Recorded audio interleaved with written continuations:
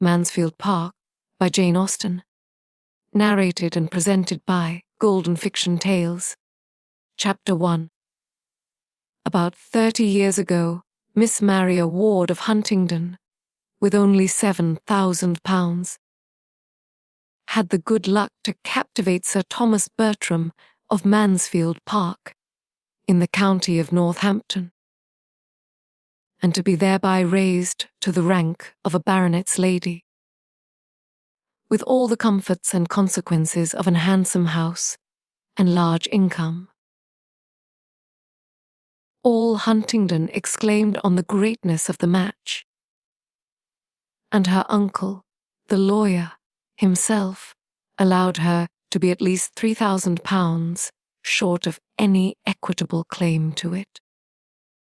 She had 2 sisters to be benefited by her elevation, and such of their acquaintance as thought Miss Ward and Miss Frances quite as handsome as Miss Maria.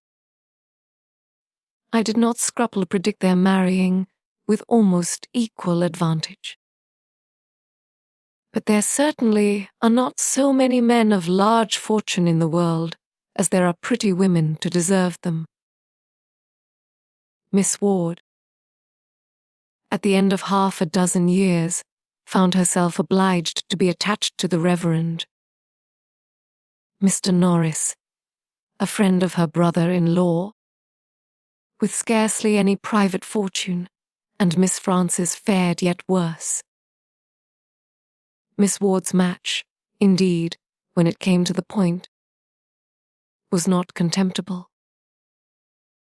Sir Thomas being happily able to give his friend an income in the living of Mansfield, and Mr. and Mrs. Norris began their career of conjugal felicity with very little less than £1,000 a year. But Miss Frances married, in the common phrase, to disoblige her family, and by fixing on a lieutenant of marines, without education, fortune, or connections. I did it very thoroughly. She could hardly have made a more untoward choice.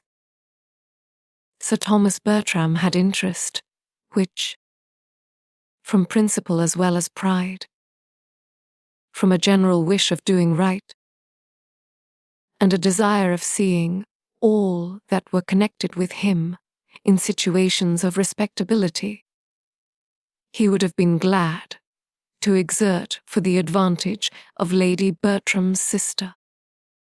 But her husband's profession was such as no interest could reach, and before he had time to devise any other method of assisting them, an absolute breach between the sisters had taken place.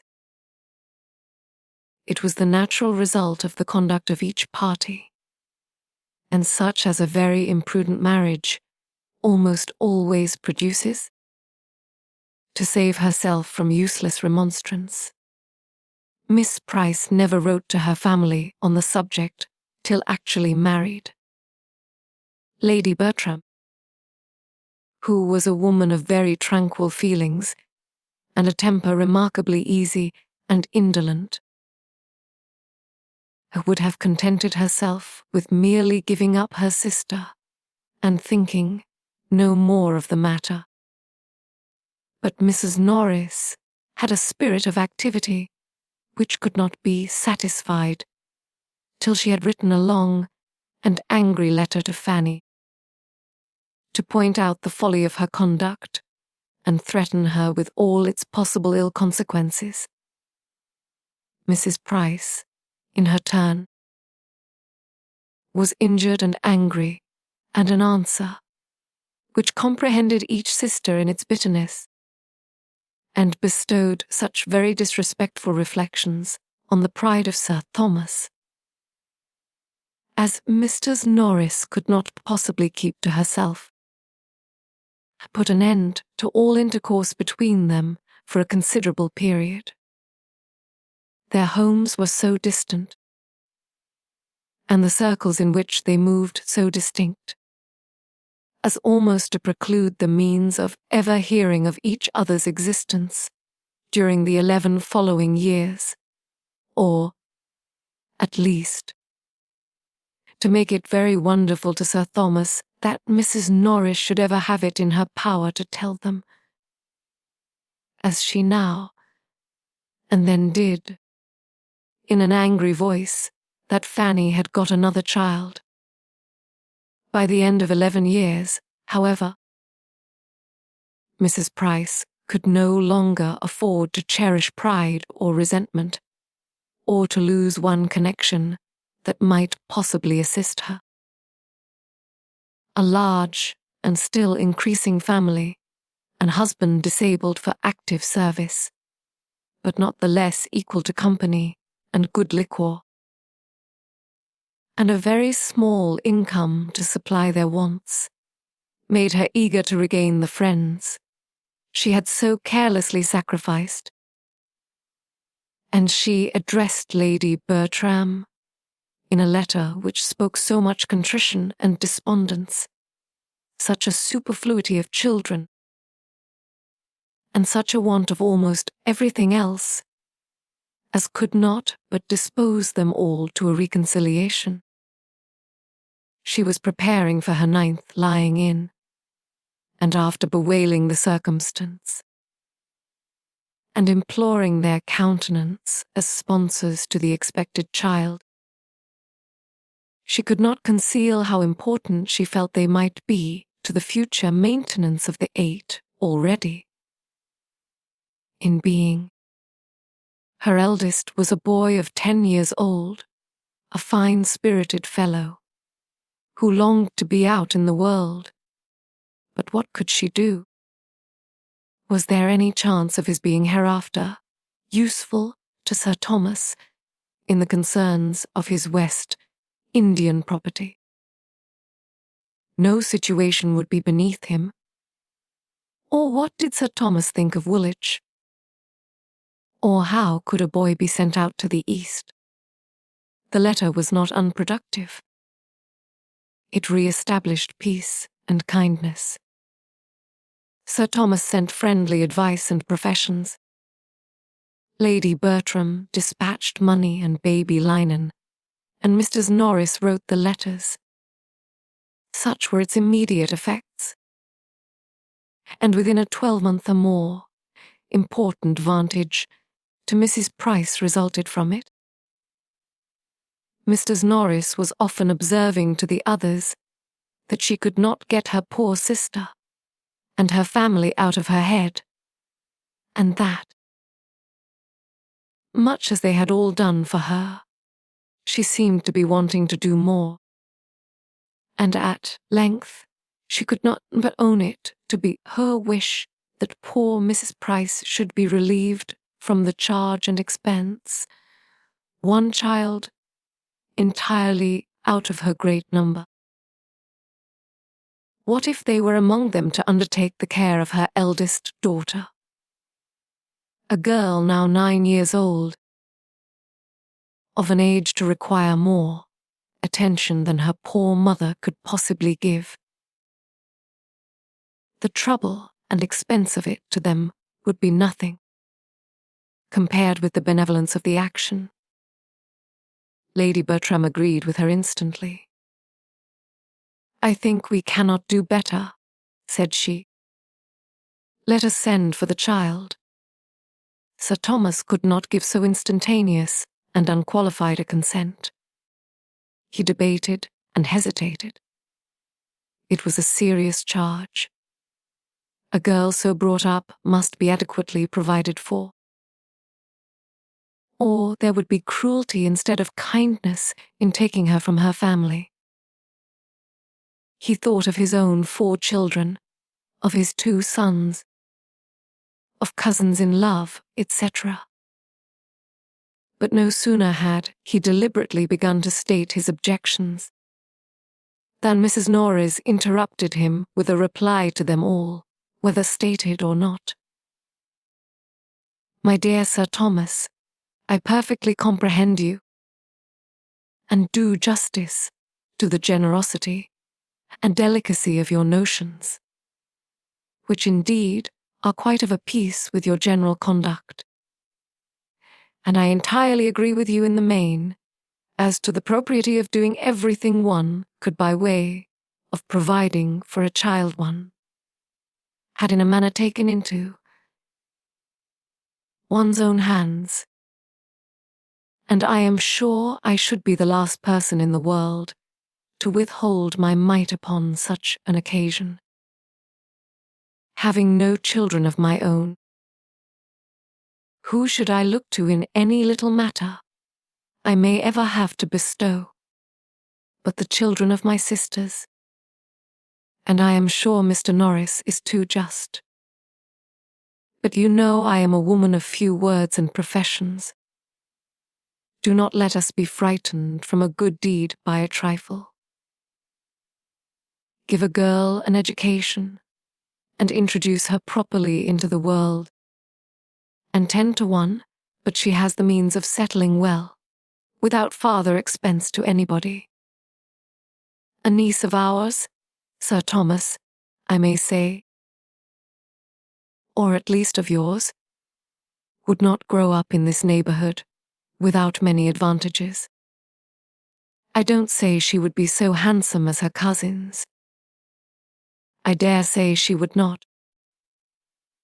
But she would be introduced into the society of this country under such very favorable circumstances as, in all human probability, you would get her a creditable establishment. You are thinking of your sons. But do not you know that, of all things upon earth, that is the least likely to happen, brought up as they would be, always together like brothers and sisters? It is morally impossible. I never knew an instance of it. It is, in fact, the only sure way of providing against the connection. Suppose her a pretty girl, and seen by Tom or Edmund for the first time 7 years hence, and I dare say there would be mischief. The very idea of her having been suffered to grow up at a distance from us all in poverty and neglect would be enough to make either of the dear, sweet-tempered boys in love with her.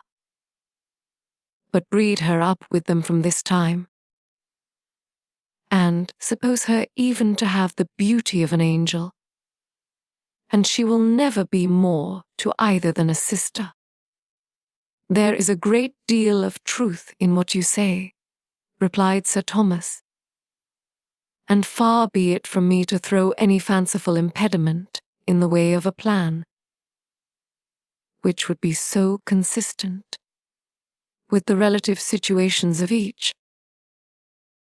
I only meant to observe that it not to be lightly engaged in, and that to make it really serviceable to Mrs. Price, and creditable to ourselves, we must secure to the child, or consider ourselves engaged to secure to her hereafter, as circumstances may arise, the provision of a gentlewoman, if no such establishment should offer as you are so sanguine in expecting. I thoroughly understand you, cried Mrs. Norris. You are everything that is generous and considerate, and I am sure we shall never disagree on this point. Whatever I can do, as you well know, I am always ready enough to do for the good of those I love, and, though I could never feel for this little girl the 100th part of the regard I be your own dear children, nor consider her, in any respect, so much my own, I should hate myself if I were capable of neglecting her. Is not she a sister's child? And could I bear to see her want, while I had a bit of bread to give her? My dear Sir Thomas, with all my faults, I have a warm heart, and, poor as I am, would rather deny myself the necessaries of life than do an ungenerous thing. So, if you are not against it, I will write to my poor sister tomorrow and make the proposal, and, as soon as matters are settled, I will engage to get the child to Mansfield. You shall have no trouble about it. My own trouble, you know, I never regard. I will send Nanny to London on purpose, and she may have a bed at her cousin the saddler's, and the child be appointed to meet her there. They may easily get her from Portsmouth to town by the coach, under the care of any creditable person that may chance to be going. I dare say there is always some reputable tradesman's wife or other going up, except to the attack on Nanny's cousin. Sir Thomas no longer made any objection, and a more respectable, though less economical rendezvous, being accordingly substituted. Everything was considered as settled, and the pleasures of so benevolent a scheme were already enjoyed. The division of gratifying sensations ought not, in strict justice, to have been equal. For Sir Thomas was fully resolved to be the real and consistent patron of the selected child, and Mrs. Norris had not the least intention of being at any expense whatever in her maintenance. As far as walking, talking, and contriving reached, she was thoroughly benevolent, and nobody knew better how to dictate liberality to others. But her love of money was equal to her love of directing, and she knew quite as well how to save her own as to spend that of her friends. Having married on a narrower income than she had been used to look forward to, she had, from the first, fancied a very strict line of economy necessary, and what was begun as a matter of prudence soon grew into a matter of choice, as an object of that needful solicitude which there were no children to supply. Had there been a family to provide for, Mrs. Norris might never have saved her money, but having no care of that kind, there was nothing to impede her frugality, or lessen the comfort of making a yearly addition to an income which they had never lived up to. Under this infatuating principle, counteracted by no real affection for her sister, it was impossible for her to aim at more than the credit of projecting and arranging so expensive a charity, though perhaps she might so little know herself as to walk home to the parsonage after this conversation, in the happy belief of being the most liberal-minded sister and aunt in the world. When the subject was brought forward again, her views were more fully explained, and, in reply to Lady Bertram's calm inquiry of where shall the child come to first, sister, to you or to us, Sir Thomas heard, with some surprise, that it would be totally out of Mrs. Norris's power to take any share in the personal charge of her. He had been considering her as a particularly welcome addition at the parsonage, as a desirable companion to an aunt who had no children of her own, but he found himself wholly mistaken. Mrs. Norris was sorry to say that the little girl staying with them, at least as things then were, was quite out of the question. Poor Mr. Norris's indifferent state of health made it an impossibility. He could no more bear the noise of a child than he could fly. If, indeed, he should ever get well of his gouty complaints, it would be a different matter. She should then be glad to take her turn, and think nothing of the inconvenience. But just now, a poor Mr. Norris took up every moment of her time. And the very mention of such a thing she was sure would distract him. "Then she had better come to us," said Lady Bertram, with the utmost composure. After a short pause, Sir Thomas added with dignity, "Yes, let her home be in this house. We will endeavour to do our duty by her, and she will, at least, have the advantage of companions of her own age, and of a regular instructress." "Very true," cried Mrs. Norris, "which are both very important considerations, and it will be just the same to Miss Lee. Whether she has 3 girls to teach, or only 2, there can be no difference. I only wish I could be more useful, but you see I do all in my power. I am not one of those that spare their own trouble, and Nanny shall fetch her. However it may put me to inconvenience to have my chief counsellor away for 3 days. I suppose, sister, you will put the child in the little white attic, near the old nurseries. It will be much the best place for her, so near Miss Lee, and not far from the girls, and close by the housemaids, who could either of them help to dress her, you know, and take care of her clothes, for I suppose you would not think it fair to expect Ellis to wait on her as well as the others. Indeed, I do not see that you could possibly place her anywhere else."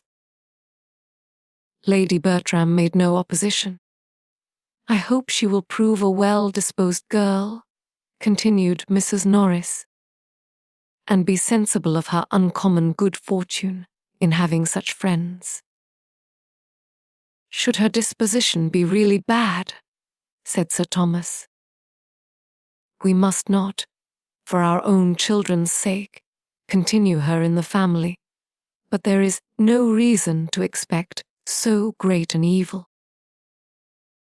We shall probably see much to wish altered in her, and must prepare ourselves for gross ignorance, some meanness of opinions, and very distressing vulgarity of manner, but these are not incurable faults, nor, I trust, can they be dangerous for her associates.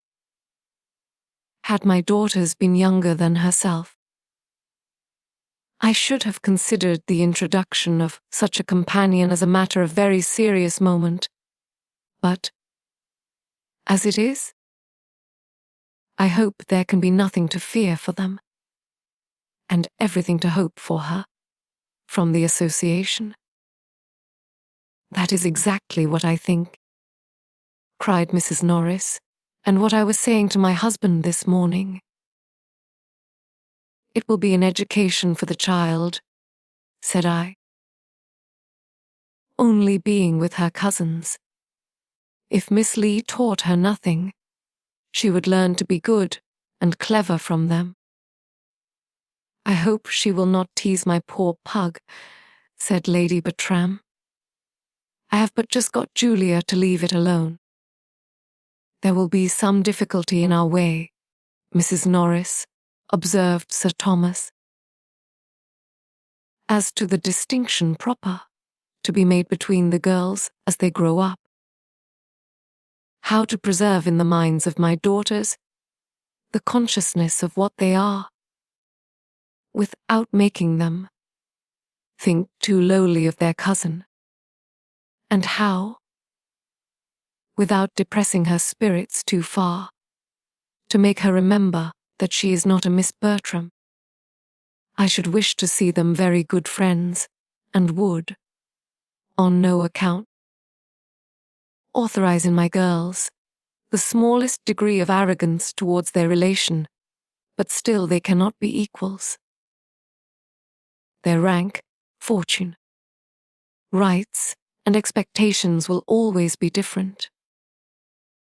It is a point of great delicacy, and you must assist us in our endeavors to choose exactly the right line of conduct.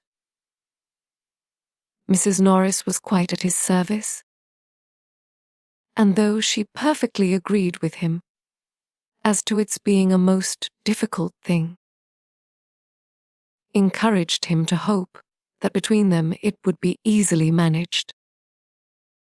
It will be readily believed Mrs. Norris did not write to her sister in vain. Mrs. Price seemed rather surprised that a girl should be fixed on, when she had so many fine boys, but accepted the offer most thankfully, assuring them of her daughter's being a very well-disposed, good-humoured girl, and trusting they would never have cause to throw her off. She spoke of her father as somewhat delicate and puny, but was sanguine in the hope of her being materially better for change of air. Poor woman! She probably thought change of air might agree with many of her children. Chapter 2. The little girl performed her long journey in safety, and at Northampton was met by Mrs. Norris, who thus regaled in the credit of being foremost to welcome her, and in the importance of leading her in to the others, and recommending her to their kindness. Fanny Price was at this time just 10 years old, and though there might not be much in her first appearance to captivate, there was, at least, nothing to disgust her relations. That she was small of her age, with no glow of complexion, nor any other striking beauty, exceedingly timid and shy, and shrinking from notice, but her air, though awkward, was not vulgar, her voice was sweet, and when she spoke her countenance was pretty. Sir Thomas and Lady Bertram received her very kindly, and Sir Thomas, seeing how much she needed encouragement, tried to be all that was conciliating. But he had to work against a most untoward gravity of deportment, and Lady Bertram, without taking half so much trouble, or speaking one word where he spoke 10, by the mere aid of a good-humoured smile, became immediately the less awful character of the two. The young people were all at home, and sustained their share in the introduction very well, with much good humour and no embarrassment, at least on the part of the sons, who, at 17 and 16, and tall of their age, had all the grandeur of men in the eyes of their little cousin.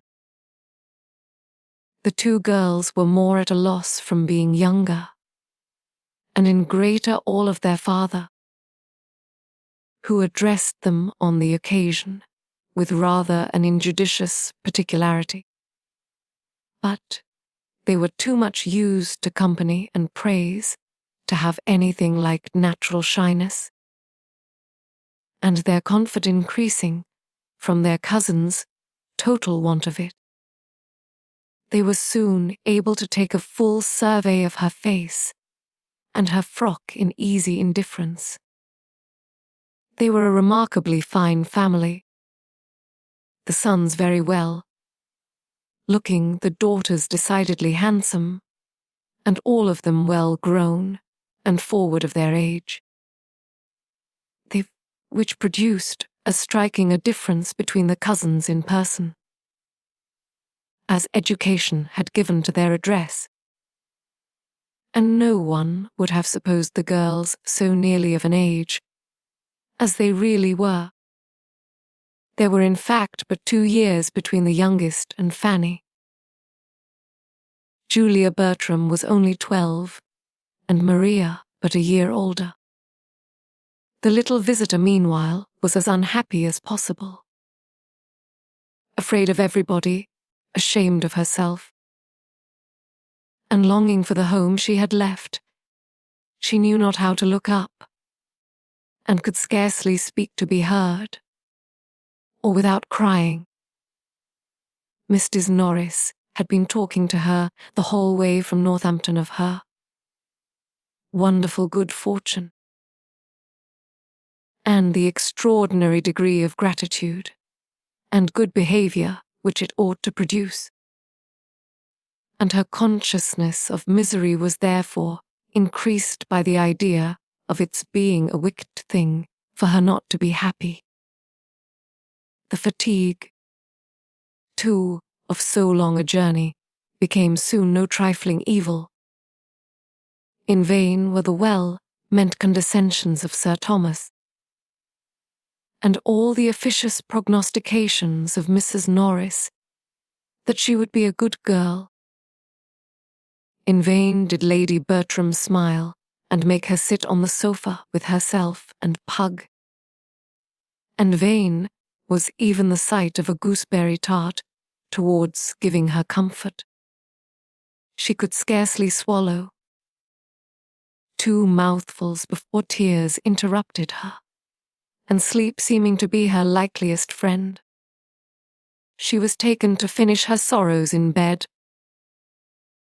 "This is not a very promising beginning," said Mrs. Norris, when Fanny had left the room. "After all that I said to her as we came along, I thought she would have behaved better.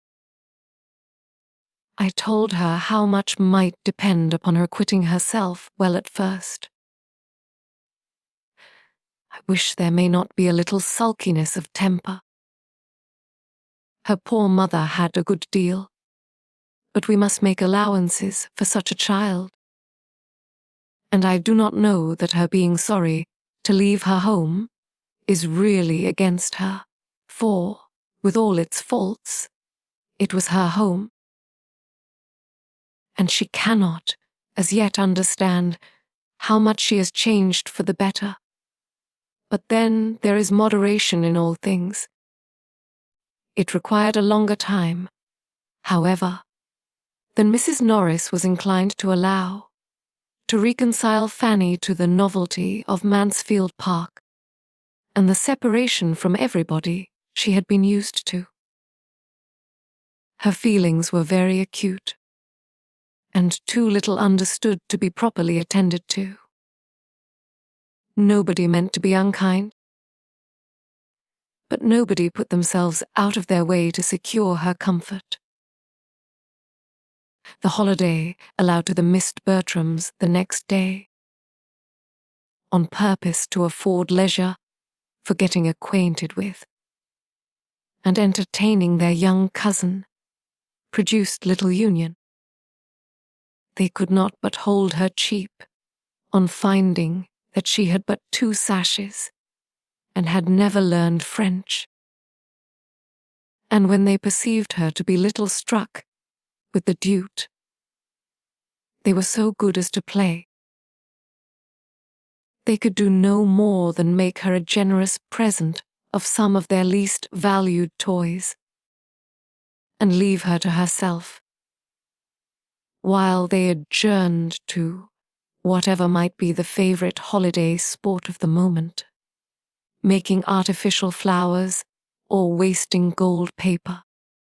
Fanny, whether near or from her cousins, whether in the schoolroom, the drawing-room, or the shrubbery, was equally fallen, finding something to fear in every person and place.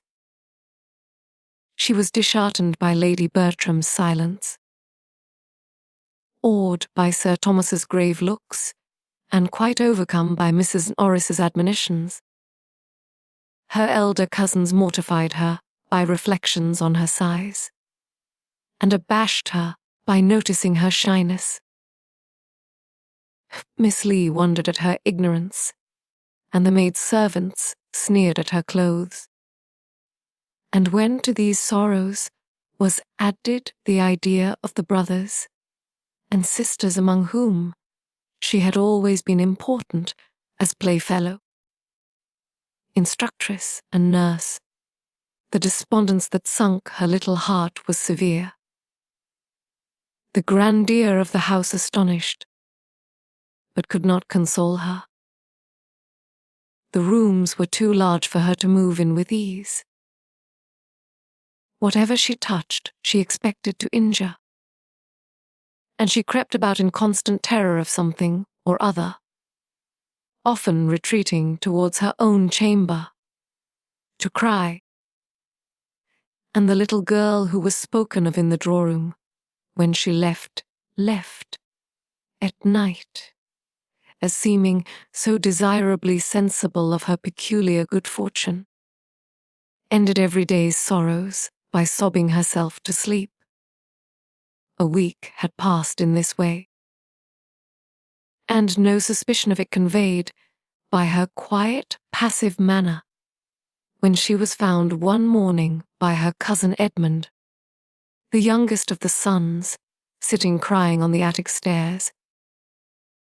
"My dear little cousin," said he, with all the gentleness of an excellent nature, "what can be the matter?"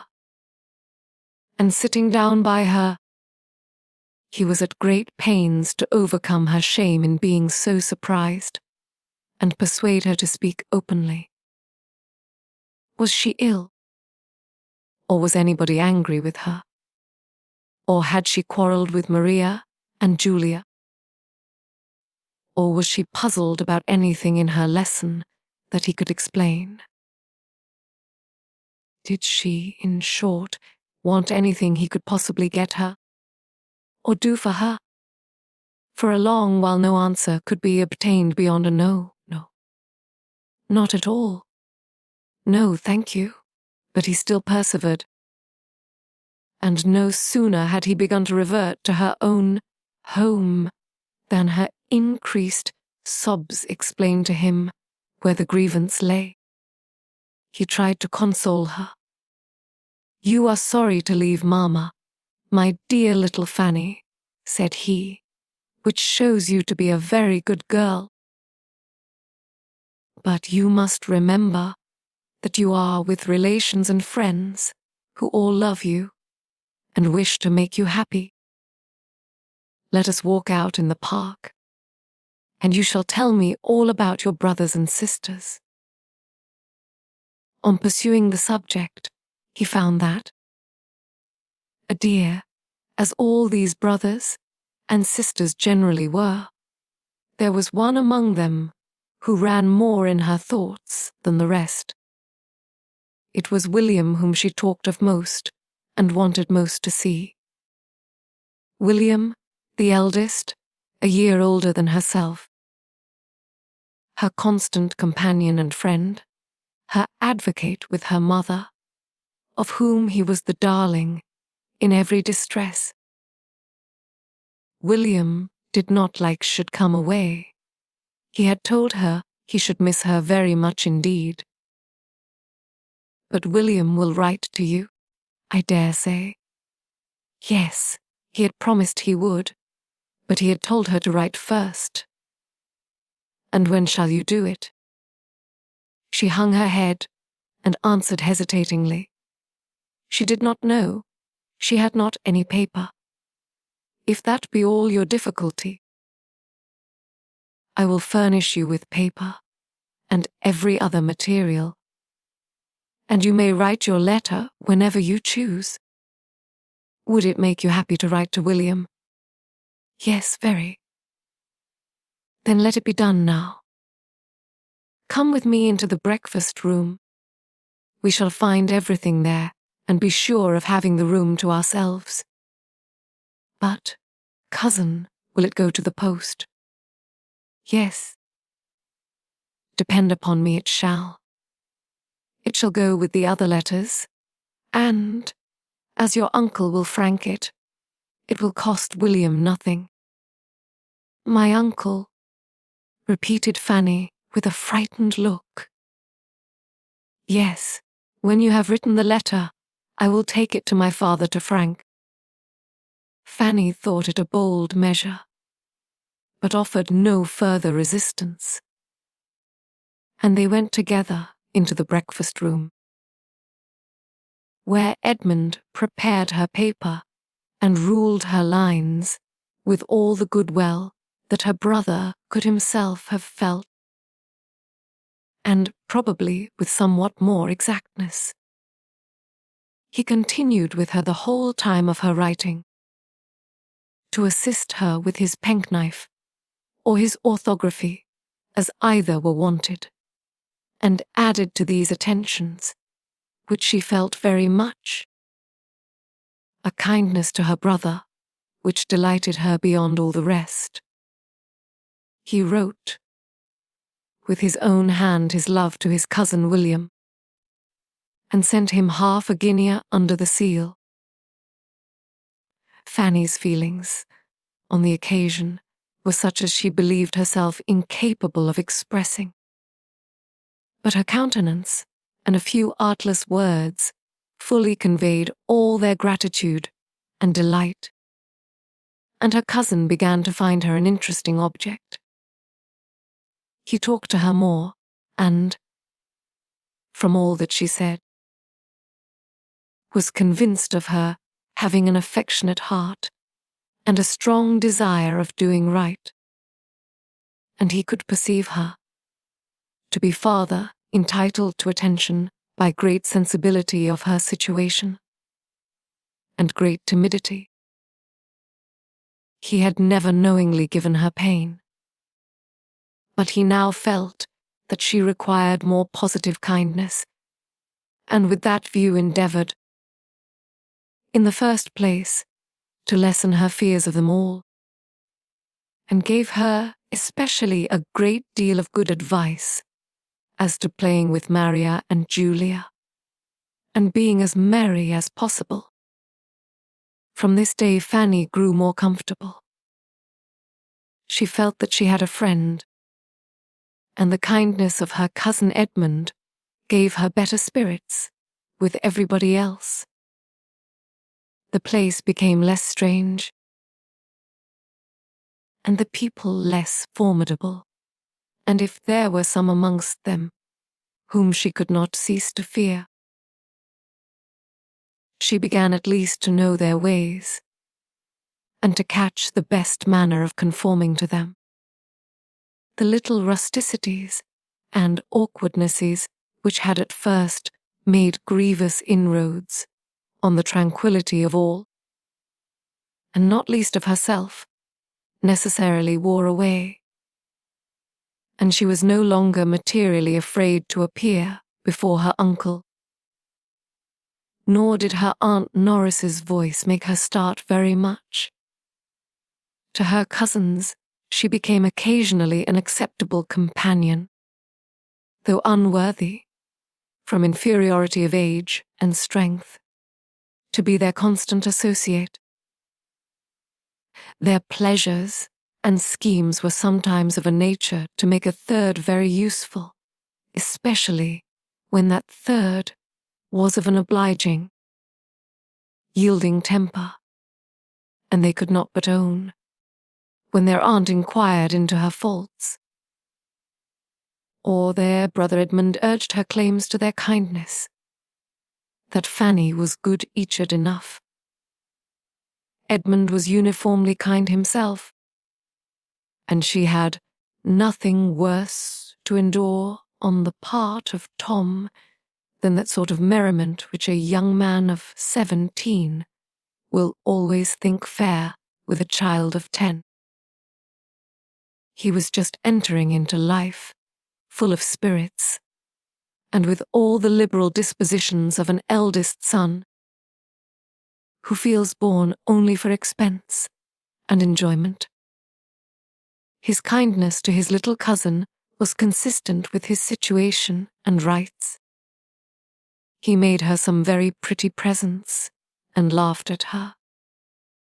As her appearance and spirits improved, Sir Thomas and Mrs. Norris thought with greater satisfaction of their benevolent plan, and it was pretty soon decided between them that, though far from clever, she showed a tractable disposition and seemed likely to give them little trouble. A mean opinion of her abilities was not confined to them. Fanny could read, work, and write, but she had been taught nothing more. And as her cousins found her ignorant of many things with which they had been long familiar, they thought her prodigiously stupid, and for the first 2 or 3 weeks were continually bringing some fresh report of it into the drawing-room. Dear Mamma, only think, my cousin cannot put the map of Europe together. Or my cousin cannot tell the principal rivers in Russia. Or she never heard of Asia Minor. Or she does not know the difference between water-colors and crayons. How strange! Did you ever hear anything so stupid? My dear, their considerate aunt would reply, it is very bad. But you must not expect everybody to be as forward and quick at learning as yourself. But, Aunt, she is really so very ignorant. Do you know, we asked her last night which way she would go to get to Ireland, and she said she should cross to the Isle of Wight.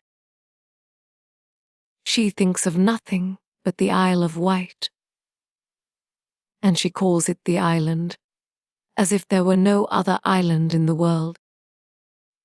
I am sure I should have been ashamed of myself if I had known better long before I was so old as she is. I cannot remember the time when I did not know a great deal that she has not the least notion of yet. How long ago it is, Aunt, since we used to repeat the chronological order of the kings of England, with the dates of their accession, and most of the principal events of their reigns. Yes, added the other, and of the Roman emperors as low as Severus, besides a great deal of the heathen mythology, and all the metals, semi-metals, planets, and distinguished philosophers. Very true indeed, my dears, but you are blessed with wonderful memories, and your poor cousin has probably none at all. There is a vast deal of difference in memories, as well as in everything else. And therefore you must make allowance for your cousin, and pity her deficiency. And remember that, if you are ever so forward and clever yourselves, you should always be modest, for, much as you know already, there is a great deal more for you to learn.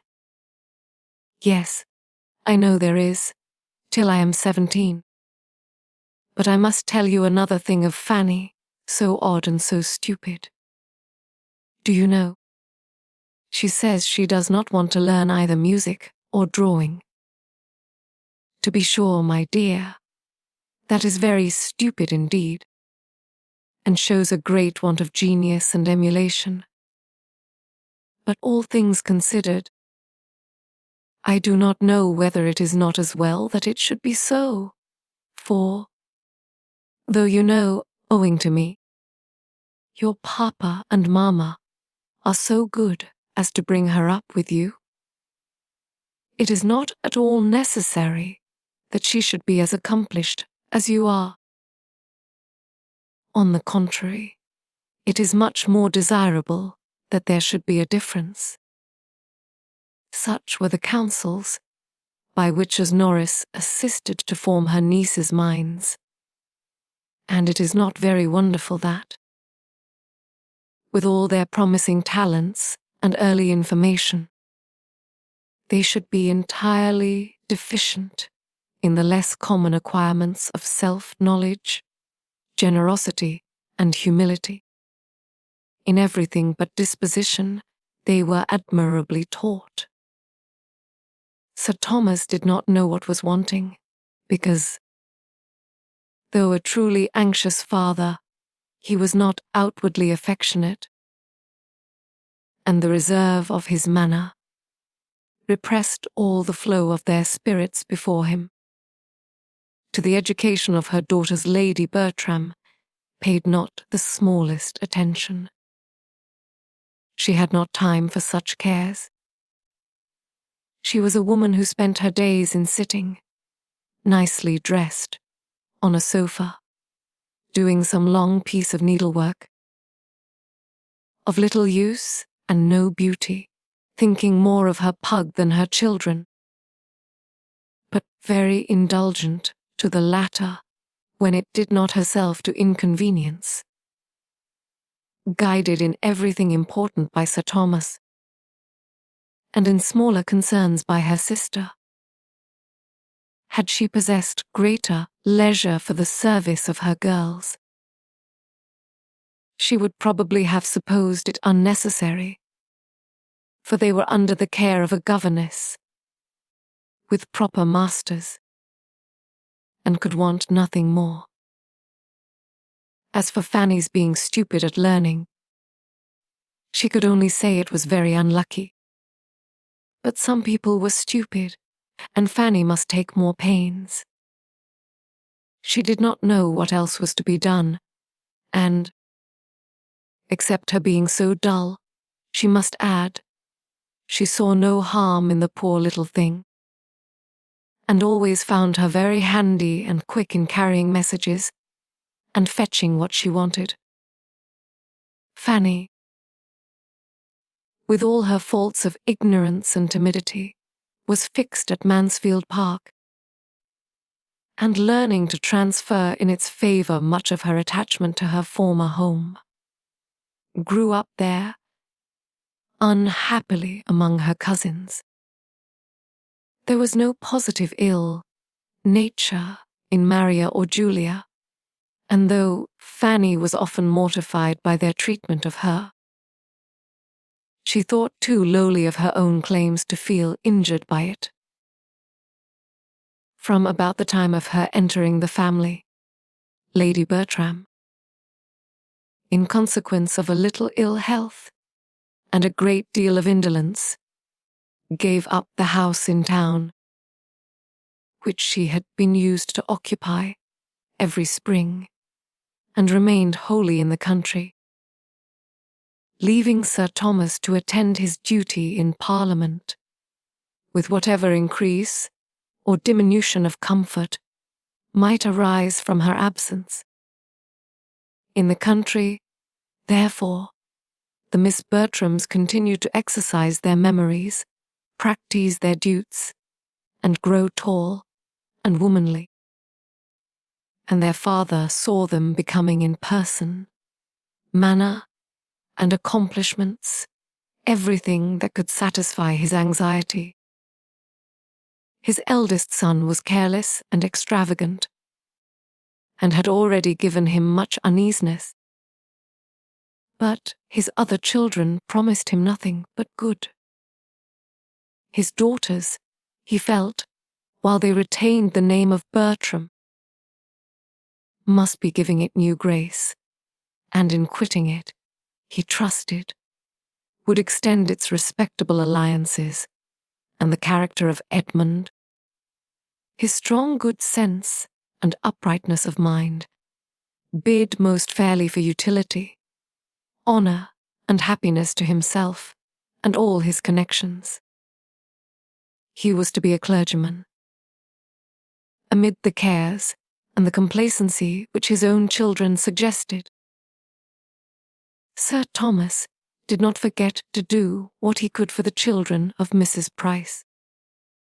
He assisted her liberally in the education and disposal of her sons as they became old enough for a determinate pursuit, and Fanny, though almost totally separated from her family, was sensible of the truest satisfaction in hearing of any kindness towards them, or of anything at all promising in their situation or conduct. Once, and once only, in the course of many years, had she the happiness of being with William. Of the rest she saw nothing. Nobody seemed to think of her ever going amongst them again, even for a visit. Nobody at home seemed to want her, but William determining, soon after her removal, to be a sailor, was invited to spend a week with his sister in Northamptonshire before he went to sea. Their eager affection in meeting, their exquisite delight in being together, their hours of happy mirth and moments of serious conference may be imagined, as well as the sanguine views and spirits of the boy even to the last, and the misery of the girl when he left her. Luckily, the visit happened in the Christmas holidays, when she could directly look for comfort to her cousin, Edmund. And he told her such charming things of what William was to do, and be hereafter, in consequence of his profession, as made her gradually admit that the separation might have some use. Edmund's friendship never failed her. His leaving Eton for Oxford made no change in his kind dispositions, and only afforded more frequent opportunities of proving them. Without any display of doing more than the rest, or any fear of doing too much, he was always true to her interests, and considerate of her feelings, trying to make her good qualities understood, and to conquer the diffidence which prevented their being more apparent, giving her advice, consolation, and encouragement. Kept back as she was by everybody else, his single support could not bring her forward. But his attentions were otherwise. The highest importance in assisting the improvement of her mind and extending its pleasures. He knew her to be clever, to have a quick apprehension as well as good sense, and a fondness for reading, which, properly directed, must be an education in itself. Miss Lee taught her French and heard her read the daily portion of history. But he recommended the books which charmed her leisure hours. He encouraged her taste and corrected her judgment. He made reading useful by talking to her of what she read, and heightened its attraction by judicious praise. In return for such services, she loved him better than anybody in the world except William. Her heart was divided between the two. Chapter 3.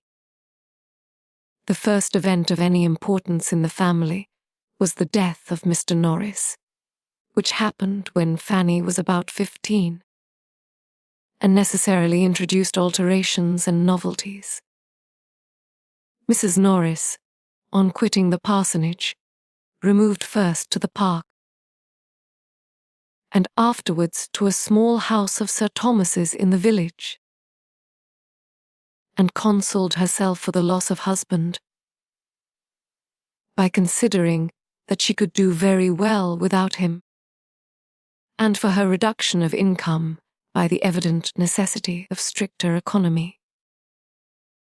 The living was hereafter for Edmund, and, had his uncle died a few years sooner, it would have been duly given to some friend to hold till he were old enough for orders. But Tom's extravagance had, previous to that event, been so great as to render a different disposal of the next presentation necessary. And the younger brother must help to pay for the pleasures of the elder. There was another family living actually held for Edmund. But though this circumstance had made the arrangement somewhat easier to Sir Thomas's conscience, he could not but feel it to be an act of injustice, and he earnestly tried to impress his eldest son with the same conviction, in the hope of its producing a better effect than anything he had yet been able to say or do. "I blush for you, Tom," said he, in his most dignified manner. "I blush for the expedient which I am driven on, and I trust I may pity your feelings as a brother on the occasion.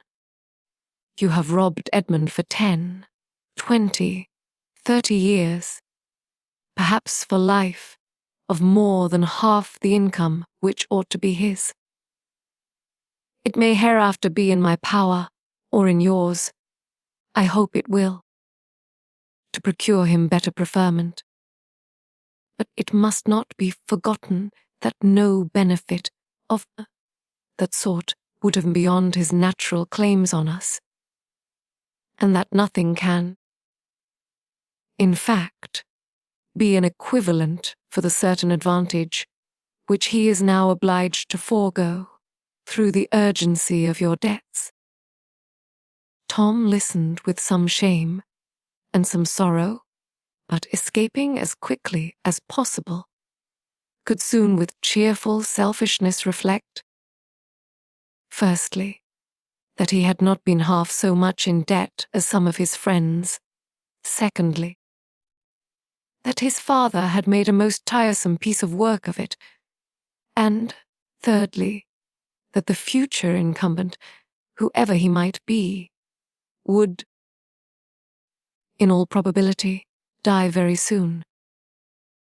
On Norris's death the presentation became the right of a Dr. Grant, who came consequently to reside at Mansfield, and on proving to be a hearty man of 45, seemed likely to disappoint Mr. Bertram's calculations. But no, he was a short-necked, apoplectic sort of fellow, and, applied well with good things, would soon pop off. He had a wife about 15 years his junior, but no children, and they entered the neighborhood with the usual fair report of being very respectable, agreeable people. The time was now come when Sir Thomas expected his sister-in-law to claim her share in their niece. The change in Mrs. Norris's situation, and the improvement in Fanny's age, seeming not merely to do away any former objection to their living together, but even to give it the most decided eligibility. And as his own circumstances were rendered less fair than heretofore by some recent losses on his West India estate, in addition to his eldest son's extravagance, it became not undesirable to himself to be relieved from the expense of her support and the obligation of her future provision. In the fullness of his belief that such a thing must be, he mentioned its probability to his wife, and the first time of the subject's occurring to her again, happening to be when Fanny was present, she calmly observed to her, "So, Fanny, you are going to leave us and live with my sister. How shall you like it?" Fanny was too much surprised to do more than repeat her aunt's words, "Going to leave you?" "Yes, my dear, why should you be astonished? You have been 5 years with us, and my sister always meant to take you when Mr. Norris died. But you must come up and tack on my patterns all the same. The news was as disagreeable to Fanny as it had been unexpected. She had never received kindness from her Aunt Norris, and could not love her. "I shall be very sorry to go away," said she, with a faltering voice. "Yes, I dare say you will. That's natural enough.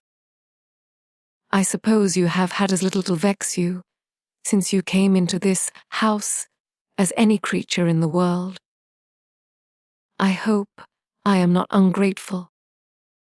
"Aunt," said Fanny modestly. "No, my dear, I hope not. I have always found you a very good girl. And am I never to live here again?" "Never, my dear. But you are sure of a comfortable home. It can make very little difference to you, whether you are in one house or the other."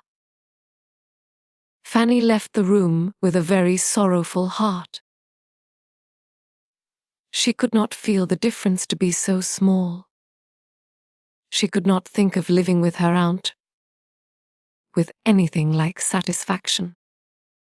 As soon as she met with Edmund, she told him her distress.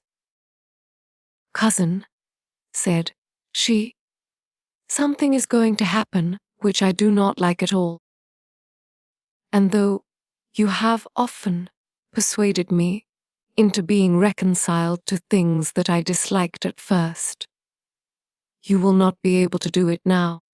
I am going to live entirely with my Aunt Norris.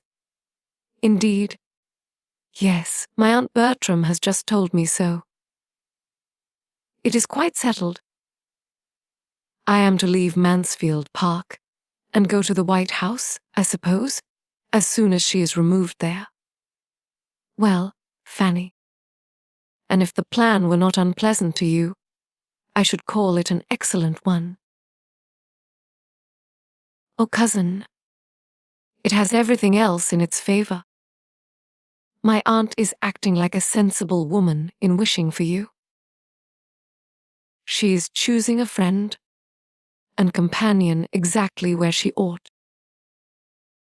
And I am glad her love of money does not interfere. You will be what you ought to be to her.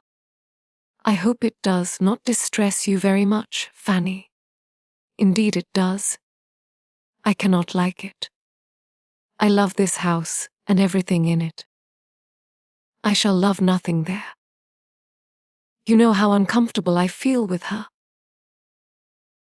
I can say nothing for her manner to you, as a child. But it was the same with us all, or nearly so. She never knew how to be pleasant to children. But you are now of an age to be treated better. I think she is behaving better already. And when you are her only companion, you must be important to her. I can never be important to anyone. What is to prevent you? Everything.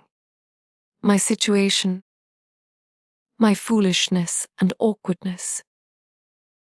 As to your foolishness and awkwardness, my dear Fanny, believe me, you never have a shadow of either.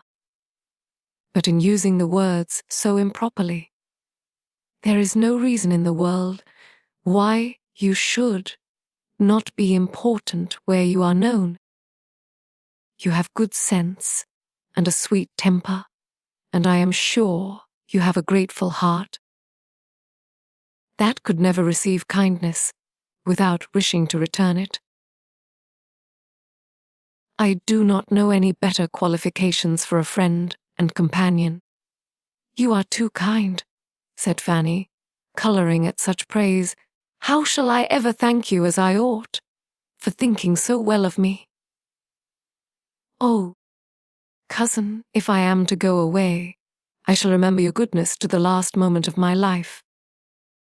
Why, indeed, Fanny, I should hope to be remembered at such a distance as the White House.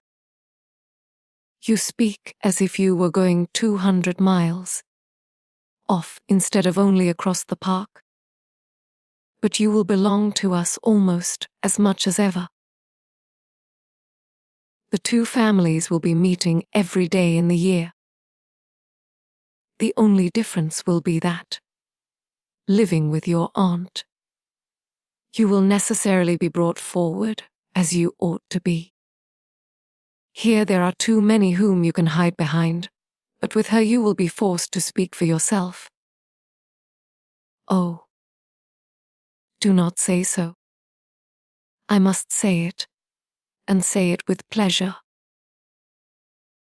Mrs. Norris is much better fitted than my mother for having the charge of you now. She is of a temper to do a great deal for anybody she really interests herself about, and she will force you to do justice to your natural powers. Fanny sighed and said, I cannot see things as you do. But I ought to believe you to be right rather than myself. And I am very much obliged to you for trying to reconcile me to what must be. If I could suppose my aunt really to care for me, it would be delightful to feel myself of consequence to anybody. Here, I know, I am of none, and yet I love the place so well. The place, Fanny, is what you will not quit, though you quit the house. You will have as free a command of the park and gardens as ever. Even your constant little heart need not take fright at such a nominal change. You will have the same walks to frequent, the same library to choose from, the same people to look at, the same horse to ride. Very true. Yes, dear old grey pony. Ah, cousin. When I remember how much I used to dread riding, what terrors it gave me to hear it talked of as likely to do me good. Oh, how I have trembled at my uncle's opening his lips, if horses were talked of.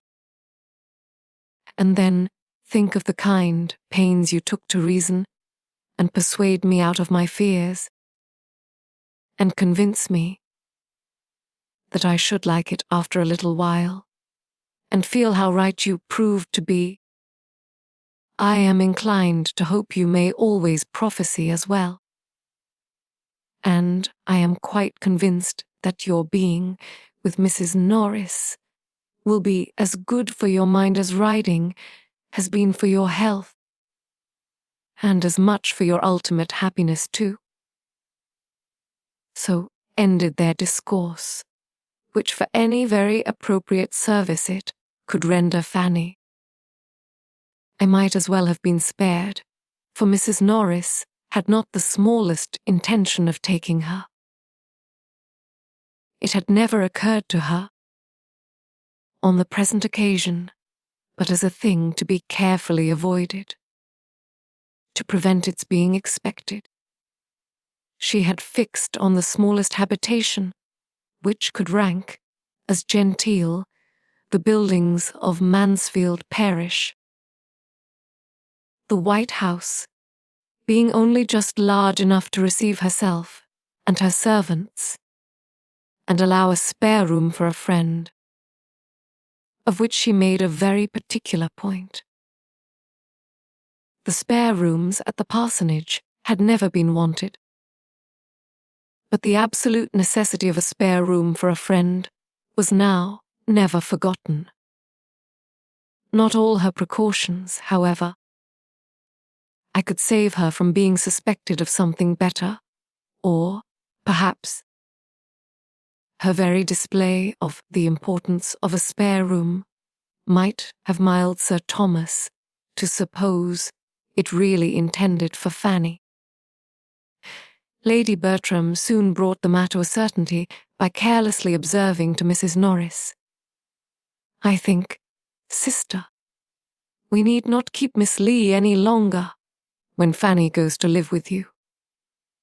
Mrs. Norris almost started. Live with me? Dear Lady Bertram? What do you mean? Is she not to live with you? I thought you had settled it with Sir Thomas. Me? Never. I never spoke a syllable about it to Sir Thomas, nor he to me. Fanny, live with me. The last thing in the world for me to think of, or for anybody to wish that really knows us both. Good heaven, what could I do with Fanny? Me, a poor, helpless, forlorn widow, unfit for anything. My spirits quite broke down. What could I do with a girl at her time of life? A girl of 15! The very age of all others to need most attention and care, and put the cheerfulest spirits to the test. Assure Sir Thomas could not seriously expect such a thing. Sir Thomas is too much my friend. Nobody that wishes me well, I am sure, he would propose it. How came Sir Thomas to speak to you about it? Indeed, I do not know. I suppose he thought it best. But what did he say? He could not say he wished me to take Fanny. I am sure in his heart he could not wish me to do it. No. He only said he thought it very likely. And I thought so too. We both thought it would be a comfort to you. But if you do not like it, there is no more to be said. She is no encumbrance here. Dear sister, if you consider my unhappy state, how can she be any comfort to me? Here am I, a poor desolate widow, deprived of the best of husbands. My health gone in attending and nursing him, my spirits still worse, all my peace in this world destroyed, with hardly enough to support me in the rank of a gentlewoman, and enable me to live so as not to disgrace the memory of the dear departed. What possible comfort could I have in taking such a charge upon me as Fanny? If I could wish it for my own sake, I would not do so unjust a thing by the poor girl. She is in good hands, and sure of doing well. I must struggle through my sorrows and difficulties as I can. Then you will not mind living by yourself quite alone. Lady Bertram, I do not complain. I know I cannot live as I have done, but I must retrench where I can, and learn to be a better manager. I have been a liberal housekeeper enough, but I shall not be ashamed to practice economy now. My situation is as much altered as my income. A great many things were due from poor Mr. Norris, as clergyman of the parish. That cannot be expected from me. It is unknown how much was consumed in our kitchen by odd comers and gores. At the White House, matters must be better looked after. I must live within my income, or I shall be miserable. And I own it would give me great satisfaction to be able to do rather more, to lay by a little at the end of the year. I dare say you will. You always do, don't you? My object, Lady Bertram, is to be of use to those that come after me. It is for your children's good that I wish to be richer. I have nobody else to care for. But I should be very glad to think I could leave a little trifle among them worth their having. You are very good, but do not trouble yourself about them. They are sure of being well provided for. Sir Thomas will take care of that. Why, you know, Sir Thomas's means will be rather straitened if the Antigua estate is to make such poor returns. Oh, that will soon be settled. Sir Thomas has been writing about it, I know. Well, Lady Bertram, said Mrs. Norris, moving to go, I can only say that my sole desire is to be of use to your family. And so, if Sir Thomas should ever speak again about my taking Fanny, you will be able to say that my health and spirits put it quite out of the question. Besides that, I really should not have a bed to give her, for I must keep a spare room for a friend. Lady Bertram repeated enough of this conversation to her husband to convince how much he had mistaken his sister-in-law's views. And she was from that moment perfectly safe from all expectation, or the slightest allusion to it from him. He could not but wonder at her, refusing to do anything for a niece whom she had been so forward to adopt. But, as she took early care to make him, as well as Lady Bertram, understand that whatever she possessed was designed for their family, he soon grew reconciled to a distinction which, at the same time that it was advantageous and complimentary to them, would enable him better to provide for Fanny himself. Fanny soon learnt how unnecessary had been her fears of a removal, and her spontaneous, untaught felicity on the discovery conveyed some consolation to Edmund for his disappointment in what he had expected to be so essentially serviceable to her. Mrs. Norris took possession of the White House. The Grants arrived at the parsonage, and these events over, everything at Mansfield went on for some time as usual. The Grants showing a disposition to be friendly and sociable, gave great satisfaction in the main among their new acquaintance. They had their faults, and Mrs. Norris soon found them out. The doctor was very fond of eating, and would have a good dinner every day, and Mrs. Grant, instead of contriving to gratify him at little expense, gave her cook as high wages as they did at Mansfield Park, and was scarcely ever seen in her offices. Mrs. Norris could not speak with any temper of such grievances, nor of the quantity of butter and eggs that were regularly consumed in the house. Nobody loved plenty and hospitality more than herself. Nobody more hated pitiful doings. The parsonage, she believed, had never been wanting in comforts of any sort, had never borne a bad character in her time. But this was a way of going on that she could not understand. A fine lady in a country parsonage was quite out of place. Her storeroom, she thought, might have been good enough for Mrs. Grant to go into. Inquire where she would, she could not find out that Mrs. Grant had ever had more than £5,000. Lady Bertram listened without interest to this sort of invective.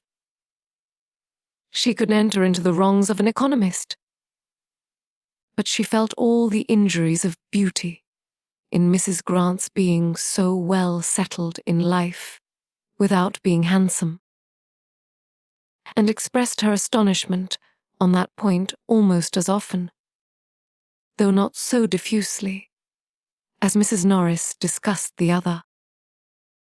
These opinions had been hardly canvassed a year before another event arose of such importance in the family as might fairly claim some place in the thoughts and conversation of the ladies.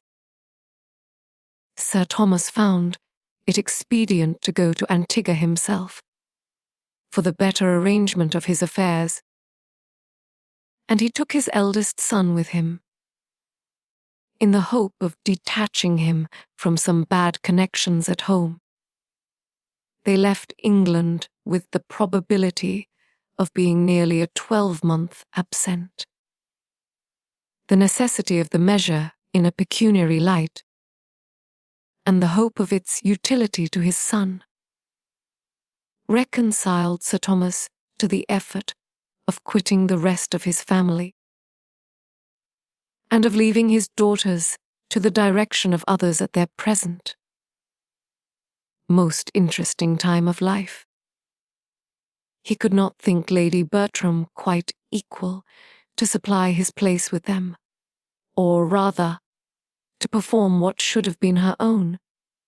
But in Miss Norris's watchful attention, and in Edmund's judgment, he had sufficient confidence to make him go without fears for their conduct. Lady Bertram did not at all like to have her husband leave her, but she was not disturbed by any alarm for his safety, or solicitude for his comfort, being one of those persons who think nothing can be dangerous, or difficult, or fatiguing to anybody but themselves. The Miss Bertrams were much to be pitied on the occasion, not for their sorrow, but for their want of it. Their father was no object of love to them. He had never seemed the friend of their pleasures, and his absence was unhappily most welcome. They were relieved by it from all restraint, and without aiming at one gratification that would probably have been forbidden by Sir Thomas, they felt themselves immediately at their own disposal, and to have every indulgence within their reach. Fanny's relief, and her consciousness of it, were quite equal to her cousin's, but a more tender nature suggested that her feelings were ungrateful, and she really grieved because she could not grieve. Sir Thomas, who had done so much for her and her brothers, and who was gone perhaps never to return, that she should see him go without a tear. It was a shameful insensibility. He had said to her, moreover, on the very last morning, that he hoped she might see William again in the course of the ensuing winter, and had charged her to write and invite him to Mansfield as soon as the squadron to which he belonged should be known to be in England. This was so thoughtful and kind, and would he only have smiled upon her and called her my dear Fanny while he said it, every former frown or cold address might have been forgotten. But he had ended his speech in a way to sink her in sad mortification, by adding, "If William does come to Mansfield, I hope you may be able to convince him that the many years which have passed since you parted have not been spent on your side entirely, without improvement, though, I fear, he must find his sister at 16 in some respects too much like his sister at 10. She cried bitterly over this reflection when her uncle was gone, and her cousins, on seeing her with red eyes, set her down as a hypocrite. Chapter 4. Tom Bertram had of late spent so little of his time at home that he could be only nominally missed,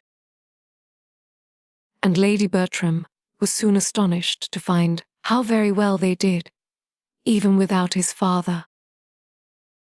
How well Edmund could supply his place in carving, talking to the steward, writing to the attorney, settling with the servants, and equally saving her from all possible fatigue or exertion in every particular, but that of directing her letters.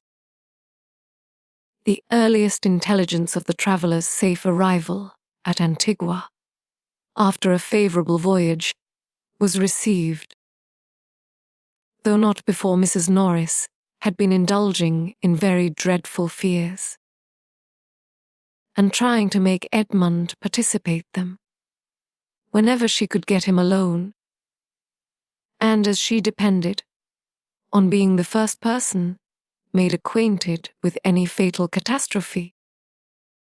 She had already arranged the manner of breaking it to all the others. When Sir Thomas's assurances of their both being alive and well made it necessary to lay by her agitation and affectionate preparatory speeches for a while, the winter came and passed with their being called for. The accounts continued perfectly good, and Mrs. Norris, in promoting gaieties for her nieces, assisting their toilets, displaying their accomplishments, and looking about for their future husbands, had so much to do as, in addition to all her own household cares, some interference in those of her sister and Mrs. Grant's wasteful doings to overlook, left her very little occasion to be occupied in fears for the absent. The Miss Bertrams were now fully established among the belles of the neighbourhood, and as they joined to beauty and brilliant acquirements, a manner naturally easy, and carefully formed to general civility and obligingness, they possessed its favour as well as its admiration.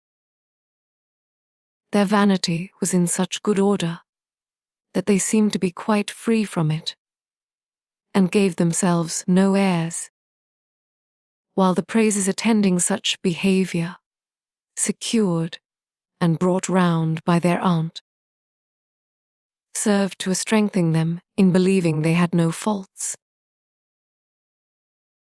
Lady Bertram did not go into public with her daughters. She was too indolent even to accept a mother's gratification in witnessing their success and enjoyment at the expense of any personal trouble, and the charge was made over to her sister, who desired nothing better than a post of such honourable representation, and very thoroughly relished the means it afforded her of mixing in society without having horses to hire. Her Fanny had no share in the festivities of the season, but she enjoyed being avowedly useful as her aunt's companion when they called away the rest of the family. And, as Miss Lee had left Mansfield, she naturally became everything to Lady Bertram during the night of a ball or a party. She talked to her, listened to her, read to her, and the tranquillity of such evenings, her perfect security in such a tea from any sound of unkindness, that was unspeakably welcome to a mind which had seldom known a pause in its alarms or embarrassments.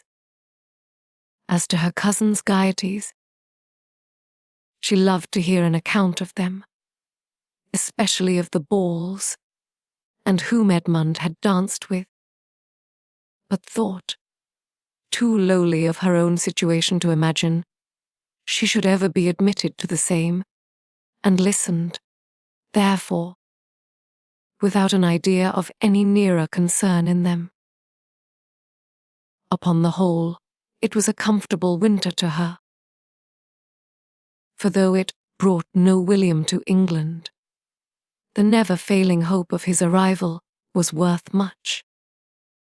The ensuing spring deprived her of her valued friend, the old grey pony, and for some time she in danger of feeling the loss in her health as well as in her affections. For in spite of the acknowledged importance of her riding on horseback, no measures were taken for mounting her again, because, as it was observed by her aunts, she might ride one of her cousins' horses at any time, when they did not want them. And as the Miss Bertrams regularly wanted their horses every fine day, and had no idea of carrying their obliging manners to the sacrifice of any real pleasure, that time, of course, never came. They took their cheerful rides in the fine mornings of April and May, and Fanny either sat at home the whole day with one aunt, or walked beyond her strength at the instigation of the other. Lady Bertram holding exercise to be as unnecessary for everybody as it was unpleasant to herself, and Mrs. Norris, who was walking all day, thinking everybody ought to walk as much. Edmund was absent at this time, or the evil would have been earlier remedied. When he returned, to understand how Fanny was situated, and perceived its ill effects, there seemed with him but one thing to be done, and that Fanny must have a horse, was the resolute declaration with which he opposed whatever could be urged by the soupiness of his mother, or the economy of his aunt, to make it appear unimportant. Mrs. Norris could not help thinking that some steady old thing might be found among the numbers, belonging to the park, that would do vastly well, or that one might be borrowed of the steward, or that perhaps Dr. Grant might now, and then lend them the pony he sent to the post. She could not but consider it as absolutely unnecessary, and even improper, that Fanny should have a regular lady's horse of her own, in the style of her cousins. She was sure Sir Thomas had never intended it, and she must say that, to be making such a purchase in his absence, and adding to the great expenses of his stable, at a time when a large part of his income was unsettled, seemed to her very unjustifiable. Fanny must have a horse, was Edmund's only reply. Mrs. Norris could not see it in the same light. Lady Bertram did. She entirely agreed with her son as to the necessity of it, and as to its being considered necessary by his father, as she only pleaded against there being any hurry. She only wanted him to wait till Sir Thomas's return, and then Sir Thomas might settle it all himself. He would be at home in September, and where would be the harm of only waiting till September? Though Edmund was much more displeased with his aunt than with his mother, as evincing least regard for her niece, he could not help paying more attention to what she said, and at length determined on a method of proceeding which would obviate the risk of his father's thinking he had done too much, and at the same time procure for Fanny the immediate means of exercise, which he could not bear she should be without. He had 3 horses of his own, but not one that would carry a woman. 2 of them were hunters, the third a useful road horse. This third he resolved to exchange for one that his cousin might ride. He knew where such a one was to be met with, and having once made up his mind, the whole business was soon completed. The new mare proved a treasure. With a very little trouble, she became exactly calculated for the purpose. And Fanny was then put in almost full possession of her. She had not supposed before that anything could ever suit her like the old grey pony. But her delight in Edmund's mare was far beyond any former pleasure of the sort, and the addition it was ever receiving in the consideration of that kindness from which her pleasure sprung was beyond all her words to express. She regarded her cousin as an example of everything good and great, as possessing worth which no one but herself could ever appreciate, and as entitled to such gratitude from her as no feelings could be strong enough to pay. Her sentiments towards him were compounded of all that was respectful, grateful, confiding, and tender. As the horse continued in name, as well as fact, the property of Edmund, Mrs. Norris could tolerate its being for Fanny's use. And had Lady Bertram ever thought about her own objection again, he might have been excused in her eyes for not waiting till Sir Thomas's return in September. For when September came, Sir Thomas was still abroad, and without any near prospect of finishing his business.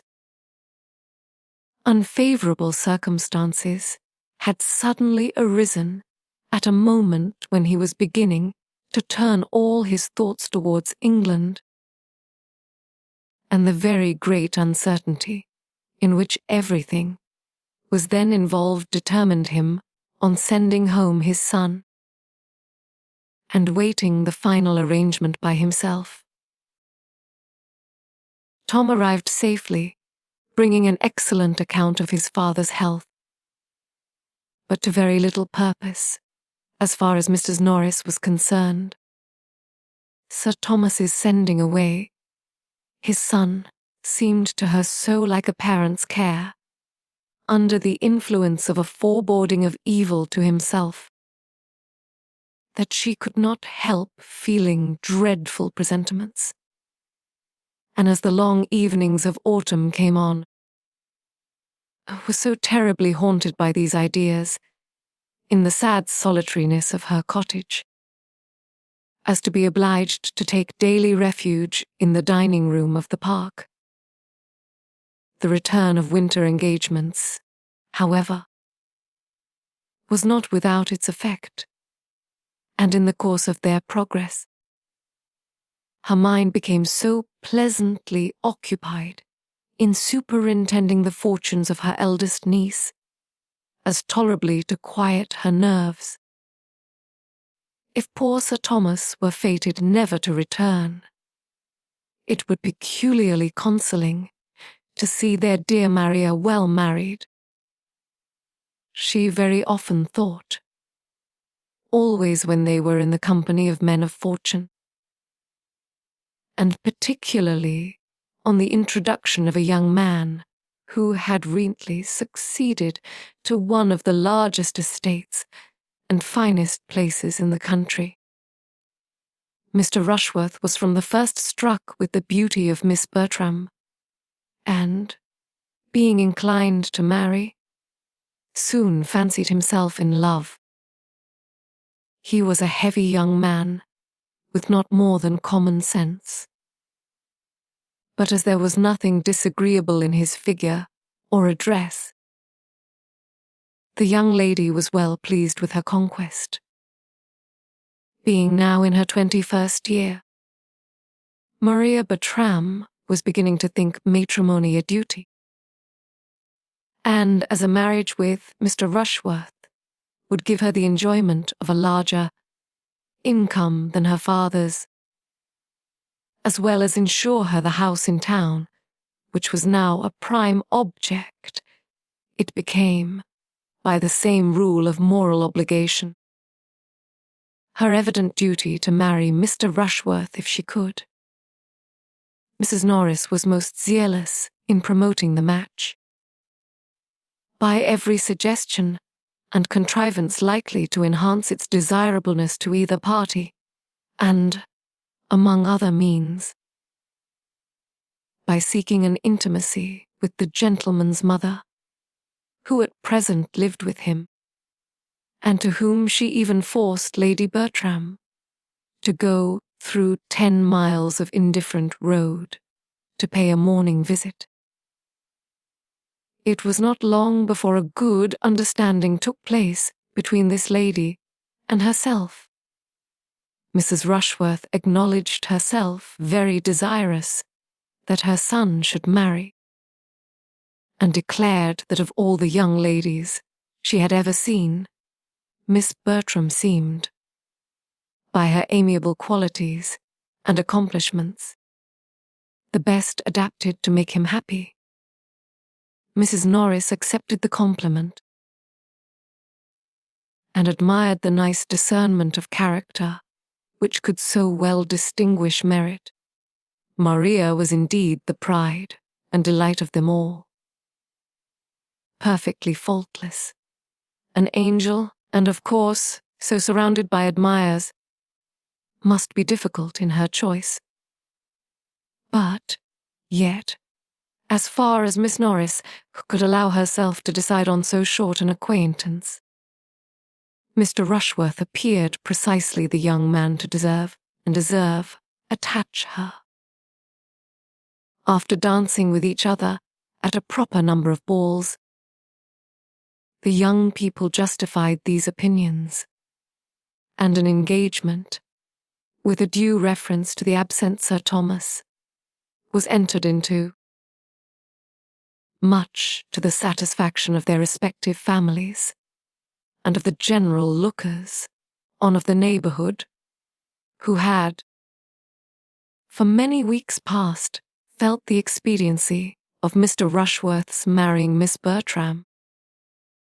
It was some months before Sir Thomas's consent could be received, but, in the meanwhile, as no one felt a doubt of his most cordial pleasure in the connection, the intercourse of the two families was carried on without restraint, and no other attempt made at secrecy than Mrs. Norris's talking of it everywhere as a matter not to be talked of at present.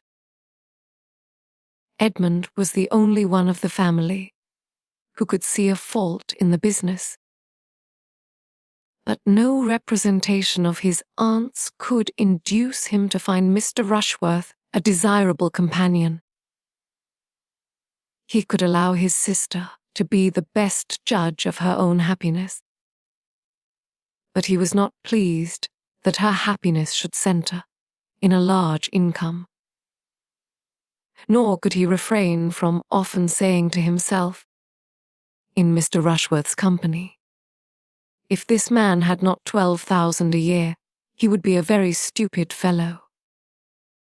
Sir Thomas, however, was truly happy in the prospect of an alliance so unquestionably advantageous, and of which he heard nothing but the perfectly good and agreeable. It was a connection exactly of the right sort, in the same county, and the same interest. And his most hearty concurrence was conveyed as soon as possible. He only conditioned that the marriage should not take place before his return, which he was again looking eagerly forward to. He wrote in April, and had strong hopes of settling everything to his entire satisfaction, and leaving Antigua before the end of the summer. Such was the state of affairs in the month of July, and Fanny had just reached her 18th year, when the society of the village received an addition in the brother and sister of Mrs. Grant and Mr. and Miss Crawford, the children of her mother by a second marriage. They were young people of fortune, The son had a good estate in Norfolk. The daughter £20,000. As children, their sister had been always very fond of them, but as her own marriage had been soon followed by the death of their common parent, which left them to the care of a brother of their father, of whom Mrs. Grant knew nothing. She had scarcely seen them since. In their uncle's house they had found a kind home. Admiral and Mrs. Crawford, though agreeing in nothing else, were united in affection for these children, or, at least, were no farther adverse in their feelings than that each had their favourite, to whom they showed the greatest fondness of the two. The Admiral delighted in the boy. Mrs. Crawford doted on the girl, and it was the lady's death which now obliged her protégée, after some months' further trial at her uncle's house, to find another home. Admiral Crawford was a man of vicious conduct, who chose, instead of retaining his niece, to bring his mistress under his own roof. And to this Mrs. Grant was indebted for her sister's proposal of coming to her, a measure quite as welcome on one side as it could be expedient on the other, for Mrs. Grant, having by this time run through the usual resource of ladies residing in the country, without a family of children, having more than filled her favourite sitting room with pretty furniture, and made a choice collection of plants and poultry, was very much in want of some variety at home. The arrival, therefore, of a sister whom she had always loved, and now hoped to retain with her as long as she remained single, was highly agreeable, and her chief anxiety was lest Mansfield should not satisfy the habits of a young woman who had been mostly used to London. Like this, Miss Crawford was not entirely free from similar apprehensions, though they arose principally from doubts of her sister's style of living and tone of society, and it was not till after she had tried in vain to persuade her brother to settle with her at his own country house that she could resolve to hazard herself among her other relations to anything like a permanence of abode or limitation of society. Henry Crawford had, unluckily, a great dislike. He could not accommodate his sister in an article of such importance, but he escorted her, with the utmost kindness, into Northamptonshire, and as readily engaged to fetch her away again, at half an hour's notice, whenever she were weary of the place. The meeting was very satisfactory on each side. Miss Crawford found a sister without preciousness or rusticity, a sister's husband who looked the gentleman, and a house commodious and well fitted up, and Miss Grant received whom she hove to love, and better than a young man and woman of very prepossessing appearance. Mary Crawford was remarkably pretty. Henry, though not handsome, had air and countenance. The manners of both were lively and pleasant, and Mrs. Grant immediately gave them credit for everything else. She was delighted with each, but Mary was her dearest object, and having never been able to glory in beauty of her own, she thoroughly enjoyed the power of being proud of her sisters. She had not waited her arrival to look out for a suitable match for her. she had fixed on Tom Bertram. The eldest, son of a baronet, was not too good for a girl of £20,000. With all the elegance and accomplishments which Grant foresaw in her, and being a warm-hearted, unreserved woman, Mary had not been 3 hours in the house before she told her what she had planned. Miss Crawford was glad to find a family of such consequence so very near them, and not at all displeased either at her sister's early care or the choice it had fallen on. Matrimony was her object, provided she could marry well, and having seen Mr. Bertram in town, she knew that objection could no more be made to his person than to his situation in life. While she treated it as a joke, therefore, she did not forget to think of it seriously. The scheme was soon repeated to Henry. And now, added Mrs. Grant, I have thought of something to make it complete. I should dearly love to settle you both in this country, and therefore, Henry, you shall marry the youngest Miss Bertram, a nice, handsome, good-humoured, accomplished girl, who will make you very happy. Henry bowed and thanked her. My dear sister, said Mary, if you can persuade him into anything of the sort, it will be a fresh matter of delight to me to find myself allied to anybody so clever. And I shall only regret that you have not half a dozen daughters to dispose of. If you can persuade Henry to marry, you must have the address of a Frenchwoman. All that English abilities can do has been tried already. I have 3 very particular friends who have been all dying for him in their turn, and the pains which their mothers, very clever women, as well as my dear aunt and myself, have taken to reason, coax, or trick him into marrying, is inconceivable. He is the most horrible flirt that can be imagined. If your Miss Bertrams do not like to have their hearts broke, let them avoid Harry. My dear brother, I will not believe this of you. No, I am sure you are too good. You will be kinder than Mary. You will allow for the doubts of youth and inexperience.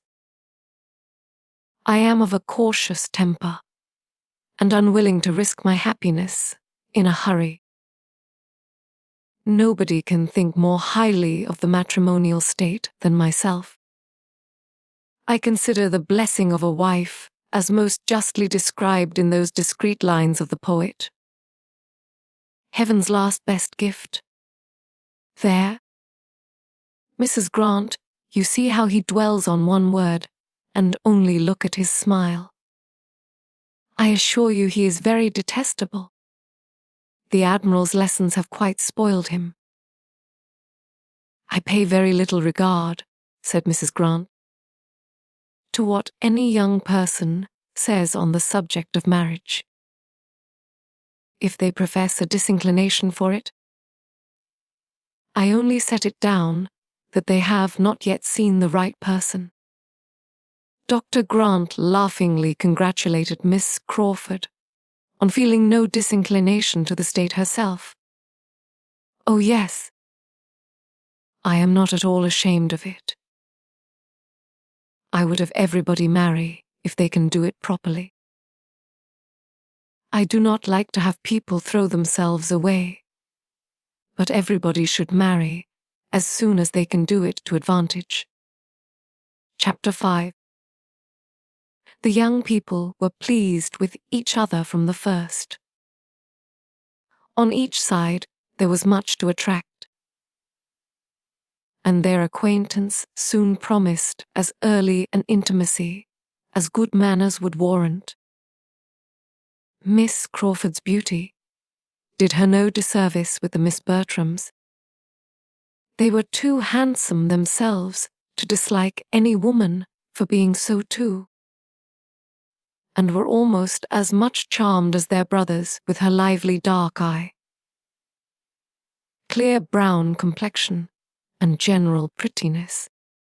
Had she been tall, full-formed, and fair, it might have been more of a trial. But as it was, there could be no comparison, and she was most allowably a sweet, pretty girl, while they were the finest young women in the country. Her brother was not handsome. No. When they first saw him, he was absolutely plain, black and plain, but still he was the gentleman, with a pleasing address. The second meeting proved him not so very plain. He was plain, to be sure, but then he had so much countenance, and his teeth were so good, and he was so well made, that one soon forgot he was plain, and after a third interview, after dining in company with him at the parsonage, he was no longer allowed to be called so by anybody. He was, in fact, the most agreeable young man the sisters had ever known, and they were equally delighted with him. A Miss Bertram's engagement made in equity the property of Julia, of which Julia was fully aware, and before he had been at Mansfield a week, she was quite ready to be fallen in love with. Maria's notions on the subject were more confused and indistinct. She did not want to see or understand. There could be no harm in her liking an agreeable man. Everybody knew her situation. Mr. Crawford must take care of himself. Mr. Crawford did not mean to be in any danger. The Miss Bertrams were worth pleasing, and were ready to be pleased, and he began with no object but of making them like him. He did not want them to die of love, but with sense and temper which ought to have made him judge and feel better, he allowed himself great latitude on such points. "I like your Miss Bertrams exceedingly, sister," said he, as he returned from attending them to their carriage after the said dinner. "Visit, they are very elegant, agreeable girls. So they are indeed, and I am delighted to hear you say it. But you like Julia best." "Oh yes, I like Julia best." "But do you really?" For Miss Bertram is in general thought the handsomest. "So I should suppose. She has the advantage in every feature, and I prefer her countenance. But I like Julia best. Miss Bertram is certainly the handsomest, and I have found her the most agreeable, but I shall always like Julia best, because you order me. I shall not talk to you, Henry, but I know you will like her best at last. Do not I tell you that I like her best at first? And besides, Miss Bertram is engaged. Remember that, my dear brother. Her choice is made. Yes, and I like her the better for it. An engaged woman is always more agreeable than a disengaged. She is satisfied with herself. Her cares are over, and she feels that she may exert all her powers of pleasing without suspicion. All is safe with a lady engaged. No harm can be done. Why, as to that, Mr. Rushworth is a very good sort of young man, and it is a great match for her. But Miss Bertram does not care 3 straws for him. That is your opinion of your intimate friend. I do not subscribe to it. I am sure Miss Bertram is very much attached to Mr. Rushworth. I could see it in her eyes when he was mentioned. I think too well of Miss Bertram to suppose she would ever give her hand without her heart. Mary, how shall we manage him? We must leave him to himself, I believe. Talking does no good. He will be taken in at last. But I would not have him taken in. I would not have him duped. I would have it all fair and honourable. Oh dear! Let him stand his chance and be taken in. It will do just as well. Everybody is taken in at some period or other. Not always in marriage, dear Mary. In marriage especially. With all due respect to such of the present company as chance to be married, my dear Mrs. Grant, there is not one in 100 of either sex who is not taken in when they marry. Look where I will, I see that it is so. And I feel that it must be so, when I consider that it is, of all transactions, the one in which people expect most from others, and are least honest themselves. You have been in a bad school for matrimony, in Hill Street. My poor aunt had certainly little cause to love the state, but, however, speaking from my own observation, it is a manoeuvring business. I know so many who have married in the full expectation and confidence of some one particular advantage in the connection, or accomplishment, or good quality in the person, who have found themselves entirely deceived and been obliged to put up with exactly the reverse. What is this but a take-in? My dear child, there must be a little imagination here. I beg your pardon, but I cannot quite believe you. Depend upon it, you see but half. You see the evil, but you do not see the consolation. There will be little rubs and disappointments everywhere, and we are all apt to expect too much. But then, if one scheme of happiness fails, human nature turns to another. If the first calculation is wrong, we make a second better. We find comfort somewhere. And those evil-minded observers, dearest Mary, who make much of a little, are more taken in and deceived than the parties themselves. Well done, sister. I honour your esprit du corps. When I am a wife, I mean to be just as staunch myself, and I wish my friends in general would be so too. It would save me many a heartache. You are as bad as your brother, Mary, but we will cure you both. Mansfield shall cure you both, and without any taking in. Stay with us, and we will cure you. The Crawfords, without wanting to be cured, were very willing to stay. Mary was satisfied with the parsonage as a present home, and Henry equally ready to lengthen his visit. He had come, intending to spend only a few days with them. But Mansfield promised well, and there was nothing to call him elsewhere. It delighted Mrs. Grant to keep them both with her, and Dr. Grant was exceedingly well contented to have it so. A talking pretty young woman, like Miss Crawford, is always pleasant society to an indolent, stay-at-home man. And Mr. Crawford's being his guest was an excuse for drinking claret every day. The Miss Bertram's admiration of Mr. Crawford was more rapturous than anything which Miss Crawford's habits made her likely to feel.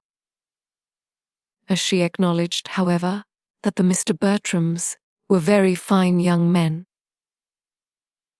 that two such young men were not often seen together even in London, and that their manners, particularly those of the eldest, were very good. He had been much in London, and had more liveliness and gallantry than Edmund, and must, therefore, be preferred. And, indeed, his being the eldest was another strong claim. She had felt an early presentiment that she should like the eldest best. She knew it was her way. Tom Bertram must have been thought pleasant, indeed, at any rate. He was the sort of young man to be generally liked. His agreeableness was of the kind to be oftener found agreeable than some endowments of a higher stamp, for he had easy manners, excellent spirits, a large acquaintance, and a great deal to say, and the reversion of Mansfield Park, and a baronetcy. I did no harm to all this. Miss Crawford soon felt that he and his situation might do. She looked about her with due consideration, and found almost everything in his favour. A park, a real park, 5 miles round, a spacious modern-built house, so well placed and greened as to deserve to be in any collection of engravings of gentlemen's seats in the kingdom, and wanting only to be completely new furnished. Pleasant sisters, a quiet mother, and an agreeable man himself, with the advantage of being tied up from much gaming at present by a promise to his father, and of being Sir Thomas hereafter.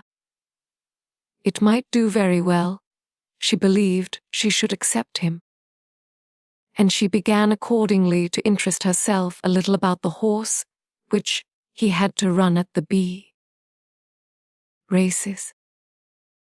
These races were to call him away not long after their acquaintance began, and as it appeared that the family did not, from his usual goings-on, expect him back again for many weeks, it would bring his passion to an early proof. Much was said on his side to induce her to attend the races, and schemes were made for a large party to them, with all the eagerness of inclination, but it would only do to be talked of. And Fanny, what was she doing and thinking all this while? And what was her opinion of the newcomers? Few young ladies of 18 could be less called on to speak their opinion than Fanny. In a quiet way, very little attended to, she paid her tribute of admiration to Miss Crawford's beauty, but as she still continued to think Mr. Crawford very plain, in spite of her 2 cousins having repeatedly proved the contrary, she never mentioned him. The notice, which she excited herself, was to this effect: "I begin now to understand you all, except Miss Price," said Miss Crawford, as she was walking with the Mr. Bertrams. "Pray, is she out, or is she not? I am puzzled. She dined at the parsonage with the rest of you, which seemed like being out, and yet she says so little that I can hardly suppose she is." Edmund, to whom this was chiefly addressed, replied, "I believe I know what you mean, but I will not undertake to answer the question. My cousin is grown up. She has the age and sense of a woman, but the outs and not outs are beyond me. And yet, in general, nothing can be more easily ascertained. The distinction is so broad. Manners as well as appearance are, generally speaking, So totally different. Till now, I could not have supposed it possible to be mistaken as to a girl's being out or not. A girl not out has always the same sort of dress. A close bonnet, for instance, looks very demure and never says a word. You may smile, but it is so, I assure you, and accept that it is sometimes carried a little too far. It is all very proper. A girl should be quiet and modest. The most objectionable part is that the alteration of manners on being introduced into company is frequently too sudden. They sometimes pass in such very little time from reserve to quite the opposite. To confidence! That is the faulty part of the present system. One does not like to see a girl of 18 or 19 so immediately up to everything. And perhaps when one has seen her hardly able to speak the year before. Mr. Bertram, I dare say you have sometimes met with such changes. I believe I have, but this is hardly fair. I see what you are at. You are quizzing me and Miss Anderson. No, indeed, Miss Anderson. I do not know or what you mean. I am quite in the dark. But I will quiz you with a great deal of pleasure, if you will tell me what about. Ah, you carry it off very well. But I cannot be quite so far imposed on. You must have had Miss Anderson in your eye, in describing an altered young lady. You paint too accurately for mistake. It was exactly so. The Andersons of Baker Street. We were speaking of them the other day. You know? Edmund, you have heard me mention Charles Anderson. The circumstance was precisely as this lady has represented it. When Anderson first introduced me to his family, about 2 years ago, his sister was not out, and I could not get her to speak to me. I sat there an hour one morning waiting for Anderson, with only her and a little girl or 2 in the room. The governess being sick or run away, and the mother in and out every moment with letters of business, and I could hardly get a word or a look from the young lady. Nothing like a civil answer. She screwed up her mouth and turned from me with such an air. I did not see her again for a 12-month. She was then out. I met her at Mrs. Holford's and did not recollect her. She came up to me, claimed me as an acquaintance, stared me out of countenance, and talked and laughed till I did not know which way to look. I felt that I must be the jest of the room at the time, and Miss Crawford, it is plain, has heard the story. And a very pretty story it is, and with more truth in it, I dare say, than does credit to Miss Anderson. It is too common a fault. Mothers certainly have not yet got quite the right way of managing their daughters. I do not know where the error lies. I do not pretend to set people right, but I do see that they are often wrong. Those who are showing the world what female manners should be, said Mr. Bertram gallantly, are doing a great deal to set them right. The error is plain enough, said the less courteous Edmund. Such girls are ill brought up. They are given wrong notions from the beginning. They are always acting upon motives of vanity. And there is no more real modesty in their behavior, before peer in public than afterwards. I do not know. replied Miss Crawford hesitatingly. Yes, I cannot agree with you there. It is certainly the modestest part of the business. It is much worse to have girls not outgive themselves the same airs and take the same liberties as if they were, which I have seen done. That is worse than anything. Quite disgusting. Yes, that is very inconvenient indeed, said Mr. Bertram. It leads one astray. One does not know what to do. The close bonnet and demure air you describe so well, and nothing was ever juster. Tell one what is expected. But I got into a dreadful scrape last year from the want of them. I went down to Ramsgate for a week with a friend last September, just after my return from the West Indies. My friend Sneed. You have heard me speak of Sneed Edmund. His father and mother and sisters were there, all new to me. When we reached Albion Place, they were out. We went after them and found them on the pier. Mrs. and the two Miss Sneeds, with others of their acquaintance. I made my bow in form, and as Mrs. Sneyd was surrounded by men, attached myself to one of her daughters, walked by her side all the way home, and made myself as agreeable as I could. The young lady perfectly easy in her manners, and as ready to talk as to listen. I had not a suspicion that I could be doing anything wrong.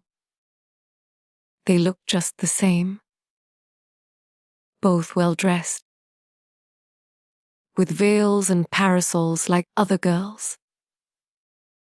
But I afterwards found that I had been giving all my attention to the youngest, who was not out and had most excessively offended the eldest. Miss Augusta ought not to have been noticed for the next 6 months, and Miss Sneyd, I believe, has never forgiven me. That was bad indeed. Poor Miss Sneyd. Though I have no younger sister, I feel for her. To be neglected before one's time must be very vexatious, but it was entirely the mother's fault. Miss Augusta should have been with her governess. Such half and half-doings never prosper. But now I must be satisfied about Miss Price. Does she go to balls? Does she dine out everywhere, as well as at my sister's? No, replied Edmund.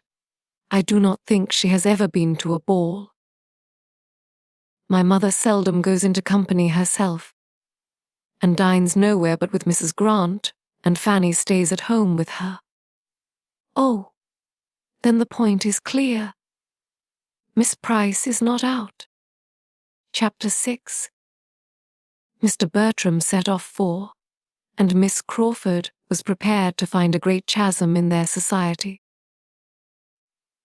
and to miss him decidedly in the meetings, which were now becoming almost daily between the families, and on their all dining together. At the park, soon after his going, she retook her chosen place, near the bottom of the table, fully expecting to feel a most melancholy difference in the change of masters. It would be a very flat business, she was sure. In comparison with his brother, Edmund would have nothing to say. The soup would be sent round in a most spiritless manner, wine drank without any smiles or agreeable trifling, and the venison cut up without supplying one pleasant anecdote of any former haunch, or a single entertaining story about my friend such a one. She must try to find amusement in what was passing at the upper end of the table, and in observing Mr. Rushworth, who was now making his appearance at Mansfield for the first time since the Crawfords' arrival. He had been visiting a friend in the neighbouring county, and that friend, having recently had his grounds laid out by an improver, Mr. Rushworth was returned with his head full of the subject, and very eager to be improving his own place in the same way, and though not saying much to the purpose, could talk of nothing else. The subject had been already handled in the drawing-room. It was revived in the dining parlour. Miss Bertram's attention and opinion was evidently his chief aim, and though her deportment showed rather conscious superiority than any solicitude to oblige him, the mention of Southerton Court, and the ideas attached to it, gave her a feeling of complacency, which prevented her from being very ungracious. "I wish you could see Compton," said he. "It is the most complete thing. I never saw a place so altered in my life. I told Smith I did not know where I was. The approach now is one of the finest things in the country. You see the house in the most surprising manner. I declare, when I got back to Southerton yesterday, it looked like a prison. Quite a dismal old prison." "Oh, for shame!" cried Mrs. Norris. "A prison indeed. Southerton Court is the noblest old place in the world. It wants improvement, ma'am, beyond anything. I never saw a place that wanted so much improvement in my life, and it is so forlorn that I do not know what can be done with it. No wonder that Mr. Rushworth should think so at present," said Mrs. Grant to Mrs. Norris, with a smile, "but depend upon it, Southerton will have every improvement in time which his heart can desire." "I must try to do something with it," said Mr. Rushworth, "but I do not know what. I hope I shall have some good friend to help me."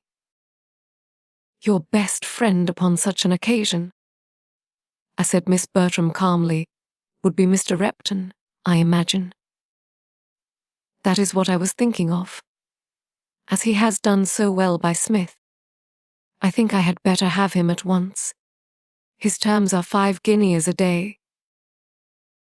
"Well, and if they were 10, cried Mrs. Norris, "I am sure you need not regard it. The expense need not be any impediment. If I were you, I should not think of the expense. I would have everything done in the best style, and made as nice as possible. Such a place as Southerton Court deserves everything that taste and money can do. You have space to work upon there, and grounds that will well reward you.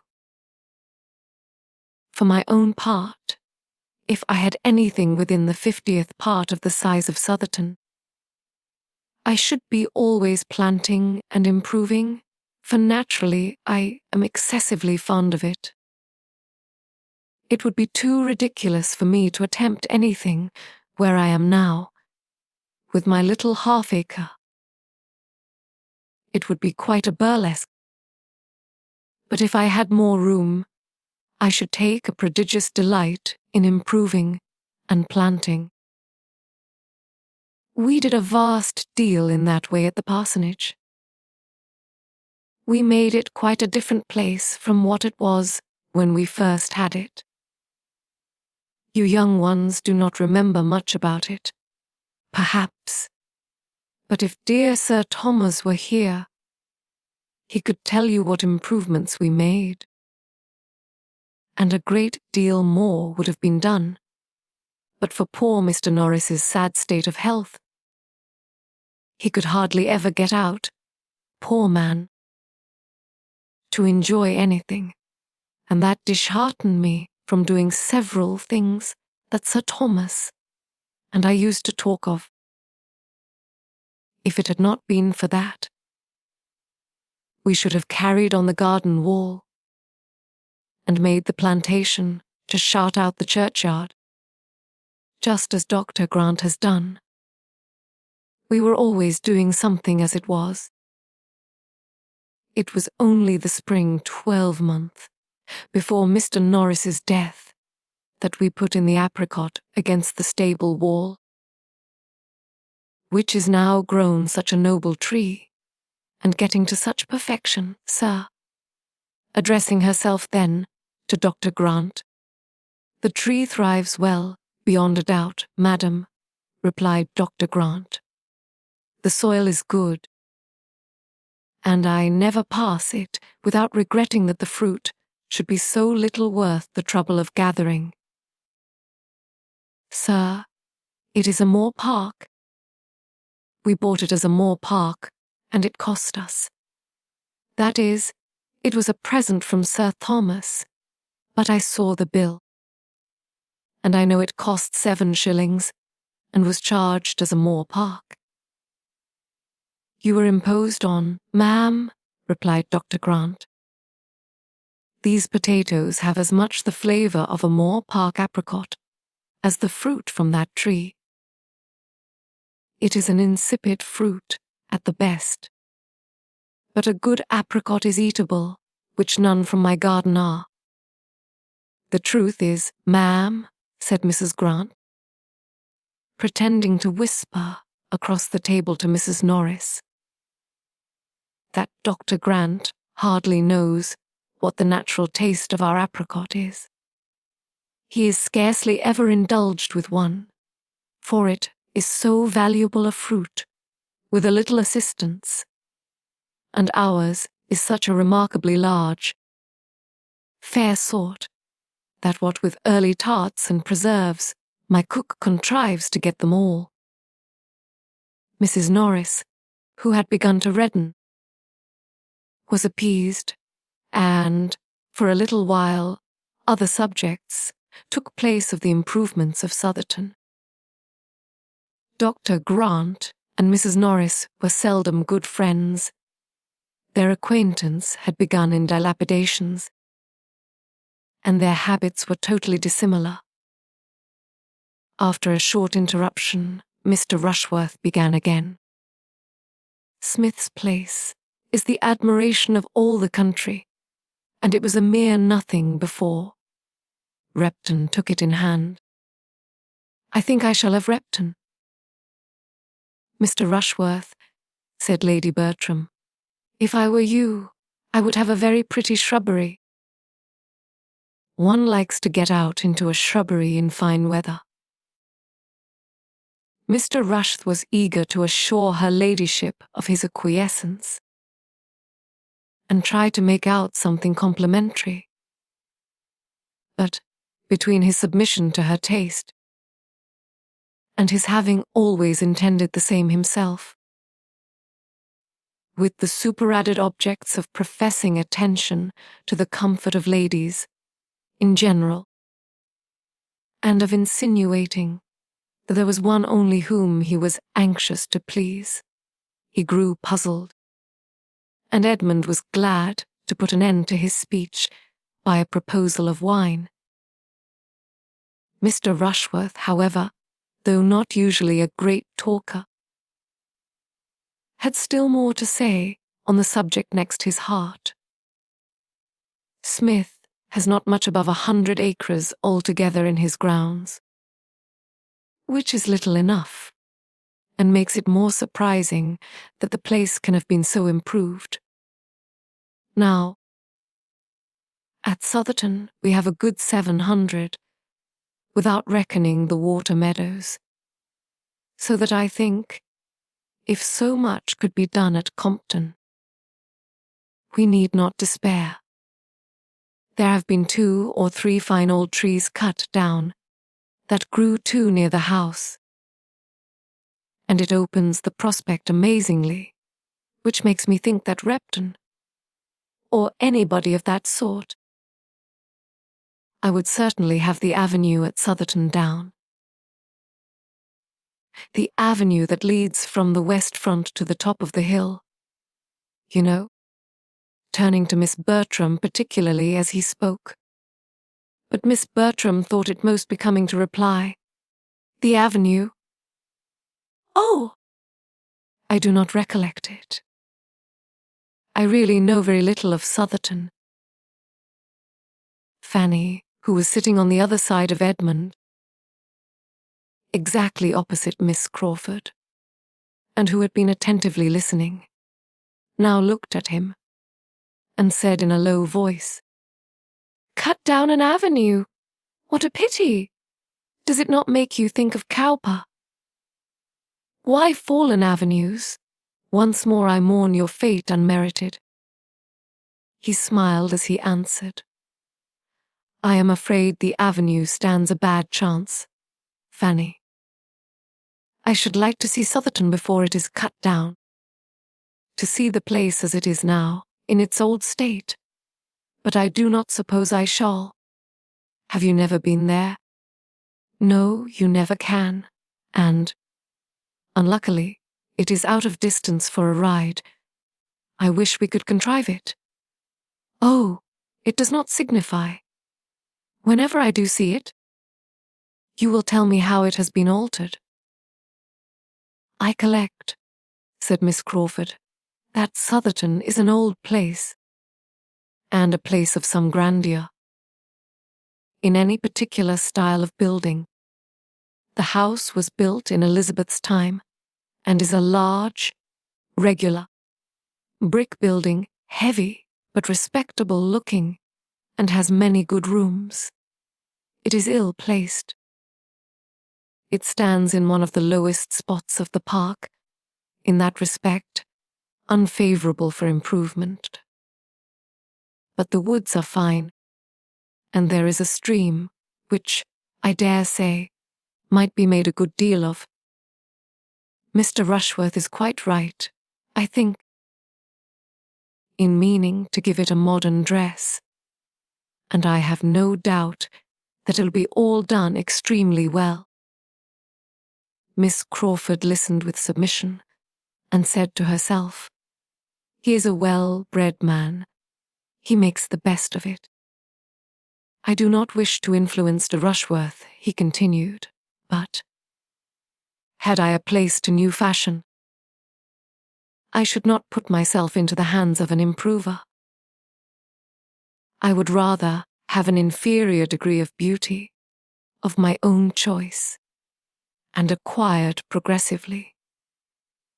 I would rather abide by my own blunders than by his. You would know what you were about, of course, but that would not suit me.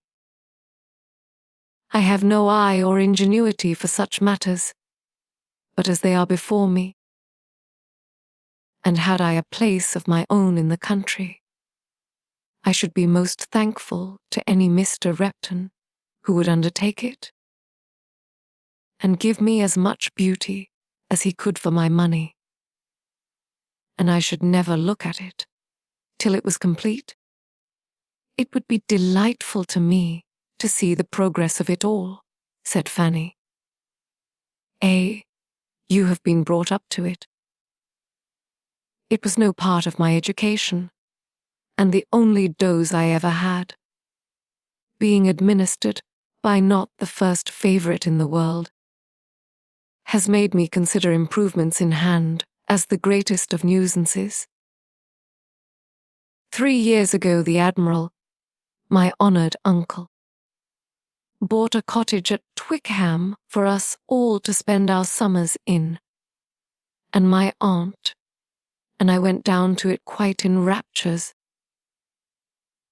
But it being excessively pretty, it was soon found necessary to be improved, and for 3 months we were all dirt and confusion, without a gravel walk to step on, or a bench fit for use. I would have everything as complete as possible in the country. Shrubberies and flower gardens, and rustic seats innumerable. But it must all be done without my care. Henry is different. He loves to be doing. Edmund was sorry to hear Miss Crawford, whom he was much disposed to admire, speak so freely of her uncle. It did not suit his sense of propriety, and he was silenced, till induced by further smiles and liveliness to put the matter by for the present. "Mr. Bertram," said she, "I have tidings of my harp at last.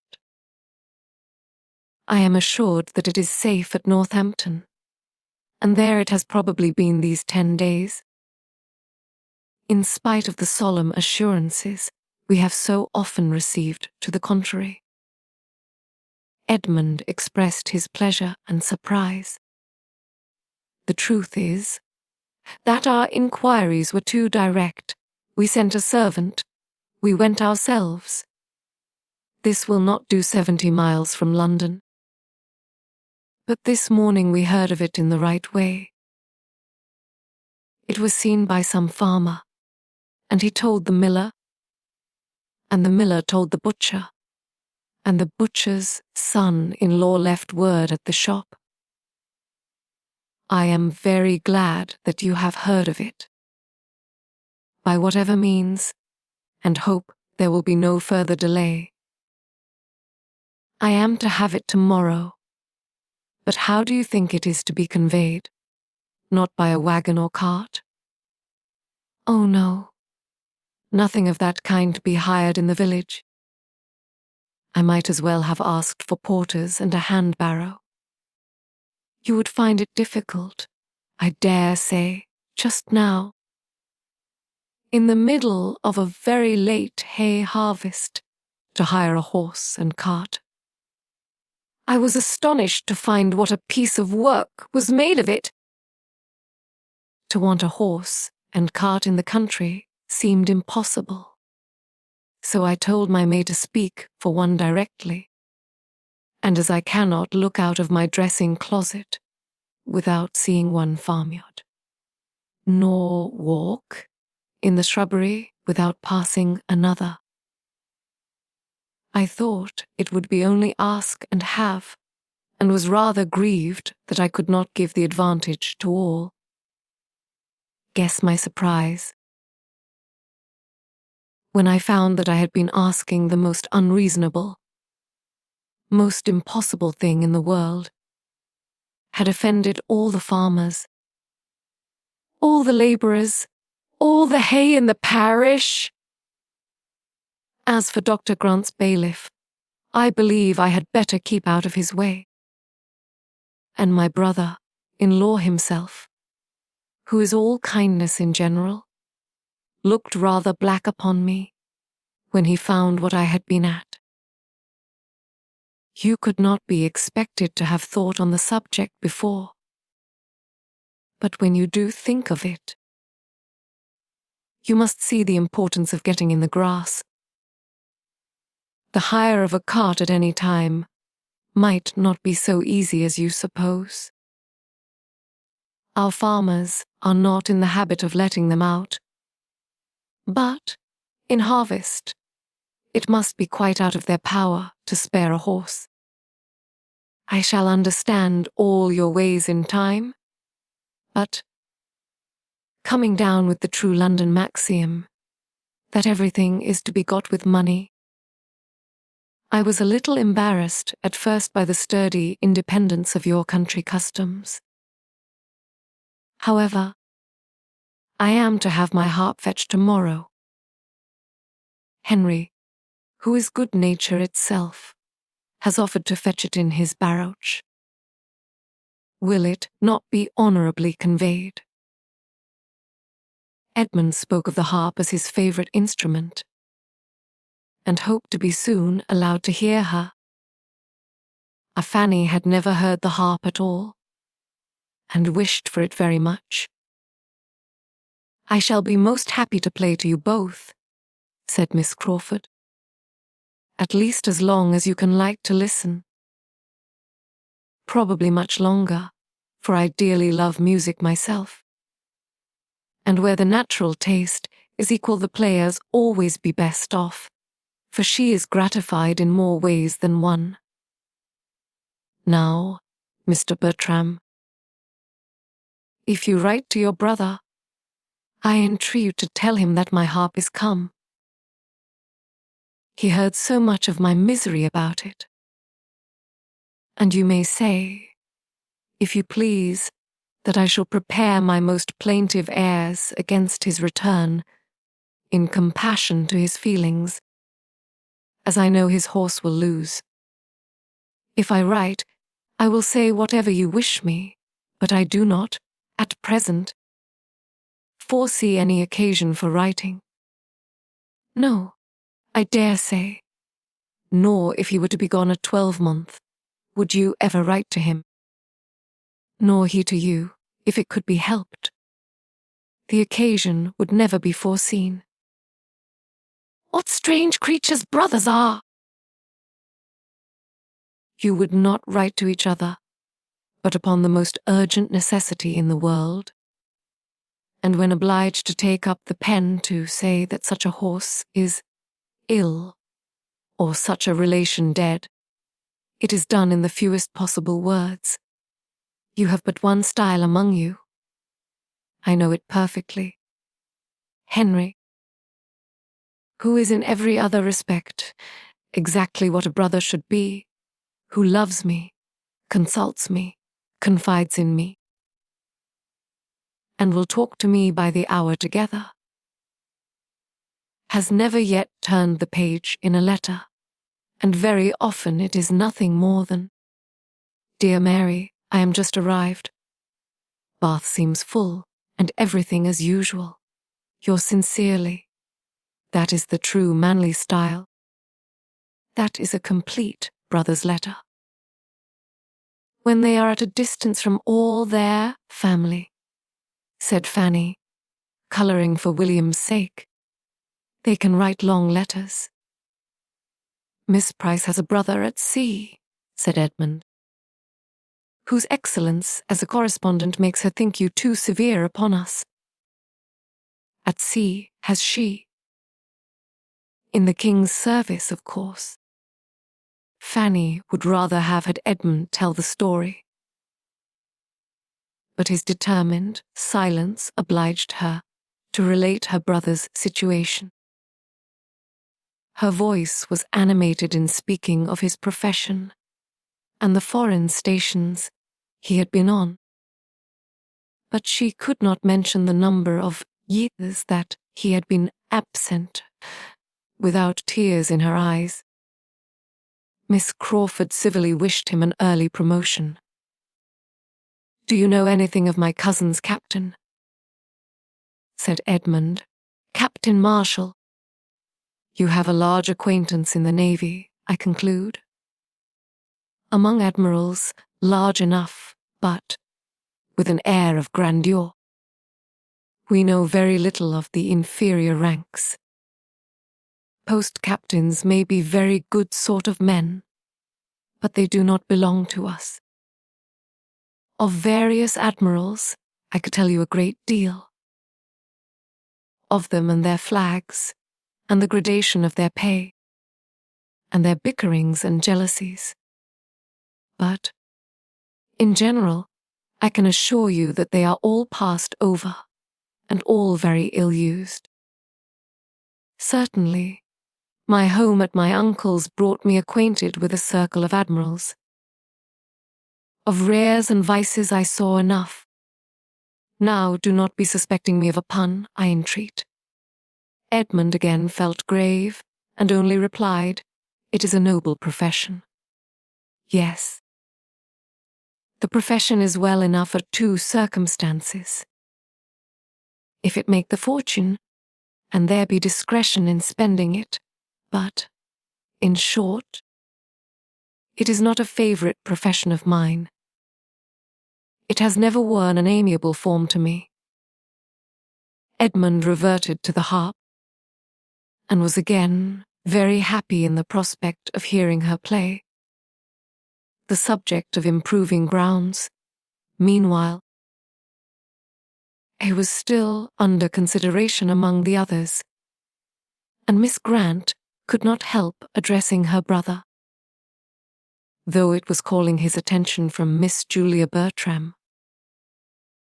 "My dear Henry, have you nothing to say?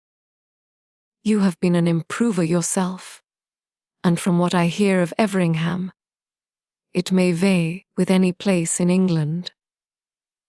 Its natural beauties, I am sure, are great. Everingham, as it used to be, was perfect in my estimation. Such a happy fall of ground, and such timber! What would I not give to see it again? Nothing could be so gratifying to me as to hear your opinion of it," was his answer. "But I fear there would be some disappointment. You would not find it equal to your present ideas. In extent, it is a mere nothing. You would be surprised at its insignificance, and, as for improvement, there was very little for me to do. Too little. I should like to have been busy much longer." "You are fond of the sort of thing," said Julia. "Excessively. But what with the natural advantages of the ground, which pointed out, even to a very young eye, what little remained to be done, and my own consequent resolutions, I had not been of age 3 months before Everingham was all that it is now. My plan was laid at Westminster, a little altered, perhaps, at Cambridge, and at 21 executed. I am inclined to envy Mr. Rushworth for having so much happiness yet before him. I have been a devourer of my own. Those who see quickly will resolve quickly and act quickly," said Julia. "You can never want employment. Instead of envying Mr. Rushworth, you should assist him with your opinion." Mrs. Grant, hearing the latter part of this speech, enforced it warmly, persuaded that no judgment could be equal to her brother's, and as Miss Bertram caught at the idea likewise, and gave it her full support, declaring that, in her opinion, it was infinitely better to consult with friends and disinterested advisers than immediately to throw the business into the hands of a professional man. Mr. Rushworth was very ready to request the favour of Mr. Crawford's assistance, and Mr. Crawford, after properly depreciating his own abilities, was quite at his service in any way that could be useful. Mr. Rushworth then began to propose Mr. Crawford's doing him the honour of coming over to Southerton and taking a bed there, when Mrs. Norris, as if reading in her 2 nieces' minds their little approbation of a plan which was to take Mr. Crawford away, interposed with an amendment. "There can be no doubt of Mr. Crawford's willingness, but why should not more of us go? Why should not we make a little party? Here are many that be interested in your improvements, my dear Mr. Rushworth, and that would like to hear Mr. Crawford's opinion on the spot, and that might be of some small use to you, with their opinions. And, for my own part, I have been long wishing to wait upon your good mother. Again, nothing but having no horses of my own could made me so remiss.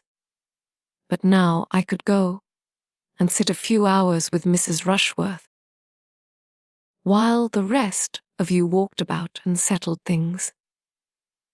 And then we could all return to a late dinner here, or dine at Southerton, just as might be most agreeable to your mother and have a pleasant drive home by moonlight. I dare say Mr. Crawford would take my 2 nieces and me in his barouche, and Edmund can go on horseback. You know, sister. And Fanny will stay at home with you." Lady Bertram made no objection, and everyone concerned in the going was forward in expressing their ready concurrence, excepting Edmund, who heard it all and said nothing. Chapter 7. "Well, Fanny, and how do you like Miss Crawford now?" said Edmund the next day, after thinking some time on the subject himself. "How did you like her yesterday?" "Very well. Very much. I like to hear her talk. She entertains me, and she is so extremely pretty that I have great pleasure in looking at her. It is her countenance that is so attractive. She has a wonderful play of feature. But was there nothing in her conversation that struck you, Fanny, as not quite right?" "Oh, yes. She ought not to have spoken of her uncle as she did." I was quite astonished. An uncle with whom she has been living so many years, and who, whatever his faults may be, is so very fond of her brother, treating him, they say, quite like a son. I could not have believed it. I thought you would be struck. It was very wrong, very indecorous, and very ungrateful, I think. Ungrateful is a strong word. I do not know that her uncle has any claim to her gratitude. His wife certainly had. And it is the warmth of her respect for her aunt's memory which misleads her here.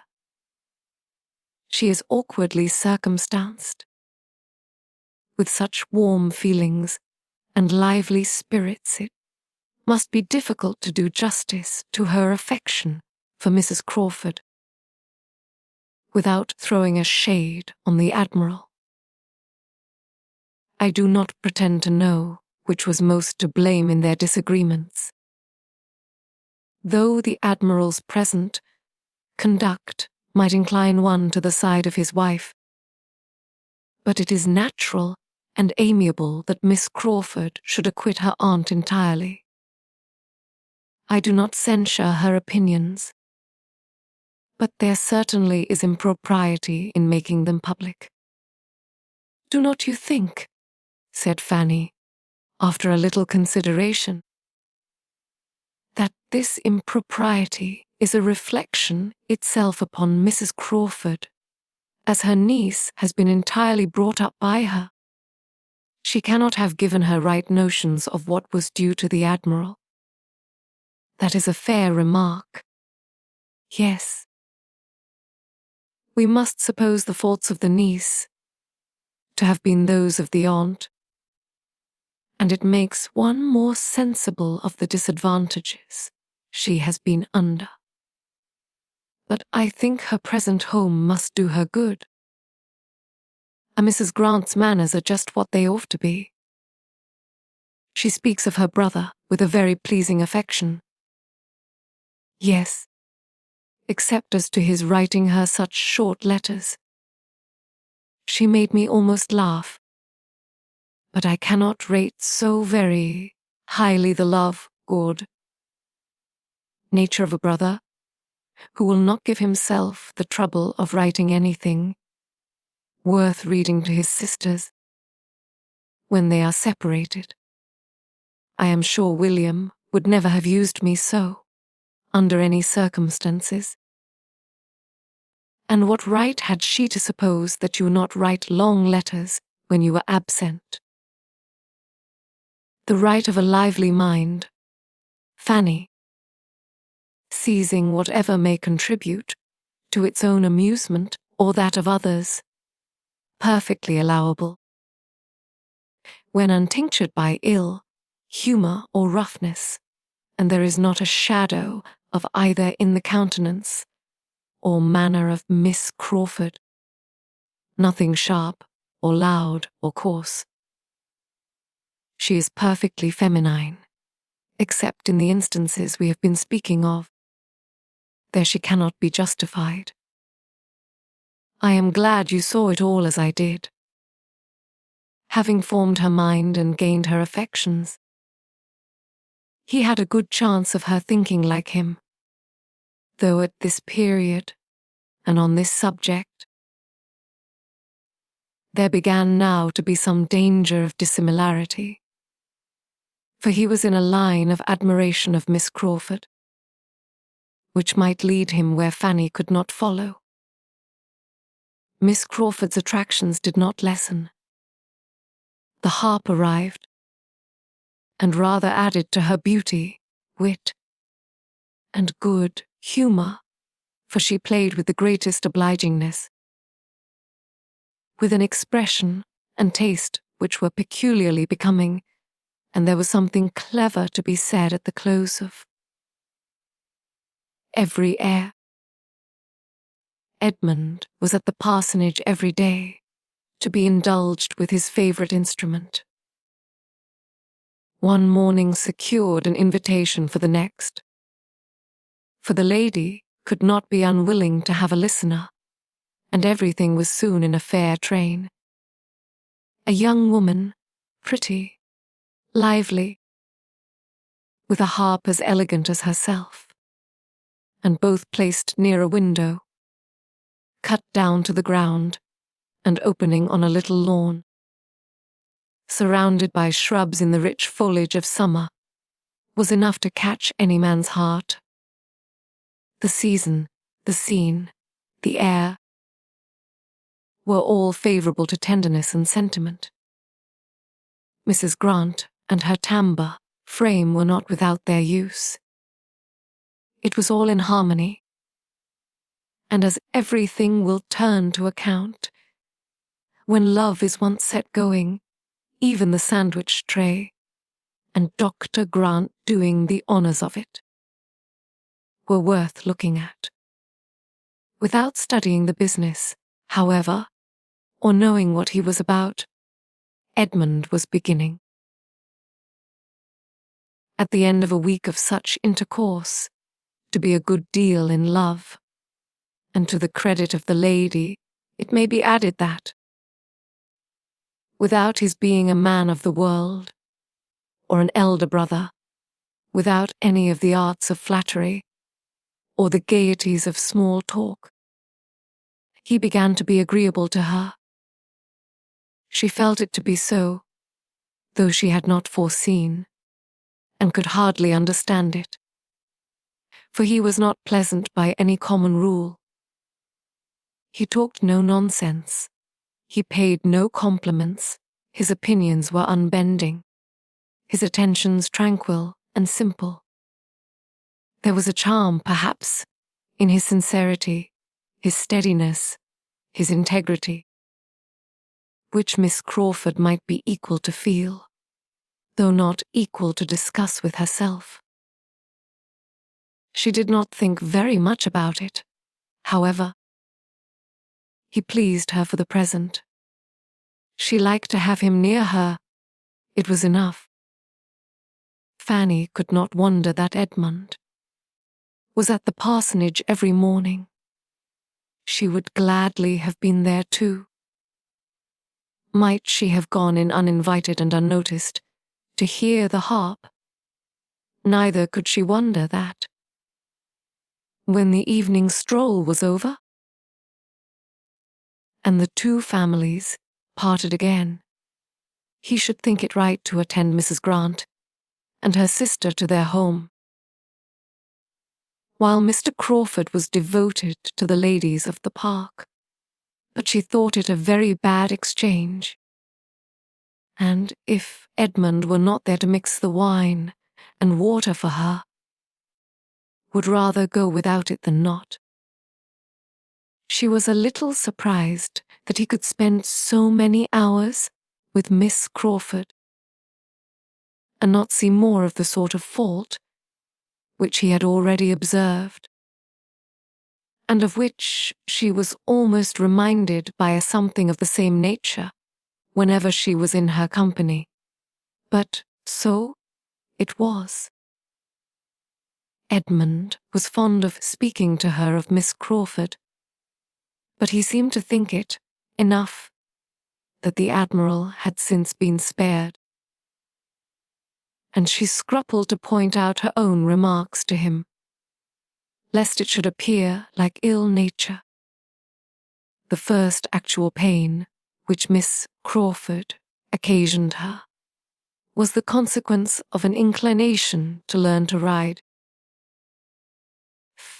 which the former caught, soon after her being settled at Mansfield, from the example of the young ladies at the park, and which, when Edmund's acquaintance with her increased, led to his encouraging the wish, and the offer of his own quiet mare for the purpose of her first attempts, as the best fitted for a beginner that either stable could furnish. No pain, no injury, however, was designed by him to his cousin in this offer. She was not to lose a day's exercise by it. The mare was only to be taken down to the parsonage half an hour before her ride were to begin, and Fanny, on its being first proposed, so far from feeling slighted, was almost overpowered with gratitude that he should be asking her leave for it. Miss Crawford made her first essay with credit to herself, and no inconvenience to Fanny. Edmund, who had taken down the mare and presided at the whole, returned with it in excellent time, before either Fanny or the steady old coachman, who always attended her when she rode without her cousins, were ready to set forward.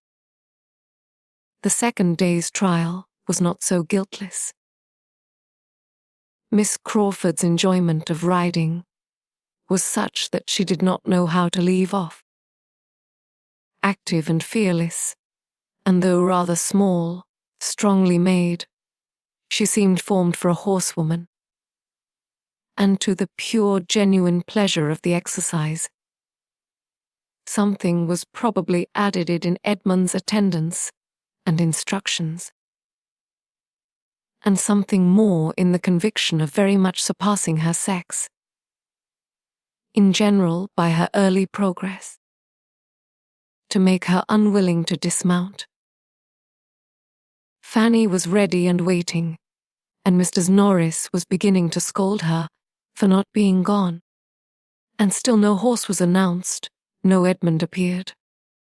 To avoid her aunt and look for him, she went out.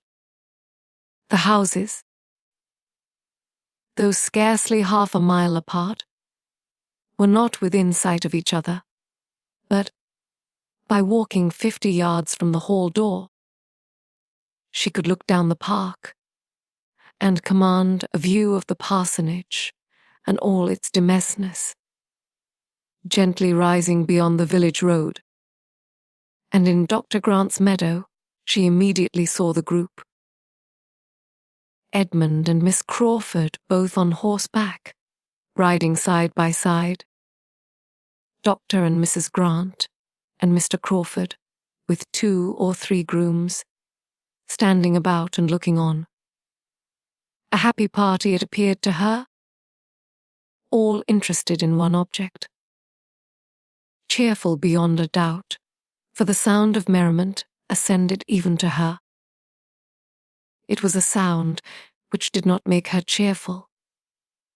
She wondered that Edmund should forget her, and felt a pang. She could not turn her eyes from the meadow. She could not help watching all that passed. At first Miss Crawford and her companion made the circuit of the field, which was not small, at a foot's pace. Then, at her apparent suggestion, they rose into a canter, and to Fanny's timid nature It was most astonishing to see how well she sat. After a few minutes they stopped entirely. Edmund was close to her.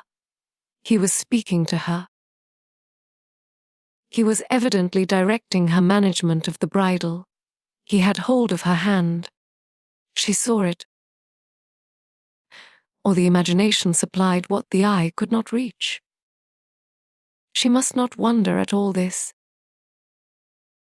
What could be more natural than Edmund should be making himself useful and proving his good nature by any one? She could not but think, indeed, that Mr. Crawford might as well have saved him the trouble, that it would have been particularly proper and becoming in a brother to have done it himself. But Mr. Crawford, with all his boasted good nature and all his coachmanship, probably knew nothing of the matter, and had no active kindness in comparison of. She began to think it rather hard upon the mare to have such double duty.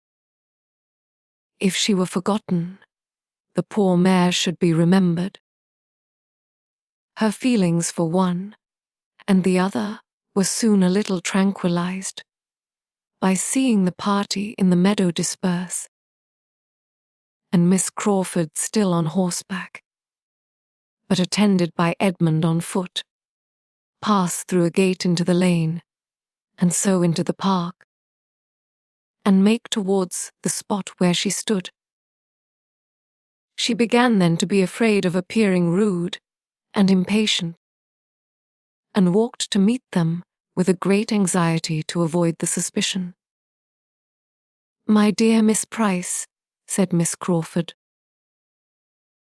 as soon as she was at all within hearing, "I am come to make my own apologies for keeping you waiting. But I have nothing in the world to say for myself. I knew it was very late, and that I was behaving extremely ill, and therefore, if you please, you must forgive me. Selfishness must always be forgiven, you know, because there is no hope of a cure." Fanny's answer was extremely civil, and Edmund added his conviction that she could be in no hurry. "For there is more than time enough for my cousin to ride twice as far as she ever goes," said he.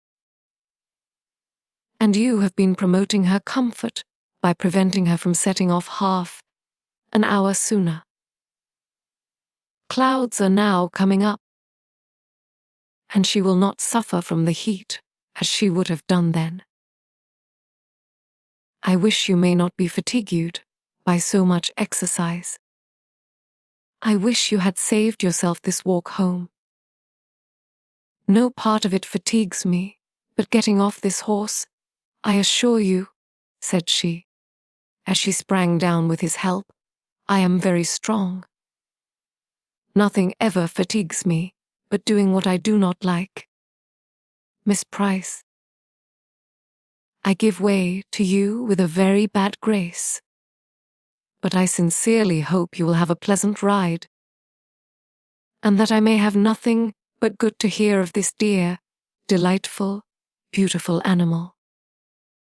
The old coachman, who had been waiting about with his own horse, now joining them, Fanny was lifted on hers, and they set off across another part of the park, her feelings of discomfort not lightened by seeing, as she looked back, that the others were walking down the hill to the village. Like this, nor did her attendant do her much good by his comments on Miss Crawford's great cleverness as a horse woman, which he had been watching with an interest almost equal to her own. "It is a pleasure to see a lady with such a good heart for riding," said he. "I never see one sit a horse better." She did not seem to have a thought of fear. Very different from you, miss. When you first began, 6 years ago come next Easter. Lord bless you. How you did tremble when Sir Thomas first had you put on. In the drawing-room Miss Crawford was also celebrated. Her merit in being gifted by nature with strength and courage was fully appreciated by the Miss Bertrams. Her delight in riding was like their own. Her early excellence in it was like their own, and they had great pleasure in praising it. I was sure she would ride well, said Julia. She has the make for it. Her figure is as neat as her brother's. Yes, added Maria. And her spirits are as good. And she has the same energy of character. I cannot but think that good horsemanship has a great deal to do with the mind. When they parted at night, Edmund asked Fanny whether she meant to ride the next day. No, I do not know. Not if you want the mare, was her answer. I do not want her at all for myself, said he, but whenever you are next inclined to stay at home, I think Miss Crawford would be glad to have her a longer time. For a whole morning, in short. She has a great desire to get as far as Mansfield Common. Mrs. Grant has been telling her of its fine views, and I have no doubt of her being perfectly equal to it. But any morning will do for this. She would be extremely sorry to interfere with you. It would be very wrong if she did. She rides only for pleasure, you for health. I shall not ride tomorrow, certainly, said Fanny. I have been out very often lately, and would rather stay at home. You know I am strong enough now to walk very well. Edmund looked pleased, which must be Fanny's comfort. And the ride to Mansfield Common took place the next morning. The party included all the young people but herself, and was much enjoyed at the time, and doubly enjoyed again in the evening discussion. A successful scheme of this sort generally brings on another, and the having been to Mansfield Common disposed them all for going somewhere else the day after. There were many other views to be shewn, and though the weather was hot, there were shady lanes wherever they wanted to go. A young party is always provided with a shady lane. 4 fine mornings successively were spent in this manner, in shewing the Crawfords the country, and doing the honours of its finest spots. Everything answered. It was all gaiety and good humour, the heat only supplying inconvenience enough to be talked of with pleasure. Till the 4th day, when the happiness of one of the party was exceedingly clouded. Miss Bertram was the one. Edmund and Julia were invited to dine at the parsonage, and she was excluded. It was meant and done by Mrs. Grant, with perfect good humour, on Mr. Rushworth's account, who was partly expected at the park that day, but it was felt as a very grievous injury, and her good manners were severely taxed to conceal her vexation and anger till she reached home. As Mr. Rushworth did not come, the injury was increased, and she had not even the relief of shewing her power over him. She could only be sullen to her mother, aunt, and cousin, and throw as great a gloom as possible over their dinner and dessert. Between 10 and 11 Edmund and Julia walked into the drawing room, fresh with the evening air, glowing and cheerful. The very reverse of what they found in the three ladies sitting there. For Maria would scarcely raise her eyes from her book, and Lady Bertram was half asleep, and even Mrs. Norris, discomposed by her niece's ill humour, and having asked one or two questions about the dinner, which were not immediately attended to, seemed almost determined to say no more. For a few minutes the brother and sister were too eager in their praise of the night and their remarks on the stars to think beyond themselves, but when the first pause came, Edmund, looking around, said, "But where is Fanny? Is she gone to bed?" "No, not that I know of," replied Mrs. Norris. "She was here a moment ago." Her own gentle voice speaking from the other end of the room, which was a very long one, told them that she was on the sofa. Mrs. Norris began scolding. "That is a very foolish trick, Fanny, to be idling away all the evening upon a sofa. Why cannot you come and sit here and employ yourself as we do? If you have no work of your own, I can supply you from the poor basket. There is all the new calico. That was bought last week. Not touched yet. I am sure I almost broke my back by cutting it out. You should learn to think of other people, and take my word for it, it is a shocking trick for a young person to be always lolling upon a sofa." Before half this was said, Fanny was returned to her seat at the table and had taken up her work again, and Julia, who was in high good humour from the pleasures of the day, did her the justice of exclaiming, "I must say, ma'am, that Fanny is as little upon the sofa as anybody in the house." "Fanny," said Edmund, after looking at her attentively, "I am sure you have the headache." She could not deny it, but said it was not very bad. "I can hardly believe you," he replied. "I know your looks too well.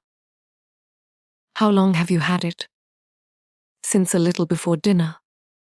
It is nothing but the heat." "Did you go out in the heat?" "Go out?" "To be sure she did," said Mrs. Norris.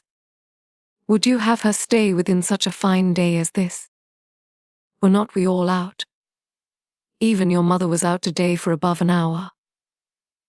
"Yes, indeed, Edmund," added her ladyship, who had been thoroughly awakened by Norris's sharp reprimand to Fanny. "I was out above an hour. I sat 3/4 of an hour in the flower garden, while Fanny cut the roses, and very pleasant it was, I assure you, but very hot. It was shady enough in the alcove, but I declare I quite dreaded the coming home again." "Fanny has been cutting roses, has she?" "Yes, and I am afraid they will be the last this year. Poor thing. She found it hot enough, but they were so full-blown that one could not wait. There was no help for it." "Certainly," rejoined Mrs. Norris, in a rather softened voice, "but I question whether her headache might not be caught then, sister. There is nothing so likely to give it as standing and stooping in a hot sun. But I dare say it will be well tomorrow. Suppose you let her have your aromatic vinegar. I always forget to have mine filled." "She has got it," said Lady Bertram. "She has had it ever since she came back from your house the second time." "What?" cried Edmund. "Has she been walking as well as cutting roses? Walking across the hot park to your house? And doing it twice?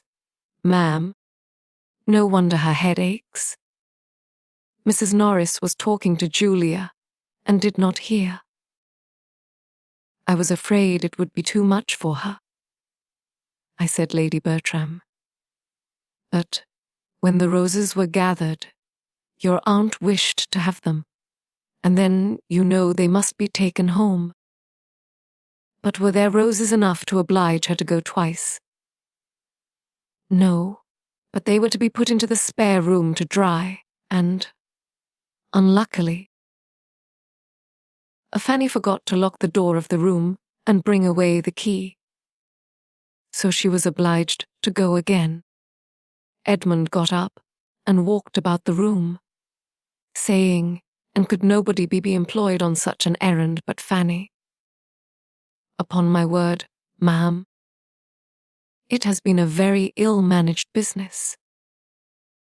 I am sure I do not know how it was to have been done better," cried Mrs. Norris. "Unable to be longer deaf, unless I had gone myself, indeed. But I cannot be in two places at once. And I was talking to Mr. Green at that very time about your mother's dairymaid, by her desire, and had promised John Groom to write to Mrs. Jeffreys about his son. And the poor fellow was waiting for me half an hour. I think nobody can justly accuse me of sparing myself upon any occasion.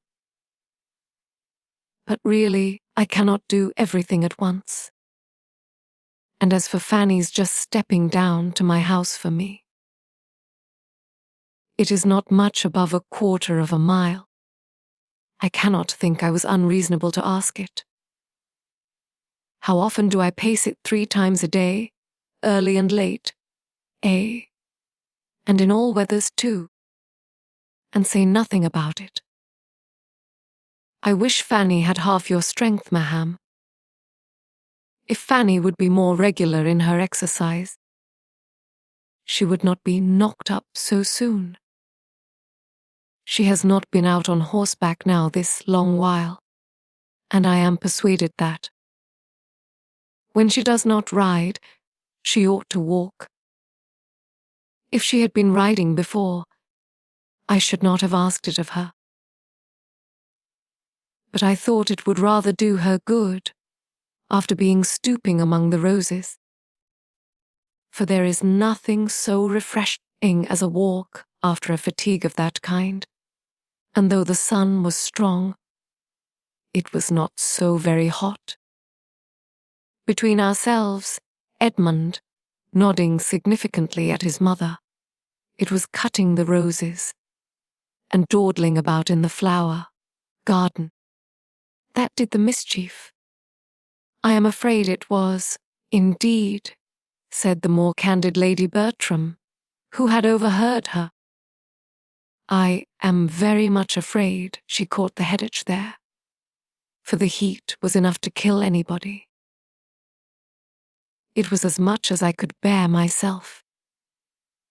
Sitting and calling to Pug, and trying to keep him from the flower beds, was almost too much for me. Edmund said no more to either lady, but going quietly to another table, on which the supper tray yet remained, brought a glass of Madeira to Fanny, and obliged her to drink the greater part. She wished to be able to decline it, but the tears, which a variety of feelings created, made it easier to swallow than to speak. Vexed as Edmund was with his mother and aunt, he was still more angry with himself. His own forgetfulness of her was worse than anything which they had done. Nothing of this would have happened had she been properly considered. But she had been left 4 days together without any choice of companions or exercise, and without any excuse for avoiding whatever her unreasonable aunts might require. He was ashamed to think that for 4 days together she had not had the power of riding, and very seriously resolved, however unwilling he must be to check a pleasure of Miss Crawford's, that it should never happen again. Fanny went to bed with her heart as full as on the first evening of her arrival at the park. The state of her spirits had probably had its share in her indisposition, for she had been feeling neglected, and been struggling against discontent and envy for some days past. As she leant on the sofa, to which she had retreated, that she might not be seen, the pain of her mind had been much beyond that in her head, and the sudden change which Edmund's kindness had then occasioned made her hardly know how to support herself. Chapter 8. Fanny's rides recommenced the very next day, and as it was a pleasant, fresh, feeling morning, less hot than the weather had lately been, Edmund trusted that her losses, both of health and pleasure, would be soon made good. While she was gone, Mr. Rushworth arrived, escorting his mother, who came to be civil, and to shew her civility especially. In urging the execution of the plan for visiting Southerton, which had been started a fortnight before, and which, in consequence of her subsequent absence from home, had since lain dormant, Mrs. Norris and her nieces were all well pleased with its revival, and an early day was named and agreed to, provided Mr. Crawford should be disengaged. The young ladies did not forget that stipulation, and though Mrs. Norris would willingly have answered for his being so, they would neither authorize the liberty nor run the risk, and at last, on a hint from Miss Bertram, Mr. Rushworth discovered that the properest thing to be done was for him to walk down to the parsonage directly and call on Mr. Crawford and inquire whether Wednesday would suit him or not. Before his return, Mrs. Grant and Miss Crawford came in. Having been out some time and taken a different route to the house, they had not met him. Comfortable hopes, however, were given that he would find Mr. Crawford at home. The Southerton scheme was mentioned, of course. It was hardly possible, indeed, that anything else should be talked of, for Mrs. Norris was in high spirits about it, and Mrs. Rushworth, a well-meaning, civil, prosing, pompous woman, who thought nothing of consequence, but as it related to her own and her son's concerns, had not yet given over pressing Lady Bertram to be of the party.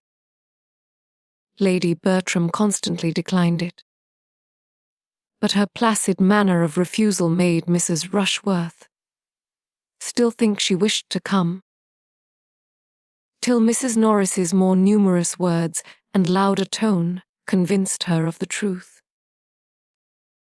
The fatigue would be too much for my sister, a great deal too much, I assure you, my dear Mrs. Rushworth. 10 miles there and 10 back, you know. You must excuse my sister on this occasion, and accept of our 2 dear girls and myself without her.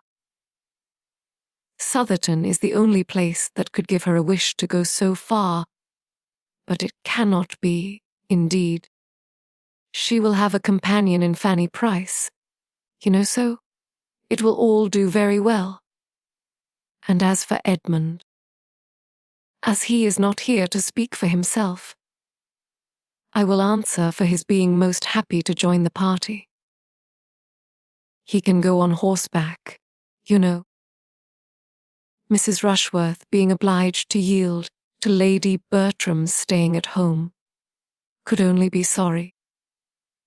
The loss of her ladyship's company would be a great drawback, and she should have been extremely happy to have seen the young lady too, Miss Price, who had never been at Southerton yet, and it was a pity she should not see the place. "You are very kind. You are all kindness, my dear madam," cried Mrs. Norris. "But as to Fanny, she will have opportunities in plenty of seeing Southerton. She has time enough before her, and her going now is quite out of the question. Lady Bertram could not possibly spare her." "Oh, no! I cannot do without Fanny." Mrs. Rushworth proceeded next, under the conviction that everybody must be wanting to see Southerton, to include Miss Crawford in the invitation, and though Mrs. Grant, who had not been at the trouble of visiting Mrs. Rushworth, on her coming into the neighbourhood, civilly declined it on her own account, she was glad to secure any pleasure for her sister, and Mary, properly pressed and persuaded, was not long in accepting her share of the civility. As Mr. Rushworth came back from the parsonage successful, and Edmund made his appearance just in time to learn what had been settled for Wednesday, to attend Mrs. Rushworth to her carriage, and walk halfway down the park with the two other ladies. On his return to the breakfast room, he found Mrs. Norris trying to make up her mind as to whether Miss Crawford's being of the party were desirable or not, or whether her brother's barouche would not be full without her. The Miss Bertrams laughed at the idea, assuring her that the barouche would hold four perfectly well, independent of the box, on which one might go with him. "But why is it necessary," said Edmund, "that Crawford's carriage, or his only, should be employed? Why is no use to be made of my mother's chaise? I could not, when the scheme was first mentioned the other day, understand why a visit from the family were not to be made in the carriage of the family." "What?" cried Julia. "Go boxed up 3 in a post-chaise in this weather, when we may have seats in a barouche? No, my dear Edmund, that will not quite do. Besides," said Maria, "I know that Mr. Crawford depends upon taking us. After what passed at first, he would claim it as a promise. And, my dear Edmund," added Mrs. Norris, "taking out 2 carriages when one will do would be trouble for nothing, and, between ourselves, Coachman is not very fond of the roads between this and Southerton. He always complains bitterly of the narrow lanes scratching his carriage, and you know one should not like to have dear Sir Thomas, when he comes home, find all the varnish scratched off. That would not be a very handsome reason for using Mr. Crawford's," said Maria. "But the truth is, that Wilcox is a stupid old fellow, and does not know how to drive. I will answer for it that we shall find no inconvenience from narrow roads on Wednesday. There is no hardship, I suppose, nothing unpleasant," said Edmund, "in going on the barouche box." "Unpleasant," cried Maria. "Oh dear!" I believe it would be generally thought the favourite seat. There can be no comparison as to one's view of the country. Probably Miss Crawford will choose the barouche box herself. There can be no objection, then, to Fanny's going with you. There can be no doubt of your having room for her. Fanny, repeated Mrs. Norris, my dear Edmund, there is no idea of her going with us. She stays with her aunt. I told Mrs. Rushworth so. She is not expected. You can have no reason, I imagine, madam, said he, addressing his mother, for wishing Fanny not to be of the party, but as it relates to yourself, to your own comfort. If you could do without her, you would not wish to keep her at home. To be sure not, but I cannot do without her. You can, if I stay at home with you, as I mean to do. There was a general cry out at this. Yes, he continued. There is no necessity for my going, and I mean to stay at home. Fanny has a great desire to see Southerton. I know she wishes it very much. She has not often a gratification of the kind, and I am sure, ma'am, you would be glad to give her the pleasure now.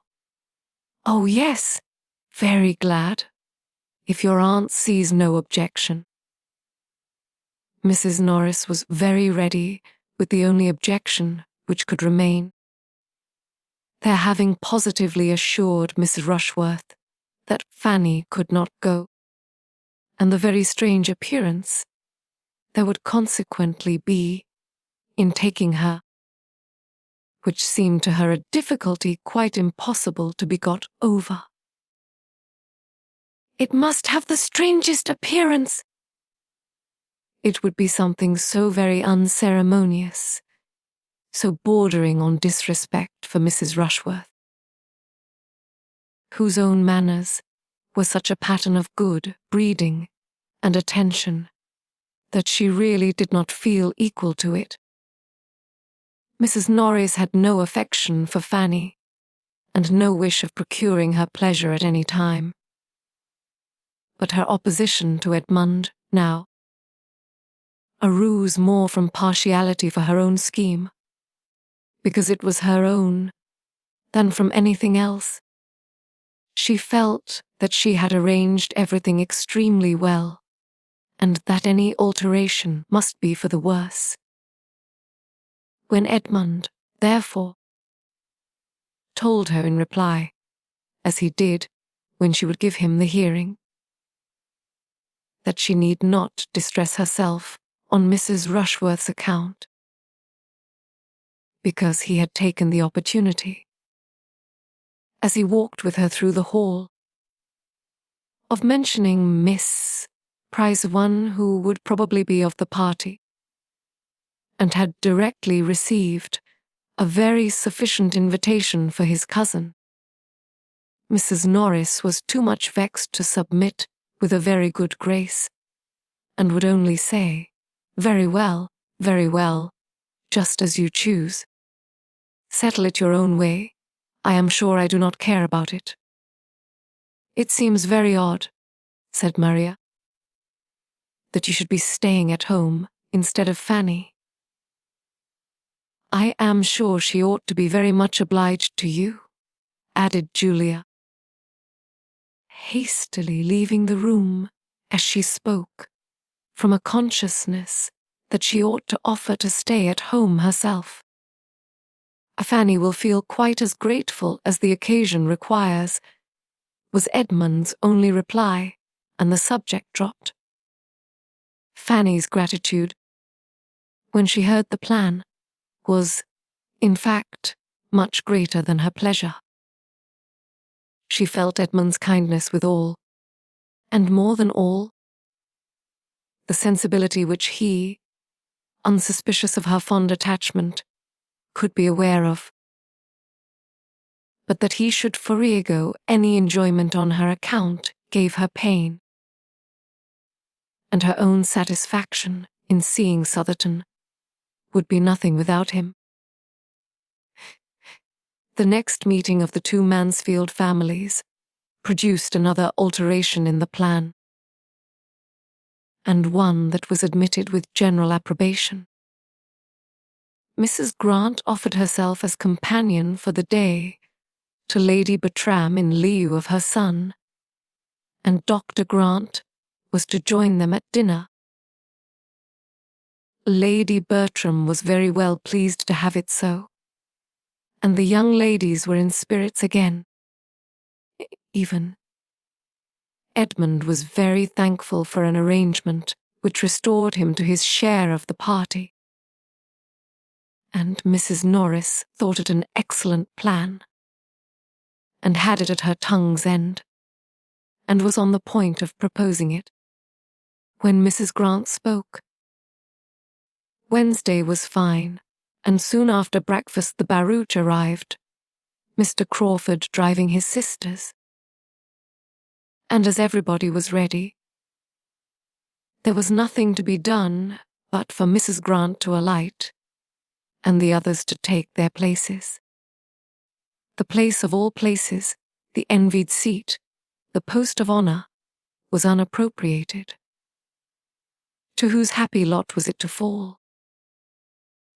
While each of the Miss Bertrams were meditating how best, and with the most appearance of obliging the others, to secure it, the matter was settled by Mrs. Grant saying, as she stepped from the carriage, "As there are 5 of you, it will be better that one should sit with Henry, and as you were saying lately that you wished you could drive, Julia, I think this will be a good opportunity for you to take a lesson."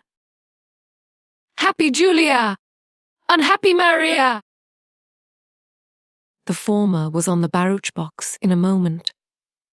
The latter took her seat within, in gloom and mortification, and the carriage drove off amid the good wishes of the 2 remaining ladies, and the barking of Pug in his mistress's arms. Their road was through a pleasant country, and Fanny, whose rides had never been extensive, was soon beyond her knowledge, and was very happy in observing all that was new, and admiring all that was pretty. She was not often invited to join in the conversation of the others, nor did she desire it. Her own thoughts and reflections were habitually her best companions, and, in observing the appearance of the country, the bearings of the roads, the difference of soil, the state of the harvest, the cottages, the cattle, the children, she found entertainment that could only have been heightened by having Edmund to speak of what she felt. That was the only point of resemblance between her and the lady who sat by her. In everything but a value for Edmund, a Miss Crawford was very unlike her. She had none of Fanny's delicacy of taste, of mind, of feeling. She saw nature, inanimate nature. With little observation, her attention was all for men and women, her talents for the light and lively. In looking back after Edmund, however, when there was any stretch of road behind them, or when he gained on them in ascending a considerable hill, they were united, and there he is broke at the same moment from them both, more than once. For the first 7 miles Miss Bertram had very little real comfort. Her prospect always ended in Mr. Crawford and her sister sitting side by side, full of conversation and merriment. And to see only his expressive profile as he turned with a smile to Julia, or to catch the laugh of the other, was a perpetual source of irritation, which her own sense of propriety could but just smooth over. When Julia looked back, it was with a countenance of delight, and whenever she spoke to them, it was in the highest spirits. Her view of the country was charming. She wished they could all see it, etc. But her only offer of exchange was addressed to Miss Crawford, as they gained the summit of a long hill, and was not more inviting than this. Here is a fine burst of country. I wish you had my seat, but I dare say you will not take it. Let me press you ever so much. And Miss Crawford could hardly answer, before they were moving again at a good pace. When they came within the influence of Sotherton associations, it was better for Miss Bertram, who might be said to have two strings to her bow. She had Rushworth feelings and Crawford feelings, and in the vicinity of Sotherton the former had considerable effect. Mr. Rushworth's consequence was hers. She could not tell Miss Crawford that those woods belonged to Sotherton. She could not carelessly observe that she believed that was now all Mr. Rushworth's property on each side of the road. Without elation of heart, and it was a pleasure to increase with their approach to the capital freehold mansion, and ancient manorial residence of the family, with all its rights of court leet and court baron. Now we shall have no more rough road, Miss Crawford. Our difficulties are over. The rest of the way is such as it ought to be. Mr. Rushworth has made it since he succeeded to the estate. Here begins the village. Those cottages are really a disgrace. The church spire is reckoned remarkably handsome. I am glad the church is not so close to the great house as often happens in old places. The annoyance of the bells must be terrible. There is the parsonage, a tidy-looking house, and I understand the clergyman and his wife are very decent people. Those are almshouses, built by some of the family. To the right is the steward's house. He is a very respectable man. Now we are coming to the lodge gates, but we have nearly a mile through the park still. It is not ugly, you see, at this end. There is some fine timber, but the situation of the house is dreadful. We go downhill to it for half a mile, and it is a pity, for it would not be an ill-looking place if it had a better approach. Miss Crawford was not slow to admire. She pretty well guessed Miss Bertram's feelings, and made it a point of honor to promote her enjoyment to the utmost. Mrs. Norris was all delight and volubility, and even Fanny had something to say in admiration, and might be heard with complacency. Her eye was eagerly taking in everything within her reach, and after being at some pains to get a view of the house, and observing that it was a sort of building which she could not look at, with respect, she added, "Now, where is the avenue?" "The house fronts the east, I perceive. The avenue, therefore, must be at the back of it. Mr. Rushworth talked of the west front." "Yes. It is exactly behind the house, begins at a little distance, and ascends for half a mile to the extremity of the grounds. You may see something of it here, something of the more distant trees, It is oak entirely.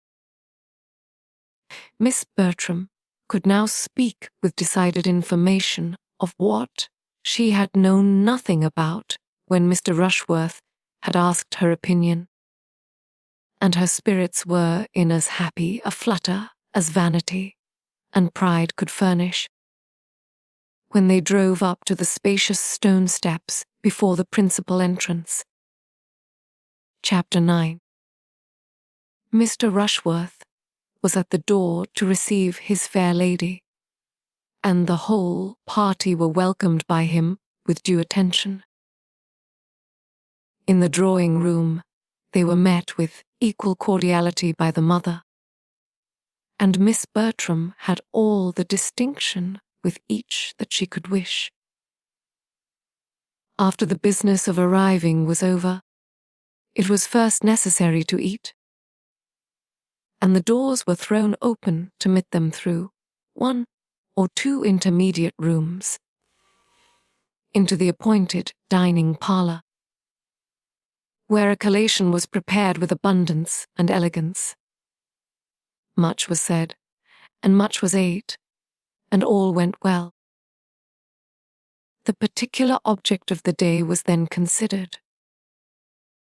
How would Mr. Crawford like, in what manner would he choose, to take a survey of the grounds?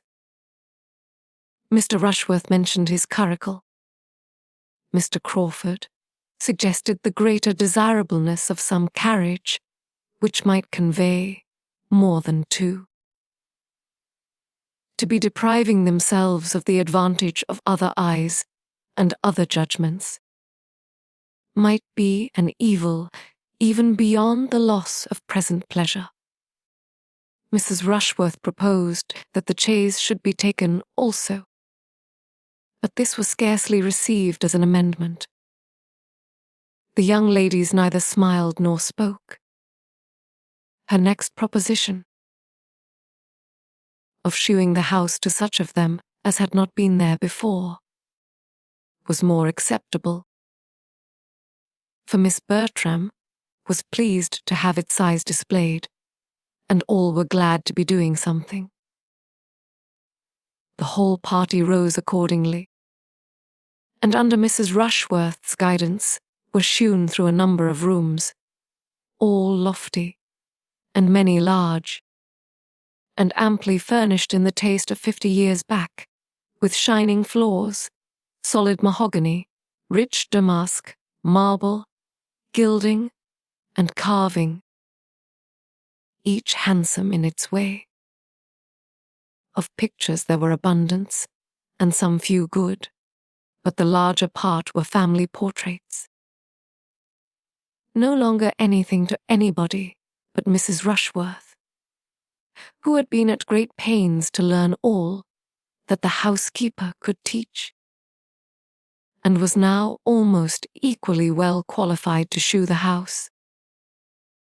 On the present occasion, she addressed herself chiefly to Miss Crawford and Fanny, but there was no comparison in the willingness of their attention for Miss Crawford, who had seen scores of great houses, and cared for none of them, had only the appearance of civilly listening, while Fanny, to whom everything was almost as interesting as it was new, attended with unaffected earnestness to all that Mr. Rushworth could relate of the family in former times, its rise and grandeur, regal visits and loyal efforts, delighted to connect anything with history already known, or warm her imagination with scenes of the past.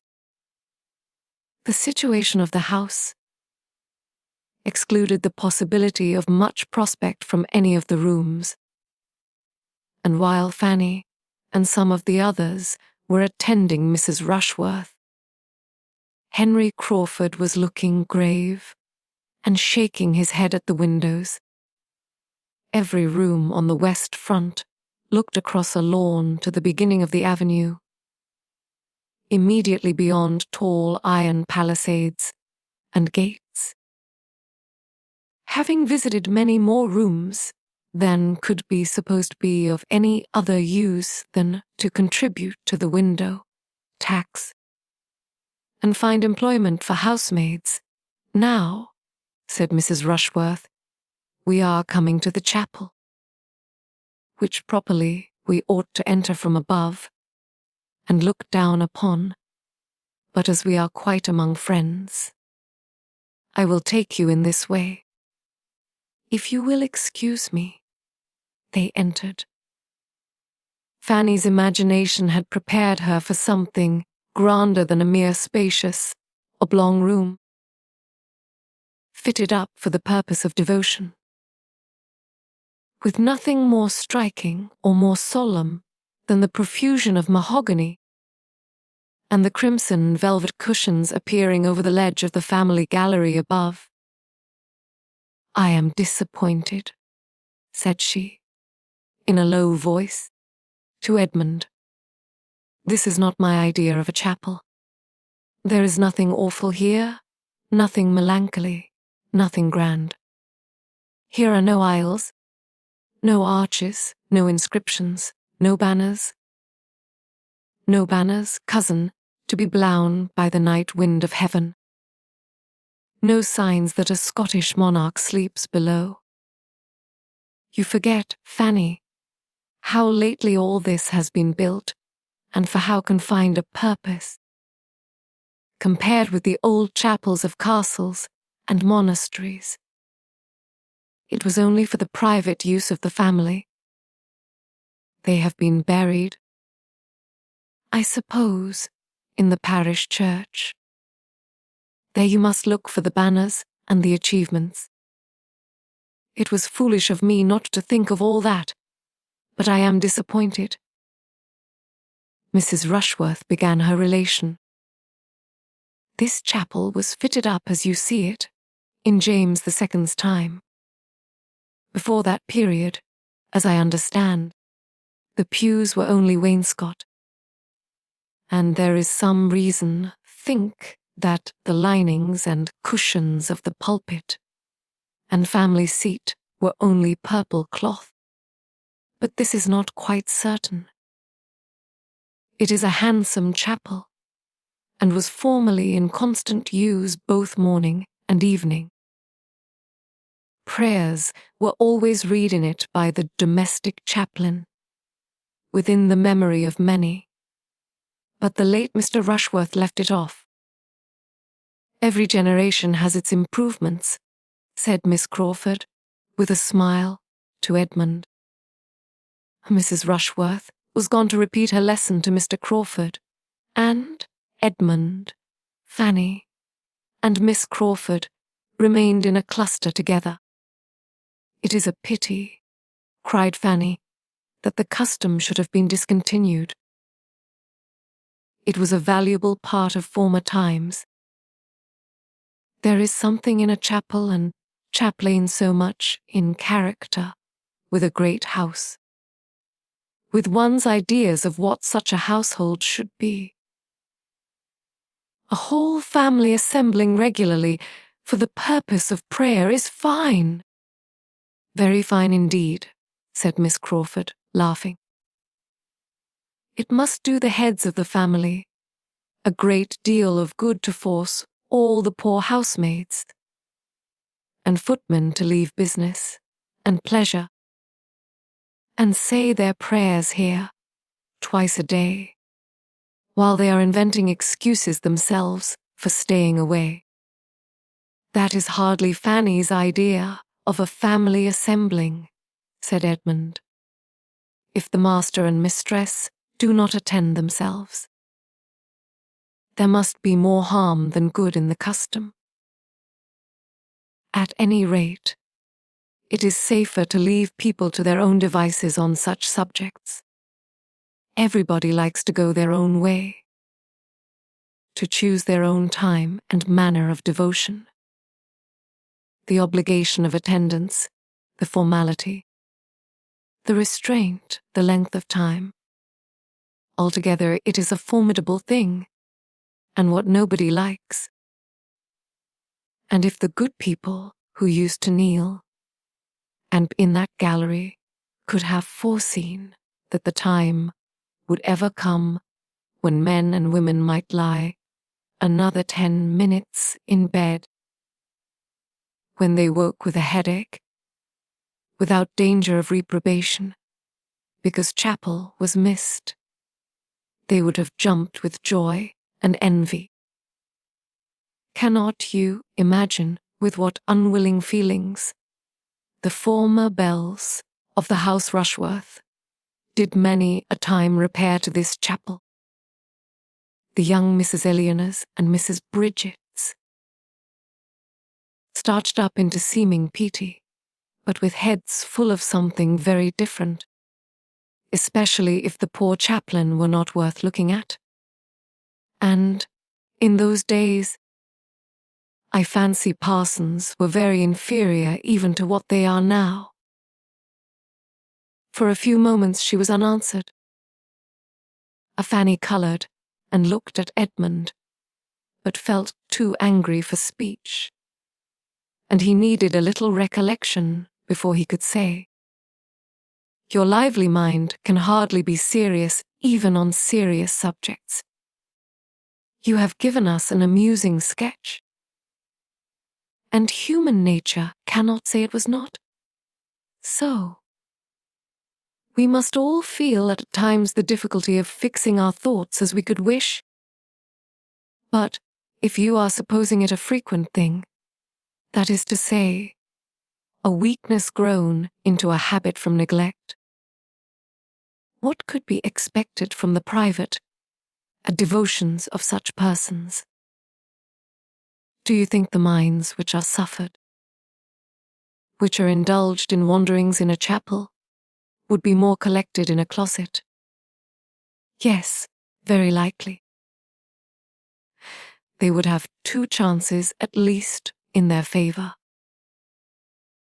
There would be less to distract the attention from without, and it would not be tried so long.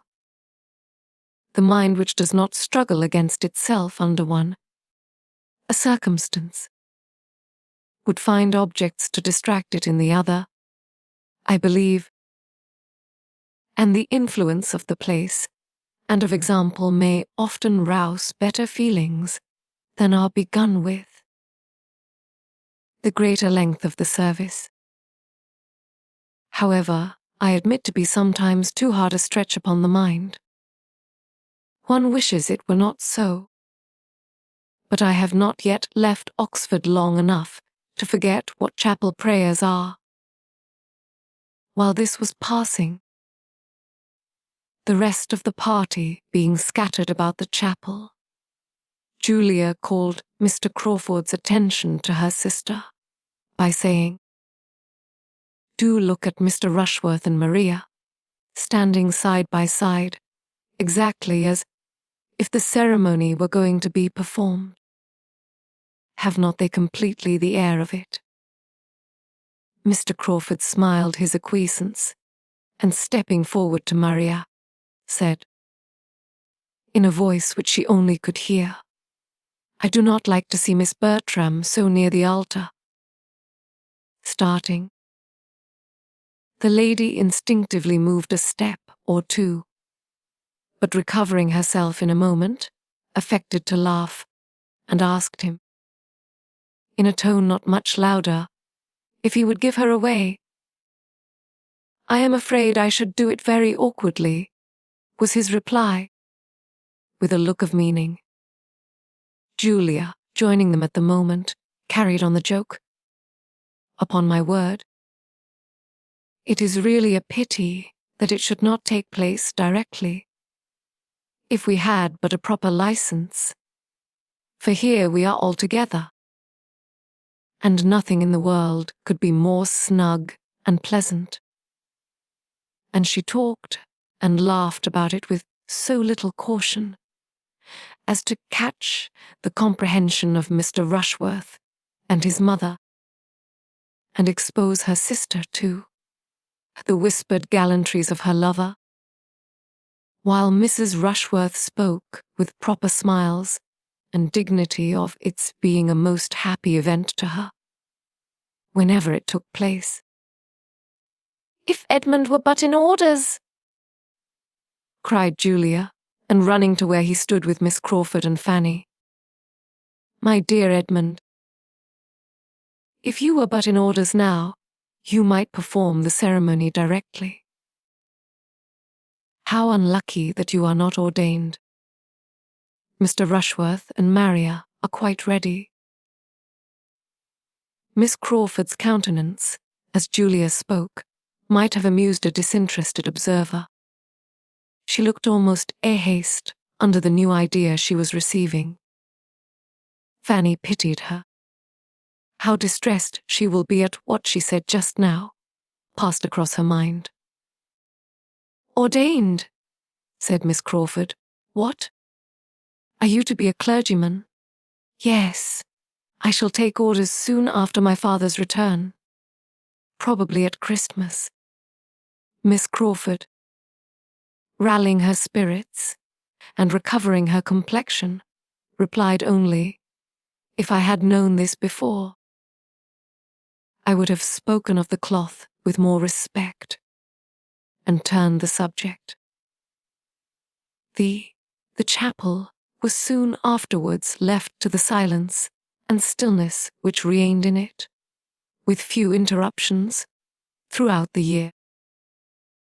Miss Bertram, displeased with her sister, led the way, and all seemed to feel that they had been there long enough. The lower part of the house had been now entirely shewn, and Mrs. Rushworth, never wary in the cause, would have proceeded towards the principal staircase, and taken them through all the rooms above, if her son had not interposed with a doubt of there being time enough. "For if," said he, with the sort of self-evident proposition which many a clearer head does not always avoid, "we are too long going over the house. We shall not have time for what is to be done out of doors. It is past 2, and we are to dine at 5. Mrs. Rushworth submitted, and the question of surveying the grounds, with the who and the how, was likely to be more fully agitated, and Mrs. Norris was beginning to arrange by what junction of carriages and horses most could be done, when the young people, meeting with an outward door temptingly open on a flight of steps which led immediately to turf and shrubs, and all the suites of pleasure grounds, as by one impulse, one wish for air and liberty, all walked out. "Suppose we turn down here for the present," said Mrs. Rushworth, civilly taking the hint and following them. "Here are the greatest number of our plants, and here are the curious pheasants." "Query," said Mr. Crawford, looking round him, "whether we may not find something to employ us here before we go farther. I see walls of great promise. Mr. Rushworth, shall we summon a council on this lawn?"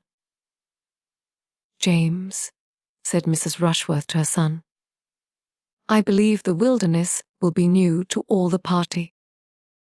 The Miss Bertrams have never seen the wilderness yet." No objection was made, but for some time there seemed no inclination to move in any plan, or to any distance.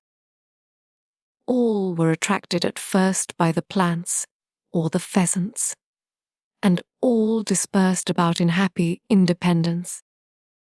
Mr. Crawford was the first to move forward to examine the capabilities of that end of the house.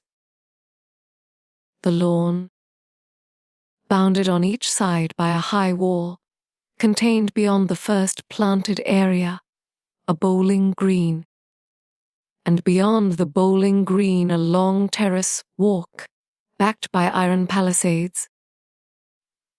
and commanding a view over them into the tops of the trees of the wilderness immediately adjoining. It was a good spot for fault-finding. Mr. Crawford was soon followed by Miss Bertram and Mr. Rushworth, and when, after a little time, the others began to form into parties, these three were found in busy consultation on the terrace by Edmund, Miss Crawford, and Fanny, who seemed as naturally to unite, and who, after a short participation of their regrets and difficulties, left them and walked on. The remaining three, Mrs. Rushworth, Miss Norris, and Julia, were still far behind, for Julia, whose happy star no longer prevailed, was obliged to keep by the side of Mrs. Rushworth, and restrain her impatient feet to that lady's slow pace, while her aunt, having fallen in with the housekeeper, who was come out to feed the pheasants, was lingering behind in gossip with her. Poor Julia, the only one out of the 9, not tolerably satisfied with their lot, was now in a state of complete penance, and as different from the Julia of the Barouche box as could well be imagined. The politeness which she had been brought up to practice as a duty made it impossible for her to escape, while the want of that higher species of self-command, that just consideration of others, that knowledge of her own heart, that principle of right, which had not formed any essential part of her education, made her miserable under it. "This is insufferably hot," said Miss Crawford, when they had taken one turn on the terrace, and were drawing a second time to the door, in the middle which, open to the wilderness. "Shall any of us object to being comfortable? Here is a nice little wood, if one can but get into it.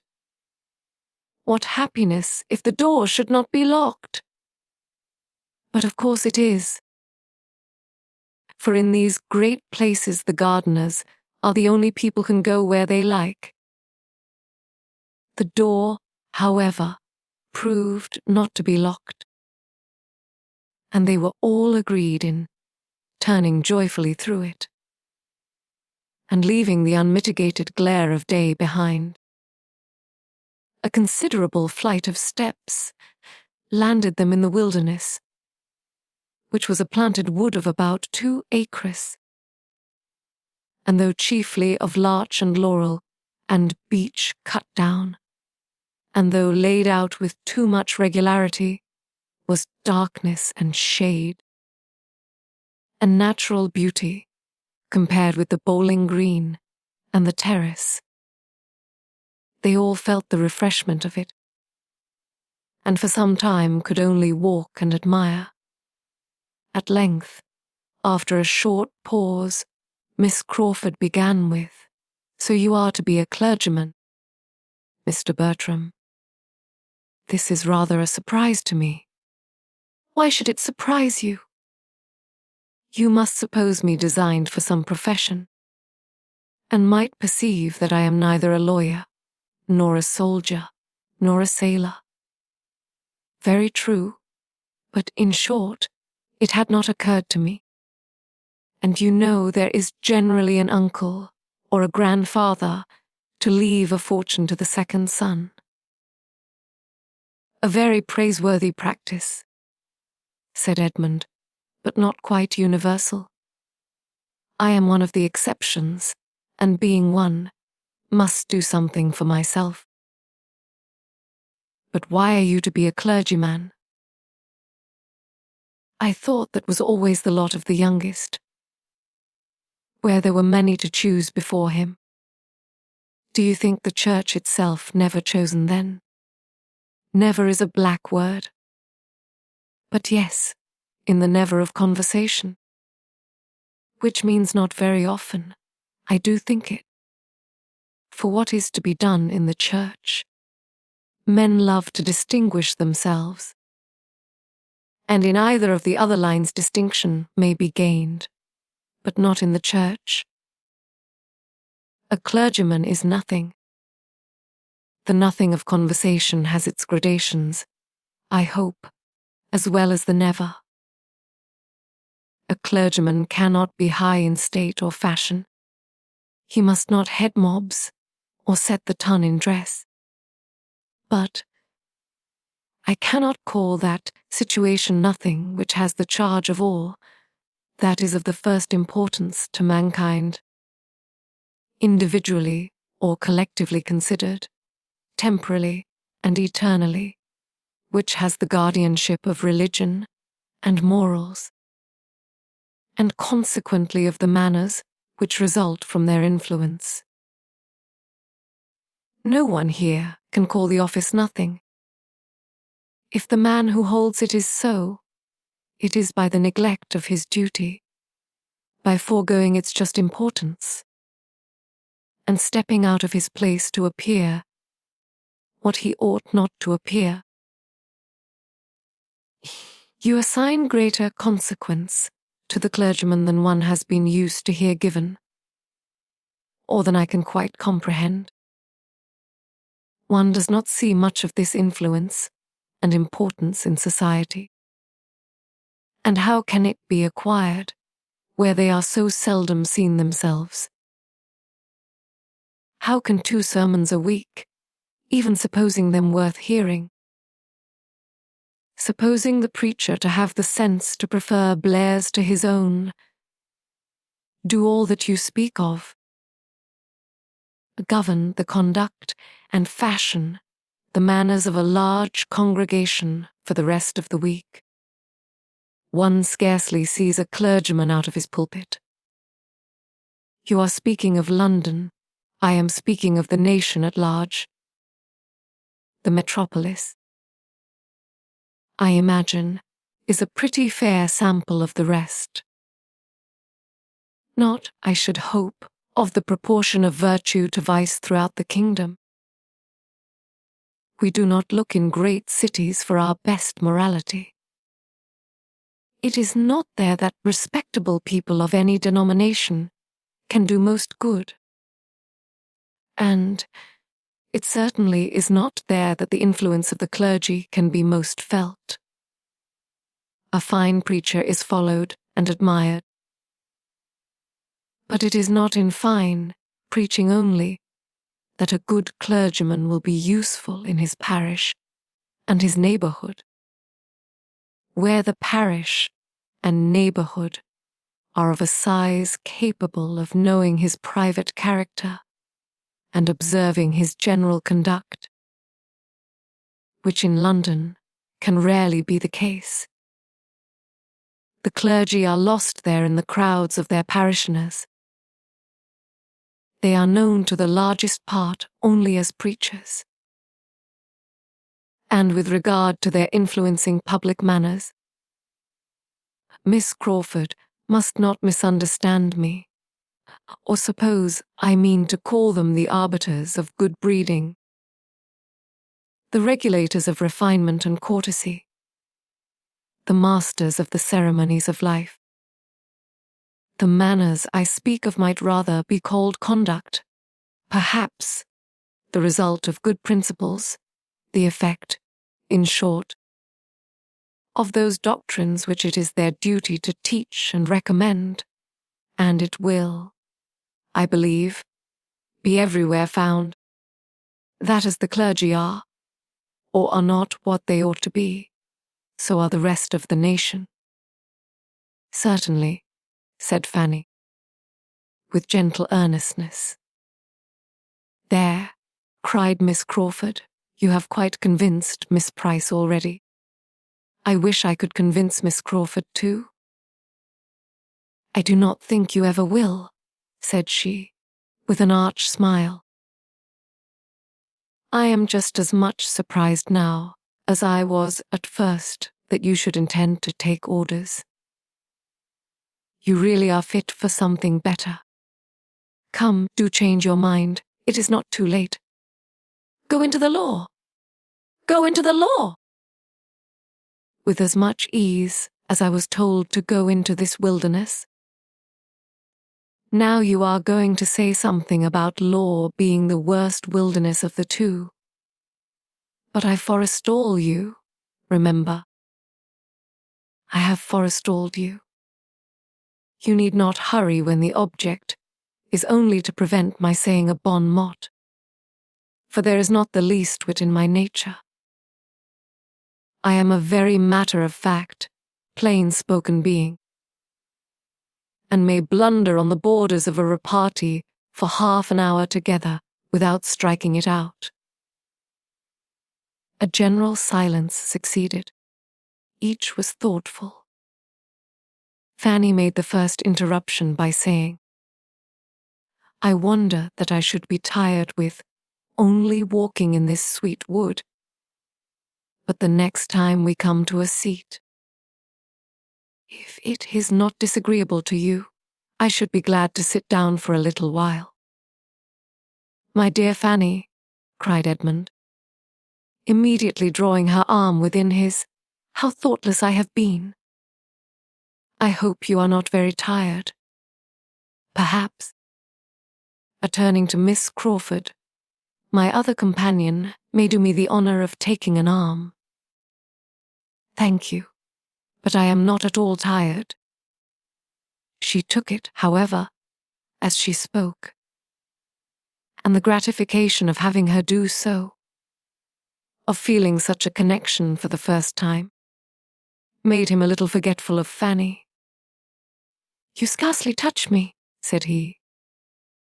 You do not make me of any use.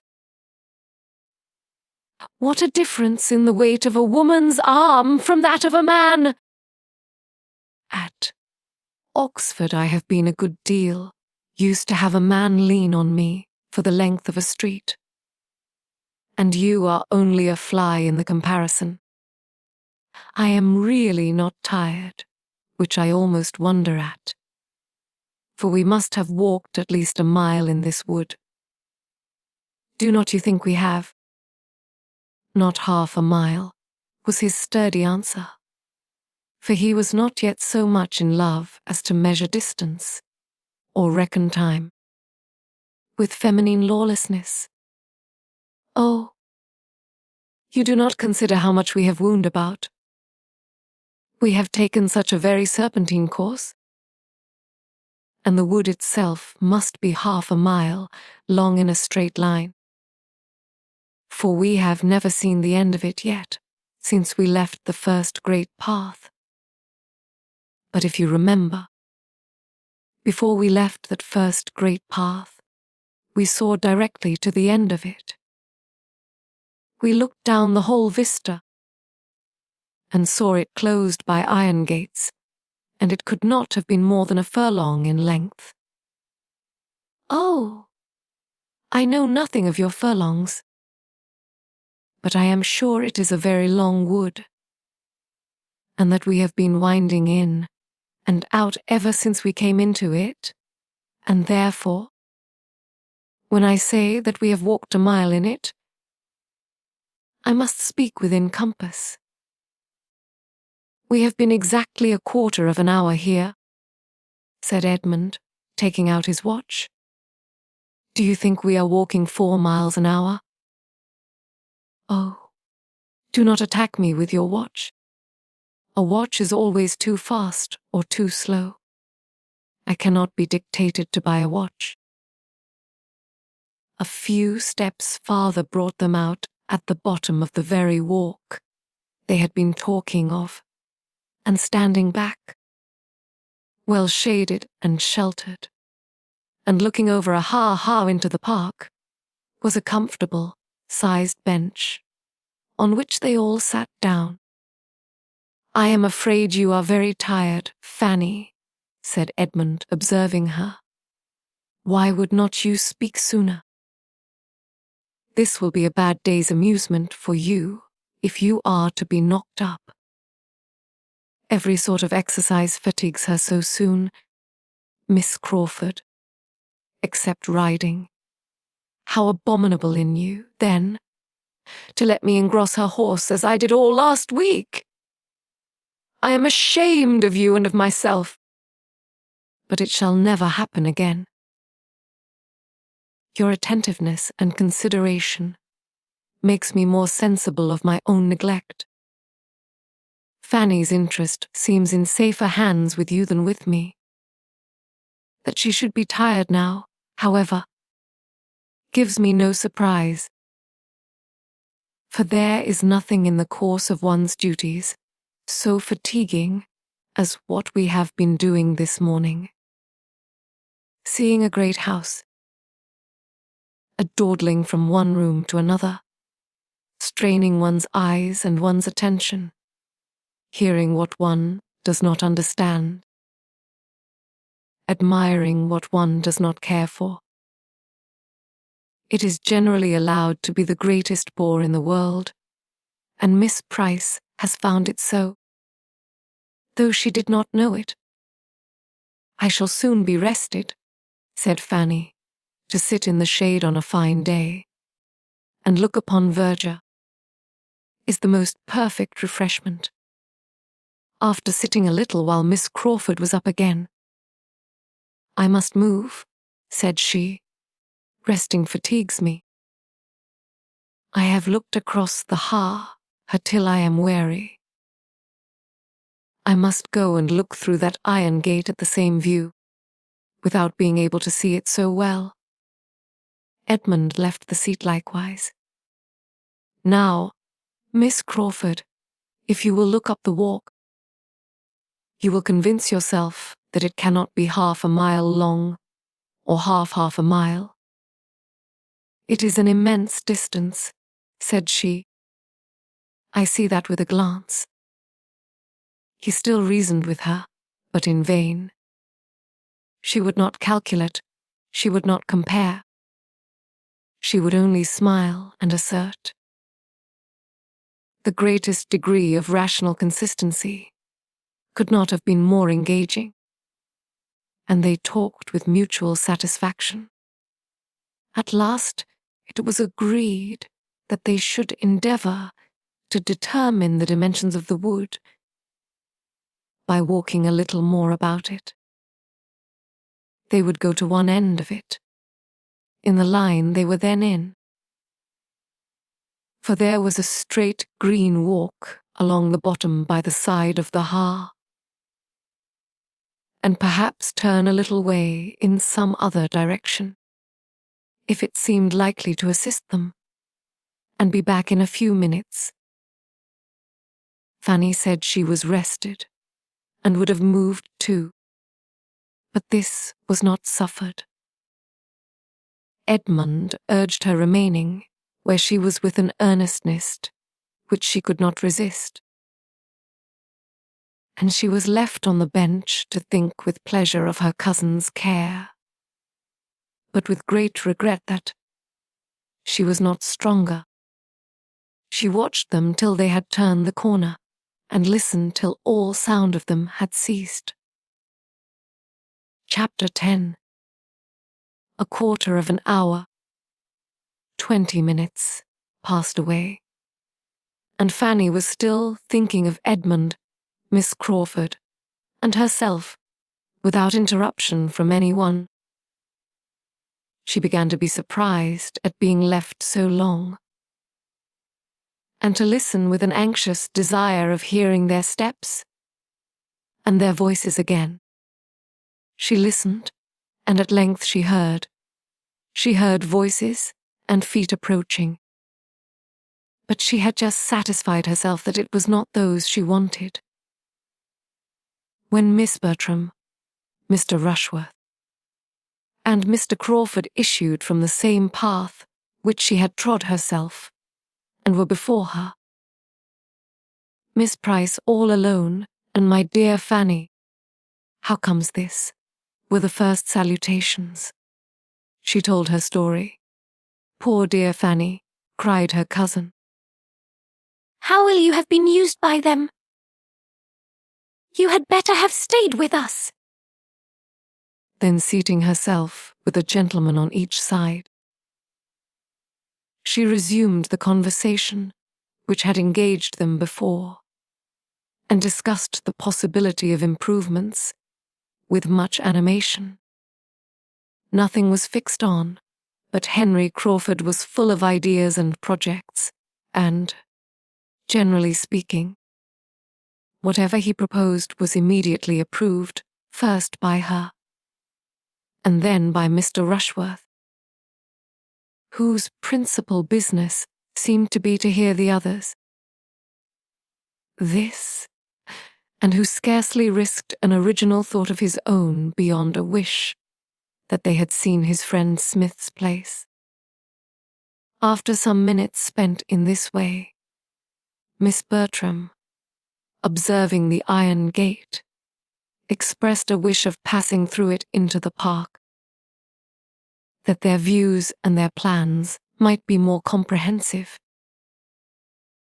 It was the very thing of all others to be wished. It was the best. It was the only way of proceeding with any advantage, in Henry Crawford's opinion, and he directly saw a knoll not half a mile off, which would give them exactly the requisite command of the house. Go therefore they must to that knoll, and through that gate. But the gate was locked. Mr. Rushworth wished he had brought the key. He had been very near thinking whether he should not bring the key. He was determined he would never come without the key again. But still this did not remove the present evil. They could not get through. And as Miss Bertram's inclination for so doing did by no means lessen, it ended in Mr. Rushworth's declaring outright that he would go and fetch the key. He set off accordingly. It is undoubtedly the best thing we can do now, as we are so far from the house already, said Mr. Crawford, when he was gone. Yes, there is nothing else to be done. But now, sincerely, do not you find the place altogether worse than you expected? No, indeed. I far otherwise. I find it better, grander, more complete in its style, though that style may not be the best. And to tell you the truth, speaking rather lower, I do not think that I shall ever see Sotherton again with so much pleasure as I do now. Another summer will hardly improve it to me.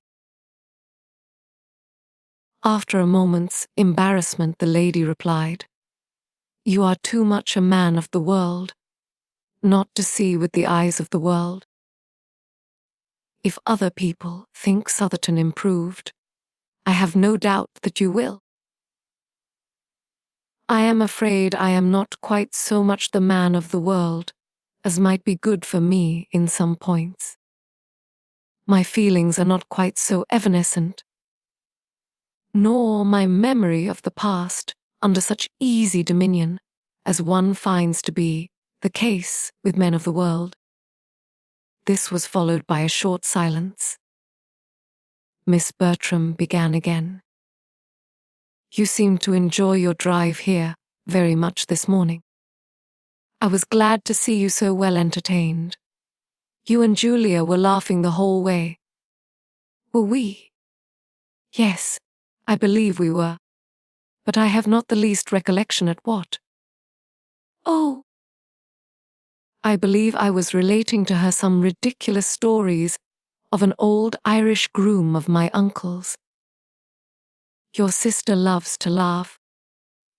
You think her more light-hearted than I am. More easily amused, he replied, consequently, smiling, better company. I could not have hoped to entertain you with Irish anecdotes during a 10 miles drive. Naturally, I believe, I am as lively as Julia, but I have more to think of now. You have, undoubtedly, and there are situations in which very high spirits would denote insensibility. Your prospects, however, are too fair to justify want of spirits. You have a very smiling scene before you. Do you mean literally or figuratively? Literally, I conclude. Yes, certainly, the sun shines, and the park looks very cheerful. But unluckily that iron gate, that had I give me a feeling of restraint and hardship. I cannot get out, as the starling said. As she spoke, and it was with expression, she walked to the gate. He followed her. Mr. Rushworth is so long fetching this key. And for the world you would not get out without the key and Mr. Rushworth's authority and protection. Or I think you might, with little difficulty, pass round the edge of the gate. Here, with my assistance, I think it might be done. If you really wish to be more at large, and could allow yourself to think it not prohibited. Prohibited? Nonsense. I certainly can get out that way, and I will. Mr. Rushworth will be here in a moment, you know. We shall not be out of sight. Or if we are, Miss Price will be so good as to tell him that he will find us near that knoll. The groove of oak on the knoll. Fanny, feeling all this to be wrong, could not help making an effort to prevent it. You will hurt yourself, Miss Bertram, she cried.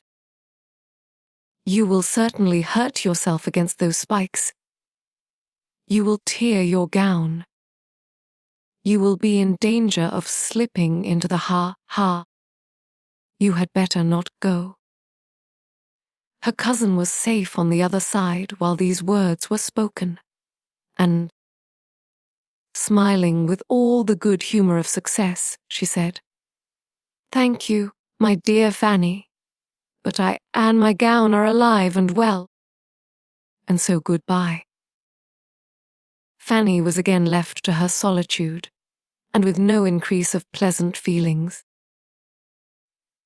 For she was sorry for almost all that she had seen and heard, astonished at Miss Bertram, and angry with Mr. Crawford. By taking a circuitous, and, as it appeared to her, very unreasonable direction to the knoll, they were soon beyond her eye, and for some minutes longer she remained without sight or sound of any companion. She seemed to have the little wood all to herself. She could almost have thought that Edmund and Miss Crawford had left it, but that it was impossible for Edmund to forget her so entirely.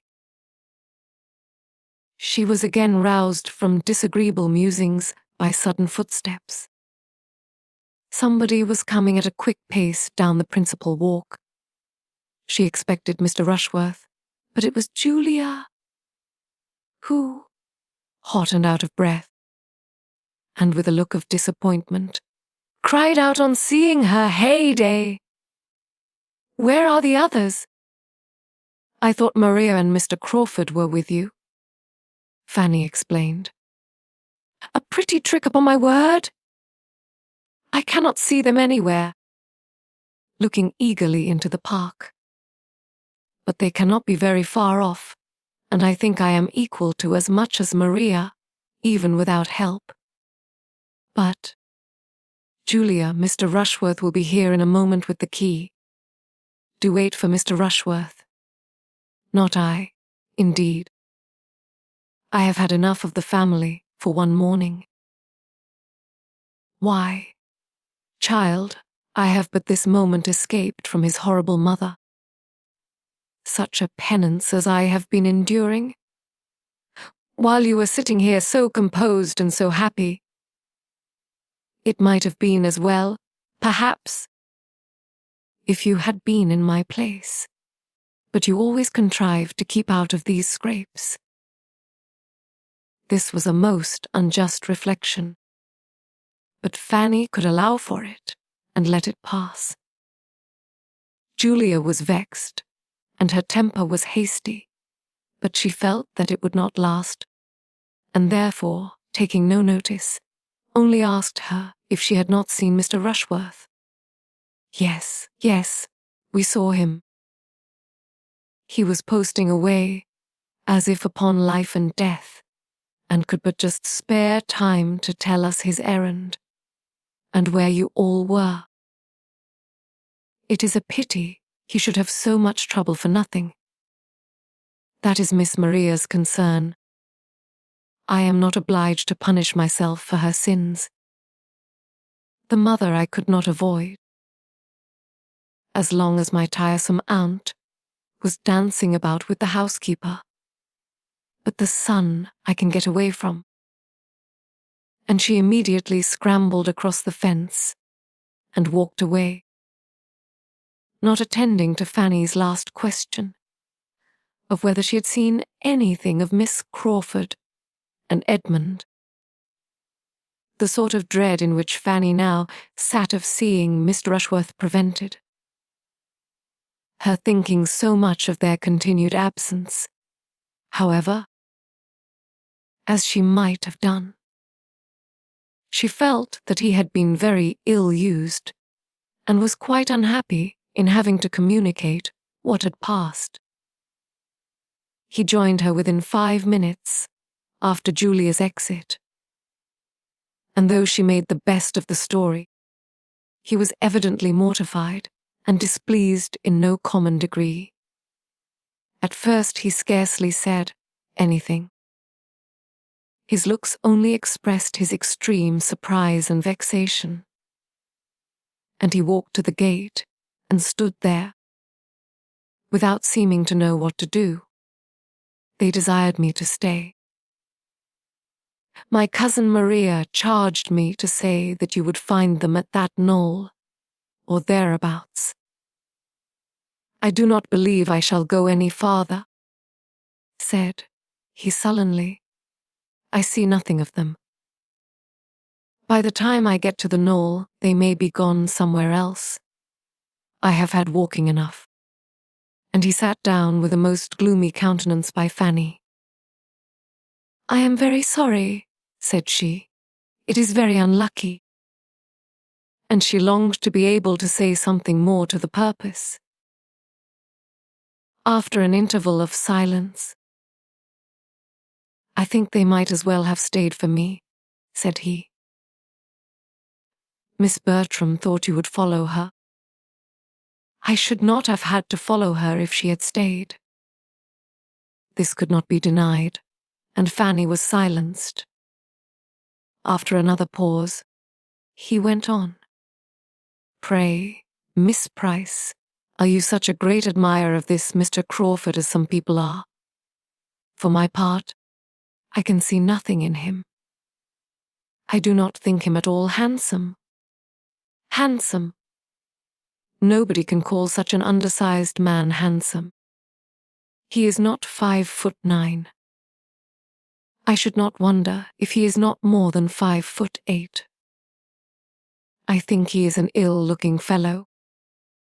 In my opinion, these Crawfords are no addition at all. We did very well without them." A small sigh escaped Fanny here, and she did not know how to contradict him. If I had made any difficulty about fetching the key, there might have been some excuse. But I went the very moment she said she wanted it. Nothing could be more obliging than your manner, I am sure. And I dare say you walked as fast as you could. But still it is some distance. You know, from this spot to the house. Quite into the house.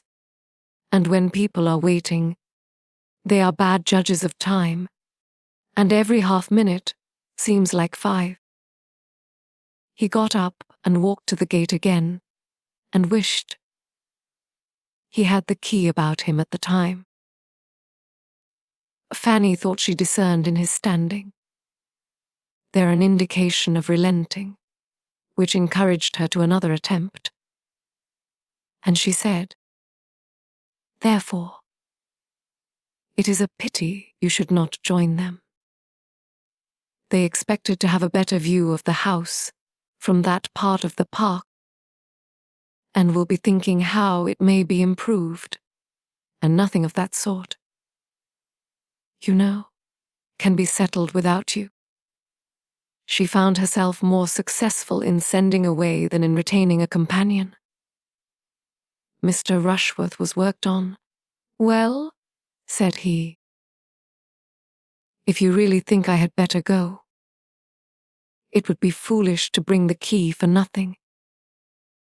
And letting himself out, he walked off without farther ceremony. Fanny's thoughts were now all engrossed by the two who had left her so long ago, and getting quite impatient, she resolved to go in search of them. She followed their steps along the bottom walk, and had just turned up into another, when the voice and the laugh of Miss Crawford once more caught her ear. The sound approached, and a few more windings brought them before her.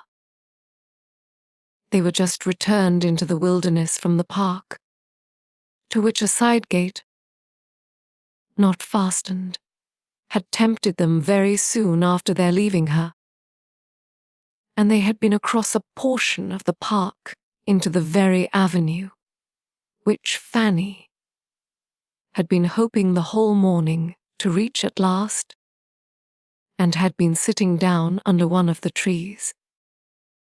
This was their history. It was evident that they had been spending their time pleasantly, and were not aware of the length of their absence. Fanny's best consolation was in being assured that Edmund had wished for her very much, and that he should certainly have come back for her. Had she not been tired already? But this was not quite sufficient to do away with the pain of having been left a whole hour, when he had talked of only a few minutes, nor to banish the sort of curiosity she felt to know what they had been conversing about all that time. And the result of the whole was to her disappointment and depression, as they prepared by general agreement to return to the house. On reaching the bottom of the steps to the terrace, Mrs. Rush and Miss Norris presented themselves at the top, just ready for the wilderness, at the end of an hour and a half from their leaving the house. Mrs. Norris had been too well employed to move faster. Whatever cross accidents had occurred to intercept the pleasures of her nieces, she had found a morning of complete enjoyment, for the housekeeper, after a great many courtesies on the subject of pheasants, had taken her to the dairy, told her all about their cows, and given her the receipt for a famous cream cheese. And since Julia's leaving them, they had been met by the gardener, with whom she had made a most satisfactory acquaintance, for she had set him right as to his grandson's illness, convinced him that it was an ague, and promised him a charm for it. And he, in return, had shewn her all his choicest nursery of plants, and actually presented her with a very curious specimen of heath. On this rencontre they all returned to the house together, there to lounge away the time as they could with sofas, and chit-chat, and quarterly reviews, till the return of the others, and the arrival of dinner. It was late before the Miss Bertrams, and the two gentlemen came in, and their ramble did not appear to have been more than partially agreeable, or at all productive of anything useful with regard to the object of the day. By their own accounts, they had been all walking after each other, and the junction which had taken place at last seemed, to Fanny's observation, to have been as much too late for establishing harmony, as it confessedly had been for determining on any alteration. She felt, as she looked at Julia and Mr. Rushworth, that hers was not the only dissatisfied bosom amongst them. There was gloom on the face of each. Mr. Crawford and Miss Bertram were much more gay, and she thought that he was taking particular pains, during dinner, to do away any little resentment of the other two, and restore general good humour. Dinner was soon followed by tea and coffee. A 10 miles drive home allowed no waste of hours, and from the time of their sitting down to table, it was a quick succession of busy nothings till the carriage came to the door, and Mrs. Norris, having fidgeted about, and obtained a few pheasant's eggs, and a cream cheese from the housekeeper, and made abundance of civil speeches to Mrs. Rushworth, was ready to lead the way. At the same moment Mr. Crawford, approaching Julia, said, "I hope I am not to lose my companion, unless she is afraid of the evening air in so exposed a seat." The request had not been foreseen, but was very graciously received, and Julia's day was likely to end almost as well as it began. Miss Bertram had made up her mind to something different, and was a little disappointed, but her conviction of being really the one preferred comforted her under it, and enabled her to receive Mr. Rushworth's parting attentions as she ought. He was certainly better pleased to hand her into the barouche than to assist her in ascending the box, and his complacency seemed confirmed by the arrangement. "Well, Fanny, this has been a fine day for you, upon my word," said Miss Norris, as they drove through the park. "Nothing but pleasure from beginning to end. I am sure you ought to be very much obliged to your Aunt Bertram, and me for contriving to let you go. A pretty good day's amusement you had had. Maria was just discontented enough to say directly, 'I think you have done pretty well yourself, ma'am. Your lap seems full of good things, and here is a basket of something between us which has been knocking my elbow unmercifully. My dear, it is only a beautiful little heath, which that nice old gardener would make me take, but if it is in your way, I will have it in my lap directly. There, Fanny, you shall carry that parcel for me. Take great care of it. Do not let it fall. It is a cream cheese, just like the excellent one we had at dinner. Nothing would satisfy that good old Mrs. Wetacre but my taking one of the cheeses. I stood out as long as I could, till the tears almost came into her eyes, and I knew it was just the sort that my sister would be delighted with. That Mrs. Whiteacre is a treasure! She was quite shocked when I asked her whether wine was allowed at the second table, and she has turned away 2 housemaids for wearing white gowns. Take care of the cheese, Fanny. Now I can manage the other parcel and the basket very well. What else have you been sponging? Said Maria, half pleased that Southerton should be so complimented. Sponging, my dear. It is nothing but 4 of those beautiful pheasant's eggs, which Mrs. Whitaker would quite force upon me. She would not take a denial. She said it must be such an amusement to me, as she understood I lived quite alone, to have a few living creatures of that sort. And so to be sure it will. I shall get the dairymaid to set them under the first spare hen. And if they come to good, I can have them moved to my own house and borrow a coop, and it will be a great delight in my lonely hours to attend to them. And if I have good luck, your mother shall have some. It was a beautiful evening, mild and still, and the drive was as pleasant as the serenity of nature could make it. But when Mrs. Norris ceased speaking, it was altogether a silent drive to those within.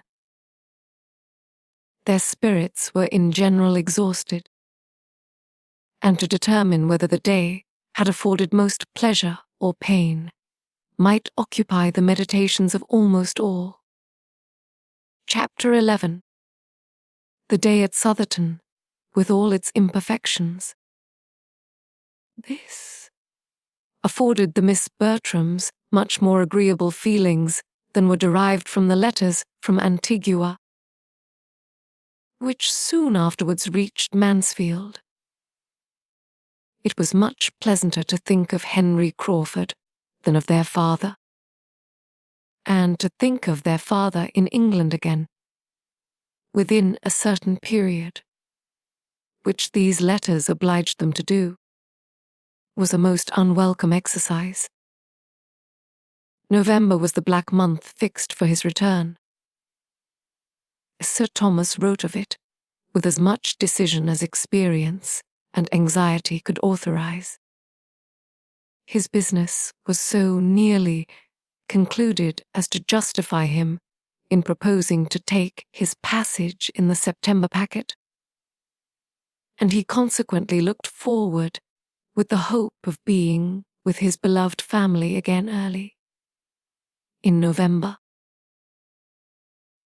Maria was more to be pitied than Julia, for to her the father brought a husband, and the return of the friend most solicitous for her happiness would unite her to the lover, on whom she had chosen that happiness should depend. It was a gloomy prospect, and all she could do was to throw a mist over it, and hope, when the mist cleared away, she should see something else. It would hard be early in November. There were generally delays. A bad passage or something, that favouring something which everybody who shuts their eyes while they look, or their understandings while they reason, feels the comfort of. It'd probably be the middle of November at least. The middle of November was 3 months off. 3 months comprised 13 weeks. Much might happen in 13 weeks. Sir Thomas would have been deeply mortified by a suspicion of half that his daughters felt on the subject of his return, and would hardly have found consolation in a knowledge of the interest it excited in the breast of another young lady, Miss Crawford. On walking up with her brother to spend the evening at Mansfield Park, heard the good news, and though seeming to have no concern in the affair beyond politeness, and to have vented all her feelings in a quiet congratulation, heard it with an attention not so easily satisfied. Mrs. Norris gave particulars of the letters, and the subject was dropped. But after tea, as Miss Crawford was standing at an open window with Edmund and Fanny looking out on a twilight scene, while the Miss Bertrams, Mr. Rushworth, and Henry Crawford were all busy with candles at the pianoforte, she suddenly revived it by turning round towards the group and saying, "How happy Mr. Rushworth looks! He is thinking of November." Edmund looked round at Mr. Rushworth too, but had nothing to say. "Your father's return will be a very interesting event." "It will.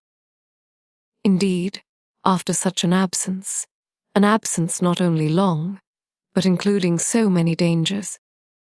It will be the forerunner also of other interesting events. Your sister's marriage, and your taking orders?"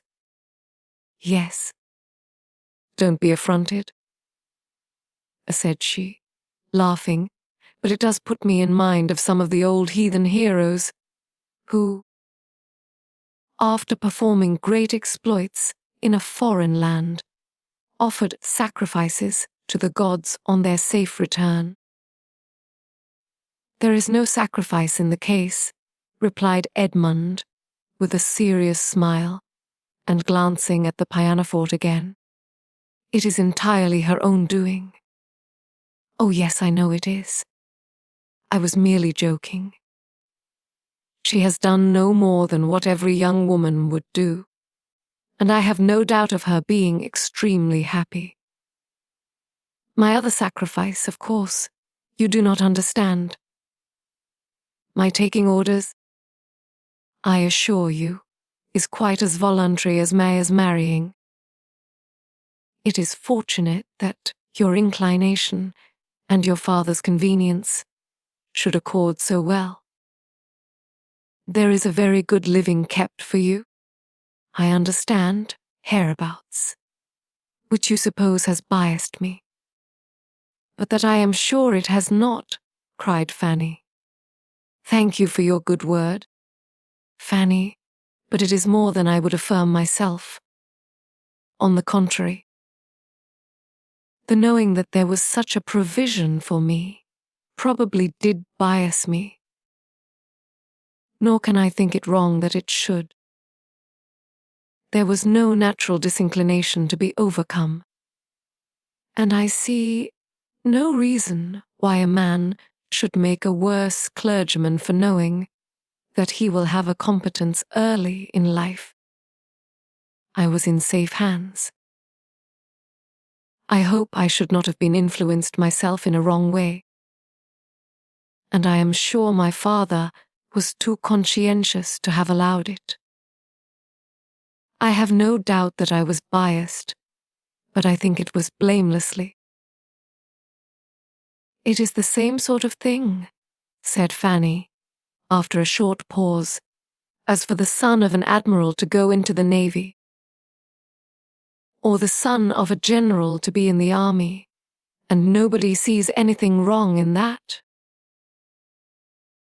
Nobody wonders that they should prefer the line where their friends can serve them best, or suspects them to be less in earnest in it than they appear.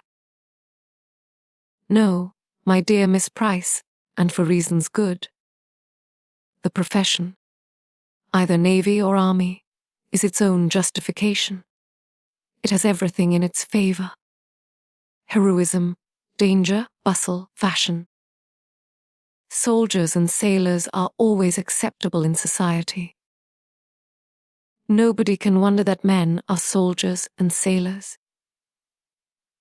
But the motives of a man who takes orders with the certainty of preferment may be fairly suspected, you think?"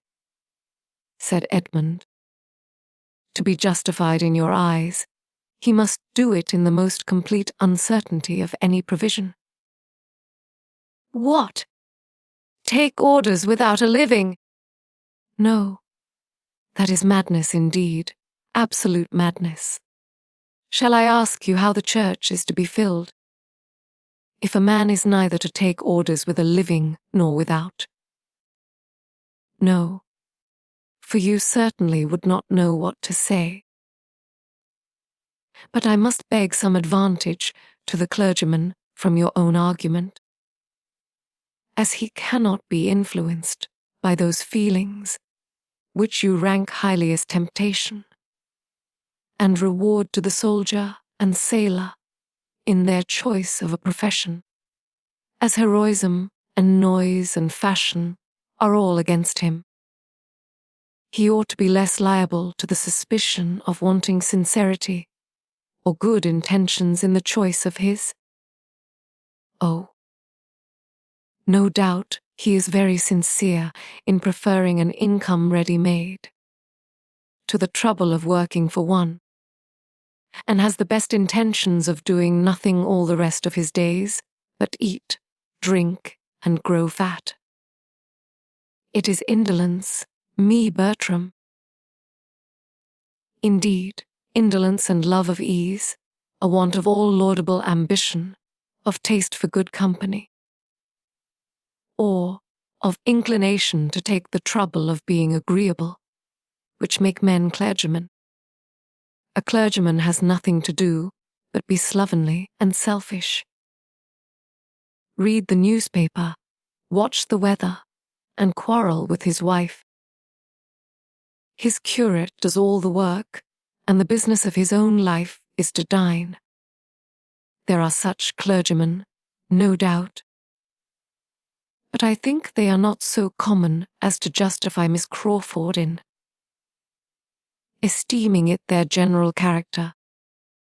I suspect that in this comprehensive and, may I say, commonplace censure, you are not judging from yourself, but from prejudiced persons, whose opinions you have been in the habit of hearing. It is impossible that your own observation can have given you much knowledge of the clergy. You can have been personally acquainted with very few of a set of men. You condemn so conclusively. You are speaking what you have been told at your uncle's table. I speak what appears to me the general opinion, and where an opinion is general, it is usually correct. Though I have not seen much of the domestic lives of clergymen, it is seen by too many to leave any deficiency of information. Where any one body of educated men, of whatever denomination, are condemned indiscriminately, there must be a deficiency of information or, smiling, of something else. Your uncle and his brother admirals perhaps knew little of clergymen beyond the chaplains whom, good or bad, they were always wishing away. Poor William! He has met with great kindness from the chaplain of the Antwerp, was a tender apostrophe of Fanny's, very much to the purpose of her own feelings, if not of the conversation. I have been so little addicted to take my opinions from my uncle, said Miss Crawford, that I can hardly suppose. And since you push me so hard, I must observe that I am not entirely without the means of seeing what clergymen are, a being at this present time the guest of my own brother, Dr. Grant. And though Dr. Grant is most kind and obliging to me, and though he is really a gentleman, and, I dare say, a good scholar and clever, and often preaches good sermons, and is very respectable, I see him to be an indolent, selfish bon vivant, who must have his palate consulted in everything, who will not steer a finger for the convenience of anyone, and who, moreover, if the cook makes a blunder, is out of humor with his excellent wife. To own the truth, Henry and I were partly driven out this very evening by a disappointment about a green goose, which he could not get the better of. My poor sister was forced to stay and bear it. I do not wonder at your disapprobation, upon my word. It is a great defect of temper, made worse by a very faulty habit of self-indulgence. And to see your sister suffering from it must be exceedingly painful to such feelings as yours. Fanny, it goes against us. We cannot attempt to defend Dr. Grant. No, replied Fanny, but we need not give up his profession for all that, because whatever profession Dr. Grant had chosen, he would have taken not a good temper into it, and as he must, either in the Navy or Army, have had a great many more people under his command than he has now. I think more would have been made unhappy by him as a sailor or soldier than as a clergyman. Besides, I cannot but suppose that, whatever there may be to wish otherwise in Dr. Grant, would have been in a greater danger of becoming worse in a more active and worldly profession, where he would have had less time and obligation, where he might have escaped that knowledge of himself, the frequency, at least, of that knowledge which it is impossible he should escape as he is now. A sensible man like Dr. Grant, cannot be in the habit of teaching others their duty every week, cannot go to church twice every Sunday, and preach such very good sermons in so good a manner as he does, without being the better for it himself. It must make him think, and I have no doubt that he oftener endeavors to restrain himself than would if he had been anything but a clergyman. We cannot prove to the contrary, to be sure, but I wish you a better fate, Miss Price, than to be the wife of a man whose amiableness depends upon his own sermons. For though he may preach himself into a good humor every Sunday, it will be bad enough to have him quarrelling about green geese from Monday morning till Saturday night. I think the man who could often quarrel with Fanny, said Edmund affectionately, must be beyond the reach of any sermons. Fanny turned farther into the window, and Miss Crawford had only time to say, in a pleasant manner, I fancy Miss Price has been more used to deserve praise than to hear it, when, being earnestly invited by the Miss Bertrams to join in a glee, she tripped off to the instrument, leaving Edmund looking after her in an ecstasy of admiration of all her many virtues, from her obliging manners down to her light and graceful tread. There goes good humor, I am sure, said he presently. There goes a temper which would never give pain. How well she walks! And how readily she falls in with the inclination of others, joining them the moment she is asked. What a pity, he added, after an instant's reflection, that she should have been in such hands.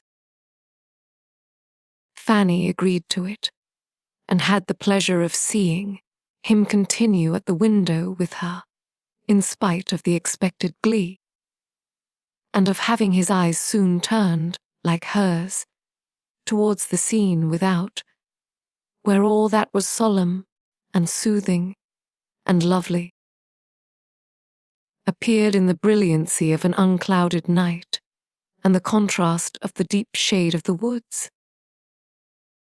Fanny spoke her feelings. "Here's harmony," said she. "Here's repose. Here's what may leave all painting and all music behind, and what poetry only can attempt to describe. Here's what may tranquilize every care, and lift the heart to rapture. When I look out on such a night as this, I feel as if there could be neither wickedness nor sorrow in the world. And there certainly would be less of both if the sublimity of nature were more attended to, and people were carried more out of themselves by contemplating such a scene. I like to hear your enthusiasm, Fanny. It is a lovely night, and they are much to be pitied who have not been taught to feel, in some degree, as you do, who have not, at least, been given a taste for nature in early life. They lose a great deal. You taught me to think and feel on the subject. The cousin, I had a very apt scholar. There's Arcturus looking very bright. Yes, and the bear. I wish I could see Cassiopeia. We must go out on the lawn for that. Should you be afraid? Not in the least. It is a great while since we have had any stargazing. Yes, I do not know how it has happened. The glee began. We will stay till this is finished, Fanny, said he, turning his back on the window. And as it advanced, she had the mortification of seeing him advance too, moving forward by gentle degrees towards the instrument, and when it ceased, he was close by the singers, among the most urgent in requesting to hear the glee again. Fanny sighed alone at the window, till scolded away by Mrs. Norris's threats of catching cold. Chapter 12. Sir Thomas was to return in November, and his eldest son had duties to call him earlier home. The approach of September brought tidings of Mr. Bertram, first in a letter to the gamekeeper, and then in a letter to Edmund, and by the end of August he arrived himself, to be gay, agreeable, and gallant again, as occasion served, or Miss Crawford demanded. To tell of races and Weymouth, and parties and friends, to which she might have listened 6 weeks before with some interest, and altogether to give her the fullest conviction, by the power of actual comparison, of her preferring his younger brother. It was very vexatious, and she was heartily sorry for it. But so it was, and so far from now meaning to marry the elder. She did not even want to attract him beyond what the simplest claims of conscious beauty required. His lengthened absence from Mansfield without anything but pleasure in view, and his own will to consult, made it perfectly clear that he did not care about her, and his indifference was so much more than equalled by her own, that were he now to step forth the owner of Mansfield Park, the Sir Thomas complete, which he was to be in time, she did not believe she could accept him. The season and duties which brought to Bertram back to Mansfield took Mr. Crawford into Norfolk. Everingham could not do without him in the beginning of September. He went for a fortnight of such dullness to the Miss Bertrams as ought to have put them both on their guard, and made even Julia admit, in her jealousy of her sister, the absolute necessity of distrusting his attentions, and wishing him not to return, and a fortnight of sufficient leisure in the intervals of shooting and sleeping. This, to have convinced the gentleman that he ought to keep longer away, had he been more in the habit of examining his own motives, and of reflecting to what the indulgence of his idle vanity was tending. But a thoughtless and selfish from prosperity and bad example, he would knock beyond the present moment. The sisters, handsome, clever, and encouraging, were an amusement to his sated mind. And finding nothing in Norfolk to equal the social pleasures of Mansfield, he gladly returned to it at the time appointed, and was welcomed thither quite as gladly by those whom he came to trifle with further. Maria, with only Mr. Rushworth to attend to her, and doomed to the repeated details of his day's sport, good or bad, his boast of his dogs, his jealousy of his neighbours, his doubts of their qualifications, and his zeal after poachers, subjects which will not find their way to female feelings without some talent on one side, or some attachment on the other, had missed Mr. Crawford grievously, and Julia, unengaged and unemployed, felt all the right of missing him much more. Each sister believed herself the favourite. Julia might be justified in so doing by the hints of Mrs. Grant, inclined to credit what she wished, and Maria by the hints of Mr. Crawford himself. Everything returned into the same channel as before his absence, his manners being to each so animated and agreeable as to lose no ground with either, and just stopping short of the consistence, the steadiness, the solicitude, and the warmth which might excite general notice.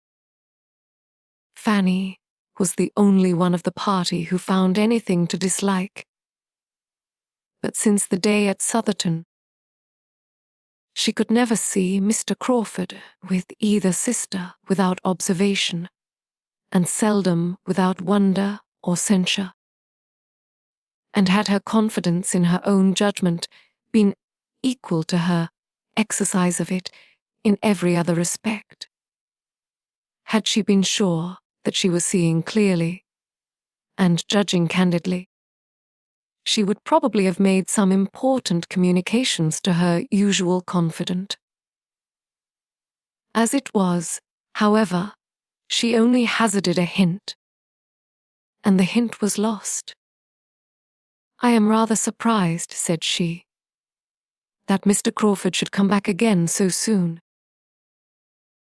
after being here so long before, full 7 weeks. For I had understood he was so very fond of change and moving about, that I thought something would certainly occur, when he was once gone, to take him elsewhere. He is used to much gayer places than Mansfield. It is to his credit," was Edmund's answer, "and I dare say it gives his sister pleasure. She does not like his unsettled habits." "What a favourite he is with my cousins!" "Yes." "His manners to women are such as must please. Mrs. Grant, I believe, suspects him of a preference for Julia.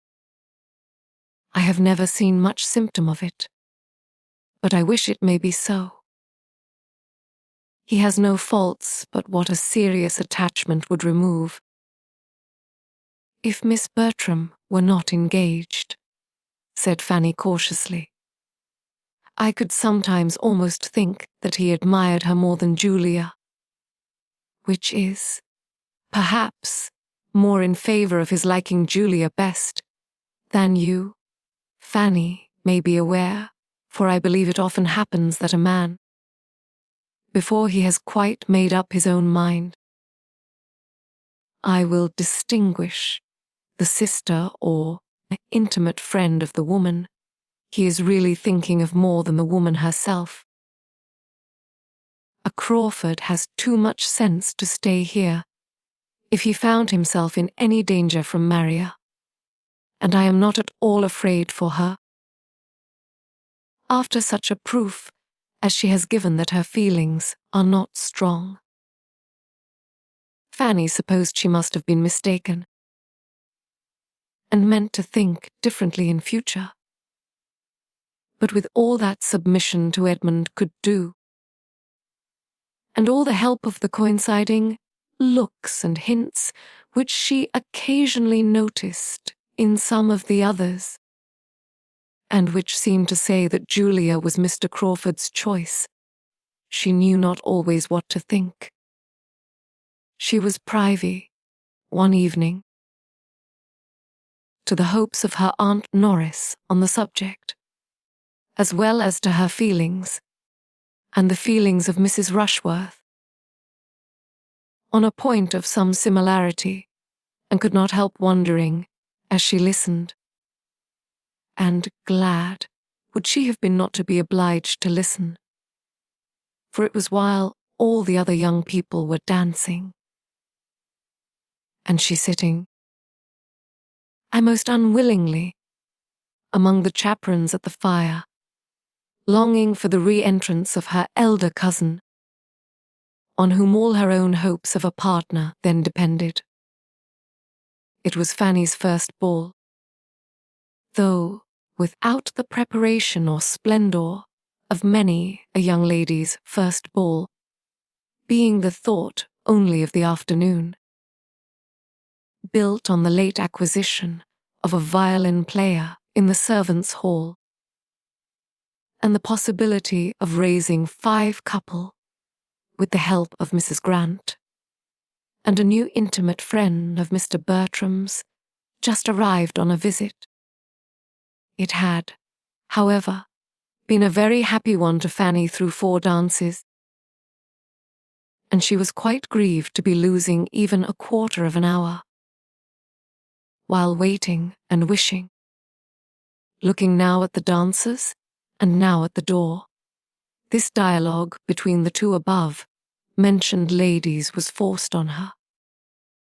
I think, ma'am, said Mrs. Norris, her eyes directed towards Mr. Rushworth and Maria, who were partners for the second time. We shall see some happy faces again now. Yes, ma'am, indeed, replied the other, with a stately simper. There will be some satisfaction in looking on now.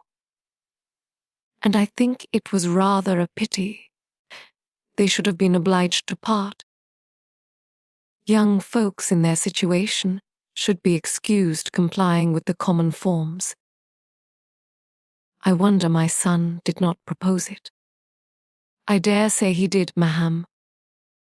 Mr. Rushworth is never remiss. But dear Maria has such a strict sense of propriety, so much of that true delicacy which one seldom meets with nowadays, Mr. Rushworth. That wish of avoiding particularity. Dear ma'am, only look at her face at this moment. How different from what it was at the 2 last dances! Miss Bertram did indeed look happy. Her eyes were sparkling with pleasure, and she was speaking with great animation, for Julia and her partner, Mr. Crawford, were close to her. They were all in a cluster together. How she had looked before, Fanny could not recollect, for she had been dancing with Edmund herself, and had not thought about her. Mrs. Norris continued, It is quite delightful, madame, to see young people so properly happy, so well suited, and so much the thing. I cannot but think of dear Sir Thomas's delight.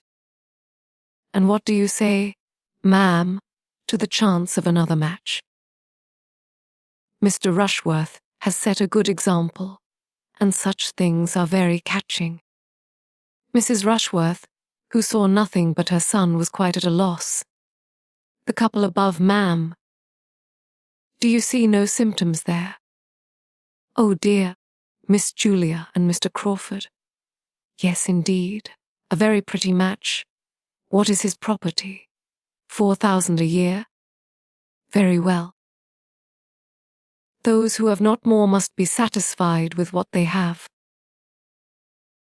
4,000 a year is a pretty estate, and he seems a very genteel, steady young man, so I hope Miss Julia will be very happy. It is not a settled thing, ma'am, yet. We only speak of it among friends, but I have very little doubt it will be. He is growing extremely particular in his attentions. Fanny could listen no farther. Listening and wondering were all suspended for a time, for Mr. Bertram was in the room again. And though feeling it would be a great honor to be asked by him, she thought it must happen. He came towards their little circle, but instead of asking her to dance, drew a chair near her and gave her an account of the present state of a sick horse, and the opinion of the groom from whom he had just parted. Fanny found that it was not to be, and in the modesty of her nature immediately felt that she had been unreasonable in expecting it. When he had told of his horse, he took a newspaper from the table, and looking over it, said in a languid way, "If you want to dance, Fanny, I will stand up with you." With more than equal civility the offer was declined. She did not wish to dance. "I am glad of it," said he, in a much brisker tone, and throwing down the newspaper again, "for I am tired to death. I only wonder how the good people can keep it up so long. They had need be all in love to find any amusement in such folly. And so they are, I fancy. If you look at them you may see they are so many couple of lovers, all but Yates and Mrs. Grant. And, between ourselves, she, poor woman, must want a lover as much as any one of them. A desperate dull life hers must be with the doctor."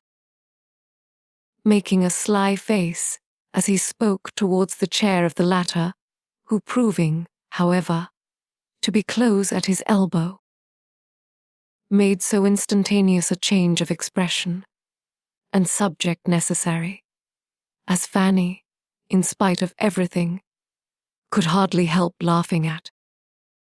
"A strange business this in America, Dr. Grant. What is your opinion?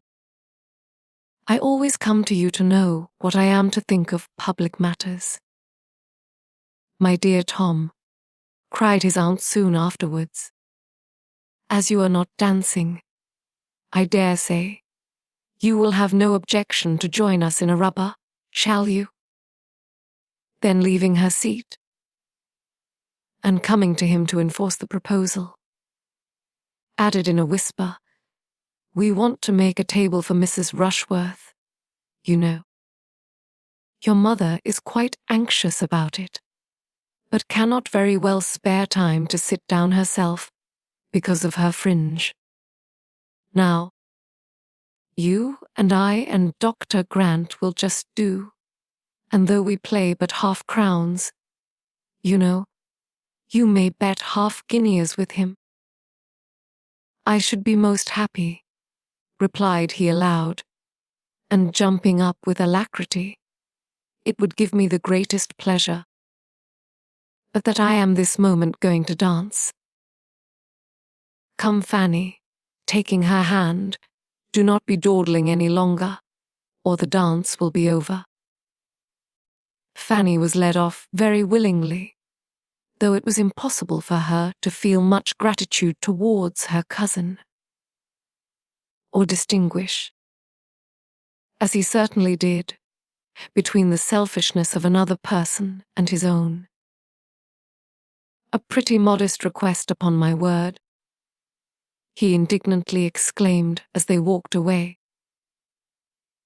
"To want to nail me to a card table for the next 2 hours with herself and Dr. Grant, who are always quarrelling, and that poking old woman, who knows no more of whist than of algebra. I wish my good aunt would be a little less busy. And to ask me in such a way too, without ceremony, before them all, so as to leave me no possibility of refusing. That is what I dislike most particularly.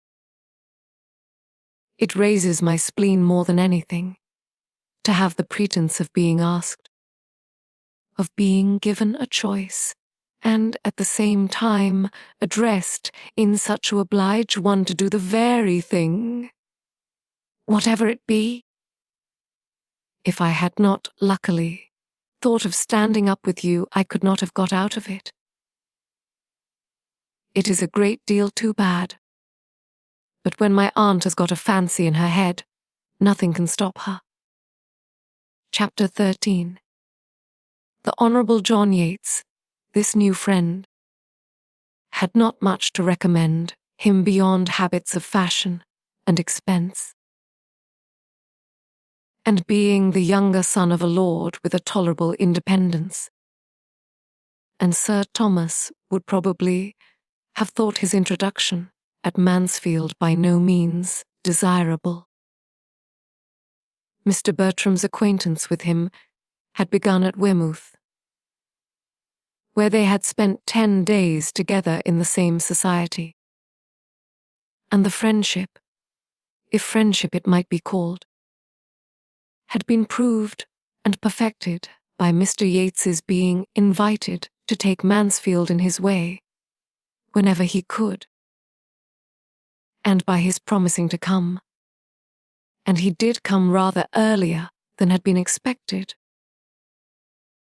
in consequence of the sudden breaking up of a large party assembled for gaiety at the house of another friend, which he had left Weymouth to join. He came on the wings of disappointment, and with his head full of acting. For it had been a theatrical party, and the play in which he had borne a part was within 2 days of representation, when the sudden death of one of the nearest connections of the family had destroyed the scheme and dispersed the performers. To be so near happiness, so near fame, so near the long paragraph in praise of the private theatricals at Ecclesford, the seat of the Right Hon, Lord Ravenshaw, in Cornwall, which would of course have immortalized the whole party for at least a 12-month, and being so near to lose it all, was an injury to be keenly felt, and Mr. Yates could talk of nothing else. Ecclesford and its theatre, with its arrangements and dresses, rehearsals and jokes, was his never-failing subject, and to boast of the past his only consolation. Happily for him, a love of the theatre is so general. An itch for acting so strong among young people that he could hardly talk the interest of his hearers. From the first casting of the parts to the epilogue, it was all bewitching, and there were few who did not wish to have been a party concerned, or would have hesitated to try their skill. The play had been lovers' vows, and Mr. Yates was to have been Count Cassel. "A trifling part," said he, "and not at all to my taste. And such a one as I certainly would not accept again. but I was determined to make no difficulties. Lord Ravenshaw and the Duke had appropriated the only 2 characters worth playing before I reached Ecclesford. And though Lord Ravenshaw offered to resign his to me, it was impossible to take it, you know. I was sorry for him, that he should have so mistaken his powers, for he was no more equal to the Baron. A little man with a weak voice, always hoarse after the first 10 minutes. It must have injured the piece materially, but I was resolved to make no difficulties. Sir Henry thought the Duke not equal to Frederick, but that was because Sir Henry wanted the part himself, whereas it was certainly in the best hands of the 2. I was surprised to see Sir Henry such a stick. Luckily, the strength of the piece did not depend upon him. Our Agatha was inimitable, and the Duke was thought very great by many. And upon the whole, it would certainly have gone off wonderfully. It was a hard case. Upon my word, and I do think you were very much to be pitied, were the kind responses of listening sympathy. It is not worth complaining about, but to be sure the poor old dowager could not have died at a worse time. And it is impossible to help wishing that the news could have been suppressed just the 3 days we wanted. It was but 3 days, and being only a grandmother, and all happening 200 miles off, I think there would have been no great harm, and it was suggested, I know, but Lord Ravenshaw, who I suppose is one of the most correct men in England, would not hear of it. An afterpiece instead of a comedy, said Mr. Bertram. Lovers' vows were at an end, and Lord and Lady Ravenshaw left to act my grandmother by themselves. Well, the jointure may comfort him.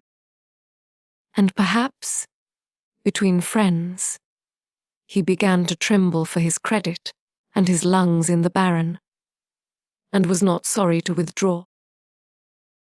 And to make you amends, I think we must raise a little there at Mansfield, and ask you to be our manager.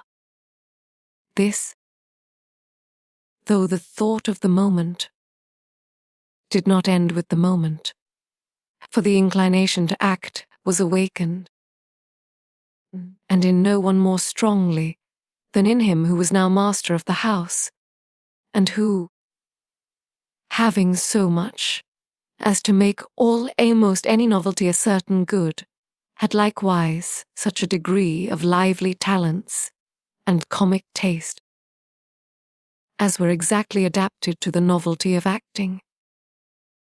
The thought returned again and again. Oh, for the Ecclesford Theatre and scenery to try something with. Each sister could echo the wish, and Henry Crawford, to whom, in all the riot of his gratifications, it was yet an untasted pleasure, was quite alive at the idea. I really believe, said he, I could be fool enough at this moment to undertake any character that ever was written. From Shylock or Richard I.E. down to the singing hero of a farce in his scarlet coat and cocked hat. I feel as if I could be anything or everything, as if I could rant and storm, or sigh or cut capers, in any tragedy or comedy in the English language. Let us be doing something, be it only half a play, an act, a scene. What should prevent us? Not these countenances, I am sure, looking towards the Miss Bertrams, and for a theatre. What signifies a theatre? We shall be only amusing ourselves, Any room in this house might suffice. We must have a curtain, said Tom Bertram. A few yards of green baize for a curtain, and perhaps that may be enough. Oh, quite enough, cried Mr. Yates. With only just a side wing or two run up, doors in flat, and 3 or 4 scenes to be let down. Nothing more would be necessary on such a plan as this. For mere amusement, among ourselves, we should want nothing more. I believe we must be satisfied with less, said Maria. There would not be time, and other difficulties would arise. We must rather adopt Mr. Crawford's views, and make the performance, not the theatre, our object. Many parts of our best plays are independent of scenery. Nay, said Edmund, who began to listen with alarm. Let us do nothing by halves. If we are to act, let it be in a theatre completely fitted up with pit, boxes, and gallery. And let us have a play entire from beginning to end, so as it be a German play, no matter what, with a good tricking, shifting afterpiece, and a figure dance, and a hornpipe, and a song between the acts. If we do not outdo Ecclesford, we do nothing. Now, Edmund, do not be disagreeable, said Julia. Nobody loves a play better than you do, or can have gone much farther to see one. True, to see real acting, good-hardened real acting. But I would hardly walk from this room to the next to look at the raw efforts of those who have not been bred to the trade. A set of gentlemen and ladies who have all the disadvantages of education and decorum to struggle through. After a short pause, however, the subject still continued and was discussed with unabated eagerness. Everyone's inclination increasing by the discussion, and a knowledge of the inclination of the rest. And though nothing was settled but that Tom Bertram would prefer a comedy, and his sisters and Henry Crawford a tragedy, and that nothing in the world could be easier than to find a piece which would please them all. The resolution to act something or other seemed so decided as to make Edmund quite uncomfortable. He was determined to prevent it, if possible, though his mother, who equally heard the conversation which passed at table, did not evince the least disapprobation. The same evening afforded him an opportunity of trying his strength. Maria, Julia, Henry Crawford, and Mr. Yates were in the billiard room. Tom, returning from them into the drawing room, where Edmund was standing thoughtfully by the fire, while Lady Bertram was on the sofa at a little distance, and Fanny close beside her arranging her work, thus began as he entered. Such a horribly vile billiard table as ours is not to be met with, I believe, of ground. I can stand it no longer, and I think, I may say, that nothing shall ever tempt me to it again. But one good thing I have just ascertained.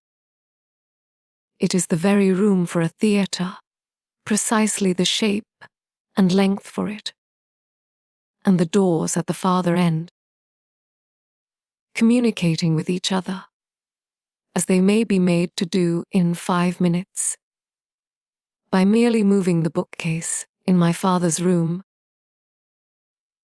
is the very thing we could have desired if we had sat down to wish for it, and my father's room will be an excellent green room. It seems to join the billiard room on purpose. "You are not serious, Tom, in meaning to act," said Edmund, in a low voice, as his brother approached the fire. "Not serious?" "Never more so, I assure you. What is there to surprise you in it? I think it would be very wrong. In a general light, private theatricals are open to some objections, but as we are circumstanced, I must think would be highly injudicious, and more than injudicious, to attempt anything of the kind. It would shew great want of feeling on my father's account, absent as he is, and in some degree of constant danger. And it would be imprudent, I think, with regard to Maria, whose situation is a very delicate one, considering everything. Extremely delicate. You take up a thing so seriously. As if we were going to act 3 times a week till my father's return, and invite all the country. But it is not to be a display of that sort. We mean nothing but a little amusement among ourselves, just to vary the scene and exercise our powers in something new. We want no audience, no publicity. We may be trusted, I think, in choosing some play most perfectly unexceptionable, and I can conceive no greater harm or danger to any of us in conversing in the elegant written language of some respectable author than in chattering in words of our own. I have no fears and no scruples. And as to my father's being absent, it is so far from an objection that I consider it rather as a motive, for the expectation of his return must be a very anxious period to my mother. And if we can be the means of amusing that anxiety, and keeping up her spirits for the next few weeks, I shall think our time very well spent, and so, I am sure, will he. It is a very anxious period for her. As he said this, each looked towards their mother. Lady Bertram sunk back in one corner of the sofa, the picture of health, wealth, ease, and tranquility, was just falling into a gentle doze, while Fanny was getting through the few difficulties of her work for her. Edmund smiled and shook his head. "By Jove! "This won't do," cried Tom, throwing himself into a chair with a hearty laugh. "To be sure, my dear mother, your anxiety. I was unlucky there." "What is the matter?" asked her ladyship, in the heavy tone of one half-roused. "I was not asleep." "Oh dear, no, Ham, nobody suspected you." "Well, Edmund," he continued, returning to the former subject posture and voice, as soon as Lady Bertram began to nod again, "but this I will maintain, that we shall be doing no harm. I cannot agree with you. I am convinced that my father would totally disapprove it. And I am convinced to the contrary. Nobody is fonder of the exercise of talent in young people, or promotes it more, than my father, and for anything of the acting, spouting, reciting kind, I think he has always a decided taste. I am sure he encouraged it in us as boys. How many a time have we mourned over the dead body of Julius Caesar, and to bed, and not to bed, in this very room, for his amusement. And I am sure my name was Norval every evening of my life through one Christmas holidays. It was a very different thing. You must see the difference yourself. My father wished us, as schoolboys, to speak well, but he would never wish his grown-up daughters to be acting plays. His sense of decorum is strict. "I know all that," said Tom, displeased. "I know my father as well as you do, and I'll take care that his daughters do nothing to distress him. Manage your own concerns, Edmund, and I'll take care of the rest of the family. If you are resolved on acting," replied the persevering Edmund, "I must hope it will be in a very small and quiet way. And I think a theatre ought not to be attempted. It would be taking liberties with my father's house in his absence, which could not be justified. For everything of that nature I will be answerable," said Tom, in a decided tone. "His house shall not be hurt. I have quite as great an interest in being careful of his house as you can have. And as to such alterations as I was suggesting just now, such as moving a bookcase, or unlocking a door, or even as using the billiard room for the space of a week, without playing at billiards in it, you might just as well suppose he would object to our sitting more in this room and less in the breakfast room than we did before he went away, or to my sister's pianoforte being moved from one side of the room to the other. Absolute nonsense. The innovation, if not wrong as an innovation, will be wrong as an expense. Yes, the expense of such an undertaking would prodigious. Perhaps it might cost a whole £20. Something of a theatre we must have undoubtedly, but it will be on the simplest plan. A green curtain and a little carpenter's work, and that's all, and as the carpenter's work may be all done at home by Christopher Jackson himself. It will be too absurd to talk of expense, and as long as Jackson is employed, everything will be right with Sir Thomas. Don't imagine that nobody in this house can see or judge but yourself. Don't act yourself if you do not like it, but don't expect to govern everybody else. No, as to acting myself, said Edmund, that I absolutely protest against. Tom walked out of the room as he said it, and Edmund was left to sit down and stir the fire in thoughtful vexation. Fanny, who had heard it all and borne Edmund company in every feeling throughout the whole, now ventured to say, in her anxiety to suggest some comfort, "Perhaps they may not be able to find any play to suit them. Your brother's taste and your sister's seem very different. I have no hope there, Fanny. If they persist in the scheme, they will find something. I shall speak to my sisters and try to dissuade them, and that is all I can do. I should think my Aunt Norris would be on your side. I dare say she would. But she has no influence with either Tom or my sisters that could be of any use. And if I cannot convince them myself, I shall let things take their course without attempting it through her.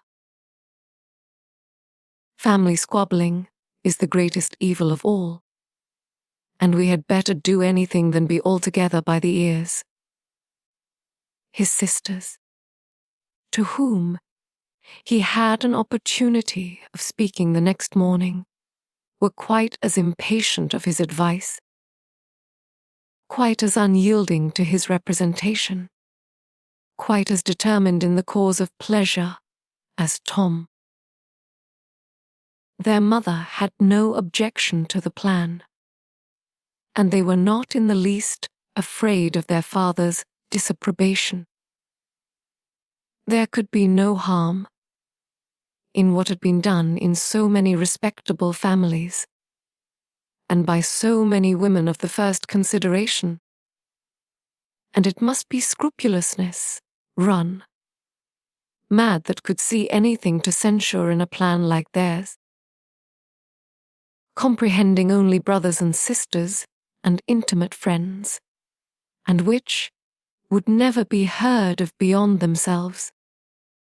Julia did seem inclined to admit that Maria's situation might require particular caution and delicacy, but that could not extend to her. She was at liberty, and Maria evidently considered her engagement as only raising her so much more above restraint, and leaving her less occasion than Julia to consult either father or mother. Edmund had little to hope, but he was still urging the subject when Henry Crawford entered the room, fresh from the parsonage, calling out, "No want of hands in our theatre, Miss Bertram. No want of understrappers. My sister desires her love, and hopes to be admitted into the company, and will be happy to take the part of any old Duna, or tame confidant, that you may not like to do yourselves." Maria gave Edmund a glance, which meant, "What say you now? Can we be wrong if Mary Crawford feels the same?" And Edmund, silenced, was obliged to acknowledge that the charm of acting might well carry fascination to the mind of genius, and with the ingenuity of love, to dwell more on the obliging, accommodating purport of the message than on anything else. The scheme advanced. Opposition was vain, and as to Mrs. Norris, he was mistaken in supposing she would wish to make any. She started no difficulties that were not talked down in 5 minutes by her eldest nephew and niece, who were all powerful with her. And as the whole arrangement was to bring very little expense to anybody, and none at all to herself, as she foresaw in it all the comforts of hurry, bustle, and importance, and derived the immediate advantage of fancying herself obliged to leave her own house, where she had been living a month at her own cost, and take up her abode in theirs, that every hour might be spent in their service. She was, in fact, exceedingly delighted with the project. Chapter 14. Fanny seemed nearer being right than Edmund had supposed. The business of finding a play that would suit everybody proved to be no trifle, and the carpenter had received his orders and taken his measurements, had suggested and removed at least 2 sets of difficulties, and having made the necessity of an enlargement of plan and expense fully evident, was already at work, while a play was still to seek. Other preparations were also in hand.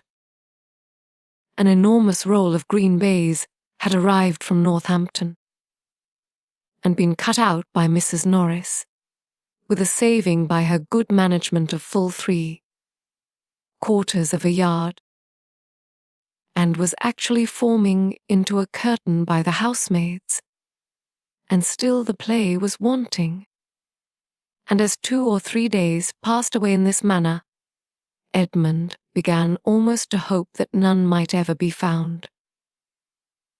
There were, in fact, so many things to be attended to, so many people to be pleased, so many best characters required, and, above all, such a need that the play should be at once both tragedy and comedy.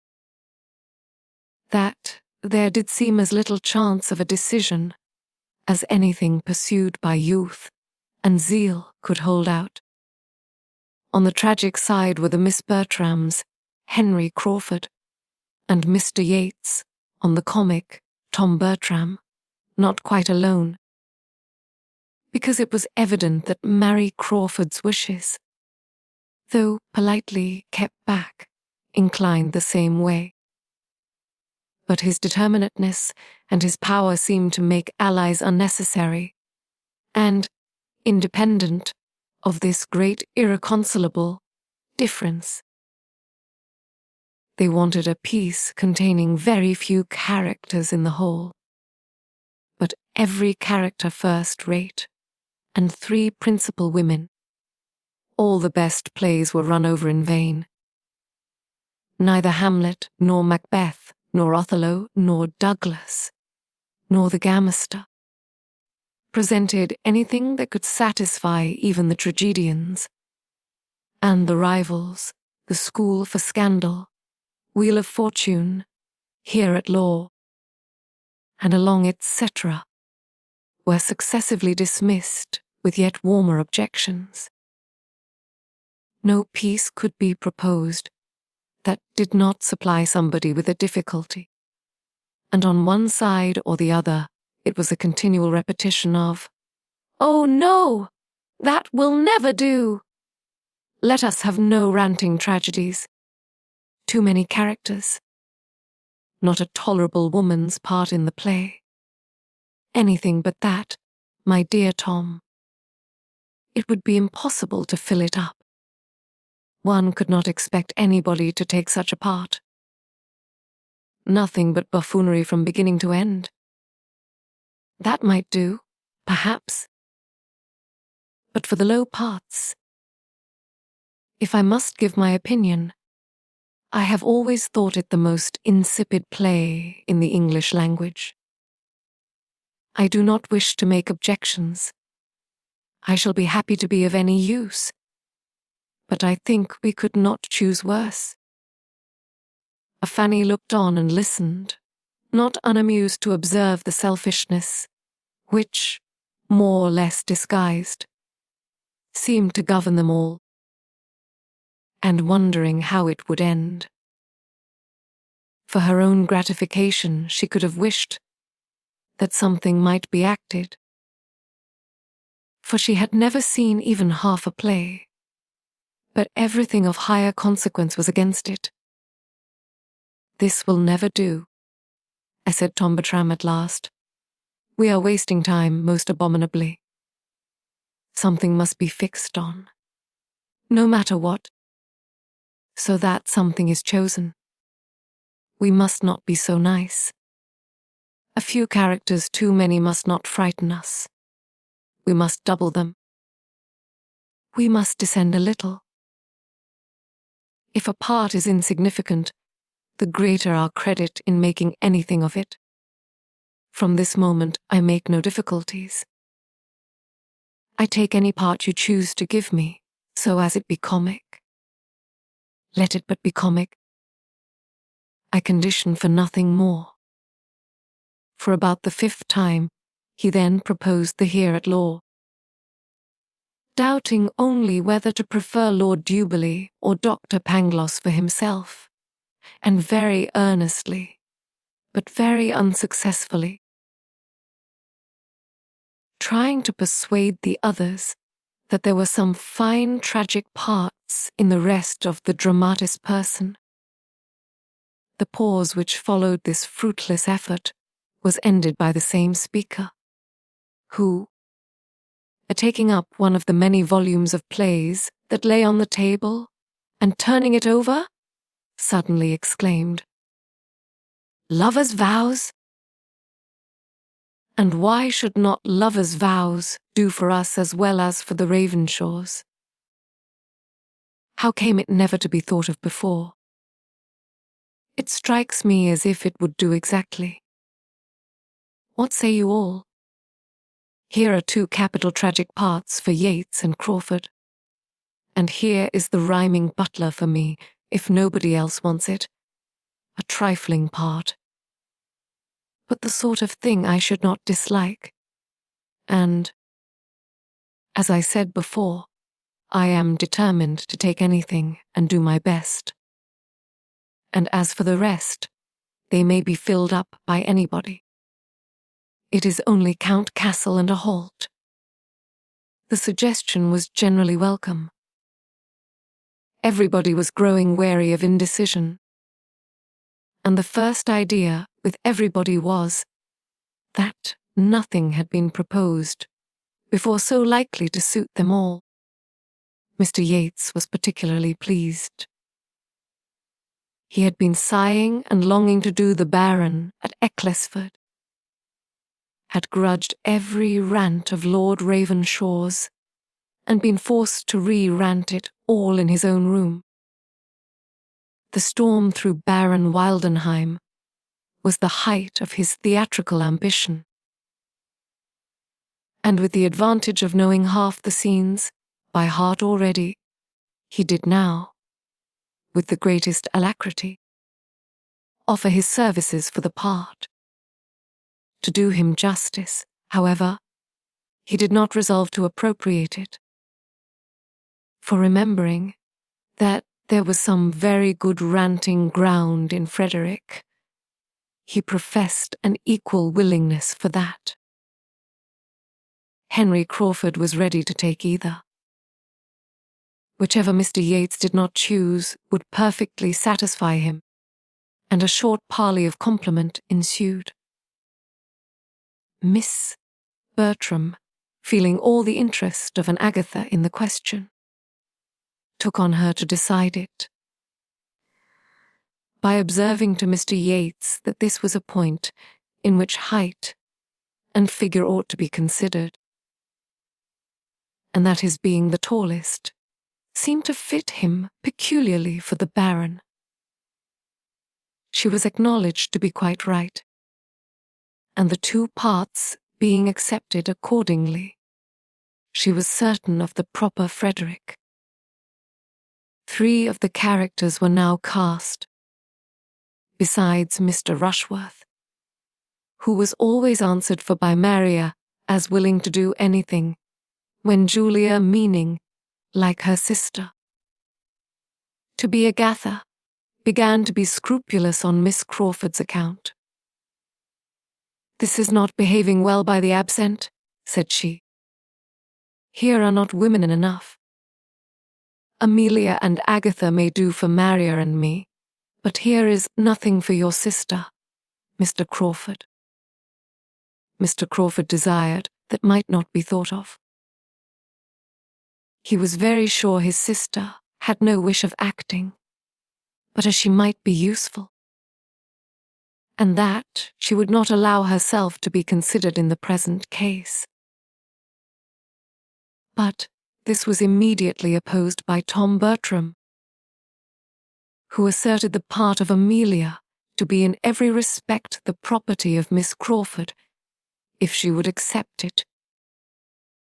"It falls as naturally, as necessarily to her," said he, "as Agatha does to one or other of my sisters. It can be no sacrifice on their side, for it is highly comic." A short silence followed. Each sister looked anxious, for each felt the best claim to Agatha, and was hoping to have it pressed on her by the rest. Henry Crawford, who meanwhile had taken up the play, and with seeming carelessness was turning over the first act, soon settled the business. "I must entreat Miss Julia Bertram," said he, "not to engage in the part of Agatha, or it will be the ruin of all my solemnity. You must not, indeed you must not," turning to her. "I could not stand your countenance dressed up in woe and paleness. The many laughs we had together would infallibly come across me, and Frederick and his knapsack would be obliged to run away." Pleasantly, courteously, it was spoken, but the manner was lost in the matter to Julia's feelings. She saw a glance at Maria which confirmed the injury to herself. It was a scheme, a trick. She was slighted. Maria was preferred. The smile of triumph, which Maria was trying to suppress, showed how well it was understood. And before Julia could command herself enough to speak, her brother gave his weight against her too, by saying, "Oh, yes! Maria must be Agatha. Maria will be the best Agatha. Though Julia fancies she prefers tragedy, I would not trust her in it. There is nothing of tragedy about her. She has not the look of it. Her features are not tragic features, and she walks too quick, and speaks too quick, and would not keep her countenance. She had better do the old countrywoman. The cottager's wife. You had, indeed, Julia. Cottager's wife is a very pretty part, I assure you. The old lady relieves the high-flown benevolence of her husband with a good deal of spirit. You shall be cottager's wife. Cottager's wife, cried Mr. Yates. What are you talking of? The most trivial, paltry, insignificant part, the merest commonplace. Not a tolerable speech in the whole. Your sister do that? It is an insult to propose it. At Ecclesford the governess was to have done it. We all agreed that it could not be offered to anybody else. A little more justice. Mr. Manager, if you please. You do not deserve the office, if you cannot appreciate the talents of your company a little better. Why, as to that, my good friend, till I and my company have really acted there must be some guesswork. But I mean no disparagement to Julia. We cannot have two Agathas, and we must have one cottager's wife. And I am sure I set her the example of moderation myself, in being satisfied with the old butler. If the part is trifling, she will have more credit in making something of it.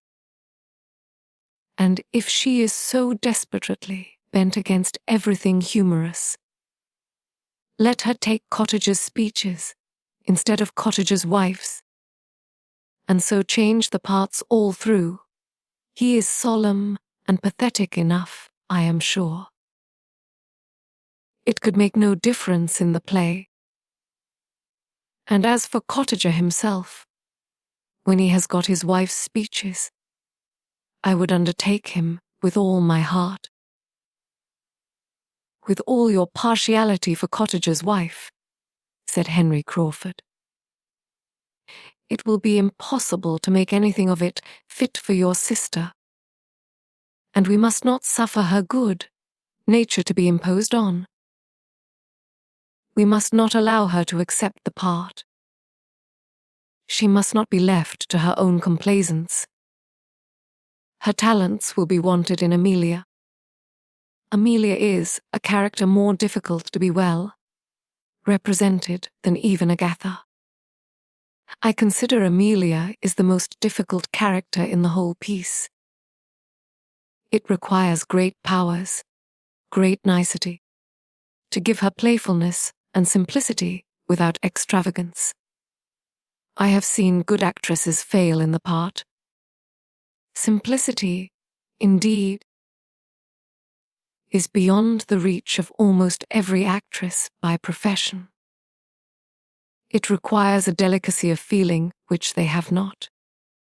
It requires a gentlewoman, a Julia Bertram. You will undertake it, I hope. Turning to her with a look of anxious entreaty, which softened her a little.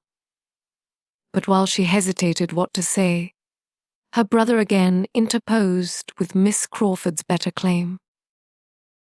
No, no, Julia must not be Amelia. It is not at all the part for her.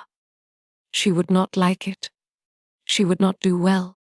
She is too tall and robust. Amelia should be a small, light girlish, skipping figure. It is fit for Miss Crawford, and Miss Crawford only. She looks the part, and I am persuaded will do it admirably.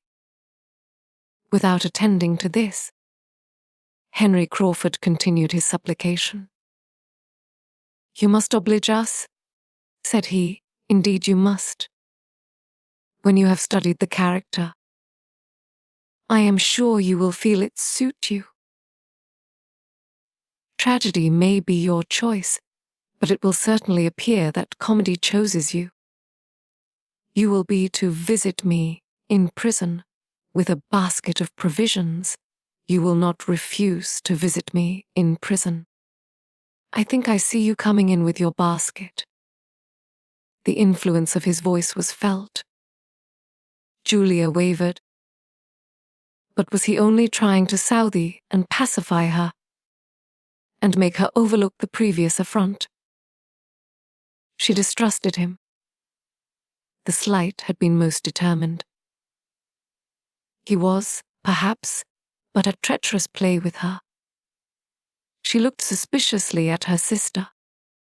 Maria's countenance was to decide it, if she were vexed and alarmed. But Maria looked all serenity and satisfaction, and Julia well knew that on this ground Maria could not be happy but her expense. With hasty indignation, therefore, and a tremulous voice, she said to him, "You do not seem afraid of not keeping your countenance. When I come in with a basket of provisions, though one might have supposed. But it is only as Agatha that I was to be so overpowering." She stopped. Henry Crawford looked rather foolish, and as if he did not know what to say. Tom Bertram began again. "Miss Crawford must be Amelia. She will be an excellent Amelia. Do not be afraid of my wanting the character," cried Julia, with angry quickness. "I am not to be Agatha, and I am sure I will do nothing else, and as to Amelia, it is of all parts in the world the most disgusting to me. I quite detest her. An odious, little, pert, unnatural, impudent girl. I have always protested against comedy, and this is comedy in its worst form." And so saying, she walked hastily out of the room, leaving awkward feelings to more than one, but exciting small compassion in any except Fanny, who had been a quiet auditor of the whole, and who could not think of her as under the agitations of jealousy without great pity. A short silence succeeded her leaving them, but her brother soon returned to business and lovers' vows, and was eagerly looking over the play, with Mr. Yates's help, to ascertain what scenery would be necessary, while Maria and Henry Crawford conversed together in an under voice, and the declaration with which she began of, "I am sure I would give up the part to Julia most willingly, but that though I shall probably do it very ill, I feel persuaded she would do it worse," and was doubtless receiving all the compliments it called for. When this had lasted some time, the division of the party was completed by Tom Bertram and Mr. Yates walking together to consult farther in the room now beginning to be called the theatre, and Miss Bertram's resolving to go down to the parsonage herself with the offer of Amelia to Miss Crawford. And Fanny remained alone. The first use she made of her solitude was to take up the volume, which had been left on the table, and begin to acquaint herself with the play of which she had heard so much. Her curiosity was all awake, and she ran through it with an eagerness which was suspended only by intervals of astonishment that it could be chosen in the present instance, that it could be proposed and accepted in a private theatre. Agatha and Amelia appeared to her, in their different ways, so totally improper for home representation. The situation of one and the language of the other, so unfit to be expressed by any woman of modesty, that she could hardly suppose her cousins could be aware of what they were engaging in, and longed to have them roused as soon as possible by the remonstrance which Edmund would certainly make. Chapter 15.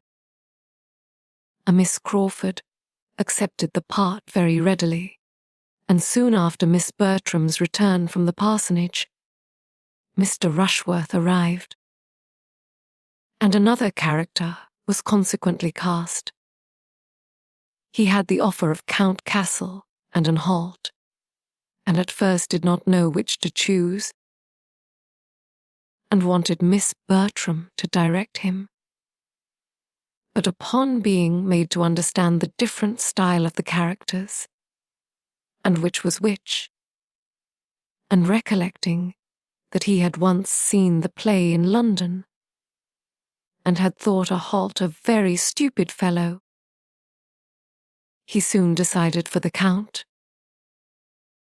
Miss Bertram approved the decision, for the less he had to learn the better, and though she could not sympathize in his wish that the Count and Agatha might be to act together, nor wait very patiently while he was slowly turning over leaves with the hope of still discovering such a scene, she very kindly took his part in hand, and curtailed every speech that admitted being shortened, besides pointing out the necessity of his being very much dressed and choosing his colours. Mr. Rushworth liked the idea of his finery very well, though affecting to despise it, and was too much engaged with what his own appearance would be to think of the others, or draw any of those conclusions, or feel any of that displeasure which Maria had been half prepared for. Thus much was settled before Edmund, who had been out all the morning, knew anything of the matter, but when he entered the drawing-room before dinner, the buzz of discussion was high between Tom, Maria, and Mr. Yates, and Mr. Rushworth stepped forward with great alacrity to tell him the agreeable news. "We have got a play," said he. "It is to be lovers' vows, and I am to be Count Castle, and am to come in first with a blue dress and a pink satin cloak, and afterwards am to have another fine fancy suit, by way of a shooting dress. I do not know how I shall like it." Fanny's eyes followed Edmund, and her heart beat for him as she heard this speech, and saw his look, and felt what his sensations must be. "Lovers' vows," in a tone of the greatest amazement, was his only reply to Mr. Rushworth, and he turned towards his brother and sisters as if hardly doubting a contradiction. "Yes," cried Mr. Yates. "After all our debatings and difficulties, we find there is nothing that will suit us altogether so well, nothing so unexceptionable, as lovers' vows. The wonder is that it should not have been thought of before. My stupidity was abominable. For here we have all the advantage of what I saw at Ecclesford. And it is so useful to have anything of a model. We have cast almost every part. But what do you do for women? Said Edmund gravely, and looking at Maria. Maria blushed in spite of herself as she answered, I take the part which Lady Ravenshaw was to have done, and, with a bolder eye, a Miss Crawford is to be Amelia. I should not have thought of play to be so easily filled up with us, replied Edmund, turning away to the fire where sat his mother, aunt, and Fanny, and seating himself with a look of great vexation. Mr. Rushworth followed him to say, I come in 3 times, and have 42 speeches. That's something, is not it?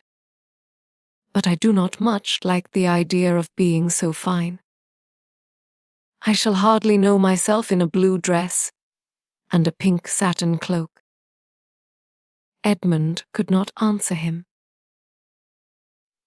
In a few minutes, Mr. Bertram was called out of the room to satisfy some doubts of the carpenter, and being accompanied by Mr. Yates, and followed soon afterwards by Mr. Rushworth, Edmund almost immediately took the opportunity of saying, I cannot, before Mr. Yates, speak what I feel as to this play, without reflecting on his friends at Ecclesford, but I must now, my dear Maria, tell you that I think it exceedingly unfit for private representation, and that I hope you will give it up.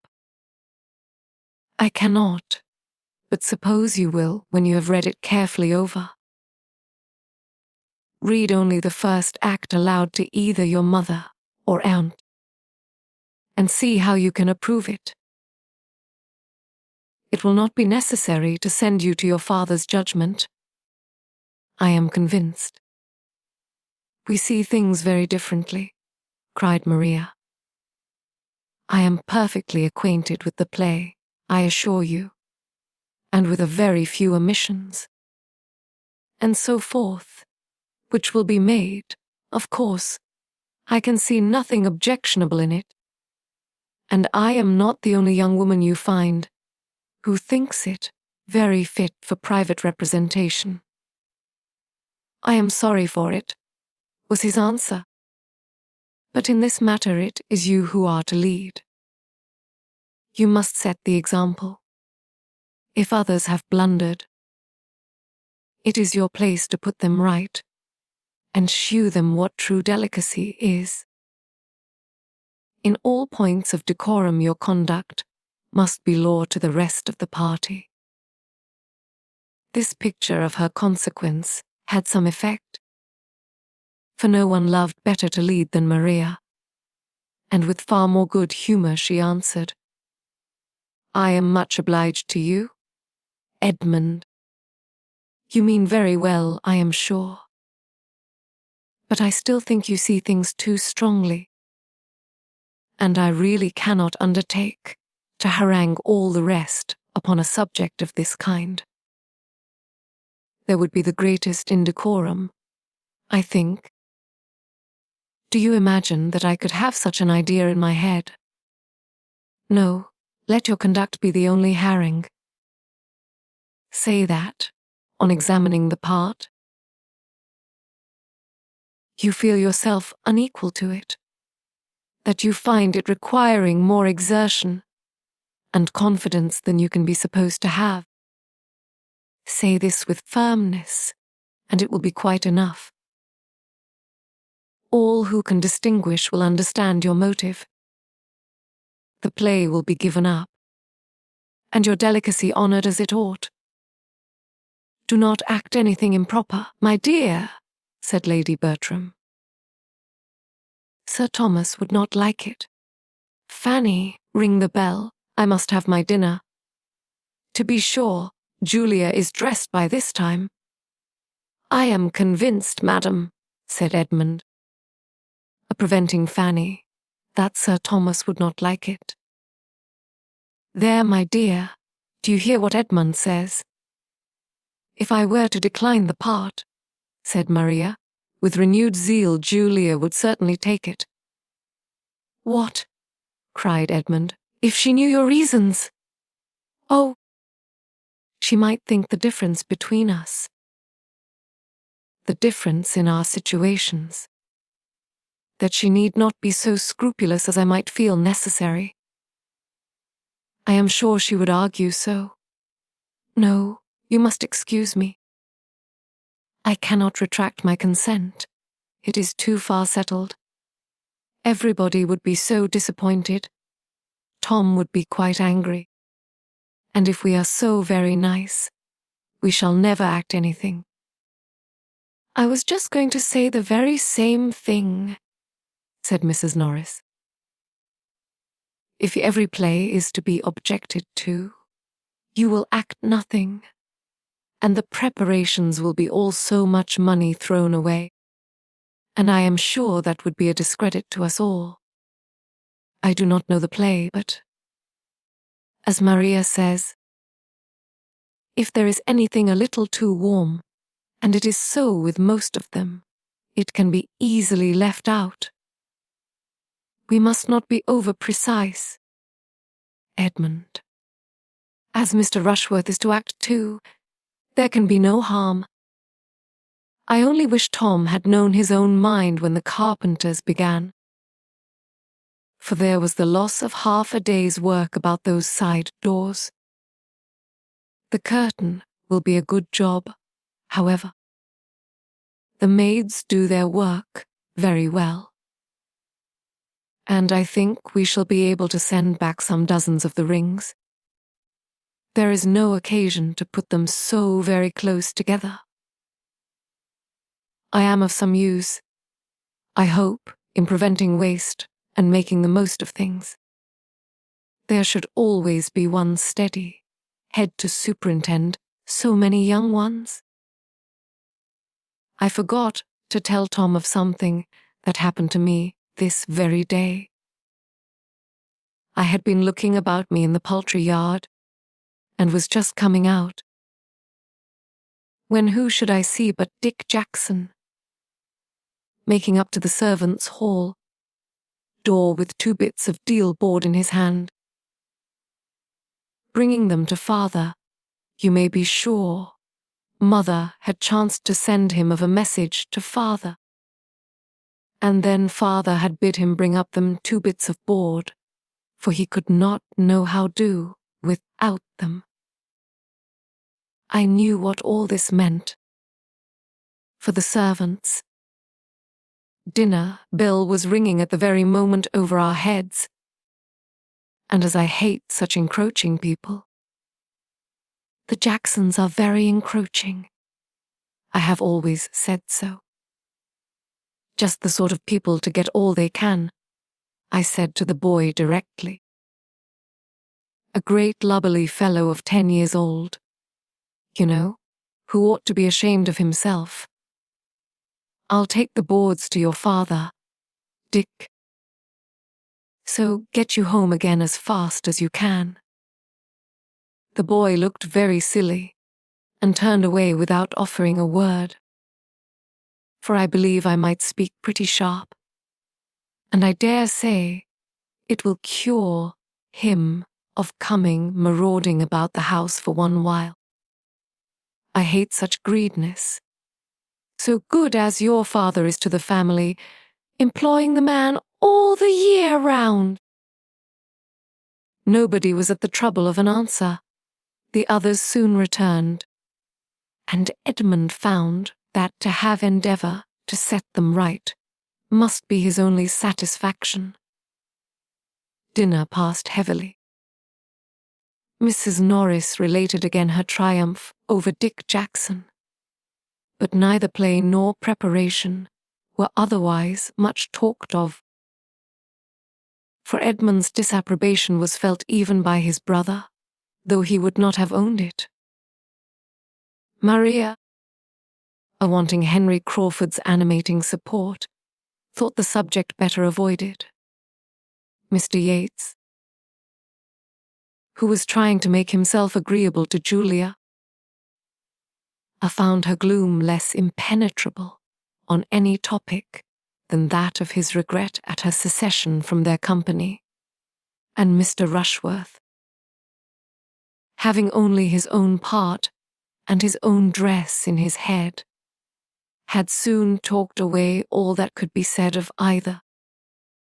But the concerns of the theatre were suspended only for an hour or two.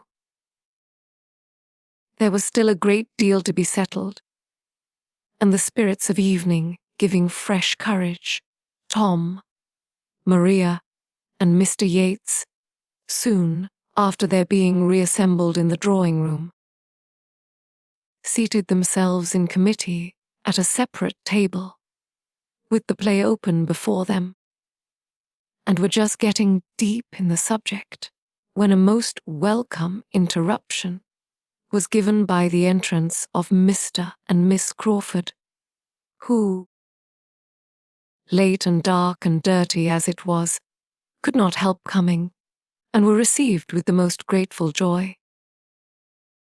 "Well, how do you go on, and what have you settled? And oh, we can do nothing without you," followed the first salutations. And Henry Crawford was soon seated with the other three at the table, while his sister made her way to Lady Bertram, and with pleasant attention was complimenting her. "I must really congratulate your ladyship," said she, "on the play being chosen.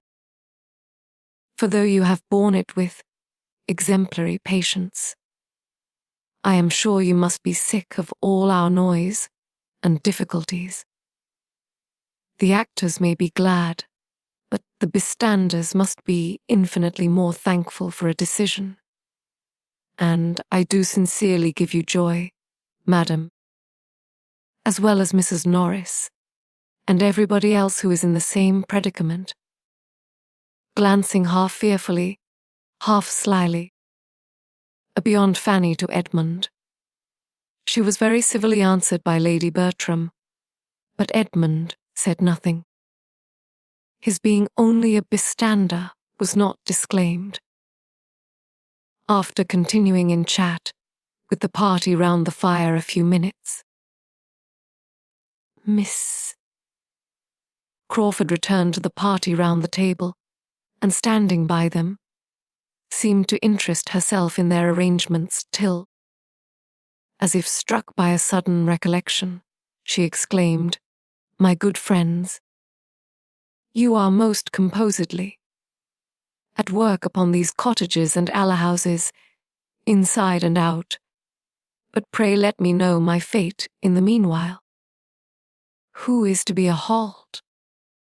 What gentleman among you am I to have the pleasure of making love to?" For a moment no one spoke, and then many spoke together to tell the same melancholy truth, that they had not yet got any an halt. Mr. Rushworth was to be Count Castle, but no one had yet undertaken an halt. "I had my choice of the parts," said Mr. Rushworth, "but I thought I should like the Count best, though I do not much relish the finery I am to have." "You chose very wisely, I am sure," replied Miss Crawford, with a brightened look. "An halt is a heavy part." "The Count has 42 speeches," returned Mr. Rushworth, "which is no trifle." "I am not at all surprised," said Miss Crawford, after a short pause, "at this want of an halt. Amelia deserves no better. Such a forward young lady may well frighten the men. I should be but too happy in taking the part, if it were possible," cried Tom, "but, unluckily, the butler and halt are in together. I will not entirely give it up, however. I will try what can be done." I will look it over again." "Your brother should take the part," said Mr. Yates, in a low voice. "Do not you think he would?" "I shall not ask him," replied Tom, in a cold, determined manner. Miss Crawford talked of something else, and soon afterwards rejoined the party at the fire. "They do not want me at all," said she, seating herself. "I only puzzle them, and oblige them to make civil speeches. Mr. Edmund Bertram, as you do not act yourself, you will be a disinterested adviser, and therefore I apply to you. What shall we do for an halt? Is it practicable for any of the others to double it? What is your advice?" "My advice," said he calmly, "is that you change the play." "I should have no objection," she replied. "For though I should not particularly dislike the part of Amelia, if well supported, that is, if everything went well, I shall be sorry to be an inconvenience, but as they do not choose to hear your advice at that table," looking round, "it certainly will not be taken." Edmund said no more.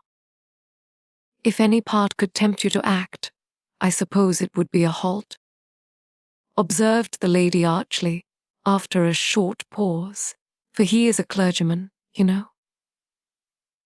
"That circumstance would by no means tempt me," he replied, "for I should be sorry to make the character ridiculous by bad acting.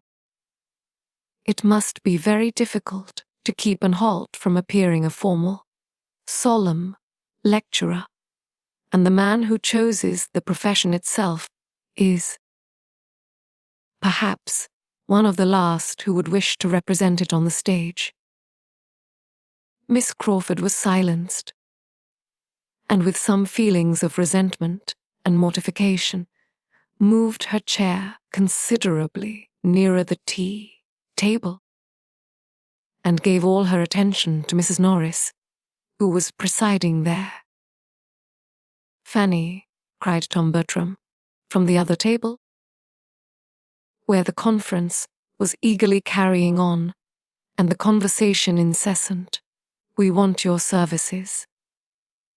Fanny was up in a moment, expecting some errand, for the habit of employing her in that way was not yet overcome, in spite of all that Edmund could do. "Oh, we do not want to disturb you from your seat. We do not want your present services. We shall only want you in our play. You must be a cottager's wife." "Me?" cried Fanny, sitting down again with a most frightened look. "Indeed, you must excuse me. I could not act anything if you were to give me the world. No, indeed, I cannot act. Indeed, but you must, for we cannot excuse you. It need not frighten you. It is a nothing of a part, a mere nothing, not above 6 speeches altogether, and it will not much signify if nobody hears a word you say.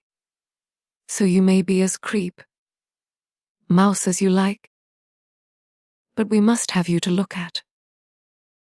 If you are afraid of 6 speeches," cried Mr. Rushworth, "what would you do with such a part as mine?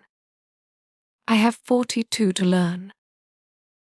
"It is not that I am afraid of learning by heart," said Fanny, shocked to find herself, at moment, the only speaker in the room, and to feel that almost every eye was upon her, "but I really cannot act."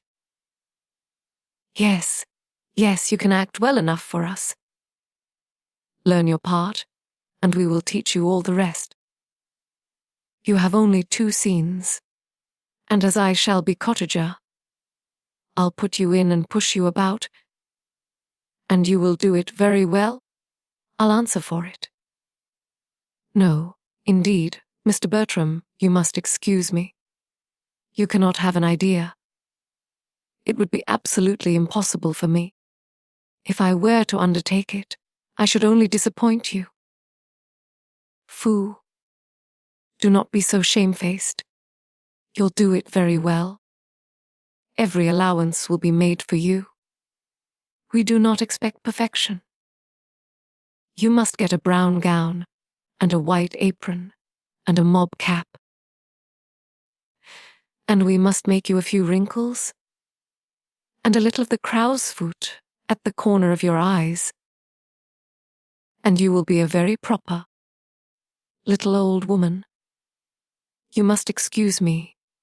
Indeed, you must excuse me, cried Fanny, growing and more red from excessive agitation, and looking distressfully at Edmund, who was kindly observing her, but unwilling to exasperate his brother by interference, gave her only an encouraging smile. Her entreaty had no effect on Tom. He only said again what he had said before. And it was not merely Tom, for the requisition was now backed by Maria, and Mr. Crawford, and Mr. Yates, with an urgency which differed from his but in being more gentle, or more ceremonious, and which altogether was quite overpowering to Fanny, and before she could breathe after it, Mrs. Norris completed the whole by thus addressing her in a whisper, at once angry and audible. What a piece of work here is about nothing. I am quite ashamed of you, Fanny, to make such a difficulty of obliging your cousins in a trifle of this sort. So kind as they are to you, take the part with a good grace, and let us hear no more of the matter, I entreat. Do not urge her, madam, said Edmund. It is not fair to urge her in this manner. You see she does not like to act. Let her choose for herself, as well as the rest of us. Her judgment may be quite as safely trusted. Do not urge her any more. I am not going to urge her, replied Miss Norris sharply. But I shall think her a very obstinate, ungrateful girl, if she does not do what her aunt and cousins wish her. Very ungrateful, indeed, considering who and what she is. Edmund was too angry to speak, but Miss Crawford, looking for a moment with astonished eyes at Mrs. Norris, and then at Fanny, whose tears were beginning to shew themselves, immediately said, with some keenness, I do not like my situation. This place is too hot for me, and moved away her chair to the opposite side of the table, close to Fanny, saying to her, in a kind, low whisper, as she placed herself, never mind, my dear Miss Price, this is a cross evening. Everybody is cross and teasing. But do not let us mind them, and with pointed attention, continue to talk to her and endeavor to raise her spirits. In spite of being out of spirits herself.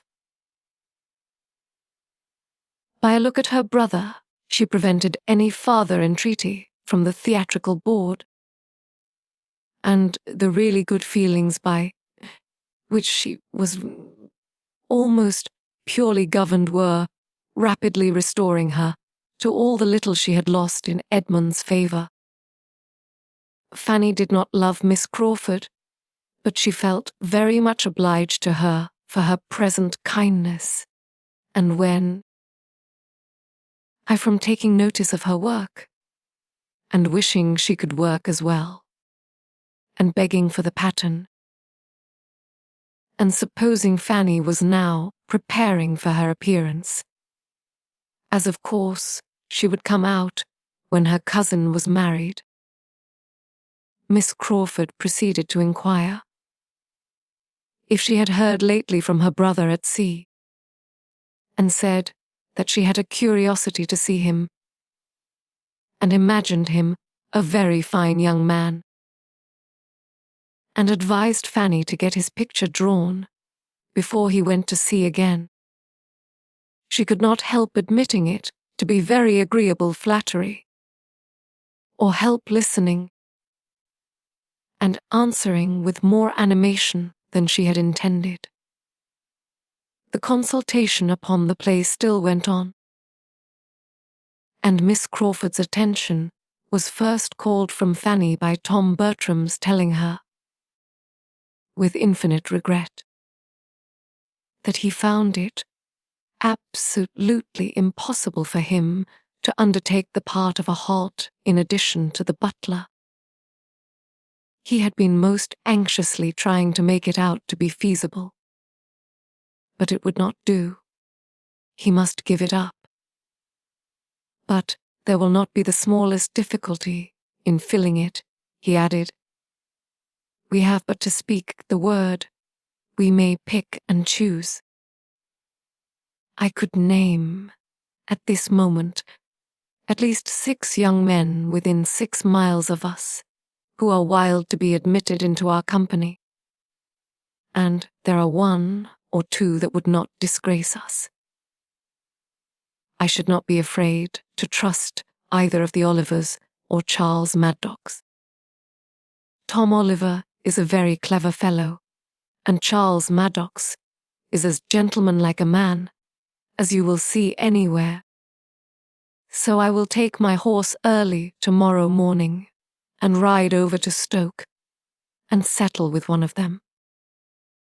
While he spoke, Maria was looking apprehensively round Edmund in full expectation that he must oppose such an enlargement of the plan as this, so contrary to all their first protestations.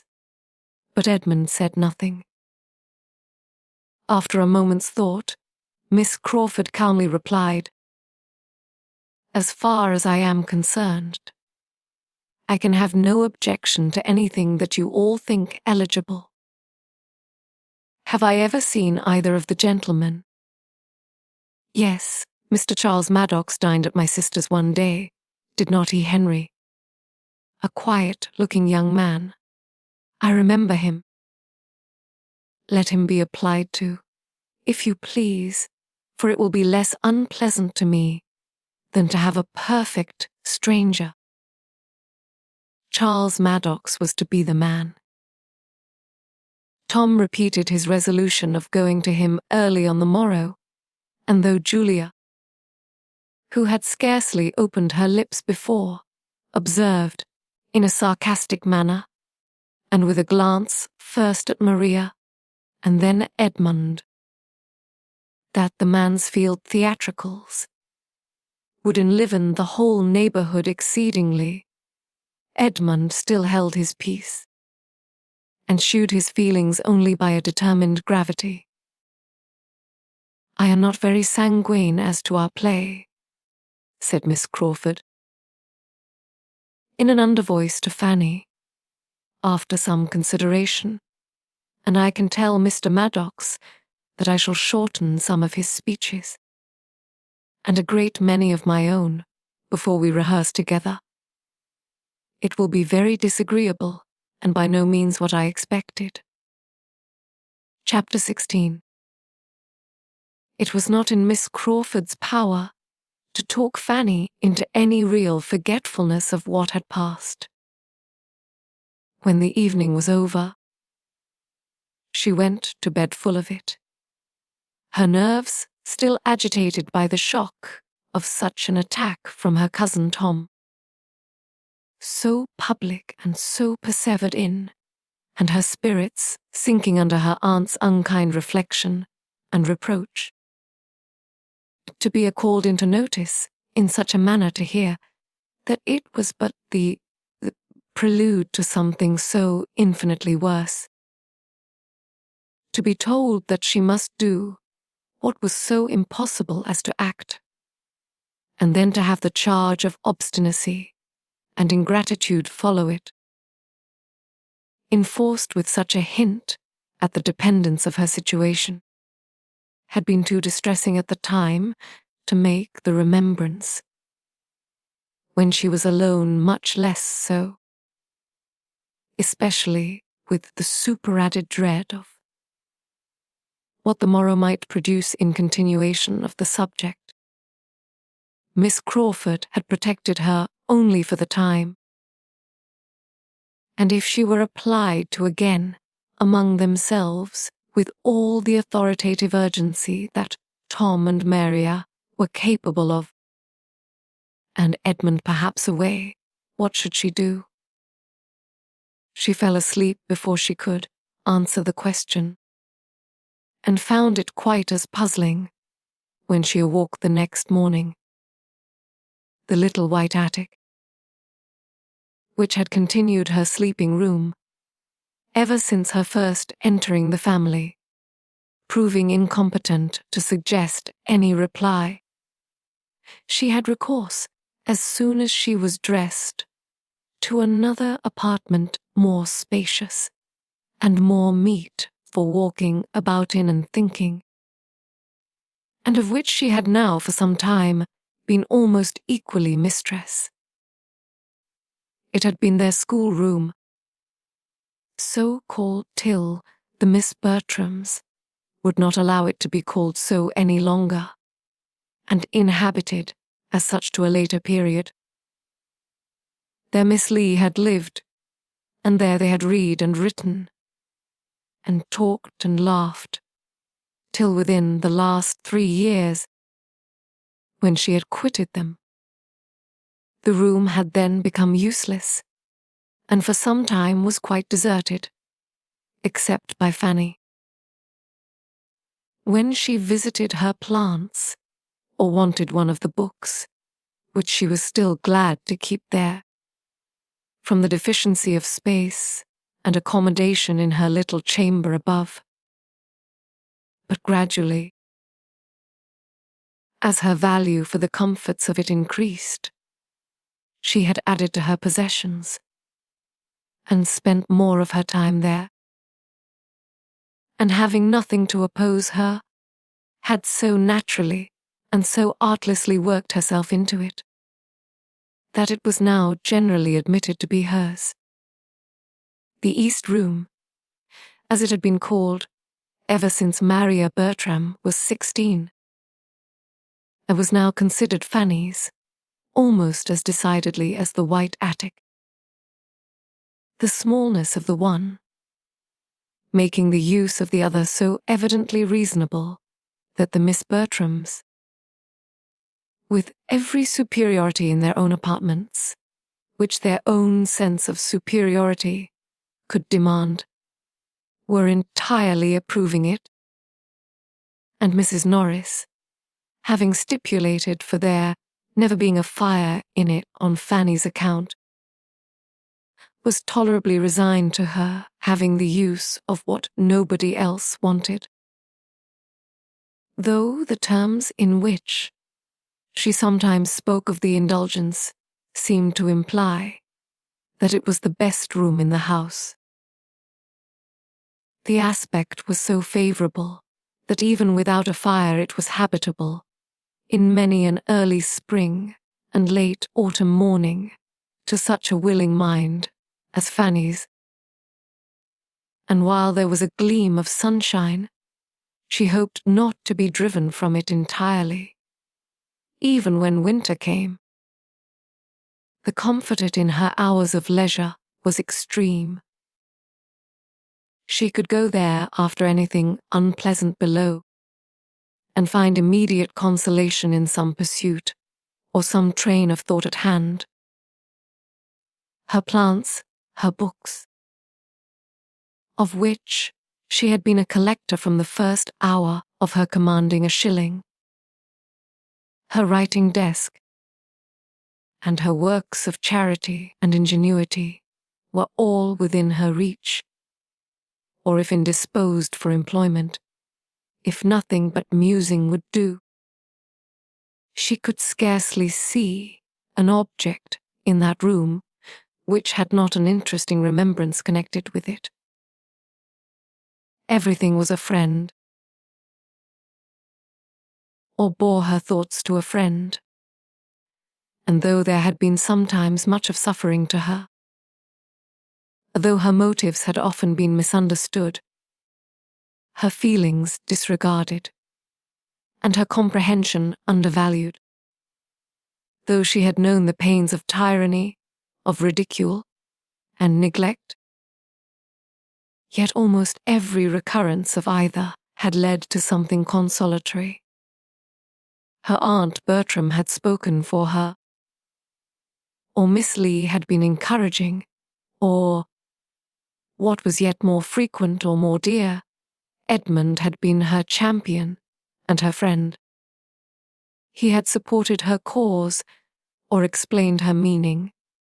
He had told her not to cry, or had given her some proof of affection, which made her tears delightful.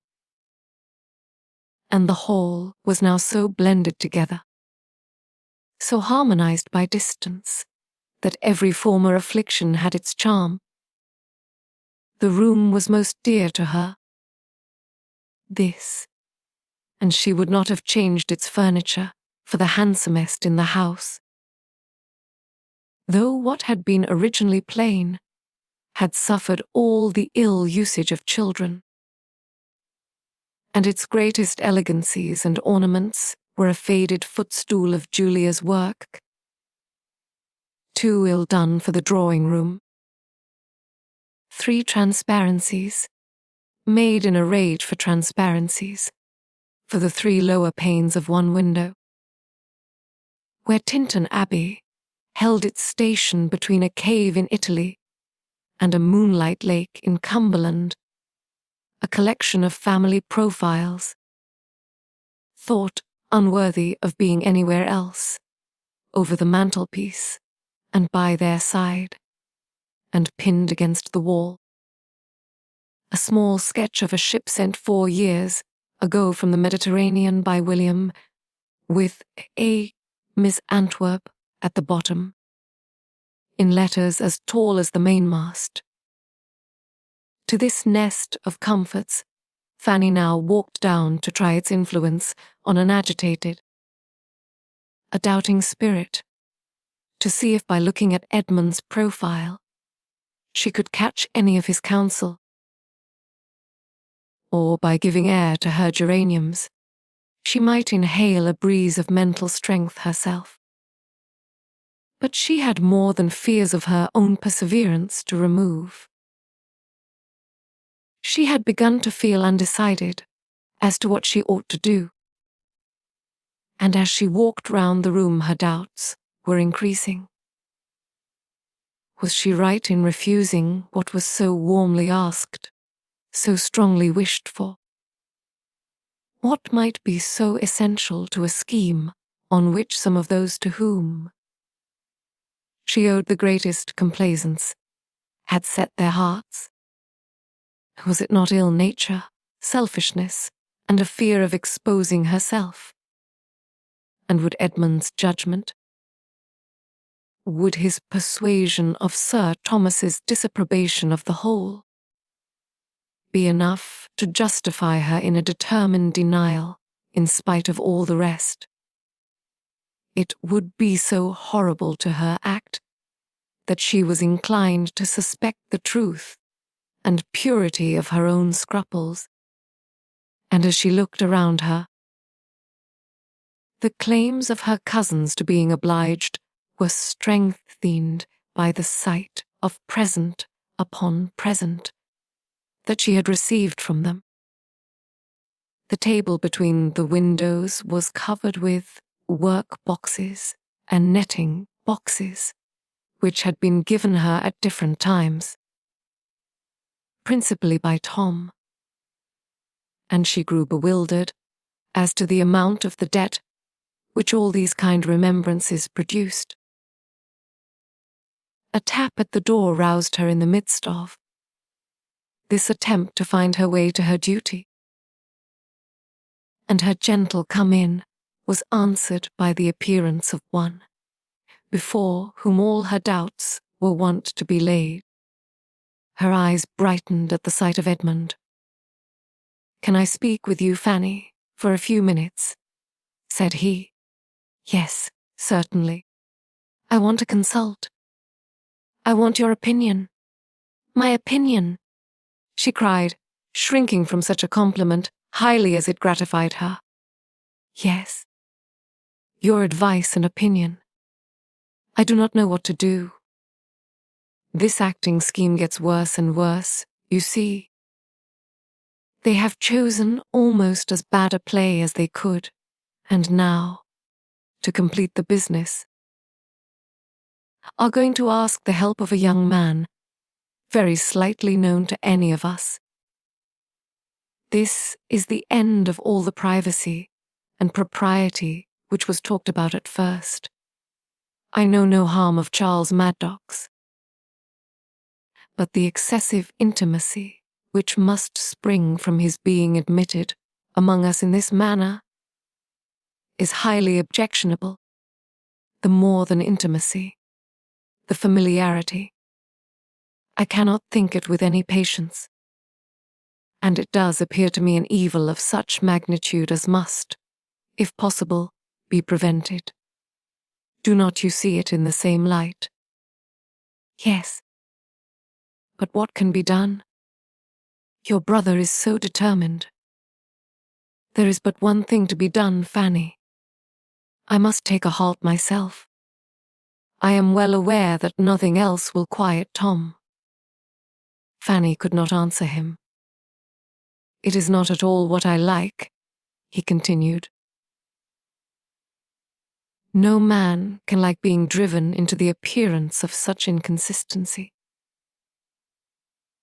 After being known to oppose the scheme from the beginning, there is absurdity in the face of my joining them now, when they are exceeding their first plan in every respect. But I can think of no other alternative. Can you, Fanny? No, said Fanny slowly, not immediately, but what? I see your judgment is not with me. Think it a little over. Perhaps you are not so much aware as I am of the mischief that may, of the unpleasantness that must arise from a young man's being received in this manner,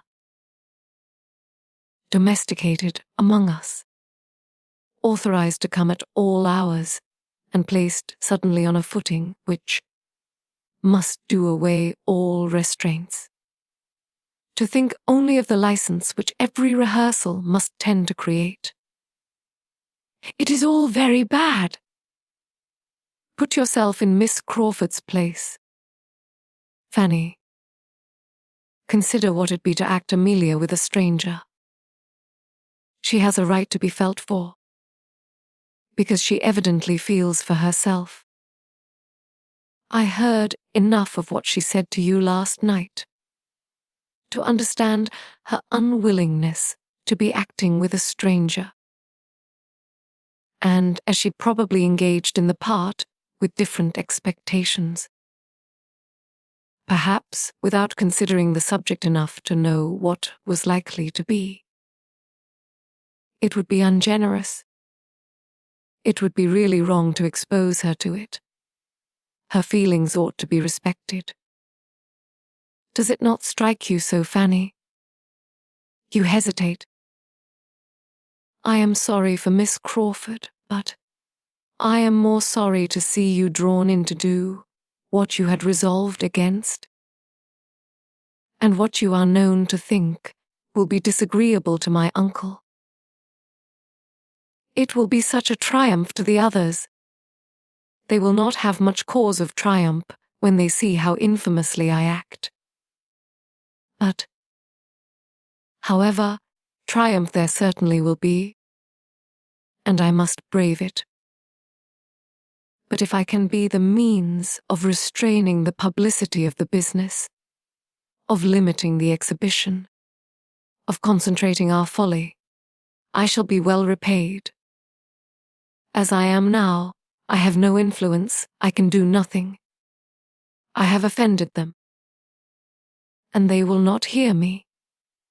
But when I have put them in good humor by this concession, I am not without hopes of persuading them to confine the representation within a much smaller circle they are now in the high road for. This will be a material gain.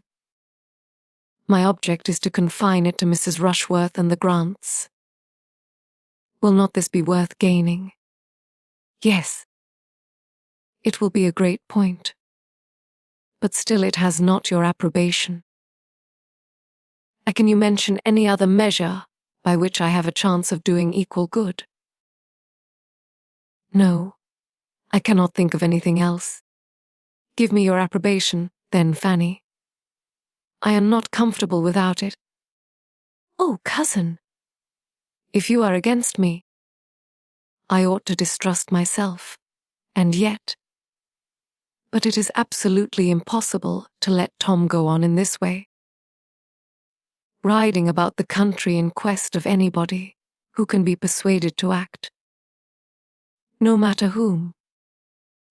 The look of a gentleman is to be enough. I thought you would have entered more into Miss Crawford's feelings. No doubt she will be very glad. It must be a great relief to her, said Fanny, trying for greater warmth of manner. She never appeared more amiable than in her behavior to you last night. It gave her a very strong claim on my goodwill. She was very kind, indeed, and I am glad to have her spared. She could not finish the generous effusion. Her conscience stopped her in the middle, but Edmund was satisfied. I shall walk down immediately after breakfast, said he, and am sure of giving pleasure there. And now, dear Fanny, I will not interrupt you any longer. You want to be reading. But I could not be easy till I had spoken to you and come to a decision. Sleeping or waking, my head has been full of this matter all night. It is an evil, but I am certainly making it less than it might be. If Tom is up, I shall go to him directly and get it over. And when we meet at breakfast, we shall be all in high good humor at the prospect of acting the fool together with such unanimity. You, in the meanwhile, will be taking a trip into China, I suppose. How does Lord Macartney go on? Opening a volume on the table, and then taking up some others. And here are Crab's Tales, and The Idler, at hand to relieve you. If you tire of your great book, I admire your little establishment exceedingly, and as soon as I am gone, you will empty your head of all this nonsense of acting, and sit comfortably down to your table. But do not stay here to be cold.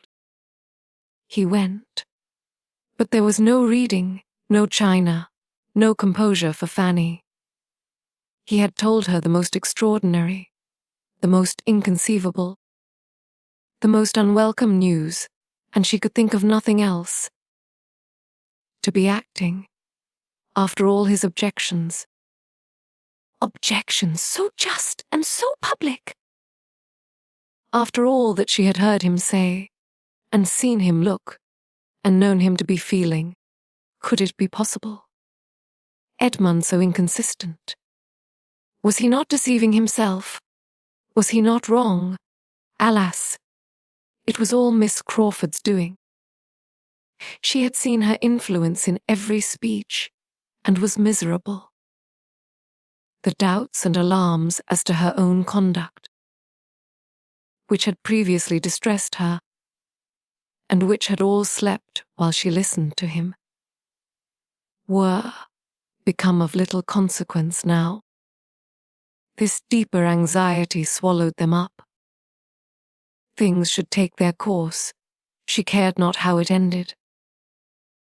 Her cousins might attack, but could hardly tease her. She was beyond their reach, and if at last obliged to yield, no matter. It was all misery now. Chapter 17. It was indeed a triumphant day to Mr. Bertram and Maria. Such a victory over Edmund's discretion had been beyond their hopes, and was most delightful.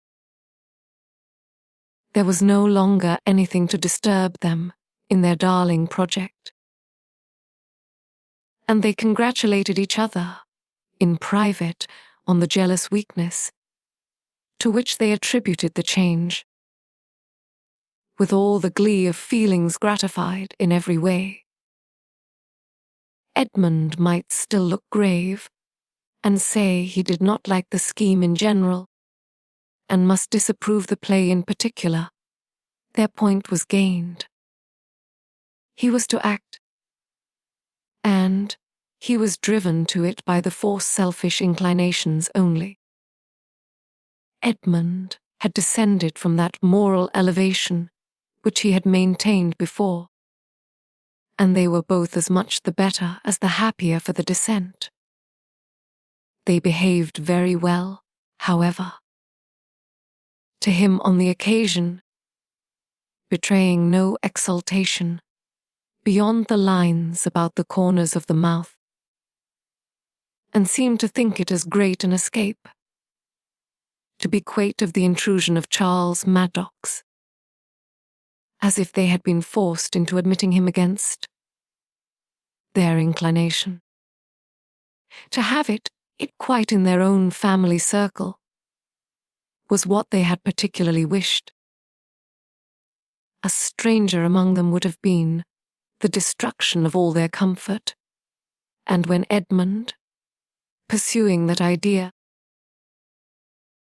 gave a hint of his hope as to the limitation of the audience, they were ready, in the complaisance of the moment, to promise anything. It was all good humour and encouragement. Mrs. Norris offered to contrive his dress. Mr. Yates assured him that an Halt's last scene with the Baron admitted a deal of action and emphasis, and Mr. Rushworth undertook to count his speeches.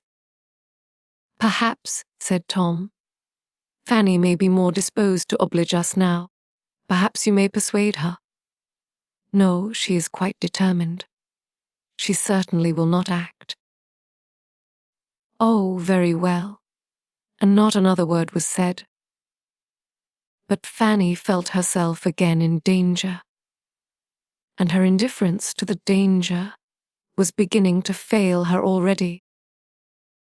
There were not fewer smiles at the parsonage than at the park on this change in Edmund. Miss Crawford looked very lovely in hers, and entered with such an instantaneous renewal of cheerfulness into the whole affair as could have but one effect on him.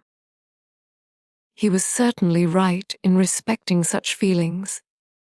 He was glad he had determined on it, and the morning wore away in satisfactions very sweet, if not very sound. One advantage resulted from it to Fanny.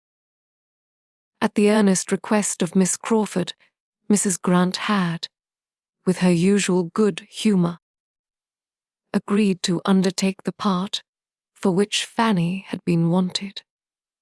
And this was all that occurred to gladden her heart during the day. And even this, when imparted by Edmund, brought a pang with it, for it was Miss Crawford to whom she was obliged. It was Miss Crawford whose kind exertions were to excite her gratitude, and whose merit in making them was spoken of with a glow of admiration. She was safe, but peace and safety were unconnected here. Her mind had been never farther from peace. She could not feel that she had done wrong herself, but she was disquieted in every other way. Her heart and her judgment were equally against Edmund's decision. She could not acquit his unsteadiness, and his happiness under it made her wretched. She was full of jealousy and agitation. Miss Crawford came with looks of gaiety which seemed an insult, with friendly expressions towards herself which she could hardly answer calmly. Everybody around her was gay and busy, prosperous and important. Each had their object of interest, their part, their dress, their favorite scene, their friends and confederates. All were finding employment in consultations and comparisons, or diversion in the playful conceits they suggested. She alone was sad and insignificant. She had no share in anything. She might go or stay. She might be in the midst of their noise, or retreat from it to the solitude of the East Room, without being seen or missed. She could almost think anything would have been preferable to this. Mrs. Grant was of consequence. Her good nature had honourable mention. Her taste and her time were considered. Her presence was wanted. She was sought for, and attended, and praised. And Fanny was at first in some danger of envying her the character she had accepted. But reflection brought better feelings, and shewed her that Mrs. Grant was entitled to respect, which could never have belonged to her, and that, had she received even the greatest, she could never have been easy in joining a scheme which, considering only her uncle, she must condemn altogether. Fanny's heart was not absolutely the only saddened one amongst them, as she soon began to acknowledge to herself. Julia was a sufferer too, though not quite so blamelessly. Henry Crawford had trifled with her feelings, but she had very long allowed, and even sought his attentions, with a jealousy of her sister, so reasonable as ought to have been their cure. And now that the conviction of his preference for Maria had been forced on her, she submitted to it without any alarm for Maria's situation, or any endeavour at rational tranquillity for herself. She either sat in gloomy silence, wrapped in such gravity as nothing could subdue, no curiosity touch, no wit amuse, or allowing the attentions of Mr. Yates, was talking with forced gaiety to him alone, and ridiculing the acting of the others. For a day or two after the affront was given, Henry Crawford had endeavoured to do it away by the usual attack of gallantry and compliment, but he had not cared enough about it to persevere against a few repulses, and becoming soon too busy with his play to have time for more than one flirtation, he grew indifferent to the quarrel, or rather thought it a lucky occurrence, as quietly putting an end to what might ere long have raised expectations in more than Mrs. Grant. She was not pleased to see Julia excluded from the play, and sitting by disregarded. But as it was not a matter which really involved her happiness, as Henry must be the best judge of his own, and as he did assure her, with a most persuasive smile, that neither he nor Julia had ever had a serious thought of each other, she could only renew her former caution as to the elder sister, entreat him not to risk his tranquillity by too much admiration there, and then gladly take her share in anything that brought cheerfulness to the young people in general, and that did so particularly promote the pleasure of the two so dear to her. I rather wonder Julia is not in love with Henry, was her observation to Mary. I dare say she is, replied Mary coldly. I imagine both sisters are. Both? No, no, that must not be. Do not give him a hint of it. Think of Mr. Rushworth.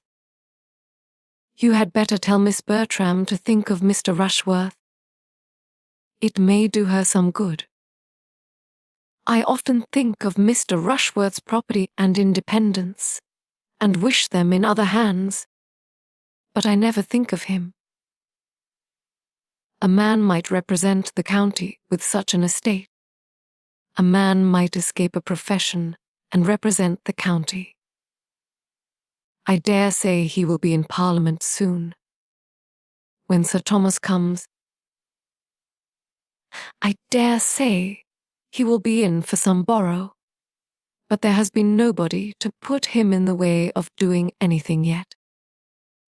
Sir Thomas is to achieve many mighty things when he comes home, said Mary, after a pause. Do you remember Hawkins Brown's address to tobacco in imitation of Pope? Blessed leaf, whose aromatic gales dispense to Templar's modesty, to parson sense. I will parody them. Blessed night, whose dictatorial looks dispense to children affluence, to Rushworth sense. Will not that do, Mrs. Grant? Everything seems to depend upon Sir Thomas's return. You will find his consequence very just and reasonable when you see him in his family. I assure you, I do not think we do so well without him.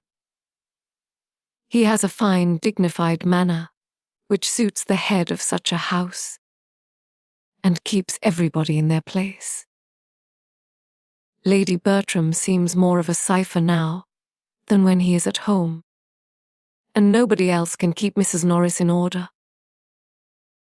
But, Mary, do not fancy that Maria Bertram cares for Henry. I am sure Julia does not.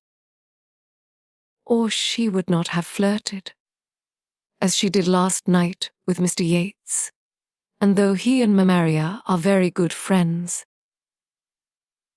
I think she likes Southerton too well to be inconstant. I would not give much for Mr. Rushworth's chance, if Henry stepped in before the articles were signed. If you have such a suspicion, something must be done, and as soon as the play is all over, we will talk to him seriously, and make him know his own mind, and if he means nothing, we will send him off, though he is Henry for a time. Julia did suffer, however, though Mrs. Grant discerned it not, and though it escaped the notice of many of her own family likewise. She had loved, she did love still, and she had all the suffering which a warm temper and a high spirit were likely to endure under the disappointment of a dear, though irrational hope, with a strong sense of ill usage. Her heart was sore and angry, and she was capable only of angry consolations. The sister, with whom she used to be on easy terms, was now become her greatest enemy. They were alienated from each other, and Julia was not superior to the hope of some distressing end to the attentions which were still carrying on there. Some punishment to Maria for conduct so shameful towards herself as well as towards Mr. Rushworth, with no material fault of temper or difference of opinion, to prevent their being very good friends while their interests were the same. The sisters? under such a trial as this, had not affection or principle enough to make them merciful, or just to give them honor or compassion. Maria felt her triumph and pursued her purpose, careless of Julia. And Julia could never see Maria, distinguished by Henry Crawford, without trusting that it would create jealousy and bring a public disturbance at last. Fanny saw and pitied much of this in Julia, but there was no outward fellowship between them. Julia made no communication, and Fanny took no liberties. They were two solitary sufferers, or connected only by Fanny's consciousness. The inattention of the two brothers and the aunt to Julia's discomposure, and their blindness to its true cause, must be imputed to the fullness of their own minds. They were totally preoccupied. Tom was engrossed by the concerns of his theatre, and saw nothing that did not immediately relate to it.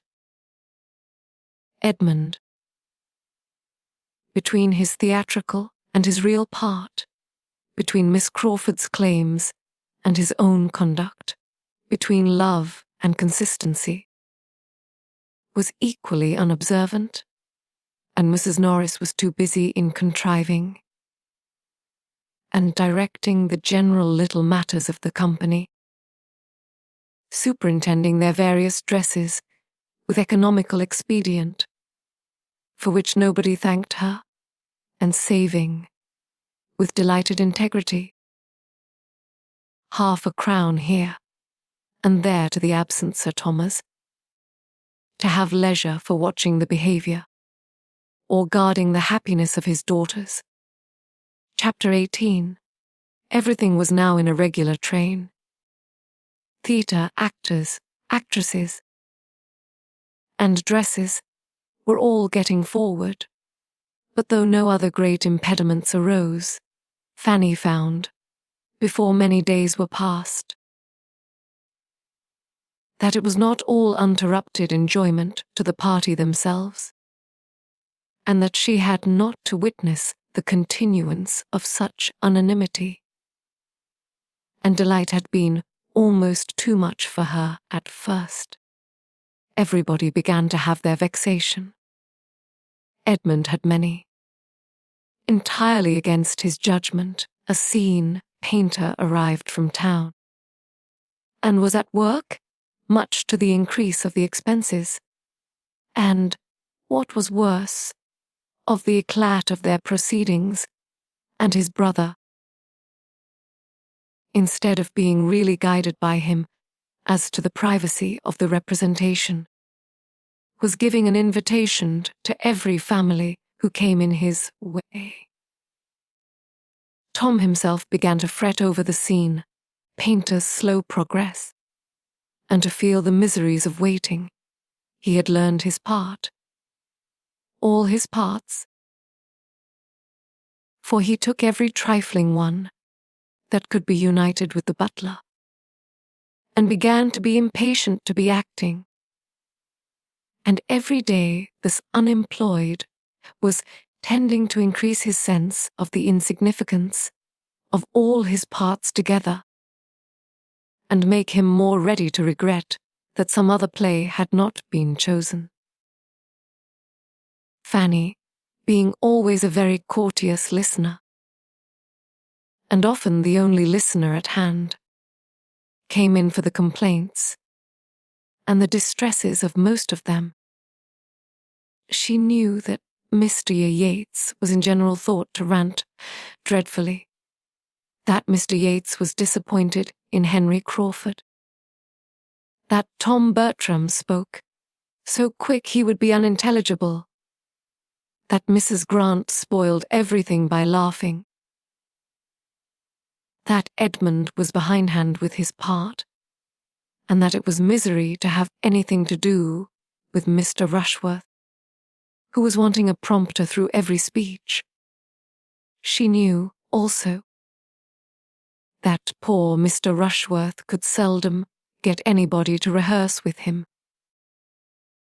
His complaint came before her as well as the rest, and so decided to her eye was her cousin Maria's avoidance of him, and so needlessly often the rehearsal of the first scene between her and Mr. Crawford, that she had soon all the terror of other complaints from him. So far from being all satisfied and all enjoying, she found everybody requiring something they had not, and giving occasion of discontent to the others. Everybody had a part either too long or too short. Nobody would attend as they ought. Nobody would remember on which side they were to come in. Nobody but the complainer would observe any directions. Fanny believed herself to derive as much innocent enjoyment from the play as any of them. Henry Crawford acted well, and it was a pleasure to her to creep into the theatre and attend the rehearsal of the first act, in spite of the feelings it excited in some speeches for Maria. Maria, she also thought, acted well, too well. And after the first rehearsal or two, Fanny began to be their only audience, and sometimes as prompter, sometimes as spectator, was often very useful. As far as she could judge, Mr. Crawford was considerably the best actor of all.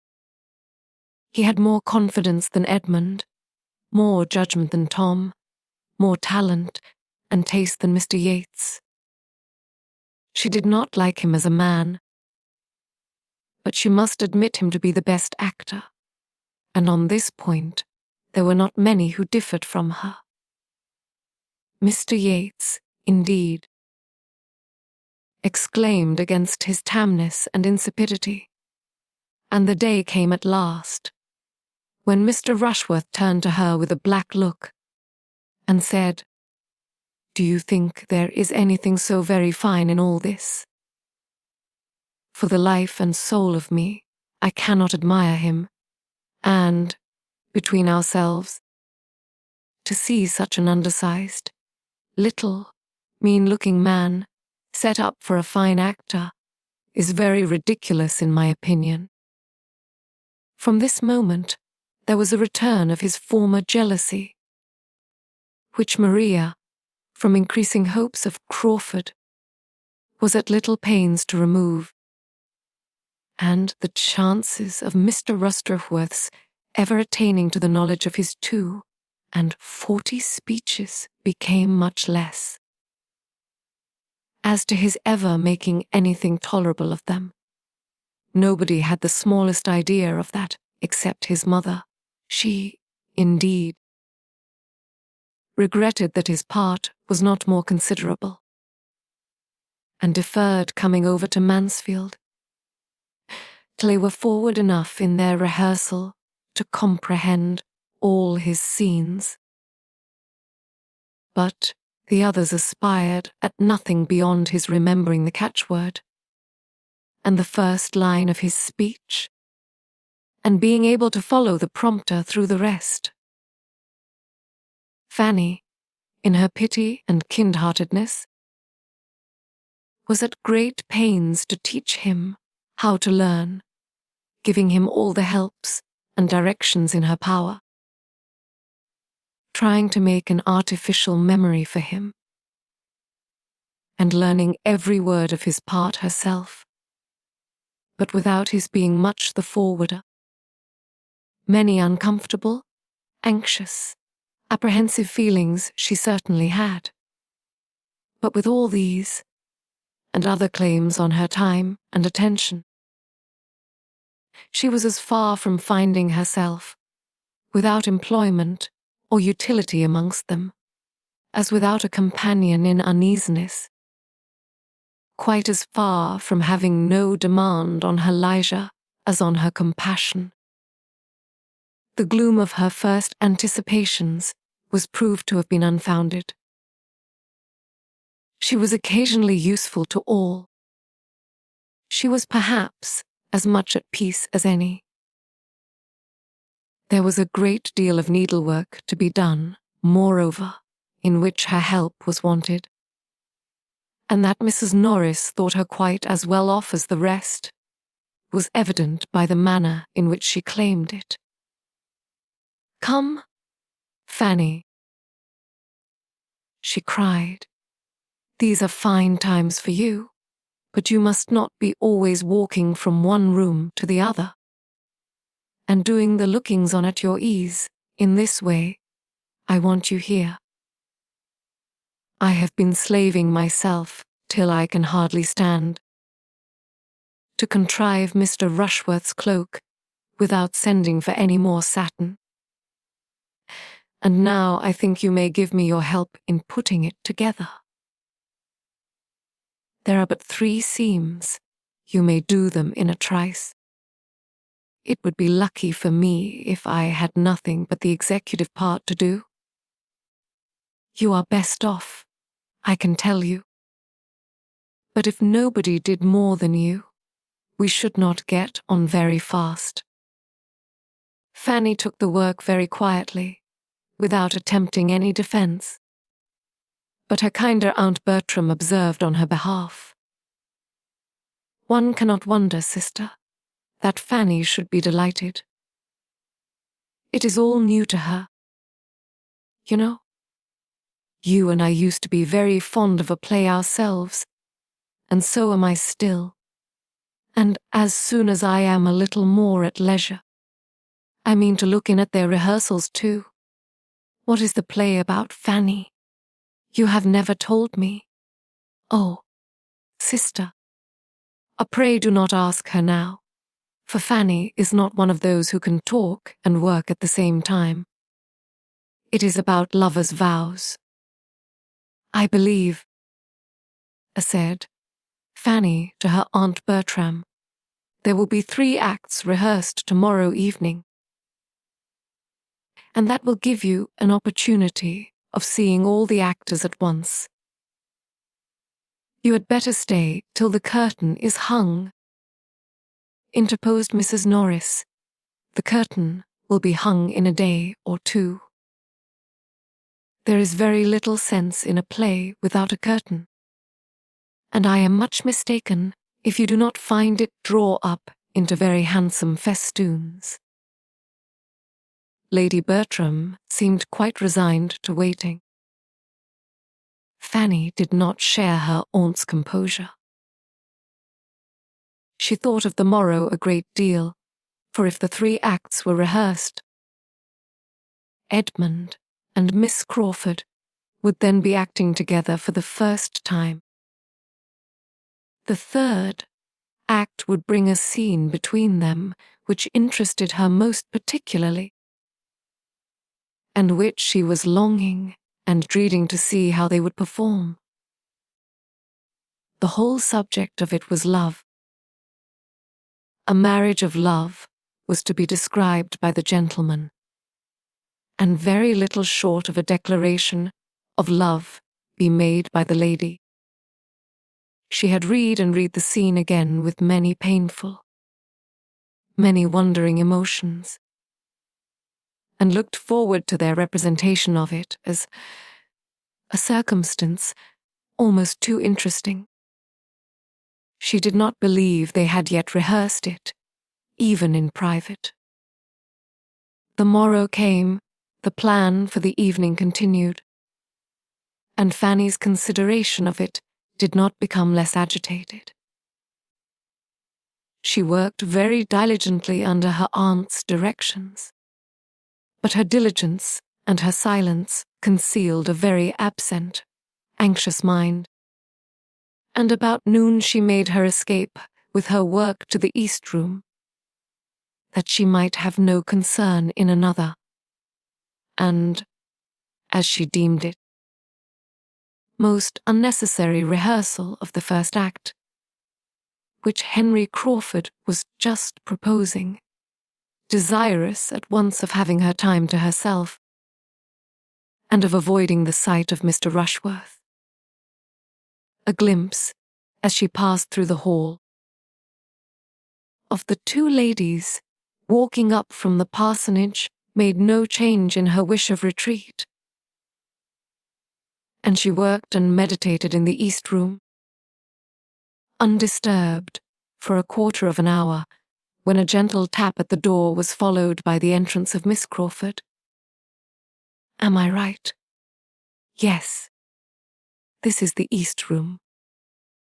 My dear Miss Price, I beg your pardon, but I have made my way to you on purpose to entreat your help. Fanny, quite surprised, endeavoured to shew herself mistress of the room by her civilities, and looked at the bright bars of her empty grate with concern. Thank you, I am quite warm, very warm. Allow me to stay here a little while, and do have the goodness to hear me my third act. I have brought my book, and if you would but rehearse it with me, I should be so obliged. I came here today intending to rehearse it with Edmund, by ourselves, against the evening, but he is not in the way, and if he were, I do not think I could go through it with him. Till I have hardened myself a little, for really there is a speech or two. You will be so good, won't you? Fanny was most civil in her assurances, though she could not give them in a very steady voice. Have you ever happened to look at the part I mean? Continued Miss Crawford, opening her book. Here it is. I did not think much of it at first, but, upon my word, there, look at that speech, and that, and that. How am I ever to look him in the face and say such things? Could you do it? But then he is your cousin, which makes all the difference. You must rehearse it with me, that I may fancy you him, and get on by degrees. You have a look of his sometimes. Have I? I will do my best with the greatest readiness, but I must read the part, for I can say very little of it. None of it, I suppose. You are to have the book, of course. Now for it. We must have 2 chairs at hand for you to bring forward to the front of the stage. There. Very good schoolroom chairs, not made for a theatre, I dare say. Much more fitted for little girls to sit and kick their feet against when they are learning a lesson.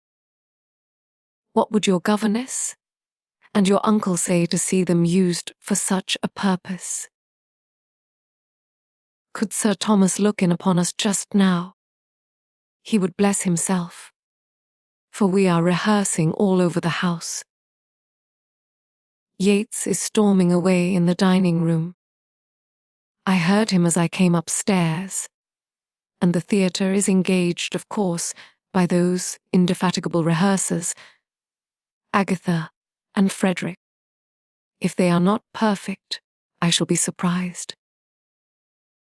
By the by, I looked in upon them 5 minutes ago, and it happened to be exactly at one of the times when they were trying not to embrace, and Mr. Rushworth was with me. I thought he began to look a little queer, so I turned it off as well as I could, by whispering to him, "We shall have an excellent Agatha. There is something so maternal in her manner, so completely maternal in her voice and countenance. Was not that well done of me?" He brightened up directly. Now for my soliloquy. She began, and Fanny joined in with all the modest feeling, which the idea of representing Edmund was so strongly calculated to inspire, but with looks and voice so truly feminine as to be no very good picture of a man. With such an halt, however, a Miss Crawford had courage enough, and they had got through half the scene, when a tap at the door brought a pause, and the entrance of Edmund, the next moment, suspended it all. Surprise, consciousness, and pleasure appeared in each of the three on this unexpected meeting, and as Edmund was come on the very same business that had brought Miss Crawford, consciousness and pleasure were likely to be more than momentary in them. He too had his book, and was seeking Fanny, to ask her to rehearse with him, and help him to prepare for the evening, without knowing Miss Crawford to be in the house. And great was the joy and animation of being thus thrown together, of comparing schemes, and sympathizing in praise of Fanny's kind offices. She could not equal them in their warmth. Her spirits sank under the glow of theirs, and she felt herself becoming too nearly nothing to both to have any comfort in having been sought by either. They must now rehearse together. Edmund proposed, urged, entreated it, till the lady, not very unwilling at first, could refuse no longer, and Fanny was wanted only to prompt and observe them. She was invested, indeed, with the office of judge and critic, and earnestly desired to exercise it, and tell them all their faults, but from doing so every feeling within her shrank. She could not, would not, dared not attempt it. That, had she been otherwise qualified for criticism, her conscience must have restrained from venturing at disapprobation. She believed herself to feel too much of it in the aggregate for honesty, or safety in particulars. To prompt them must be enough for her. And it was sometimes more than enough, for she could not always pay attention to the book. In watching them she forgot herself, and, agitated by the increasing spirit of Edmund's manner, had once closed the page and turned away exactly as he wanted help. It was imputed to very reasonable wareness, and she was thanked and pitied, but she deserved their pity more than she hoped they would ever surmise. At last the scene was over, and Fanny forced herself to add her praise to the compliments each was giving the other.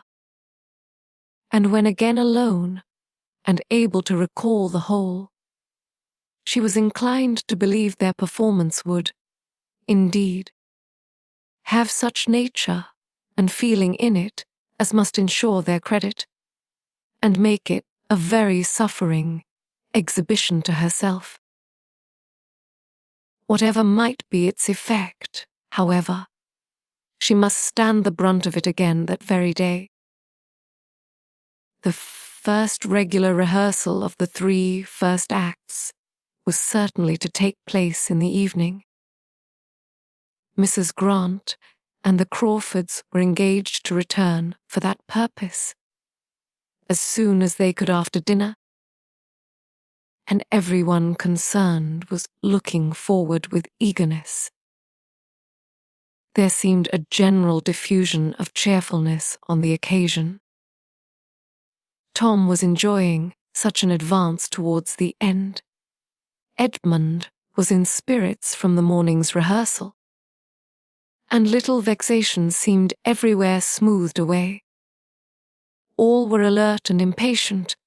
The ladies moved soon. The gentlemen soon followed them, and with the exception of Lady Bertram, Mrs. Norris, and Julia, everybody was in the theatre at an early hour, and having lighted it up as well as its unfinished state admitted, were waiting only the arrival of Mrs. Grant and the Crawfords to begin. They did not wait long for the Crawfords, but there was no Mrs. Grant. She could not come. Dr. Grant, professing an indisposition, for which he had little credit with his fair sister-in-law, could not spare his wife. "Dr. Grant is ill," said she, with mock solemnity. "He has been ill ever since he did not eat any of the pheasant today. He fancied it tough, sent away his plate, and has been suffering ever since." Here was disappointment. Mrs. Grant's non-attendance was sad indeed. Her pleasant manners and cheerful conformity made her always valuable amongst them, but now she was absolutely necessary. They could not act. They could not rehearse with any satisfaction without her. The comfort of the whole evening was destroyed. What was to be done? Tom, as cottager, was in despair.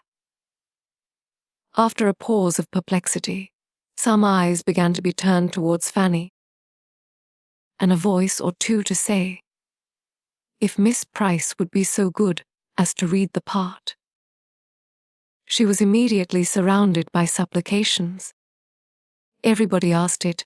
Even Edmund said, "Do, Fanny, if it is not very disagreeable to you." But Fanny still hung back. She could not endure the idea of it. Why was not Miss Crawford to be applied to as well? Or why had not she rather gone to her own room, as she had felt to be safest, instead of attending the rehearsal at all? She had known it would irritate and distress her. She had known it her duty to keep away. She was properly punished. "You have only to read the part," said Henry Crawford, with renewed entreaty. "And I do believe she can say every word of it," added Maria, for she could put Mrs. Grant rather day in 20 places. "Fanny, I am sure you know the part." Fanny could not say she did not, and as they all perceived, as Edmund repeated his wish, and with a look of even fond dependence on her good nature, she must yield. She would do her best. Everybody was satisfied, and she was left to the tremors of a most palpitating heart, while the others prepared to begin. They did begin, and being too much engaged in their own noise to be struck by unusual noise in the other part of the house, had proceeded some way when the door of the room was thrown open, and Julia, appearing at it, with a face all aghast, exclaimed, "My father is come! He is in the hall at this moment." Chapter 19. How is the consternation of the party to be described? To the greater number it was a moment of absolute horror. Sir Thomas in the house. All felt the instantaneous conviction. Not a hope of imposition or mistake was harboured anywhere. Julie's looks were an evidence of the fact that made it indisputable. And after the first starts and exclamations, not a word was spoken for half a minute. Each, with an altered countenance, was looking at some other, and almost each was feeling it a stroke the most unwelcome, most ill-timed, most appalling. Mr. Yates might consider it only as a vexatious interruption for the evening, and Mr. Rushworth might imagine it a blessing. But every other heart was sinking under some degree of self-condemnation or undefined alarm. Every other heart was suggesting, what will become of us? What is to be done now? It was a terrible pause. And terrible to every ear were the corroborating sounds of opening doors and passing footsteps. Julia was the first to move and speak again. Jealousy and bitterness had been suspended. Selfish was lost in the common cause. But at the moment of her appearance, Friedrich was listening with looks of devotion to Agatha's narrative and pressing her hand to his heart. And as soon as she could notice this and see that, in spite of the shock of her words, he still kept his station and retained her sister's hand, her wounded heart swelled again with injury. And looking as red as she had been white before, she turned out of the room, saying, I need not be afraid of appearing before him. Her going roused the rest, and at the same moment the two brothers stepped forward, feeling the necessity of doing something. A very few words between them were sufficient. The case admitted no difference of opinion. They must go to the drawing room directly. Maria joined them with the same intent, just then the stoutest of the three. For the very circumstance which had driven Julia away was to her the sweetest support. Henry Crawford's retaining her hand at such a moment of such peculiar proof and importance, was worth ages of doubt and anxiety. She hailed as an earnest of the most serious determination, and was equal even to encounter her father. They walked off, utterly heedless of Mr. Rushworth's repeated question of, Shall I go too? Had not I better go too? Will not it be right for me to go too? But they were no sooner through the door than Henry Crawford undertook to answer the anxious inquiry, and, encouraging him by all means to pay his respects to Sir Thomas without delay, sent him after the others with delighted haste. Fanny was left with only the Crawfords and Mr. Yates.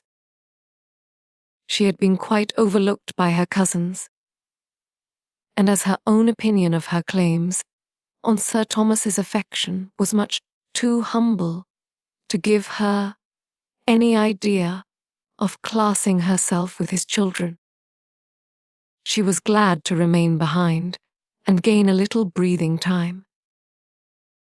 Her agitation and alarm exceeded all that was endured by the rest. By the right of a disposition which not even innocence could keep from suffering. She was nearly fainting. All her former habitual dread of her uncle was returning, and with it compassion for him and for almost every one of the party on the development before him, with solicitude on Edmund's account indescribable. She had found a seat, where in excessive trembling she was enduring all these fearful thoughts, while the other three, no longer under any restraint, were giving vent to their feelings of vexation, lamenting over such an unlooked for premature arrival as a most untoward event, and without mercy wishing poor Sir Thomas had been twice as long on his passage, or were still in Antigua. The Crawfords were more warm on the subject than Mr. Yates, from better understanding the family, and judging more clearly of the mischief that must ensue. The ruin of the play was to them a certainty. They felt the total destruction of the scheme to be inevitably at hand, while Mr. Yates considered it only as a temporary interruption, a disaster for the evening, and could even suggest the possibility of the rehearsal being renewed after tea, when the bustle of receiving Sir Thomas were over, and he might be at leisure to be amused by it. The Crawfords laughed at the idea, and having soon agreed on the propriety of their walking quietly home, and leaving the family to themselves, proposed Mr. Yates's accompanying them and spending the evening at the parsonage. But Mr. Yates, having never been with those who thought much of parental claims or family confidence, could not perceive that anything of the kind was necessary, and therefore, thanking them, said he preferred remaining where he was, that he might pay his respects to the old gentleman handsomely, since he was come, and besides, he did not think it would be fair by the others to have everybody run away. Fanny was just beginning to collect herself, and to feel that if she stayed longer, behind it might seem disrespectful. When this point was settled, and being commissioned with the brother and sister's apology, saw them preparing to go as she quitted the room herself to perform the dreadful duty of appearing before her uncle. Too soon did she find herself at the drawing-room door, and after pausing a moment for what she knew would not come, for a courage which the outside of no door had ever supplied to her, she turned the lock in desperation, and the lights of the drawing-room and all the collected family were before her. As she entered, her own name caught her ear. Sir Thomas was at that moment looking round him and saying, "But where is Fanny? Why do not I see my little Fanny?" And on perceiving her, came forward with a kindness which astonished and penetrated her, calling her his dear Fanny, kissing her affectionately, and observing with decided pleasure how much she was grown. Fanny knew not how to feel, nor where to look. She was quite oppressed. He had never been so kind, so very kind to her in his life. His manner seemed changed. His voice was quick from the agitation of joy, and all that had been awful in his dignity seemed lost in tenderness. He led her nearer the light and looked at her again, inquired particularly after her health, and then, correcting himself, observed that he need not inquire, for her appearance spoke sufficiently on that point. A fine blush having succeeded the previous paleness of her face, he was justified in his belief of her equal improvement in health and beauty. He inquired next after her family, especially William, and his kindness altogether was such as made her reproach herself for loving him so little, and thinking his return a misfortune. And when, on having courage to lift her eyes to his face, she saw that he was grown thinner, and had the burnt, fagged, worn look of fatigue and a hot climate, every tender feeling was increased, and she was miserable in considering how much unsuspected vexation was probably ready to burst on him. Sir Thomas was indeed the life of the party, who at his suggestion now seated themselves round the fire. He had the best right to be the talker, and the delight of his sensations in being again in his own house, in the center of his family, after such a separation, made him communicative and chatty in a very unusual degree. And he was ready to give every information as to his voyage, and answer every question of his two sons almost before it was put. His business in Antigua had latterly been prosperously rapid, and he came directly from Liverpool.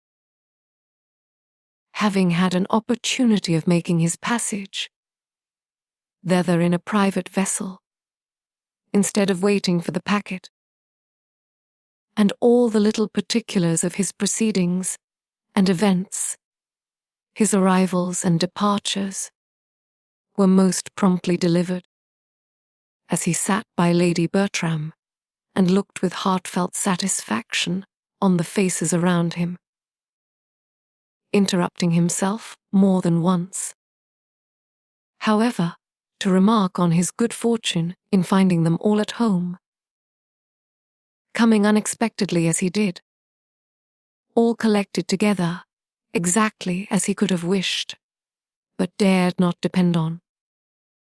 Mr. Rushworth was not forgotten.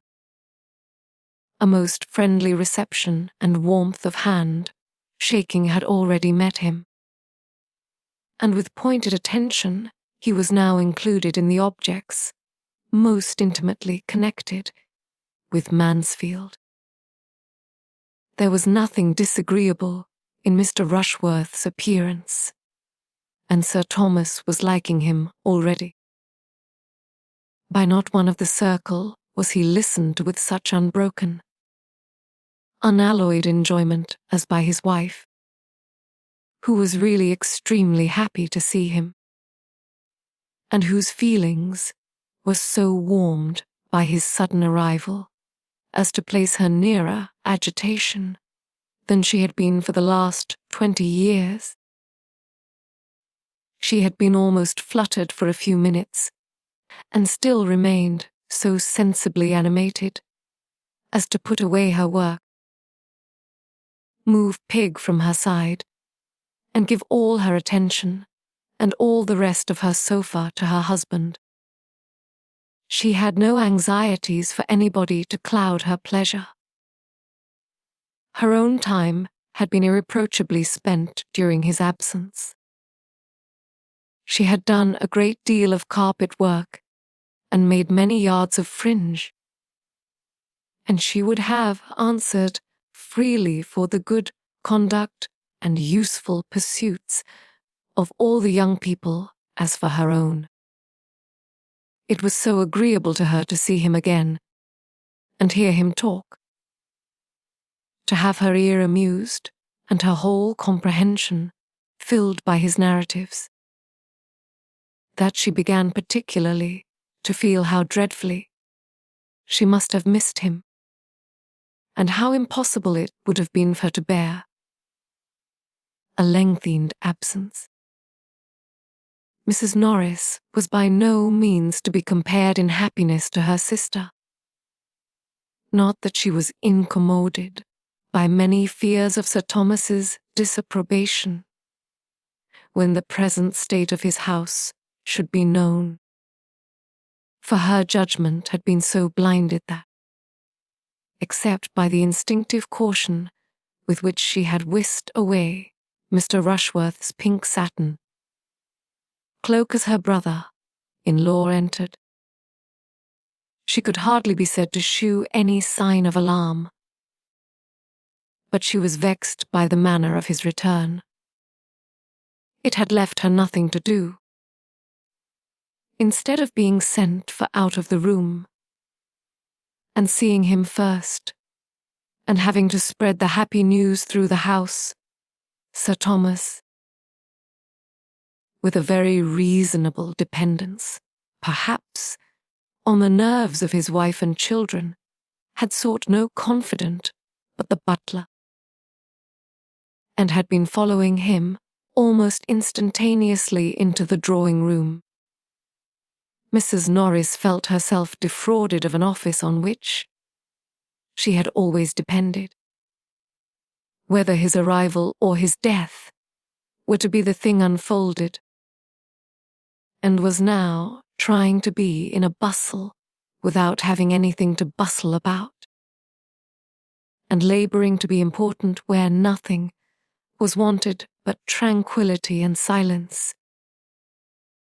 Would Sir Thomas have consented to eat? She might have gone to the housekeeper with troublesome directions, and insulted the footman with injunctions of dispatch. But Sir Thomas resolutely declined all dinner. He would take nothing till tea came. He would rather wait for tea. Still Mrs. Norris was at intervals urging something different, and in the most interesting moment of his passage to England, when the alarm of a French privateer was at the height, she burst through his recital with the proposal of soup.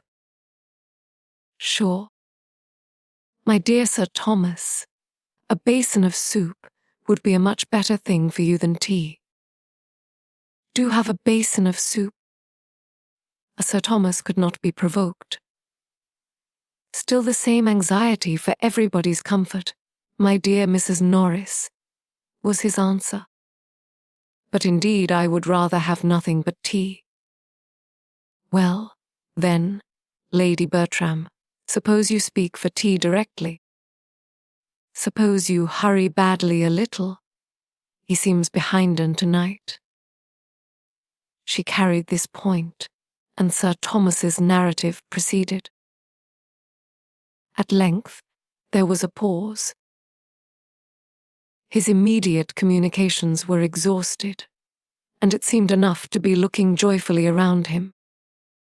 Now at one, now at another of the beloved circle, but the pause was not long. In the elation of her spirits, Lady Bertram became talkative. And what were the sensations of her children upon hearing her say, "How do you think the young people have been amusing themselves lately, Sir Thomas?" "They have been acting. We have been all alive with acting. Indeed. And what have you been acting?" "Oh, they'll tell you all about it."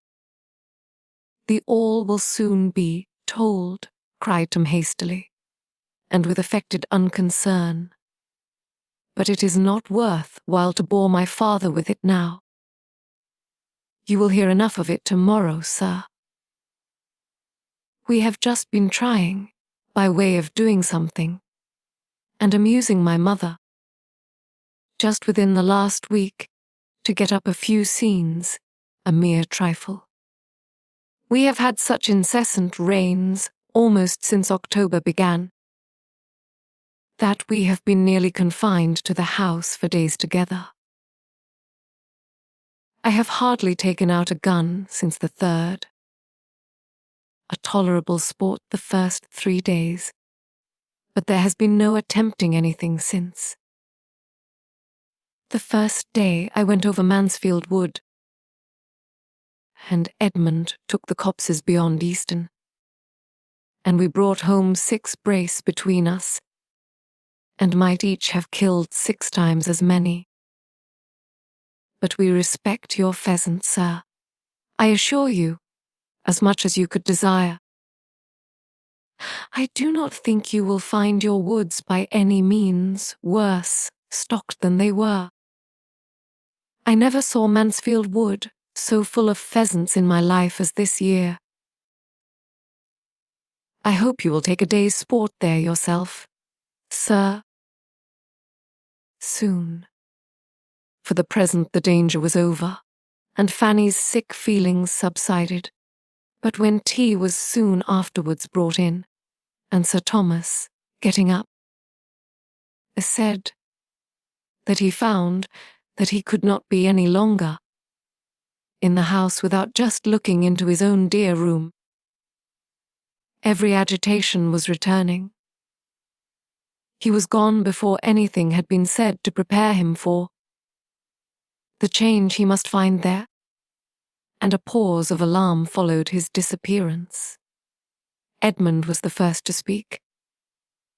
"Something must be done," said he. "It is time to think of our visitors," said Maria, still feeling her hand pressed to Henry Crawford's heart, and caring little for anything else. "Where did you leave Miss Crawford, Fanny?"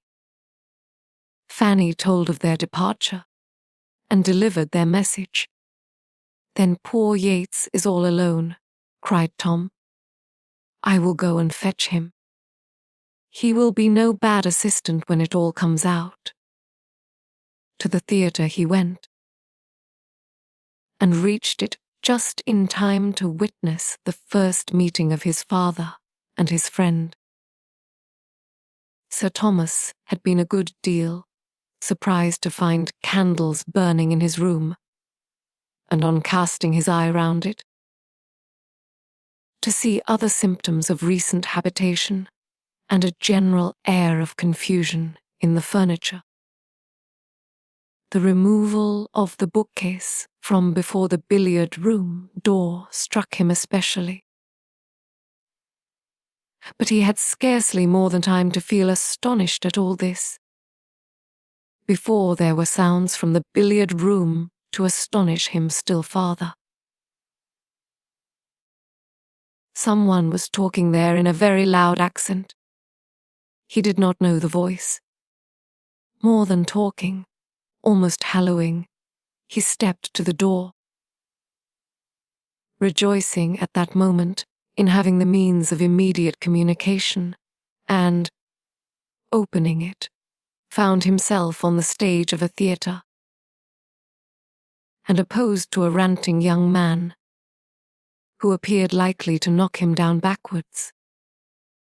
At the very moment of Yates perceiving Sir Thomas, and giving perhaps the very best start he had ever given in the whole course of his rehearsals.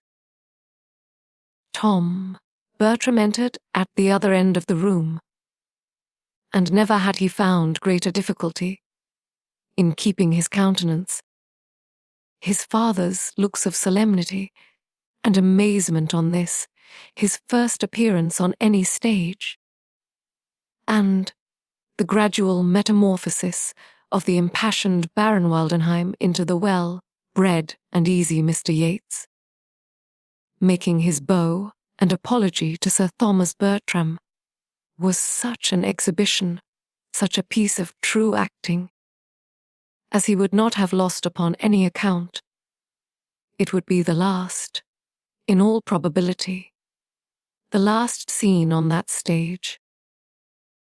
But he was sure there could not be a finer. The house would close with the greatest eclat. There was little time, however, for the indulgence any images of merriment. It was necessary for him to step forward, too, and assist the introduction. And with many awkward sensations he did his best. Sir Thomas received Mr. Yates with all the appearance of cordiality which due to his own character, but was really as far from pleased with the necessity of the acquaintance as with the manner of its commencement. Mr. Yates's family and connections were sufficiently known to him to render his introduction as the particular friend, another of the 100 particular friends of his son, exceedingly unwelcome. And it needed all the felicity of being again at home, and all the forbearance it could supply, to save Sir Thomas from anger on finding himself thus bewildered in his own house, making part of a ridiculous exhibition in the midst of theatrical nonsense, and forced in so untoward a moment to admit the acquaintance of a young man whom he felt sure of disapproving, and whose easy indifference and volubility, in the course of the first 5 minutes, seemed to mark him the most at home of the two.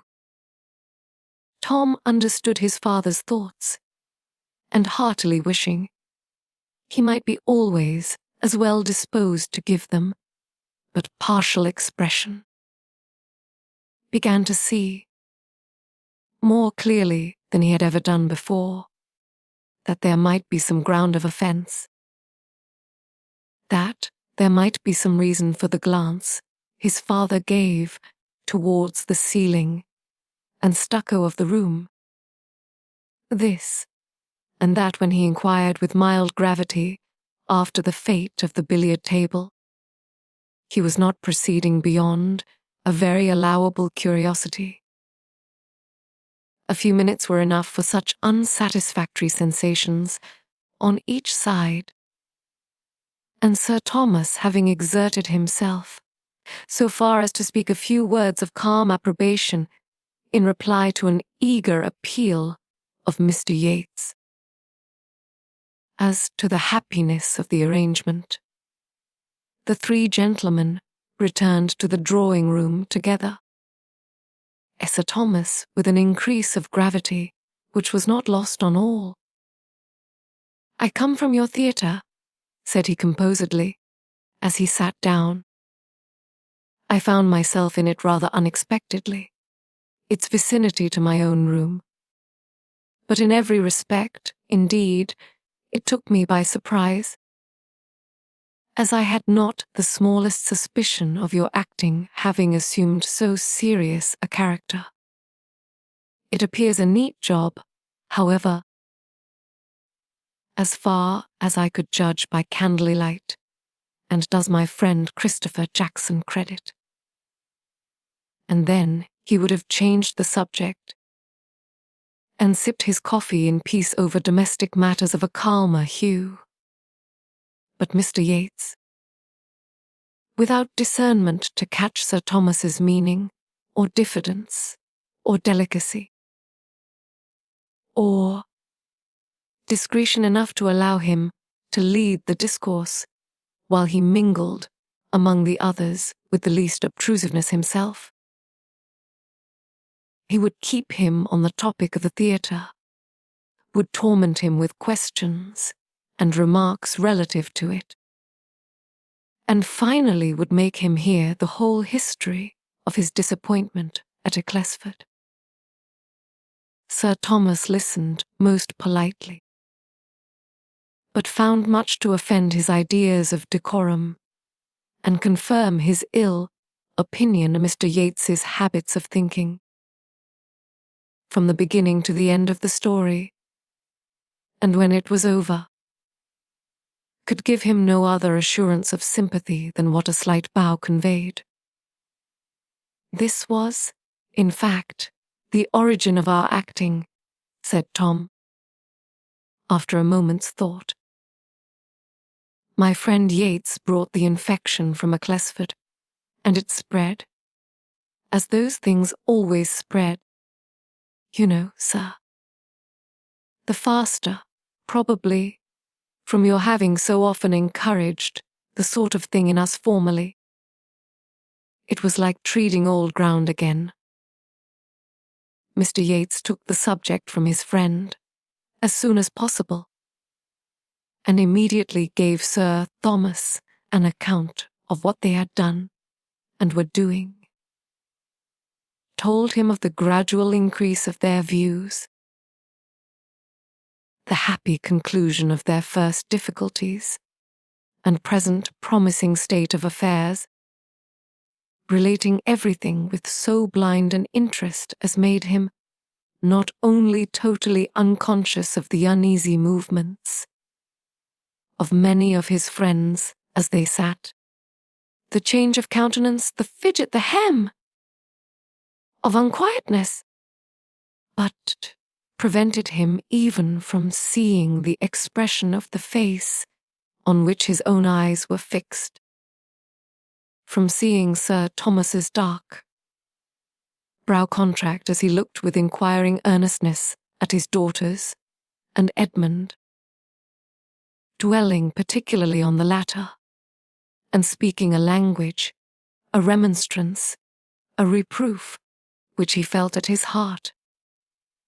And not less acutely was it felt by Fanny, who had edged back her chair behind her aunt's end of the sofa, and, screened from notice herself, saw all that was passing before her.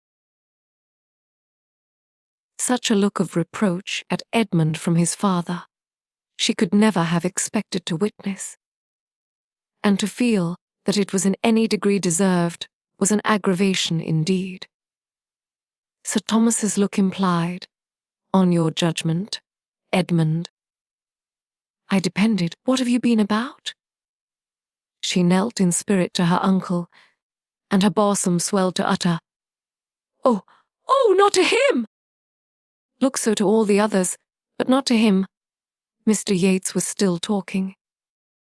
"To own the truth, Sir Thomas, we were in the middle of a rehearsal when you arrived this evening. We were going through the 3 first acts, and not unsuccessfully upon the whole. Our company is now so dispersed, from the Crawfords being gone home, that nothing more can be done tonight. But if you will give us the honor of your company, tomorrow evening, I should not be afraid of the result. We bespeak your indulgence, you understand, as young performers. We bespeak your indulgence." "My indulgence shall be given, sir," replied Sir Thomas gravely, but without any other rehearsal. And with a relenting smile, he added, "I come home to be happy and indulgent." Then turning away towards any or all of the rest, he tranquilly said, "Mr. and Miss Crawford were mentioned in my last letters from Mansfield. Do you find them agreeable acquaintance?" Tom was the only one at all ready with an answer. But he being entirely without particular regard for either, without jealousy either in love or acting, could speak very handsomely of both. Mr. Crawford was a most pleasant, gentleman-like man. His sister a sweet, pretty, elegant, lively girl. Mr. Rush could be silent no longer. I do not say he is not gentlemanlike, considering, but you should tell your father he is not above 5 feet 8, or he will be expecting a well-looking man. Sir Thomas did not quite understand this, and looked with some surprise at the speaker. "If I must say what I think," continued Mr. Rushworth, "in my opinion, it is very disagreeable to be always rehearsing. It is having too much of a good thing. I am not so fond of acting as I was at first. I think we are a great deal better employed, sitting comfortably here among ourselves, and doing nothing." Sir Thomas looked again, and then replied with an approving smile, "I am happy to find our sentiments on this subject so much the same. It gives me sincere satisfaction that I should be cautious and quick-sighted, and feel many scruples which my children do not feel, is perfectly natural, and equally so that my value for domestic tranquility, for a home which shuts out noisy pleasures, should much exceed theirs. But at your time of life to feel all this is a most favourable circumstance for yourself, and for everybody connected with you, and I am sensible of the importance of having an ally of such weight." Sir Thomas meant to be giving Mr. Rushworth's opinion in better words than he could find himself. He was aware that he must not expect a genius in Mr. Rushworth, but as a well-judging, steady young man, with better notions than his elocution would do justice to. He intended to value him very highly. It was impossible for many of the others not to smile. Mr. Rushworth hardly knew what to do with so much meaning, but by looking, as he really felt, most exceedingly pleased with Sir Thomas's good opinion, and saying scarcely anything, he did his best towards preserving that good opinion a little longer. Chapter 20. Edmund's first object the next morning was to see his father alone, and give him a fair statement of the whole acting scheme, defending his own share in it as far only as he could then, in a soberer moment, feel his motives to deserve, and acknowledging, with perfect ingenuousness, that his concession had been attended with such partial good as to make his judgment in it very doubtful. He was anxious, while vindicating himself, to say nothing unkind of the others. But there was only one amongst them whose conduct he could mention without some necessity of defense or palliation. "We have all been more or less to blame," said he, "every one of us, excepting Fanny. Fanny is the only one who has judged rightly throughout, who has been consistent. Her feelings have been steadily against it from first to last. She never ceased to think of what was due to you. You will find Fanny everything you could wish." Sir Thomas saw all the impropriety of such a scheme among such a party, and at such a time, as strongly as his son had ever supposed he must. He felt it too much, indeed, for many words. And having shaken hands with Edmund, meant to try to lose the disagreeable impression, and forget how much he had been forgotten himself, as soon as he could. After the house had been cleared of every object enforcing the remembrance, and restored to its proper state, he did not enter into any remonstrance with his other children. He was more willing believe they felt their error than to run the risk of investigation. The reproof of an immediate conclusion of everything, the sweep of every preparation, would be sufficient. There was one person, however, in the house, whom he could not leave to learn his sentiments merely through his conduct. He could not help giving Miss Norris a hint of his having hoped that her advice might have been interposed to prevent what her judgment must certainly have disapproved. The young people had been very inconsiderate in forming the plan. They ought to have been capable of a better decision themselves, but they were young and, excepting Edmund, he believed, of unsteady characters, and with greater surprise, therefore, he must regard her acquiescence in their wrong measures, her countenance of their unsafe amusements, than that such measures and such amusements should have been suggested. Mrs. Norris was a little confounded, and as nearly being silenced as ever she had been in her life,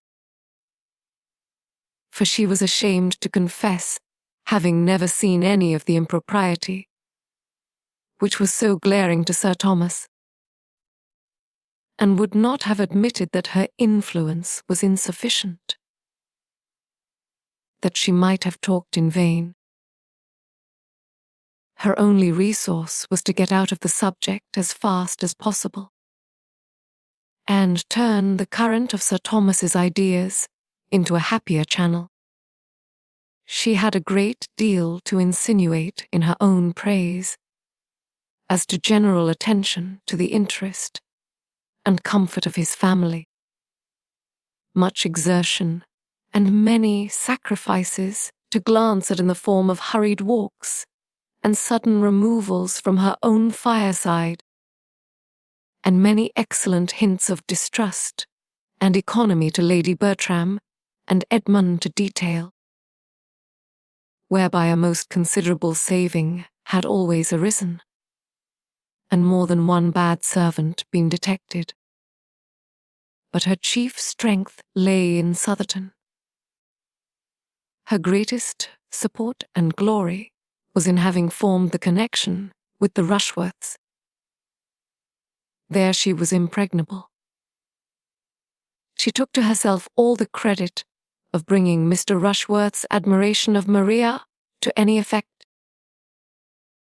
If I had not been active, said she, and made a point of being introduced to his mother, and then prevailed on my sister to pay the first visit, I am as certain as I sit here that nothing would have come of it. For Mr. Rushworth is sort of amiable, modest young man who wants a great deal of encouragement. And there were girls enough on the catch for him if we had been idle. But I left no stone unturned. I was ready to move heaven and earth to persuade my sister, and at last I did persuade her. You know the distance to Southerton. It was in the middle of winter, and the roads almost impassable, but I did persuade her. I know how great, how justly great. Your influence is with Lady Bertram and her children, and am the more concerned that it should not have been my dear Sir Thomas. If you had seen the state of the roads that day, I thought we should never have got through them. Though we had the 4 horses, of course, and poor old coachman would attend us, out of his great love and kindness, though he was hardly able to sit the box on account of the rheumatism, which had been doctoring him forever. Since Michaelmas, I cured him at last, but he was very bad all the winter. And this was such a day. I could not help going to him up in his room, before we set off to advise him not to venture. He was putting on his wig, so I said, "A coachman, you had much better not go. Your lady, and I shall be very safe. You know how steady Stephen is, and Charles has been upon the leaders so often now, that I am sure there is no fear. But, however, I soon found it would not do." He was bent upon going, and as I hate to be worrying and officious, I said no more. But my heart quite ached for him at every jolt. And when we got into the rough lanes about Stoke, where, what with frost and snow upon beds of stones, it was worse than anything you can imagine, I was quite in an agony about him. And then the poor horses, too. To see them straining away. You know how I always feel for the horses. And when we got to the bottom of Sandcroft Hill, what do you think I did? You will laugh at me, but I got out and walked up. I did indeed. It might not be saving them much, but it was something, and I could not bear to sit at my ease and be dragged up at the expense of those noble animals. I caught a dreadful cold, but that I did not regard. My object was accomplished in the visit. I hope we shall always think the acquaintance worth any trouble that might be taken to establish it. There is nothing very striking in Mr. Rushworth's manners, but I was pleased last night what appeared to be his opinion on one subject. His decided preference of a quiet family party to the bustle and confusion of acting. He seemed to feel exactly as one could wish. Yes, indeed, and the more you know of him, the better you will like him. He is not a shining character, but he has 1,000 good qualities, and is so disposed to look up to you that I am quite laughed at about it, for everybody considers it as my doing. Upon my word, Mrs. Norris, said Mrs. Grant the other day, if Mr. Rushworth were a son of your own, he could not hold Sir Thomas in greater respect. Sir Thomas gave up the point, foiled by her evasions, disarmed by her flattery, and was obliged to rest satisfied with the conviction that, where the present pleasure of those she loved was at stake, her kindness did sometimes overpower her judgment. It was a busy morning with him. Conversation with any of them occupied but a small part of it. He had to reinstate himself in all the wonted concerns of his Mansfield life, to see his steward and his bailiff, to examine and compute, and, in the intervals of business, to walk into his stables and his gardens and nearest plantations. But active and methodical, he had not only done all this before he resumed his seat as master of the house at dinner. He had also set the carpenter to work in pulling down what had been so lately put up in the billiard room, and given the scene painter his dismissal long enough to justify the pleasing belief of his being, then at least as far off as Northampton. The scene painter was gone, having spoilt only the floor of one room, ruined all the coachman's sponges, and made 5 of the under-servants idle and dissatisfied. And Sir Thomas was in hopes that another day or 2 would suffice to wipe away every outward memento of what had been, even to the destruction of every unbound copy of Lovers' Vows in the house, for he was burning all that met his eye. Mr. Yates was beginning now to understand Sir Thomas's intentions, though as far as ever from understanding their source. He and his friend had been out with their guns the chief of the morning, and Tom had taken the opportunity of explaining, with proper apologies for his father's particularity, what was to be expected. Mr. Yates felt it as acutely as might be supposed. To be a second time disappointed in the same way was an instance of very severe luck, and his indignation was such that had it not been for delicacy towards his friend and his friend's youngest sister, he believed he should certainly attack the baronet on the absurdity of his proceedings, and argue him into a little more rationality. He believed this very stoutly while he was in Mansfield Wood and all the way home.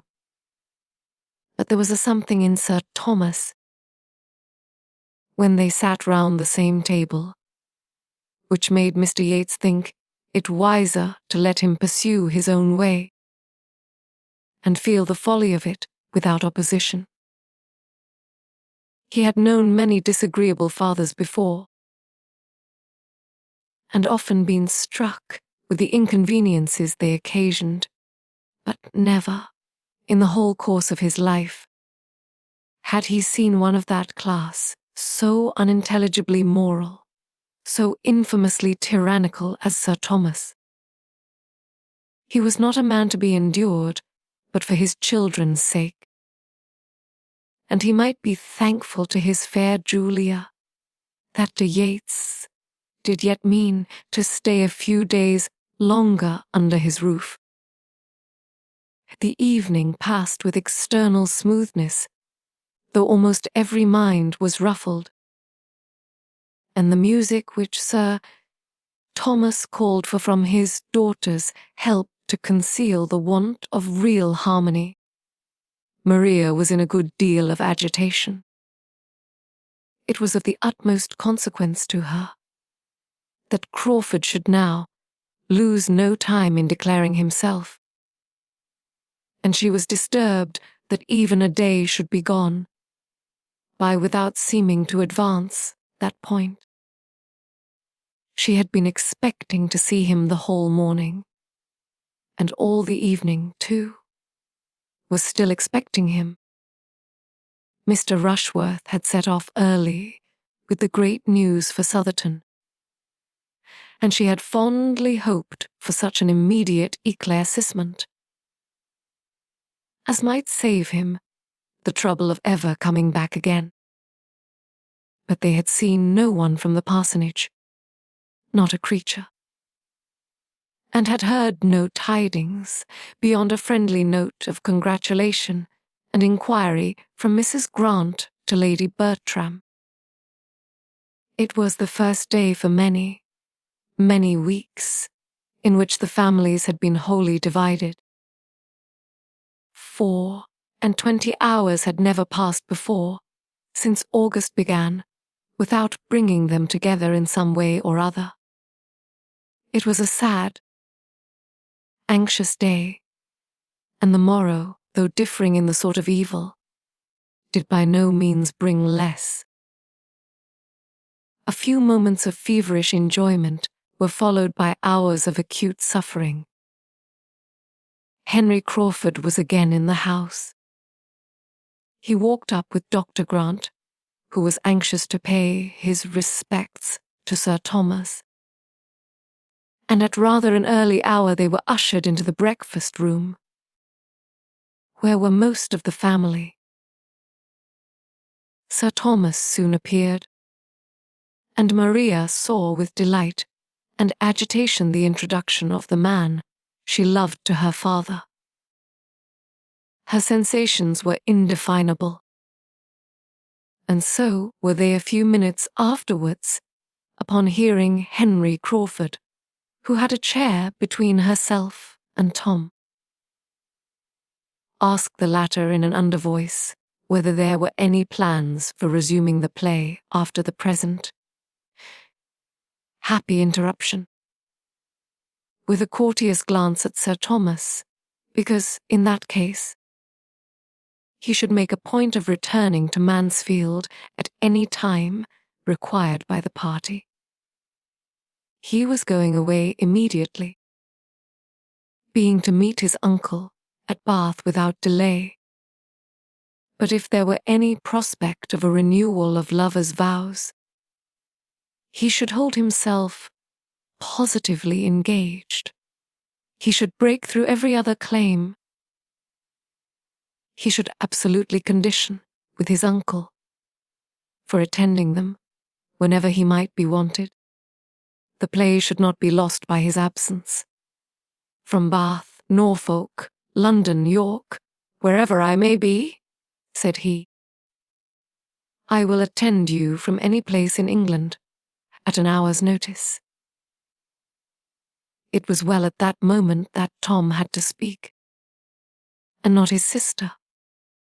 He could immediately say with easy fluency, I am sorry you are going, but as to our play, that is all over, entirely at an end, looking significantly at his father. The painter was sent off yesterday, and very little will remain of the theatre tomorrow.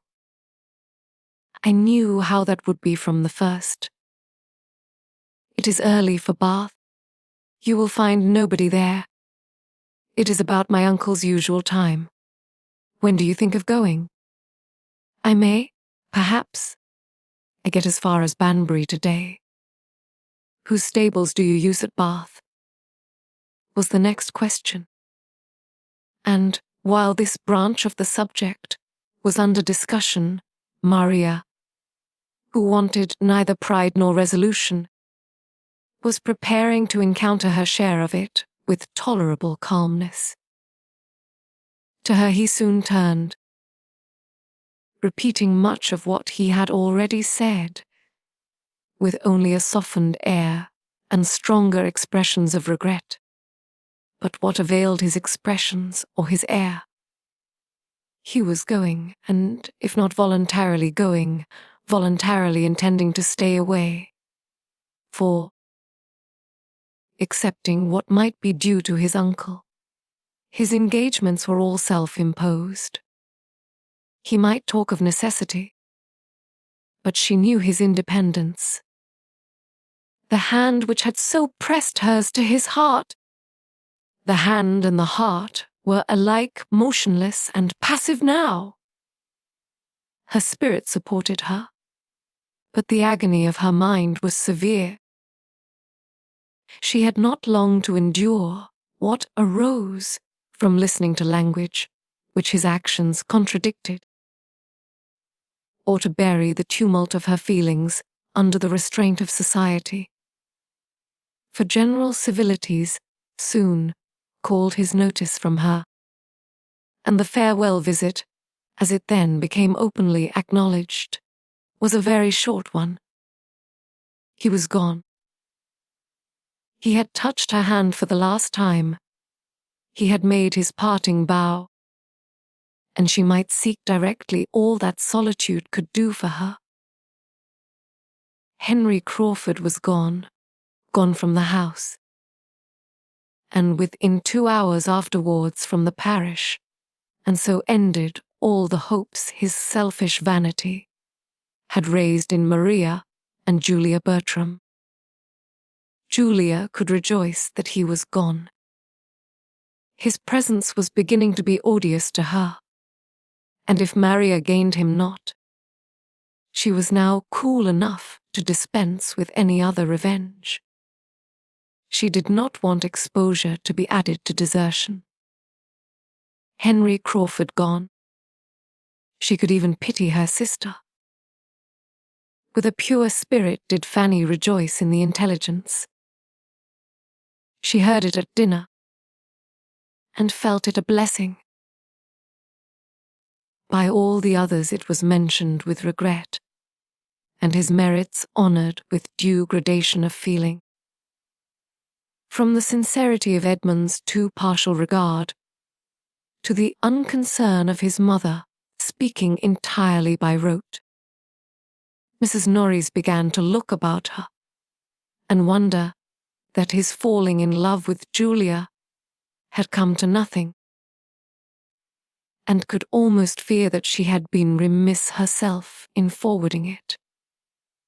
But with so many to care for, how was it possible for even her activity to keep pace with her wishes?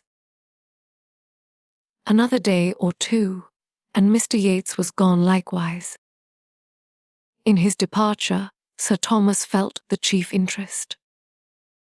Wanting to be alone with his family, the presence of a stranger superior to Mr. Yates must have been irksome, but of him, trifling and confident, idle and expensive, it was every way vexatious. In himself he was wearisome, but as the friend of Tom and the admirer of Julia, he became offensive. Sir Thomas had been quite indifferent to Mr. Crawford's going or staying, but his good wishes for Mr. Yates's having a pleasant journey, as he walked with him to the hall door, were given with genuine satisfaction. Mr. Yates had to see the destruction of every theatrical preparation at Mansfield. the removal of everything appertaining to the play.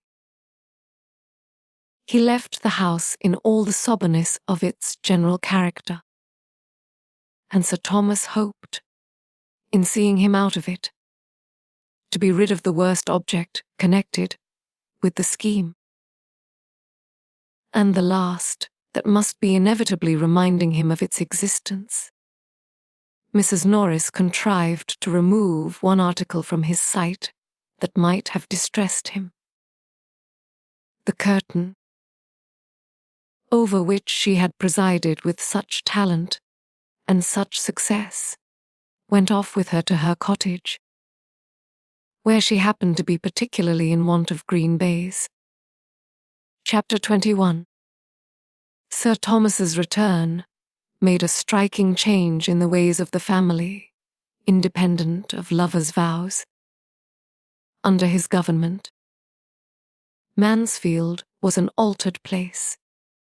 Some members of their society sent away, and the spirits of many others saddened. It was all sameness and gloom compared with the past. A sombre family party rarely enlivened.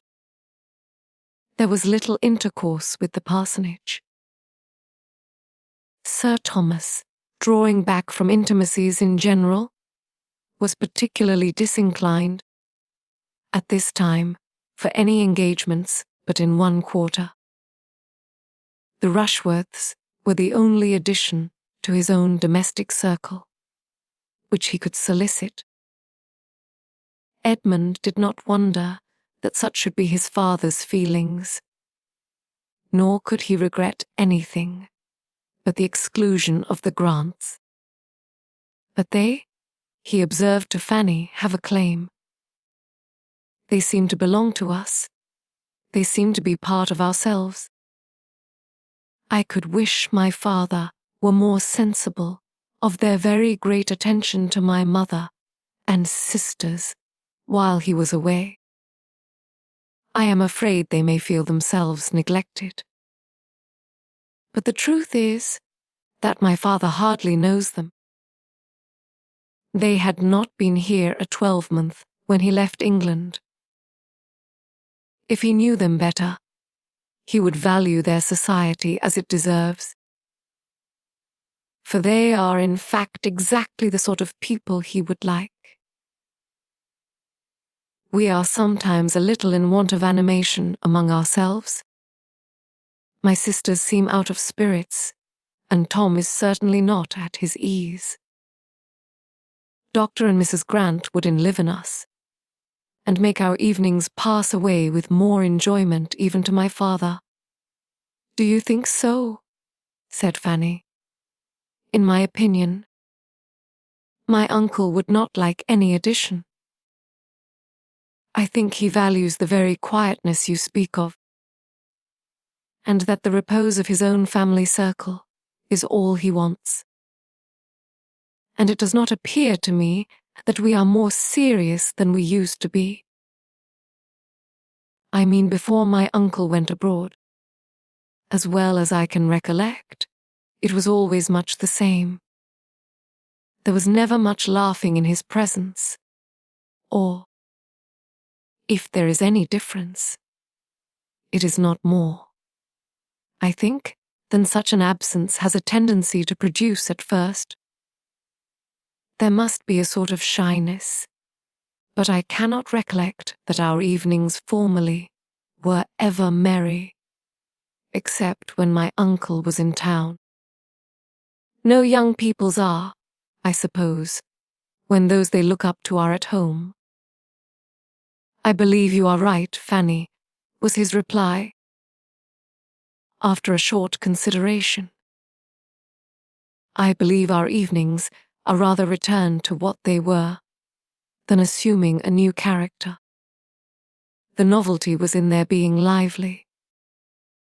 Yet, how strong the impression that only a few weeks will give! I have been feeling as if we had never lived so before. I suppose I am graver than other people, said Fanny. The evenings do not appear long to me. I love to hear my uncle talk of the West Indies. I could listen to him for an hour together. It entertains me more than many other things have done. But then I am unlike other people. I dare say. Why should you dare say that? Smiling. Do you want to be told that you are only like other people in being more wise and discreet? But when did you, or anybody, ever get a compliment from me, Fanny? Go to my father if you want to be complimented. He will satisfy you. Ask your uncle what he thinks, and you will hear compliments enough.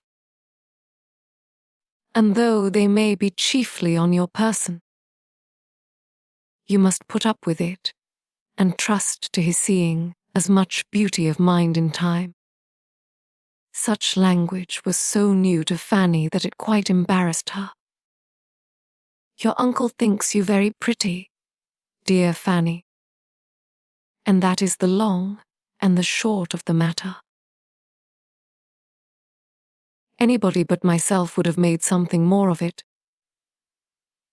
And anybody but you would resent that you had not been thought very pretty before. But the truth is that your uncle never did admire you till now, and now he does. Your complexion is so improved, and you have gained so much countenance. And your figure. Nay, Fanny, do not turn away about it. It is but an uncle. If you cannot bear an uncle's admiration, what is to become of you? You must really begin to harden yourself to the idea of being worth looking at. You must try not to mind growing up into a pretty woman. Oh, don't talk so, cried Fanny, distressed by more feelings than he was aware of. But seeing that she was distressed, he had done with the subject, and only added more seriously. Your uncle is disposed to be pleased with you in every respect, and I only wish you would talk to him more. You are one of those who are too silent in the evening circle, but I do talk to him more than I used. I am sure I do. Did not you hear me ask him about the slave trade last night? I did, and was in hopes the question would be followed up by others. It would have pleased your uncle to be inquired of father, and I longed to do it. But there was such a dead silence. And while my cousins were sitting by, without speaking a word, or seeming at all interested in the subject, I did not like. I thought it would appear as if I wanted to set myself off at their expense, by shewing a curiosity and pleasure in his information, which he must wish his own daughters to feel. Miss Crawford was very right in what she said of you the other day, that you seemed almost as fearful of notice and praise as other women were of neglect. We were talking of you at the parsonage, and those were her words. She has great discernment. I know nobody who distinguishes characters better. For so young a woman it is remarkable. She certainly understands you better than you are understood by the greater part of those who have known you so long. And with regard to some others, I can perceive, from occasional lively hints, the unguarded expressions of the moment. That she could define many as accurately, did not delicacy forbid it. I wonder what she thinks of my father. She must admire him as a fine-looking man, with most gentlemanlike, dignified, consistent manners, but perhaps, having seen him so seldom, His reserve may be a little repulsive. Could they be much together? I feel sure of their liking each other. He would enjoy her liveliness, and she has talents to value his powers. I wish they met more frequently. I hope she does not suppose there is any dislike on his side. She must know herself too secure of the regard of all the rest of you, said Fanny, with half a sigh, to have any such apprehension. And Sir Thomas's wishing, just at first to be only with his family, is so very natural that she can argue nothing from that. After a little while, I dare say, we shall be meeting again in the same sort of way, allowing for the difference of the time of year. This is the 1st October that she has passed in the country since her infancy. I do not call Tunbridge or Cheltenham the country, and November is a still more serious month. And I can see that Mrs. Grant is very anxious for her not finding Mansfield dull as winter comes on. Fanny could have said a great deal, but it was safer to say nothing and leave untouched all Miss Crawford's resources. Her accomplishments, her spirits, her importance, her friends, lest it should betray her into any observations seemingly unhandsome. Miss Crawford's kind opinion of herself deserved at least a grateful forbearance, and she began to talk of something else. Tomorrow, I think, my uncle dines at Southerton, and you and Mr. Bertram too. We shall be quite a small party at home.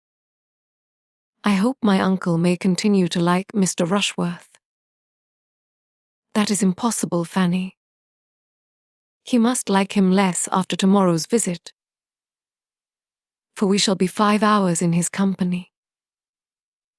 I should dread the stupidity of the day, if there were not a much greater evil to follow, the impression it must leave on Sir Thomas. He cannot much longer deceive himself. I am sorry for them all, and would give something that Rushworth and Maria had never met. In this quarter, indeed, disappointment was impending over Sir Thomas. Not all his good will for Mr. Rushworth, not all Mr. Rushworth's deference for him, could prevent him soon discerning some part of the truth. That Mr. Rushworth was an inferior young man, as ignorant in business as in books, with opinions in general unfixed, and without seeming much aware of it himself. He had expected a very different son-in-law, and beginning to feel grave on Maria's account, tried to understand her feelings. A little observation there was necessary to tell him that indifference was the most favorable state they could be in. Her behavior to Mr. Rushworth was careless and cold. She did not like him. Sir Thomas resolved to speak seriously to her. Advantageous as would be the alliance, and long-standing and public as was the engagement, her happiness must not be sacrificed to it. Mr. Rushworth had, perhaps, been accepted on too short an acquaintance, and, on knowing him better, she was repenting. With sullen kindness Sir Thomas addressed her, told her his fears, inquired into her wishes, entreated her to be open and sincere, and assured her that every inconvenience should be braved, and the connection entirely given up if she felt herself unhappy in the prospect of it. He would act for her and release her. Maria had a moment's struggle as she listened, and only a moment's. When her father ceased, she was able to give her answer immediately, decidedly, and with no apparent agitation. She thanked him for his great attention. Like this, his paternal kindness, but he was quite mistaken in supposing she had the smallest desire of breaking through her engagement, or was sensible of any change of opinion or inclination since her forming it. She had the highest esteem for Mr. Rushworth's character and disposition, and could not have a doubt of her happiness with him. Sir Thomas was satisfied, too glad to be satisfied, perhaps, to urge the matter quite so far as his judgment might have dictated to others. It was an alliance which he could not have relinquished without pain. And thus he reasoned. Mr. Rushworth was young enough to improve. Mr. Rushworth must, and would improve in good society. And if Maria could now speak so securely of her happiness with him, speaking certainly without the prejudice, the blindness of love, she ought to be believed. Her feelings, probably, were not acute. He had never supposed them to be so. But her comforts might not be less on that account. And if she could dispense with seeing her husband a leading, shining character, there would certainly be everything else in her favor. A well-disposed young woman, who did not marry for love, was in general but the more attached to her own family. And the nearness of Sotherton to Mansfield must naturally hold out the greatest temptation, and would, in all probability, be a continual supply of the most amiable and innocent enjoyments.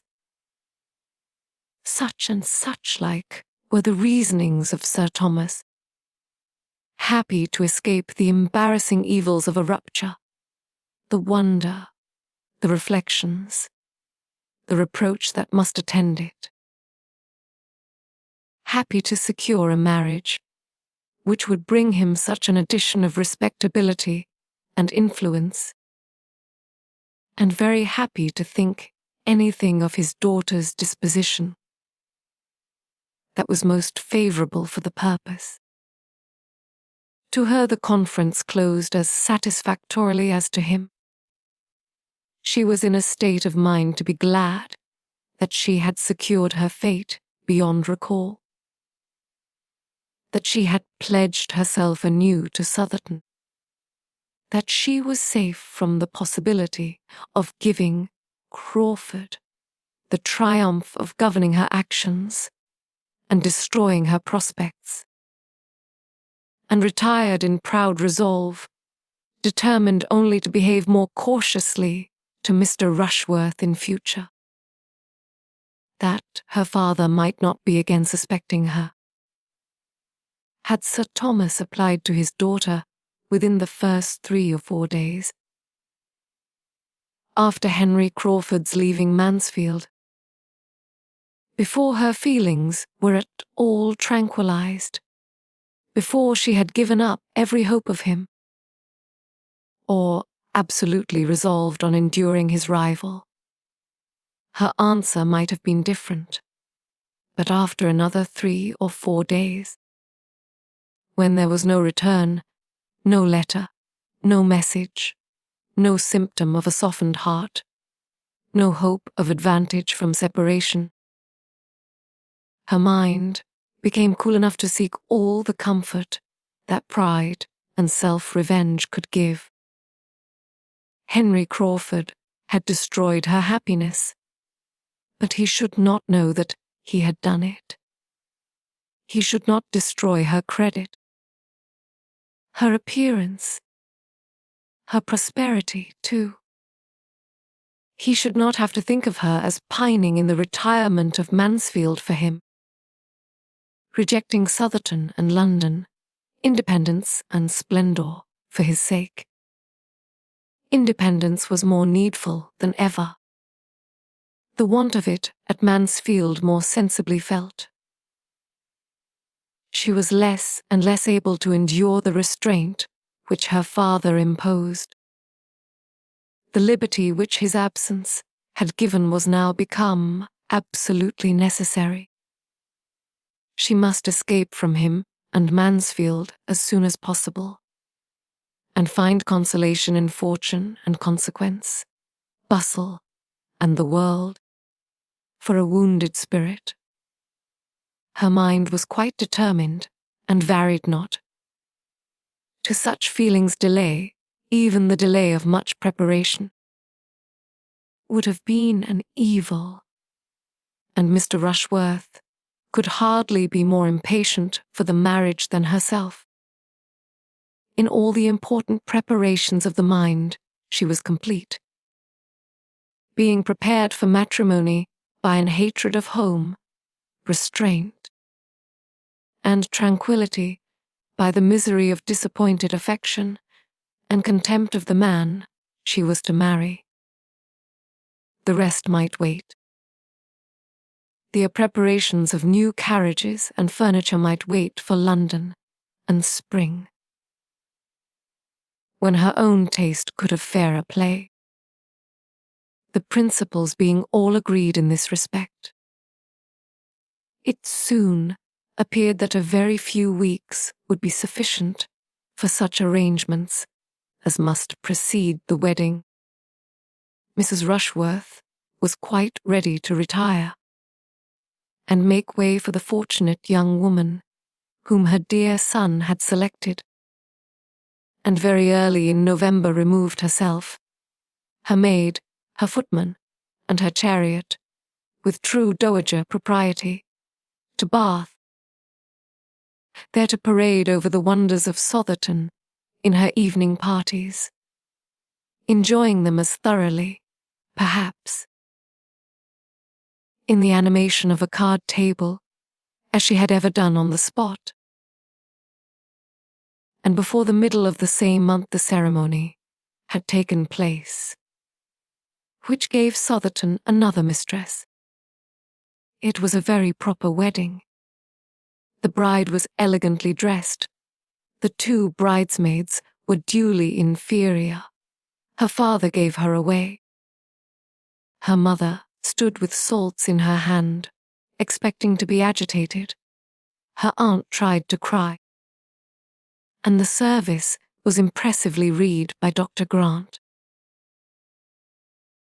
Nothing could be objected to when it came under the discussion of the neighbourhood, except that the carriage which conveyed the bride and bridegroom and from Julia to Surchdawn was the same chaise which Mr. Rushworth had used for a 12-month before. In everything else the etiquette of the day might stand the strictest investigation. It was done, and they were gone. Sir Thomas felt as an anxious father must feel, and was indeed experiencing much of the agitation which his wife had been apprehensive of for herself, but had fortunately escaped. Mrs. Norris, most happy to assist in the duties of the day by spending it at the park to support her sister's spirits, and drinking the health of Mr. and Mrs. Rushworth in a supernumerary glass or two, was all joyous delight, for she had made the match. She had done everything, and no one would have supposed, from her confident triumph, that she had ever heard of conjugal infelicity in her life, or could have the smallest insight into the disposition of the niece who had been brought up under her eye. The plan of the young couple was to proceed, after a few days, to Brighton and take a house there for some weeks. Every public place was new to Maria, and Brighton is almost as gay in winter as in summer. When the novelty of amusement there was over, it would be time for the wider range of London. Julia was to go with them to Brighton.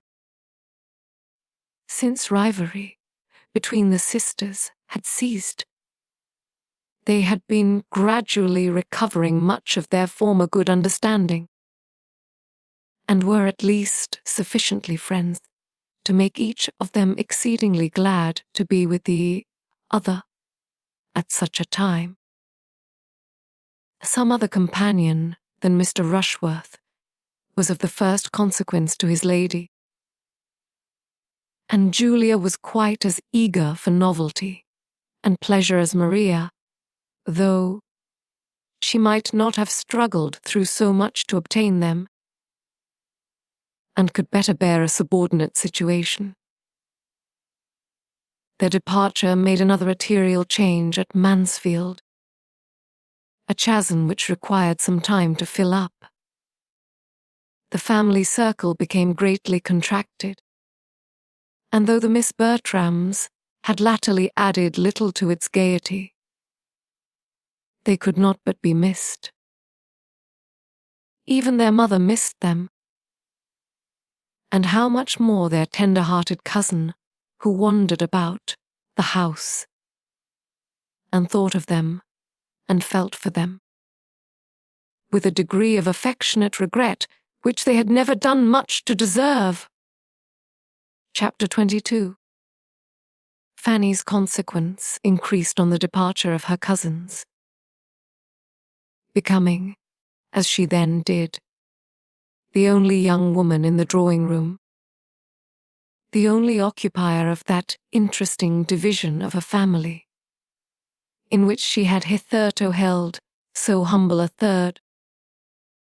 It was impossible for her not to be more looked at, more thought of, and attended to, than she had ever been before. And where is Fanny? Became no uncommon question, even without her being wanted for anyone's convenience. Not only at home did her value increase, but at the parsonage too. In that house, which she had hardly entered twice a year since Mr. Norris's death, she became a welcome, an invited guest, and in the gloom and dirt of a November day, most acceptable to Mary Crawford. Her visits there, beginning by chance, were continued by solicitation.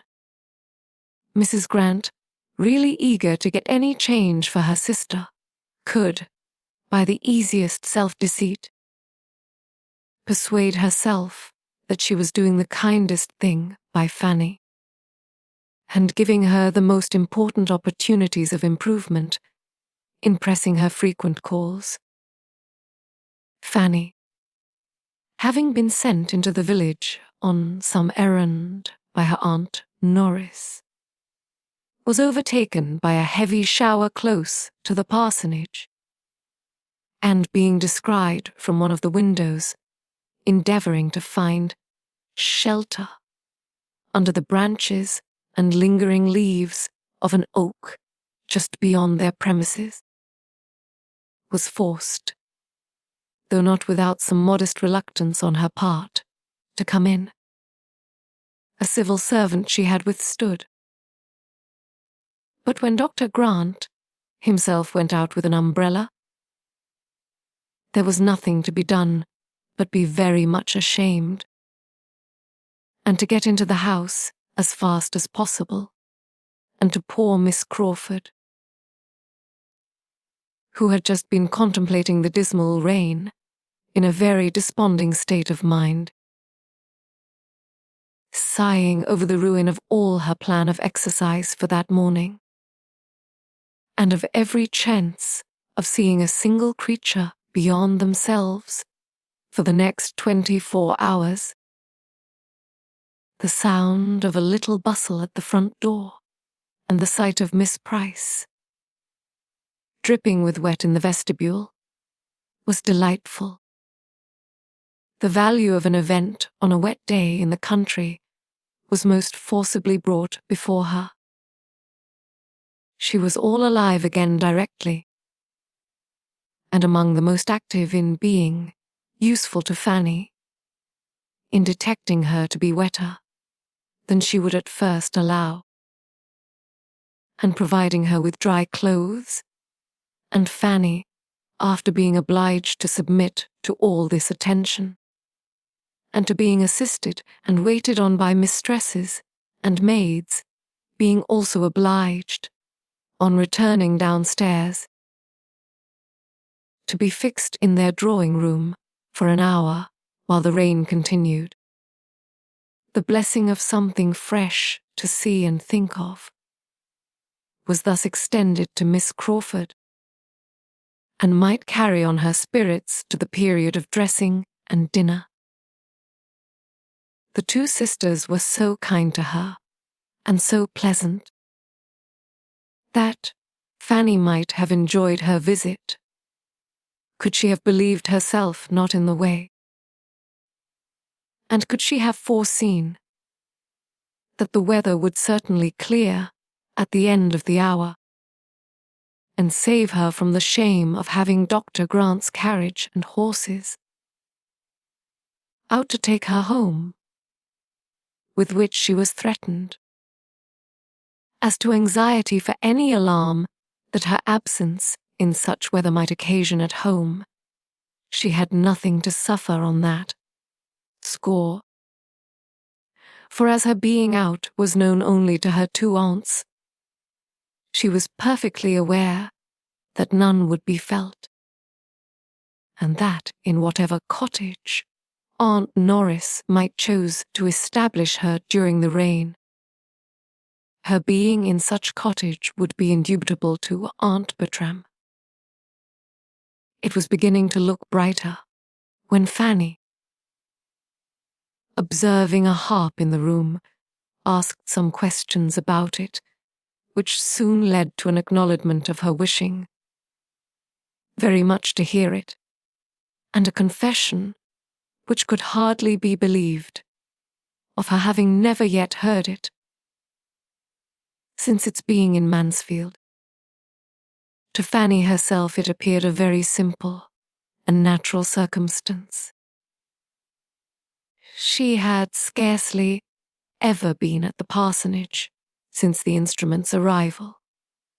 There had been no reason that she should. But Miss Crawford, calling to mind an early expressed wish on the subject, was concerned at her own neglect. "And shall I play to you now? And what will you have?" were questions immediately following with the readiest good humour. She played accordingly, happy to have a new listener, and a listener who seemed so much obliged, so full of wonder at the performance, and who shewed herself not wanting in taste. She played till Fanny's eyes, straying to the window on the weather's being evidently fair, spoke what she felt must be done. "Another quarter of an hour," I said, "Miss Crawford, and we shall see how it will be. Do not run away the first moment of its holding up. Those clouds look alarming, but they are passed over," said Fanny. "I have been watching them. This weather is all from the south. South or north. I know a black cloud when I see it, and you must not set forward while it is so threatening. And besides, I want to play something more to you. A very pretty piece, and your cousin Edmund's prime favourite. You must stay and hear your cousin's favourite." Fanny felt that she must, and though she had not waited for that sentence to be thinking of Edmund, such a memento made her particularly awake to his idea. and she fancied him sitting in that room again, and again, perhaps in the very spot where she sat now, listening with constant delight to the favorite air, played, as it appeared to her, with superior tone and expression. And though pleased with it herself, and glad to like whatever was liked by him, she was more sincerely impatient to go away at the conclusion of it than she had been before. And on this being evident, she was so kindly asked to call again, to take them in her walk whenever she could, to come and hear more of the harp, that she felt it necessary to be done, if no objection arose at home. Such was the origin of the sort of intimacy which took place between them within the first fortnight after the Miss Bertrams' going away. An intimacy resulting principally from Miss Crawford's desire of something new, and which had little reality in Fanny's feelings. Fanny went to her every 2 or 3 days. It seemed a kind of fascination. She could not be easy without going. And yet it was without loving her, without ever thinking like her, without any sense of obligation for being sought after, to now, when nobody else was to be had, and deriving no higher pleasure from her conversation than occasional amusement, and that often at the expense of her judgment, when it was raised by pleasantry on people or subjects which she wished to be respected. She went, however, and they sauntered about together many an half hour in Mrs. Grant's shrubbery, the weather being unusually mild for the time of year, and venturing sometimes even to sit down on one of the benches, now comparatively unsheltered, remaining there perhaps till, in the midst of some tender ejaculation of Fanny's on the sweets of so protracted an autumn, they were forced, by the sudden swell of a cold gust shaking down the last few yellow leaves about them, to jump up and walk for warmth. "This is pretty, very pretty," said Fanny, looking around her as they were thus sitting together one day. "Every time I come into this shrubbery, I am more struck with its growth and beauty. 3 years ago, this was nothing but a rough hedgerow along the upper side of the field, never thought of as anything, or capable of becoming anything, and now it is converted into a walk. And it would be difficult to say whether most valuable as a convenience or an ornament, and perhaps, in another 3 years, we may be forgetting, almost forgetting what it was before. How wonderful, how very wonderful the operations of time, and in the changes of the human mind!" And following the latter train of thought, she soon afterwards added, "If any one faculty of our nature may be called more wonderful than the rest, I do think it is memory. There seems something more speakingly incomprehensible in the powers, the failures, the inequalities of memory, than in any other of our intelligences. The memory is sometimes so retentive, so serviceable, so obedient, at others, so bewildered and so weak, and at others again, so tyrannic, so beyond control. We are, to be sure, a miracle every way, but our powers of recollecting and of forgetting do seem peculiarly past finding out. Miss Crawford, untouched and inattentive, had nothing to say, and Fanny, perceiving it, brought back her own mind to what she thought must interest. It may seem impertinent in me to praise, but I must admire the taste Mr. Grant has shewn in all this. There is such a quiet simplicity in the plan of the walk. Not too much attempted. Yes, replied Miss Crawford carelessly. It does very well for a place of this sort. One does not think of extent here, and between ourselves, till I came to Mansfield. I had not imagined a country parson ever aspired to a shrubbery, or anything of the kind. I am so glad to see the evergreens thrive, said Fanny in reply. My uncle's gardener always says the soil here is better than his own, and so it appears from the growth of the laurels and evergreens in general. The evergreen. How beautiful, how welcome. How wonderful the evergreen! When one thinks of it, how astonishing a variety of nature! In some of the countries we know the tree that sheds its leaf is the variety.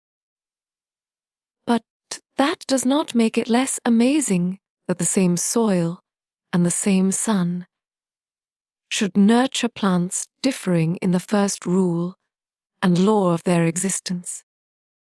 You will think me rhapsodizing, but when I am out of doors, especially when I am sitting out of doors, I am very apt to get into this sort of wandering strain. One cannot fix one's eyes on the commonest natural production without finding food for a rambling fancy. To say the truth, replied Miss Crawford, I am something like the famous Doge at the court of Louis Xiv, and may declare that I see no wonder in this shrubbery equal to seeing myself in it. If anybody had told me a year ago that this place would be my home, that I should be spending month after month here, as I have done, I certainly should not have believed them. I have now been here nearly 5 months, and, moreover, the quietest 5 months I ever passed. Too quiet for you, I believe. I should have thought so theoretically myself, but, and her eyes brightened as she spoke, take it all and all, I never spent so happy a summer. But then, with a more thoughtful air and lowered voice, there is no saying what it may lead to. Fanny's heart beat quick, and she felt quite unequal to surmising or soliciting anything more. Miss Crawford, however, with renewed animation, soon went on. I am conscious of being better reconciled to a country residence than I had ever expected to be. I can even suppose it pleasant to spend half the year in the country, under certain circumstances, very pleasant. An elegant, moderate-sized house in the centre of family connections, continual engagements among them, commanding the first society in the neighbourhood, looked up to, perhaps, as leading it even more than those of larger fortune, and turning from the cheerful round of such amusements to nothing worse than a TYT. With the person one feels most agreeable in the world.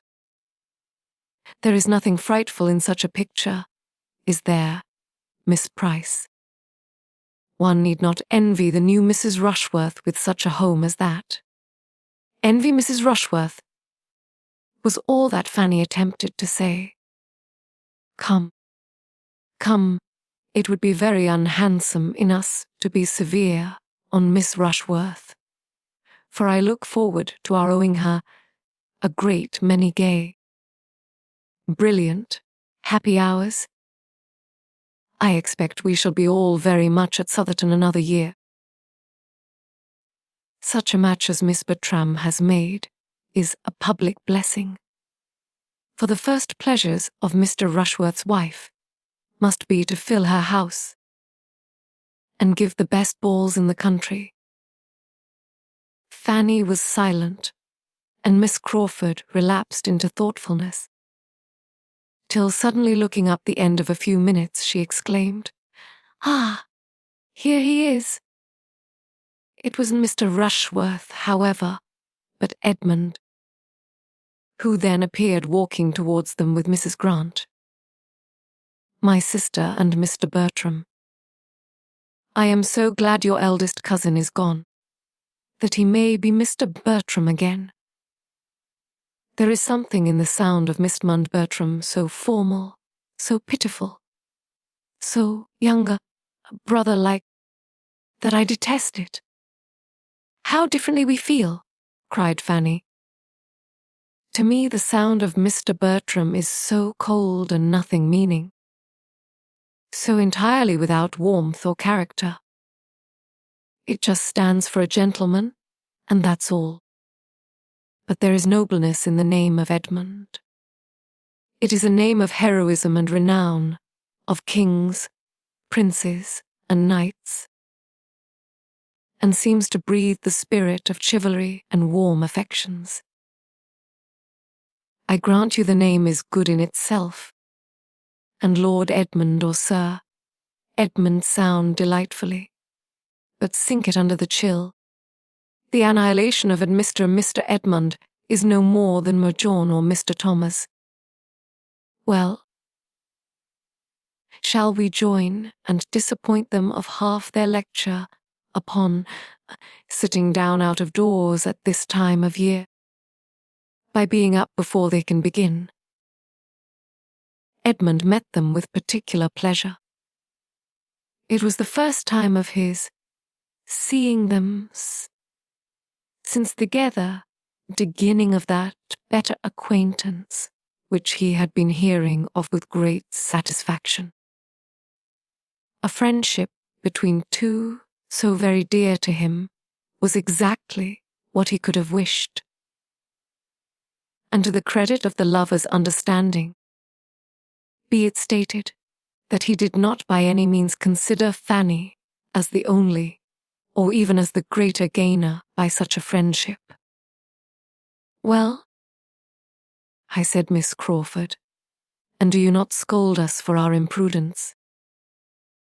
What do you think we have been sitting down for but to be talked to about it, and entreated and supplicated never to do so again?" "Perhaps I might have scolded," said Edmund, "if either of you had been sitting down alone. But while you do wrong together, I can overlook a great deal." "They cannot have been sitting long," cried Mrs. Grant, "for when I went up for my shawl, I saw them from the staircase window, and then they were walking. And really," added Edmund, "the day is so mild that your sitting down for a few minutes can be hardly thought imprudent. Our weather must not always be judged by the calendar. We may sometimes take greater liberties in November than in May." "Upon my word," cried Miss Crawford, "you are two of the most disappointing and unfeeling kind friends I ever met with. There is no giving you a moment's uneasiness. You do not know how much we have been suffering, nor what chills we have felt.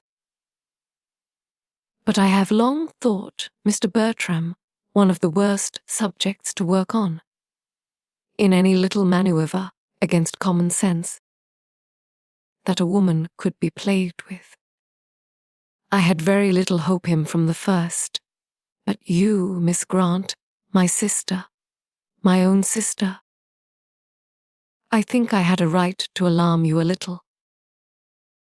Do not flatter yourself, my dearest Mary. You have not the smallest chance of moving me. I have my alarms, but they are quite in a different quarter. And if I could have altered the weather, you would have had a good sharp east wind blowing on you the whole time. For here are some of my plants which Rob will leave out because the nights are so mild, and I know the end of it will be that we shall have a sudden change of weather, a hard frost setting in all at once, taking everybody, at least Robert, by surprise, and I shall lose everyone. And what is worse, Cook has just been telling me that the turkey, which I particularly wished not to be dressed till Sunday, because I know how much more Dr. Grant would enjoy it on Sunday after the fatigues of the day, will not keep beyond tomorrow. These are something like grievances, and make me think the weather most unseasonably close. The sweets of housekeeping in a country village, said Miss Crawford archly. Commend me to the nurseryman and the poulterer. My dear child, commend Dr. Grant to the Deanery of Westminster, or St. Paul's, and I should be as glad of your nurseryman and poulterer as you could be. But we have no such people in Mansfield. What would you have me do? Oh, you can do nothing but what you do already. Be plagued very often, and never lose your temper. Thank you, but there is no escaping these little vexations, Mary, live where we may. And when you are settled in town, and I come to see you, I dare say I shall find you with yours. In spite of the nurseryman and the poulterer, perhaps on their very account, their remoteness and unpunctuality, or their exorbitant charges and frauds, will be drawing forth bitter lamentations. I mean to be too rich to lament or to feel anything of the sort. A large income is the best recipe for happiness I ever heard of. It certainly may secure all the myrtle and turkey part of it. You intend to be very rich, said Edmund, with a look which, to Fanny's eye, had a great deal of serious meaning. To be sure, do not you? Do not we all? I cannot intend anything which it must be so completely beyond my power to command. Miss Crawford may choose her degree of wealth. She has only to fix on her number of thousands a year, and there can be no doubt of their coming. My intentions are only not to be poor. By moderation and economy, and bringing down your wants to your income, and all that, I understand you. And a very proper plan it is for a person at your time of life, with such limited means and in different connections. What can you want but a decent maintenance? You have not much time before you, and your relations are in no situation to do anything for you, or to mortify you by the contrast of their own wealth and consequence. Be honest and poor, by all means, but I shall not envy you. I do not much think I shall even respect you. I have a much greater respect for those that are honest and rich. Your degree of respect for honesty, rich or poor, is precisely what I have no manner of concern with. I do not mean to be poor. Poverty is exactly what I have determined against. Honesty, in the something between, in the middle state of worldly circumstances, is all that I am anxious for your not looking down on. But I do look down upon it, if it might have been higher. I must look down upon anything tainted with obscurity, when it might rise to distinction. But how may it rise? How may my honesty at least rise to any distinction? This was not so very easy a question to answer, and occasioned an "oh" of some length from the fair lady before she could add, "You ought to be in Parliament, or you should have gone into the army 10 years ago. That is not much to the purpose now. And as to my being in Parliament, I believe I must wait till there is an especial assembly for the representation of younger sons who have little to live on. No, Miss Crawford," he added in a more serious tone. "Like this, there are distinctions which I should be miserable if I thought myself without any chance. Absolutely without chance or possibility of obtaining. But they are of a different character."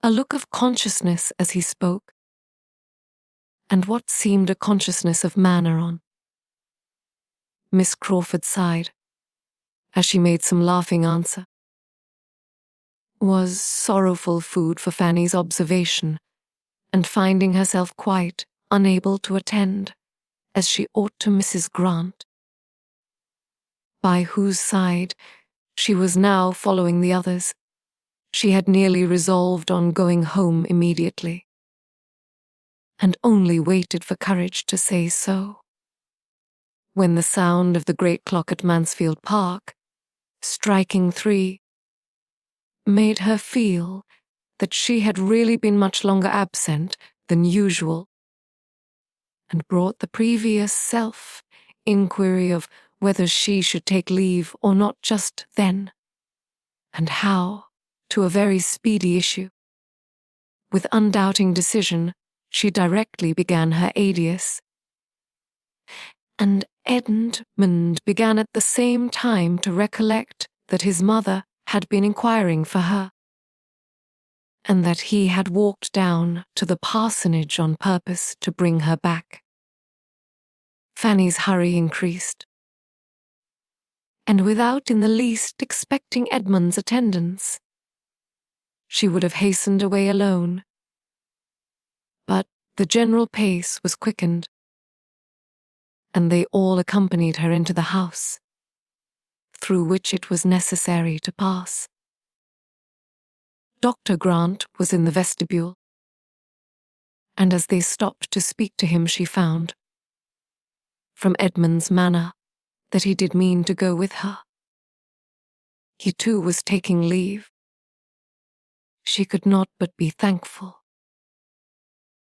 In the moment of parting, Edmund was invited by Dr. Grant to eat his mutton with him the next day, and Fanny had barely time for an unpleasant feeling on the occasion when Mrs. Grant, with sudden recollection, turned to her and asked for the pleasure of her company too. This was so new an attention, so perfectly new a circumstance in the events of Fanny's life, that she was all surprise and embarrassment, and while stammering out her great obligation, and her but, she did not suppose it would be in her power, was looking at Edmund for his opinion and help. But Edmund, delighted with her having such an happiness, offered, and ascertaining with half a look and half a sentence that she had no objection but on her aunt's account. I could not imagine that his mother would make any difficulty of sparing her, and therefore gave his decided open advice that the invitation should be accepted, and though Fanny would not venture, even on his encouragement, to such a flight of audacious independence, it was soon settled that if nothing were heard to the contrary, Mrs. Grant might expect her. "And you know what your dinner will be," said Mrs. Grant, smiling. "The turkey, and I assure you a very fine one, for my dear," turning to her husband. "Cook insists upon the turkey's being dressed tomorrow." Very well," cried Dr. Grant. "All the better. I am glad to hear you have anything so good in the house. But Miss Price and Mr. Edmund Bertram, I dare say, would take their chance. We none of us want to hear the bill of fare. A friendly meeting, and not a fine dinner, is all we have in view. A turkey, or a goose, or a leg of mutton, or whatever you and your cook choose to give us." The two cousins walked home together, and, except in the immediate discussion of this engagement, which Edmund spoke of with the warmest satisfaction, as so particularly desirable for her in the intimacy, which he saw with so much pleasure established, it was a silent walk. For having finished that subject, he grew thoughtful and indisposed for any other. Chapter 23. "But why should Mrs. Grant ask Fanny?" I said Lady Bertram. "How came she to think of asking Fanny? Fanny never dines there, you know, in this sort of way. I cannot spare her, and I am sure she does not want to go. Fanny, you do not want to go, do you?"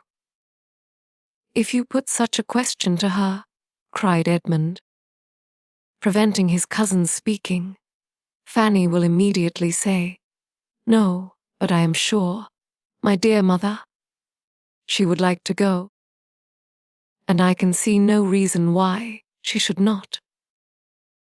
I cannot imagine why Mrs. Grant should think of asking her. She never did before.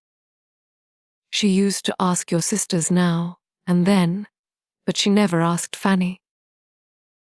"If you cannot do without me, ma'am," said Fanny, in a self-denying tone, "but my mother will have my father with her all the evening." "To be sure, so I shall. Suppose you take my father's opinion, ma'am. That's well thought of." "So I will, Edmund. I will ask Sir Thomas, as soon as he comes in, whether I can do without her." "As you please, ma'am, on that head. But I meant my father's opinion as to the propriety of the invitation's being accepted or not. And I think he will consider it a right thing by Mrs. Grant, as well as by Fanny. That being the first invitation, it should be accepted. I do not know. We will ask him. But he will be very much surprised that Mrs. Grant should ask Fanny at all." There was nothing more to be said, or that could be said to any purpose, till Sir Thomas were present. But the subject involving, as it did, her own evening's comfort for the morrow, was so much uppermost in Lady Bertram's mind that half an hour afterwards, on his looking in for a minute, in his way from his plantation to his dressing-room, she called him back again, when he had almost closed the door, with Sir Thomas, "Stop a moment.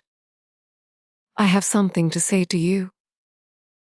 Her tone of calm languor, for she never took the trouble of raising her voice, was always heard and attended to, and Sir Thomas came back. Her story began, and Fanny immediately slipped out of the room, for to hear herself the subject of any discussion with her uncle was more than her nerves could bear. She was anxious, she knew. More anxious perhaps than she ought to be. For what was it after all whether she went or stayed? But if her uncle were to be a great while considering and deciding, and with very grave looks, and those grave looks directed to her, and at last decide against her, she might not be able to appear properly submissive and indifferent. Her cause, meanwhile, went on well. It began on Lady Bertram's part with, "I have something to tell you that will surprise you. Mrs. Grant has asked Fanny to dinner." "Well," said Sir Thomas, as if waiting more to accomplish the surprise. "Edmund wants her to go. But how can I spare her? She will be late," said Sir Thomas, taking out his watch. "But what is your difficulty?" Edmund found himself obliged to speak and fill up the blanks in his mother's story. He told the whole, and she had only to add, "So strange, for Mrs. Grant never used to ask her." "But is it not very natural," observed Edmund, "that Mrs. Grant should wish to procure so agreeable a visitor for her sister?" "Nothing can be more natural," said Sir Thomas. After a short deliberation, nor, were there no sister in the case, could anything, in my opinion, be more natural. And Mrs. Grant's shewing civility to Miss Price, to Lady Bertram's niece, could never want explanation.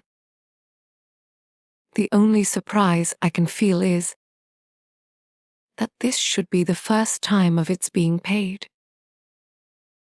Fanny was perfectly right in giving only a conditional answer. She appears to feel as she ought. But as I conclude that she must wish to go, since all young people like to be together, I can see no reason why she should be denied the indulgence. But can I do without her, Sir Thomas? Indeed, I think you may. She always makes tea, you know, when my sister is not here. Your sister, perhaps, may be prevailed on to spend the day with us, and I shall certainly be at home. Very well, then, Fanny may go, Edmund. The good news soon followed her. Edmund knocked at her door in his way to his own. "Well, Fanny, it is all happily settled, and without the smallest hesitation on your uncle's side. He had but one opinion. You are to go." "Thank you. I am so glad," was Fanny's instinctive reply, though when she had turned from him and shut the door, she could not help feeling, "And yet why should I be glad? For am I not certain of seeing or hearing something there to pain me?" In spite of this conviction, however, she was glad. Simple as such an engagement might appear in other eyes, it had novelty and importance in hers. For excepting the day at Southerton, she had scarcely dined out before. And though now going only half a mile, and only to 3 people, still it was dining out, and all the little interests of preparation were enjoyments in themselves.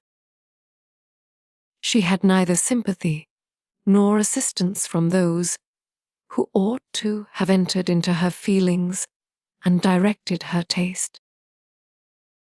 For Lady Bertram never thought of being useful to anybody, and Mrs. Norris, when she came on the morrow, in consequence of an early call and invitation from Sir Thomas, was in a very ill humour, and seemed intent only on lessening her niece's pleasure, both present and future, as much as possible. Upon my word, Fanny, you are in high luck to meet with such attention and indulgence.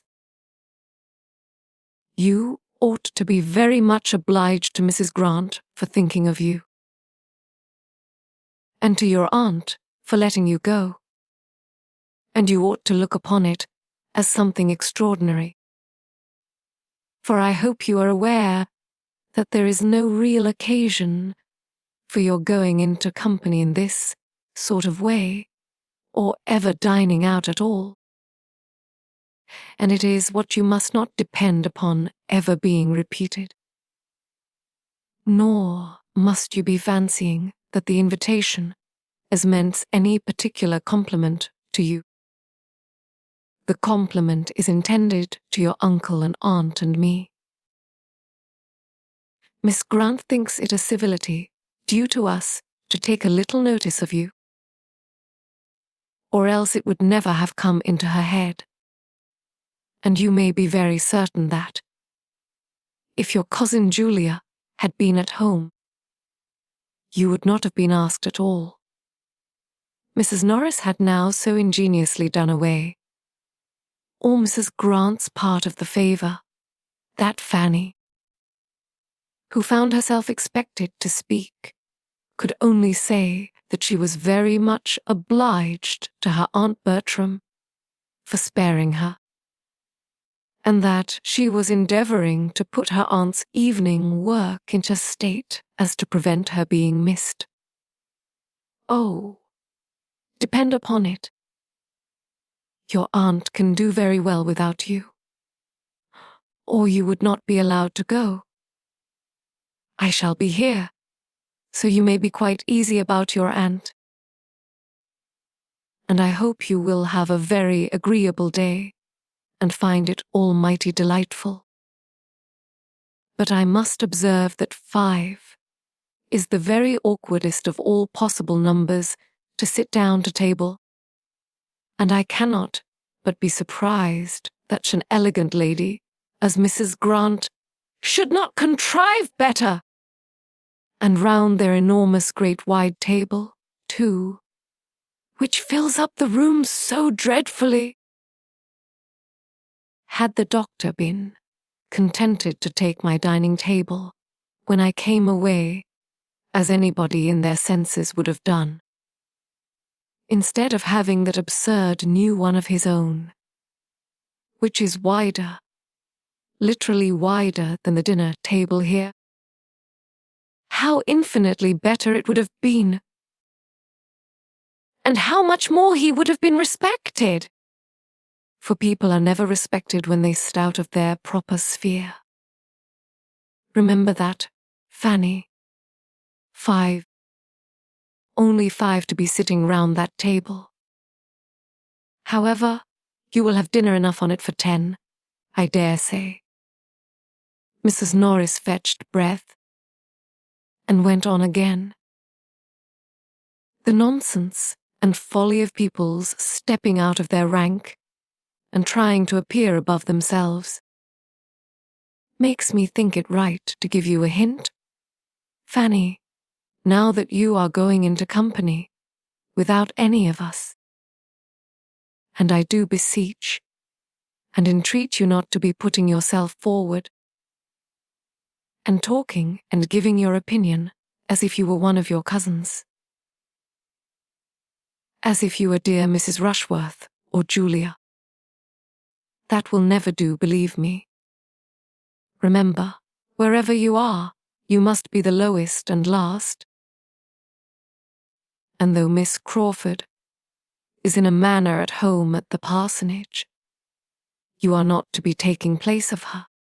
And as to coming away at night, you are to stay just as long as Edmund chooses. Leave him to settle that. Yes, ma'am. I should not think of anything else. And if it should rain, which I think exceedingly likely, for I never saw it more threatening for a wet evening in my life, you must manage as well as you can, and not be expecting the carriage to be sent for you. I certainly do not go home tonight, and, therefore, the carriage will not be out on my account. So you must make up your mind to what may happen, and take your things accordingly. Her niece thought it perfectly reasonable. She rated her own claims to comfort as low even as Mrs. Norris could. And when Sir Thomas soon afterwards, just opening the door, said, "Fanny, at what time would you have the carriage come round?" she felt a degree of astonishment which made it impossible for her to speak. "My dear Sir Thomas," cried Mrs. Norris, red with anger. "Fanny can walk." "Walk," repeated Sir Thomas in a tone of most unanswerable dignity, and coming farther into the room. "My niece walked to a dinner engagement at this time of the year. Will 20 minutes after 4 suit you?"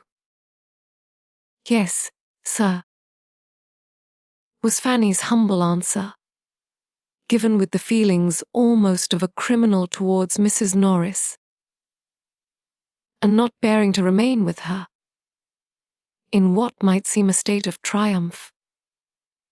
She followed her uncle out of the room, having stayed behind him only long enough to hear these words spoken in angry agitation. "Quite unnecessary. A great deal too kind." But Edmund goes, true, it is upon Edmund's account. I observed he was hoarse on Thursday night, but this could not impose on Fanny. She felt that the carriage was for herself, and herself alone, and her uncle's consideration of her, coming immediately after such representations from her aunt, cost her tears of gratitude when she was alone. The coachman drove round to a minute. Another minute brought down the gentleman, and as the lady had, with a most scrupulous fear of being late, been many minutes seated in the drawing-room, Sir Thomas saw them off in as good time as his own correctly punctual habits required. "Now I must look at you, Fanny," said Edmund, with the kind smile of an affectionate brother, "and tell you how I like you, and as well as I can judge by this light. You look very nicely indeed. What have you got on?" "The new dress that my uncle was so good as to give me on my cousin's marriage. I hope it is not too fine, but I thought I ought to wear it as soon as I could, and that I might not have such another opportunity all the winter. I hope you do not think me too fine. A woman can never be too fine while she is all in white. No, I see no finery about you, nothing but what is perfectly proper. Your gown seems very pretty. I like these glossy spots. Has not Miss Crawford a gown something the same?" In approaching the parsonage, they passed close by the stable yard and coach house. "Heyday," said Edmund. "Here's company. Here's a carriage. Who have they got to meet us?" And letting down the side glass to distinguish, "'Tis Crawford's." "Crawford's barouche, I protest." "There are his own 2 men pushing it back into its old quarters. He is here, of course. This is quite a surprise, Fanny. I shall be very glad to see him. There was no occasion. There was no time for Fanny to say how very differently she felt. But the idea of having such another to observe her was a great increase of the trepidation with which she performed the very awful ceremony of walking into the drawing-room. In the drawing-room, Mr. Crawford certainly was, having been just long enough arrived to be ready for dinner, and the smiles and pleased looks of the 3 others standing round him shewed how welcome was his sudden resolution of coming to them for a few days on leaving Bath. A very cordial meeting passed between him and Edmund, and with the exception of Fanny, the pleasure was general.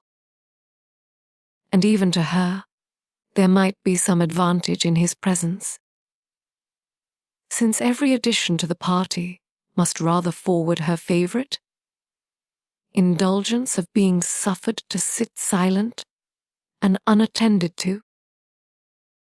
She was soon aware of this herself, for though she must submit, as her own propriety of mind directed, in spite of her Aunt Norris's opinion, to being the principal lady in company, and to all the little distinctions consequent therein, she found, while they were at table, such a happy flow of conversation prevailing, in which she was not required to take any part. There was so much to be said between the brother and sister about Bath, so much between the two young men about hunting, so much of politics between Mr. Crawford and Dr. Grant, and of everything and altogether between Mr. Crawford and Mrs. Grant, as to leave her the fairest prospect of having only to listen in quiet, and of passing a very agreeable day. She could not compliment the newly arrived gentleman, however, with any appearance of interest in a scheme for extending his stay at Mansfield, and sending for his hunters from Norfolk, which, suggested by Dr. Grant, advised by Edmund and warmly urged by the two sisters, was soon in possession of his mind, and which he seemed to want to be encouraged even by her to resolve on. Her opinion was sought as to the probable continuance of the open weather, but her answers were as short and indifferent as civility allowed. She could not wish him to stay, and would much rather not have him speak to her. Her two absent cousins, especially Maria, were much in her thoughts on seeing him, but no embarrassing remembrance affected his spirits. Here he was again on the same ground where all had passed before, and apparently as willing to stay and be happy without the Miss Bertrams, as if he had never known Mansfield in any other state. She heard them spoken of by him only in a general way, till they were all reassembled in the drawing-room, when Edmund, being engaged apart in some matter of business with Dr. Grant, which seemed entirely to engross them, and Mrs. Grant occupied at the tea-table, he began talking of them with more particularity to his other sister. With a significant smile, which made Fanny quite hate him, he said, "So, Rushworth and his fair bride are at Brighton, I understand. Happy man? Yes, they have been there about a fortnight, Miss Price, have they not? And Julia is with them. And Mr. Yates, I presume, is not far off. Mr. Yates? Oh, we hear nothing of Mr. Yates. I do not imagine he figures much in the letters to Mansfield Park, do you? Miss Price, I think my friend Julia knows better than to entertain her father with Mr. Yates. A poor Rushworth and his 240 speeches, continued Crawford. Nobody can ever forget them. Poor fellow! I see him now. His toil and his despair. Well, I am much mistaken if his lovely Maria will ever want him to make 240 speeches to her, adding, with a momentary seriousness, she is too good for him. much too good. And then changing his tone again to one of gentle gallantry, and addressing Fanny, he said, "You were Mr. Rushworth's best friend. Your kindness and patience can never be forgotten. Your indefatigable patience in trying to make it possible for him to learn his part, in trying to give him a brain which nature had denied, to mix up an understanding for him out of the superfluity of your own.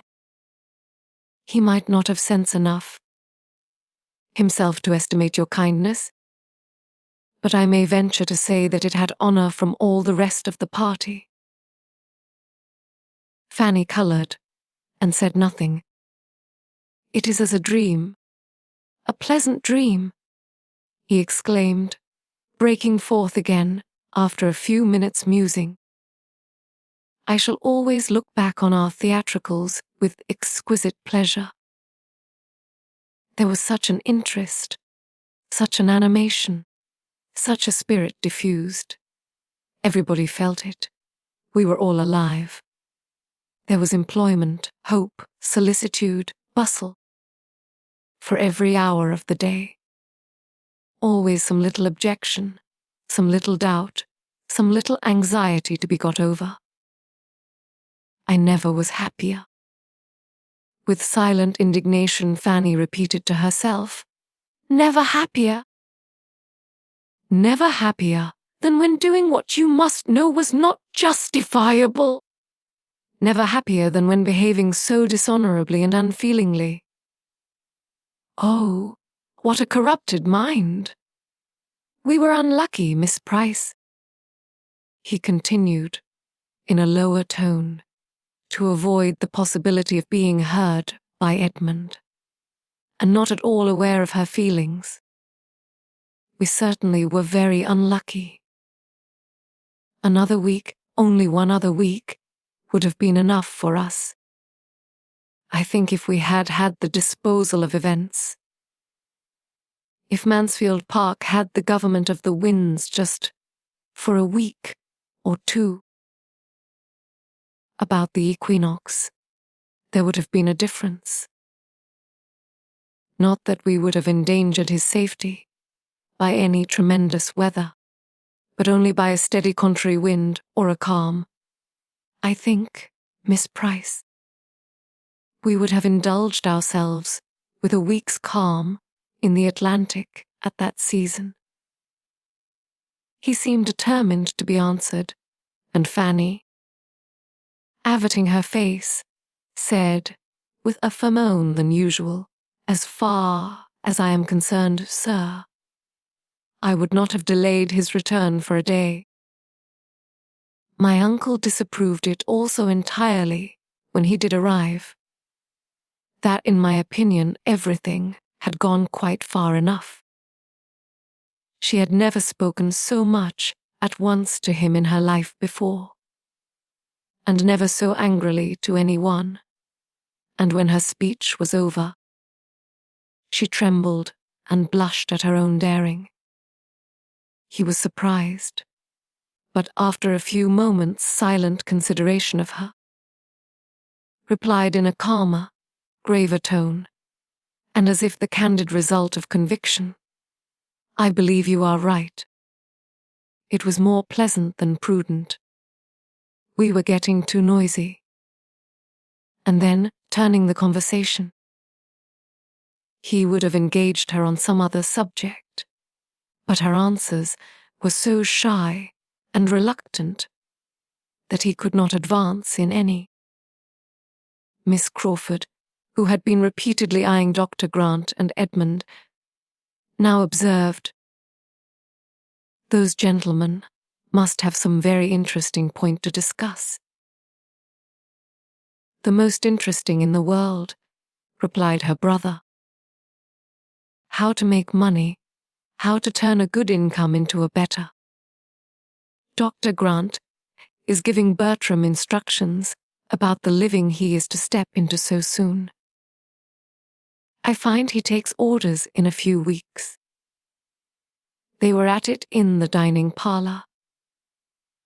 "I am glad to hear Bertram will be so well off. He will have a very pretty income to make ducks and drakes with, and earned without much trouble. I apprehend he will not have less than 700 a year. 700 a year is a fine thing for a younger brother, and as of course he will still live at home, it will be all for his Munis plazas, and a sermon at Christmas and Easter, I suppose, will be the sum total of sacrifice." His sister tried to laugh off her feelings by saying, "Nothing amuses me more than the easy manner with which everybody settles the abundance of those who have a great deal less than themselves. You would look rather blank, Henry, if your Menace plazas were to be limited to 700 a year. Perhaps I might, but all that you know is entirely comparative. Birthright and habit must settle the business. Bertram is certainly well off for a cadet of even a baronet's family.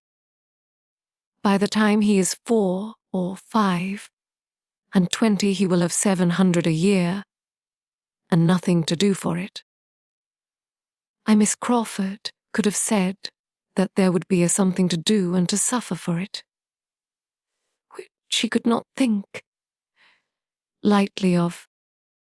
But she checked herself and let it pass, and tried to look calm and unconcerned when the two gentlemen shortly afterwards joined them. "Bertram," said Henry Crawford, "I shall make a point of coming to Mansfield to hear you preach your first sermon. I shall come on purpose to encourage a young beginner. When is it to be? Miss Price, will not you join me in encouraging your cousin? Will not you engage to attend with your eyes steadily fixed on him the whole time? As I shall do. Not to lose a word, or only looking off just to note down any sentence preeminently beautiful. We will provide ourselves with tablets and a pencil. When will it be? You must preach at Mansfield, you know, that Sir Thomas and Lady Bertram may hear you. I shall keep clear of you." "Crawford, as long as I can," said Edmund, "for you would be more likely to disconcert me. And I should be more sorry to see you trying at it than almost any other man." "Will he not feel this?" thought Fanny. "No. He can feel nothing as he ought."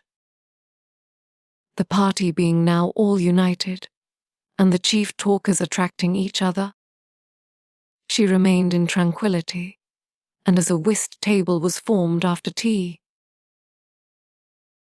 Formed really for the amusement of Dr. Grant, by his attentive wife, though it was not to be supposed so. And Miss Crawford took her harp. She had nothing to do but to listen, and her tranquillity remained undisturbed the rest of the evening, except when Mr. Crawford now and then addressed to her a question or observation, which she could not avoid answering.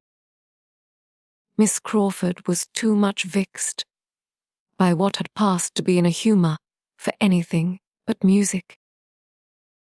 With that she soothed herself and amused her friend.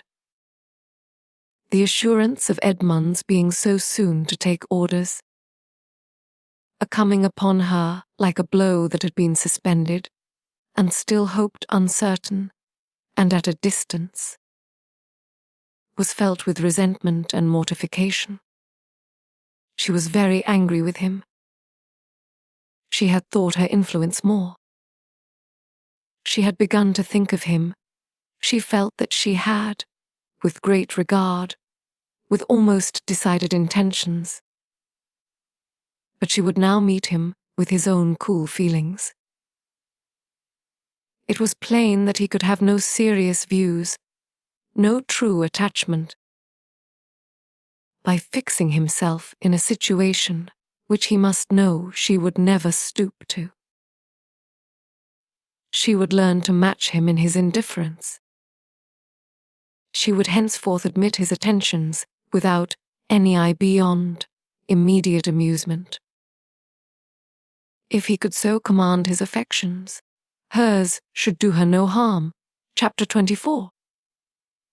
Henry Crawford had quite made up his mind, by the next morning, to give another fortnight to Mansfield, and having sent for his hunters, and written a few lines of explanation to the Admiral, he looked round at his sister as he sealed and threw the letter from him, and seeing the coast clear of the rest of the family, said, with a smile, "And how do you think I mean to amuse myself, Mary, on the days that I do not hunt?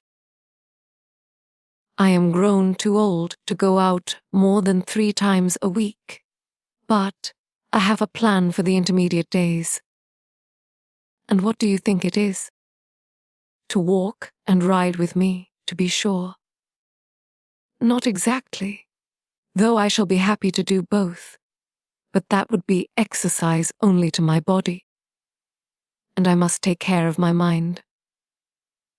Besides, that would be all recreation and indulgence, without the wholesome alloy of labor, and I do not like to eat the bread of idleness. No, my plan is to make Fanny Price in love with me." "Fanny Price? Nonsense. No, no. You ought to be satisfied with her 2 cousins. But I cannot be satisfied without Fanny Price, without making a small hole in Fanny Price's heart. You do not seem properly aware of her claims to notice. When we talked of her last night, you none of you seemed sensible of the wonderful improvement that has taken place in her looks within the last 6 weeks. You see her every day, and therefore do not notice it. But I assure you she is quite a different creature from what she was in the autumn. She was then merely a quiet, modest, not plain-looking girl, but she is now absolutely pretty. I used to think she had neither complexion nor countenance. But in that soft skin of hers, so frequently tinged with a blush as it was yesterday, there is decided beauty. And from what I observed of her eyes and mouth, I do not despair of their being capable of expression enough when she has anything to express. And then, her air, her manner, her tout ensemble is so indescribably improved. She must be grown 2 inches, at least, since October. Fou, fou. This is only because there were no tall women to compare her with, and because she has got a new gown, and you never saw her so well dressed before. She is just she was in October, believe me. The truth is that she was the only girl in company for you to notice, and you must have a somebody. I have always thought her pretty. Not strikingly pretty, but pretty enough, as people say, a sort of beauty that grows on one. Her eyes should be darker. But she has a sweet smile. But as for this wonderful degree of improvement, I am sure it may all be resolved into a better style of dress, and your having nobody else to look at, and therefore, if you do set about a flirtation with her, you never will persuade me that it is in compliment to her beauty, or that it proceeds from anything but your own idleness and folly." Her brother gave only a smile to this accusation, and soon afterwards said, "I do not quite know what to make of Miss Fanny. I do not understand her. I could not tell what she would be at yesterday. What is her character? Is she solemn? Is she queer? Is she prudish? Why did she draw back and look so grave at me? I could hardly get her to speak. I never was so long in company with a girl in my life, trying to entertain her, and succeed so ill. Never met with a girl who looked so grave on me. I must try to get the better of this. Her looks say, I will not like you. I am determined not to like you, and I say she shall. Foolish fellow. And so this is her attraction after all. This it is. Her not caring about you, which gives her such a soft skin, and makes her so much taller, and produces all these charms and graces. I do desire that you will not be making her really unhappy. A little love, perhaps, may animate and do her good. But I will not have you plunge her deep, for she is as good a little creature as ever lived, and has a great deal of feeling. It can be but for a fortnight, said Henry.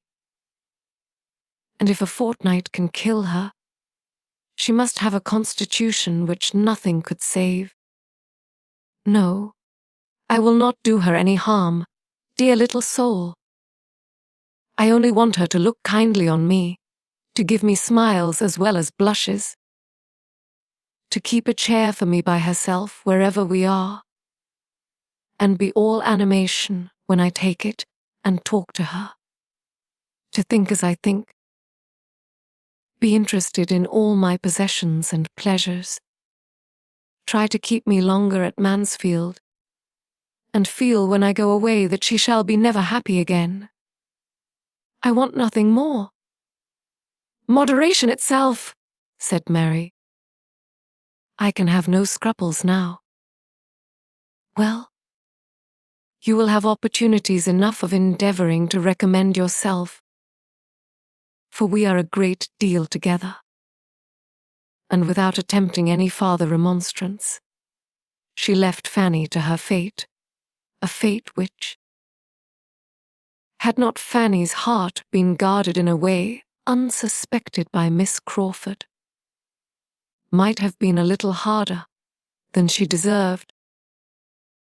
For although there, doubtless, are such unconquerable young ladies of 18, or one should not read about them, as are never to be persuaded into love against their judgment by all that talent, manner, attention, and flattery can do, I have no inclination to believe Fanny one of them,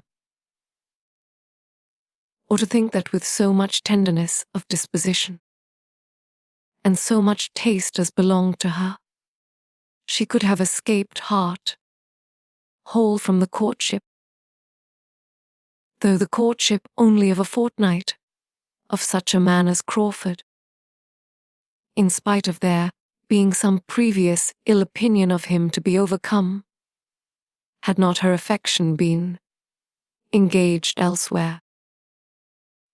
With all the security which love of another and nice esteem of him could give to the peace of mind, he was attacking his continued attentions, continued but not obtrusive, and adapting themselves more and more to the gentleness and delicacy of her character, obliged her very soon to dislike him less than formerly. She had by no means forgotten the past, and she thought as ill of him as ever, but she felt his powers. He was entertaining, and his manners were so improved, so polite, so seriously and blamelessly polite, that it was impossible not to be civil to him in return. A very few days were enough to effect this, and at the end of those few days, circumstances arose which had a tendency rather to forward his views of pleasing her, inasmuch as they gave her a degree of happiness which must dispose her to be pleased with everybody. William, her brother, the so long absent and dearly loved brother, was in England again.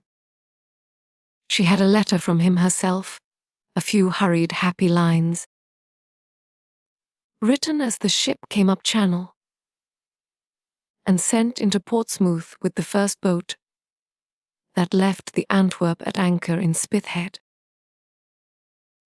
And when Crawford walked up with the newspaper in his hand, which he had hoped would bring the first tidings, he found her trembling with joy over this letter, and listening with a grateful countenance to the kind invitation which her uncle was most collectedly dictating in reply. It was but the day before that Crawford had made himself thoroughly master of the subject, or had in fact become at all aware of her having such a brother, or his being in such a ship. But the interest then excited had been very properly lively, determining him on his return to town to apply for information as to the probable period of the Antwerp's return the Mediterranean, a cruelli, etc., and the good luck which attended his early examination of ship. News the next morning seemed the reward of his ingenuity. Finding out such a method of pleasing her, as well as of his dutiful attention to the Admiral, in having for many years taken in the paper esteemed to have the earliest naval intelligence, he proved, however, to be too late. All those fine first feelings, of which he had hoped to be the exciter, were already given.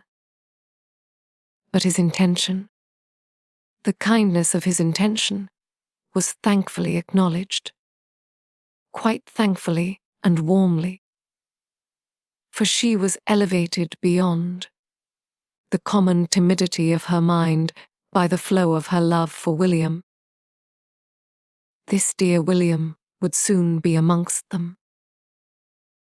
There could be no doubt of his obtaining leave of absence immediately, for he was still only a midshipman, and as his parents, from living on the spot, must already have seen him, and be seeing him perhaps daily, his direct holidays might with justice be instantly given to the sister, who had been his best correspondent through a period of 7 years, and the uncle, who had done most for his support and advancement, and accordingly the reply to her reply, fixing a very early day for his arrival, came as soon as possible, and scarcely 10 days had passed since Fanny had been in the agitation of her first visit, when she found herself in an agitation of a higher nature, watching in the hall, in the lobby, on the stairs, for the first sound of the carriage which was to bring her a brother. It came happily while she was thus waiting, and there being neither ceremony nor fearfulness to delay the moment of meeting, she was with him as he entered the house, and the first minutes of exquisite feeling had no interruption and no witnesses, unless the servants chiefly intent on opening the proper doors could be called such. This was exactly what Sir Thomas and Edmund had been separately conniving at, as each proved to the other by the sympathetic alacrity with which they both advised, Mrs. Norris's continuing where she was, instead of rushing out into the hall as soon as the noises of the arrival reached them. William and Fanny soon shewed themselves, and Sir Thomas had the pleasure of receiving, in his protégé, certainly a very different person from the one he had equipped 7 years ago, but a young man of an open, pleasant countenance, and frank, unstudied, but feeling and respectful manners, and such as confirmed him his friend. It was long before Fanny could recover from the agitating happiness of such an hour as was formed by the last 30 minutes of expectation, and the first of fruition. It was some time even before her happiness could be said to make her happy, before the disappointment inseparable from the alteration of person had vanished, and she could see in him the same William as before, and talk to him as her heart had been yearning to do through many a past year. That time, however, did gradually come, forwarded by an affection on his side as warm as her own, and much less encumbered by refinement or self-distrust. She was the first object of his love, but it was a love which his stronger spirits and bolder temper made it as natural for him to express as to feel. On the morrow, they were walking about together with true enjoyment, and every succeeding morrow renewed a TGET, which Sir Thomas could not but observe with complacency, even before Edmund had pointed it out to him, excepting the moments of peculiar delight, which any marked or unlooked for inst of Edmund's consideration of her in the last few months had excited. Fanny had never known so much felicity in her life as in this unchecked, equal, fearless intercourse with the brother and friend who was opening all his heart to her, telling her all his hopes and fears, plans, and solicitudes respecting that long thought of, dearly earned, and justly valued blessing of promotion. Who could give her direct and minute information of the father and mother, brothers and sisters, of whom she very seldom heard?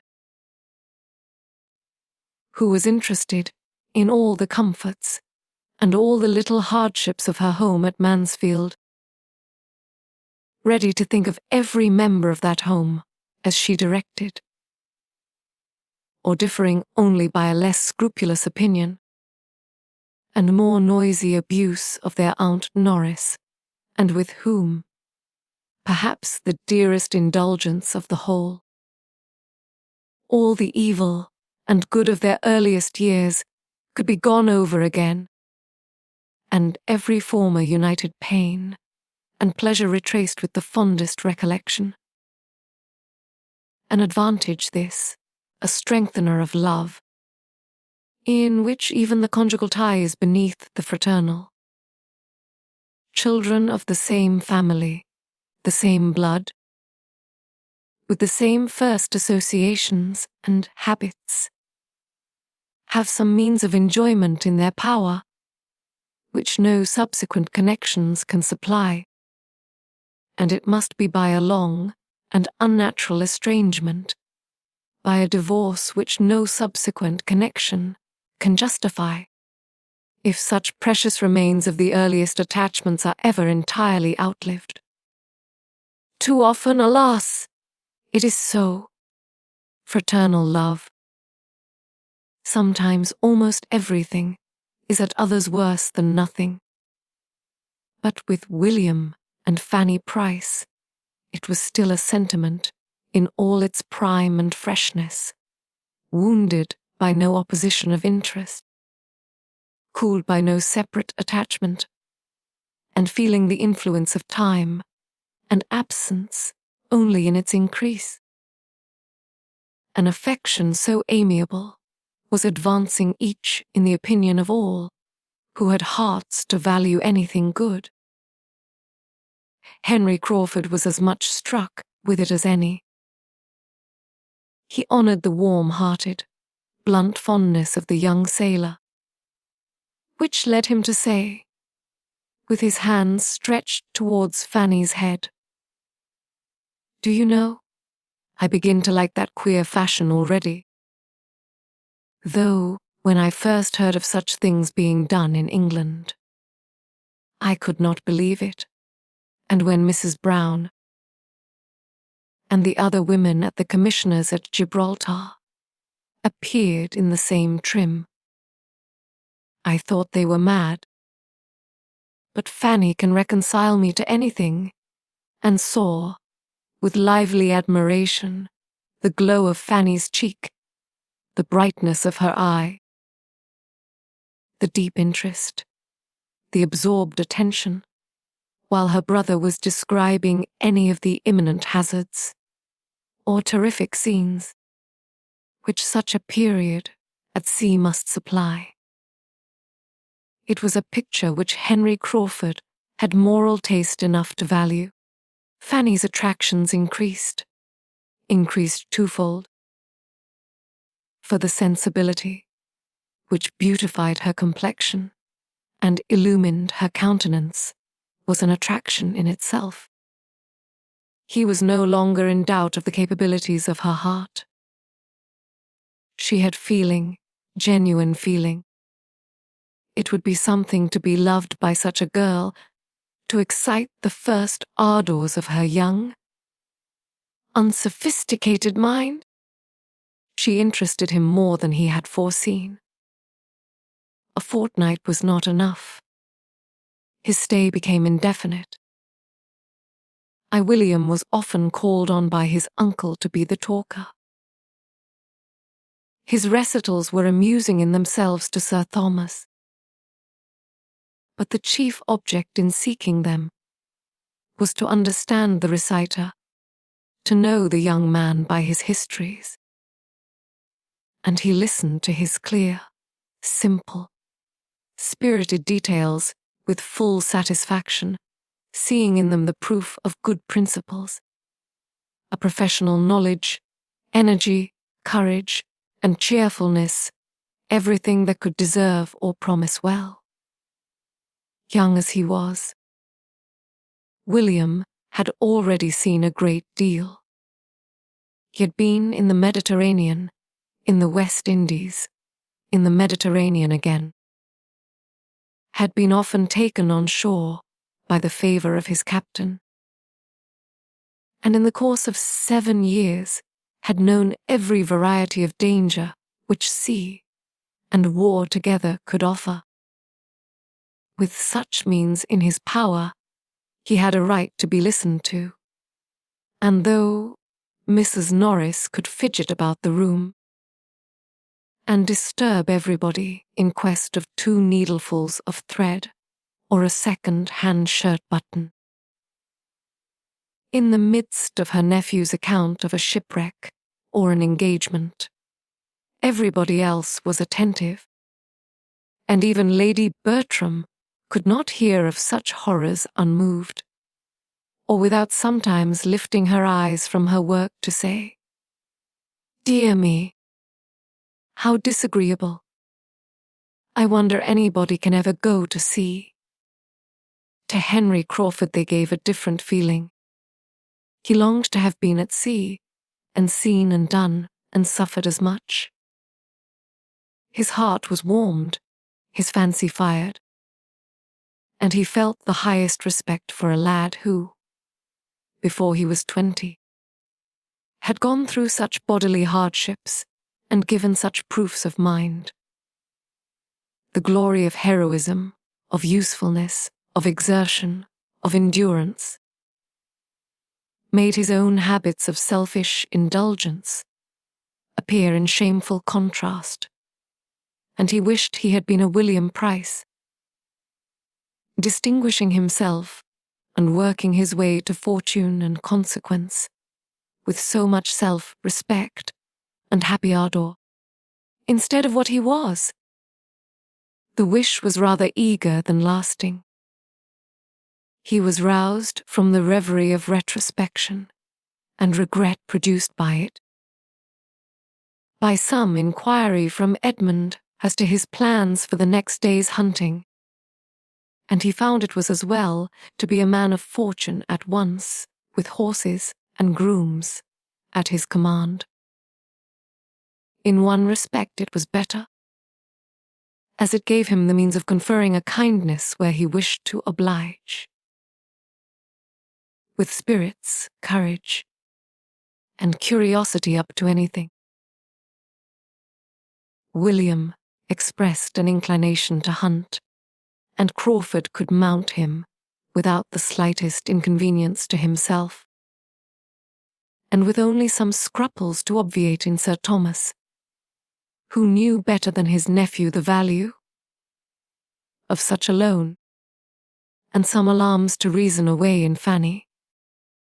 She feared for William, by no means convinced by all that he could relate of his own horsemanship in various countries, of the scrambling parties in which he had been engaged, the rough horses and mules he had ridden, or his many narrow escapes from dreadful falls, that he was at all equal to the management of a high-fed hunter in an English fox chase, nor till he returned safe and well, without accident or discredit, could she be reconciled to the risk, or feel any of that obligation to Mr. Crawford for lending the horse which he had fully intended it should produce. When it was proved, however, to have done William no harm, she could allow it to be a kindness, and even reward the owner with a smile when the animal was 1 minute tendered to his use again, and the next, with the greatest cordiality, and in a manner not to be resisted, made over to his use entirely so long as he remained in Northamptonshire. Chapter 25. The intercourse of the two families was at this period more nearly restored to what it had been in the autumn than any member of the old intimacy had thought ever likely to be again. The return of Henry Crawford and the arrival of William Price had much to do with it, but much was still owing to Sir Thomas's more than toleration of the neighbourly attempts at the parsonage. His mind, now disengaged from the cares which had pressed on him at first, was at leisure to find the Grants and their young inmates really worth visiting, and though infinitely above scheming or contriving for any the most advantageous matrimonial establishment could be among the apparent possibilities of anyone most dear to him, and disdaining even as a littleness the being quick, sighted on such points, he could not avoid perceiving, in a grand and careless way, that Mr. Crawford was somewhat distinguishing his niece, nor perhaps refrain, though unconsciously, from giving a more willing assent to invitations on that account. His readiness, however, in agreeing to dine at the parsonage, when the general invitation was at last hazarded, after many debates and many doubts as to whether it were worth while, because Sir Thomas seemed so ill-inclined and Lady Bertram was so indolent, proceeded from good breeding and goodwill alone, and had nothing to do with Mr. Crawford, but as being one in an agreeable group. For it was in the course of that very visit that he first began to think that anyone in the habit of such idle observations would have thought that Mr. Crawford was the admirer of Fanny Price. The meeting was generally felt to be a pleasant one, a being composed in a good proportion of those who would talk and those who would listen. And the dinner itself was elegant and plentiful, according to the usual style of the Grants, and too much according to the usual habits of all to raise any emotion except in Mrs. Norris, who could never behold either the wide table or the number of dishes on it with patience, and who did always contrive to experience some evil from the passing of the servants behind her chair, and to bring away some fresh conviction of its being impossible among so many dishes, but that some must be cold. In the evening it was found, according to the predetermination of Mrs. Grant and her sister, that after making up the whist table there would remain sufficient for a round game, and everybody being as perfectly complying, and without a choice as on such occasions they always are, speculation was decided on almost as soon as whist, and Lady Bertram soon found herself in the critical situation of being applied to for her own choice between the games, and being required either to draw a card for whist or not. She hesitated. Luckily Sir Thomas was at hand. "What shall I do?" "Sir Thomas." "Whist and speculation, which will amuse me most." Sir Thomas, after a moment's thought, recommended speculation. He was a whist player himself, and perhaps might feel that it would not much amuse him to have her for a partner. "Very well," was her ladyship's contented answer. "Then speculation, if you please, Mrs. Grant." "I know nothing about it, but Fanny must teach me." Here Fanny interposed, however, with anxious protestations of her own equal ignorance. She had never played the game, nor seen it played in her life. And Lady Bertram felt a moment's indecision again. But upon everybody's assuring her that nothing could be so easy, that it was the easiest game on the cards, and Henry Crawford stepping forward with a most earnest request to be allowed to sit between her ladyship and Miss Price, and teach them both, it was so settled, and Sir Thomas, Mrs. Norris, and Dr. and Mrs. Grant being seated at the table of prime intellectual state and dignity, the remaining 6, under Miss Crawford's direction, were arranged round the other. It was a fine arrangement for Henry Crawford, who was close to Fanny, and with his hands full of business, having 2 persons' cards to manage as well as his own.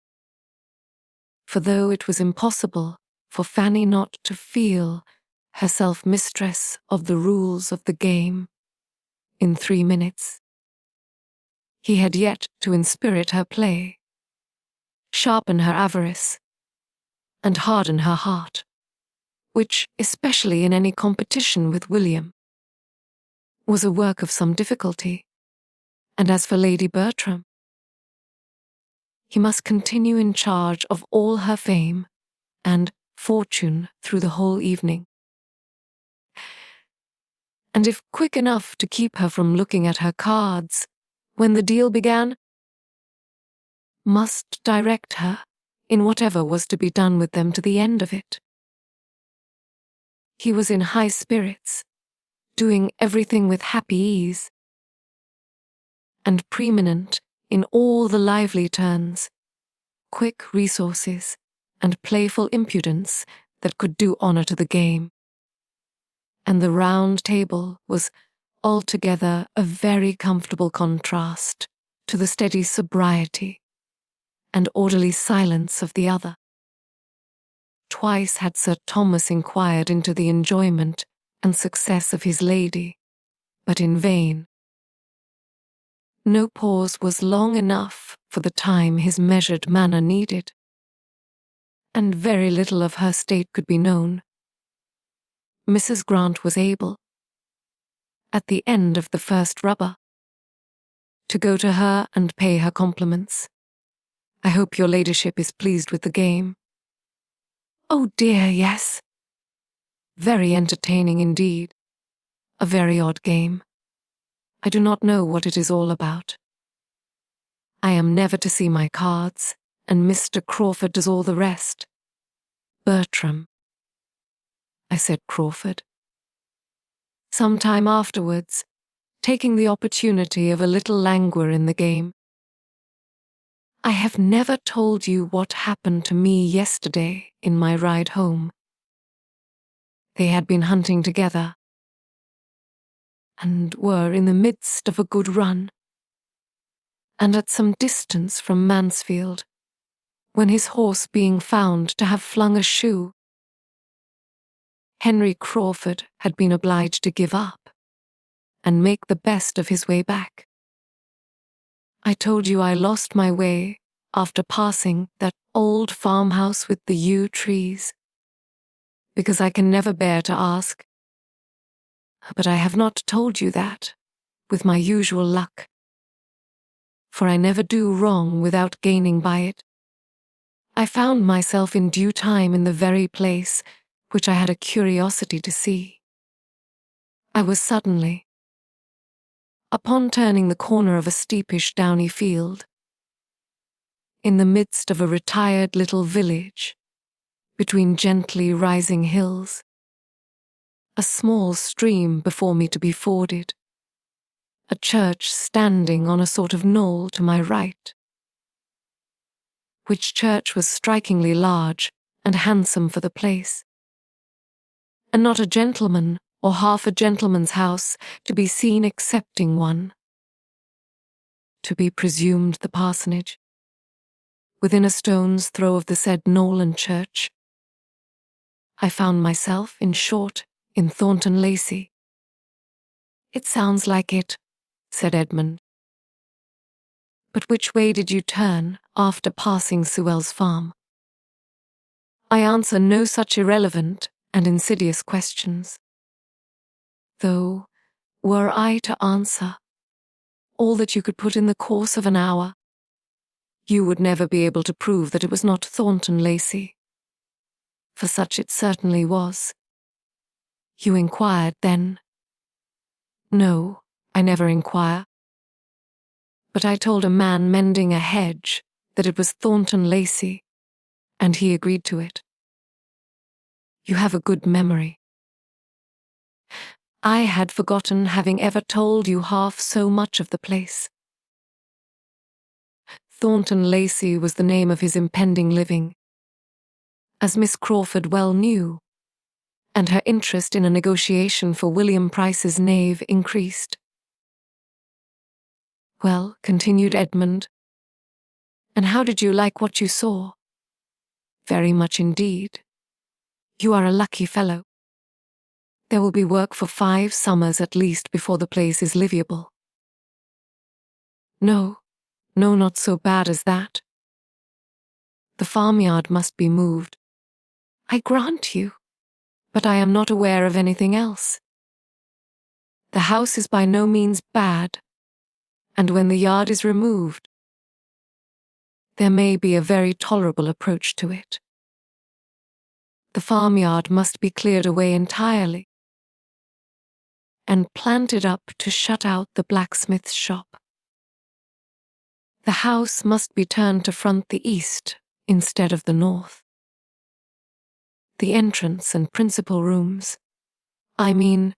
must be on that side, where the view is really very pretty. I am sure it may be done. And there must be your approach, through what is at present the garden. You must make a new garden, at what is now the back of the house, which will be giving it the best aspect in the world, sloping to the south-east. The ground seems precisely formed for it. I rode 50 yards up the lane, between the church and the house, in order to look about me, and saw how it might all be. Nothing can be easier. The meadows beyond what will be the garden, as well as what now is, sweeping round from the lane I stood into the northeast. That is, to the principal road through the village, must be all laid together. Of course, very pretty meadows they are, finely sprinkled with timber. They belong to the living, I suppose. If not, you must purchase them. Then the stream. Something must be done with the stream, but I could not quite determine what. I had 2 or 3 ideas. And I have 2 or 3 ideas also, said Edmund, and one of them is that very little of your plan for Thornton Lacey will ever be put in practice. I must be satisfied with rather less ornament and beauty. I think the house and premises may be made comfortable, and given the air of a gentleman's residence, without any very heavy expense. And that must suffice me, and, I hope, may suffice all who care about me. Miss Crawford, a little suspicious and resentful of a certain tone of voice, and a certain half look attending the last expression of his hope, made a hasty finish of her dealings with William Price, and securing his knave at an exorbitant rate, exclaimed, "There, I will stake my last like a woman of spirit. No cold prudence for me. I am not born to sit still and do nothing. If I lose the game, it shall not be from not striving for it. The game was hers, and only did not pay her for what she had given to secure it." Another deal proceeded, and Crawford began about Thornton Lacey. My plan may not be the best possible. I had not many minutes to form it in, but you must do a good deal. The place deserves it, and you will find yourself not satisfied with much less than it is capable of. Excuse me, your ladyship must not see your cards. There, let them lie just before you. The place deserves it, Bertram. You talk of giving it the air of a gentleman's residence. That will be done by the removal of the farmyard. For independent of that terrible nuisance, I never saw a house of the kind which had in itself so much the air of a gentleman's residence, so much the look of a something above a mere parsonage house, above the expenditure of a few hundreds a year. It is not a scrambling collection of low single rooms, with as many roofs as windows. It is not cramped into the vulgar compactness of a square farmhouse. It is a solid, roomy, mansion-like looking house, such as one might suppose a respectable old country family had lived in from generation to generation, through 2 centuries at least, and were now spending from 2,000–3,000 a year in. Miss Crawford listened, and Edmund agreed to this. the air of a gentleman's residence. Therefore, you cannot but give it, if you do anything. But it is capable of much more. Let me see. Mary Lady Bertram bids 12 for that queen. No, 12 is more than it is worth. Lady Bertram does not bid 12. She will have nothing to say to it. Go on, go on. By some such improvements as I have suggested. I do not really require you to proceed upon my plan, though, by the by, I doubt anybody's striking out a better. You may give it a higher character. You may raise it into a place. From being the mere gentleman's residence, it becomes, by judicious improvement, the residence of a man of education, taste, modern manners, good connections. All this may be stamped on it.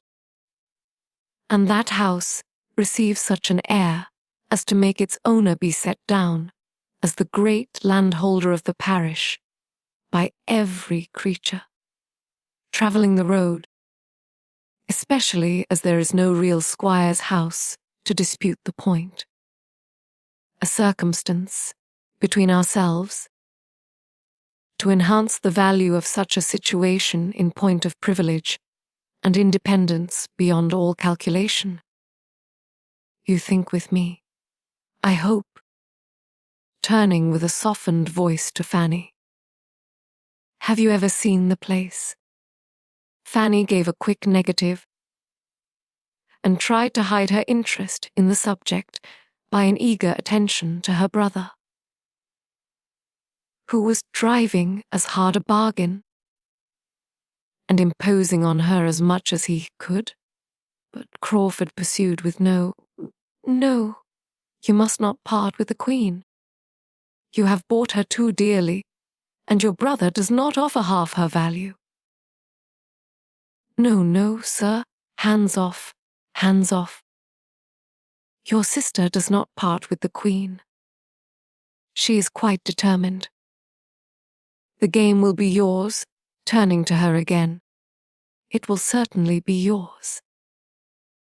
And Fanny had much rather it were William's, said Edmund, smiling at her. Poor Fanny! Not allowed to cheat herself as she wishes. Mr. Bertram, said Miss Crawford, a few minutes afterwards. You know Henry to be such a capital improver that you cannot possibly engage in anything of the sort at Thornton Lacey without accepting his help. Only think how useful he was at Southerton. Only think what grand thing to produce there by our all going with him one hot day in August to drive about the grounds and see his genius take fire. There we went, and there we came home again, and what was done there is not to be told. Fanny's eyes were turned on Crawford for a moment with an expression more than grave, even reproachful, but on catching his, were instantly withdrawn. With something of consciousness, he shook his head at his sister, and laughingly replied, I cannot say there was much done at Southerton, but it was a hot day, and we were all walking after each other, and bewildered. As soon as a general buzz gave him shelter, he added in a low voice, directed solely at Fanny, I should be sorry to have my powers of planning judged of by the day at Southerton. I see things very differently now. Do not think of me as I appeared then. Southerton was a word to catch Mrs. Norris, and being just then in the happy leisure which followed securing the odd trick by Sir Thomas's capital play, and her own against Doctor, and Mrs. Grant's great hands, she called out, in high good humour, Southerton. Yes, That is a place, indeed, and we had a charming day there. William, you are quite out of luck. But the next time you come, I hope dear Mr. and Mrs. Rushworth will be at home. And I am sure I can answer for your being kindly received by both. Your cousins are not of a sort to forget their relations. And Mr. Rushworth is a most amiable man. They are at Brighton now, you know, in one of the best houses there, as Mr. Rushworth's fine fortune gives them a right to be.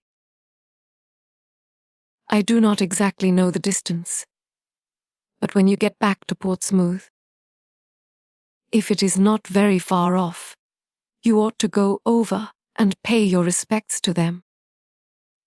And I could send a little parcel by you that I want to get conveyed to your cousins. I should be very happy, Aunt. But Brighton is almost by Beachy Head, and if I could get so far, I could not expect to be welcome in such a smart place as that. Poor scrubby midshipman as I am. Mrs. Norris was beginning an eager assurance of the affability he might depend on, when she was stopped by Sir Thomas's saying with authority, I do not advise your going to Brighton, William, as I trust you may soon have more convenient opportunities of meeting, but my daughters would be happy to see their cousins anywhere. And you will find Mr. Rushworth most sincerely disposed to regard all the connections of our family as his own. I would rather find him private secretary to the First Lord than anything else, was William's only answer, in an under voice, not meant to reach far, and the subject dropped. As yet Sir Thomas had seen nothing to remark in Mr. Crawford's behaviour. But when the whist table broke at the end of the second rubber, and leaving Dr. Grant and Mrs. Norris to dispute over their last play, he became a looker on at the other. He found his niece the object of attentions, or rather of professions, of a somewhat pointed character. Henry Crawford was in the first glow of another scheme about Thornton Lacey, and not being able to catch Edmund's ear,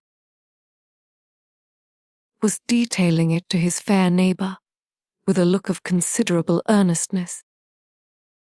His scheme was to rent the house himself the following winter, that he might have a home of his own in that neighbourhood.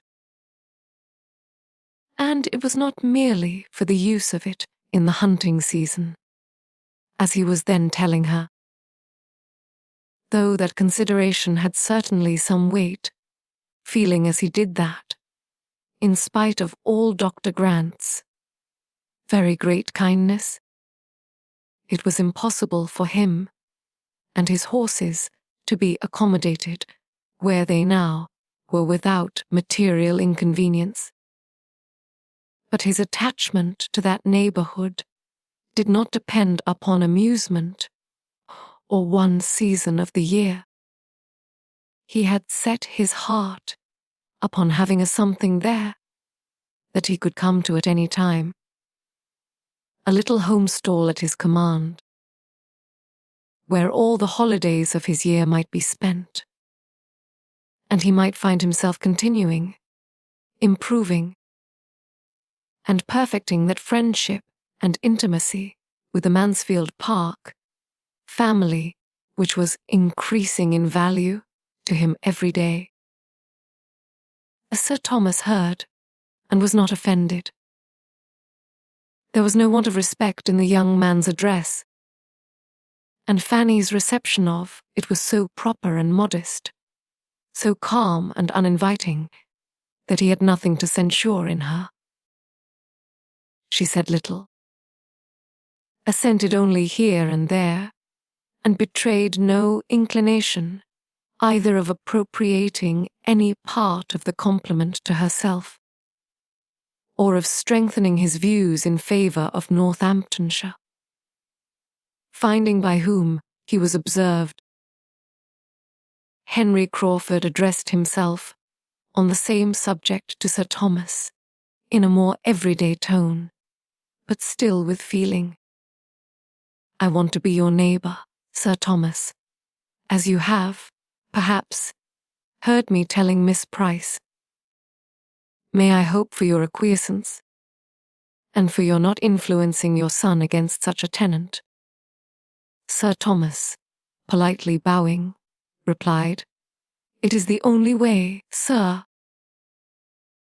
in which I could not wish you established as a permanent neighbour. But I hope and believe that Edmund will occupy his own house at Thornton Lacey. Edmund, am I saying too much?" Edmund, on this appeal, had first to hear what was going on, but, on understanding the question, was at no loss for an answer. "Certainly, sir. I have no idea but of residence. But, Crawford, though I refuse you as a tenant, come to me as a friend. Consider the house as half your own every winter, and we will add to the stables on your own improved plan, and with all the improvements of your improved plan that may occur to you this spring. We shall be the losers," continued Sir Thomas. "His going, though only 8 miles, will be an unwelcome contraction of our family circle. But I should have been deeply mortified if any son of mine could reconcile himself to doing less. It is perfectly natural that you should not have thought much on the subject, Mr. Crawford. But a parish has wants and claims which can be known only by a clergyman constantly resident, and which no proxy can be capable of satisfying to the same extent. Edmund might, in the common phrase, do the duty of Thornton. That is, he might read prayers and preach, without giving up Mansfield Park. He might ride over every Sunday to a house nominally inhabited, and go through divine service. He might be the clergyman of Thornton Lacey every 7th day, for 3 or 4 hours, if that would content him. But it will not. He knows that human nature's more lessons than a weekly sermon can convey, and that, if he does not live among his parishioners, and prove himself, by constant attention, their well-wisher and friend, he does very little either for their good or his own. Mr. Crawford bowed his acquiescence. "I repeat again," added Sir Thomas, "that Thornton Lacey is the only house in the neighbourhood in which I should not be happy to wait on Mr. Crawford as occupier." Mr. Crawford bowed his thanks. "Sir Thomas," said Edmund, "undoubtedly understands the duty of a parish priest. We must hope his son may prove that he knows it too." Whatever effect Sir Thomas's little harangue might really produce on Mr. Crawford, it raised some awkward sensations in 2 of the others, 2 of his most attentive listeners, Miss Crawford and Fanny, one of whom, having never before understood that Thornton was so soon and so completely to be his home, was pondering with downcast eyes on what would be not to see Edmund every day, and the other, startled from the agreeable fancies she had been previously indulging on the strength of her brother's description, no longer able In the picture, she had been forming of a future Thornton. To shut out the church, sink the clergyman, and see only the respectable, elegant, modernized, and occasional residence of a man of independent fortune, was considering Sir Thomas, with decided ill will, as the destroyer of all this, and suffering the more from that involuntary forbearance which his character and manner commanded, and from not daring to relieve herself by a single attempt at throwing ridicule on his cause. All the agreeable of her speculation was over for that hour. It was time to have done with cards, if sermons prevailed, and she was glad to find it necessary to come to a conclusion, and be able to refresh her spirits by a change of place and neighbour. This, the chief of the party, were now collected irregularly round the fire, and waiting the final break-up. William and Fanny were the most detached. They remained together at the otherwise deserted card table, talking very comfortably, and not thinking of the rest, till some of the rest began to think of them. Henry Crawford's chair was the first to be given a direction towards them, and he sat silently observing them for a few minutes, himself, in the meanwhile, observed by Sir Thomas, who was standing in chat with Dr. Grant. "This is the assembly night," said William. "If I were at Portsmouth, I should be at it, perhaps. But you do not wish yourself at Portsmouth, William." "No, Fanny, that I do not. I shall have enough of Portsmouth, and of dancing too, when I cannot have you. And I do not know that there would be any good in going to the assembly, for I might not get a partner. The Portsmouth girls turn up their noses at anybody who has not a commission. One might as well be nothing as a midshipman. One is a nothing, indeed. You remember the Gregorys. They are grown-up amazing fine girls, but they will hardly speak to me, because Lucy is courted by a lieutenant. Oh, shame. But never mind it, William," her own cheeks in a glow of indignation as she spoke. "It is not worth minding. It is no reflection on you. It is no more than what the greatest admirals have all experienced, more or less, in their time.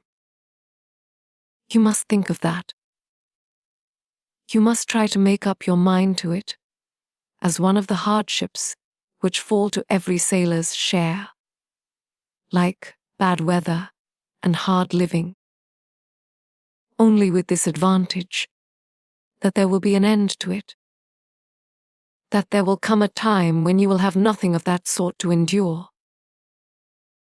"When you are a lieutenant!" "Only think, William. When you are a lieutenant, how little you will care for any nonsense of this kind. I begin to think I shall never be a lieutenant. Fanny, everybody gets made but me. Oh, my dear William, do not talk so, do not be so desponding. My uncle says nothing, but I am sure he will do everything in his power to get you made. He knows, as well as you do, of what consequence it is." She was checked by the sight of her uncle much nearer them than she had any suspicion of, and each found it necessary to talk of something else. "Are you fond of dancing, Fanny?" "Yes, very, only I am soon tired." "I should like to go to a ball with you, and see you dance." "Have you never any balls at Northampton?" I should like to see you dance. And I'd dance with you if you would. For nobody would know who I was here. And I should like to be your partner once more. We used to jump about together many a time, did not we? When the hand organ was in the street. I am a pretty good dancer in my way, but I dare say you are a better. And turning to his uncle, who was now close to them, is not Fanny a very good dancer? Fanny, in dismay at such an unprecedented question, did know which way to look, or how to be prepared for the answer. Some very grave reproof, or at least the coldest expression of indifference, must be coming to distress her brother, and sink her to the ground. But, on the contrary, it was no worse then. I am sorry to say that I am unable to answer your question. I have never seen Fanny dance since she was a little girl, but I trust we shall both think she acquits herself like a gentle woman when we do see her, which, perhaps, we may have an opportunity of doing ere long. I've had the pleasure of seeing your sister dance. Mr. Price, said Henry Crawford, leaning forward, and will engage to answer every inquiry which you can make on the subject, to your entire satisfaction. But I believe, seeing Fanny look distressed, it must be at some other time. There is one person in company who does not like to have Miss Price spoken of. True enough, he had once seen Fanny dance, and it was equally true that he would now have answered for her gliding about with quiet, light elegance, and in admirable time. But, in fact, he could not for the life of him recall what her dancing had been, and rather took it for granted that she had been present than remembered anything about her. He passed, however, for an admirer of her dancing, and Sir Thomas, by no means displeased, prolonged the conversation on dancing in general, and was so well engaged in describing the balls of Antigua, and listening to what his nephew could relate of the different modes of dancing which had fallen within his observation, that he had not heard his carriage announced, and was first called to the knowledge of it by the bustle of Mrs. Norris. Come, Fanny. Fanny, what are you about? We are going. Do not you see your aunt is going? Quick, quick. I cannot bear to keep good old Wilcox waiting. You should always remember the coachman and horses. My dear Sir Thomas, we have settled it that the carriage should come back for you, and Edmund and William. Sir Thomas could not dissent, as it had been his own arrangement, previously communicated to his wife and sister. But that seemed forgotten by Mrs. Norris, who must fancy that she settled it all herself. Fanny's last feeling in the visit was disappointment, for the shawl, which Edmund was quietly taking from the servant to bring, and put round her shoulders, was seized by Mr. Crawford's quicker hand, and she was obliged to be indebted to his more prominent attention. Chapter 26. William's desire of seeing Fanny dance made more than a momentary impression on his uncle. The hope of an opportunity, which Sir Thomas had then given, was not given to be thought of no more. He remained steadily inclined to gratify so amiable a feeling, to gratify anybody. else who might wish to see Fanny dance. This, and to give pleasure to the young people in general. And having thought the matter over, and taken his resolution in quiet independence, the result of it appeared the next morning at breakfast, when, after recalling and commending what his nephew had said, he added, "I do not like, William, that you should leave Northamptonshire without this indulgence. It would give me pleasure to see you both dance. You spoke of the balls at Northampton. Your cousins have occasionally attended them, but they would not altogether suit us now. The fatigue would be too much for your aunt. I believe we must not think of a Northampton ball. A dance at home would be more eligible, and if my dear Sir Thomas," interrupted Mrs. Norris, "I knew what was coming. I knew what you were going to say. If dear Julia were at home, or dearest Mrs. Rushworth at Southerton, to afford a reason, an occasion for such a thing, you would be tempted to give the young people a dance at Mansfield. I know you would. If they were at home to grace the ball, a ball you would have this very Christmas." Thank your uncle, "William." thank your uncle.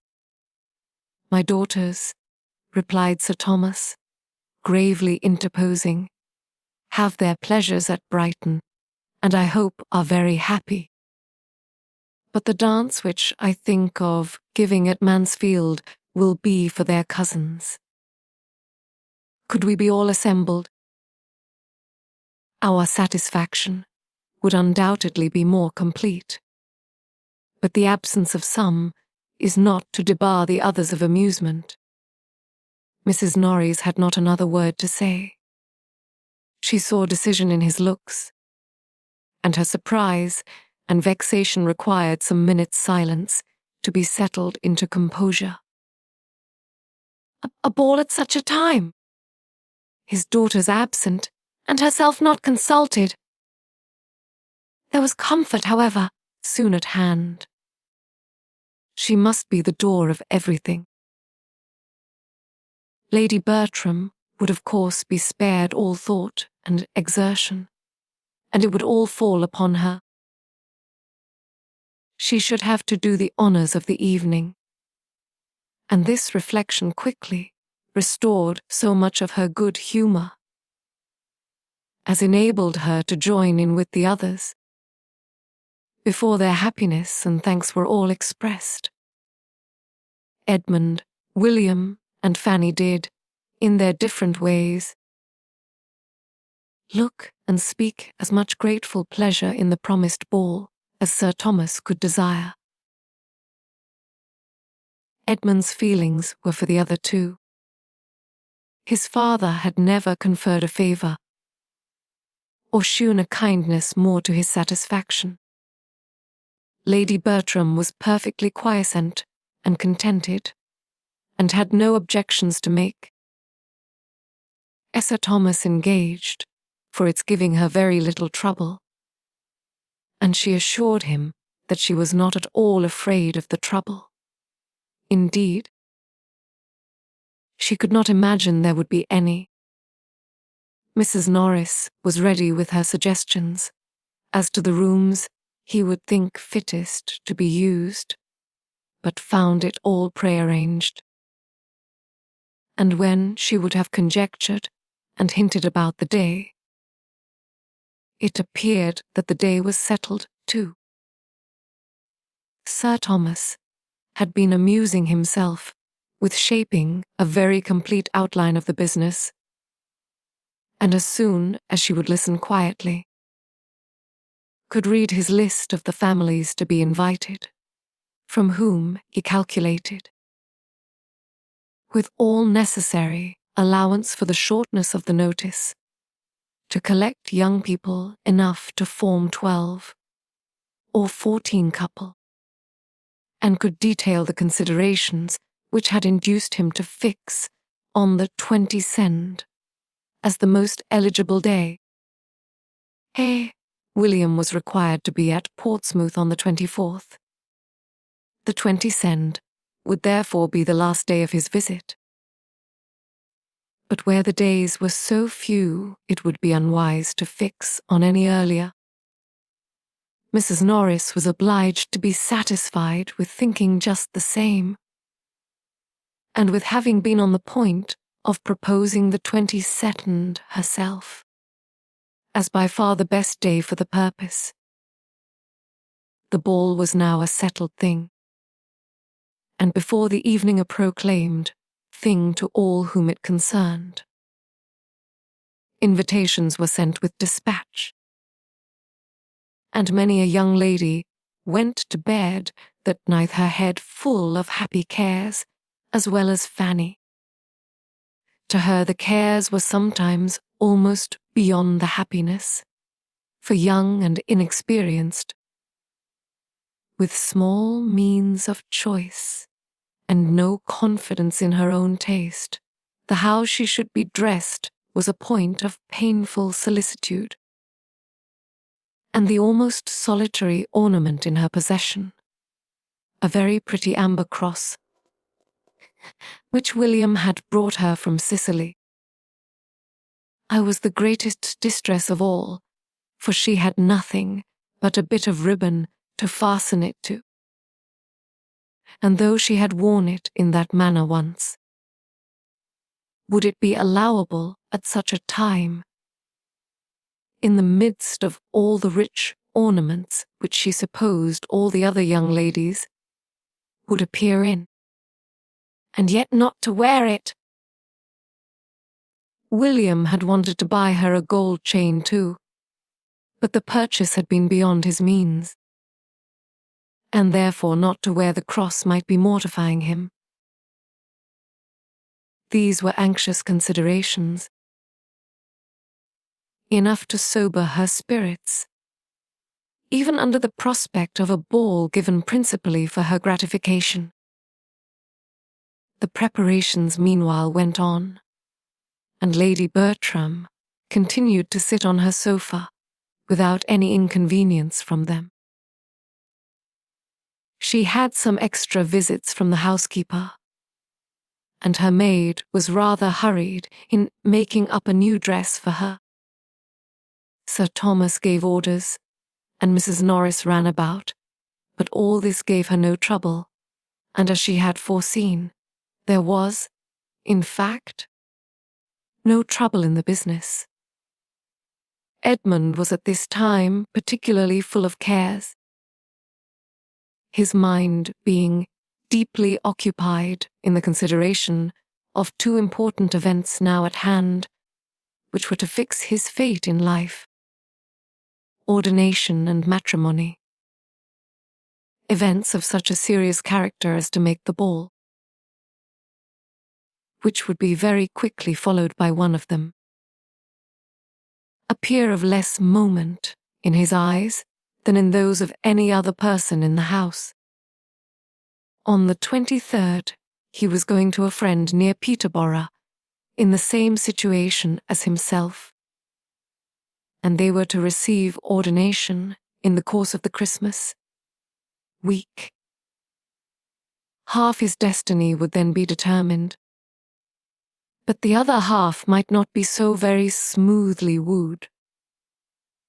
His duties would be established, but the wife who was to share and animate and reward those duties might yet be unattainable.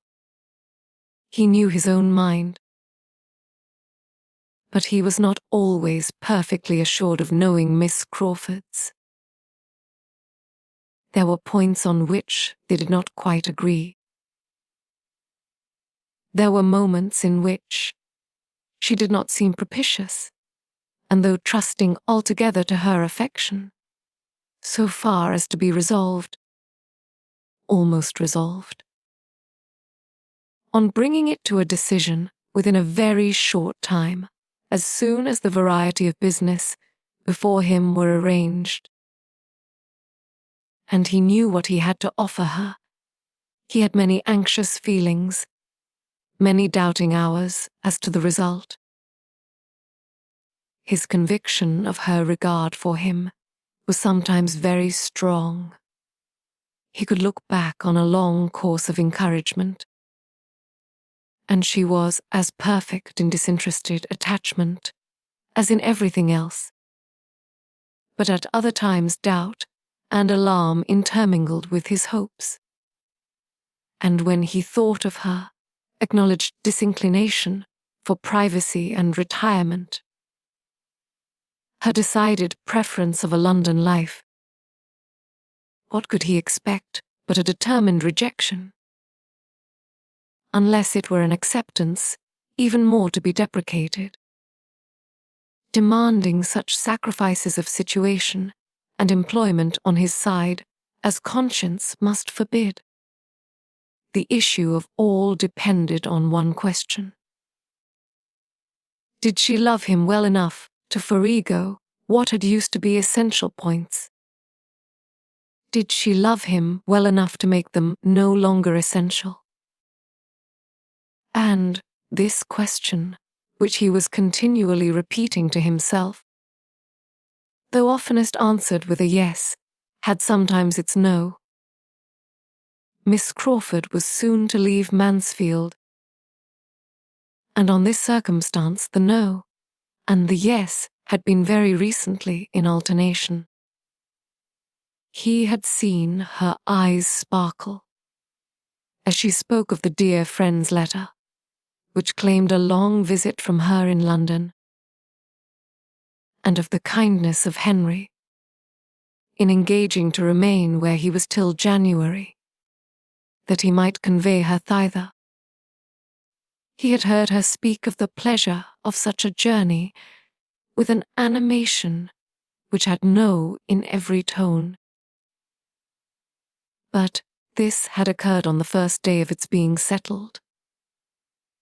Within the first hour of the burst of such enjoyment,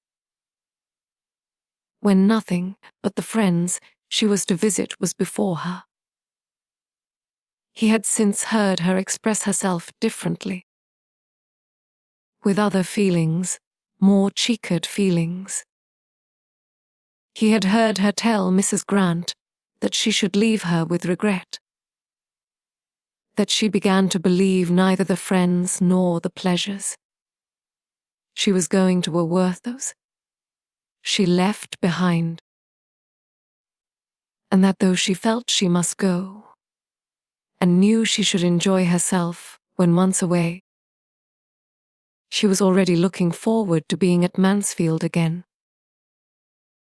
Was there not a yes in all this?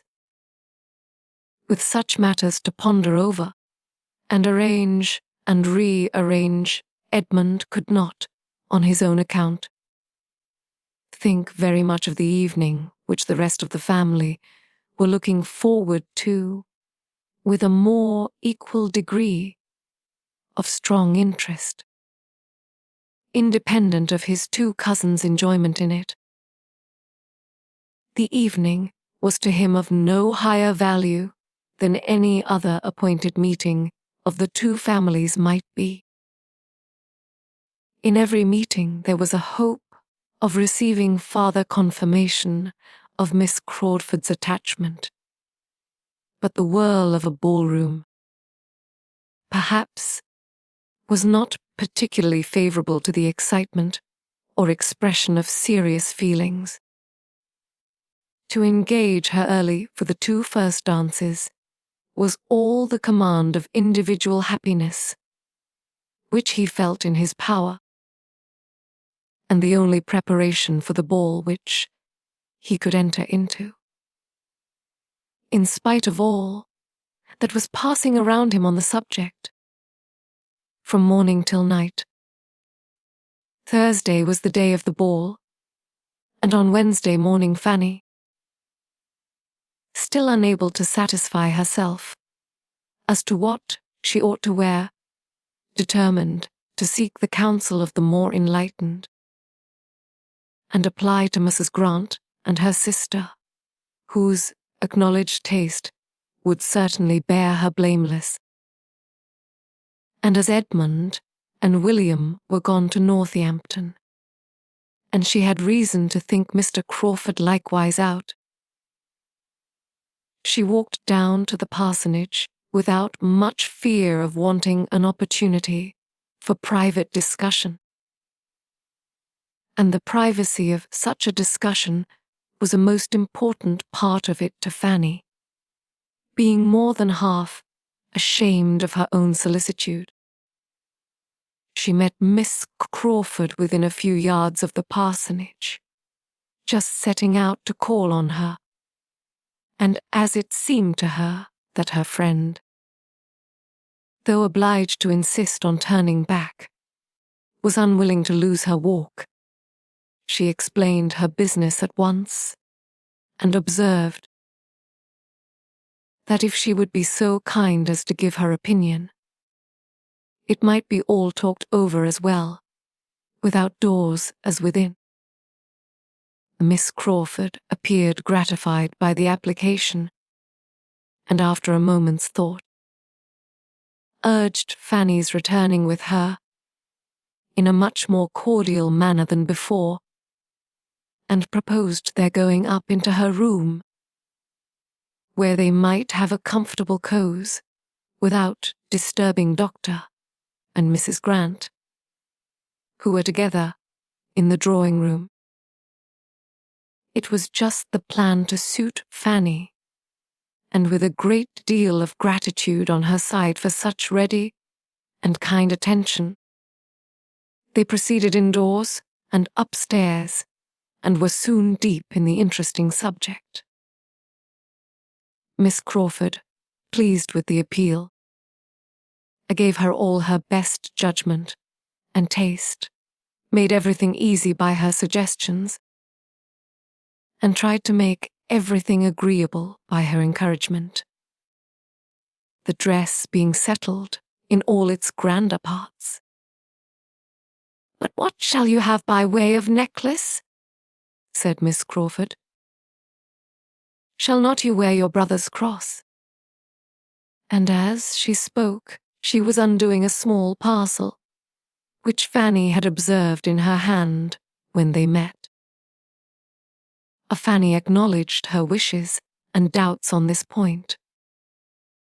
She did not know how either to wear the cross or to refrain from wearing it. She was answered by having a small trinket box placed before her, and being requested to choose from among several gold chains and necklaces. Such had been the parcel with which Miss Crawford was provided, and such the object of her intended visit, and in the kindest manner, she now urged Fanny's taking one for the cross, and to keep for her sake, saying everything she could think of to obviate the scruples which were making Fanny start back at first with a look of horror at the proposal. "You see what a collection I have," said she, "more by half than I ever use or think of. I do not offer them as new. I offer nothing but an old necklace. You must forgive the liberty, and oblige me." Fanny still resisted, and from her heart, the gift was too valuable. But Miss Crawford persevered, and argued the case with so much affectionate earnestness through all the heads of William, and the cross, and the ball, and herself, as to be finally successful. Fanny found herself obliged to yield, that she might not be accused of pride, or indifference, or some other littleness, and having with modest reluctance given her consent, proceeded to make the selection. She looked, and longing to know which might be least valuable, and was determined in her choice at last, by fancying there was one necklace more frequently placed before her eyes than the rest. It was of gold, prettily worked, and though Fanny would have preferred a longer and a plainer chain as more adapted for her purpose, she hoped, in fixing on this, to be choosing what Miss Crawford least wished to keep. Miss Crawford smiled her perfect approbation and hastened to complete the gift by putting the necklace round her and making her see how well it looked. Fanny had not a word to say against its becomingness, and, accepting what remained of her scruples, was exceedingly pleased with an acquisition so very apropos. She would rather, perhaps, have been obliged to some other person, but this was an unworthy feeling. Miss Crawford had anticipated her wants with a kindness which proved her a real friend. "When I wear this necklace, I shall always think of you," said she, "and feel how very kind you were." "You must think of somebody else too, when you wear that necklace," replied Miss Crawford. "You must think of Henry, for it was his choice in the first place. He gave it to me, and with the necklace I make over to you all the duty of remembering the original giver. It is to be a family remembrancer. The sister is not to be in your mind without bringing the brother too." Fanny, in great astonishment and confusion, I would have returned the present instantly. To take what had been the gift of another person, of a brother too! Impossible! It must not be. And with an eagerness and embarrassment quite diverting to her companion, she laid down the necklace again on its cotton, and seemed resolved either to take another, or none at all. Miss Crawford thought she had never seen a prettier consciousness. "My dear child," said she, laughing, "what are you afraid of? Do you think Henry will claim the necklace as mine, and fancy you did not come honestly by it? Or are you imagining he would be too much flattered by seeing round your lovely throat an ornament which his money purchased 3 years ago, before he knew there was such a throat in the world, or perhaps, looking archly, you suspect a confederacy between us, and that what I am now doing is with his knowledge and at his desire?" With the deepest blushes Fanny protested against such a thought. "Well, then," replied Miss Crawford more seriously, but without at all believing her, "to convince me that you suspect no trick, and are as unsuspicious of compliment as I have always found you, take the necklace and say no more about it.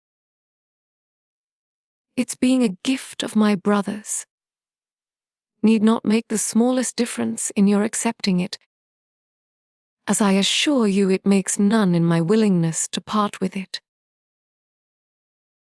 He is always giving me something or other.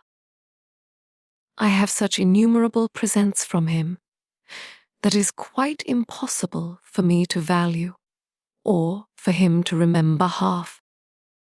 And as for this necklace, I do not suppose I have worn it 6 times. It is very pretty, but I never think of it. And though you would be most heartily welcome to any other in my trinket box, you have happened to fix on the very one which, if I have a choice, I would rather part with and see in your possession than any other. Say no more against it, I entreat you. Such a trifle is not worth half so many words." Fanny dared not make any farther opposition, and with renewed but less happy thanks accepted the necklace again. For there was an expression in Miss Crawford's eyes which she could not be satisfied with. It was impossible for her to be insensible of Mr. Crawford's change of manners. She had long seen it. He evidently tried to please her. He was gallant, he was attentive, he was something like what he had been to her cousins. He wanted, she supposed, to cheat her of her tranquility, as he had cheated them, and whether he might not have some concern in this necklace. She could not be convinced that he had not for Miss Crawford, complaisant as a sister, was careless as a woman and a friend, reflecting and outing, and feeling that the possession of what she had so much wished for did not bring much satisfaction. She now walked home again, with a change rather than a diminution of cares since her treading that path before. Chapter 27.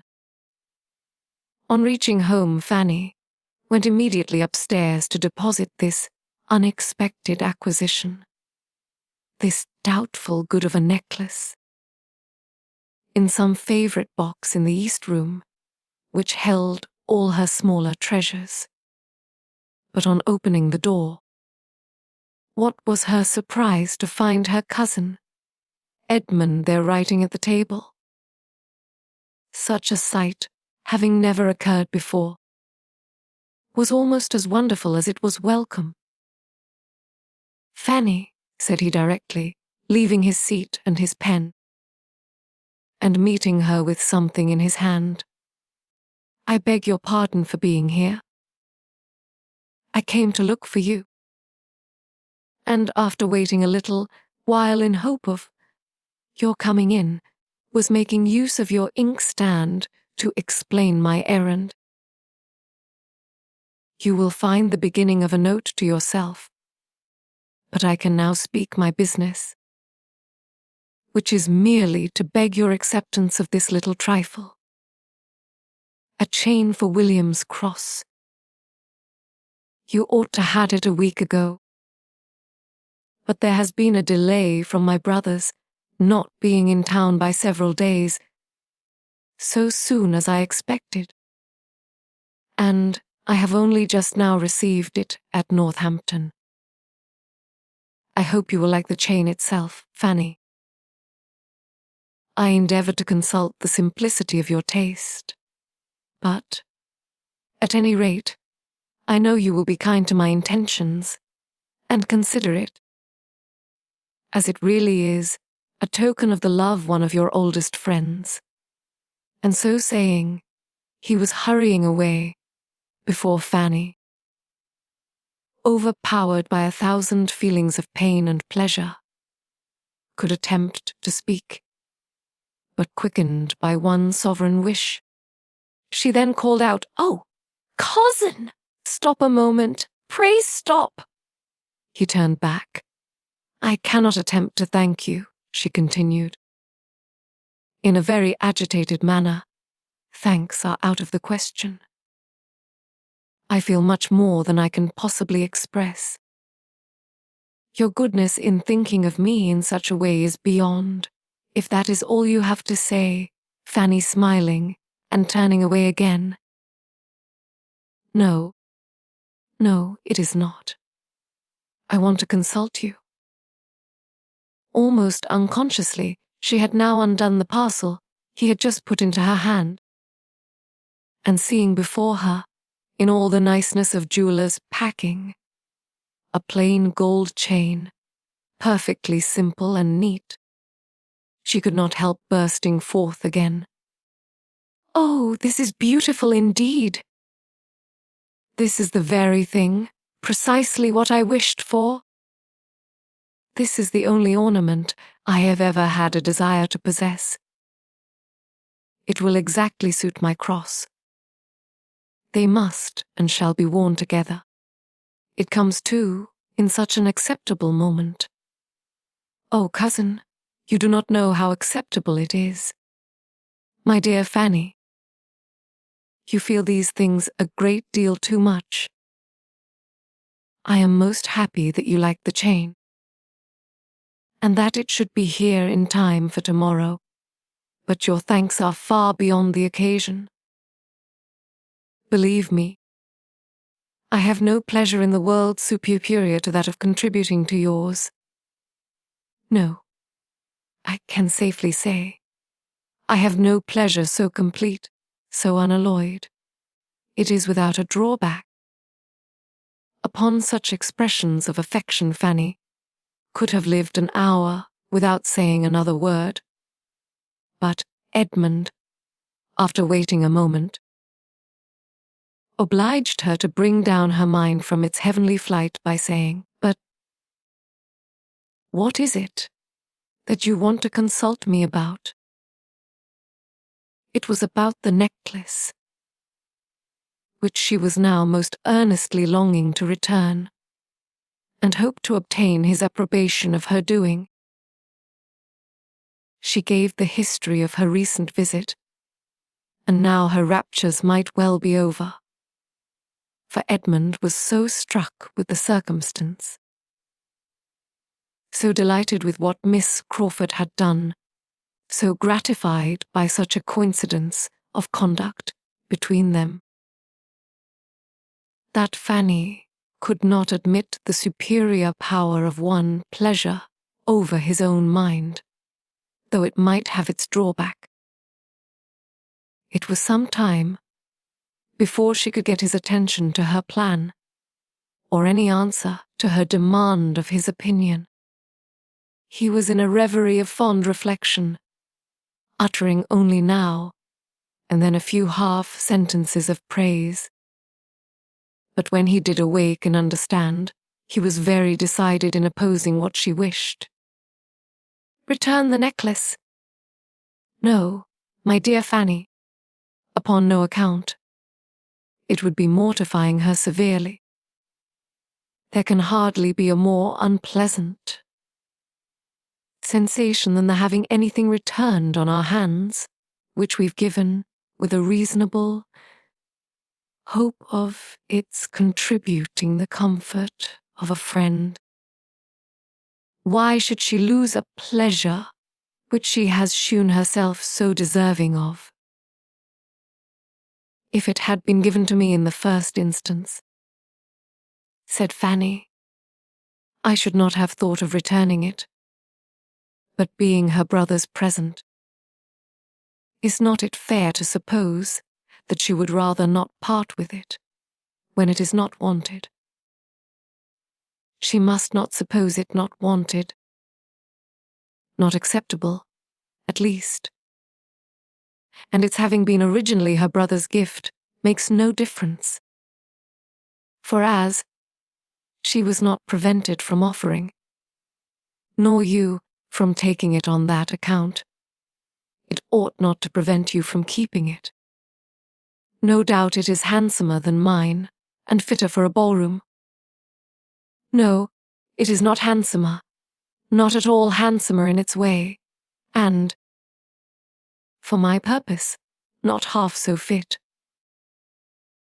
The chain will agree with William's cross, beyond all comparison better than the necklace. For one night, Fanny, for only one night, if it be a sacrifice, I am sure you will, upon consideration, make that sacrifice. Rather give pain to one who has been so studious of your comfort. A Miss Crawford's attentions to you have been not more than you were justly entitled to. I am the last person to think that could be, but they have been invariable, and to be returning them with what must have something the air of ingratitude, though I know it could never have the meaning, is not in your nature, I am sure. Wear the necklace, as you are engaged to do, tomorrow evening, and let the chain which was not ordered with any reference to the ball, be kept for commoner occasions. This is my advice. I would not have the shadow of a coolness between two whose intimacy I have been observing with the greatest pleasure, and in whose characters there is so much general resemblance in true generosity and natural delicacy as to make the few slight differences, resulting principally from situation, no reasonable hindrance to a perfect friendship. I would not have the shadow of a coolness arise, he repeated, his voice sinking a little, between the two dearest objects I have on earth. He was gone as he spoke, and Fanny remained to tranquilize herself, as she could. She was one of his two dearest. That must support her. But the other, the first, she had never heard him speak so openly before. And though it told her no more than what she had long perceived, it was a stab, for it told of his own convictions and views. They were decided. He would marry Miss Crawford. It was a stab, in spite of every long-standing expectation. And she was obliged to repeat again and again that she was one of his two dearest, before the words gave her any sensation. Could she believe Miss Crawford to deserve him, it would be. Oh, how different would it be! How far more tolerable! But he was deceived in her. He gave her merits which she had not. Her faults were what they had ever been. But he saw them no longer, until she had shed many tears over this deception. Fanny could not subdue her agitation, and the dejection which followed could only be relieved by the influence of fervent prayers for his happiness. It was her intention, as she felt it to be her duty, to try to overcome all that was excessive, all that bordered on selfishness, in her affection for Edmund, to call to fancy it a loss, a disappointment. I would be a presumption for which she had not words strong enough to satisfy her own humility. To think of him as Miss Crawford might be justified in thinking, would in her be insanity. To her he could be nothing under any circumstances, nothing dear than a friend. Why did such an idea occur to her even enough to be reprobated and forbidden? It ought not to have touched on the confines of her imagination. She would endeavor to be rational, and to deserve the right of judging of Miss Crawford's character, and the privilege of true solicitude for him by a sound intellect and an honest heart. She had all the heroism of principle, and was determined to do her duty, but having also many of the feelings of youth and nature. Let her not be much wondered at, if, after making all these good resolutions on the side of self-government,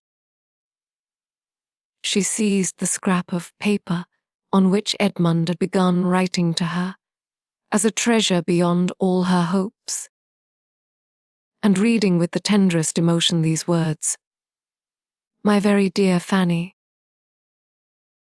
you must do me the favor to accept locked it up with the chain, as the dearest part of the gift."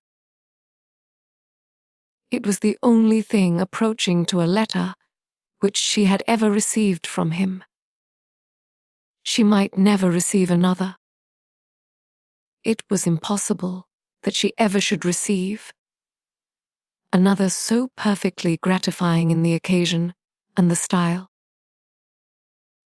2 lines more prized had never fallen from the pen of the most distinguished author,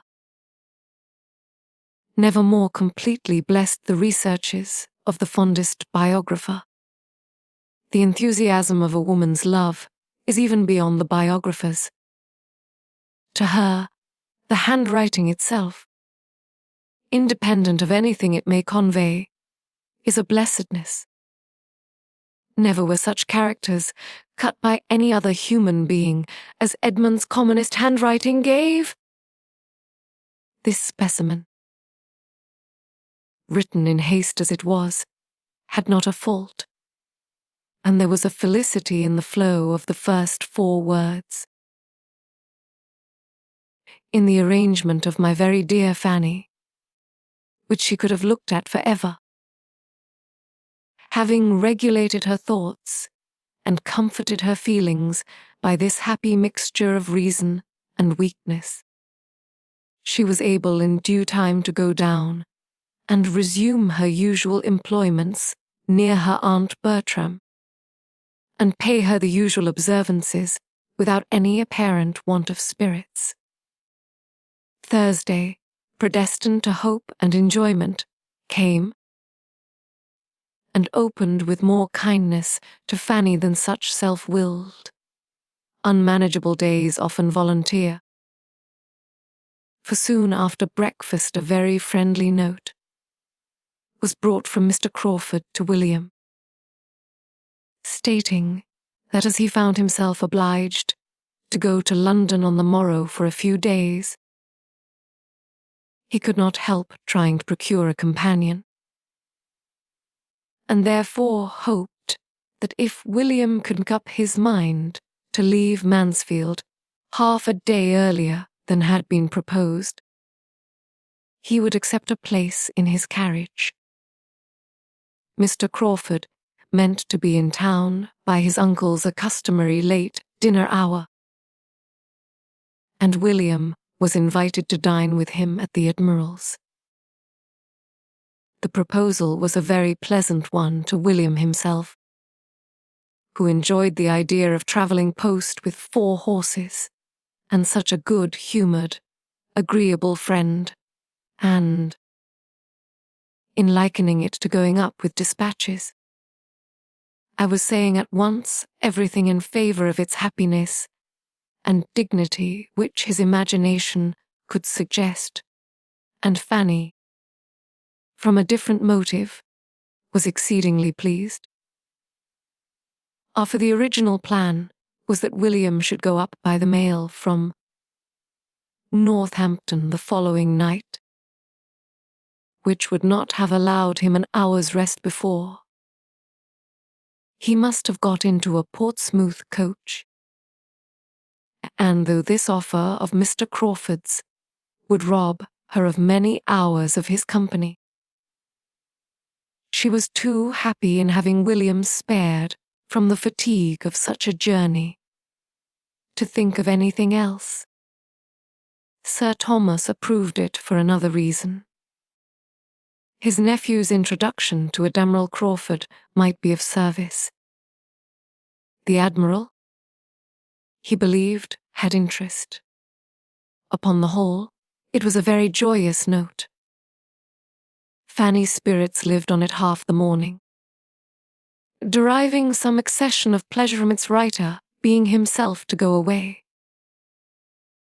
As for the ball, so near at hand, she had too many agitations, and fears to have half the enjoyment in anticipation which she ought to have had, or must have been supposed to have by the many young ladies looking forward to the same event in situations more at ease, but under circumstances of less novelty, less interest, less peculiar gratification than would be attributed to her. Miss Price, known only by name to half the people invited, was now to make her first appearance, and must be regarded as the queen of the evening. Who could be happier than Miss Price? But Miss Price had not been brought up to the trade of coming out, and had she known in what light this ball was, in general, considered respecting her, it would very much have lessened her comfort by increasing the fears she already had of doing wrong and being looked at. To dance without much observation or any extraordinary fatigue, to have strength and partners for about half the evening, to dance a little with Edmund, and not a great deal with Mr. Crawford, to see William enjoy himself, and be able to keep away from her Aunt Norris, was the height of her ambition, and seemed to comprehend her greatest possibility of happiness. As these were the best of her hopes, they could not always prevail, and in the course of a long morning, spent principally with her two aunts, she was often under the influence of much less sanguine views. William, determined to make this last day a day of thorough enjoyment, was out snipe shooting. Edmund, she had too much reason to suppose, was at the parsonage, and left alone to bear the worrying of Mrs. Norris, who was cross because the housekeeper would have her own way with the supper, and whom he could not avoid though the housekeeper might. Fanny was worn down at last to think everything an evil belonging to the ball, and when sent off with a parting worry to dress, moved as languidly towards her own room, and felt as incapable of happiness as if she had been allowed no share in it. As she walked slowly upstairs, she thought of yesterday. It had been about the same hour that she had returned from the parsonage, and found Edmund in the east room. "Suppose I were to find him there again today," said she to herself, in a fond indulgence of fancy. "Fanny," said a voice at that moment near her. Starting and looking up, she saw, across the lobby she had just reached, Edmund himself, standing at the head of a different staircase. He came towards her. "You look tired and fagged, Fanny. You have been walking too far." "No, I have not been out at all." "Then you've had fatigues within doors, which are worse. You had better have gone out." Fanny, not liking to complain, found it easiest to make no answer, and though he looked at her with his usual kindness, she believed he had soon ceased to think of her countenance. He did not appear in spirits. Something unconnected with her was probably amiss. They proceeded upstairs together, their rooms being on the same floor above. "I come from Dr. Grant's," said Edmund presently. "You may guess my errand there, Fanny." And he looked so conscious that Fanny could think but of one errand, which turned her too sick for speech. "I wished to engage Miss Crawford for the 2 first dances," was the explanation that followed, and brought Fanny to life again, enabling her, as she found she was expected to speak, to utter something like an inquiry as to the result. "Yes," he answered. "She is engaged to me," but with a smile that did not sit easy. "She says it is to be the last time that she ever will dance with me. She is not serious. I hope, I am sure she is not serious, but I would rather not hear it. She never has danced with a clergyman, she says, and she never will. For my own sake, I could wish there had been no ball just at. I mean, not this very week, this very day.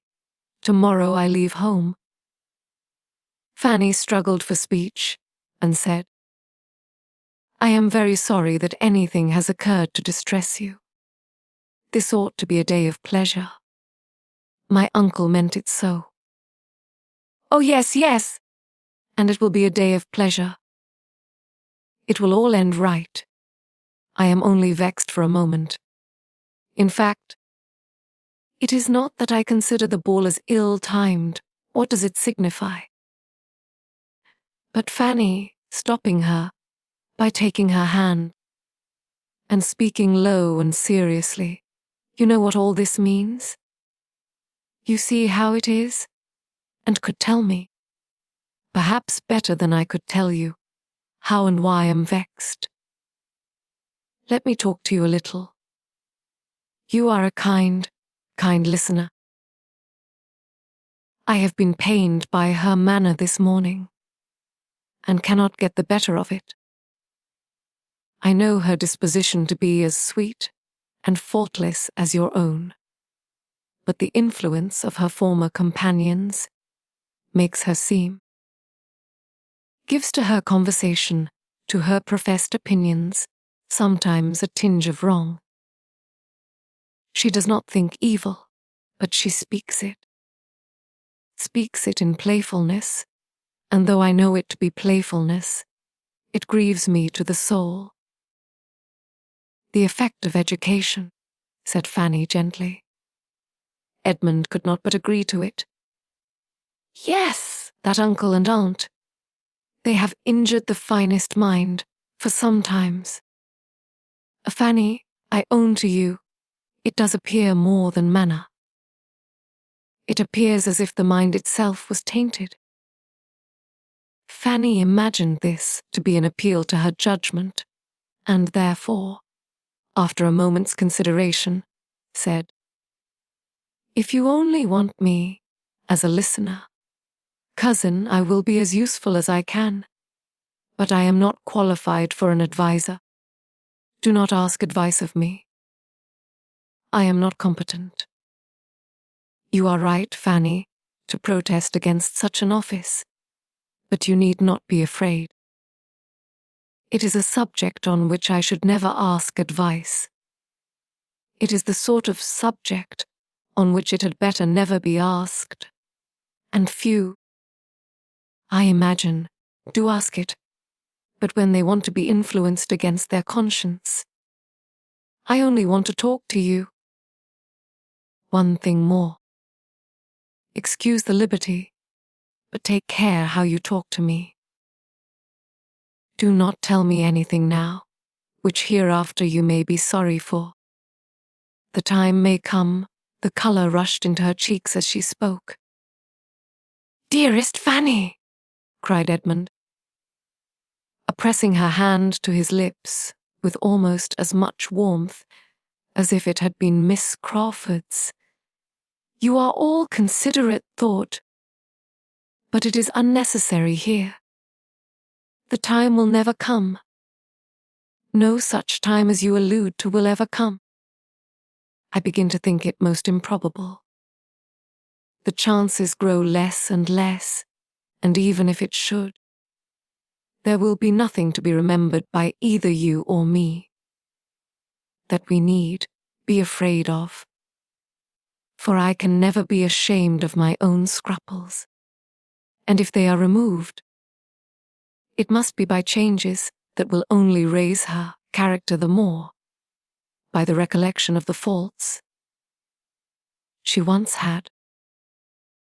You are the only being upon earth to whom I should say what I have said, but you have always known my opinion of her.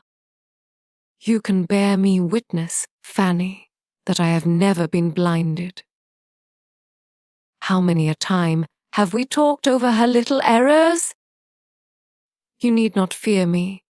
I have almost given up every serious idea of her, but I must be a blockhead indeed, if, whatever befell me, I could think of your kindness and sympathy without the sincerest gratitude. He had said enough to shake the experience of 18. He had said enough to give Fanny some happier feelings than she had lately known. And with a brighter look, she answered, "Yes, cousin, I am convinced that you would be incapable of anything else, though perhaps some might not. I cannot be afraid of hearing anything you wish to say. Do not check yourself. Tell me whatever you like." They were now on the second floor, and the appearance of a housemaid prevented any farther conversation. For Fanny's present comfort, it was concluded, perhaps, at the happiest moment. Had he been able to talk another 5 minutes, there is no saying that he might have talked away all Miss Crawford's faults and his own despondence. But as it was, they parted with looks on his side of grateful affection, and with some very precious sensations on hers. She had felt nothing like it for hours. Since the first joy from Mr. Crawford's note to William had worn away, she had been in a state absolutely the reverse. There had been no comfort around, no hope within her. Now everything was smiling. William's good fortune returned again upon her mind, and seemed of greater value than at first. The ball, too. Such an evening of pleasure before her! It was now a real animation, and she began to dress for it with much of the happy flutter which belongs to a ball. All went well. She did not dislike her own looks, and when she came to the necklaces again, her good fortune seemed complete. For upon trial the one given her by Miss Crawford would by no means go through the ring of the cross. She had, to oblige Edmund, resolved to wear it, but it was too large for the purpose. His, therefore, must be worn, and having, with delightful feelings, joined the chain and the cross, those memorials of the two most beloved of her heart, those dearest tokens so formed for each other by everything real and imaginary, and put them round her neck, and seen and felt how full of William and Edmund they were, she was able, without an effort, to resolve on wearing Miss Crawford's necklace too. She acknowledged it to be right. Miss Crawford had a claim, and when it was no longer to encroach on, to interfere with the stronger claims, the truer kindness of another, she could do her justice, even with pleasure to herself. The necklace really looked very well, and Fanny left her room at last, comfortably satisfied with herself and all about her. Her Aunt Bertram had collected her on this occasion with an unusual degree of wakefulness.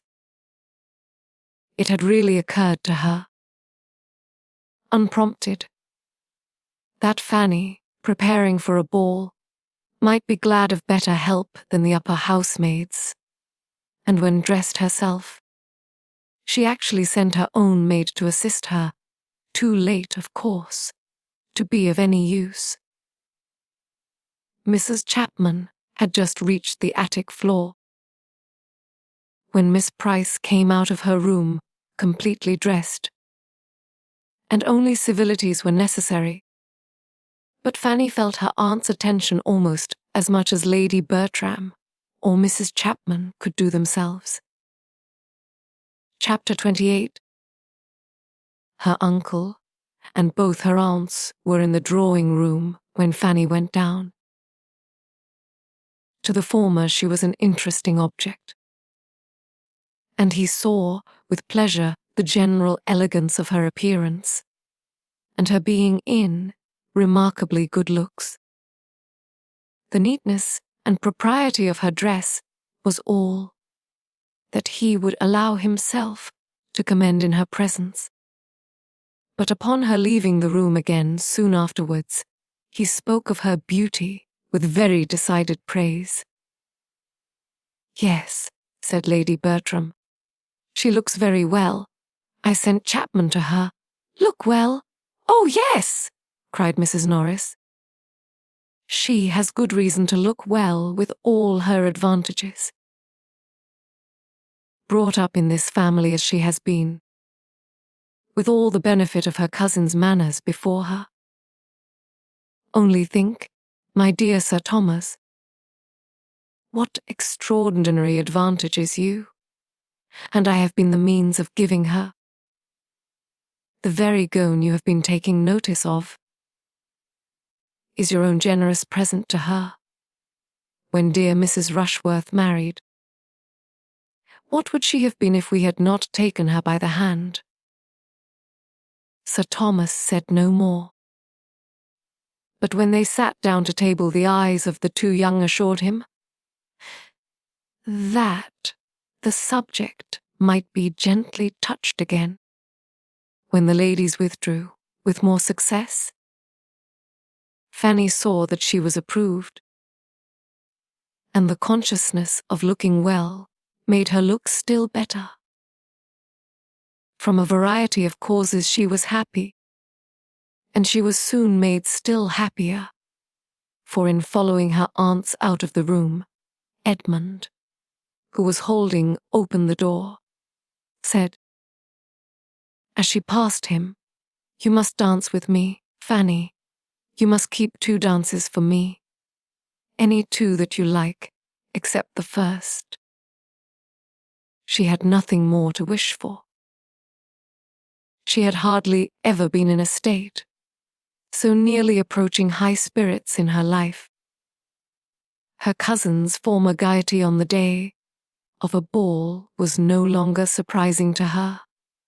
She felt it to be indeed very charming, and was actually practicing her steps about the drawing-room as long as she could be safe from the notice of her Aunt Norris, who was entirely taken up at first in fresh arranging and enduring the noble fire which the butler had prepared. Half an hour followed that would have been at least languid under any other circumstances, but Fanny's happiness still prevailed. It was but to think of her conversation with Edmund, and what was the restlessness of Mrs. Norris? What were the yawns of Lady Bertram? The gentleman joined them, and soon after began the sweet expectation of a carriage, when a general spirit of ease and enjoyment seemed diffused, and they all stood about and talked and laughed, and every moment had its pleasure and its hope. Fanny felt that there must be a struggle in Edmund's cheerfulness, but it was delightful to see the effort so successfully made. When the carriages were really heard, when the guests began really to assemble, her own gaiety of heart was much subdued. The sight of so many strangers threw her back into herself, and besides the gravity and formality of the first great circle, which the manners of neither Sir Thomas nor Lady Bertram were of a kind to do away, she found herself occasionally called on to endure something worse. She was introduced here and there by her uncle, and forced to be spoken to, and to curtsy and speak again. This was a hard duty, and she was never summoned to it without looking at William,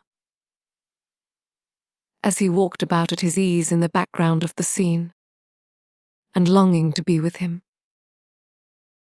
The entrance of the Grants and Crawfords was a favourable epoch. The stiffness of the meeting soon gave way before their popular manners and more diffused intimacies. Little groups were formed, and everybody grew comfortable. Fanny felt the advantage, and, drawing back from the toils of civility, would have been again most happy could she have kept her eyes from wandering between Edmund and Mary Crawford. She looked all loveliness, and what might not be the end of it? Her own musings were brought to an end on perceiving Mr. Crawford before her, and her thoughts were put into another channel by his engaging her almost instantly for the first 2 dances. Her happiness on this occasion was very much Yila mortal, finely chequered. To be secure of a partner at first was a most essential good. For the moment of beginning was now growing seriously near, and she so little understood her own claims as to think that if Mr. Crawford had not asked her, she must have been the last to be sought after, and should have received a partner only through a series of inquiry and bustle and interference which would have been terrible. But at the same time there was a pointedness in his manner of asking her, which she did not like, and she saw his eye glancing for a moment at her necklace, with a smile. She thought there was a smile, which made her blush and feel wretched. And though there was no second glance to disturb her, though his object seemed then to be only quietly agreeable, she could not get the better of her embarrassment, heightened as it was by the idea of his perceiving it, and had no composure till he turned away to someone else. Then she could gradually rise up the genuine satisfaction of having a partner, a voluntary partner, secured against the dancing began. When the company were moving into the ballroom, she found herself for the first time near Miss Crawford, whose eyes and smiles were immediately and more unequivocally directed as her brother's had been, and who was beginning to speak on the subject, when Fanny, anxious to get the story over, hastened to give the explanation of the second necklace. The real chain. Miss Crawford listened, and all her intended compliments and insinuations to Fanny were forgotten. She felt only one thing, and her eyes, bright as they had been before, shewing they could yet be brighter, she exclaimed with eager pleasure, Did Edmund? That was like himself. No other man would have thought of it. I honour him beyond expression. And she looked around as if longing to tell him so. He was not near. He was attending a party of ladies out of the room, and Mrs. Grant coming up to the 2 girls, and taking an arm of each, they followed with the rest. Fanny's heart sunk, but there was no leisure for thinking long even of Miss Crawford's feelings. They were in the ballroom, the violins were playing, and her mind was in a flutter that forbade its fixing on anything serious. She must watch the general arrangements and see how everything was done. In a few minutes Sir Thomas came to her and asked if she were engaged, and the yes, sir, to Mr. Crawford was exactly what he had intended to hear. Mr. Crawford was not far off. Sir Thomas brought him to her, saying something which discovered to Fanny that she was to lead the way and open the ball. An idea that had never occurred to her before. Whenever she had thought of the minutiae of the evening, it had been as a matter of course that Edmund would begin with Miss Crawford. And the impression was so strong that though her uncle spoke the contrary, she could not help an exclamation of surprise, a hint of her unfitness, an entreaty even to be excused. To be urging her opinion against Sir Thomas's was a proof of the extremity of the case. But such was her horror at the first suggestion, that she could actually look him in the face, and she hoped it might be settled otherwise. In vain, however. Sir Thomas smiled, tried to encourage her, and then looked too serious, and said too decidedly, "It must be so, my dear," for her to hazard another word, and she found herself the next moment conducted by Mr. Crawford to the top of the room, and standing there to be joined by the rest of the dancers, couple after couple, as they were formed. She could hardly believe it. To be placed above so many elegant young women. The distinction was too great. It was treating her like her cousins. And her thoughts flew to those absent cousins with most unfeigned and truly tender regret. That they were not at home to take their own place in the room. This, and have their share of a pleasure which would have been so very delightful to them.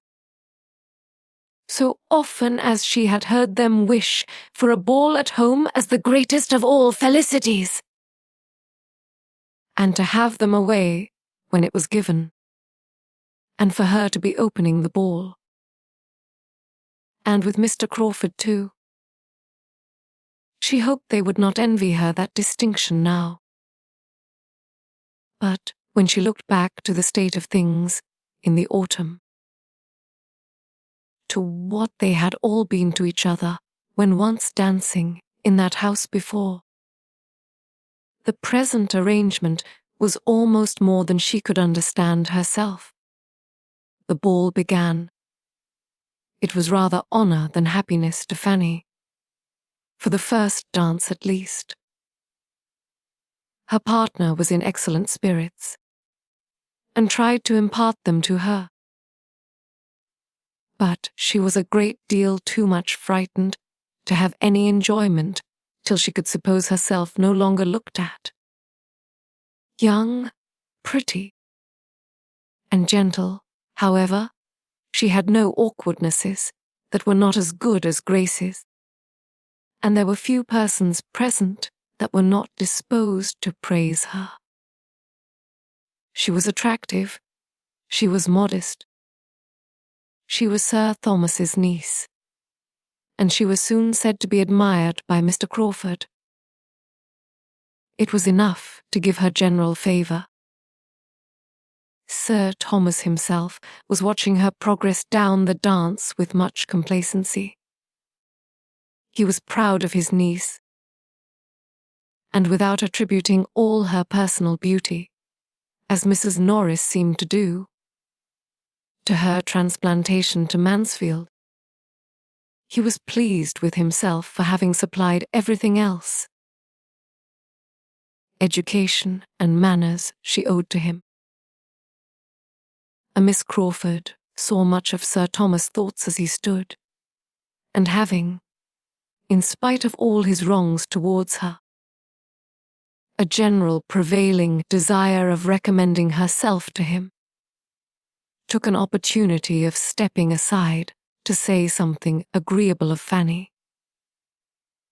Her praise was warm, and he received it as she could wish, joining in it as far as discretion and politeness and slowness of speech would allow, and certainly appearing to greater advantage on the subject than his lady did soon afterwards, when Mary, perceiving her on a sofa very near, turned round before she began to dance, to compliment her on Miss Price's looks. "Yes, she does look very well," was Lady Bertram's placid reply. "Chapman helped her to dress. I sent Chapman to her. Not but that she was really pleased to have Fanny admired, but she was so much more struck with her own kindness in sending Chapman to her, that she could not get it out of her head. Miss Crawford knew Mrs. Norris too well to think of gratifying her by commendation of Fanny. To her, it was as the occasion offered. "Ah, ma'am, how much we want dear Mrs. Rushworth and Julia tonight." And Mrs. Norris paid her with as many smiles and courteous words as she had time for. Amid so much occupation as she found for herself in making up card tables, giving hints to Sir Thomas, and trying to move all the chaperons to a better part of the room, Miss Crawford blundered most towards Fanny herself in her intentions to please. She meant to be giving her little heart a happy flutter, and filling her with sensations of delightful self-consequence, and, misinterpreting Fanny's blushes, still thought she must be doing so, when she went to her after the 2 first dances, and said, with a significant look, "Perhaps you can tell me why my brother goes to town tomorrow. He says he has business there, but will not tell me what. The first time he ever denied me his confidence. But this is what we all come to. All are supplanted sooner or later. Now, I must apply to you for information. Pray, what is Henry going for?" Fanny protested her ignorance as steadily as her embarrassment allowed. "Well, then," replied Miss Crawford, laughing, "I must suppose it to be purely for the pleasure of conveying your brother, and of talking of you by the way." Fanny was confused, but it was the confusion of discontent, while Miss Crawford wondered she did not smile, and thought her over-anxious, or thought her odd, or thought her anything rather than insensible of pleasure in Henry's attentions. Fanny had a good deal of enjoyment in the course of the evening, but Henry's attentions had very little to do with it. She would much rather have been asked by him again so very soon, and she wished she had not been obliged to suspect that his previous inquiries of Mrs. Norris about the supper hour were all for the sake of securing her at that part of the evening. But it was not to be avoided. He made her feel that she was the object of all, though she could not say that it was unpleasantly done, that there was indelicacy or ostentation in his manner, and sometimes, when he talked of William, he was really not unagreeable, and shewed even a warmth of heart which did him credit. But still his attentions made no part of her satisfaction. She was happy whenever she looked at William and saw how perfectly he was enjoying himself. In every 5 minutes that she could walk about with him and hear his account of his partners, she was happy in knowing herself admired, and she was happy in having the 2 dances, with Edmund still to look forward to, during the greatest part of the evening. Her hand being so eagerly sought, after that her indefinite engagement with him was in continual perspective. She was happy even when they did take place, but not from any flow of spirits on his side, or any such expressions of tender gallantry as had blessed the morning. His mind was fagged, and her happiness sprung from being the friend with whom it could find repose. "I am worn out with civility," said he.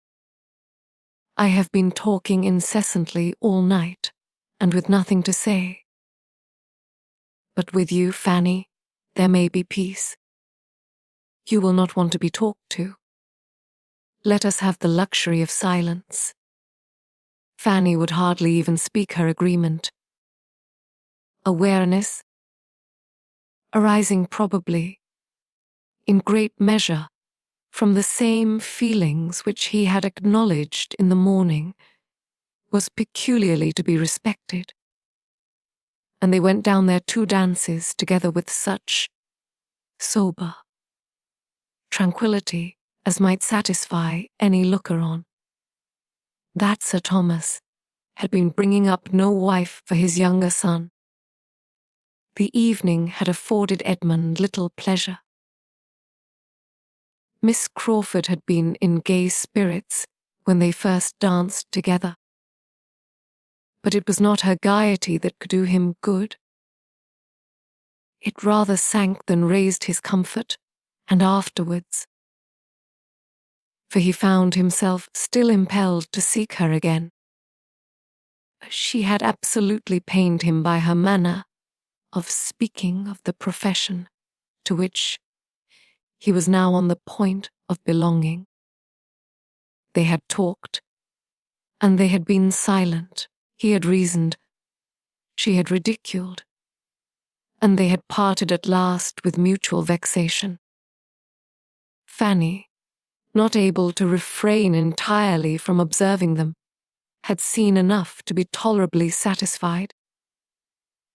It was barbarous to be happy when Edmund was suffering. Yet some happiness must, and would arise from the very conviction that he did suffer. When her 2 dances with him were over, her inclination and strength for more were pretty well at an end, and Sir Thomas, having seen her walk rather than dance down the shortening set, breathless, and with her hand at her side, gave his orders for her sitting down entirely. From that time Mr. Crawford sat down likewise. "Poor Fanny!" cried William, coming for a moment to visit her, and working away his partner's fan as if for life. "How soon she is knocked up!" "Why, the sport is but just begun. I hope we shall keep it up these 2 hours. How can you be tired so soon? So soon, my good friend?" said Sir Thomas, producing his watch with all necessary caution. "It is 3 o'clock, and your sister is not used to these sort of hours." "Well then, Fanny, you shall not get up tomorrow before I go. Sleep as long as you can, and never mind me." "Oh, William!" "What? Did you think of being up before you set off?" "Oh, yes, sir," cried Fanny, rising eagerly from her seat to be nearer her uncle. "I must get up and breakfast with him. It will be the last time, you know, the last morning. You had better not. He is to have breakfasted and be gone by 9:30. Mr. Crawford, I think you call for him at 9:30. Fanny was too urgent, however, and had too many tears in her eyes for denial, and it ended in a gracious well, which was permission. Yes, 9:30. said Crawford to William as the latter was leaving them, "and I shall be punctual, for there will be no kind sister to get up for me." And in a lower tone to Fanny, "I shall have only a desolate house to hurry from. Your brother will find my ideas of time and his own very different tomorrow." After a short consideration, Sir Thomas asked Crawford to join the early breakfast party in that house instead of eating alone. He should himself be of it, and the readiness which his invitation was accepted convinced him that the suspicions whence he must confess to himself this very ball had in great measure sprung were well founded. Mr. Crawford was in love with Fanny. He had a pleasing anticipation of what would be. His niece, meanwhile, did not thank him for what he had just done. She had hoped to have William all to herself the last morning. It would have been an unspeakable indulgence. But though her wishes were overthrown, there was no spirit of murmuring within her.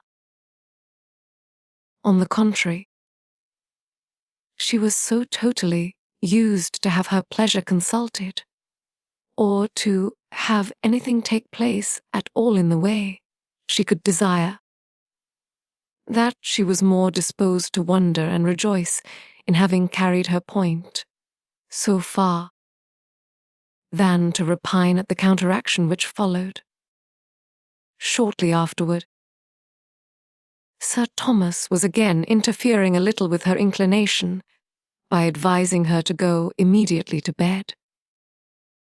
Advise was his word, but it was the advice of absolute power, and she had only to rise, and, with Mr. Crawford's very cordial adieus, pass quietly away, stopping at the entrance door, like the lady of Branchholme Hall, one moment and no more, to view the happy scene, and take a last look at the 5 or 6 determined couple, who were still hard at work, and then, creeping slowly up the principal staircase, pursued by the ceaseless country dance, feverish with hopes and fears, soup and negus, sore-footed and fatigue, restless and agitated, yet feeling, in spite of everything, that a ball was indeed delightful.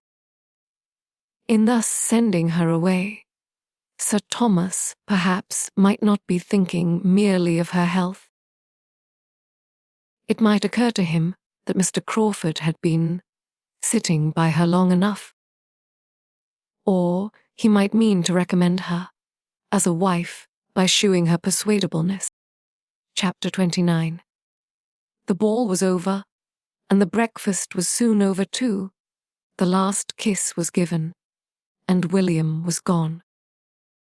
Mr. Crawford had, as he foretold, been very punctual, and short and pleasant had been the meal.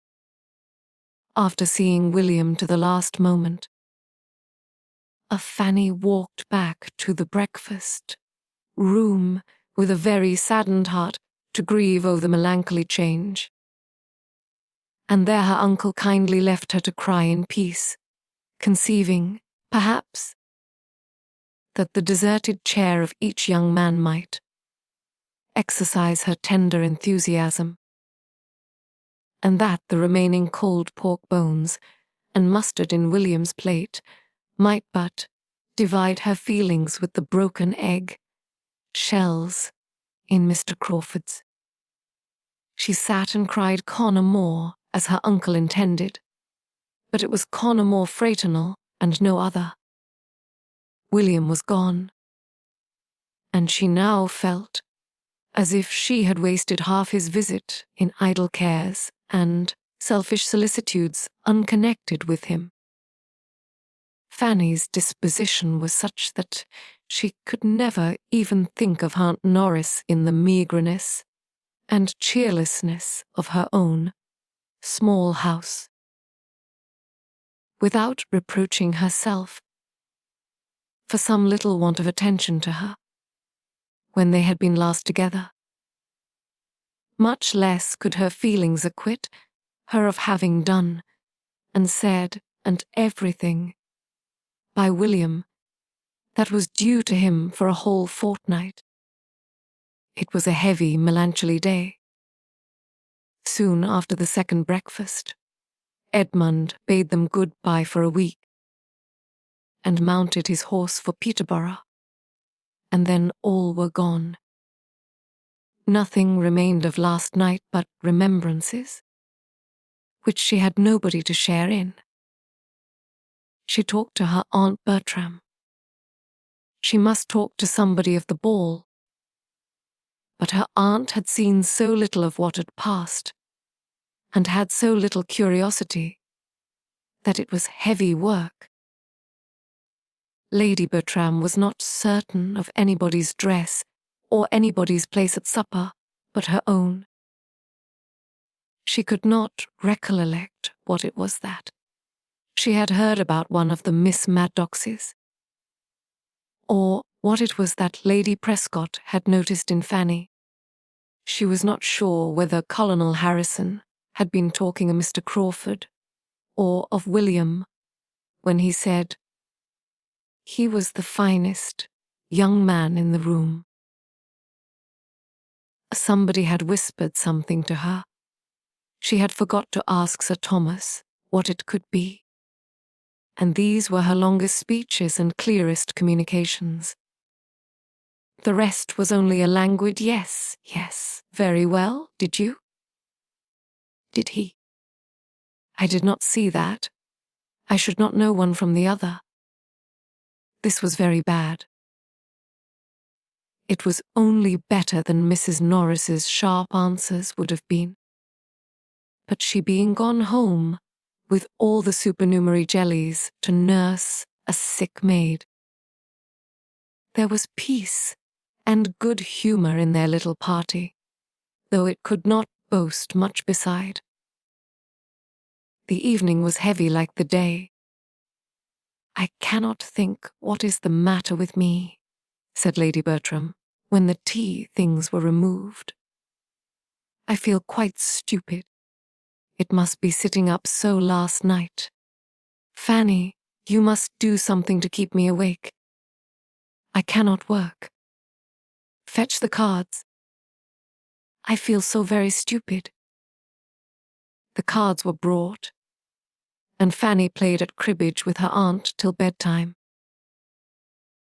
And as Sir Thomas was reading to himself, no sounds were heard in the room for the next 2 hours beyond the reckonings of the game.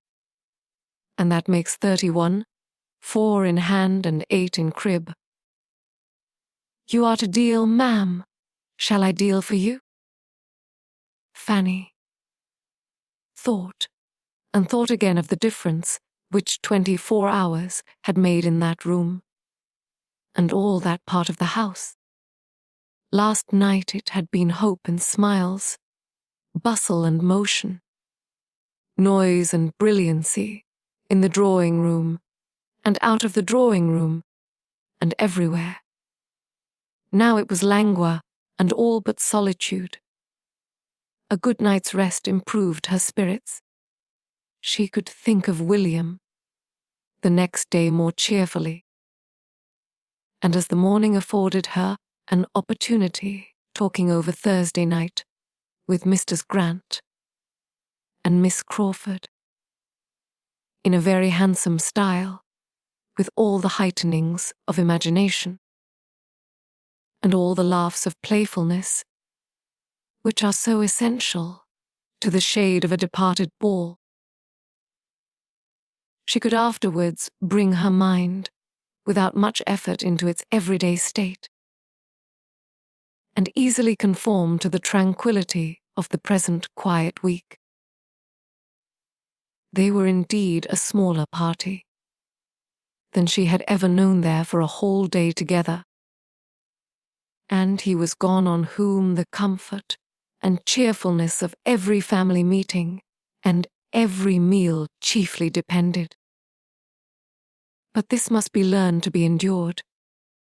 He would soon be always gone, and she was thankful that she could now sit in the same room with her uncle, hear his voice, receive his questions, and even answer them, without such wretched feelings as she had formerly known. "We miss our two young men," was Sir Thomas's observation on both the first and second day, as they formed their very reduced circle after dinner. And in consideration of Fanny's swimming eyes, nothing more was said on the first day than to drink their good health. But on the second it led to something farther. William was kindly commended, and his promotion hoped for. "And there is no reason to suppose," added Sir Thomas, "but that his visits to us may now be tolerably frequent. As to Edmund, we must learn to do without him. This will be the last winter of his belonging to us, as he has done." "Yes," said Lady Bertram, "but I wish he was not going away.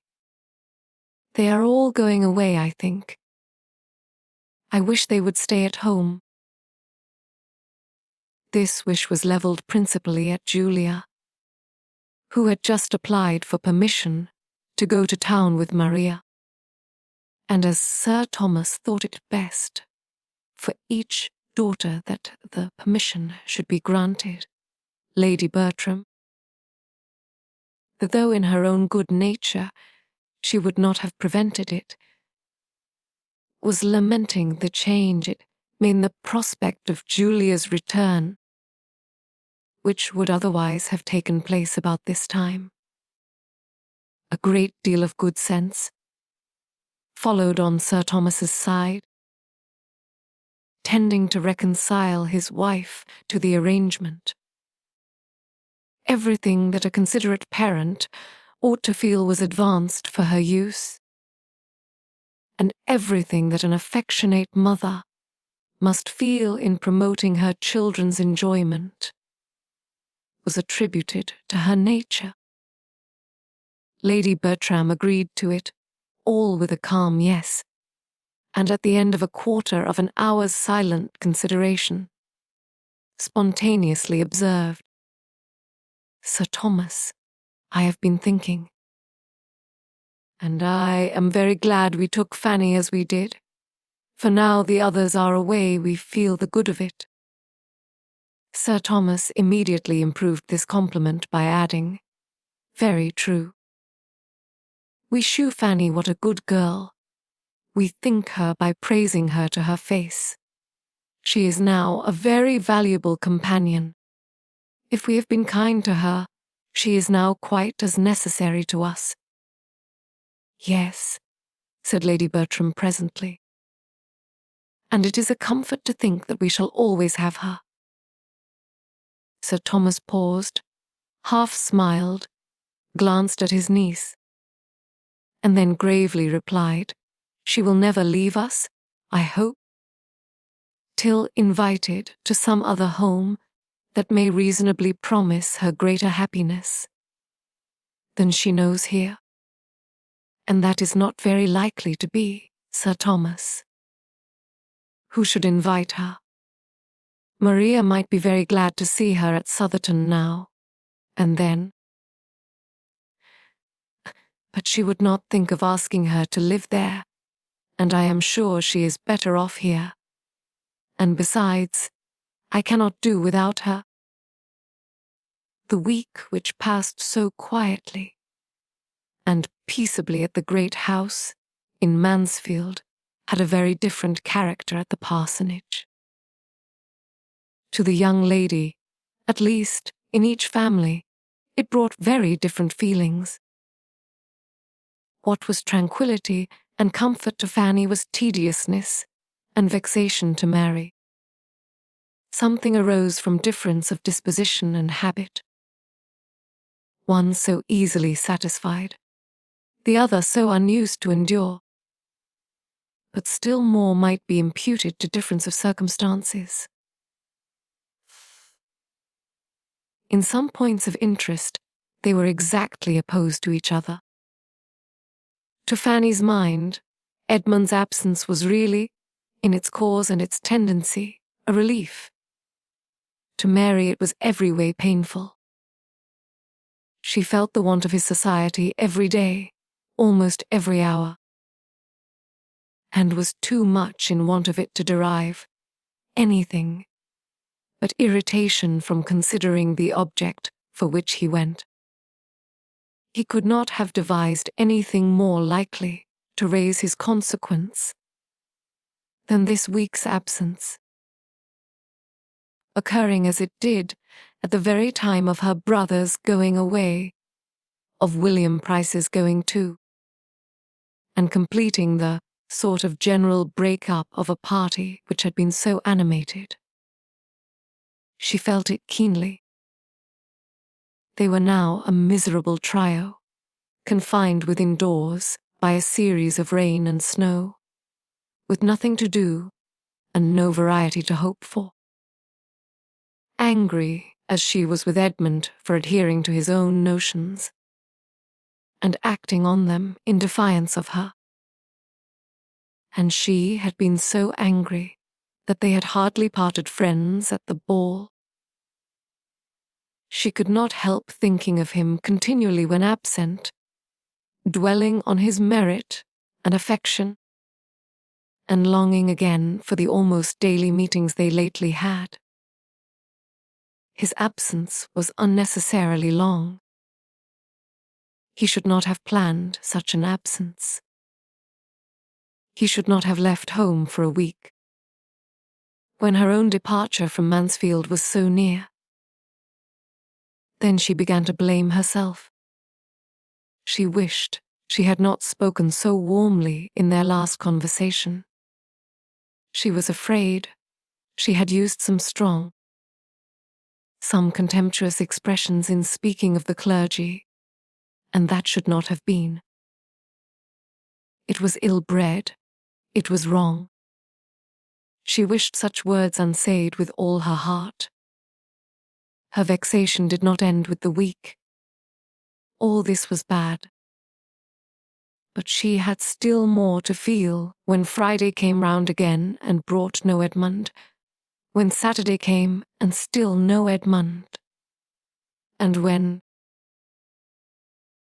through the slight communication with the other family which Sunday produced, she learned that he had actually written home to defer his return, having promised to remain some days longer with his friend.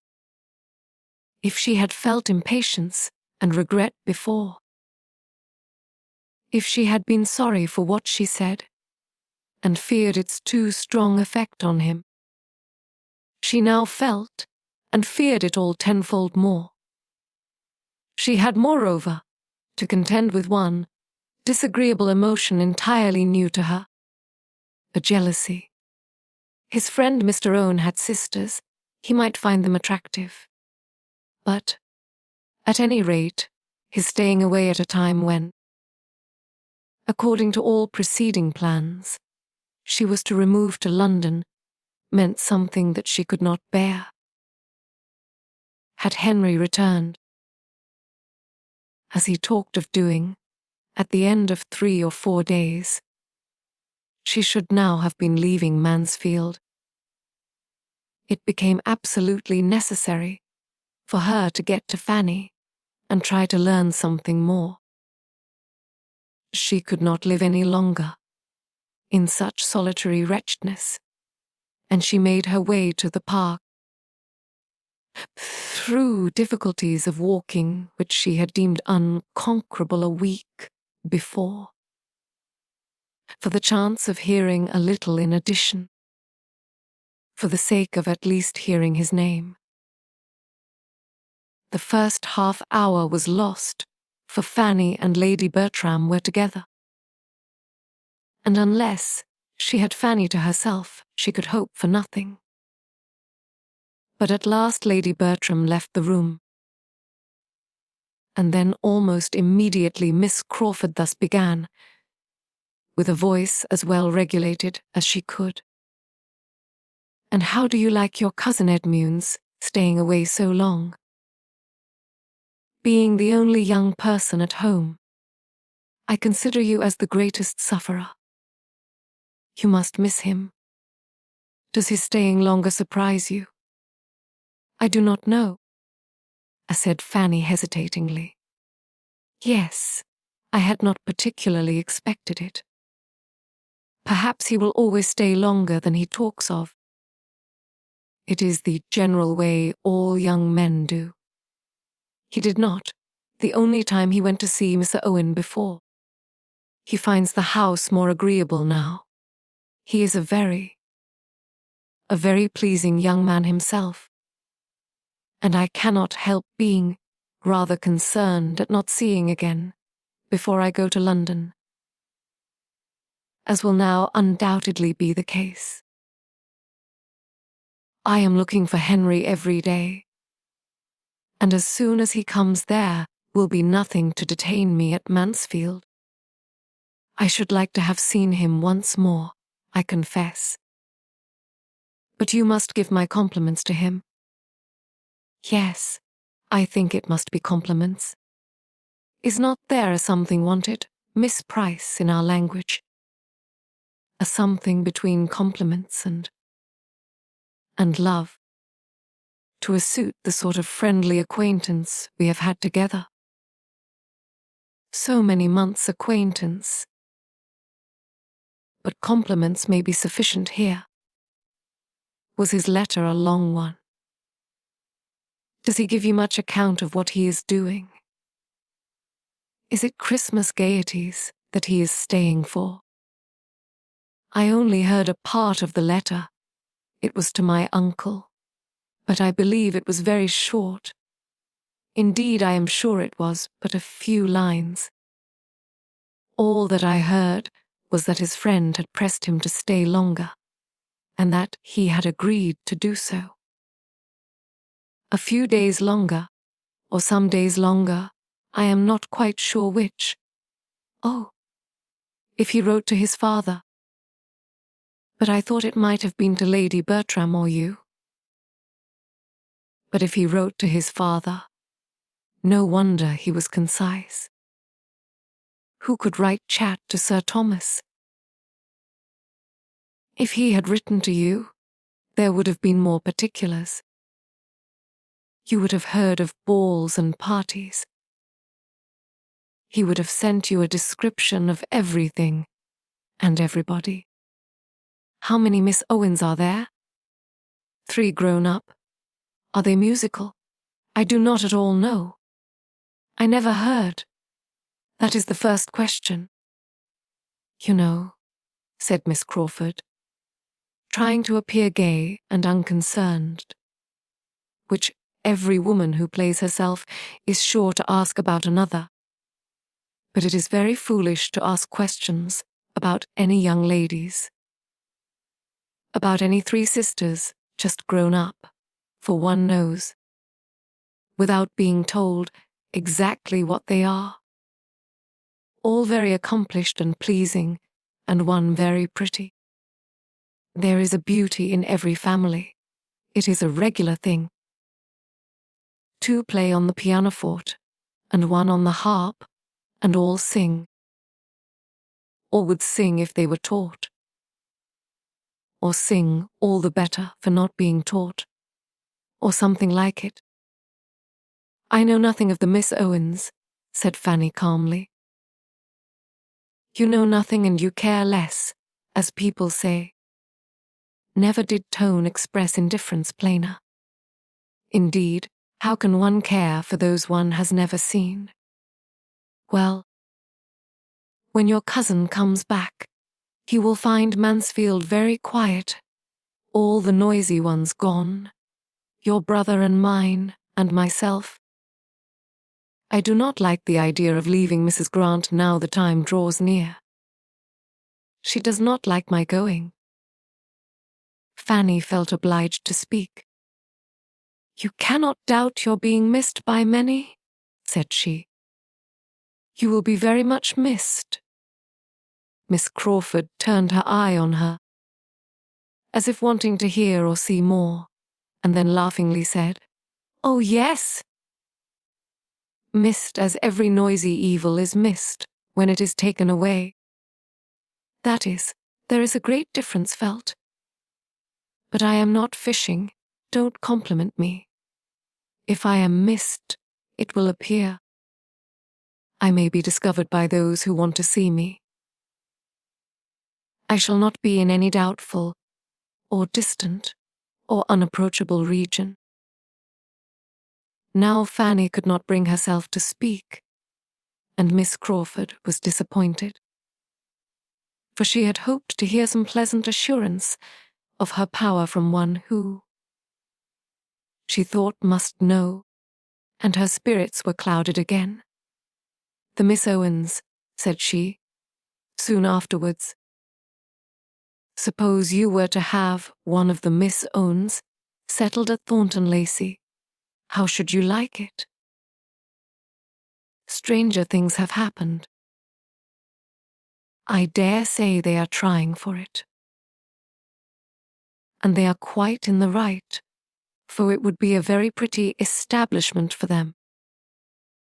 I do not at all wonder or blame them. It is everybody's duty to do as well for themselves as they can. Sir Thomas Bertram's son is somebody, and now he is in their own line. Their father is a clergyman, and their brother is a clergyman, and they are all clergymen together. He is their lawful property, he fairly belongs to them. You don't speak, Fanny, Miss Price. You don't speak. But honestly now, do not you rather expect it than otherwise? No, said Fanny stoutly. I do not expect at all. Not at all, cried Miss Crawford with alacrity. I wonder at that. But I dare say you know exactly. I always imagine you are. Perhaps you do not think him likely to marry at all. Or not at present. No, I do not, said Fanny softly, hoping she did not err either in the belief or the acknowledgment of it. Her companion looked at her keenly, and gathering greater spirit from the blush soon produced from such a look, only said, He is best off as he is, and turned the subject. Chapter 30. Miss Crawford's uneasiness was much lightened by this conversation, and she walked home again, in spirits which might have defied almost another week of the same small party in the same bad weather, had they been put to the proof. But as that very evening brought her brother down from London again in quite, or more than quite, his usual cheerfulness, she had nothing farther to try her own. His still refusing to tell her what he had gone for was but the promotion of gaiety. A day before it might have irritated, but now it was a pleasant joke. Suspected only of concealing something planned as a pleasant surprise to herself. And the next day did bring a surprise to her. Henry had said he should just go and ask the Bertrams how they did, and be back in 10 minutes, but he was gone above an hour, and when his sister, who had been waiting for him to walk with her in the garden, met him at last most impatiently in the sweep, and cried out, My dear Henry, where can you have been all this time? He had only to say that he had been sitting with Lady Bertram and Fanny. Sitting with them an hour and a half, exclaimed Mary. But this was only the beginning of her surprise. Yes, Mary, said he, drawing her arm within his, and walking along the sweep as if not knowing where he was. I could not get away sooner. Fanny looked so lovely. I am quite determined, Mary. My mind is entirely made up. Will it astonish you? No. You must be aware that I am quite determined to marry Fanny Price. The surprise was now complete, for, in spite of whatever his consciousness might suggest, a suspicion of his having any such views had never entered his sister's imagination, and she looked so truly the astonishment she felt that he was obliged to repeat what he had said, and more fully and more solemnly. The conviction of his determination, once admitted, it was not unwelcome. There was even pleasure with the surprise. Mary was in a state of mind to rejoice in a connection with the Bertram family, and to be not displeased with her brother's marrying a little beneath him. Yes, Mary, was Henry's concluding assurance. I am fairly caught. You know with what idle designs I began, but this is the end of them. I have, I flatter myself, made no inconsiderable progress in her affections, but my own are entirely fixed. Lucky, lucky girl, cried Mary, as soon as she could speak. What a match for her! My dearest Henry, this must be my first feeling, but my second, which you shall have as sincerely, is that I approve your choice from my soul, and foresee your happiness as heartily as I wish and desire it. You will have a sweet little wife, all gratitude and devotion, exactly what you deserve. What an amazing match for her! Mrs. Norris often talks of her luck. What will she say now? The delight of all the family, indeed. And she has some true friends in it. How they will rejoice. But tell me all about it.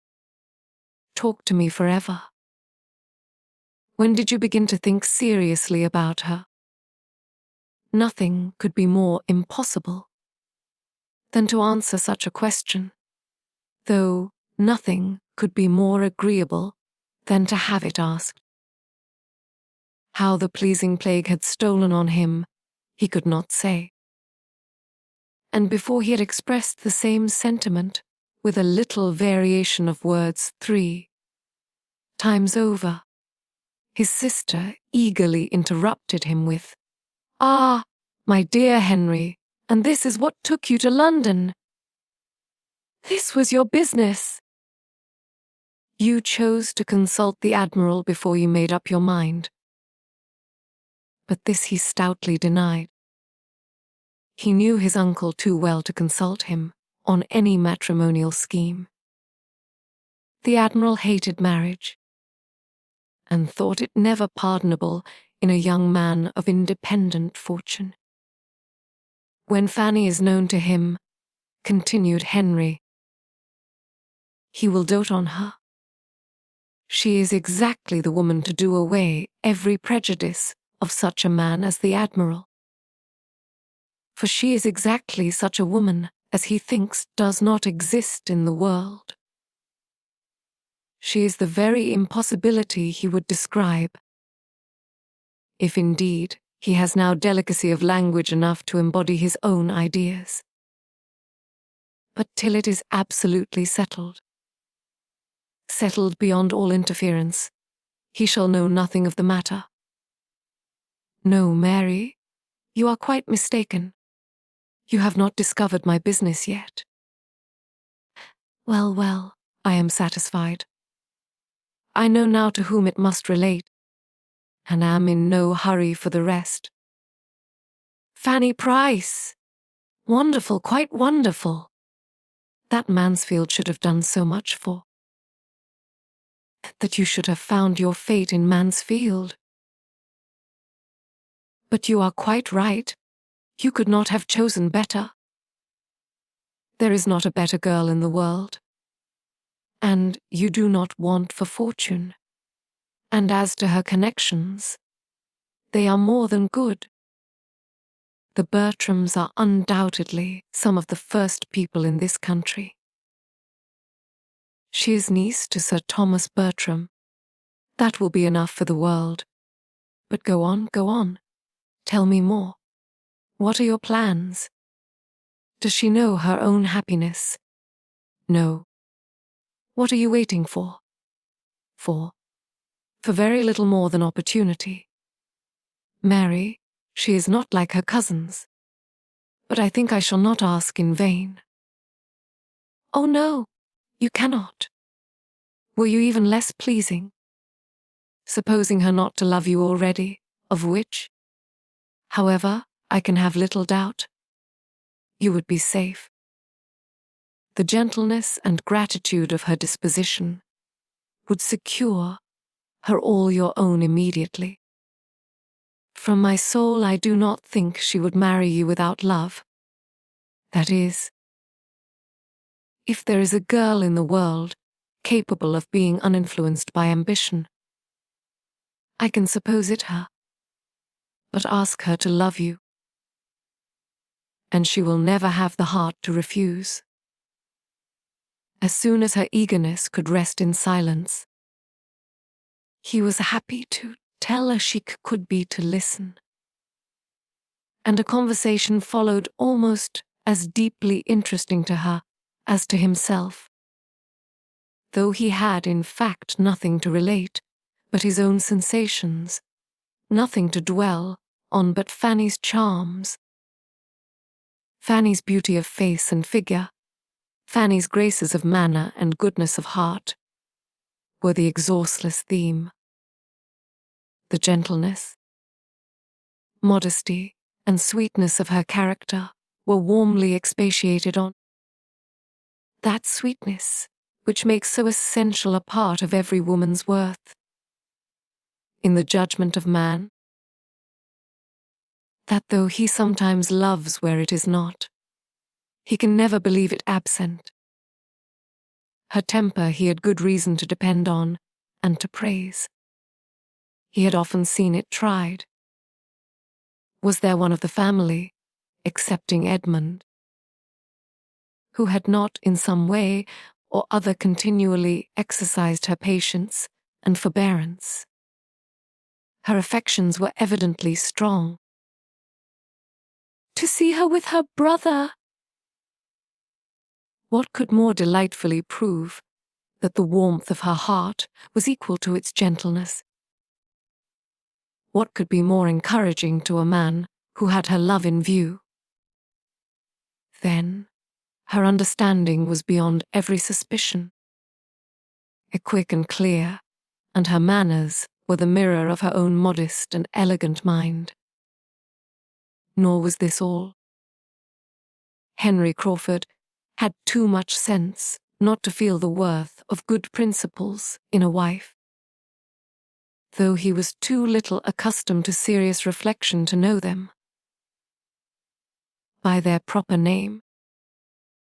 But when he talked of her having such a steadiness and regularity of conduct, such a high notion of honor, and such an observance of decorum as might warrant any man in the fullest dependence on her faith and integrity, he expressed what was inspired by the knowledge of her being well principled and religious. I could so wholly and absolutely confide in her, said he, and that is what I want. Well might his sister, believing, as she really did, that his opinion of Fanny Price was scarcely beyond her merits, rejoice in her prospects.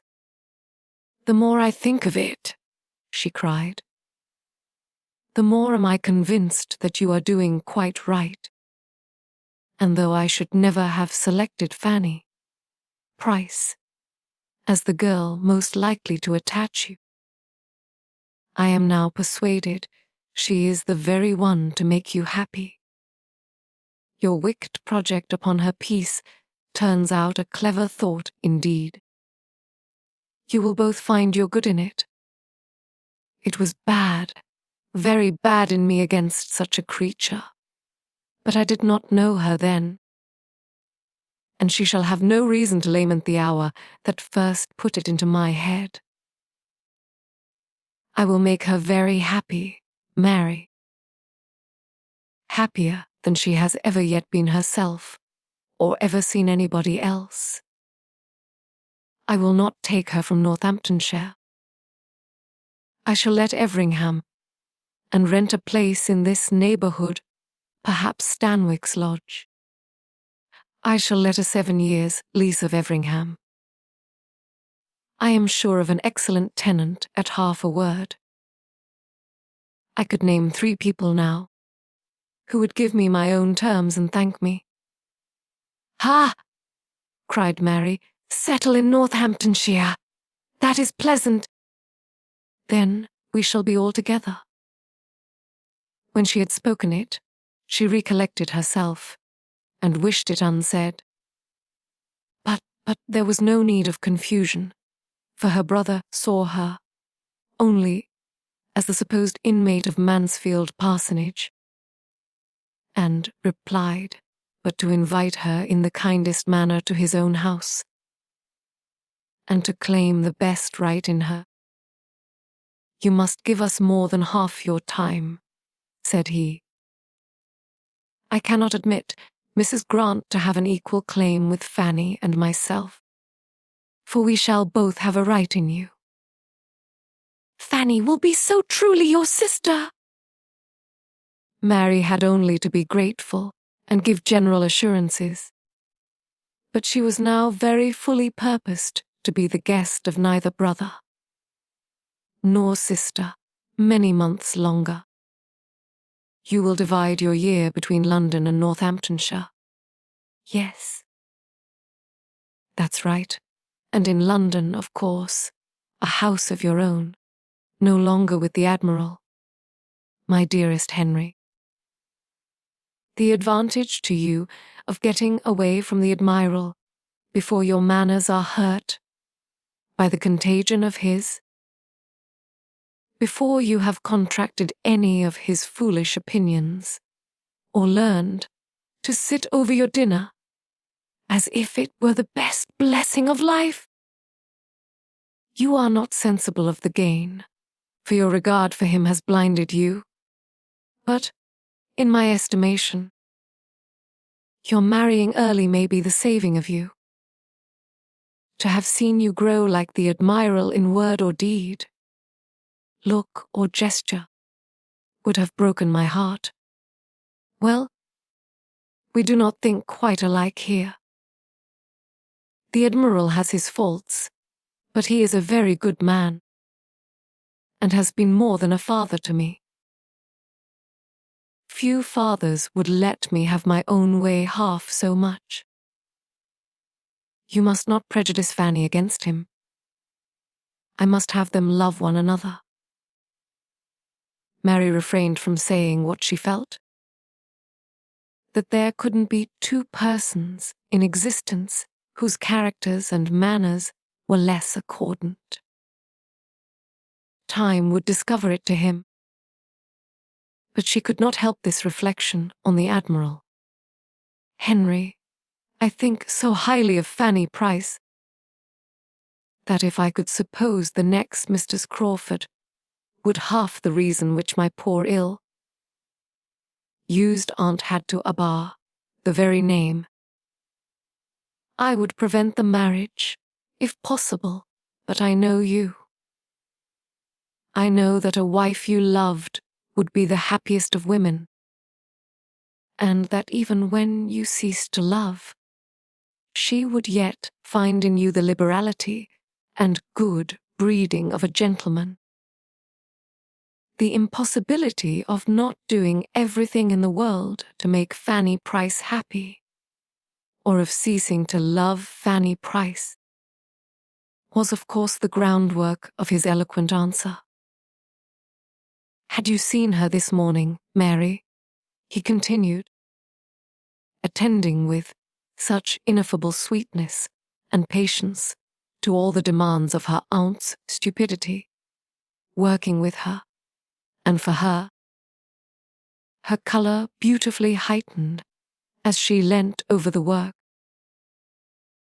Then returning to her seat to finish a note, which was previously engaged in writing for that stupid woman's service, and all this with such unpretending gentleness, so much as it were a matter of course that she was not to have a moment at her own command.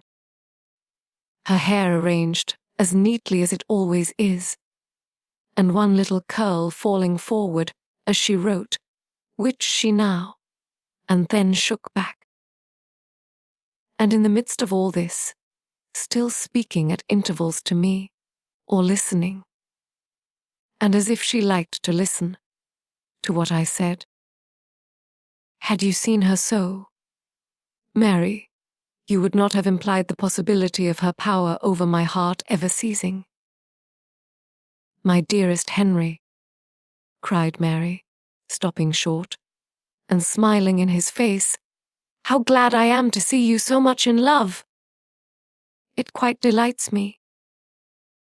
But what will Mrs. Rushworth and Julia say? I care neither what they say nor what they feel. They will now see what sort of woman it is that can attach me, that can attach a man of sense. I wish the discovery may do them any good. And they will now see their cousin treated as she ought to be. And I wish they may be heartily ashamed of their own abominable neglect and unkindness. They will be angry," he added, after a moment's silence, and in a cooler tone. "Mrs. Rushworth will be very angry. It will be a bitter pill to her. That is, like other bitter pills, it will have 2 moments' ill flavour, and then be swallowed and forgotten. For I am not such a coxcomb as to suppose her feelings more lasting than other women's, though I was the object of them. Yes, Mary, my Fanny will feel a difference indeed. A daily, hourly difference in the behaviour of every being who approaches her. And it will be the completion of my happiness to know that I am the door of it, that I am the person to give the consequence so justly her due. Now she is dependent, helpless, friendless, neglected, forgotten. Nay, Henry, not by all, not forgotten by all, not friendless or forgotten. Her cousin Edmund never forgets her. Edmund. True. I believe he is, generally speaking, kind to her, and so is Sir Thomas in his way. But it is the way of a rich, superior, long-worded, arbitrary uncle. What can Sir Thomas and Edmund together do? What do they do for her happiness, comfort, honour, and dignity in the world, to what I shall do? Chapter 31. Henry Crawford was at Mansfield Park again the next morning, and at an earlier hour than common visiting warrants. The 2 ladies were together in the breakfast room, and, fortunately for him, Lady Bertram was on the very point of quitting it as he entered.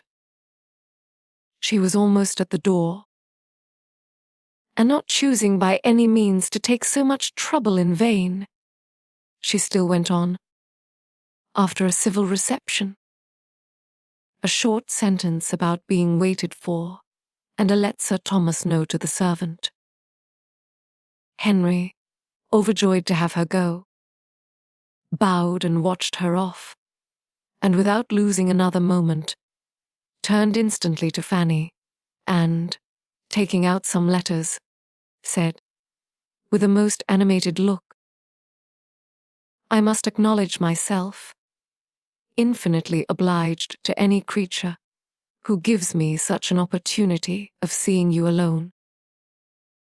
I have been wishing it more than you can have any idea. Knowing as I do what your feelings as a sister are, I could hardly have borne that anyone in the house share with you in the first knowledge of the news I now bring. He is made. Your brother is a lieutenant. I have the infinite satisfaction of congratulating you on your brother's promotion. Here are the letters which announce it, this moment come to hand. You will, perhaps, like to see them." Fanny could not speak. But he did not want her to speak. To see the expression of her eyes, the change of her complexion, the progress of her feelings, their doubt, confusion, and felicity, was enough. She took the letters as he gave them. The first was from the Admiral to inform his nephew, in a few words, of his having succeeded in the object he had undertaken, the promotion of young Price, and enclosing two more, one from the secretary of the First Lord to a friend,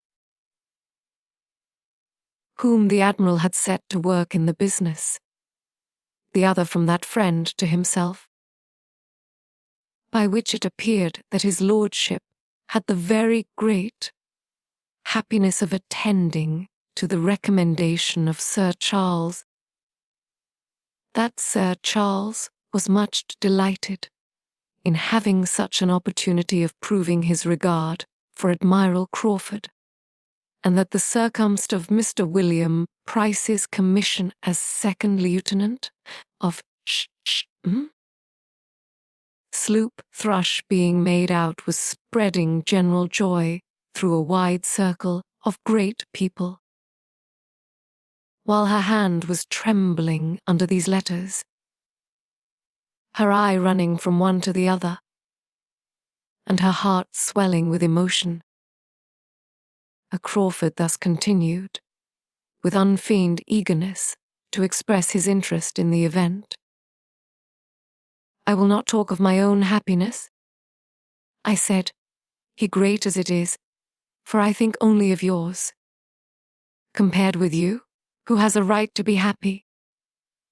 I have almost grudged myself my own prior knowledge of what you ought to have known before all the world. I have not lost a moment. However, the post was late this morning, but there has not been since a moment's delay. How impatient, how anxious, how wild I have been on the subject, I will not attempt to describe.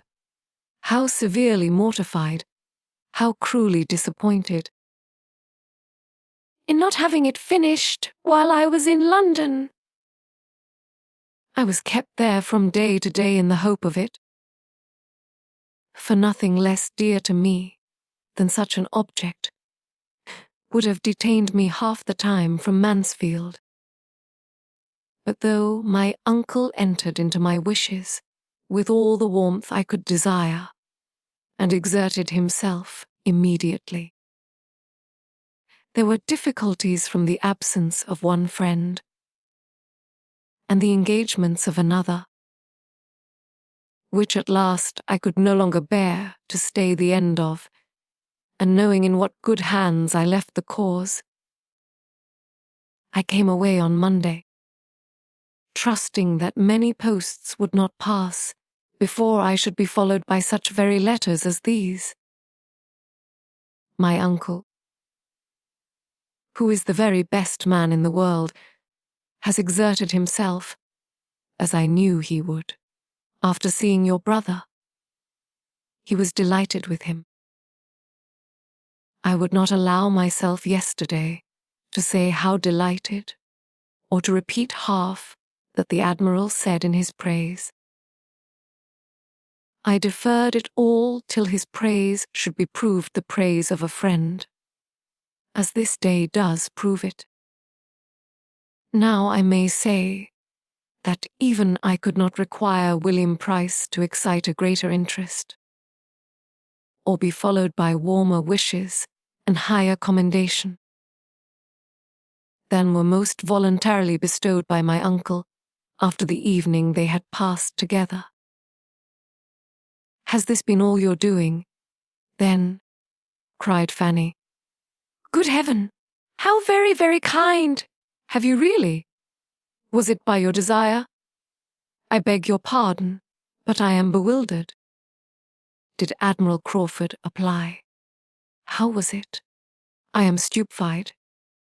Henry was most happy to make it more intelligible, by beginning at an earlier stage, and explaining very particularly what he had done. His last journey to London had been undertaken, with no other view than that of introducing her brother in Hill Street, and prevailing on the Admiral to exert whatever interest he might have for getting him on. This had been his business. He had communicated it to no creature. He had not breathed a syllable of it even to Mary, while uncertain of the issue. He could not have borne any participation of his feelings, but this had been his business. And he spoke with such a glow of what his solicitude had been, and used such strong expressions, was so abounding in the deepest interest, in twofold motives, in views and wishes more than could be told, that Fanny could not have remained insensible of his drift, had she been able to attend. But her heart was so full and her senses still so astonished, that she could listen but imperfectly even to what he told her of William, and saying only when he paused, "How kind!" How very kind! "Oh, Mr. Crawford, we are infinitely obliged to you." Dearest, "Dearest William." She jumped up and moved in haste towards the door, crying out, "I will go to my uncle. My uncle ought to know it as soon as possible." But this could not be suffered. The opportunity was too fair, and his feelings too impatient. He was after her immediately. She must not go. She must allow him 5 minutes longer. And he took her hand and led her back to her seat, and was in the middle of his farther explanation, before she had suspected for what she was detained. When she did understand it, however, and found herself expected to believe that she had created sensations which his heart had never known before, and that everything he had done for William was to be placed to the account of his excessive and unequalled attachment to her, she was exceedingly distressed, and for some moments unable to speak. She considered it all as nonsense, as mere trifling and gallantry, which meant only to deceive for the hour. She could not but feel that it was treating her improperly and unworthily, and in such a way as she had not deserved. But it was like himself, and entirely of a piece with what she had seen before. And she would not allow herself to shew half the displeasure she felt, because he had been conferring an obligation, which no want of delicacy on his part could make a trifle to her. While her heart was still bounding with joy and gratitude on William's behalf, she could not be severely resentful of anything that injured only herself, and after having twice drawn back her hand, and twice attempted in vain to turn away from him, she got up and said only, with much agitation, "Don't, Mr. Crawford, pray don't. I beg you would not. This is a sort of talking which is very unpleasant to me. I must go away. I cannot bear it." But he was still talking on, describing his affection, soliciting a return, and, finally, in words so plain as to bear but one meaning even to her, offering himself, hand, fortune, everything, to her acceptance. It was so he had said it. Her astonishment and confusion increased, and though still not knowing how to suppose him serious, she could hardly stand. He pressed for an answer. "No, no," she cried, hiding her face. "This is all nonsense. Do not distress me. I can hear no more of this. Your kindness to William makes me more obliged to you than words can express. But I do not want.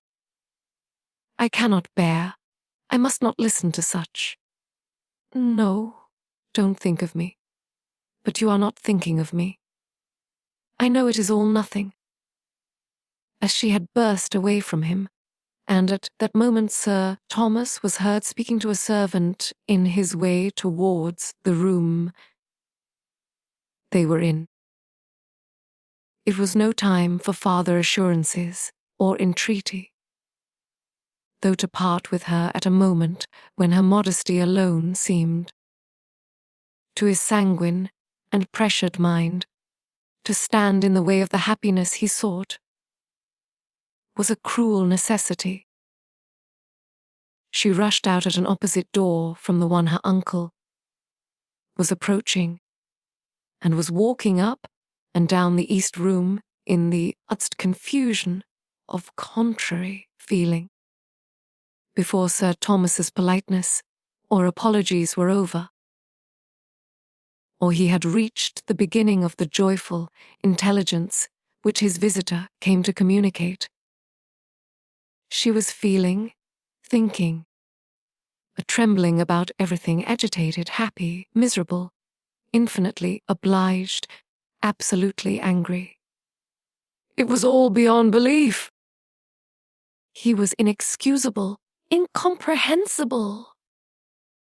But such were his habits that he could do nothing without a mixture of evil. He had previously made her the happiest of human beings, and now he had insulted. She knew not what to say, how to class, or how to regard it. She would not have him be serious. And yet what could excuse the use of such words and offers, if they meant but to trifle? But William was a lieutenant. That was a fact beyond a doubt, and without an alloy. She would think of it forever, and forget all the rest. Mr. Crawford would certainly never address her so again. He must have seen how unwelcome it was to her, and in that case, how gratefully she could esteem him for his friendship to William. She would not stare farther from the east room than the head of the great staircase, till she had satisfied herself of Mr. Crawford's having left the house. But when convinced of his being gone, she was eager to go down and be with her uncle, and have all the happiness of his joy as well as her own, and all the benefit of his information or his conjectures as to what would now be William's destination. Sir Thomas was joyful as she could desire, and very kind and communicative, and she had so comfortable a talk with him about William as to make her feel as if nothing had occurred to vex her, till she found, towards the close, that Mr. Crawford was engaged to return and dine there that very day. This was a most unwelcome hearing. For though he might think nothing of what had passed, it would be quite distressing to her to see him again so soon. She tried to get the better of it, tried very hard, as the dinner hour approached, to feel and appear as usual. But it was quite impossible for her not to look most shy and uncomfortable when their visitor entered the room.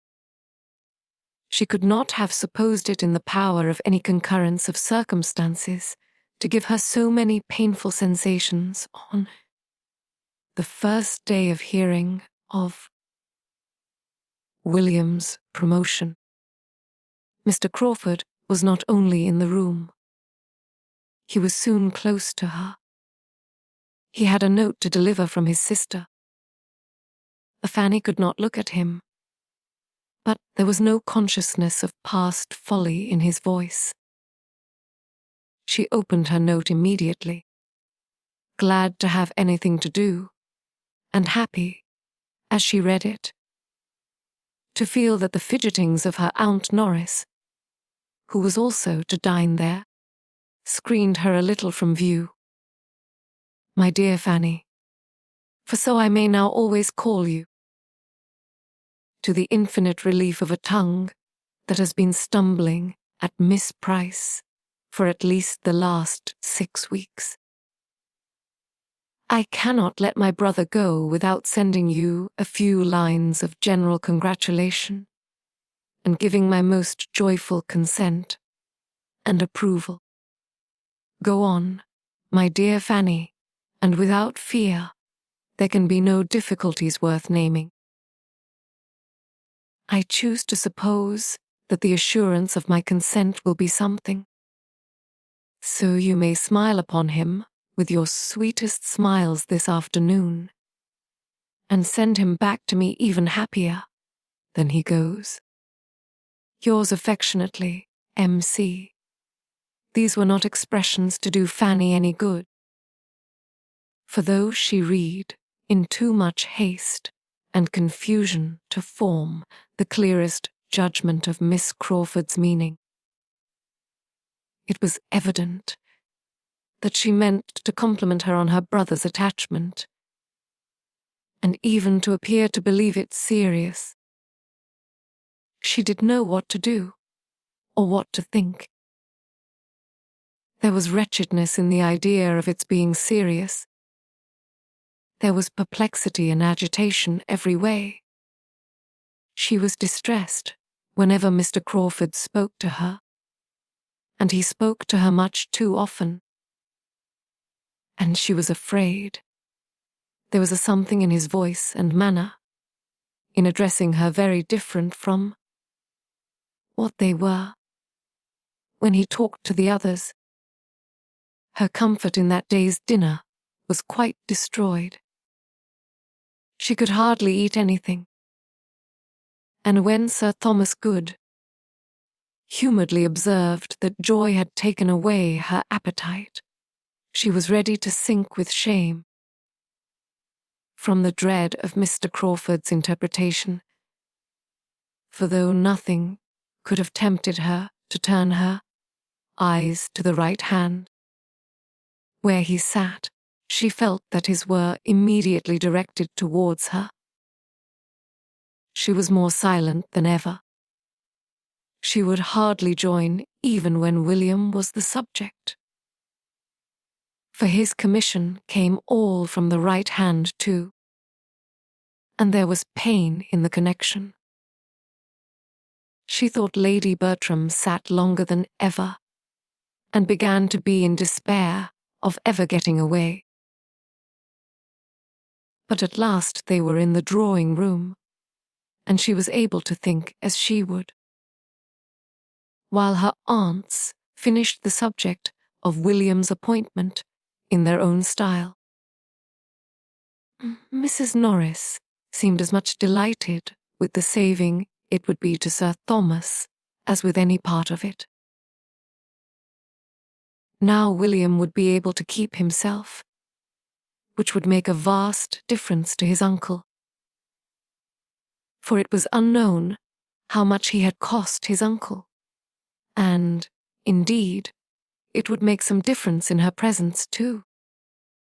She was very glad that she had given William what she did at parting, very glad, indeed, that it had been in her power, without material inconvenience, just at that time to give him something rather considerable, that is, for her, with her limited means, for now it would all be useful in helping to fit up his cabin. She knew he must be at some expense, that he would have many things to buy, though to be sure his father and mother would be able to put him in the way of getting everything very cheap. But she was very glad she had contributed her mite towards it. "I am glad you gave him something considerable," said Lady Bertram, with most unsuspicious calmness, "for I gave him only £10." "Indeed," cried Miss Norris, reddening. "Upon my word. He must have gone off with his pockets well lined, and at no expense for his journey to London either." "Either?" "Sir Thomas told me £10 would be enough." Mrs. Norris, being not at all inclined to question its sufficiency, began to take the matter in another point. "It is amazing," said she, "how much young people cost their friends. What with bringing them up and putting them out in the world, they little think how much it comes to, or what their parents, or their uncles and aunts, pay for them in the course of the year. Now, here are my sister Price's children, take them all together. I dare say nobody would believe what a sum they cost Sir Thomas every year, to say nothing of what I do for them. Very true, sister, as you say. But poor things, they cannot help it, and you know it makes very little difference to Sir Thomas. Fanny, William must not forget my shawl if he goes to the East Indies, and I shall give him a commission for anything else that is worth having. I wish he may go to the East Indies, that I may have my shawl. I think I will have 2 shawls. Fanny, meanwhile, speaking only when she could not help it. I was very earnestly trying to understand what Mr. and Miss Crawford were at. There was everything in the world against their being serious, but his words and manner.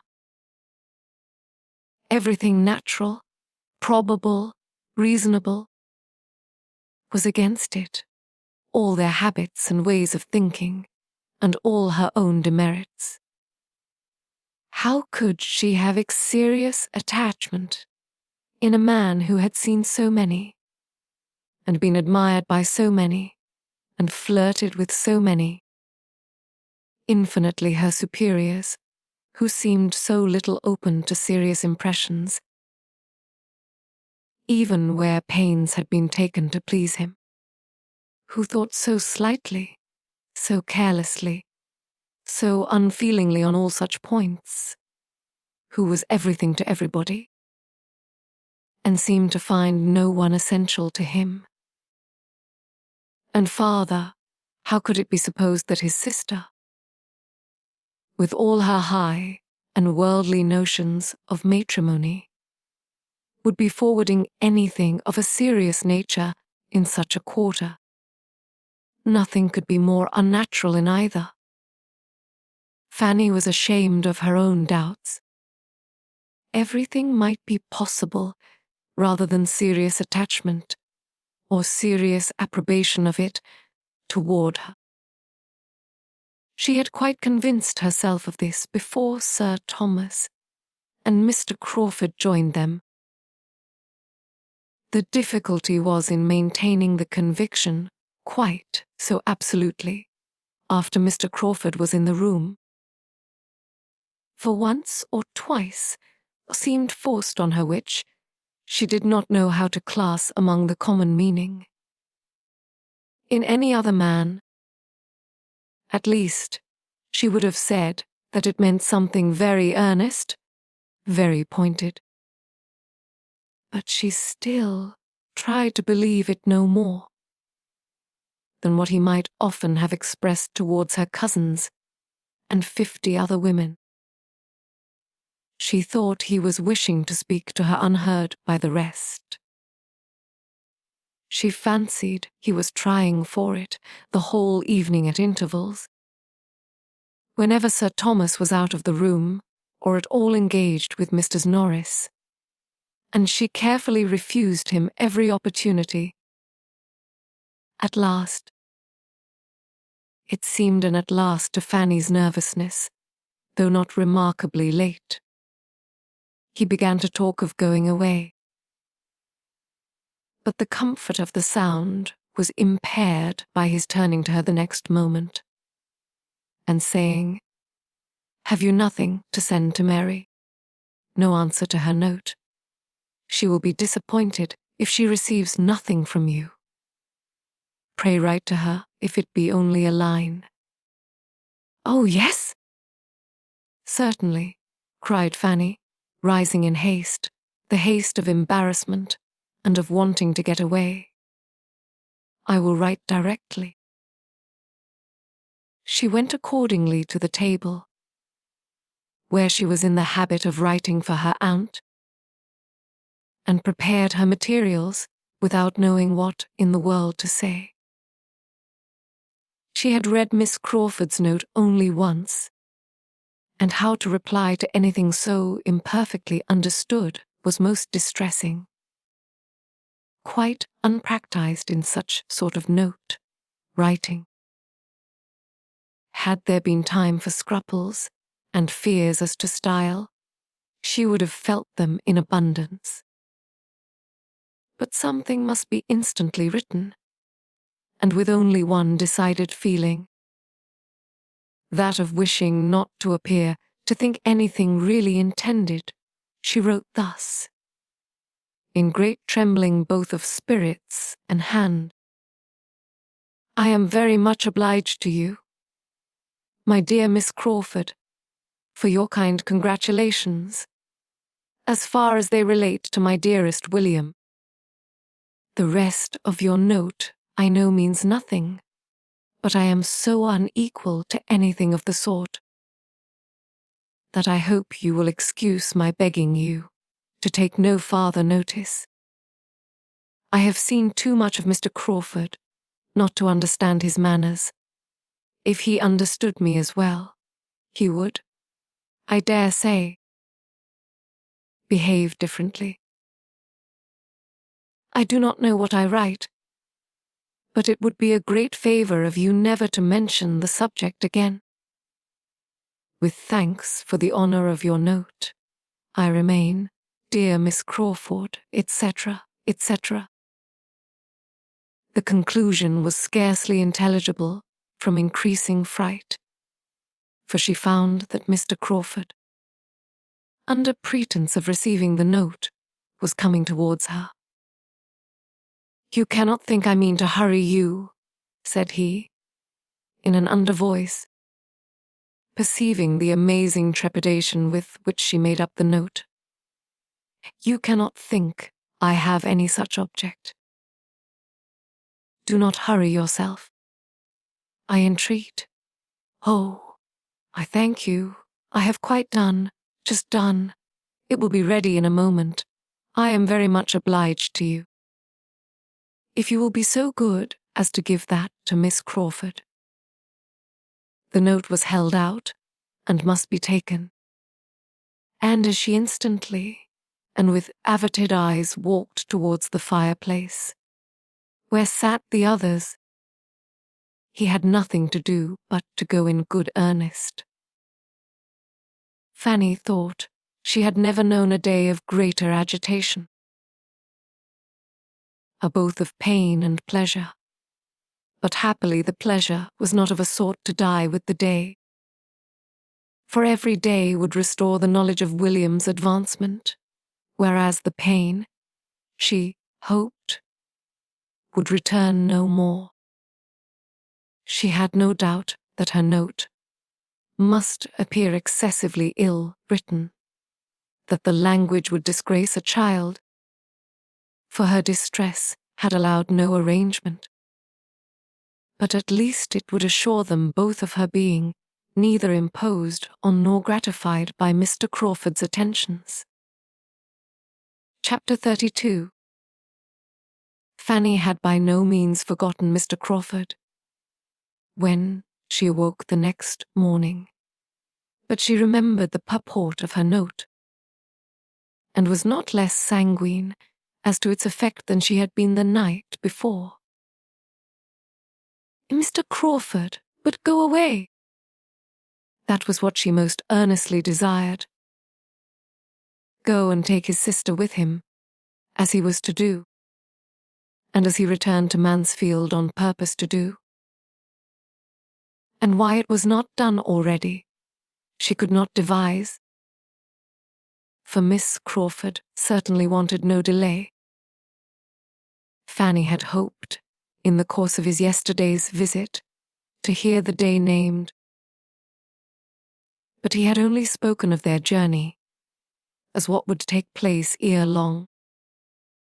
Having so satisfactorily settled the conviction her note would convey, she could not but be astonished to see Mr. Crawford, as she accidentally did, coming up to the house again, and at an hour as early as the day before. His coming might have nothing to do with her, but she must avoid seeing him, if possible.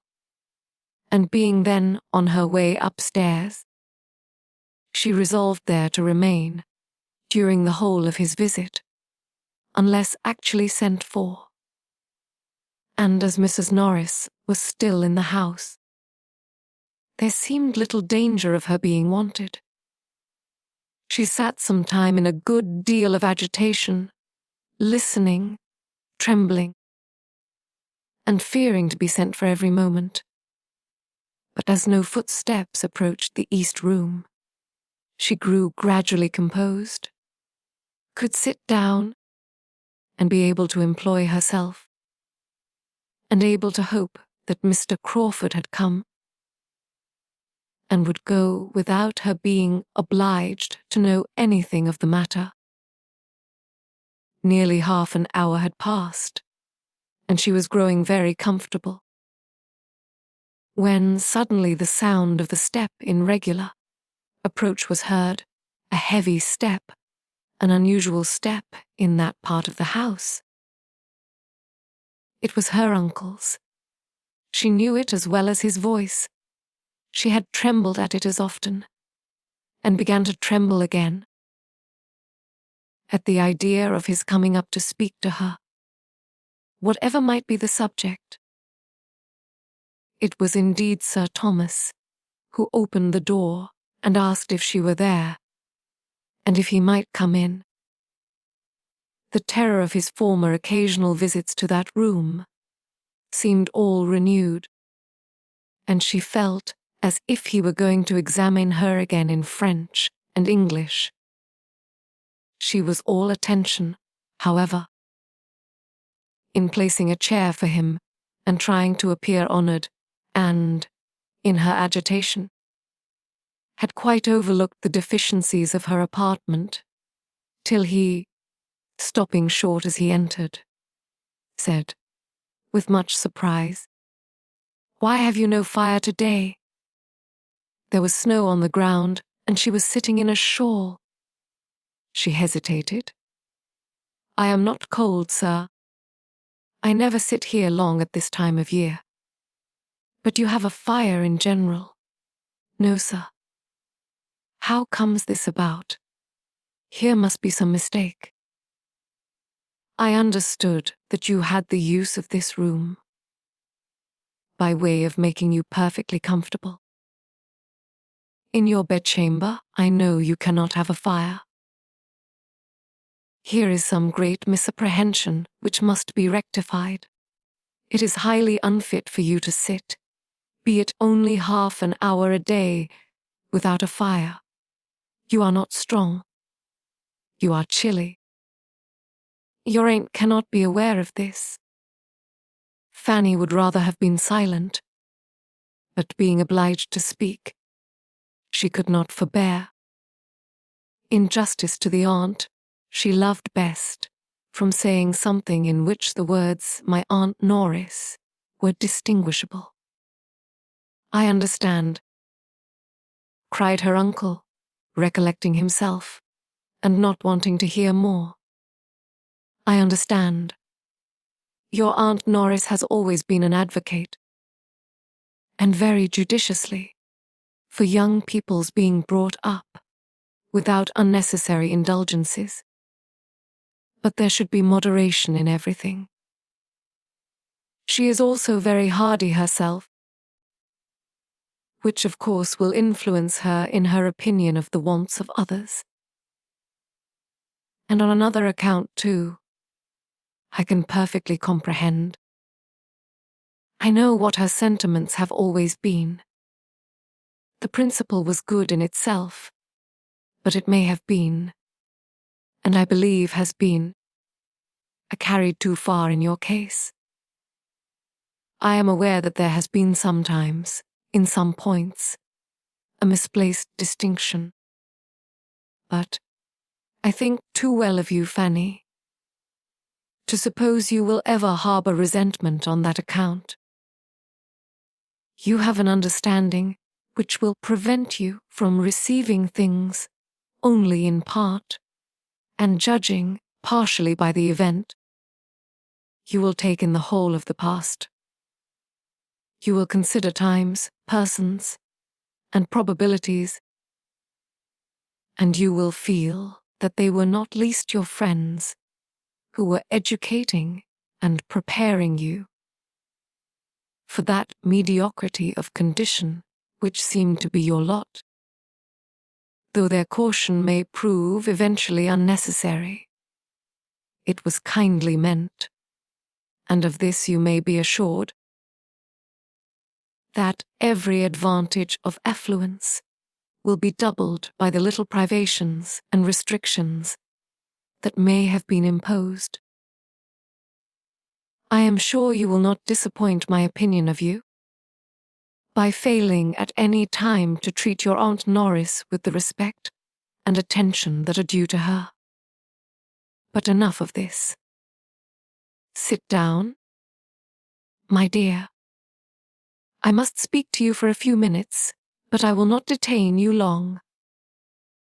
Fanny obeyed, with eyes cast down and colour rising. After a moment's pause, Sir Thomas, trying to suppress a smile, went on. You are not aware, perhaps, that I have had a visitor this morning. I had not been long in my own room, after breakfast, when Mr. Crawford was shewn in. His errand you may probably conjecture. Fanny's colour grew deeper and deeper, and her uncle, perceiving that she was embarrassed to a degree that made either speaking or looking up quite impossible, turned away his own eyes, and without any farther pause, proceeded in his account of Mr. Crawford's visit. Mr. Crawford's business had been to declare himself the lover of Fanny, make decided proposals for her, and entreat the sanction of the uncle, who seemed to stand in the place of her parents.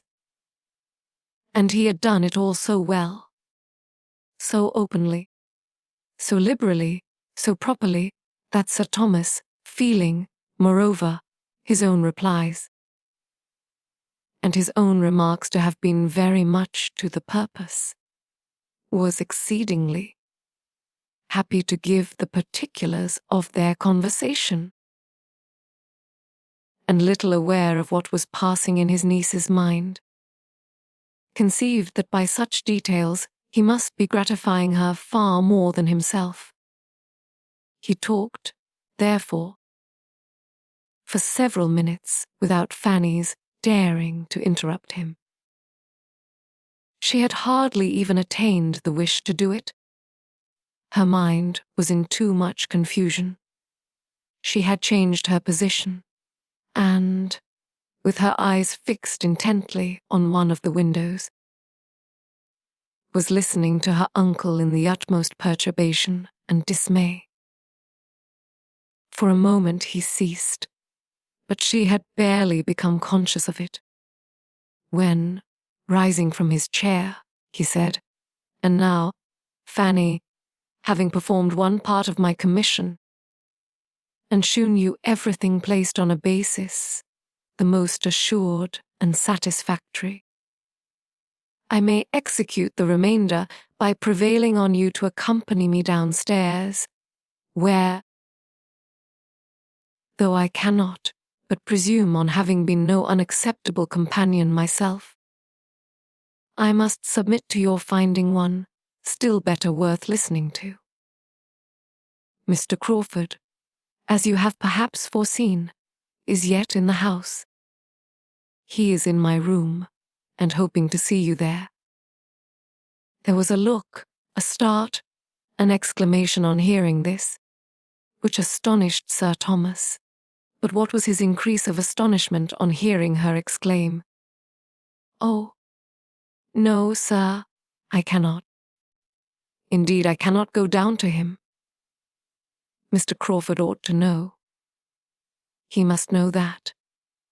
I told him enough yesterday to convince him.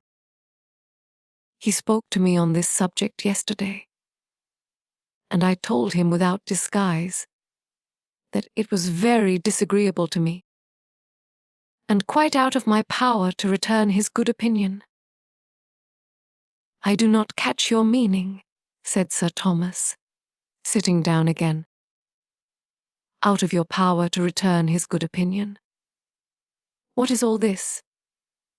I know he spoke to you yesterday, and, as far as I understand, received as much encouragement to proceed as a well-judging young woman could permit herself to give.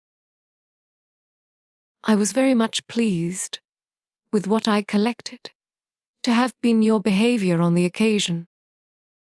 It shewed a discretion highly to be commended. But now, when he has made his overtures so properly and honourably, what are your scruples now?" "You are mistaken, sir," cried Fanny, forced by the anxiety of the moment even to tell her uncle that he was wrong. "You are quite mistaken.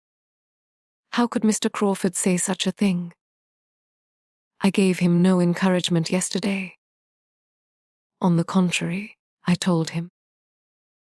I cannot recollect my exact words, but I am sure I told him that I would not listen to him. That it was very unpleasant to me in every respect, and that I begged him never to talk to me in that manner again. I am sure I said as much as that and more, and I should have said still more, if I had been quite certain of his meaning anything seriously. But I did not like to be. I could not bear to be, imputing more than might be intended. I thought it might all pass for nothing with him." She could say no more. Her breath was almost gone. "Am I to understand," said Sir Thomas, after a few moments' silence, "that you mean to refuse Mr. Crawford?" "Yes, sir. Refuse him. Yes, sir. Refuse to Crawford? Upon what plea? For what reason? I cannot like him, sir. Well enough to marry him." "This is very strange," said Sir Thomas, in a voice of calm displeasure. "There is something in this which my comprehension does not reach. Here is a young man wishing to pay his addresses to you, with everything to recommend him. Not merely situation in life, fortune, and character, but with more than common agreeableness. With address and conversation pleasing to everybody. And he is not an acquaintance of today. You have now known him some time. His sister, moreover, is your intimate friend, and he has been doing that for your brother, which I should suppose would have been almost sufficient recommendation to you, had there been no other. It is very uncertain when my interest might have got William on. He has done it already. Yes, said Fanny, in a faint voice, and looking down with fresh shame, and she did feel almost ashamed of herself. After such a picture as her uncle had drawn, for not liking Mr. Crawford. You must have been aware, continued Sir Thomas presently. You must have been some time aware of a particularity in Mr. Crawford's manners to you.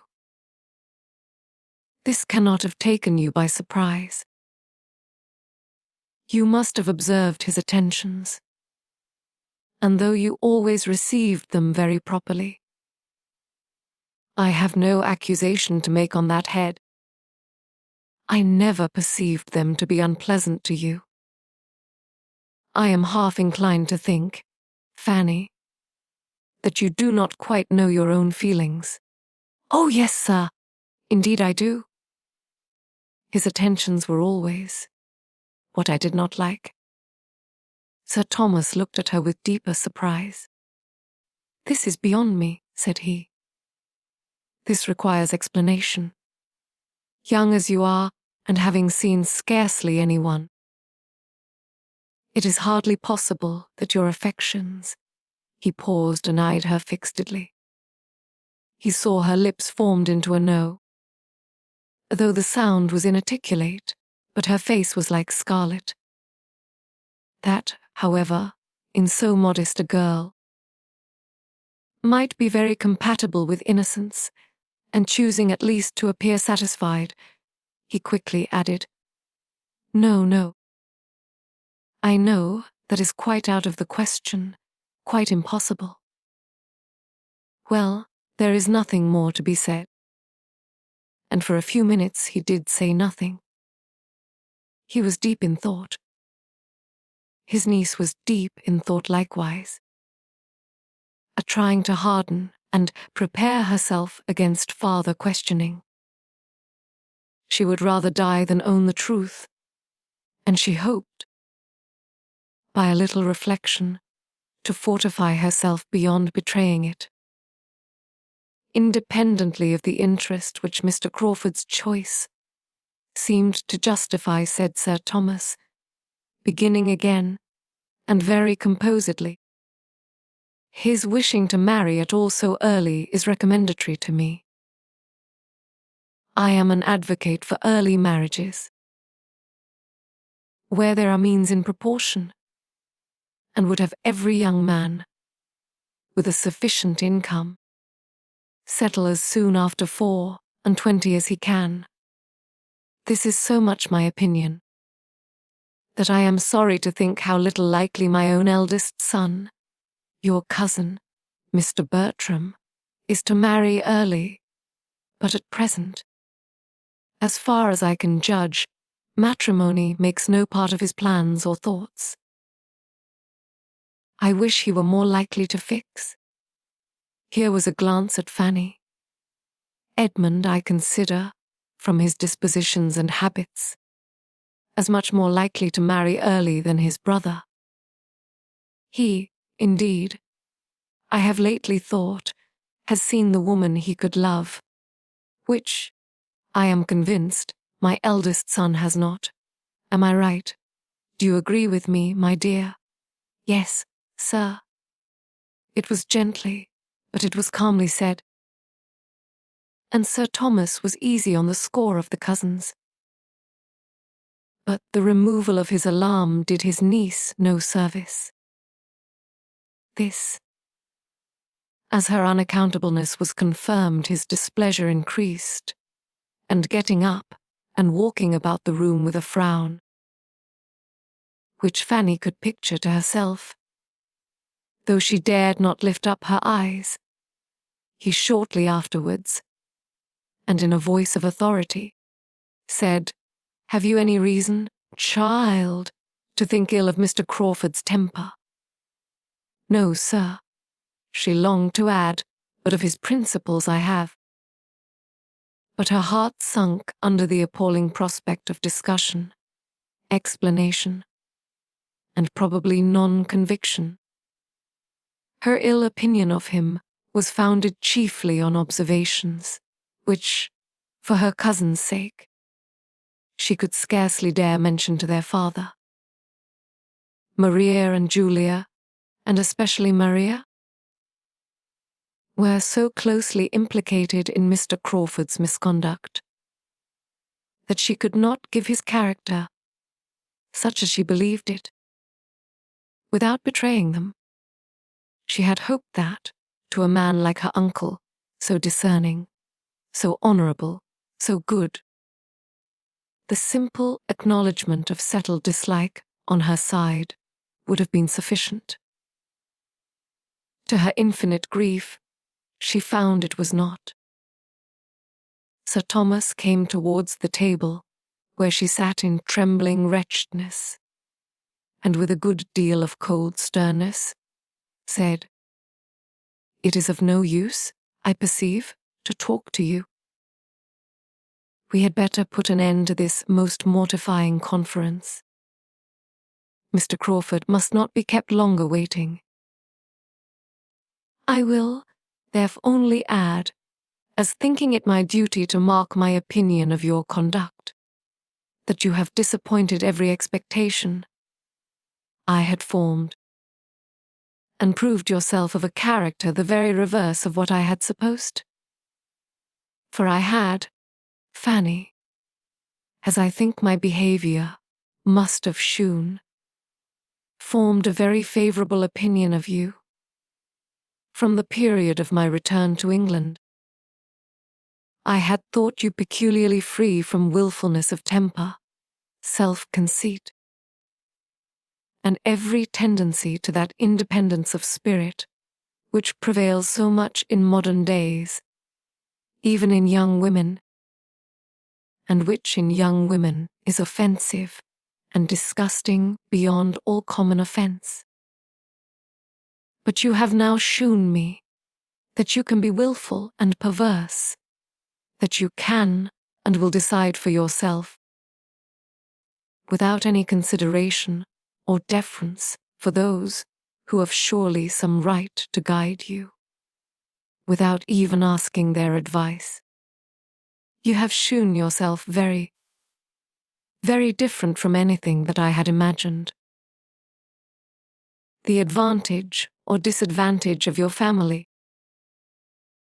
of your parents, your brothers and sisters, never seems to have had a moment's share in your thoughts on this occasion.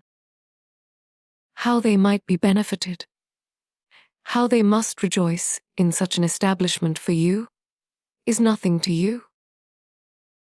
You think only of yourself, and, because you do not feel for Mr. Crawford exactly what a young, heated fancy imagines to be necessary for happiness, you resolve to refuse him at once, without wishing even for a little time to consider of it. A little more time for cool consideration, and for really examining your own inclinations, and are, in a wild fit of folly, throwing away from you such an opportunity of being settled in life, eligibly, honourably, nobly settled, as will, probably, never occur to you again. Here is a young man of sense, of character, of manners, and of fortune, exceedingly attached to you, and seeking your hand in the most handsome and disinterested way. And let me tell you, Fanny, that you may live 18 years longer in the world without being addressed by a man of half Mr. Crawford's estate, or a 10th part of his merits. Gladly would I have bestowed either of my own daughters on him. Maria is nobly married, but had Mr. Crawford sought Julia's hand, I should have given it to him with superior and more heartfelt satisfaction than I gave Maria's to Mr. Rushworth. After half a moment's pause, and I should have been very much surprised had either of my daughters, on receiving a proposal of marriage at any time which might carry with it only half the eligibility of this, immediately and peremptorily, and without paying my opinion or my regard the compliment of any consultation, put a decided negative on it, I should have been much surprised and much hurt by such a proceeding. I should have thought it a gross violation of duty and respect. You are not to be judged by the same rule. You do not away me the duty of a child. But, Fanny, if your heart can acquit you of ingratitude, he ceased. Fanny was by this time crying so bitterly that, angry as he was, he would not press that article farther. Her heart was almost broke by such a picture of what she appeared to him, by such accusations, so heavy, so multiplied, so rising in dreadful gradation, self-willed, obstinate, selfish, and ungrateful. He thought her all this. She had deceived his expectations. She had lost his good opinion. What was to become of her? I am very sorry, I said she inarticulately, through her tears. I am very sorry indeed. Sorry. Yes, I hope you are sorry. And you will probably have reason to be long sorry for this day's transactions. If it were possible for me to do otherwise, said she, with another strong effort, but I am so perfectly convinced that I could never make him happy, and that I should be miserable myself. Another burst of tears. But in spite of that burst, and in spite of that great black word miserable, which served to introduce it, Sir Thomas began to think a little relenting. A little change of inclination might have something to do with it, and to augur favourably from the personal entreaty of the young man himself. He knew her to be very timid and exceedingly nervous, and thought it not improbable that her mind be in such a state as a little time, a little pressing, a little patience, and a little impatience, a judicious mixture of all on the lover's side, might work their usual effect on. If the gentleman would but persevere, if he had but love enough to persevere, Sir Thomas began to have hopes. And these reflections having passed across his mind and cheered it, "Well," said he, in a tone of becoming gravity, but of less anger, "well, child, dry up your tears. There is no use in these tears, they can do no good. You must now come downstairs with me. Mr. Crawford has been kept waiting too long already. You must give him your own answer. We cannot expect him to be satisfied with less, and you only can explain to him the grounds of that misconception of your sentiments, which, unfortunately for himself, he certainly has imbibed. I am totally unequal to it. But Fanny shewed such reluctance, such misery, at the idea of going down to him, that Sir Thomas, after a little consideration, judged it better to indulge her. His hopes from both gentlemen and ladies suffered a small depression in consequence. But when he looked at his niece and saw the state of feature and complexion which her crying had brought her into, he thought there might be as much lost as gained by an immediate interview. With a few words, therefore, of no particular meaning, he walked off by himself, leaving his poor niece to sit and cry over what had passed, with very wretched feelings. Her mind was all disorder. The past, present, future, everything was terrible. But her uncle's anger gave her the severest pain of all. Selfish and ungrateful, to have appeared so to him. She was miserable forever. She had no one to take her part, to counsel or speak for her. Her only friend was absent. He might have softened his father, but all, perhaps all, would think her selfish and ungrateful. She might have to endure the reproach again and again. She might hear it, or see it, or know it to exist forever in every connection about her. She could not but feel some resentment against Mr. Crawford. Yet, if he really loved her, and were unhappy too, it was all wretchedness together. In about a quarter of an hour her uncle returned. She was almost ready to faint at the sight of him. He spoke calmly, however, without austerity, without reproach, and she revived a little. There was comfort, too, in his words, as well as his manner, for he began with, "Mr. Crawford is gone. He has just left me. I need not repeat what has passed. I do not want to add to anything you may now be feeling, by an account of what he has felt. Suffice it that he has behaved in the most gentlemanlike and generous manner, and has confirmed me in a most favourable opinion of his understanding, heart, and temper. Upon my representation of what you were suffering, he immediately, and with the greatest delicacy, ceased to urge to see you for the present." Here Fanny, who had looked up, looked down again. "Of course," continued her uncle, "it cannot be supposed but that he should request to speak with you alone. Be it only for 5 minutes, a request too natural.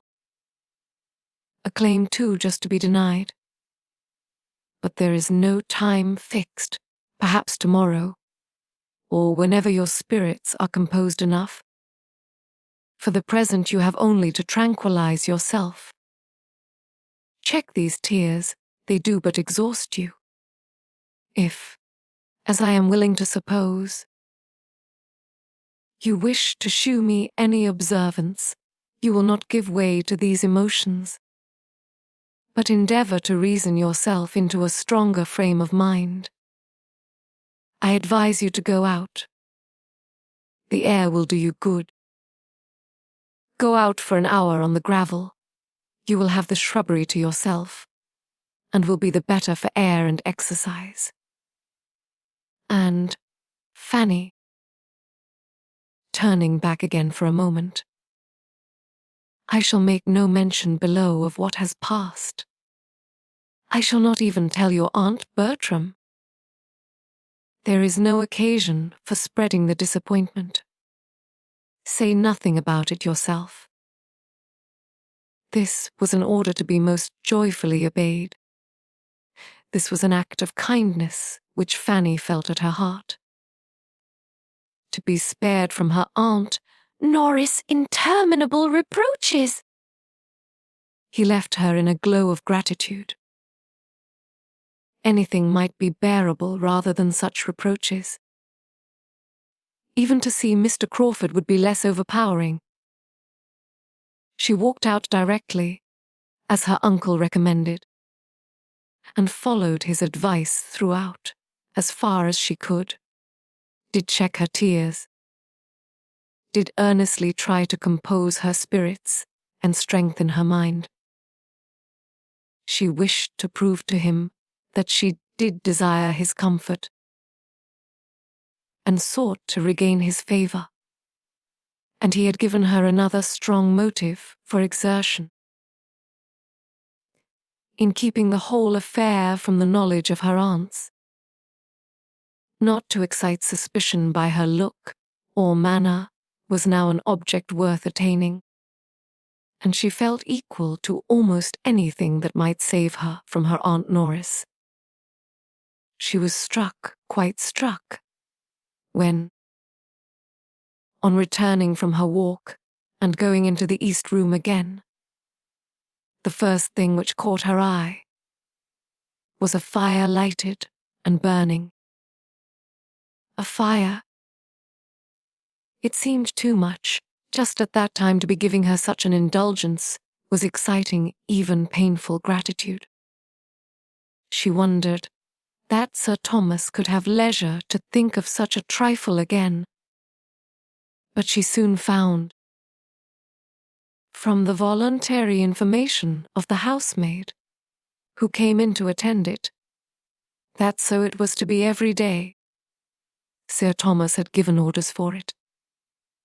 "I must be a brute indeed, if I can be really ungrateful," said she, in soliloquy. Heaven defend me from being ungrateful. She saw nothing more of her uncle, nor of her Aunt Norris, till they met at dinner. Her uncle's behaviour to her was then as nearly as possible what it had been before. She was sure he did not mean there should be any change, and that it was only her own conscience that could fancy any. But her aunt was soon quarrelling with her, and when she found how much and how unpleasantly her having only walked out without her aunt's knowledge could be dwelt on, she felt all the reason. She had to bless the kindness which saved her from the same spirit of reproach, exerted on a more momentous subject. "If I had known you were going out, I should have got you just to go as far as my house with some orders for Nanny," said she, "which I have since, to my very great inconvenience, been obliged to go and carry myself. I could very ill spare the time, and you might have saved me the trouble, if you would only have been so good as to let us know you were going out. It would have made no difference to you, I suppose, whether you had walked in the shrubbery or gone to my house." "I recommended the shrubbery to Fanny as the dreest place," said Sir Thomas. "Oh," said Mrs. Norris, with a moment's check. "That was very kind of you, Sir Thomas, but you do not know how dry the path is to my house. Fanny would have had quite as good a walk there, I assure you, with the advantage of being of some use, and obliging her aunt. It is all her fault. If she would but have let us know she was going out. But there is a something about Fanny. I have often observed it before. She likes to go her own way to work. She does not like to be dictated to. She takes her own independent walk whenever she can. She certainly has a little spirit of secrecy and independence and nonsense about her, which I would advise her to get the better of. As a general reflection on Fanny, Sir, Thomas thought nothing could be more unjust, though he had been so lately expressing the same sentiments himself, and he tried to turn the conversation. Tried repeatedly before he could succeed, for Mrs. Norris had not discernment enough to perceive, either now or at any other time, to what degree he thought well of his niece, or how very far he was from wishing to have his own children's merits set off by the depreciation of hers. She was talking at Fanny, and resenting this private walk half through the dinner. It was over, however, at last, and the evening set in with more composure to Fanny, and more cheerfulness of spirits than she could have hoped for after so stormy a morning. But she trusted, in the first place, that she had done right, that her judgment had not misled her. For the purity of her intentions she could answer, and she was willing to hope, secondly, that her uncle's displeasure was abating, and would abate farther as he considered the matter with more impartiality, and felt, as a good man must feel, how wretched, and how unpardonable, how hopeless, and how wicked it was to marry without affection. When the meeting with which she was threatened for the morrow was past, she could not but flatter herself that the subject would be finally concluded, and Mr. Crawford once gone from Mansfield, that everything would soon be as if no such subject had existed. She could not believe that Mr. Crawford's affection for her could distress him long. His mind was not of that sort. London would soon bring its cure. In London, he would soon learn to wonder at his infatuation, and be thankful for the right reason in her, which had saved him from its evil consequences. While Fanny's mind was engaged in these sort of hopes, her uncle was, soon after tea, called out of the room, an occurrence too common to strike her, and she thought nothing of it till the butler reappeared, 10 minutes afterwards, and advancing decidedly towards herself, said, "Sir Thomas wishes to speak with you, ma'am," in his own room. Then it occurred to her what might be going on. A suspicion rushed over her mind, which drove the colour from her cheeks. But instantly rising, she was preparing to obey, when Mrs. Norris called out, "Stay, Fanny!" "What are you about?" "Where are you going?" "Don't be in such a hurry." "Depend upon it, it is not you who are wanted. Depend upon it, it is me." Looking at the butler, "But you are so very eager to put yourself forward. What should Sir Thomas want you for?" "It is me, Baddeley." "You mean I am coming this moment." "You mean me Baddeley, I am sure. Sir Thomas wants me, not Miss Price." But Baddeley was stout. "No, ma'am, it is Miss Price. I am certain of its being Miss Price." And there was a half-smile with the words, which meant, "I do not think you would answer the purpose at all." Miss Norris, much discontented, was obliged to compose herself to work again, and Fanny, walking off in agitating consciousness, found herself, as she anticipated, in another minute alone with Mr. Crawford. Chapter 3. The conference was neither so short nor so conclusive as the lady had designed. The gentleman was not so easily satisfied. He had all the disposition to persevere that Sir Thomas could wish him. He had vanity, which strongly inclined him in the first place to think she did love him, though she might not know it herself, and which, secondly, when constrained at last to admit that she did know her own present feelings, convinced him that he should be able in time to make those feelings what he wished. He was in love, very much in love, and it was a love which, operating on an active, sanguine spirit of more warmth than delicacy, made her affection appear of greater consequence because it was withheld, and determined him to have the glory, as well as the felicity, of forcing her to love him. He would not despair. He would not desist. He had every well-grounded reason for solid attachment.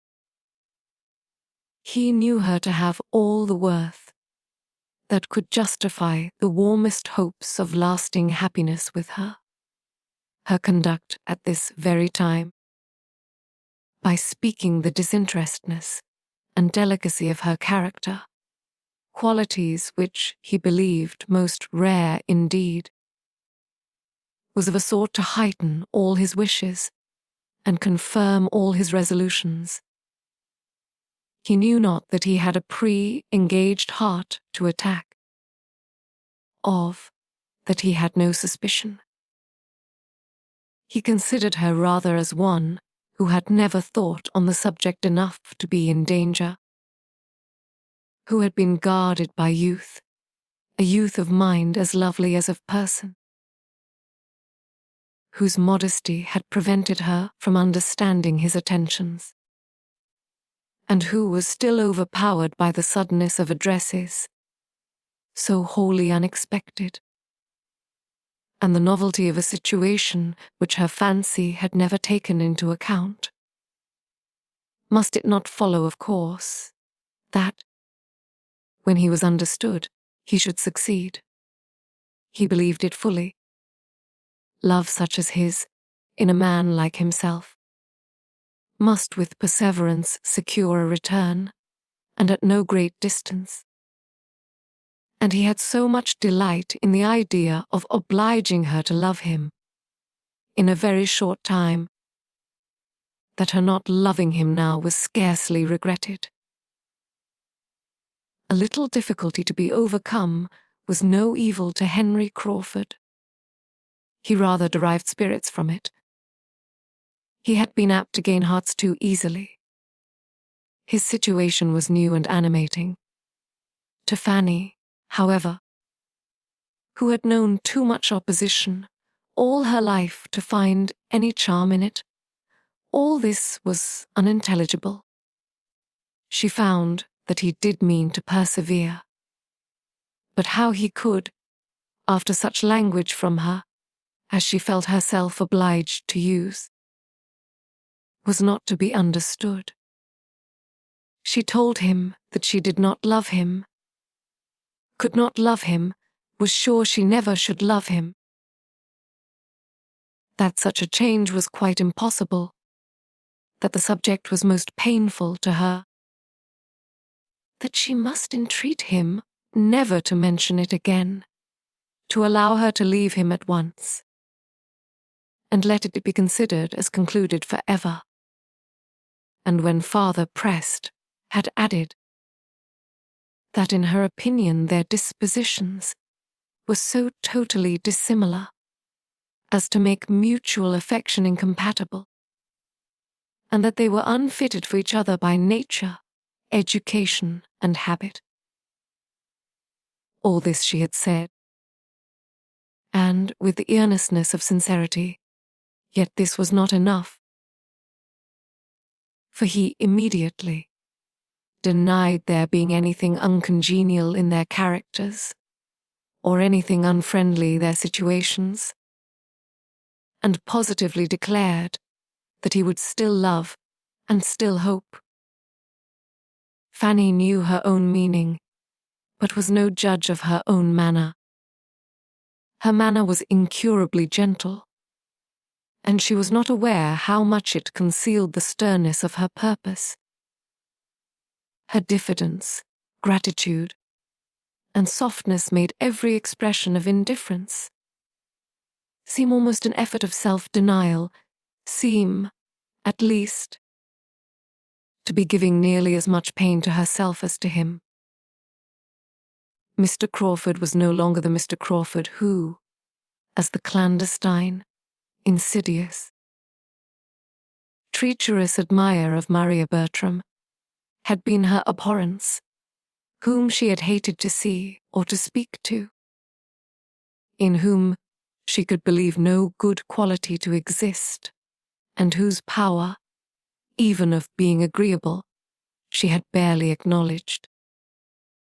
He was now the Mr. Crawford who was addressing herself with ardent, disinterested love, whose feelings were apparently become all that was honourable and upright, whose views of happiness were all fixed on a marriage of attachment, who was pouring out his sense of her merits, describing and describing again his affection, proving as far as words could prove it, and in the language, tone, and spirit of a man of talent too, that he sought her for her gentleness and her goodness, and to complete the whole. He was now the Mr. Crawford who had procured William's promotion. Here was a change, and here were claims which could not operate. She might have disdained him in all the dignity of angry virtue, in the grounds of Southerton, or the theatre at Mansfield Park. But he approached her now with rights that demanded different treatment. She must be courteous, and she must be compassionate. She must have a sensation of being honoured, and whether thinking of herself or her brother, she must have a strong feeling of gratitude. The effect of the whole was a manner so pitying and agitated, and words intermingled, with her refusal so expressive of obligation and concern, that to a temper of vanity and hope like Crawford's, the truth, or at least the strength of her indifference, might well be questionable. And he was not so irrational as Fanny considered him. In the professions of persevering, assiduous, and not desponding attachment which closed the interview. It was with reluctance that he suffered her to go, but there was no look of despair in parting to belie his words, or give her hopes of his being less unreasonable than he professed himself. Now she was angry.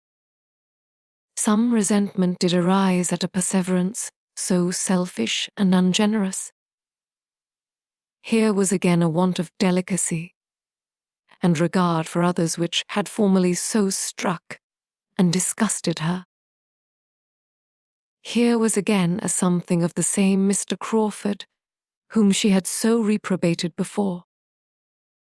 How evidently was there a gross want of feeling and humanity where his own pleasure was concerned.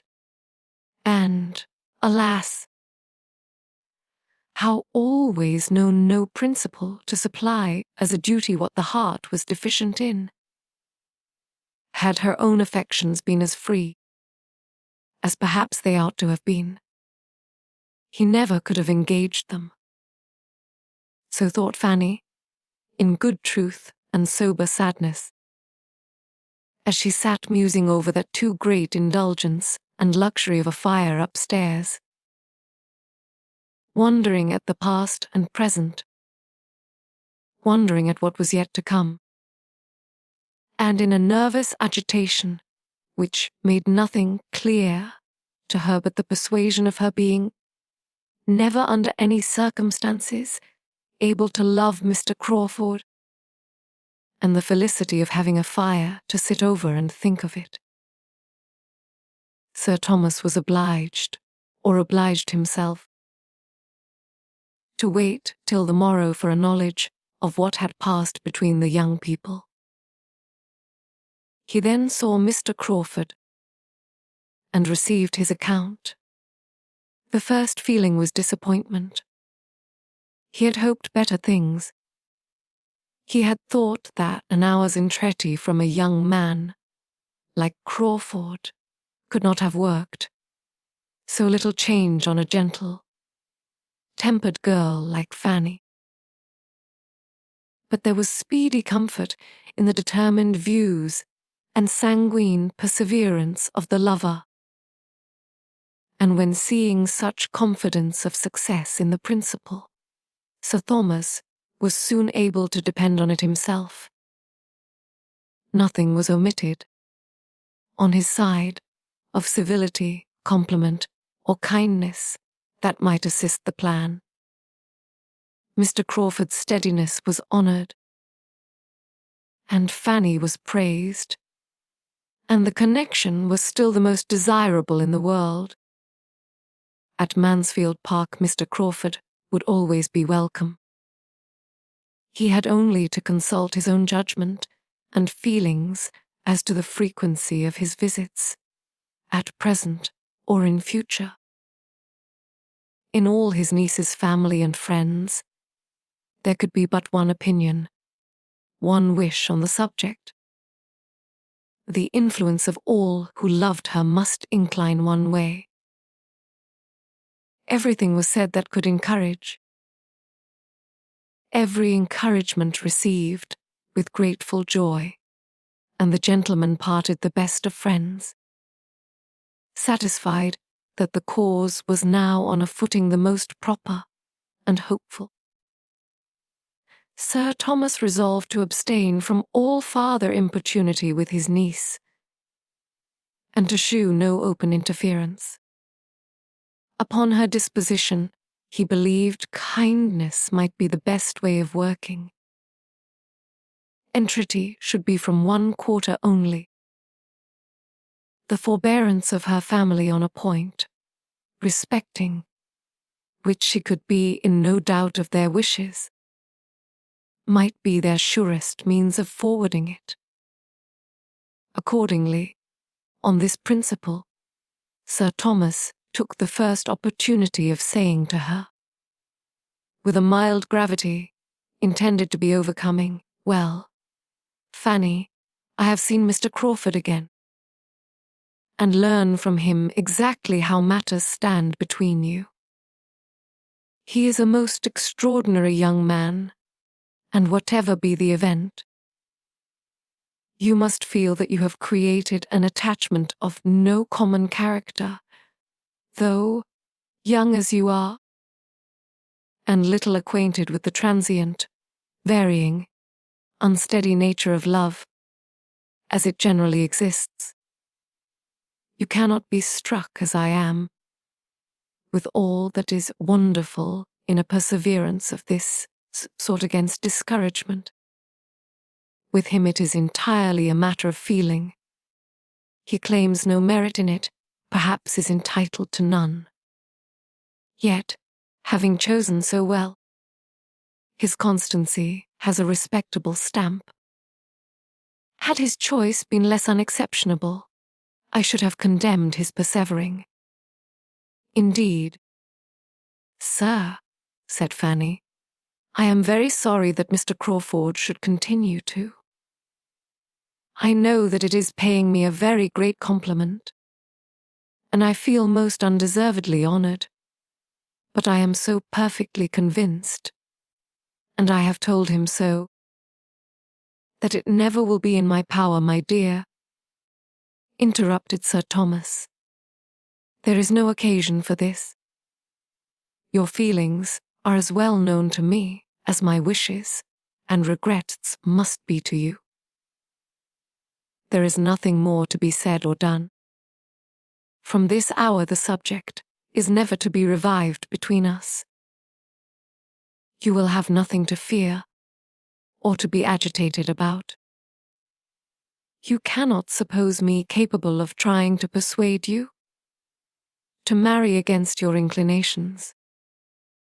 Your happiness and advantage are all that I have in view, and nothing is required of you but to bear with Mr. Crawford's endeavours to convince you. They may not be incompatible with his. He proceeds at his own risk. You are on safe ground. I have engaged for your seeing him whenever he calls, as you might have done had nothing of this sort occurred. You will see him with the rest of us, in the same manner, and, as much as you can, dismissing the recollection of everything unpleasant.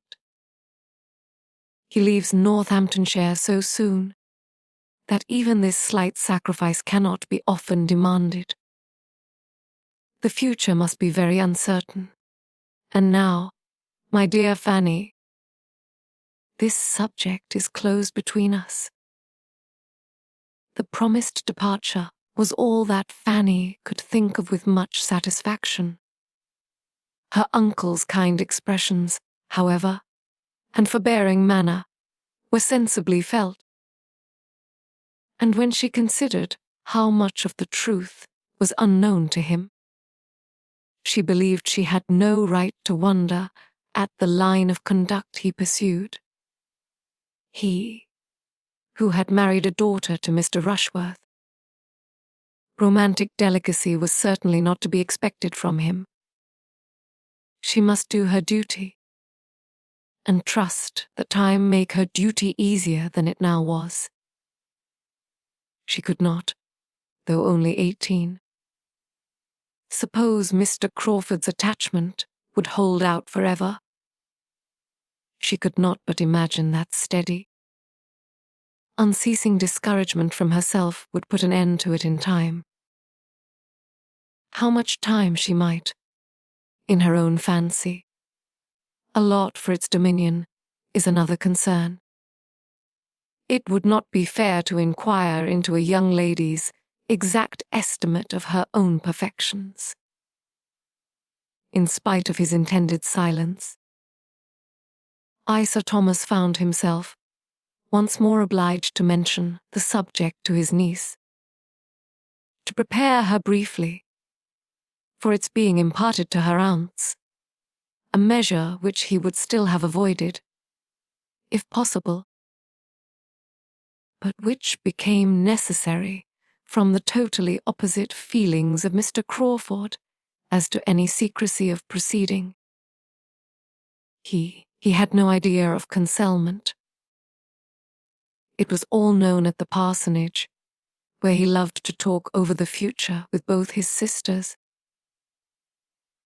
And it would be rather gratifying to him to have enlightened witnesses of the progress of his success.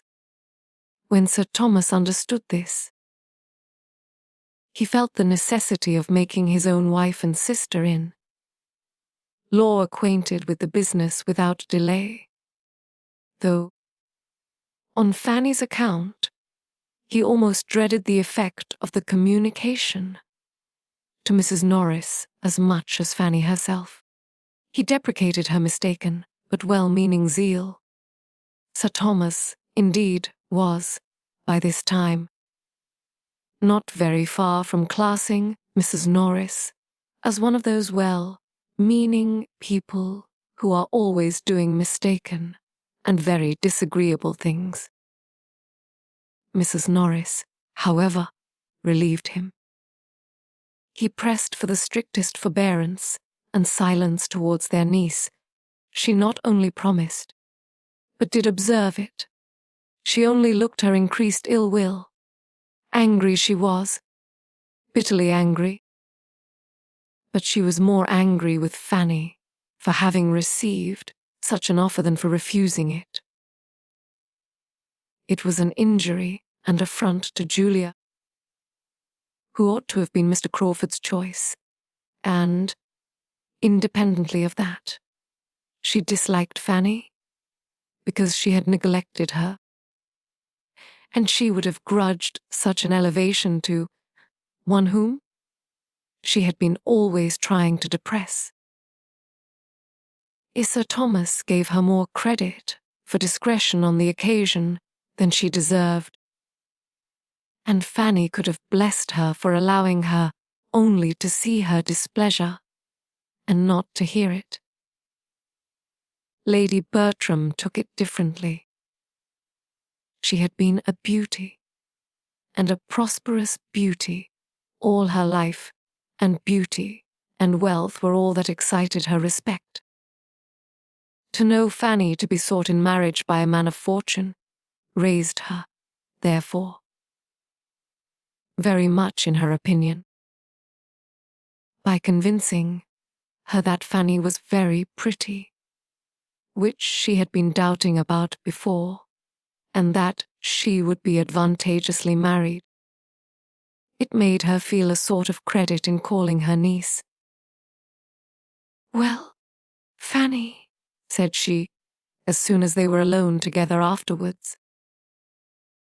And she really had known something like impatience to be alone with her, and her countenance, as she spoke, had extraordinary animation.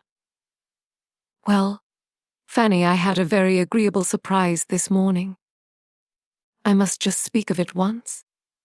I told Sir Thomas I must once, and then I shall have done. I give you joy, my dear niece."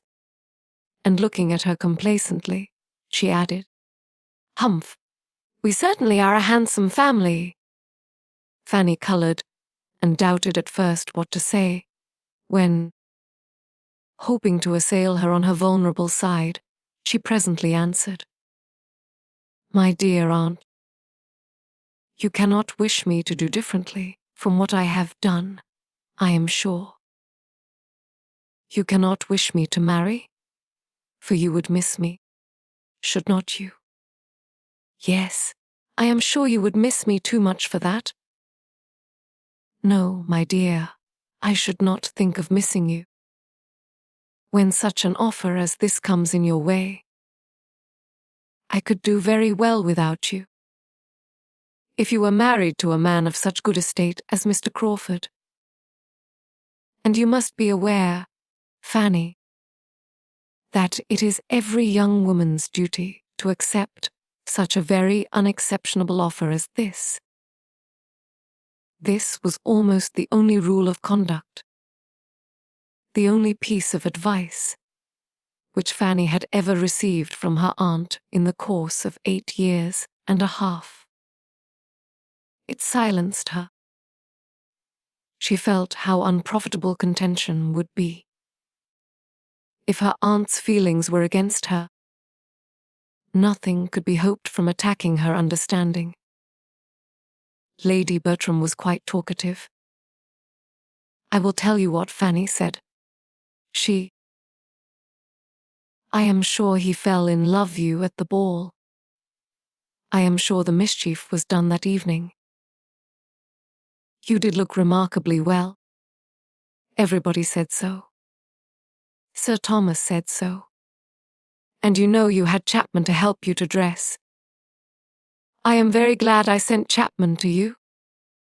I shall tell Sir Thomas that I am sure it was done that evening." And still pursuing the same cheerful thoughts, she soon afterwards added, "And I will tell you what, Fanny, which is more than I did for Maria. The next time Pug has a litter you shall have a puppy." Chapter 34. Edmund had great things to hear on his return. Many surprises were awaiting him. The first that occurred was not least in interest. The appearance of Henry Crawford and his sister walking together through the village as he rode into it. He had concluded. He had meant them to be far distant.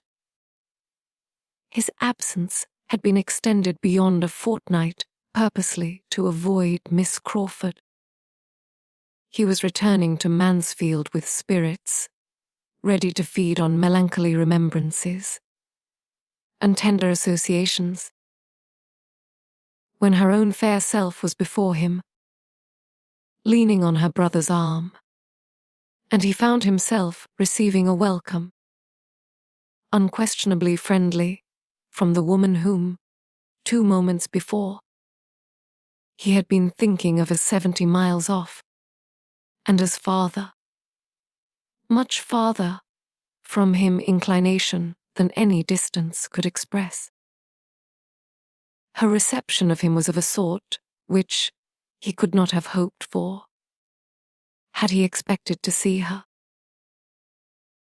Coming as he did from such a purport fulfilled as had taken him away, he would have expected anything rather than a look of satisfaction and words of simple, pleasant meaning. It was enough to set his heart in a glow, and to bring him home in the properest state for full value of the other joyful surprises at hand.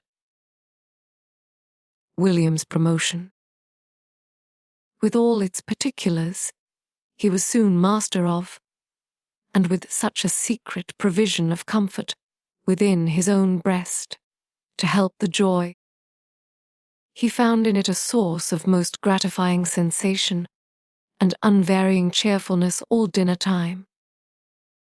After dinner, when he and his father were alone, he had Fanny's history, and then all the great events of the last fortnight. And the present situation of matters at Mansfield were known to him. Fanny suspected what was going on. They sat so much longer than usual in the dining parlour that she was sure they must be talking of her. And when tea at last brought them away, and she was to be seen by Edmund again, she felt dreadfully guilty. He came to her, sat down by her, took her hand, and pressed it kindly, and at that moment she thought that, but for the occupation and the scene which tea things afforded, she must have betrayed her emotion in some unpardonable excess. He was not intending, however, by such action, to be conveying to her that unqualified approbation and encouragement which her hopes drew from it. It was designed only to express his participation in all that interested her, and to tell her that he had been hearing what quickened every feeling of affection. He was, in fact, entirely on his father's side of the question. His surprise was not so great as his father's at her refusing Crawford, because, so far from supposing her to consider him with anything like a preference, he had always believed it to be rather the reverse, and could imagine her to be taken perfectly unprepared. But Sir Thomas could not regard the connection as more desirable than he did.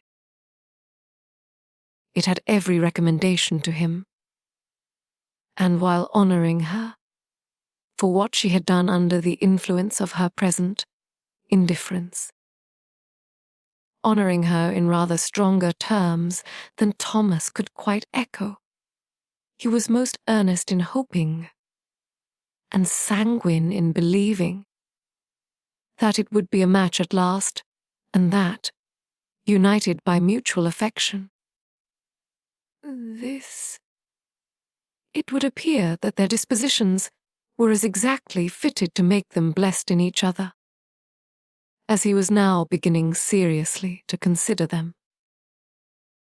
Crawford had been too precipitate. He had not given her time to attach herself. He had begun at the wrong end. With such powers as his, however, and such a disposition as hers, Edmund trusted that everything would work out a happy conclusion. Meanwhile, He saw enough of Fanny's embarrassment to make him scrupulously guard against exciting it a second time by any word or look or movement. Crawford called the next day, and on the score of Edmund's return. Sir Thomas felt himself more than licensed to ask him to stay dinner. It was really a necessary compliment. He stayed, of course, and Edmund had then ample opportunity for observing how he sped with Fanny, and what degree of immediate encouragement for him might be extracted from her manners. And it was so little, so very, very little. Every chance, every possibility of it, resting upon her embarrassment only. If there was not hope in her confusion, there was hope in nothing else. That he was almost ready to wonder at his friend's perseverance. Fanny was worth it all. He held to be worth every effort of patience, every exertion of mind. But he did not think he could have gone on himself with any woman breathing, without something more to warm his courage than his eyes could discern in hers. He was very willing to hope that Crawford saw clearer, and this was the most comfortable conclusion for his, that he could come to from all that he observed to pass before, and at, and after dinner. In the evening a few circumstances occurred which he thought more promising. When he and Crawford walked into the drawing-room, his mother and Fanny were sitting as intently and silently at work, as if there were nothing else to care for. Edmund could not help noticing their apparently deep tranquillity. "We have not been so silent all the time," replied his mother. "Fanny has been reading to me, and only put the book down upon hearing you coming. And sure enough there was a book on the table which had the air of being very recently closed. A volume of Shakespeare. She often reads to me out of those books, and she was in the middle of a very fine speech of that man's. What's his name, Fanny? When we heard your footsteps." Crawford took the volume.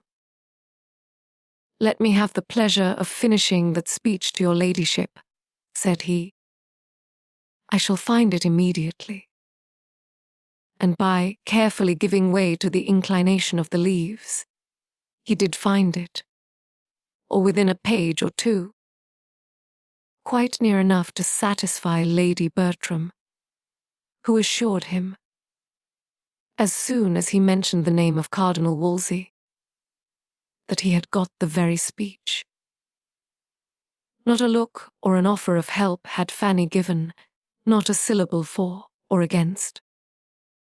All her attention was for her work. She seemed determined to be interested by nothing else.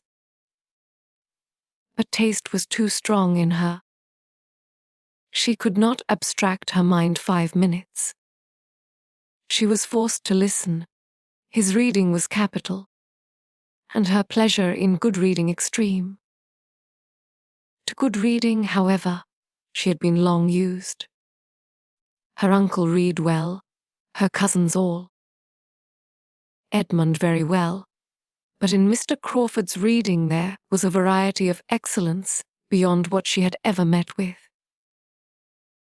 The King, the Queen, Buckingham, Wolsey, Cromwell, all were given in turn, for with the happiest knack, the happiest power of jumping and guessing, he could always alight at will on the best scene, or the best speeches of each, and whether it were dignity, or pride, or tenderness, or remorse, or whatever were to be expressed, he could do it with equal beauty. It was truly dramatic. His acting had first taught Fanny what pleasure a play might give, and his reading brought all his acting before her again. Nay, perhaps with greater enjoyment, for it came unexpectedly, and with no such drawback as she had been used to suffer in seeing him on the stage with Miss Bertram. Edmund watched the progress of her attention, and was amused and gratified by seeing how she gradually slackened in the needlework, which at the beginning seemed to occupy her totally.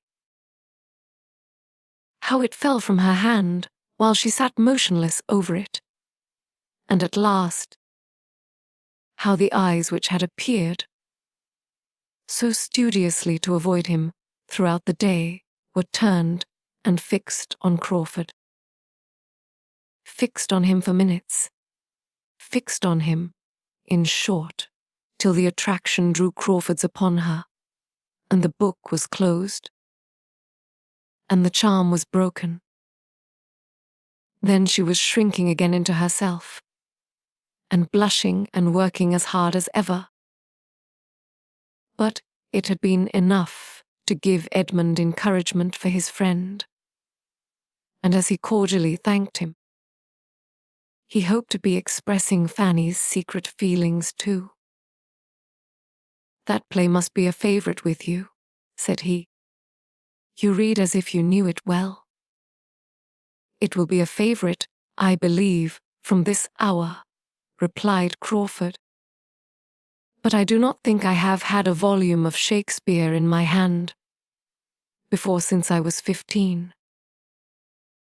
I once saw Henry VIII acted, or I have heard of it from somebody who did. I am not certain which. But Shakespeare one gets acquainted with without knowing how. It is a part of an Englishman's constitution. His thoughts and beauties are so spread abroad that one touches them everywhere. One is intimate with him by instinct. No man of any brain can open at a good part of one of his plays without falling into the flow of his meaning immediately. No doubt one is familiar with Shakespeare in a degree," said Edmund, "from one's earliest years. His celebrated passages are quoted by everybody. They are in half the books we open. And we all talk Shakespeare, use his similes, and describe with his descriptions. But this is totally distinct from giving his sense, as you gave it. To know him in bits and scraps is common enough. To know him pretty thoroughly is, perhaps, not uncommon. But to read him well aloud is no everyday talent." "Sir, you do me honour," was Crawford's answer, with a bow of mock gravity. Both gentlemen had a glance at Fanny, to see if a word of accordant praise could be extorted from her, yet both feeling that it could not be. Her praise had been given in her attention. That must content them. Lady Bertram's admiration was expressed, and strongly too. "It was really like being at a play," said she. "I wish Sir Thomas had been here." Crawford was excessively pleased. If Lady Bertram, with all her incompetency and languor, could feel this, the inference of what her niece, alive and enlightened as she was, must feel, was elevating. "You have a great turn for acting, I am sure, Mr. Crawford," said her ladyship soon afterwards, "and I will tell you what. I think you will have a theatre, some time or other, at your house in Norfolk. I mean when you are settled there." "I do indeed. I think you will fit up a theatre at your house in Norfolk." "Do you, ma'am?" cried he with quickness. "No, no, that will never be. Your ladyship is quite mistaken." "No theatre at Everingham? Oh, no." And he looked at Fanny with an expressive smile, which evidently meant that lady will never allow a theatre at Everingham. Edmund saw it all, and saw Fanny so determined not to see it, as to make it clear that the voice was enough to convey the full meaning of the protestation. And such a quick consciousness of compliment, such a ready comprehension of a hint, he thought, was rather favourable than not. The subject of reading aloud was farther discussed. The two young men were the only talkers, but they, standing by the fire, talked over the too common neglect of the qualification, the total inattention to it, in the ordinary school system for boys, the consequently natural, yet in some instances almost unnatural, degree of ignorance and uncouthness of men, of sensible and well-informed men, when suddenly called to the necessity of reading aloud, which had fallen within their notice, giving instances of blunders and failures with their secondary causes, the want of management of the voice, of proper modulation and emphasis, of foresight and judgment, all proceeding from the first cause, want of early attention and habit. And Fanny was listening again with great entertainment. "Even in my profession," said Edmund, with a smile, "how little the art of reading has been studied! How little a clear manner and good delivery have been attended to! I speak rather of the past, however, than the present. There is now a spirit of improvement abroad. But among those who were ordained 20, 30, 40 years ago, the larger number, to judge by their performance, must have thought reading was reading, and preaching was preaching. It is different now. The subject is more justly considered. It is felt that distinctness and energy may have weight in recommending the most solid truths, and besides, there is more general observation and taste, a more critical knowledge diffused than formerly. In every congregation, there is a larger proportion who know a little of the matter, and who can judge and criticize. Edmund had already gone through the service once, since his ordination, and upon this being understood, he had a variety of questions from Crawford as to his feelings and success, questions which being made, though with the vivacity of friendly interest and quick taste, without any touch of that spirit of banter or air of levity which Edmund knew to be most offensive to Fanny, he had true pleasure in satisfying. And when Crawford proceeded to ask his opinion, and give his own as to the properest manner, in which particular passages in the service should be delivered, shewing it to be a subject on which he had thought before, and thought with judgment, Edmund was still more and more pleased. This would be the way to Fanny's heart. She was not to be won by all that gallantry and wit and good nature together could do. Or, at least, she would not be won by them nearly so soon, without the assistance of sentiment and feeling, and seriousness on serious subjects. Our liturgy, observed Crawford, has beauties which not even a careless, slovenly style of reading can destroy, but it has also redundancies and repetitions, which require good reading not to be felt. For myself, at least, I must confess being not always so attentive as I ought to be. Here was a glance at Fanny, that 19 times out of 20, I am thinking how such a prayer ought to be read, and longing to have it to read myself. Did you speak? Stepping eagerly to Fanny and addressing her in a softened voice, and upon her saying no, he added, "Are you sure you did not speak? I saw your lips move.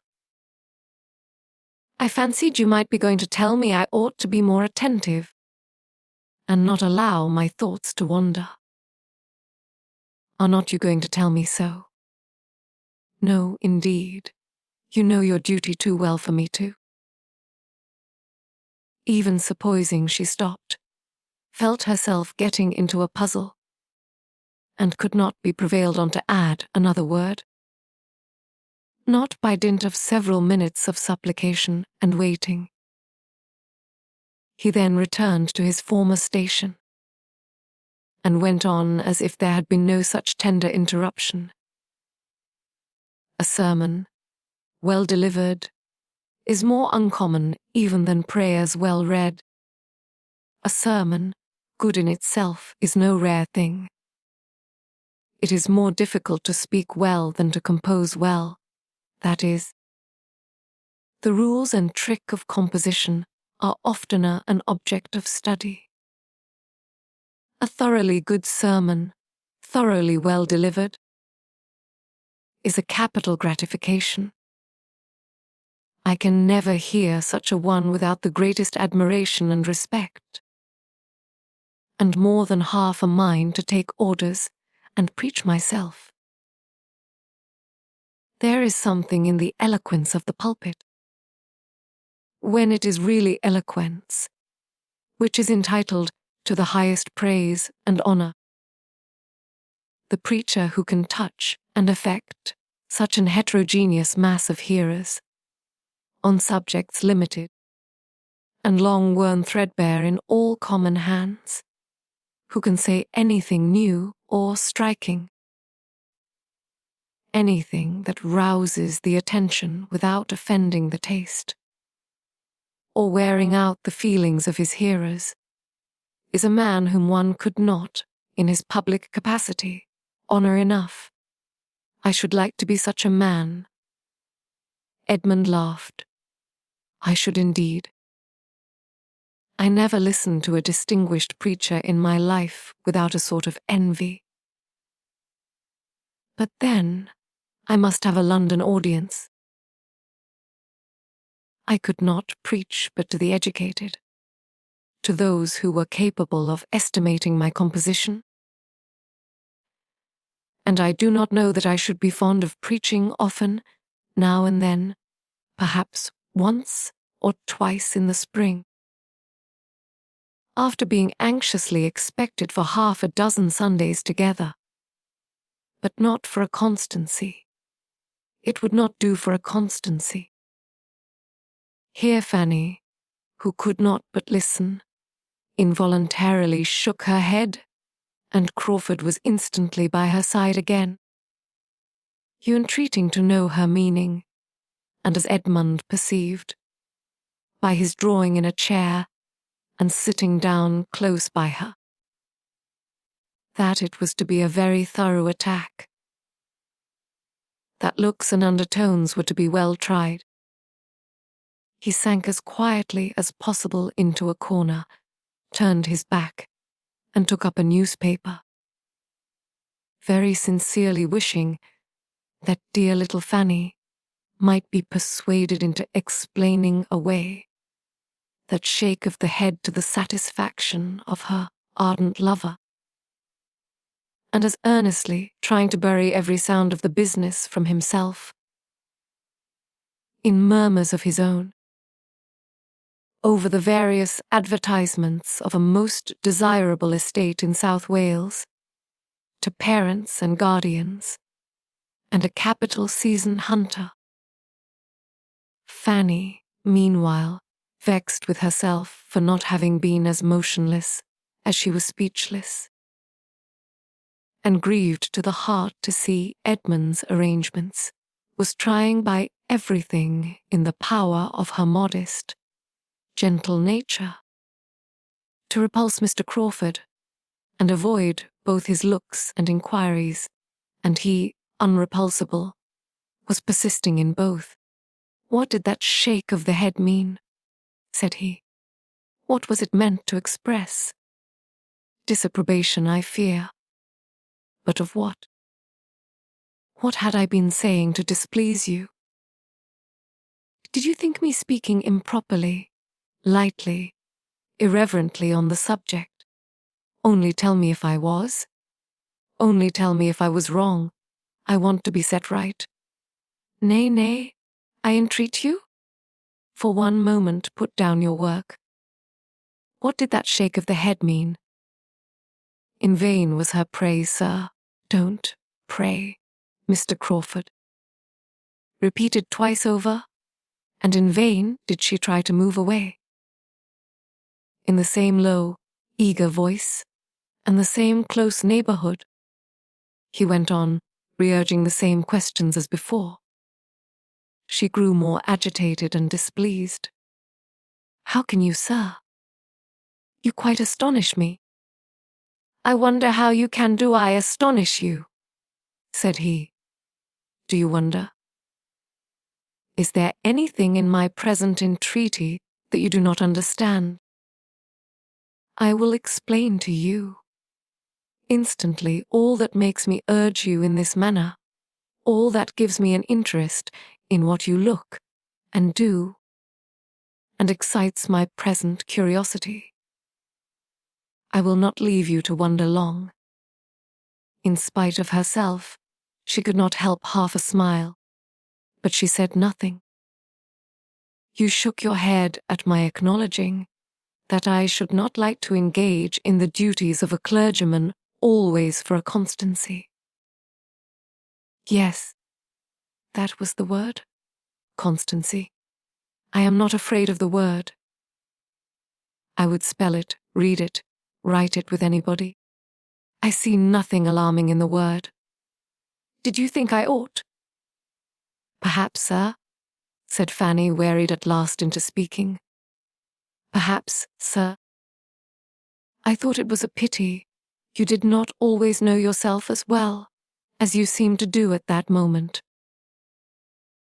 Crawford, delighted to get her to speak at any rate, was determined to keep it up, and poor Fanny, who had hoped to silence him by such an extremity of reproof, found herself sadly mistaken, and that it was only a change from one object of curiosity and one set of words to another. He had always something to entreat the explanation of. The opportunity was too fair. None such had occurred since his seeing her in her uncle's room. None such might occur again before his leaving Mansfield. Lady Bertram's, being just on the other side of the table, was a trifle, for she might always be considered as only half awake, and Edmund's advertisements were still of the first utility. "Well," said Crawford, after a course of rapid questions and reluctant answers, "I am happier than I was, because I now understand more clearly your opinion of me. You think me unsteady, easily swayed by the whim of the moment, easily tempted, easily put aside. With such an opinion, no wonder that. But we shall see. It is not by protestations that I shall endeavor to convince you. I am wronged. It is not by telling you that my affections are steady. My conduct shall speak for me, absence, distance. Time shall speak for me. They shall prove that, as far as you can be deserved by anybody, I do deserve you. You are infinitely my superior in merit. All that I know. You have qualities which I had not before supposed to exist in such a degree in any human creature. You have some touches of the angel in you beyond what? Not merely beyond what one sees, because one never sees anything like it, but beyond what one fancies might be. But still I am not frightened. It is not by a quality of merit that you can be won. That is out of the question. It is he who sees and worships your merit the strongest, who loves you most devotedly, that has the best right to a return.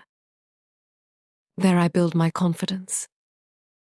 By that right I do, and will deserve you. And when once convinced that my attachment is what I declare it, I know you too well not to entertain the warmest hopes. Yes, a dearest, sweetest Fanny. Nay, seeing her draw back displeased, forgive me. Perhaps I have as yet no right. But by what other name can I call you? Do you suppose you are ever present to my imagination under any other? No. It is Fanny that I think of all day, and dream of all night. You have given the name such reality of sweetness, that nothing else can now descriptive of you. Fanny could hardly have kept her seat any longer, or have refrained from at least trying to get away in spite of all the too public opposition. She foresaw to it. Had it not been for the sound of approaching relief, the very sound which she had been long watching for, and long thinking strangely delayed, the solemn procession, headed by Baddeley, of tea-board, urn, and cake bearers, made its appearance, and delivered her from a grievous imprisonment of body and mind. Mr. Crawford was obliged to move. She was at liberty, she was busy, she was protected. Edmund was not sorry to be admitted again among the number of those who might speak and hear. But though the conference had seemed full long to him, and though on looking at Fanny, he saw rather a flush of vexation, he inclined to hope that so much could not have been said and listened to without some profit to the speaker. Chapter 35. Edmund had determined that it belonged entirely to Fanny to choose whether her situation with regard to Crawford should be mentioned between them or not, and that if she did not lead the way, it should never be touched on by him. But after a day or two of mutual reserve, he was induced by his father to change his mind and try what his influence might do for his friend. A day, and a very early day, was actually fixed for the Crawfords' departure. And Sir Thomas thought it might be as well make one more effort for the young man. Before he left Mansfield, that all his professions and vows of unshaken attachment might have as much hope to sustain them as possible. Sir Thomas most cordially anxious for the perfection of Mr. Crawford's character in that point. He wished him to be a model of constancy, and fancied the best means of effecting it would be by not trying him too long. Edmund was not unwilling to be persuaded to engage in the business. He wanted to know Fanny's feelings. She had been used to consult him in every difficulty, and he loved her too well bear to be denied her confidence now.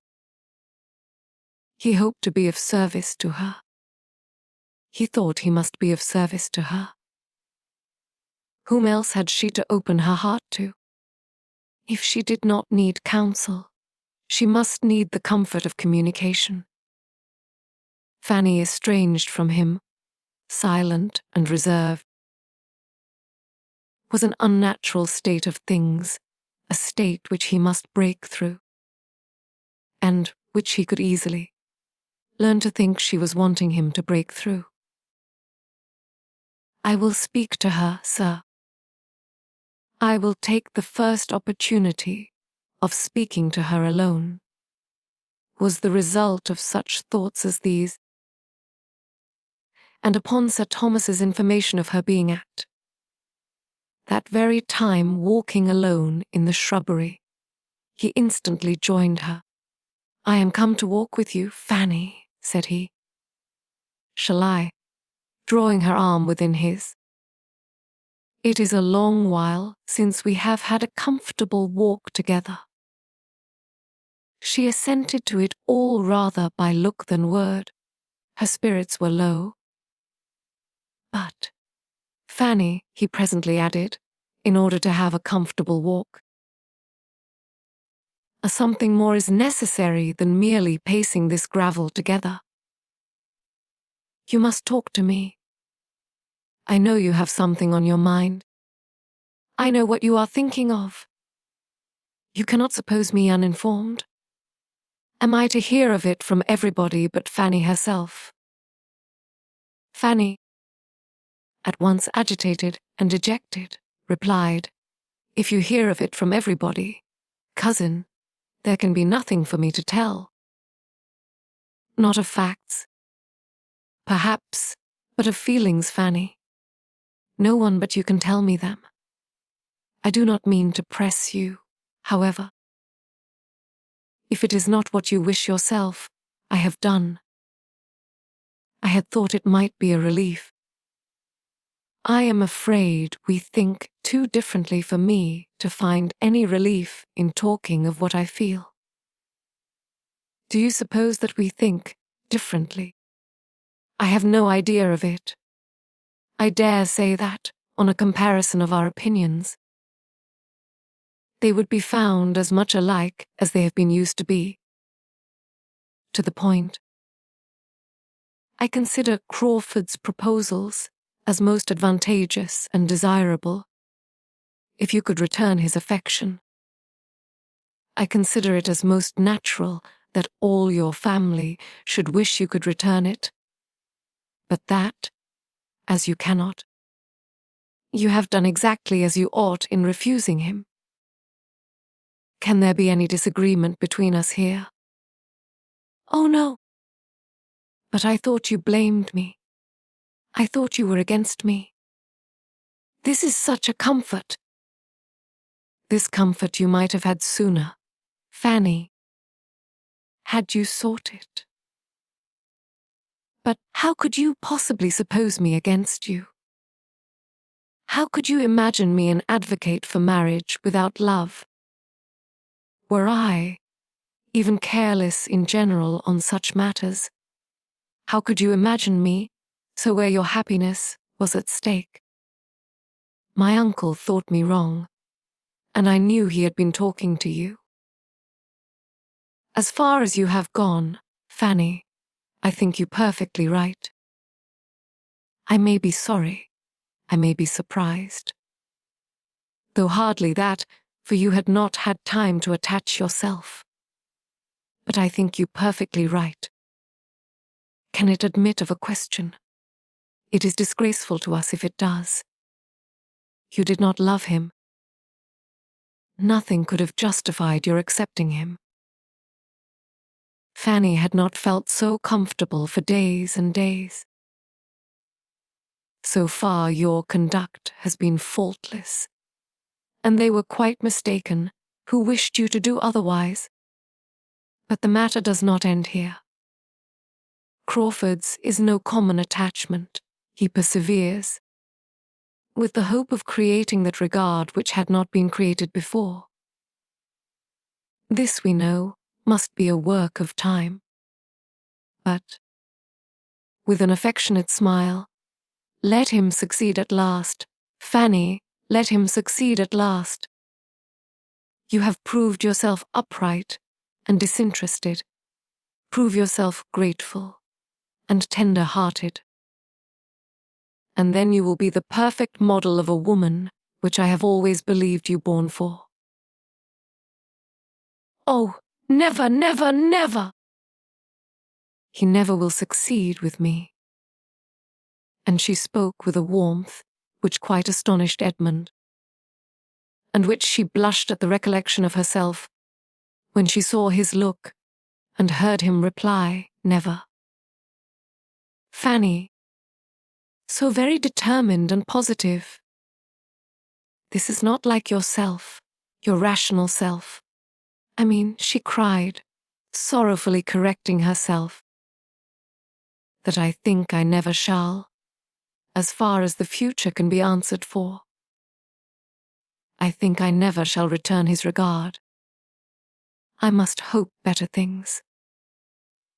I am aware, more aware than Crawford can be, that the man who means to make you love him, you having due notice of his intentions, must have very ill work.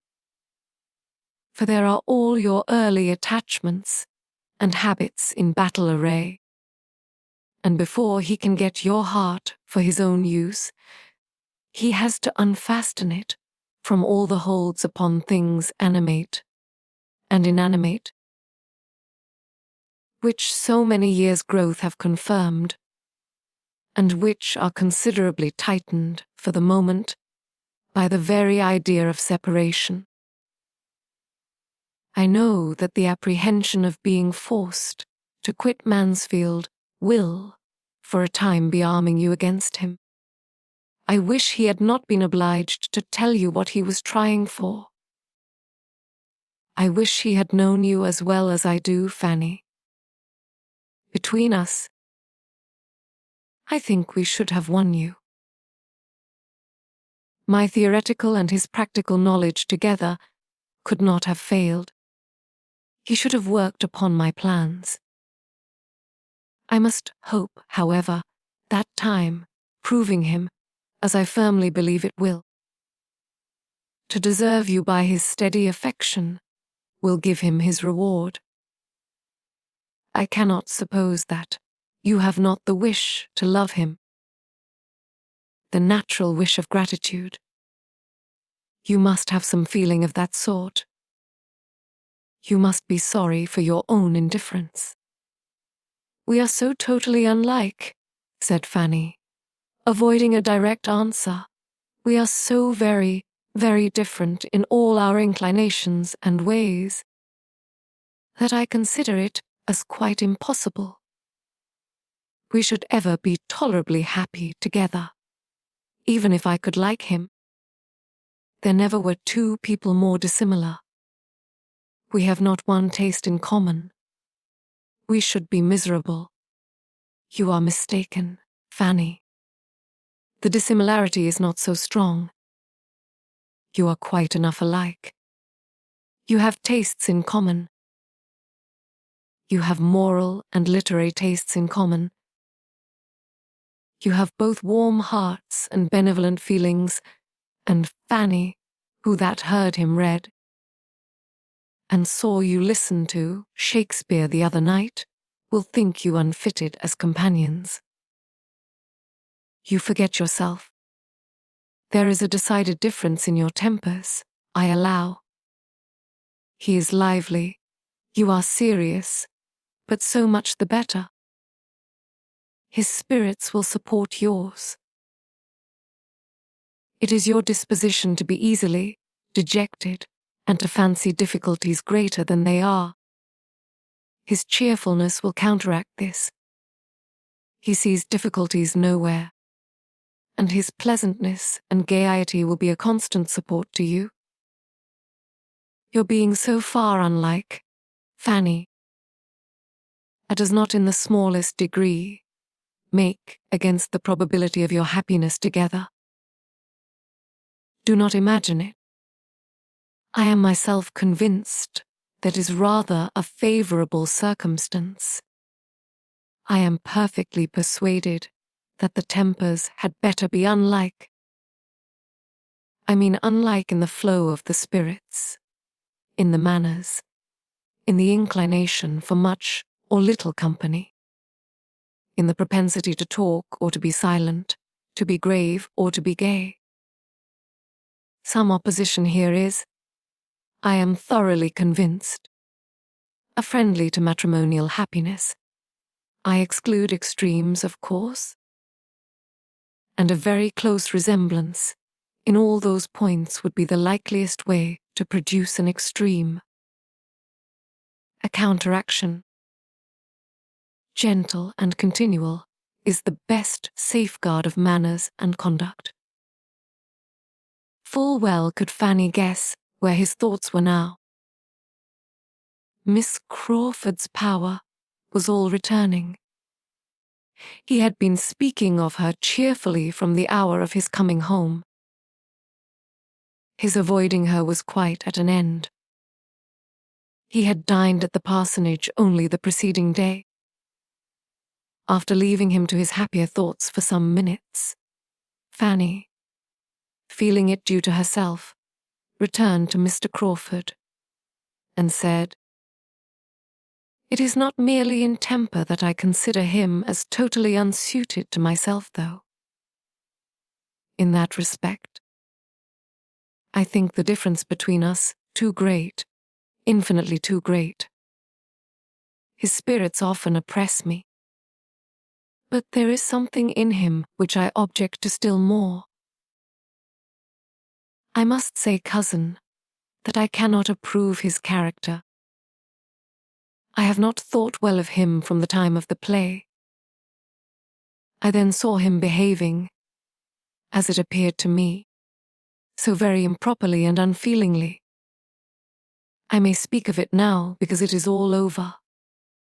So improperly by poor Mr. Rushworth, not seeming to care how he exposed or hurt him, and paying attentions to my cousin Maria, which, in short, at the time of the play, I received an impression which will never be got over." "My dear Fanny," replied Edmund, scarcely hearing her to the end, "let us not, any of us, be judged by what we appeared at that period of general folly. The time of the play is a time which I hate to recollect. Maria was wrong, Crawford was wrong, we were all wrong together, but none so wrong as myself. Compared with me, all the rest were blameless. I was playing the fool with my eyes open.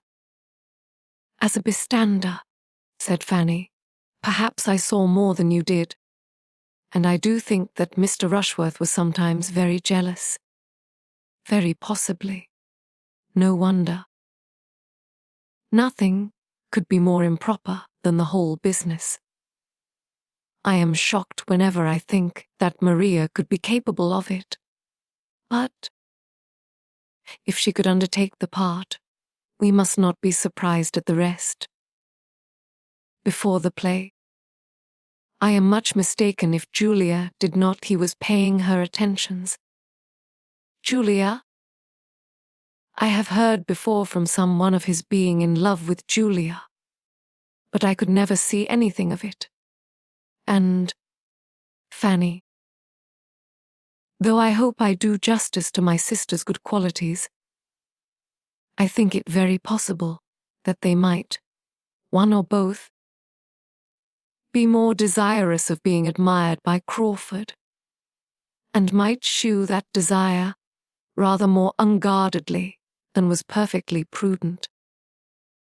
I can remember that they were evidently fond of his society, and with such encouragement, a man like Crawford, lively, and it may be, a little unthinking, might be led on to. There could be nothing very striking 'cause it is clear that he had no pretensions. His heart was reserved for you. And I must say that its being for you has raised him inconceivably, in my opinion. It does him the highest honor. It shews his proper estimation of the blessing of domestic happiness and pure attachment. It proves him unspoilt by his uncle. It proves him, in short, everything that I had been used to wish to believe him, and feared he was not. I am persuaded that he does not think, as he ought, on serious subjects. Say rather, that he has not thought at all upon serious subjects, which I believe to be a good deal the case. How could it be otherwise, with such an education and adviser, under the disadvantages, indeed, which both have had? Is it not wonderful that they should be what they are? Crawford's feelings, I am ready to acknowledge, have hitherto been too much his guides. Happily, those feelings have generally been good. You will supply the rest. And a most fortunate man he is to attach himself to such a creature. To a woman who, firm as a rock in her own principles, has a gentleness of character so well adapted to recommend them. He has chosen his partner, indeed, with rare felicity. He will make you happy, Fanny. I know he will make you happy. But you will make him everything. I would not engage in such a charge, cried Fanny, in a shrinking accent, in such an office of high responsibility. As usual, believing yourself unequal to anything. Fancying everything too much for you. Well, though I may not be able to persuade you into different feelings, you will be persuaded into them, I trust. I confess myself sincerely anxious that you may. I have no common interest in Crawford's well-doing. Next to your happiness, Fanny, his has the first claim on me. You are aware of my having no common interest in Crawford. Fanny was too well aware of it to have anything to say, and they walked on together some 50 yards in mutual silence and abstraction. Edmund first began again. I was very much pleased by her manner of speaking of it yesterday. Particularly pleased, because I had not depended upon her seeing everything in so just a light. I knew she was very fond of you, but yet I was afraid of her not estimating your worth to her brother quite as it deserved, and of her regretting that he had not rather fixed on some woman of distinction or fortune. I was afraid of the bias of those worldly maxims, which she has been too much used to hear. But it was very different. She spoke of you, Fanny, just as she ought. She desires the connection as warmly as your uncle or myself. We had a long talk about it. I should not have mentioned the subject, though very anxious to know her sentiments. But I had not been in the room 5 minutes before she began introducing it with all that openness of heart and sweet peculiarity of manner, that spirit and ingenuousness which are so much a part of herself. Mrs. Grant laughed at her for her rapidity. Was Mrs. Grant in the room then? Yes. When I reached the house, I found the 2 sisters together by themselves, and when once we had begun, we had not done with you, Fanny, till Crawford and Dr. Grant came in. It is above a week since I saw Miss Crawford. Yes, She laments it, yet owns it may have been best. You will see her, however, before she goes. She is very angry with you, Fanny. You must be prepared for that. She calls herself very angry, but you can imagine her anger. It is the regret and disappointment of a sister who thinks her brother has a right to everything he may wish for.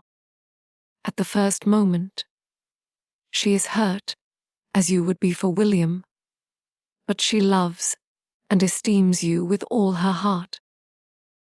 I knew she would be very angry with me.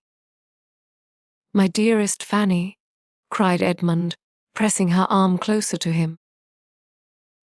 Do not let the idea of her anger distress you. It is anger to be talked of rather than felt. Her heart is made for love and kindness, not for resentment.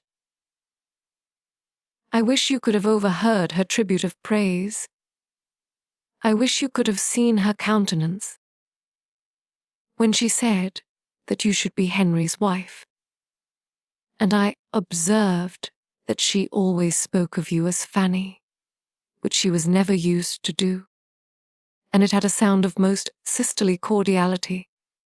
And Mrs. Grant, did she say? Did she speak? Was she there all the time? Yes. She was agreeing exactly with her sister. The surprise of your refusal, Fanny, seems to have been unbounded. That you could refuse such a man as Henry Crawford seems more than they can understand. I said what I could for you, but in good truth, as they stated the case.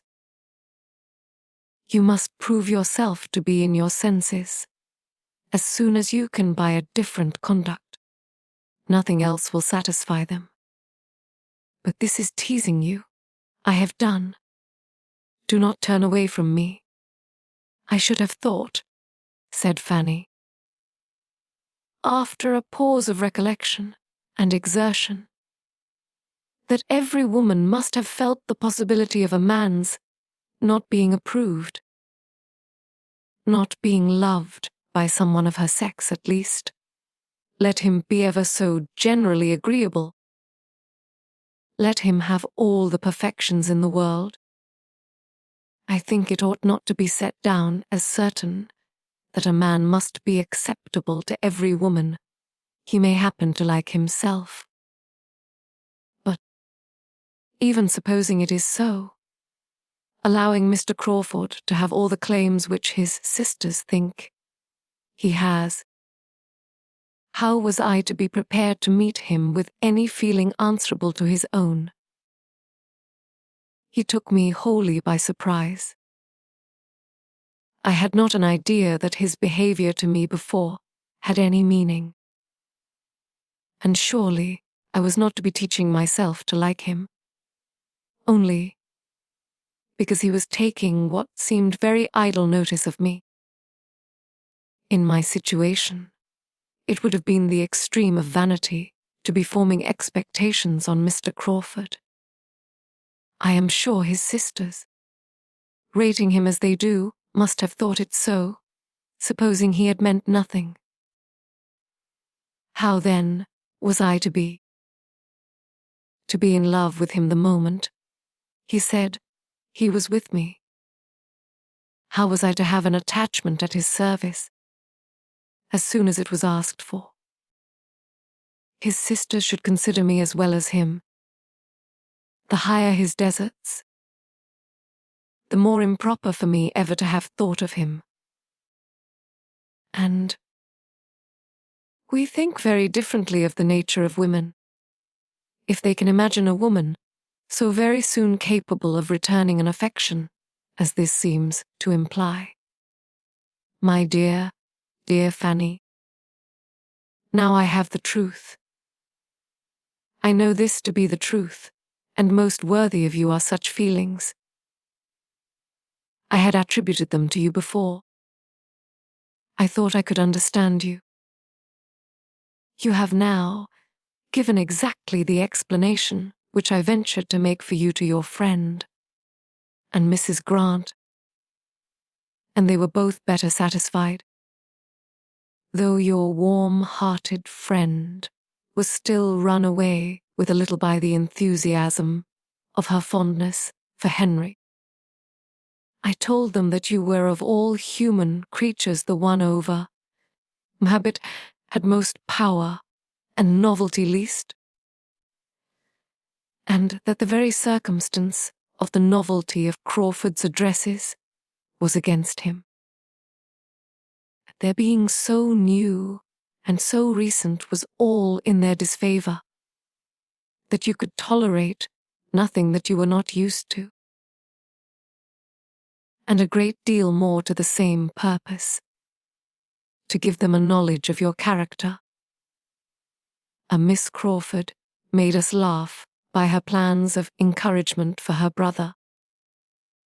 She meant to urge him to persevere in the hope of being loved in time, and of having his addresses most kindly received at the end of about 10 years' happy marriage. Fanny could with difficulty give the smile that was here asked for. Her feelings were all in revolt. She feared she had been doing wrong, saying too much, overacting the caution which she had been fancying necessary. In guarding against one evil, laying herself open to another. And to have Miss Crawford's liveliness repeated to her at such a moment, and on such a subject, was a bitter aggravation. Edmund saw weariness and distress in her face, and immediately resolved to forbear all farther discussion, and not even to mention the name of Crawford again, except as it might be connected what must be agreeable to her. On this principle, he soon afterwards observed, "They go on Monday. You are sure, therefore, of seeing your friend either tomorrow or Sunday." They really go on Monday, and I was within a trifle of being persuaded to stay at Lessingby till that very day. I had almost promised it. What a difference it might have made! Those 5 or 6 days more at Lessingby might have been felt all my life. You were near staying there. Very. I was most kindly pressed, and had nearly consented. Had I received any letter from Mansfield to tell me how you were all going on, I believe I should certainly have stayed. But I knew nothing that had happened here for a fortnight, and felt that I had been away long enough. You spent your time pleasantly there. Yes, that is, it was the fault of my own mind if I did not. They were all very pleasant. I doubt their finding me so. I took uneasiness with me, and there was no getting rid of it till I was in Mansfield again, the Miss Owens. You liked them, did not you? Yes, very well. Pleasant, good-humoured, unaffected girls. But I am spoilt, Fanny, for common female society. Good-humoured, unaffected girls will not do for a man who has been used to sensible women. They are 2 distinct orders of being. You and Miss Crawford have made me too nice. Still, however, Fanny was oppressed and wearied. He saw it in her looks. It could not be talked away, and attempting it no more, he led her directly, with the kind authority of a privileged guardian, into the house. Chapter 36. Edmund now believed himself perfectly acquainted with all that Fanny could tell, or could leave to be conjectured of her sentiments, and he was satisfied. It had been as he before presumed. too hasty a measure on Crawford's side, and time must be given to make the idea first familiar, and then agreeable to her. She must be used to the consideration of his being in love with her, and then a return of affection might not be very distant. He gave this opinion as the result of the conversation to his father, and recommended there nothing more said to her. No farther attempts to influence or persuade, but that everything should be left to Crawford's assiduities and the natural workings of her own mind. Sir Thomas promised that it should be so. Edmund's account of Fanny's disposition he could believe to be just. He supposed she had all those feelings, but he must consider it as very unfortunate that she had, for, less willing than his son to trust to the future, he could not help fearing that if such very long allowances of time and habit were necessary for her, she might not have persuaded herself into receiving his addresses properly before the young man's inclination for paying them were over. There was nothing to be done, however, but to submit quietly and hope the best. The promised visit from her friend, as Edmund called Miss Crawford, was a formidable threat to Fanny, and she lived in continual terror of it. As a sister, so partial and so angry, and so little scrupulous of what she said, and in another light so triumphant and secure, she was in every way an object of painful alarm.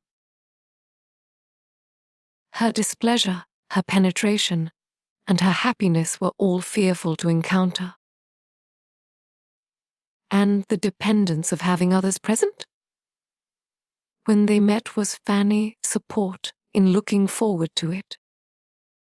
She absented herself as little as possible from Lady Bertram, kept away from the east room, and took no solitary walk in the shrubbery, in her caution to avoid any sudden attack. She succeeded. She was safe in the breakfast room, with her aunt, when Miss Crawford did come, and the first misery over, and Miss Crawford looking, and speaking with much less particularity of expression than she had anticipated, Fanny began to hope there would be nothing worse to be endured than a half-hour of moderate agitation. But here she hoped too much. Miss Crawford was not the slave of opportunity. She was determined to see Fanny alone, and therefore said to her tolerably soon, in a low voice, "I must speak to you for a few minutes somewhere," words that Fanny felt all over her, in all her pulses and all her nerves. Denial was impossible. Her habits of ready submission, on the contrary, made her almost instantly rise and lead the way out of the room. She did it with wretched feelings, but it was inevitable. They were no sooner in the hall than all restraint of countenance was over on Miss Crawford's side. She immediately shook her head at Fanny with arch, yet affectionate reproach, and taking her hand, seemed hardly able to help beginning directly. She said nothing, however, but, "Sad, sad girl. I do not know when I shall have done scolding you," and had discretion enough to reserve the rest, till they might be secure of having four walls to themselves. Fanny naturally turned upstairs, and took her guest to the apartment, which was now always fit for comfortable use, opening the door, however, with a most aching heart, and feeling that she had a more distressing scene before her than ever that Spot had yet witnessed. But the evil ready to burst on her was at least delayed by the sudden change in Miss Crawford's ideas, by the strong effect on her mind which the finding herself in the East Room again produced. "Ah!" she cried, with instant animation. "Am I here again? The East Room. Once only was I in this room before, and after stopping to look about her, and seemingly to retrace all that had then passed, she added, once only before. Do you remember it? I came to rehearse. Your cousin came too, and we had a rehearsal. You were our audience and prompter. A delightful rehearsal. I shall never forget it. Here we were, just in this part of the room. Here was your cousin. Here was I. Here were the chairs. Oh, why will such things ever pass away? Happily for her companion, she wanted no answer. Her mind was entirely self-engrossed. She was in a reverie of sweet remembrances. The scene we were rehearsing was so very remarkable. The subject of it so very, what shall I say? He was to be describing and recommending matrimony to me. I think I see him now, trying to be as demure and composed as an halt ought, through the 2 long speeches. When 2 sympathetic hearts meet in the marriage state, matrimony may be called a happy life. I suppose no time can ever wear out the impression I have of his looks and voice as he said those words. It was curious, very curious, that we should have such a scene to play. If I had the power of recalling any 1 week of my existence, it should be that week, that acting week. Say what you would, Fanny, it should be that. For I never knew such exquisite happiness in any other. His sturdy spirit to bend as it did. Oh, it was sweet beyond expression. But Alice, that very evening destroyed it all. That very evening brought your most unwelcome uncle. Poor Sir Thomas, who was glad to see you. Yet, Fanny, do not imagine I would now speak disrespectfully of Sir Thomas, though I certainly did hate him for many a week. No, I do him justice now. He is just what the head of such a family should be. Nay, in sober sadness, I believe I now love you all. And having said so, with a degree of tenderness and consciousness which Fanny had never seen in her before, and now thought only too becoming, she turned away for a moment to recover herself. I have had a little fit since I came into this room, as you may perceive, said she presently, with a playful smile, but it is over now. So let us sit down and be comfortable, for as to scolding you, Fanny, which I came fully intending to do, I have not the heart for it when it comes to the point. And embracing her very affectionately, good, gentle Fanny, when I think of this being the last time of seeing you, for I do not know how long, I feel it quite impossible to do anything but love you. Fanny was affected. She had not foreseen anything of this, and her feelings could seldom withstand the melancholy influence of the word last. This, she cried as if she had loved Miss Crawford more than she possibly could, and Miss Crawford, yet farther softened by the sight of such emotion, hung about her with fondness, and said, "I hate to leave you. I shall see no one half so amiable where I am going." "Who says we shall not be sisters? I know we shall. I feel that we are born to be connected, and those tears convince me that you feel it too, dear Fanny." Fanny roused herself, and replying only in part, said, "But you are only going from one set of friends to another. You are going to a very particular friend." "Yes, very true. Mrs. Fraser has been my intimate friend for years. But I have not the least inclination to go near her. I can think only of the friends I am leaving. My excellent sister, yourself, and the Bertrams in general. You have all so much more heart among you than one finds in the world at large. You all give me a feeling of being able to trust and confide in you, which, in common intercourse, one knows nothing of. I wish I had settled with Mrs. Fraser, not go to her till after Easter. A much better time for the visit. But now I cannot put her off. And when I have done with her, I must go to her sister, Lady Stornoway, because she was rather my most particular friend of the two, but I have not cared much for her these 3 years. After this speech, the two girls sat many minutes silent, each thoughtful. Fanny meditating on the different sorts of friendship in the world. Mary on something of less philosophic tendency. She first spoke again. "How perfectly I remember my resolving to look for you upstairs, and setting off to find my way to the East Room, without having an idea whereabouts it was.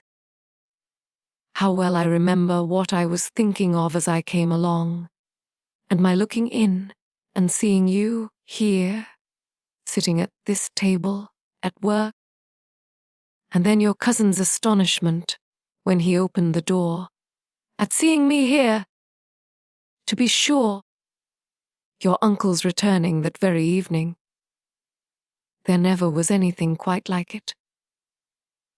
Another short fit of abstraction followed, when, shaking it off, she thus attacked her companion.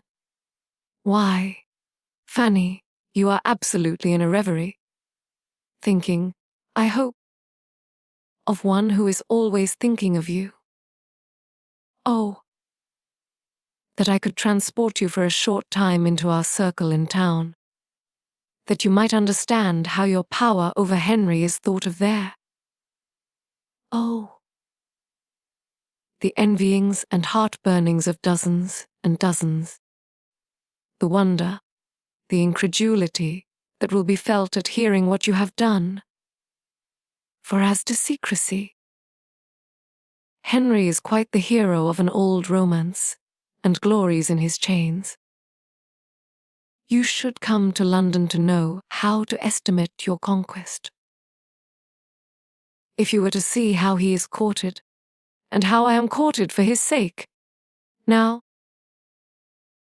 I am well aware that I shall not be half so welcome to Mrs. Fraser in consequence of his situation with you. When she comes to know the truth, she will, very likely, wish me in Northamptonshire again, for there is a daughter of Mr. Fraser, by a first wife, whom she is wild to get married, and wants Henry to take. Oh, she has been trying for him to such a degree. Innocent and quiet as you sit here, you cannot have an idea of the sensation that you will be occasioning, of the curiosity there will be to see you, of the endless questions I shall have to answer. Poor Margaret Fraser will be at me forever about your eyes and your teeth. and how you do your hair, and who makes your shoes. I wish Margaret were married, for my poor friend's sake. For I look upon the Frasers to be about as unhappy as most other married people. And yet it was a most desirable match for Janet at the time. We were all delighted. She could not do otherwise than accept him. For he was rich, and she had nothing. But he turns out ill-tempered and exigent, and wants a young woman. A beautiful young woman of 25, to be as steady as himself. And my friend does not manage him well. She does not seem to know how to make the best of it. There is a spirit of irritation which, to say nothing worse, is certainly very ill-bred. In their house I shall to mind the conjugal manners of Mansfield parsonage with respect. Even Dr. Grant does shew a thorough confidence in my sister, and a certain consideration for her judgment, which makes one feel there is attachment, but of that I shall see nothing with the Frasers. I shall be at Mansfield for ever, Fanny. My own sister as a wife, Sir Thomas Bertram as a husband, are my standards of perfection. Poor Janet has been sadly taken in, and yet there was nothing improper on her side. She did not run into the match inconsiderately. There was no want of foresight. She took 3 days to consider of his proposals, and during those 3 days asked the advice of everybody connected with whose opinion was worth having, and especially applied to my late dear aunt, whose knowledge of the world made her judgment very generally, and deservedly, looked up to by all the young people of her acquaintance, and she was decidedly in favour of Mr. Fraser. This seems if nothing were a security for matrimonial comfort. I have not so much to say for my friend Flora, who jilted a very nice young man in the blues for the sake of that horrid Lord Stornoway, who has about as much sense, Fanny, as Mr. Rushworth, but much worse looking and with a blackguard character. I had my doubts at the time about her being right, for he has not even the air of a gentleman, and now I am sure she was wrong. By the by, Flora Ross was dying for Henry the first winter she came out. But were I to attempt to tell you of all the women whom I have known to be in love with him, I should never have done. It is you, only you, insensible Fanny, who can think of him with anything like indifference. But are you so insensible as you profess yourself? No, I see you are not. There was, indeed, so deep a blush over Fanny's face at that moment as might warrant strong suspicion in a predisposed mind.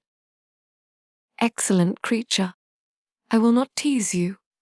Everything shall take its course.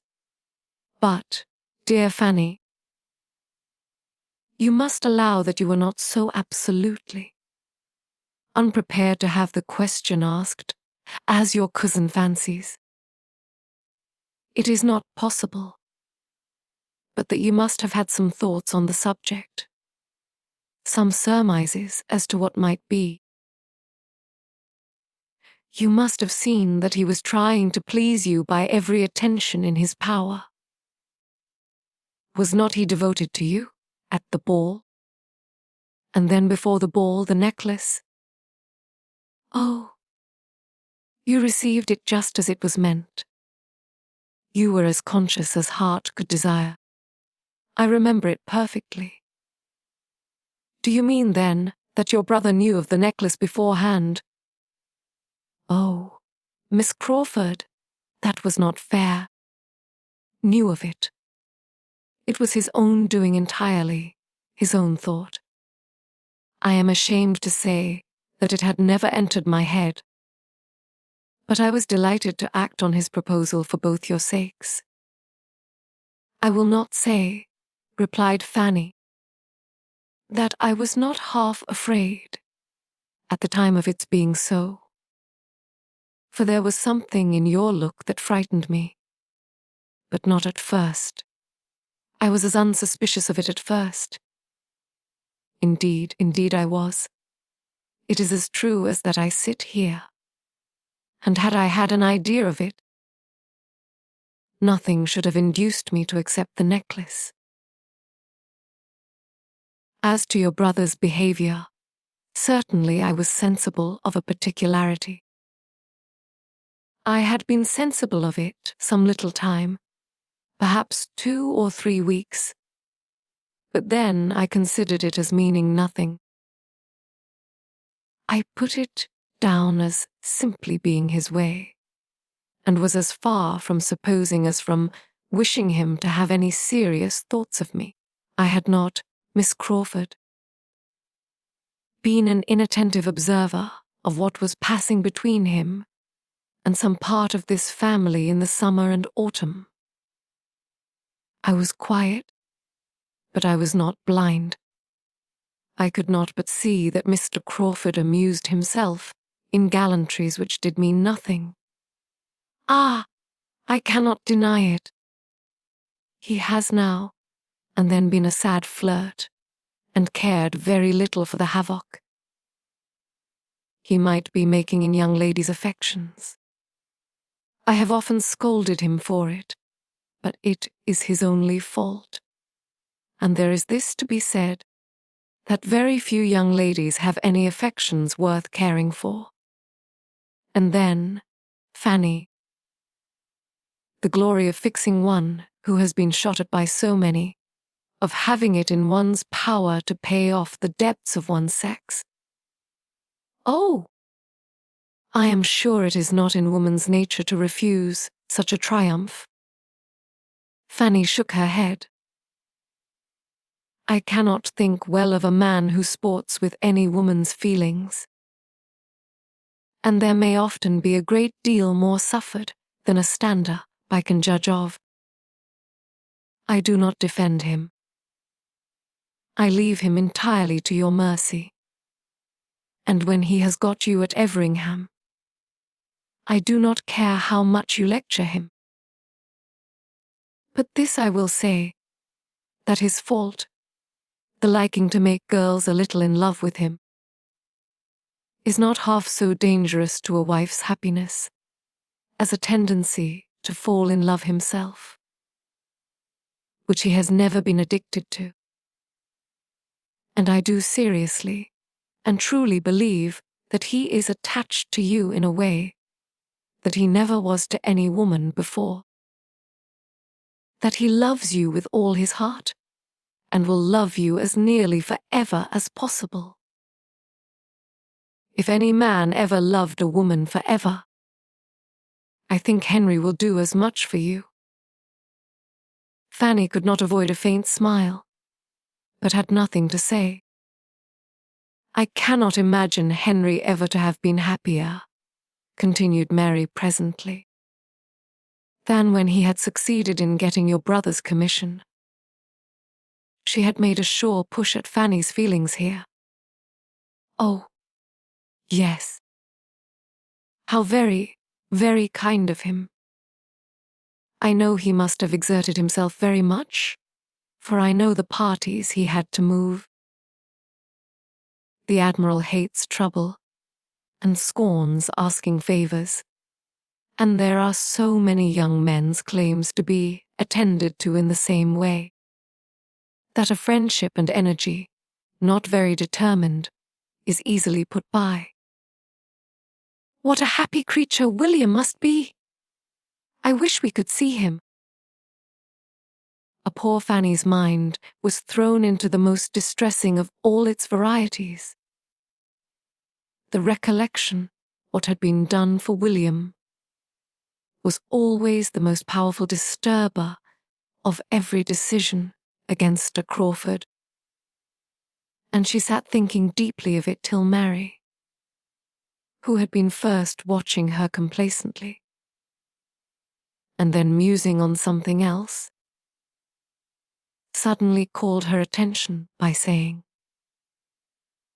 "I should like to sit talking with you here all day, but we must not forget the ladies below.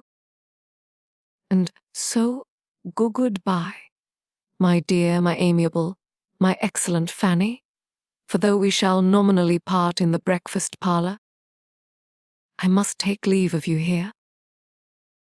And I do take leave, longing for a happy reunion, and trusting that, when we meet again, it will be under circumstances which may open our hearts to each other without any remnant or shadow of reserve."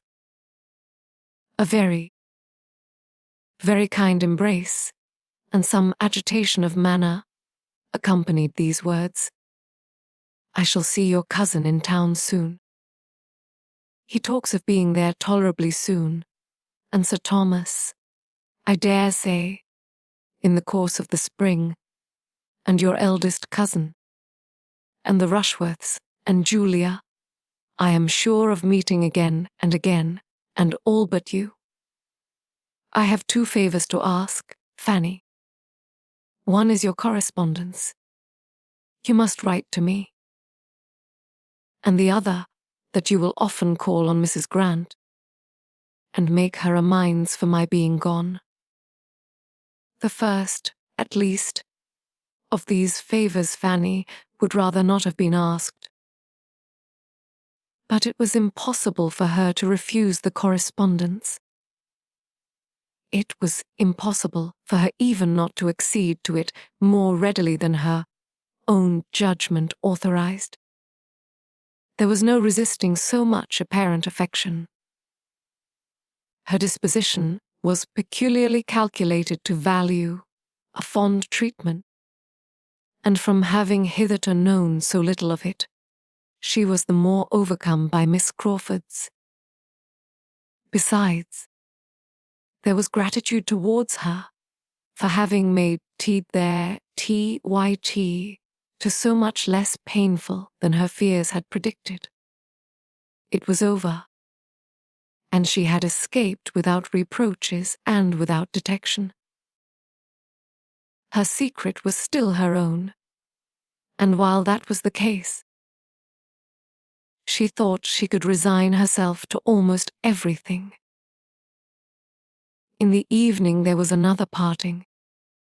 Henry Crawford came and sat some time with them, and her spirits not being previously in the strongest state, her heart was softened for a while towards him, because he really seemed to feel quite unlike his usual self.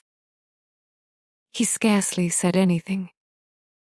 He was evidently oppressed, and Fanny must grieve for him, though hoping she might never see him again, till he were the husband of some other woman. When it came to the moment of parting, he would take her hand. He would not be denied it. He said nothing, however, or nothing that she heard. And when he had left the room, she was better pleased that such a token of friendship had passed. On the morrow the Crawfords were gone. Chapter 37. Mr. Crawford gone, Sir Thomas's next object was that he should be missed, and he entertained great hope that his niece would find a blank in the loss of those attentions which at the time she had felt or fancied an evil. She had tasted of consequence in its most flattering form, and he did hope that the loss of it, the sinking again into nothing, would awaken very wholesome regrets in her mind. He watched her with this idea. but he could hardly tell with what success. He hardly knew whether there were any difference in her spirits or not. She was always so gentle and retiring that her emotions were beyond his discrimination. He did not understand her. He felt that he did not, and therefore applied to Edmund to tell him how she stood affected on the present occasion, and whether she were more or less happy than she had been. Edmund did not discern any symptoms of regret, and thought his father a little unreasonable in supposing the first 3 or 4 days could produce any. What chiefly surprised Edmund was that Crawford's sister, the friend and companion who had been so much to her, should not be more visibly regretted. He wondered that Fanny spoke so seldom of her, and had so little voluntarily to say of her concern at this separation. Alas! It was this sister, this friend and companion, who was now the chief bane of Fanny's comfort. If she could have believed Mary's future fate unconnected with Mansfield, as she was determined the brothers should be, if she could have hoped her return there to be as distant as she much inclined to think his, she would have been light of heart indeed. But the more she recollected and observed, the more deeply was she convinced that everything was now in a fairer train for Miss Crawford's marrying Edmund than it had ever been before. On his side the inclination was stronger, on hers less equivocal. His objections, the scruples of his integrity, seemed all done away. Nobody could tell how, and the doubts and hesitations of her ambition were equally got over, and equally without apparent reason. It could only be imputed to increasing attachment. His good and her bad feelings yielded to love, and such love must unite them. He was to go to town as soon as some business relative to Thornton, Lacey, were completed, perhaps within a fortnight. He talked of going, he loved to talk of it, and when once with her again, Fanny could not doubt the rest. Her acceptance must be as certain as his offer. And yet there were bad feelings still remaining which made the prospect of it most sorrowful to her. Independently, she believed, independently of self. In their very last conversation, Miss Crawford, in spite of some amiable sensations and much personal kindness, had still been Miss Crawford, still shewn a mind led astray and bewildered, and without any suspicion of being so darkened, yet fancying itself light. She might love, but she did not deserve Edmund by any other sentiment. Fanny believed there was scarcely a second feeling in common between them, and she may be forgiven by older sages for looking on the chance of Miss Crawford's future improvement as nearly desperate, for thinking that if Edmund's influence in this season of love had already done so little in clearing her judgment and regulating her notions, his worth would be finally wasted on her, even in years of matrimony. Experience might have hoped more for any young people so circumstanced, and impartiality would not have denied to Miss Crawford's nature that participation of the general nature of women which would lead her to adopt the opinions of the man she loved and respected as her own. But as such were Fanny's persuasions. She suffered very much from them, and could never speak of Miss Crawford without pain. Sir Thomas, meanwhile, went on with his own hopes and his own observations, still feeling aright, by all his knowledge of human nature, to expect to see the effect of the loss of power and consequence on his niece's spirits, and the past attentions of the lover producing a craving for their return. And he was soon afterwards able to account for his not yet completely and indubitably seeing all this by the prospect of another visitor, whose approach he could allow to be quite enough to support the spirits he was watching. William had obtained a 10 days' leave of absence to be given to Northamptonshire, and was coming, the happiest of lieutenants, because the latest maid, to shew his happiness and describe his uniform.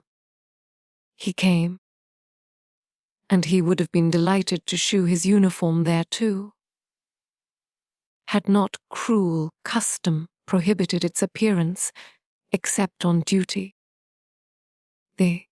So the uniform remained at Portsmouth, and Edmund conjectured that before Fanny had any chance of seeing it, all its own freshness, and all the freshness of its wearer's feelings, must be worn away. It would be sunk into a badge of disgrace.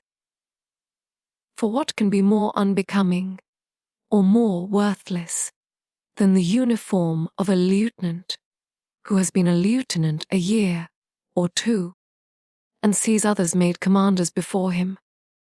So reasoned Edmund, till his father made him the confidant of a scheme which placed chance of seeing the second lieutenant of Miss Thrush in all his glory in another light.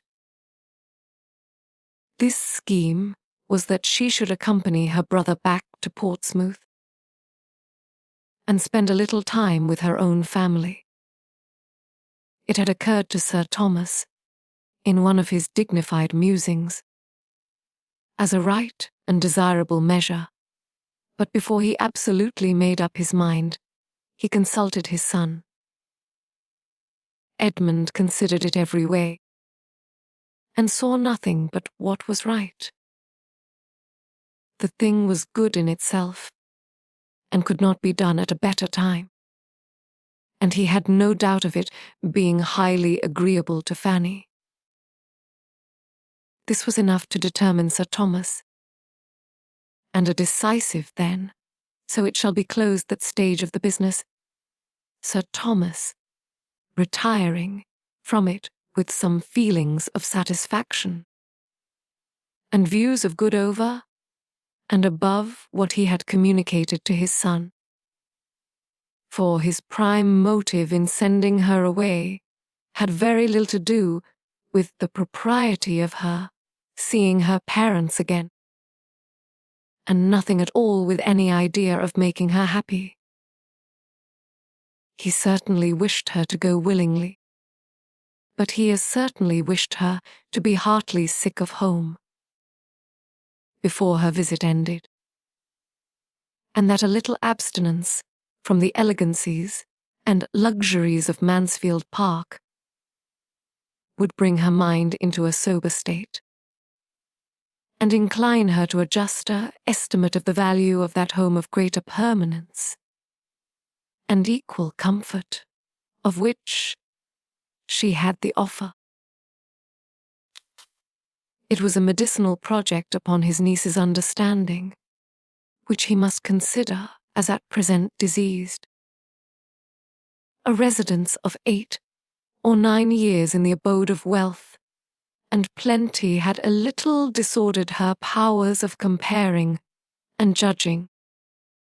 Her father's house would, in all probability, teach her the value of a good income, and he trusted that she would be the wiser and happier woman all her life for the experiment he had devised.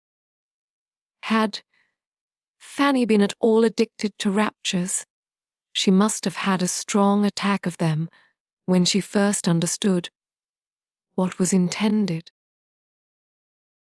When her uncle first made her the offer of visiting the parents, and brothers and sisters, from whom she had been divided almost half her life, of returning for a couple of months to the scenes of her infancy, with William for the protector and companion of her journey, and a certainty of continuing to see William to the last hour of his remaining on land. Had she ever given way to bursts of delight, it must have been then, for she was delighted. But her happiness was of a quiet, deep, heart-swelling sort, and though never a great talker, she was always more inclined to silence when feeling most strongly. At the moment she could only thank and accept. Afterwards, when familiarized with the visions of enjoyment so suddenly opened, she could speak more largely to William and Edmund of what she felt. But still there were emotions of tenderness that could not be clothed in words.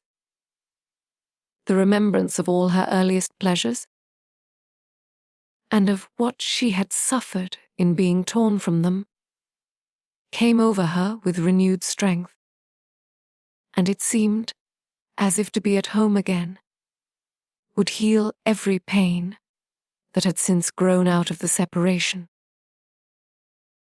To be in the center of such a circle, loved by so many, and more loved by all than she had ever been before.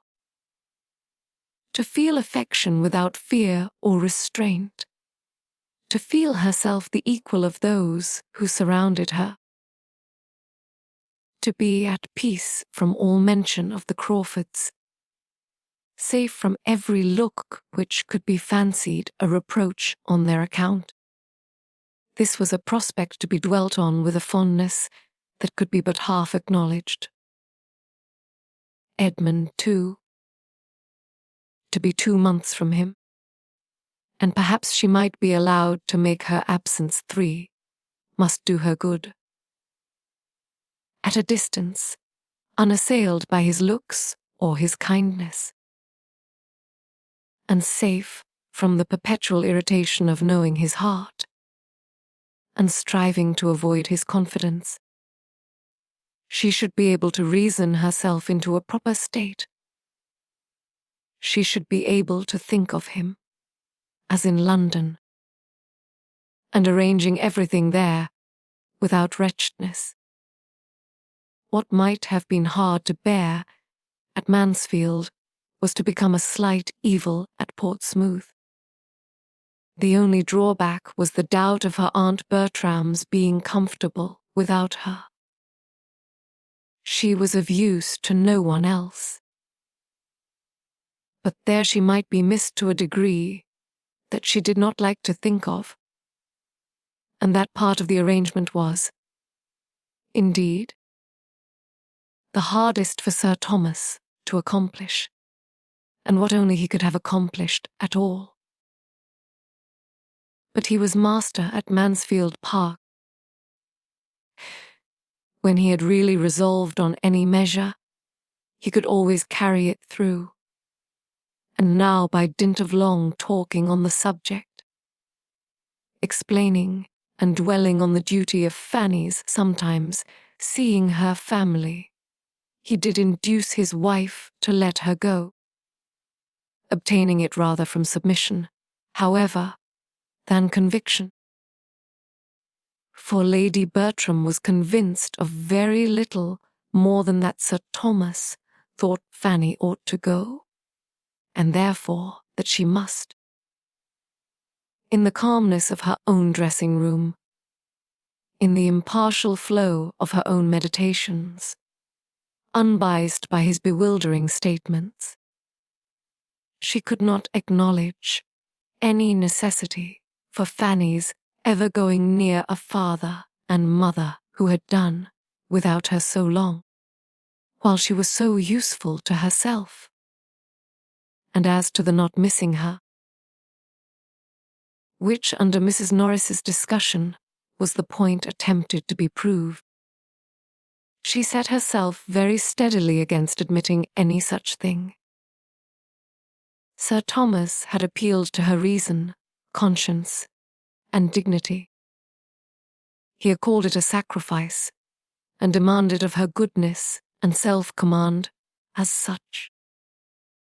But Mrs. Norris wanted to persuade her that Fanny could be very well spared, she being ready to give up all her own time to her as requested, and, in short, could not really be wanted or missed.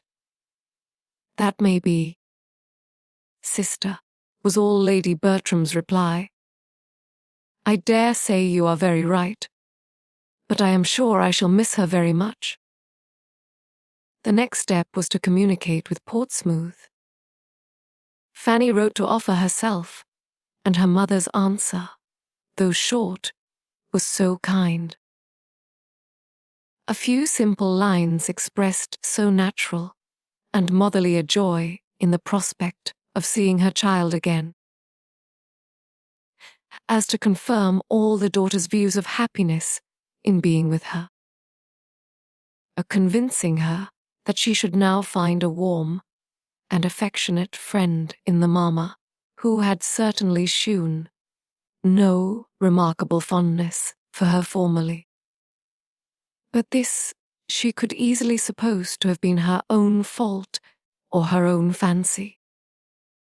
She had probably alienated love, the helplessness and fretfulness of a fearful temper, or been unreasonable in wanting a larger share than anyone among so many could deserve. Now, when she knew better how to be useful, like this, and how to forbear, and where mother could be no longer occupied by the incessant demands of a house full of little children, there would be leisure and inclination for every comfort, and they should soon be what mother and daughter ought to be to each other. William was almost as happy in the plan as his sister. It would be the greatest pleasure to him to have her there, to the last moment before he sailed, and perhaps find her there still when he came in from his first cruise. And besides, he wanted her so very much to see the Thrush before she went out of harbour. The Thrush was certainly the finest sloop in the service, and there were several improvements in the dockyard, too, which he quite longed to shew her. He did not scruple to add that her being at home for a while would be a great advantage to everybody. I do not know how it is, said he, but we seem to want some of your nice ways and orderliness at my father's. The house is always in confusion. You will set things going in a better way, I am sure. You will tell my mother how it all ought to be. And you will be so useful to Susan, and you will teach Betsy, and make the boys love and mind you. How right and comfortable it will all be! By the time Mrs. Price's answer arrived, there remained but a very few days more to be spent at Mansfield. And for part of one of those days, the young travellers were in a good deal of alarm on the subject of their journey. For when the mode of it came to be talked of, and Mrs. Norris found that all her anxiety to save her brother-in law's money was vain, and that in spite of her wishes and hints for a less expensive conveyance of Fanny, They were to travel post. When she saw Sir Thomas actually give William notes for the purpose, she was struck with the idea of there being room for a third in the carriage, and suddenly seized with a strong inclination to go with them, to go and see her poor dear sister Price. She proclaimed her thoughts. She must say that she had more than half a mind to go with the young people. It would be such an indulgence to her. She had not seen her poor dear Sister Price for more than 20 years. And it would be a help, too, the young people in their journey, to have her older head to manage for them. And she could not help thinking her poor dear Sister Price would feel it very unkind of her not to come by such an opportunity. William and Fanny were horror-struck at the idea. All the comfort of their comfortable journey would be destroyed at once. With woeful countenances they looked at each other. Their suspense lasted an hour or two. No one interfered to encourage or dissuade. Mrs. Norris was left to settle the matter by herself, and it ended, to the infinite joy of her nephew and niece. In the recollection that she could not possibly be spared from Mansfield Park at present, that she was a great deal too necessary to Sir Thomas and Lady Bertram for her to be able to answer it to herself, to leave them, even for a week, and therefore must certainly sacrifice every other pleasure to that of being useful to them. It had, in fact, occurred to her that, though taken to Portsmouth for nothing, it would be hardly possible for her to avoid paying her own expenses back again. So her poor dear Sister Price was left to all the disappointment of her missing such an opportunity. And another 20 years' absence, perhaps, begun. Edmund's plans were affected by this Portsmouth journey, this absence of Fanny's. He too had a sacrifice to make to Mansfield Park as well as his aunt. He had intended, about this time, to be going to London. But he could not leave his father and mother just when everybody else of most importance to their comfort was leaving them, and with an effort, felt but not boasted of, he delayed for a week or two longer. A journey which he was looking forward to with the hope of its fixing his happiness forever. He told Fanny of it. She knew so much already that she must know everything. It made the substance of one other confidential discourse about Miss Crawford, and Fanny was the more affected from feeling it to be the last time in which Miss Crawford's name would ever be mentioned between them with any remains of liberty. Once afterwards, she was allowed it to by him.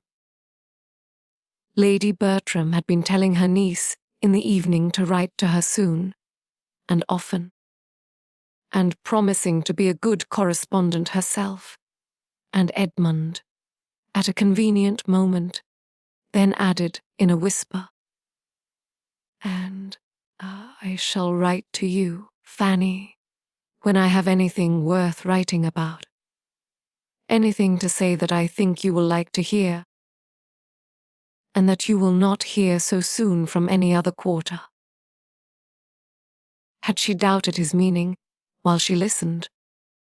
The glow in his face, when she looked up at him, would have been decisive. For this letter she must try to arm herself, that a letter from Edmund should be a subject of terror. She began to feel that she had not yet gone through yet all the changes of opinion and sentiment which the progress of time and variation of circumstances occasion in this world of changes. The vicissitudes of the human mind had not yet been exhausted by her. Poor Fanny! Though going as she did willingly and eagerly, the last evening at Mansfield Park must still be wretchedness. Her heart was completely sad at parting. She had tears for every room in the house, much more for every beloved inhabitant. She clung to her aunt because she would miss her.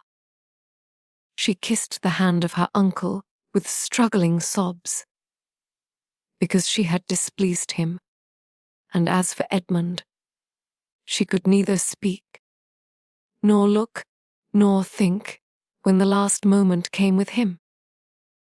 And it was not till it was over that she knew he was giving her the affectionate farewell of a brother. All this passed overnight, for the journey was to begin very early in the morning, and when the small, diminished party met at breakfast, William and Fanny were talked of as already advanced one stage. Chapter 38. The novelty of travelling, and the happiness of being with William, soon produced their natural effect on Fanny's spirits.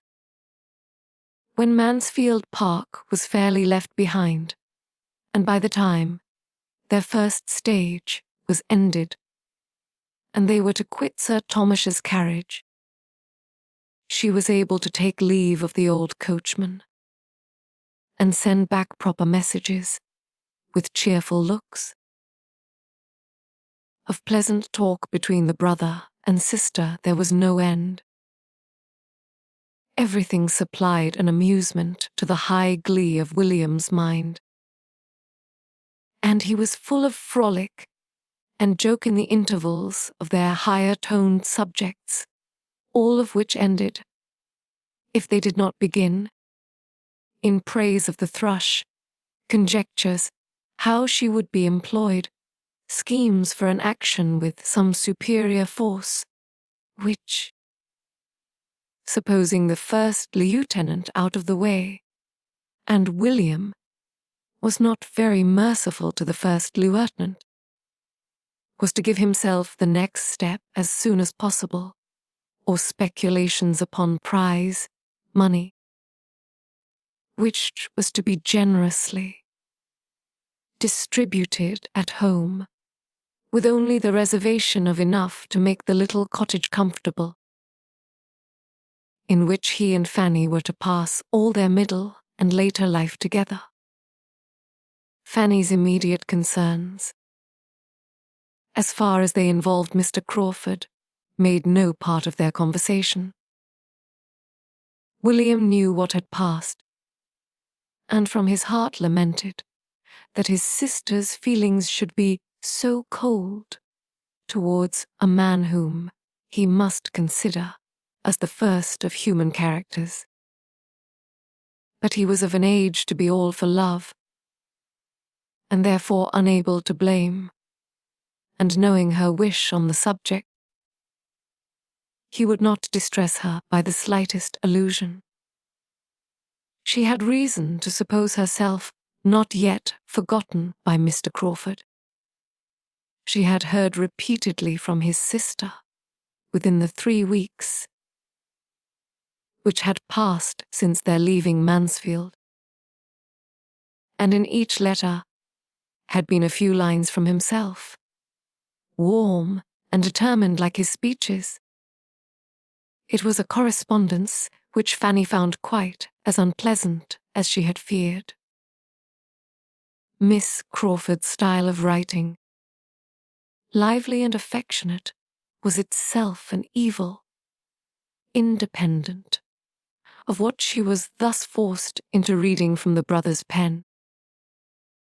for Edmund would never rest till she had read the chief of the letter to him. And then she had to listen to his admiration of her language and the warmth of her attachments. There had, in fact, been so much of message, of allusion, of recollection, so much of Mansfield in every letter, that Fanny could not but suppose it meant for him to hear, and to find herself forced into a purpose of that kind, compelled into a correspondence which was bringing her the addresses of the man she did not love, and obliging her to administer to the adverse passion of the man she did, was cruelly mortifying. Here, too, her present removal promised advantage. When no longer under the same roof with Edmund, she trusted that Miss Crawford would have no motive for writing strong enough to overcome the trouble, and that at Portsmouth their correspondence would dwindle into nothing. With such thoughts as these, among 100 others, Fanny proceeded in her journey safely and cheerfully, and as expeditiously as could rationally be hoped in the dirty month of February. They entered Oxford, but she could take only a hasty glimpse of Edmund's college as they passed along, and made no stop anywhere till they reached Newbury, where a comfortable meal, uniting dinner and supper, wound up the enjoyments and fatigues of the day. The next morning saw them off again at an early hour, and with no events and no delays, they regularly advanced, and were in the environs of Portsmouth while there was yet daylight for Fanny to look around her and wonder at the new buildings. They passed the drawbridge and entered the town, and the light was only beginning to fail as, guided by William's powerful voice, they were rattled into a narrow street leading from the High Street, and drawn up before the door of a small house now inhabited by Mr. Price. Fanny was all agitation and flutter, all hope and apprehension. The moment they stopped, a trollopy-looking maidservant, seemingly in waiting for them at the door, stepped forward, and, more intent on telling the news than giving them any help, immediately began with, "The Thrush is gone out of harbour, please, sir. And one of the officers has been here till she was interrupted by a fine, tall boy of 11 years old, who, rushing out of the house, pushed the maid aside, and while William was opening the chaise door himself, called out, 'You are just in time. We have been looking for you this half hour. The Thrush went out of harbour this morning. I saw her. It was a beautiful sight. And they think she will have her orders in a day or two. And Mr. Campbell was here at 4 o'clock to ask for you. He has got one of the Thrush's boats, and is going off to her at 6, and hoped you would be here in time to go with him.' A stare or two at Fanny, as William helped her out of the carriage, was all the voluntary notice which this brother bestowed. But he made no objection to her kissing him, though still entirely engaged in detailing farther particulars of the Thrush's going out of harbour, in which he had a strong right of interest, being to commence his career of seamanship in her at this very time. Another moment and Fanny was in the narrow entrance passage of the house, and in her mother's arms, who met her there with looks of true kindness, and with features which Fanny loved the more, because they brought her Aunt Bertram's before her, and there were her two sisters, Susan, a well-grown fine girl of 14, and Betsy, the youngest of the family, about 5, both glad to see her in their way, though with no advantage of manner in receiving her. But manner Fanny did not want. Would they but love her, she should be satisfied. She was then taken into a parlour, so small that her first conviction was of its being only a passage room to something better. And she stood for a moment, expecting to be invited on. But when she saw there was no other door, and that there were signs of habitation before her, she called back her thoughts, reproved herself, and grieved lest they should have been suspected. Her mother, however, could not stay long enough to suspect anything. She was gone again to the street door to welcome William. "Oh, my dear William, how glad I am to see you. But have you heard about the thrush? She is gone out of harbour already, 3 days before we had any thought of it. And I do not know what I am to do about Sam's things. They will never be ready in time, for she may have her orders tomorrow. Perhaps. It takes me quite unawares. And now you must be off for Spithead too. Campbell has been here, quite in a worry about you. And now what shall we do? I thought to have had such a comfortable evening with you, and here everything comes upon me at once." Her son answered cheerfully, telling her that everything was always for the best, and making light of his own inconvenience in being obliged to hurry away so soon. To be sure, I had much rather she had stayed in harbour, that I might have sat a few hours with you in comfort. But, as there is a boat ashore, I had better go off at once, and there is no help for it. Whereabouts does the thrush lay at Spithead? Near the Canopus. But no matter, here's Fanny in the parlour, and why should we stay in the passage? Come, mother.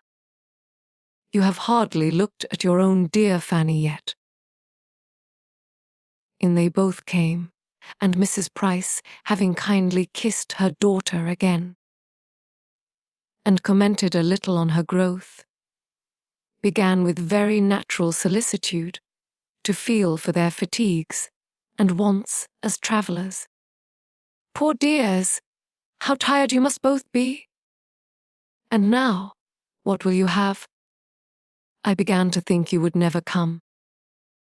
Betsy and I have been watching for you this half hour. And when did you get anything to eat? And what would you like to have now? I could not tell whether you would be for some meat, or only a dish of tea, after your journey, or else I would have got something ready. And now I am afraid Campbell will be here before there is time to dress a steak, and we have no butcher at hand. It is very inconvenient to have no butcher in the street. We were better off in our last house. Perhaps you would like some tea as soon as it can be got." They both declared they should prefer it to anything. Then, Betsy, "My dear, run into the kitchen and see if Rebecca has put the water on, and tell her to bring in the tea. Things as soon as she can. I wish we could get the bell mended, but Betsy is a very handy little messenger." Betsy went with alacrity, proud to shew her abilities before her fine new sister. "Dear me," continued the anxious mother, "what a sad fire we have got. And I dare say you are both starved with cold. Draw your chair nearer, my dear. I cannot think what Rebecca has been about. I am sure I told her to bring some coals half an hour ago. Susan, you should have taken care of the fire." "I was upstairs, Mama."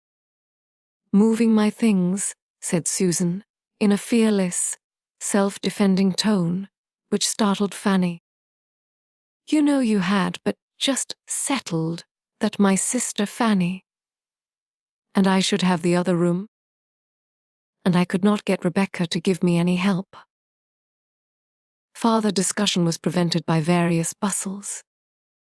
First, the driver came to be paid. Then there was a squabble between Sam and Rebecca about the manner of carrying up his sister's trunk, which he would manage all his own way. And lastly, in walked Mr. Price himself, his own loud voice preceding him. As with something of the oath kind he kicked away his son's portmanteau and his daughter's bandbox in the passage, and called out for a candle. No candle was brought, however, and he walked into the room. Fanny, with doubting feelings, had risen to meet him, but sank down again on finding herself undistinguished in the dusk and unthought of. With a friendly shake of his son's hand and an eager voice, he instantly began. "Ha! Welcome back, my boy. Glad to see you. Have you heard the news?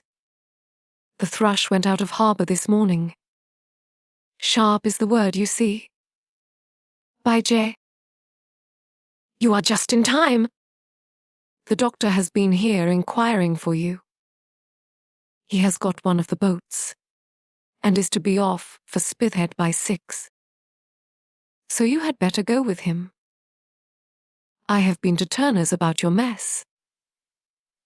It is all in a way to be done. I should not wonder if you had your orders tomorrow.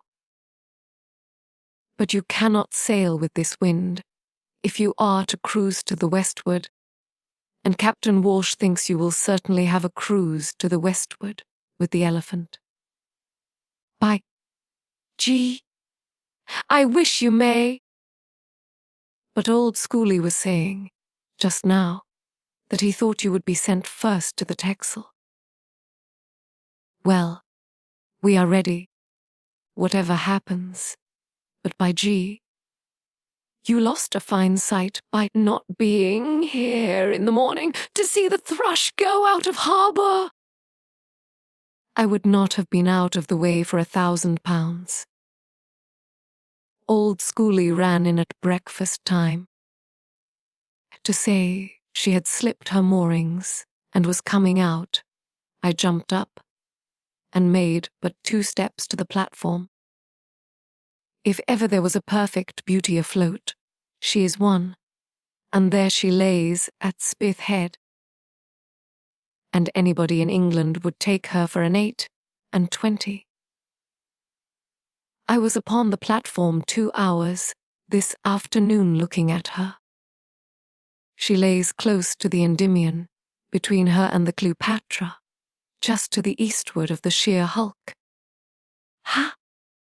Cried William. That's just where I should have put her myself. It's the best berth at Spithead. But here is my sister, sir. Here is Fanny. Turning and leading her forward. It is so dark you do not see her. With an acknowledgement that he had quite forgot her. Mr. Price now received his daughter, and having given her a cordial hug, and observed that she was grown into a woman, and he supposed would be wanting a husband soon, seemed very much inclined to forget her again.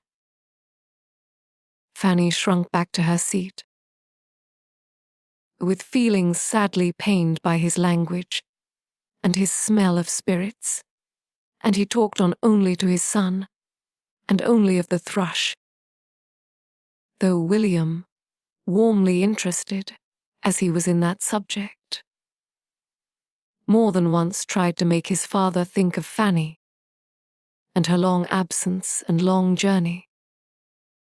After sitting some time longer, a candle was obtained, but as there was still no appearance of tea, nor, from Betsy's reports from the kitchen, much hope of any under a considerable period, William determined to go and change his dress, and make the necessary preparations for his removal on board directly, that he might have his tea in comfort afterwards. As he left the room, 2 rosy-faced boys, ragged and dirty, about 8 and 9 years old, rushed into it just released from school, and coming eagerly to see their sister, and tell that the thrush was gone out of harbour. Tom and Charles. Charles had been born since Fanny's going away, but Tom she had often helped to nurse, and now felt a particular pleasure in seeing again. Both were kissed very tenderly, but Tom she wanted to keep by her, to try to trace the features of the baby she had loved, and talked to of his infant preference of herself. Tom, however, had no mind for such treatment. He came home not to stand and be talked to, but to run about and make a noise. And both boys had soon burst from her, and slammed the parlour door till her temples ached. She had now seen all that were at home. There remained only 2 brothers between herself and Susan, one of whom was a clerk in a public office in London, and the other midshipman on board an Indiaman. But though she had seen all the members of the family, she had not yet heard all the noise they could make. Another quarter of an hour brought her a great deal more. William was soon calling out from the landing place of the 2nd story for his mother and for Rebecca. He was in distress for something that he had left there and did not find again. A key was mislaid. Betsy accused of having got at his new hat, and some slight but essential alteration of his uniform waistcoat, which he had been promised to have done for him, entirely neglected. Mrs. Price, Rebecca, and Betsy all went up to defend themselves, all talking together, but Rebecca loudest, and the job was to be done as well as it could in a great hurry. William trying in vain to send Betsy down again, or keep her from being troublesome where she was, the whole of which, as almost every door in the house was open, could be plainly distinguished in the parlour, except when drowned at intervals by the superior noise of Sam, Tom, and Charles chasing each other up and down stairs, and tumbling about and hallooing. Fanny was almost stunned. The smallness of the house and thinness of the walls brought everything so close to her that, added to the fatigue of her journey and all her recent agitation, she hardly knew how to bear it. Within the room all was tranquil enough. For Susan having disappeared with the others, there were soon only her father and herself remaining, and he, taking out a newspaper.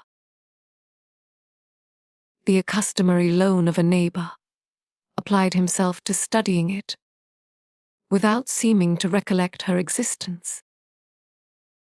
The solitary candle was held between himself and the paper, without any reference to her possible convenience.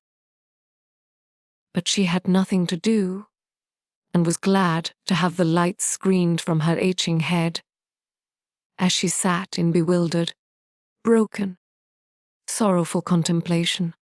She was at home. But alas, it was not such a home. She had not such a welcome as. She checked herself. She was unreasonable. What right had she to be of importance to her family? She could have none. So long lost sight of! William's concerns must be dearest. They always had been, and he had every right. Yet to have so little said or asked about herself, to have scarcely an inquiry made after Mansfield. It did pain her to have Mansfield forgotten, the friends who had done so much. The dear, dear friends. But here, one subject swallowed up all the rest. Perhaps it must be so. The destination of the thrush must be now preeminently interesting. A day or two might shew the difference. She only was to blame. Yet she thought it would not have been so at Mansfield. No. In her uncle's house would have been a consideration of times and seasons, a regulation of subject, a propriety, an attention towards everybody which there was not here. The only interruption, which thoughts like these received for nearly half an hour, was from a sudden burst of her father's, not at all calculated to compose them. At a more than ordinary pitch of thumping and hallowing in the passage, he exclaimed, "Devil take those young dogs! How they are singing out!" Sam's voice louder than all the rest. "That boy is fit for a boatswain. Holla, you there! Sam, stop your confounded pipe, or I shall be after you." This threat was so palpably disregarded that though, within 5 minutes afterwards, the 3 boys all burst into the room together and sat down, Fanny could not consider it as a proof of anything more than their being for the time thoroughly fagged, which their hot faces and panting breaths seemed to prove, especially as they were still kicking each other's shins and hallowing out at sudden starts immediately under their father's eye. The next opening of the door brought something more welcome. It was for the tea things which she had begun almost to despair of seeing that evening. Susan and an attendant girl, whose inferior appearance informed Fanny, to her great surprise, that she had previously seen the upper servant, brought in everything necessary for the meal, Susan looking, as she put the kettle on the fire and glanced at her sister, as if divided between the agreeable triumph of shewing her activity and usefulness, and the dread of being thought to demean herself by such an office. She had been into the kitchen, she said, to hurry Sally and help make the toast and spread the bread and butter, or she did not know when they should have got tea. And she was sure her sister must want something after her journey. Fanny was very thankful. She could not but own that she should be very glad of a little tea, and Susan immediately set about making it. as if pleased to have the employment all to herself, and with only a little unnecessary bustle, and some few injudicious attempts at keeping her brothers in better order than she could, acquitted herself very well. Fanny's spirit was as much refreshed as her body. Her head and heart were soon the better for such well-timed kindness. Susan had an open, sensible countenance. She was like William, and Fanny hoped to find her like him in disposition and goodwill towards herself. In this more placid state of things William re-entered, followed not far behind by his mother and Betsy. He, complete in his lieutenant's uniform, looking and moving all the taller, firmer, and more graceful for it, and with the happiest smile over his face, walked up directly to Fanny, who, rising from her seat, looked at him for a moment in speechless admiration, and then threw her arms round his neck to sob out her various emotions of pain and pleasure. Anxious not to appear unhappy, she soon recovered herself, and wiping away her tears, was able to notice and admire all the striking parts of his dress. Listening with reviving spirits to his cheerful hopes of being on shore some part of every day before they sailed, and even of getting her to Spithead to see the sloop. The next bustle brought in Mr. Campbell, the surgeon of the Thrush,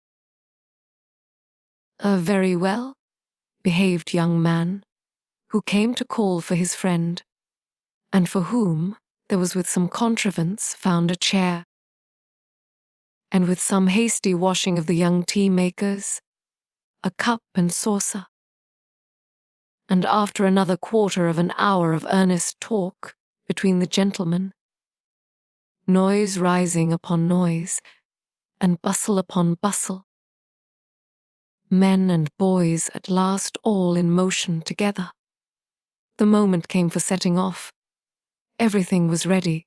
William took leave, and all of them were gone, for the three boys, in spite of their mother's entreaty, determined to see their brother and Mr. Campbell to the Sally Port, and Mr. Price walked off at the same time to carry back his neighbour's newspaper. Something like tranquillity might now be hoped for, and accordingly, when Rebecca had been prevailed on to carry away the tea things, and Mrs. Price had walked about the room some time looking for a shirt sleeve, which Betsy at last hunted out from a drawer in the kitchen, the small party of females were pretty well composed, and the mother, having lamented again over the impossibility of getting Sam ready in time, was at leisure to think of her eldest daughter and the friends she had come from. A few inquiries began, but one of the earliest. How did Sister Bertram manage about her servants? Was she as much plagued as herself to get tolerable servants? Soon led her mind away from Northamptonshire and fixed it on her own domestic grievances, and the shocking character of all the Portsmouth servants, of whom she believed her own too were the very worst, engrossed her completely. The Bertrams were all forgotten in detailing the faults of Rebecca, against whom Susan had also much to depose, and little Betsy a great deal more, and who did seem so thoroughly without a single recommendation, that Fanny could not help modestly presuming that her mother meant to part with her when her year was up. "Her year?" cried Mrs. Price. "I am sure I hope I shall be rid of her before she has stayed a year, for that will not be up till November. Servants are come to such a pass, my dear, in Portsmouth, that it is quite a miracle if one keeps them more than half a year. I have no hope of ever being settled, and if I was to part with Rebecca, I should only get something worse. And yet I do not think I am a very difficult mistress to please, and I am sure the place is easy enough, for there is always a girl under her, and I often do half the work myself." Fanny was silent, but not from being convinced that there might not be a remedy found for some of these evils.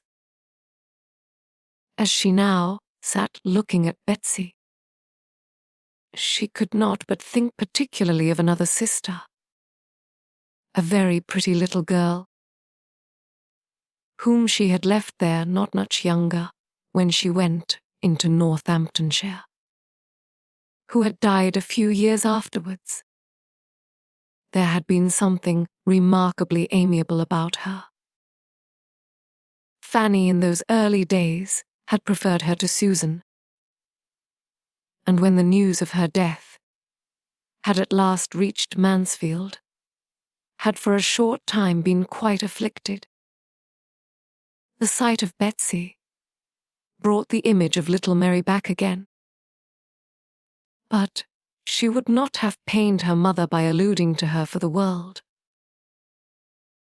While considering her with these ideas, Betsy, at a small distance, was holding out something to catch her eyes, meaning to screen it at the same time from Susan's. "What have you got there, my love?" said Fanny. "Come and shew it to me." It was a silver knife.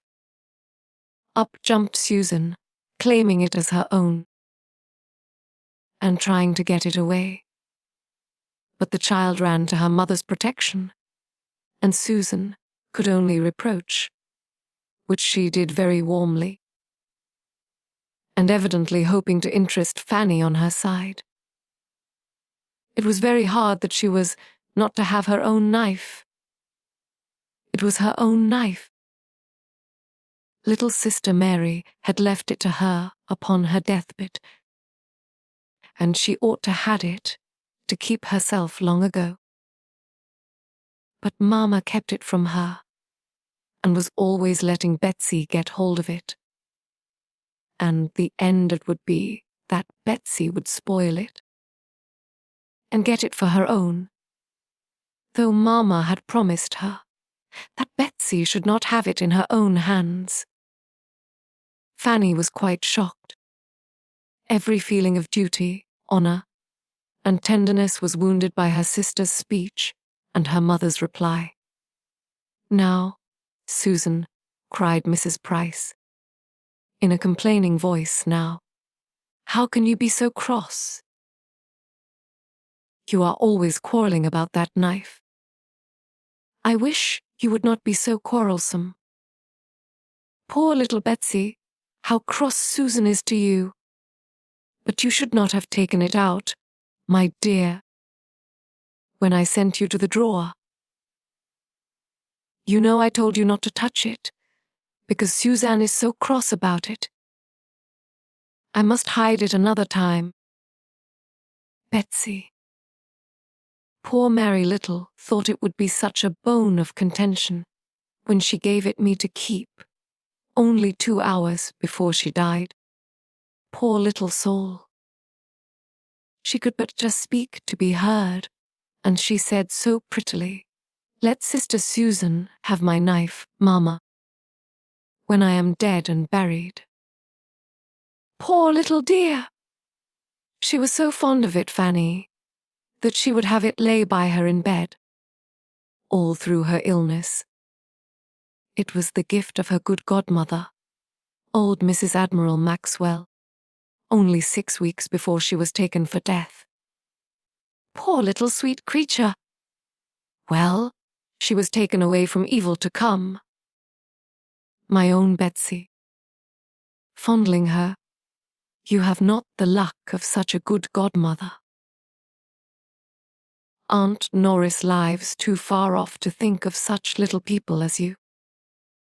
Fanny had indeed nothing to convey from Aunt Norris, but a message to say she hoped that her goddaughter was a good girl and learned her book. There had been at one moment a slight murmur in the drawing room at Mansfield Park about sending her a prayer book, but no second sound had been heard of such a purpose. Mrs. Norris, however, had gone home and taken dour old prayer books of her husband with that idea, but upon examination, the ardor of generosity went off. One was found to have too small a print for a child's eyes, and the other to be too cumbersome for her to carry about. Fanny, fatigued and fatigued again, was thankful to accept the first invitation of going to bed, and before Betsy had finished her cry, at being allowed to sit up only 1 hour extraordinary in honor of sister, she was off, leaving all below in confusion and noise again.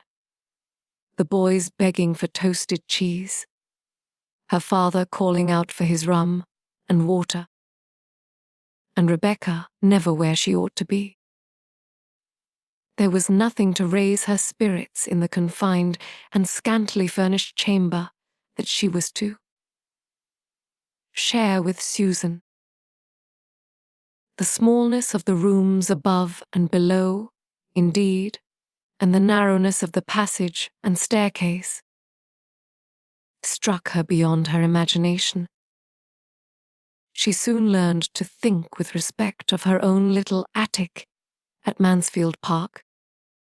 In that, house reckoned too small for anybody's comfort. Chapter 39. Could Sir Thomas have seen all his niece's feelings?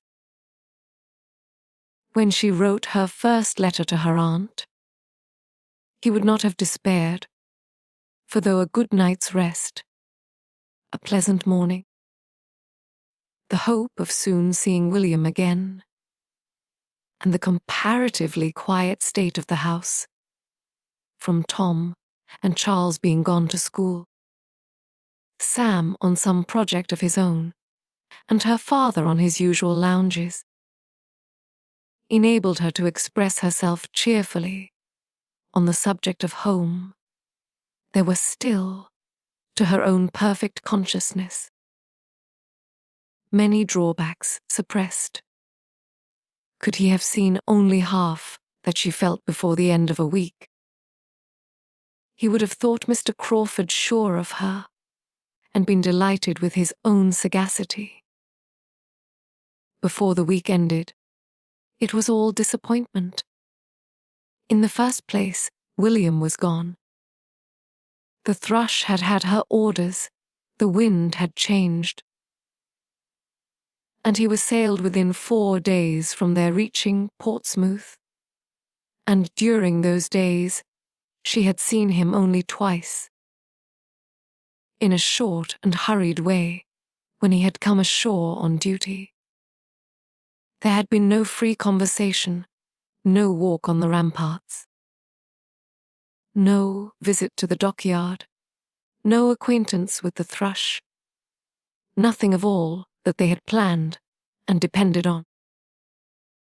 Everything in that quarter failed her, except William's affection. His last thought on leaving home was for her. He stepped back again to the door to say, "Take care of Fanny, mother. She is tender, and not used to rough it like the rest of us. I charge you, take care of Fanny." William was gone, and the home he had left her in was, Fanny could not conceal it from herself, in almost every respect the very reverse of what she could have wished. it was the abode of noise, disorder, and impropriety. Nobody was in their right place. Nothing was done as it ought to be. She could not respect her parents as she had hoped. On her father, her confidence had not been sanguine. But he was more negligent of his family, his habits were worse, and his manners coarser than she had been prepared for. He did not want abilities, but he had no curiosity, and no information beyond his profession. He read only the newspaper and the Navy list. He talked only of the dockyard, the harbour, Spithead, and the Mother Bank. He swore and he drank. He was dirty and gross. She had never been able to recall anything approaching to tenderness in his former treatment of herself. There had remained only a general impression of roughness and loudness, and now he scarcely ever noticed her. But to make her the object of a coarse joke, her disappointment in her mother was greater. There she had hoped much, and found almost nothing. Every flattering scheme of being of consequence to her soon fell to the ground. Mrs. Price was not unkind, but, instead of gaining on her affection and confidence, and becoming more and more dear, her daughter never met with greater kindness from her than on the first day of her arrival. The instinct of nature was soon satisfied, and Mrs. Price's attachment had no other source. Her heart and her time were already quite full. She had neither leisure nor affection to bestow on Fanny. Her daughters never had been much to her. She was fond of her sons, especially of William. But Betsy was the first of her girls whom she had ever much regarded. To her she was most injudiciously indulgent. William was her pride, Betsy her darling, and John, Richard, Sam, Tom, and Charles occupied all the rest of her maternal solicitude, alternately her worries and her comforts. These shared her heart. Her time was given chiefly to her house and her servants. Her days were spent in a kind of slow bustle. All was busy without getting on, always behindhand and lamenting it. Without altering her ways, wishing to be an economist. Without contrivance or regularity, dissatisfied with her servants. Without skill to make them better, and whether helping or reprimanding or indulging them, without any power of engaging their respect. Of her two sisters, Miss Price very much more resembled Lady Bertram than Mrs. Norris. She was a manager by necessity, without any of Mrs. Norris's inclination for it, or any of her activity. Her disposition was naturally easy and indolent, like Lady Bertram's, and a situation of similar affluence, and nothingness would have been much more suited to her capacity than the exertions and self-denials of the one, which her imprudent marriage had placed her in. She might have made just as good a woman of consequence as Lady Bertram. But Mrs. Norris would have been a more respectable mother of 9 children on a small income. Much of all this Fanny could not but be sensible of. She might scruple to make use of the words, but she must and did feel that her mother was a partial, ill-judging parent, a dawdle, a slattern. This, who neither taught nor restrained her children, whose house was the scene of mismanagement and discomfort from beginning to end, and who had no talent, no conversation, no affection towards herself, no curiosity to know her better, no desire of her friendship, and no inclination for her company that could lessen her sense of such feelings. Fanny was very anxious to be useful, and not to appear above her home, or any way disqualified or disinclined by her foreign education from contributing her help to its comforts, and therefore set about working for Sam immediately, and by working early and late, with perseverance and great dispatch, did so much that the boy was shipped off at last, with more than half his linen ready. She had great pleasure in feeling her usefulness, but could not conceive how they would have managed without her.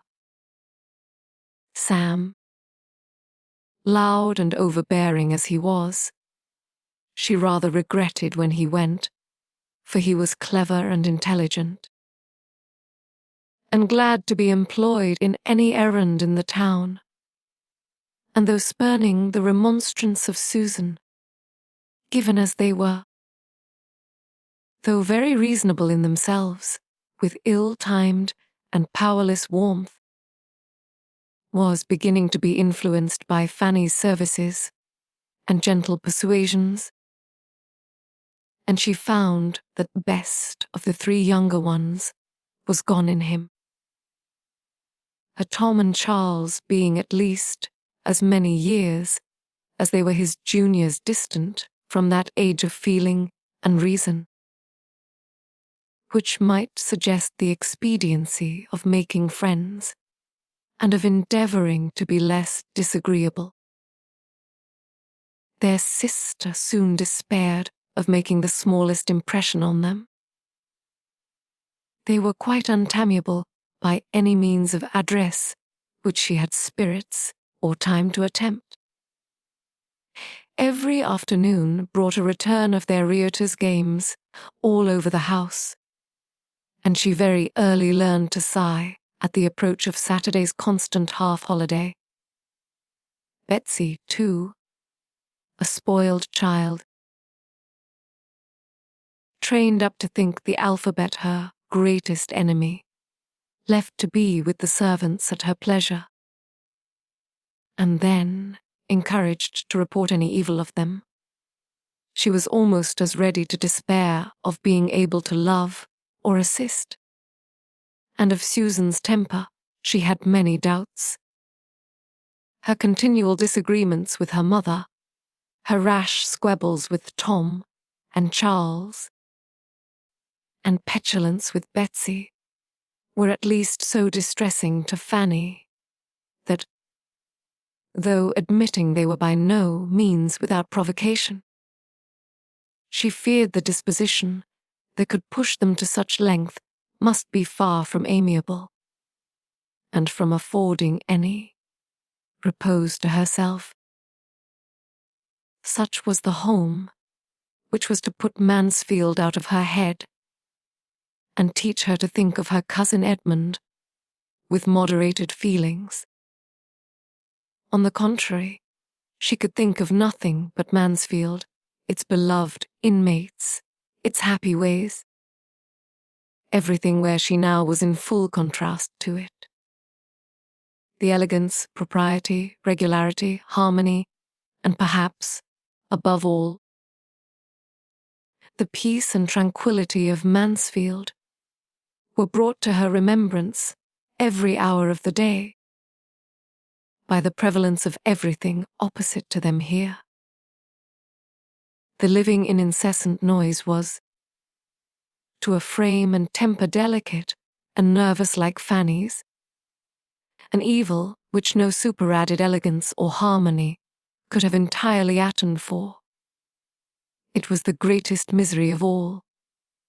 At Mansfield, no sounds of contention, no raised voice, no abrupt bursts, no tread of violence was ever heard.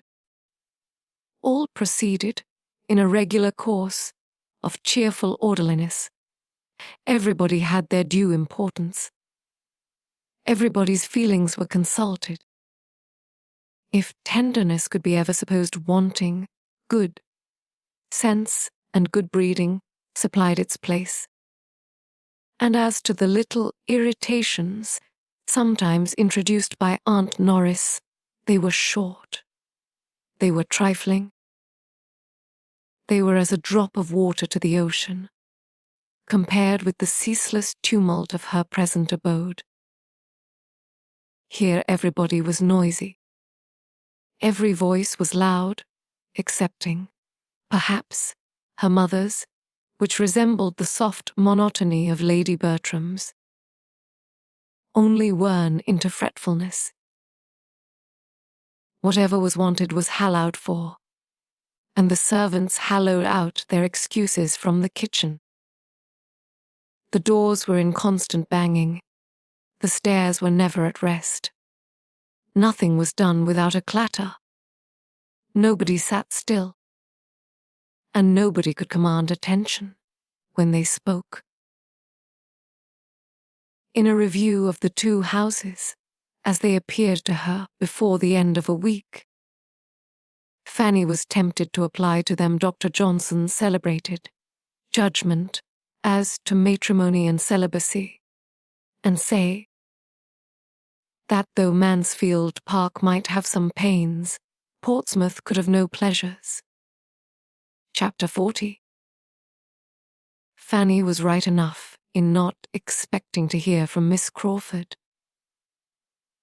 Now at the rapid rate in which their correspondence had begun, Mary's next letter was after a decidedly longer interval than the last.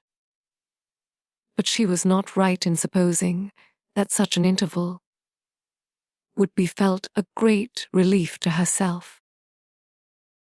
Here was another strange revolution of mind. She was really glad to receive the letter when it did come. In her present exile from good society, and distance from everything that had been wont to interest her. A letter from one belonging to the set where her heart lived, written with affection and some degree of elegance, was thoroughly acceptable. The usual plea of increasing engagements was made an excuse for not having written to her earlier. And now that I have begun, she continued, my letter will not be worth your reading. For there will be no little offering of love at the end, no 3 or 4 lines passion is from the most devoted H. C. In the world, for Henry is in Norfolk. Business called him to Everyham 10 days ago, or perhaps he only pretended the call, for the sake of being travelling at the same time that you were.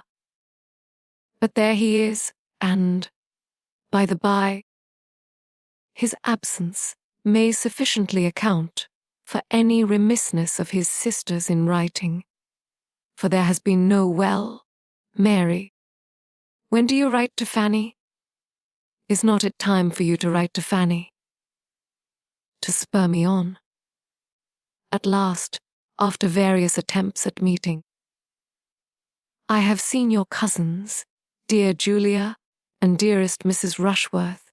They found me at home yesterday, and we were glad to see each other again. We seemed very glad to see each other, and I do really think we were a little. We had a vast deal to say. Shall I tell you how Mrs. Rushworth looked when your name was mentioned? I did not use to think her wanting in self-possession, but she had not quite enough for the demands of yesterday. Upon the whole, Julia was in the best looks of the two, at least after you were spoken of. There was no recovering the complexion from the moment that I spoke of Fanny, and spoke of her as a sister should. But Mrs. Rushworth's day of good looks will come. We have cards for her first party on the 28th. Then she will be in beauty, for she will open one of the best houses in Wimpole Street. I was in it 2 years ago, when it was Lady Lascelles, and prefer it to almost any I know in London, and certainly she will then feel, to use a vulgar phrase, that she has got her pennyworth for her penny. Henry could not have afforded her such a house. I hope she will recollect it, and be satisfied, as well as she may, with moving the queen of a palace, though the king may appear best in the background. And as I have no desire to tease her, I shall never force your name upon her again. She will grow sober by degrees. From all that I hear and guess, Baron Wilderheim's attentions to Julia continue, but I do not know that he has any serious encouragement. She ought to do better. A poor honourable is no catch, and I cannot imagine any liking in the case, for take away his rants, and the poor Baron has nothing. What a difference a vowel makes! If his rents were but equal to his rants. Your cousin Edmund moves slowly, detained, perchance, by parish duties. There may be some old woman at Thornton Lacey to be converted. I am unwilling to fancy myself neglected for a young one. Adieu. My dear sweet Fanny, this is a long letter from London. Write me a pretty one in reply to gladden Henry's eyes when he comes back. And send me an account of all the dashing young captains whom you disdain for his sake. There was great food for meditation in this letter, and chiefly for unpleasant meditation, and yet, with all the uneasiness it supplied, it connected her with the absent. It told her of people and things about whom she had never felt so much curiosity as now,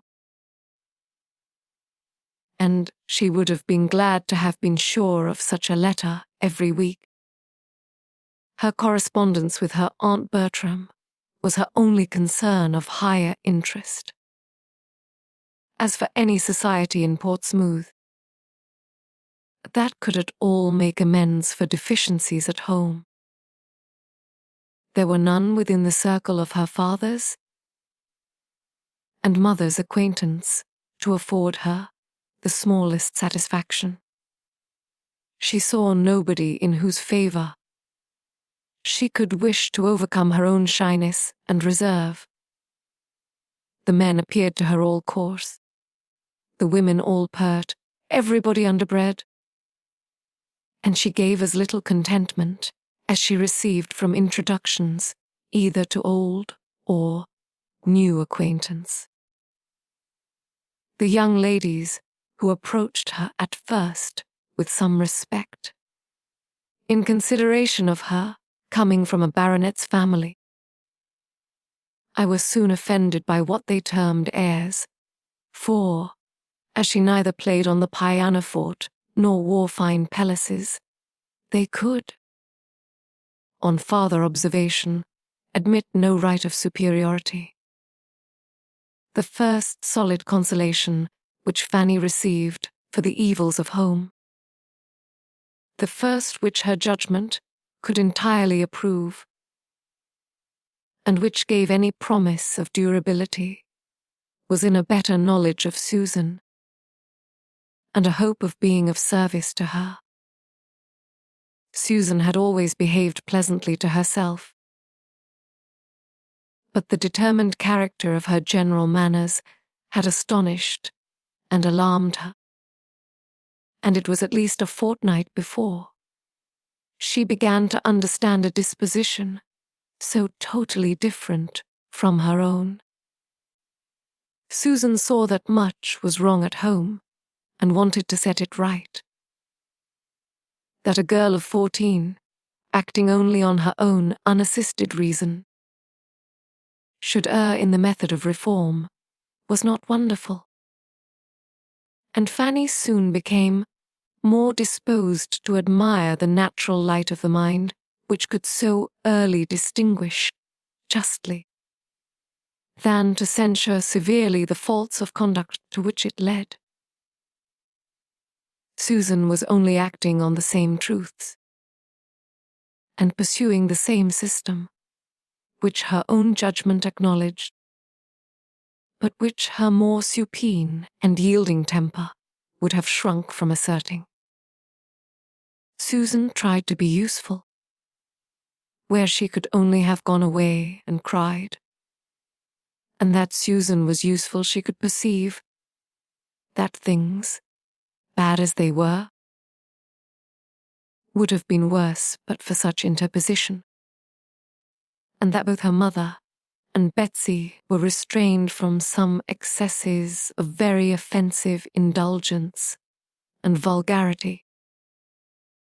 In every argument with her mother, Susan had in point of reason the advantage, and never was there any maternal tenderness to buy her off.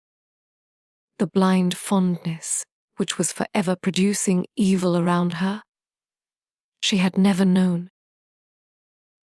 There was no gratitude for affection past or present to make her better bear, with its excesses to the others. All this became gradually evident, and gradually placed Susan before her sister as an object of mingled compassion and respect. That her manner was wrong, however, at times very wrong, her measures often ill-chosen and ill-timed, and her looks and language very often indefensible, Fanny could not cease to feel, but she began to hope they might be rectified. Susan, she found, looked up to her and wished for her good opinion, and knew as anything like an office of authority was to Fanny, knew as it was to imagine herself capable of guiding or informing any one. She did resolve to give occasional hints to Susan, and endeavour to exercise for her advantage the juster notions of what was due to everybody, and what would be wisest for herself, which her own more favoured education had fixed in her. Her influence, or at least the consciousness and use of it, originated in an act of kindness by Susan, which, after many hesitations of delicacy, she at last worked herself up to. It had very early occurred to her that a small sum of money might, perhaps, restore peace forever on the sore subject of the silver knife, canvassed as it now was continually, and the riches which she was in possession of herself. Her uncle having given her £10 at parting, made her as able as she was willing to be generous. But she was so wholly unused to confer favours, except on the very poor, so unpractised in removing evils, or bestowing kindnesses among her equals, and so fearful of appearing to elevate herself as a great lady at home, that it took some time to determine that it would not be unbecoming in her to make such a present. It was made, however, at last.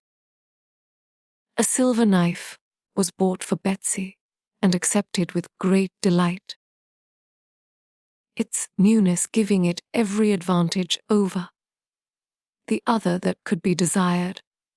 Susan was established in the full possession of her own, Betsy handsomely declaring that now she had got one so much prettier herself, She should never want that again. And no reproach seemed conveyed to the equally satisfied mother, which Fanny had almost feared to be impossible. The deed thoroughly answered. A source of domestic altercation was entirely done away, and it was the means of opening Susan's heart to her and giving her something more to love and be interested in. Susan shewed that she had delicacy. Pleased as she was to be mistress of property, which she had been struggling for at least 2 years, she yet feared that her sister's judgment had been against her, and that a reproof was designed her for having so. Struggled as to make the purchase necessary for the tranquillity of the house. Her temper was open.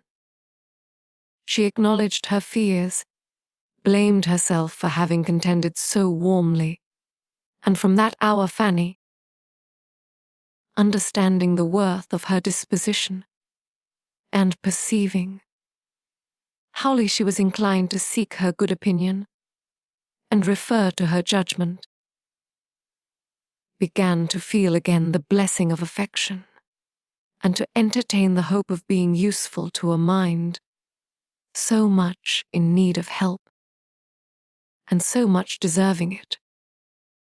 She gave advice too sound to be resisted by a good understanding, and given so mildly and considerately as not to irritate an imperfect temper. And she had the happiness of observing its good effects not unfrequently. More was not expected by one who, while seeing all the obligation and expediency of submission and forbearance, saw also with sympathetic acuteness of feeling all that must be hourly grating to a girl like Susan. Her greatest wonder on the subject soon became, not that Susan should have been provoked into disrespect and impatience against her better knowledge, but that so much better knowledge, so many good notions should have been hers at all, and that, brought up in the midst of negligence and error, she should have formed such proper opinions of what ought to be. She, who had no cousin Edmund to direct her thoughts or fix her principles. The intimacy thus begun between them was a material advantage to each. By sitting together upstairs, they avoided a great deal of the disturbance of the house. Fanny had peace, and Susan learned to think it no misfortune to be quietly employed. They sat without a fire, but that but was a privation familiar, even to Fanny, and she suffered the less, because reminded by it of the East Room. It was the only point of resemblance. In space, light furniture, and prospect, there was nothing alike in the two apartments, and she often heaved a sigh at the remembrance of all her books and boxes, and various comforts there. By degrees the girls came to the chief of the morning upstairs, at first only in working and talking, but after a few days, the remembrance of the said books so grew potent and stimulative that Fanny found it impossible not to try for books again. There were none in her father's house, but wealth is luxurious and daring, and some of hers found its way to a circulating library. She became a subscriber, amazed at being anything in propria persona, amazed at her own doings in every way. To be a renter, a chooser of books, and to be having anyone's improvement in view in her choice. But so it was. Susan had read nothing. and Fanny longed to give her a share in her own first pleasures, and inspire a taste for the biography and poetry which she delighted in herself. In this occupation she hoped, moreover, to bury some of the recollections of Mansfield, which were too apt to seize her mind if her fingers only were busy, and, especially at this time, hoped it might be useful in diverting her thoughts from pursuing Edmund to London, whether, on the authority of her aunt's last letter, she knew he was gone. She had no doubt of what would ensue. The promised notification was hanging over her head. The postman's knock within the neighborhood was beginning to bring its daily terrors, and if reading could banish the idea for even half an hour, it was something gained. Chapter 41. A week was gone since Edmund might be supposed in town, and Fanny had heard nothing of him. There were 3 different conclusions to be drawn from his silence, between which her mind was in fluctuation, each of them at times being held the most probable. Either his going had been again delayed, or he had yet procured no opportunity of seeing Miss Crawford alone, or he was too happy for letter-writing. One morning, about this time, Fanny having now been nearly 4 weeks from Mansfield, a point which she never failed to think over and calculate every day, as she and Susan were preparing to remove, as usual, upstairs, they were stopped by the knock of a visitor, whom they felt they could not avoid, from Rebecca's alertness in going to the door, a duty which always interested her beyond any other. It was a gentleman's voice. It was a voice that Fanny was just turning pale about when Mr. Crawford walked into the room. Good sense, like hers, will always act when really called upon, and she found that she had been able to name him to her mother, and recall her remembrance of the name as that of William's friend, though she could not previously have believed herself capable of uttering a syllable at such a moment. The consciousness of his being known there only as William's friend was some support. Having introduced him, however, and being all reseated, the terrors that occurred of what this visit might lead to were overpowering, and she fancied herself on the point of fainting away. While trying to keep herself alive, their visitor, who had at first approached her with as animated a countenance as ever, was wisely and kindly keeping his eyes away, and giving her time to recover, while he devoted himself entirely to her mother, addressing her and attending to her with the utmost politeness and propriety, at the same time with a degree of friendliness, of interest at least, which was making his manner perfect. Mrs. Price's manners were also at their best. Warmed by the sight of such a friend to her son, and regulated by the wish of appearing to advantage before him, she was overflowing with gratitude. Artless, maternal gratitude, which could not be unpleasing. Mr. Price was out, which she regretted very much.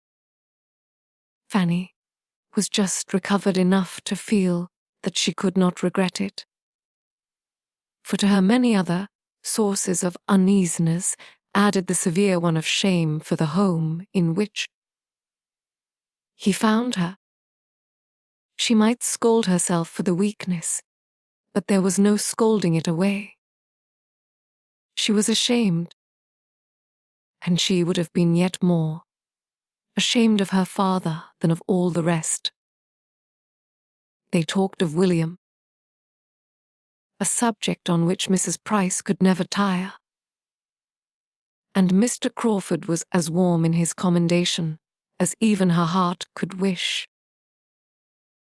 She felt that she had never seen so agreeable a man in her life, and was only astonished to find that, so great and so agreeable as he was, he should be come down to Portsmouth neither on a visit to the Port Admiral, nor the Commissioner, nor yet with the intention of going over to the island, nor of seeing the dockyard,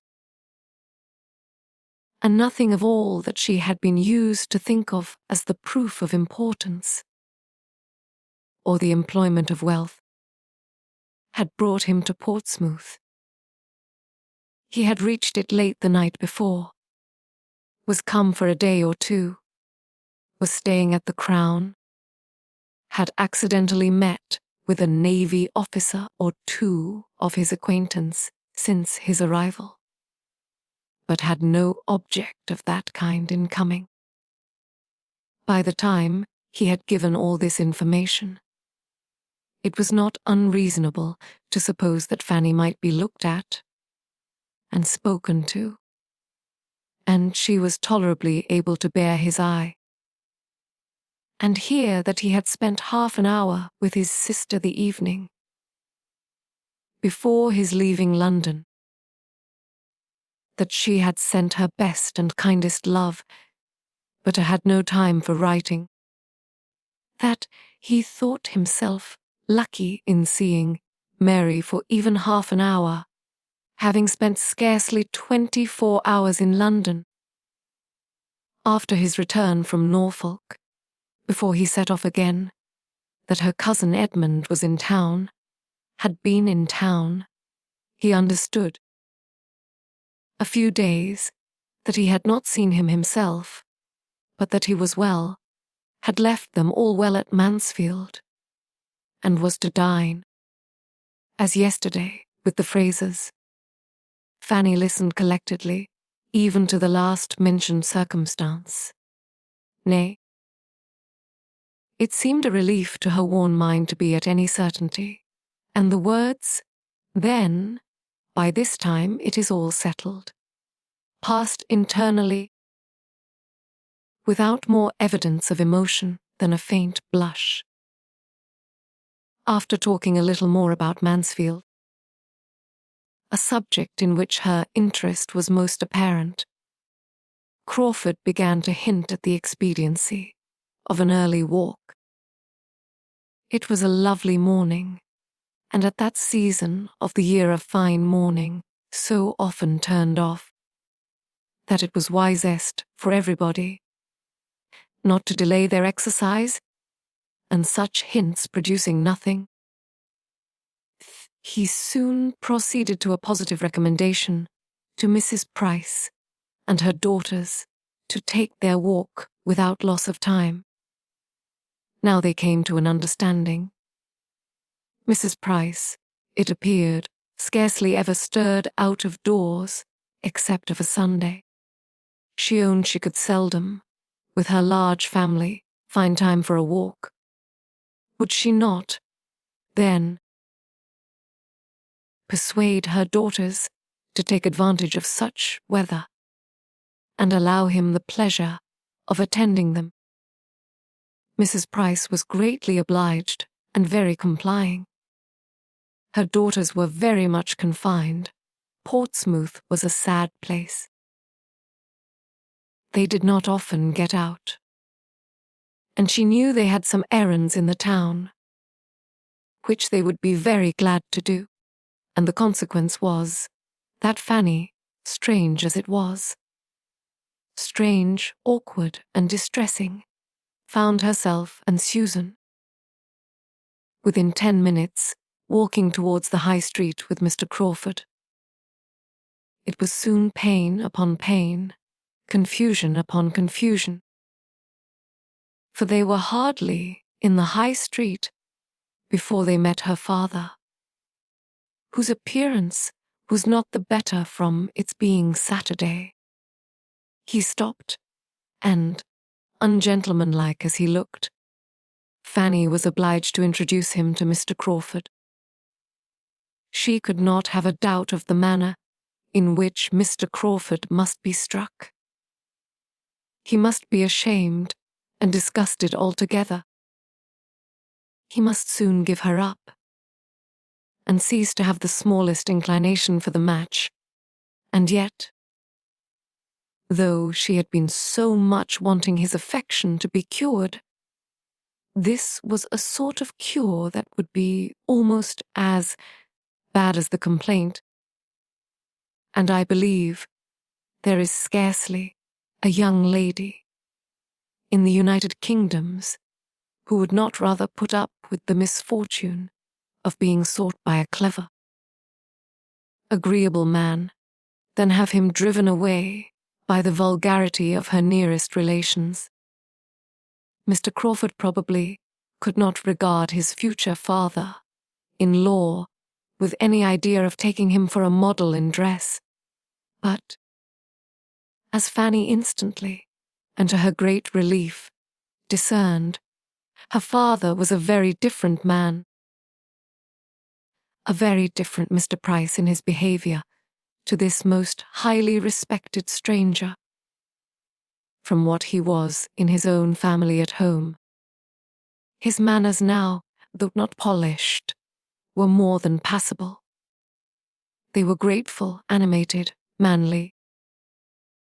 His expressions were those of an attached father and a sensible man.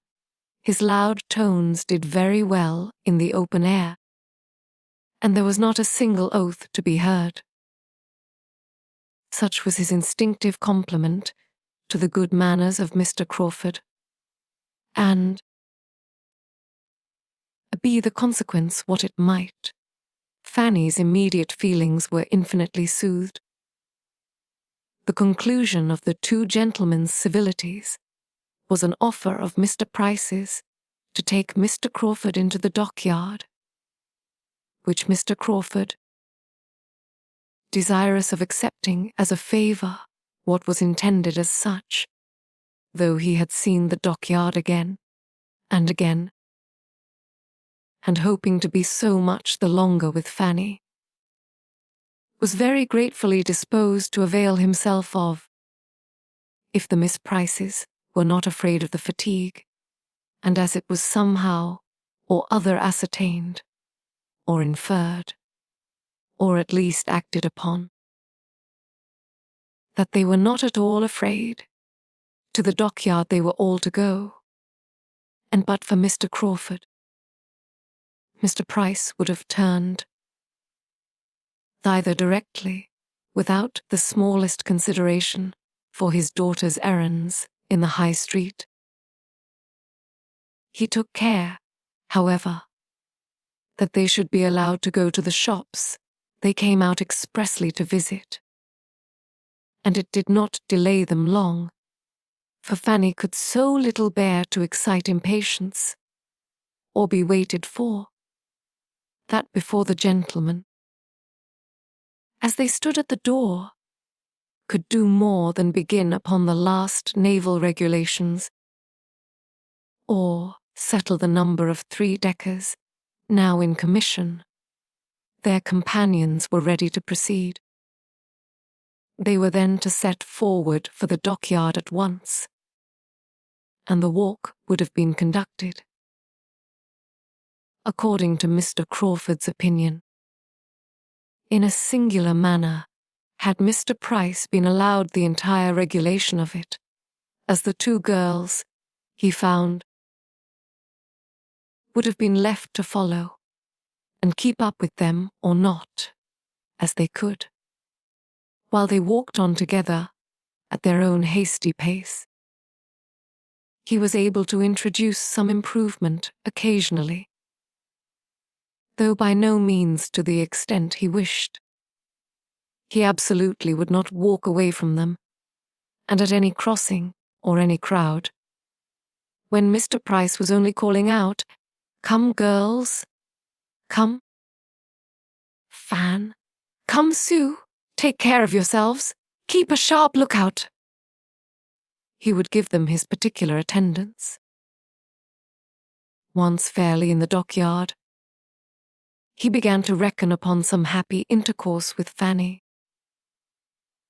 as they were very soon joined by a brother lounger of Mr. Price's, who was come to take his daily survey of how things went on, and who must prove a far more worthy companion than himself. And after a time the two officers seemed very well satisfied going about together, and discussing matters of equal and never failing interest, while the young people sat down upon some timbers in the yard, or found a seat on board a vessel in the stocks which they all went to look at. Fanny was most conveniently in want of rest. Crawford could not have wished her more fatigued, or more ready to sit down, but he could have wished her sister away. A quick-looking girl of Susan's age was the very worst third in the world. Totally different from Lady Bertram, all eyes and ears, and there was no introducing the main point before her. He must content himself with being only generally agreeable, and letting Susan have her share of entertainment, with the indulgence, now and then, of a look or hint for the better informed and conscious Fanny. Norfolk was what he had mostly to talk of. There he had been some time, and everything there was rising in importance from his present schemes. Such a man could come from no place, no society, without importing something to amuse. His journeys and his acquaintance were all of use, and Susan was entertained in a way quite new to her. For Fanny, somewhat more was related than the accidental agreeableness of the parties he had been in. For her approbation, the particular reason of his going into Norfolk at all, at this unusual time of year, was given. It had been real business, relative to the renewal of a lease in which the welfare of a large and, he believed, industrious family was at stake. He had suspected his agent of some underhand dealing, of meaning to bias him against the deserving, and he had determined to go himself and thoroughly investigate the merits of the case. He had gone, had done even more good than he had foreseen, had been useful to more than his first plan had comprehended, and was now able to congratulate himself upon it, and to feel that in performing a duty, he had secured agreeable recollections for his own mind. He had introduced himself to some tenants whom he had never seen before. He had begun making acquaintance with cottages whose very existence, though on his own estate, had been hitherto unknown to him. This was aimed, and well aimed, at Fanny. It was pleasing to hear him speak so properly. Here he had been acting as he ought to do, to be the friend of the poor and the oppressed. Nothing could be more grateful to her, and she was on the point of giving him an approving look, when it was all frightened off by his adding, a something too pointed of his hoping, soon to have an assistant, a friend, a guide in every plan of utility or charity for Everingham. as somebody that would make Everingham, and all about it, a dearer object than it had ever been yet. She turned away and wished he would not say such things. She was willing to allow he might have more good qualities than she had been wont to suppose. She began to feel the possibility of his turning out well at last, but he was and must ever be completely unsuited to her, and ought not to think of her. He perceived that enough had been said of Everingham, and that it would be as well to talk of something else, and turned to Mansfield. He could not have chosen better. That was a topic to bring back her attention, and her looks almost instantly. It was a real indulgence to her to hear or to speak of Mansfield. Now, so long divided from everybody who knew the place. She felt it quite the voice of a friend when he mentioned it, and led the way to hound exclamations in praise of its beauties and comforts, and by his honourable tribute to its inhabitants, allowed her to gratify her own heart in the warmest eulogium. In speaking of her uncle as all that was clever and good, and her aunt as having the sweetest of all sweet tempers, he had a great attachment to Mansfield himself. He said so. He looked forward with the hope of spending much, very much, of his time there, always there, or in the neighbourhood. He particularly built upon a very happy summer and autumn there this year. He felt that it would be so. He depended upon it, a summer and autumn infinitely superior to the last, as animated, as diversified, as social, but with circumstances of superiority undescribable. Mansfield, Southerton, Thornton Lacey, he continued. What a society will be comprised in those houses. And at Michaelmas, perhaps, a fourth may be added.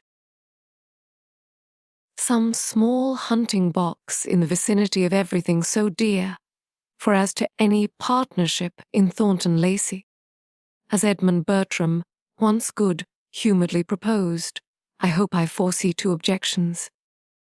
Two fair, excellent, irresistible objections to that plan. Fanny was doubly silenced here, though when the moment was past, I could regret that she had not forced herself into the acknowledged comprehension of one half of his meaning, and encouraged him to say something more of his sister and Edmund. It was a subject which she must learn to speak of, and the weakness that shrunk from it would soon be quite unpardonable. When Mr. Price and his friend had seen all that they wished, or had time for, the others were ready to return, and in the course of their walk back, Mr. Crawford contrived a minute's privacy for telling Fanny that his only business in Portsmouth was to see her, that he was come down for a couple of days on her account, and hers only, and because he could not endure a longer total separation. She was sorry, really sorry, and yet in spite of this, and the 2 or 3 other things which she wished, he had not said. She thought him altogether improved since she had seen him. He was much more gentle, obliging, and attentive to other people's feelings than he had ever been at Mansfield. She had never seen him so agreeable.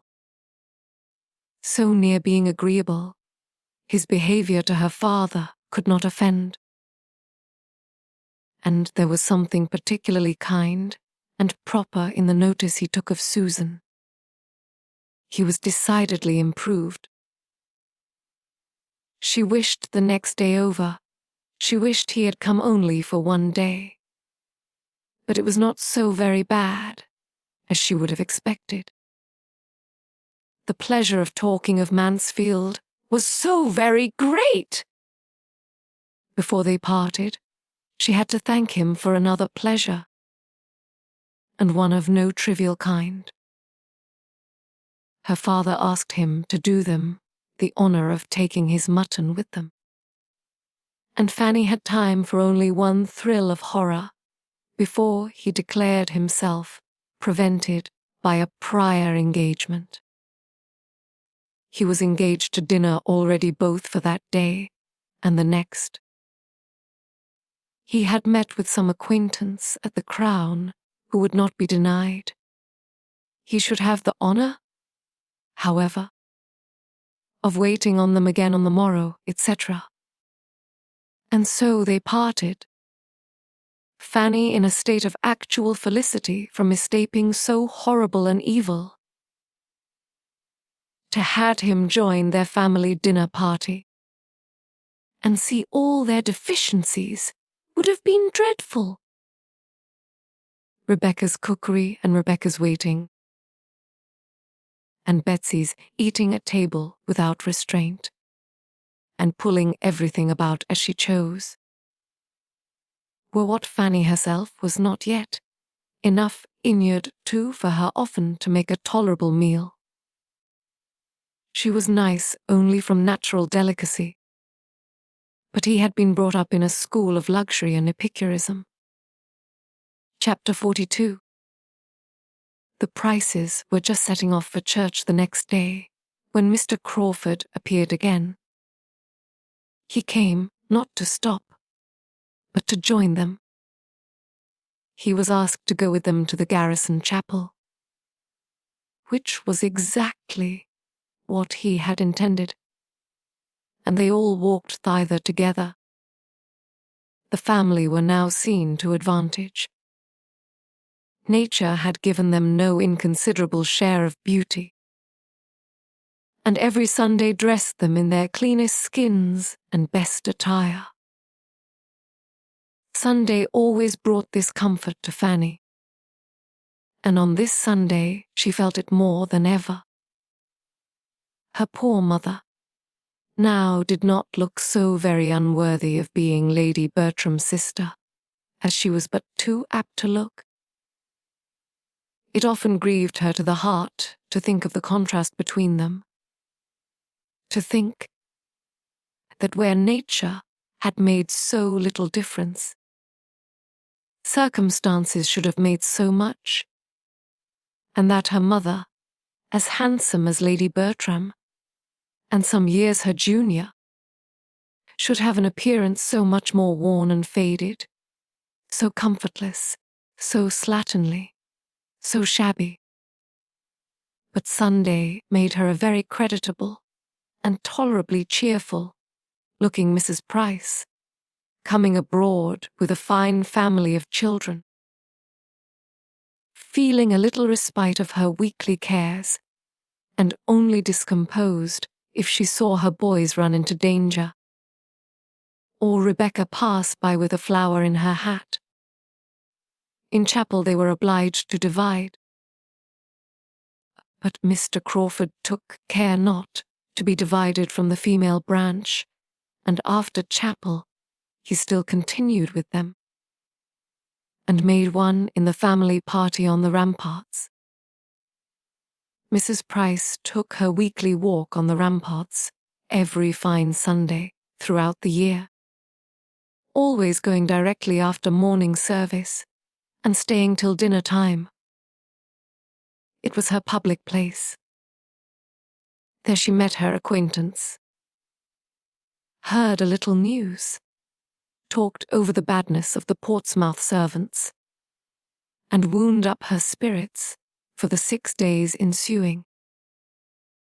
Thither they now went, Mr. Crawford most happy to consider the Miss Prices as his peculiar charge, and before they had been there long, somehow or other, there was no saying how, Fanny could not have believed it. But he was walking between them with an arm of each under his, and she did know how to prevent or put an end to it. It made her uncomfortable for a time, but yet there were enjoyments in the day and in the view which would be felt. The day was uncommonly lovely. It was really March, but it was April in its mild air, brisk soft wind, and bright sun, occasionally clouded for a minute. And everything looked so beautiful under the influence of such a sky. The effects of the shadows pursuing each other on the ships at Spithead and the island beyond, with the ever-varying hues of the sea, now at high water, dancing in its glee and dashing against the ramparts with so fine a sound, produced altogether such a combination of charms for Fanny as made her gradually almost careless of the circumstances under which she felt them. Nay, had she been without his arm, she would soon have known that she needed it, for she wanted strength for a 2 hours saunter of this kind, coming, as it generally did, upon a week's previous inactivity. Fanny was beginning to feel the effect of being debarred from her usual regular exercise. She had lost ground as to health since her being in Portsmouth. And but for Mr. Crawford and the beauty of the weather would soon have been knocked up now. The loveliness of the day and of the view, he felt like herself. They often stopped with the same sentiment and taste, leaning against the wall, some minutes, to look and admire, and considering he was not Edmund. Fanny could not but allow that he was sufficiently open to the charms of nature, and very well able to express his admiration. She had a few tender reveries now, and then, which he could sometimes take advantage of to look in her face without detection. And the result of these looks was that though as bewitching as ever, her face was less blooming than it ought to be. She said she was very well, and did not like to be supposed otherwise. But take it all in all, he was convinced that her present residence could not be comfortable, and therefore could not be salutary for her. And he was growing anxious for her being again at Mansfield, where her own happiness, and his in seeing her, must be so much greater. "You have been here a month, I think," said he. "No, not quite a month. It is only 4 weeks tomorrow since I left Mansfield." "You are a most accurate and honest reckoner. I should call that a month. I did not arrive here till Tuesday evening, and it is to be a 2 months' visit, is not?" "Yes, my uncle talked of 2 months. I suppose it will not be less." "And how are you to be conveyed back again?" "Who comes for you?" "I do not know. I have heard nothing about it yet from my aunt. Perhaps I may be to stay longer. It may not be convenient for me to be fetched exactly at the 2 months' end." After a moment's reflection, Mr. Crawford replied, "I know Mansfield. I know its way. I know its faults towards you. I know the danger of your being so far forgotten as to have your comforts give way to the imaginary convenience of any single being in the family. I am aware that you may be left here week after week, if Sir Thomas cannot settle everything for coming himself, or sending your aunt's maid for you, without involving the slightest alteration of the arrangements which he may have laid down for the next quarter of a year. This will not do. 2 months is an ample allowance. I should think 6 weeks quite enough.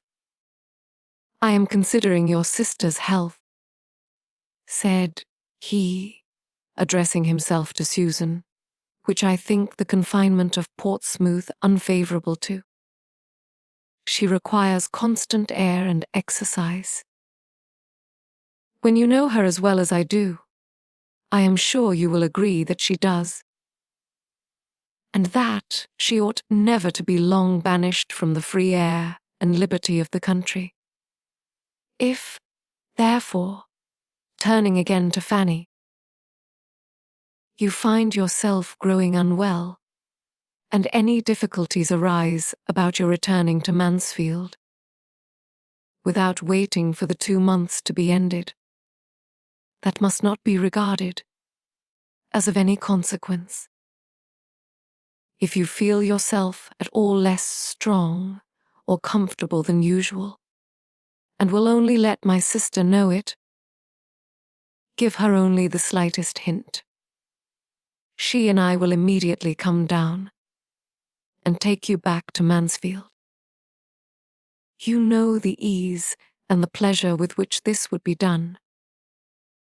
You know all that would be felt on the occasion. Fanny thanked him, but tried to laugh it off. I am perfectly serious, he replied, as you perfectly know. And I hope you will not be cruelly concealing any tendency to indisposition. Indeed, you shall not. It shall not be in your power. For so long only as you positively say, in every letter to Mary, I am well, and I know you cannot speak or write a falsehood, so long only shall you be considered as well. Fanny thanked him again, but was affected and distressed to a degree that made it impossible for her to say much, or even to be certain of what she ought to say. This was towards the close of their walk.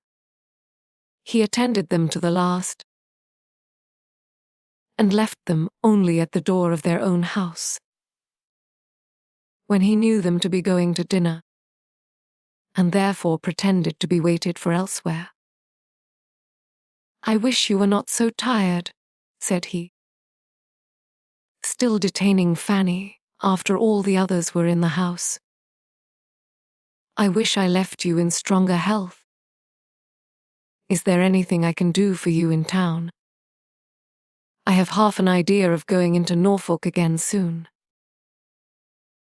I am not satisfied about Madison. I am sure he still means to impose on me, if possible, and get a cousin of his own into a certain mill, which I design for somebody else. I must come to an understanding with him. I must make him know that I will not be tricked on the south side of Everingham, any more than on the north, that I will be master of my own property. I was not explicit enough with him before. The mischief such a man does on an estate, both as to the credit of his employer and the welfare of the poor, is inconceivable. I have a great mind to go back into Norfolk directly, and put everything at once on such a footing as cannot be afterwards swerved from. Madison is a clever fellow. I do not wish to displace him, provided he does not try to displace me. But it would be simple to be duped by a man who has no right of creditor to dupe me, and worse than simple to let him give me a hard-hearted, griping fellow for a tenant. instead of an honest man, to whom I have given half a promise already? Would it not be worse than simple? Shall I go? Do you advise it? I advise. You know very well what is right. Yes. When you give me your opinion, I always know what is right. Your judgment is my rule of right. Oh no, do not say so. We have all a better guide in ourselves, if we would attend to it, than any other person can be. Goodbye. I wish you a pleasant journey tomorrow. Is there nothing I can do for you in town? Nothing. I am much obliged to you. Have you no message for anybody? My love to your sister, if you please, and when you see my cousin Edmund. I wish you would be so good as to say that I suppose I shall soon hear from him. Certainly, and if he is lazy or negligent, I will write his excuses myself. He could say no more, for Fanny would be no longer detained. He pressed her hand, looked at her, and was gone. He went to while away the next 3 hours as he could, with his other acquaintance, till the best dinner that a capital inn afforded was ready for their enjoyment, and she turned into her more simple one immediately. Their general fare bore a very different character, and could he have suspected how many privations, besides that of exercise, she endured in her father's house, he would have wondered that her looks were not much more affected than he found them. She was so little equal Rebecca's puddings and Rebecca's hashes, brought to table, as they all were, with such accompaniments of half-cleaned plates, and not half-cleaned knives and forks, that she was very often constrained to defer her heartiest meal, till she could send her brothers in the evening for biscuits and buns. After being nursed up at Mansfield, it was too late in the day to be hardened at Portsmouth, and though Sir Thomas, had he known all, might have thought his niece in the most promising way of being starved, both mind and body, into a much juster value for Mr. Crawford's good company and good fortune, he would probably have feared to push his experiment farther, lest she might die under the cure. Fanny was out of spirits all the rest of the day, though tolerably secure of not seeing Mr. Crawford again. She could not help being low. It was parting with somebody of the nature of a friend, and thought, in one light, glad to have him gone. It seemed as if she was now deserted by everybody. It was a sort of renewed separation from Mansfield, and she could not think of his returning to town and being frequently with Mary and Edmund, without feelings so near kin to envy as made her hate herself for having them. Her dejection had no abatement from anything passing around her.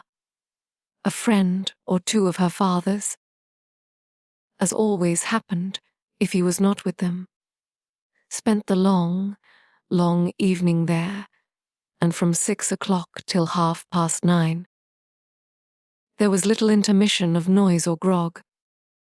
She was very low. The wonderful improvement which she still fancied in. Mr. Crawford was the nearest to administering anything within the current of her thoughts, not considering in how different a circle she had been just seeing him, nor how much might be owing to contrast. she was quite persuaded of his being astonishingly more gentle and regardful of others than formerly. And, if in little things, must it not be so in great? So anxious for her health and comfort, so very feeling as he now expressed himself, and really seemed. Might not it be fairly supposed that he would not much longer persevere in a suit so distressing to her? Chapter 43. It was presumed that Mr. Crawford was travelling back to London on the morrow, for nothing more was seen of him Mr. Price's. And 2 days afterwards, it was a fact ascertained to Fanny by the following letter from his sister, opened and read by her, on another account, with the most anxious curiosity. I have to inform you, my dearest Fanny, that Henry has been down to Portsmouth to see you, that he had a delightful walk with you to the dockyard last Saturday, and one still more to be dwelt on the next day, on the ramparts, when the balmy air, the sparkling sea, and your sweet looks and conversation were altogether in the most delicious harmony, and afforded sensations which are to raise ecstasy even in retrospect.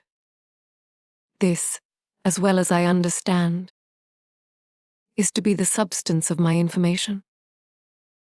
He makes me write, but I do not know what else is to be communicated, except this said visit to Portsmouth, and these 2 said walks, and his introduction to your family, especially to a fair sister of yours, a fine girl of 15, who was of the party on the ramparts, taking her first lesson, I presume, in love. I have not time for writing much, but it would be out of place if I had. For this is to be a mere letter of business, penned for the purpose of conveying necessary information, which could not be delayed without risk of evil. My dear, dear Fanny, if I had you here, how I would talk to you!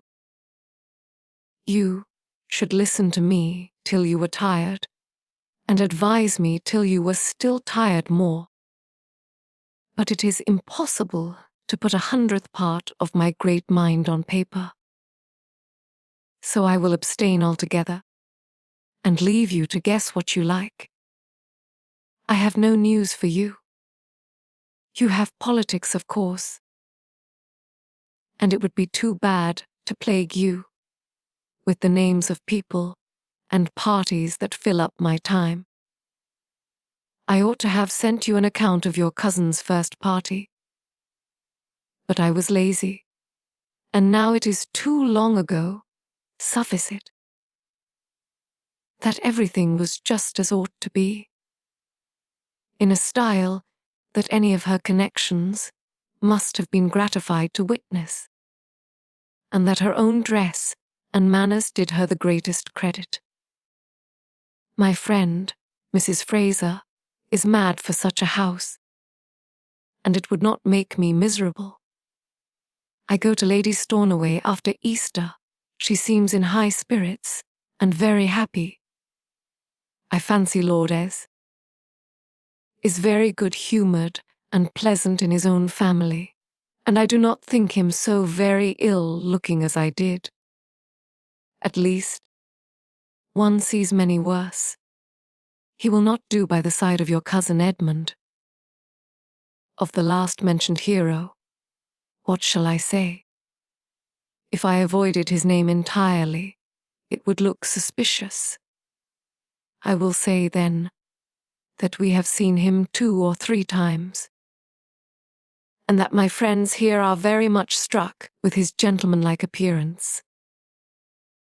Mrs. Fraser, no bad judge, declares she knows but 3 men in town who have so good a person, height, and air, and I must confess When he dined here the other day, there were none to compare with him, and we were a party of 16.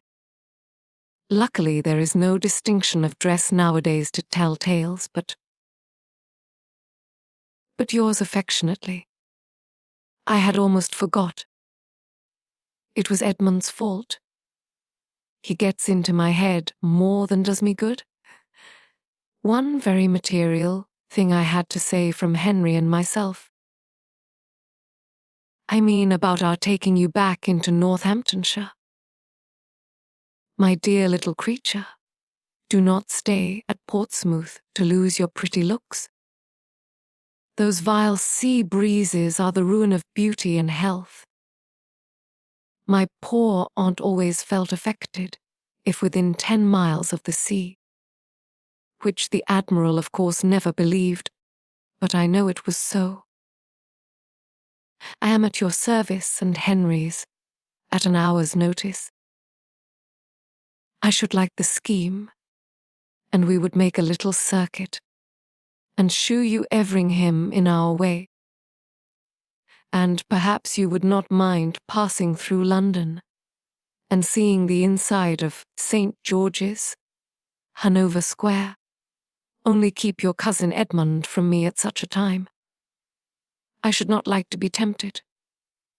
What a long letter! One word more. Henry, I find, has some idea of going into Norfolk again upon some business that you approve. But this cannot possibly be permitted before the middle of next week. That is, he cannot anyhow be spared till after the 14th, for we have a party that evening. The value of a man like Henry, on such an occasion, is what you can have no conception of, so you must take it upon my word to be inestimable. He will see the Rushworths, which I own I am not sorry for. Having a little curiosity, and so I think has he, though he will not acknowledge it. This was a letter to be run through eagerly, to be read deliberately, to supply matter for much reflection, and to leave everything in greater suspense than ever. The only certainty to be drawn from it was that nothing decisive had yet taken place. Edmund had not yet spoken. How Miss Crawford really felt, how she meant to act, or might act without or against her meaning, whether his importance to her were quite what it had been before the last separation, whether, if lessened, it were likely to lessen more, or to recover itself, were subjects for endless conjecture, and to be thought of on that day, and many days to come, without producing any conclusion. The idea that returned the oftenest was that Miss Crawford, after proving herself cooled and staggered by a return to London habits, I would yet prove herself in the end too much attached to him to give him up. She would try to be more ambitious than her heart would allow. She would hesitate, she would tease, she would condition, she would require a great deal, but she would finally accept. This was Fanny's most frequent expectation. A house in town. That, she thought, must be impossible. Yet there was no saying what Miss Crawford might not ask. The prospect for her cousin grew worse and worse. The woman who could speak of him, and speak only of his appearance. What an unworthy attachment! To be deriving support from the commendations of Mrs. Fraser, she who had known him intimately half a year. Fanny was ashamed of her. Those parts of the letter which related only to Mr. Crawford and herself touched her, in comparison, slightly. Whether Mr. Crawford went into Norfolk before or after the 14th was certainly no concern of hers, though, everything considered, she thought he would go without delay. That Miss Crawford should endeavour to secure a meeting between him and Mrs. Rushworth. It was all in her worst line of conduct, and grossly unkind and ill-judged. But she hoped he would not be actuated by any such degrading curiosity. He acknowledged no such inducement, and his sister ought to have given him credit for better feelings than her own. She was yet more impatient for another letter from town after receiving this than she had been before, and for a few days was so unsettled by it altogether, by what had come and what might come, that her usual readings and conversation with Susan were much suspended. She could not command her attention as she wished. If Mr. Crawford remembered her message to her cousin, she thought it very likely, most likely, that he would write to her at all events. It would be most consistent with his usual kindness, until she got rid of this idea, until it gradually wore off, by no letters appearing in the course of 3 or 4 days more. She was in a most restless, anxious state. At length, a something like composure succeeded.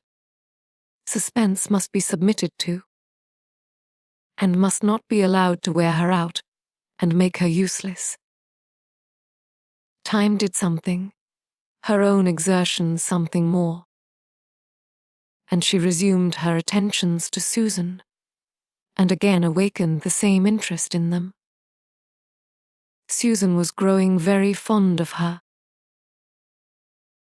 and though without any of the early delight in books which had been so strong in Fanny, with a disposition much less inclined to sedentary pursuits, or to information for information's sake, she had so strong a desire of not appearing ignorant, as, with a good clear understanding, made her a most attentive, profitable, thankful pupil.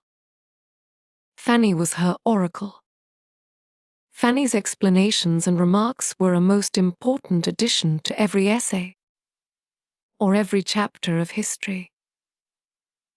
What Fanny told her of former times dwelt more on her mind than the pages of Goldsmith, and she paid her sister the compliment of preferring her style to that of any printed author.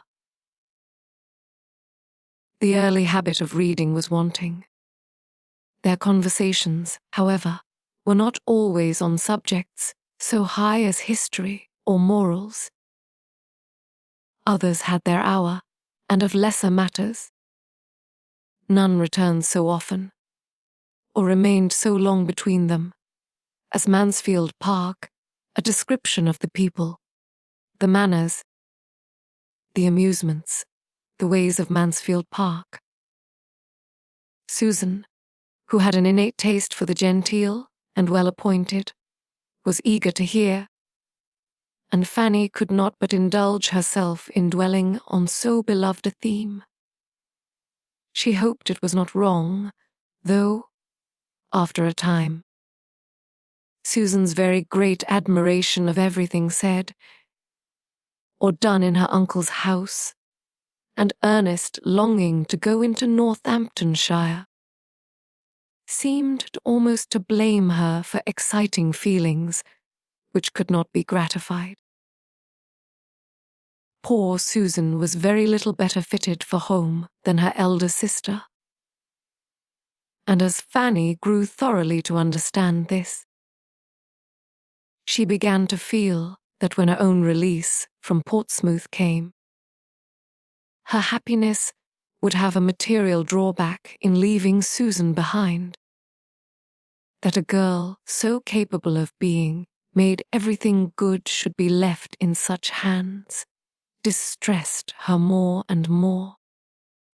Were she likely to have a home to invite her to? What a blessing it would be! And had it been possible for her to return Mr. Crawford's regard, the probability of his being very far from objecting to such a measure would have been the greatest increase of all her own comforts. She thought he was really good-tempered, and could fancy his entering into a plan of that sort most pleasantly. Chapter 44. 7 weeks of the 2 months were very nearly gone, when the one letter, the letter from Edmund, so long expected, was put into Fanny's hands. As she opened and saw its length, she prepared herself for a minute detail of happiness and a profusion of love and praise towards the fortunate creature who was now mistress of his fate. These were the contents. My dear Fanny, excuse me that I have not written before. Crawford told me that you were wishing to hear from me, but I found it impossible to write from London, and persuaded myself that you would understand my silence. Could I have sent a few happy lines? They should not have been wanting, but nothing of that nature was ever in my power. I am returned to Mansfield in a less assured state than when I left it. My hopes are much weaker. You are probably aware of this already. So very fond of you as Miss Crawford is, it is most natural that she should tell you enough of her own feelings to furnish a tolerable guess at mine. I will not be prevented, however, from making my own communication. Our confidences in you need not clash. I ask no questions. There is something soothing in the idea that we have the same friend, and that whatever unhappy differences of opinion may exist between us, we are united in our love of you. It will be a comfort to me to tell you how things now are, and what are my present plans, if plans I can be said to have. I have been returned since Saturday. I was 3 weeks in London, and saw her, for London, very often. I had every attention from the Frasers that could be reasonably expected. I dare say I was not reasonable in carrying with me hopes of an intercourse, at all like that of Mansfield. It was her manner, however, rather than any unfrequency of meeting. Had she been different when I did see her, I should have made no complaint. But from the very first she was altered. My first reception was so unlike what I had hoped, that I had almost resolved on leaving London again directly. I need not particularize. You know the weak side of her character, and may imagine the sentiments and expressions which were torturing me. She was in high spirits, and surrounded by those who were giving all the support of their own bad sense to her too lively mind. I do not like Mrs. Fraser. She is a cold-hearted, vain woman who has married entirely from convenience, and though evidently unhappy in her marriage, places her disappointment not to faults of judgment or temper or disproportion of age, but to her being, after all, less affluent than many of her acquaintance, especially than her sister, Lady Stornoway, and is the determined supporter of everything mercenary and ambitious provided it be only mercenary and ambitious enough. I look upon her intimacy with those two sisters as the greatest misfortune of her life and mine. They have been leading her astray for years. Could she be detached from them? And sometimes I do not despair of it, for the affection appears to me principally on their side. They are very fond of her, but I am sure she does not love them as she loves you. When I think of her great attachment to you, indeed, and the whole of her judicious, upright conduct as a sister, she appears a very different creature, capable of everything noble, and I am ready to blame myself for a too harsh construction of a playful manner. I cannot give her up, Fanny. She is the only woman in the world whom I could ever think of as a wife. If I did not believe that she had some regard for me, of course I should not say this, but I do believe it. I am convinced that she is not without a decided preference. I have no jealousy of any individual. It is the influence of the fashionable world altogether that I am jealous of. It is the habits of wealth that I fear. Her ideas are not higher than her own fortune may warrant, but they are beyond what our incomes united could authorize. There is comfort, however, even here. I could better bear to lose her, because not rich enough, than because of my profession. That would only prove her affection not equal to sacrifices, which, in fact, I am scarcely justified in asking, and, if I am refused, that, I think, will be the honest motive. Her prejudices, I trust, are not so strong as they were. You have my thoughts exactly as they arise. My dear Fanny, perhaps they are sometimes contradictory, but it will not be a less faithful picture of my mind. Having once begun, it is a pleasure to me to tell you all I feel. I cannot give her up. Connected as we already are, and, I hope, are to be. To give up Mary Crawford would to give up the society of some of those most dear to me.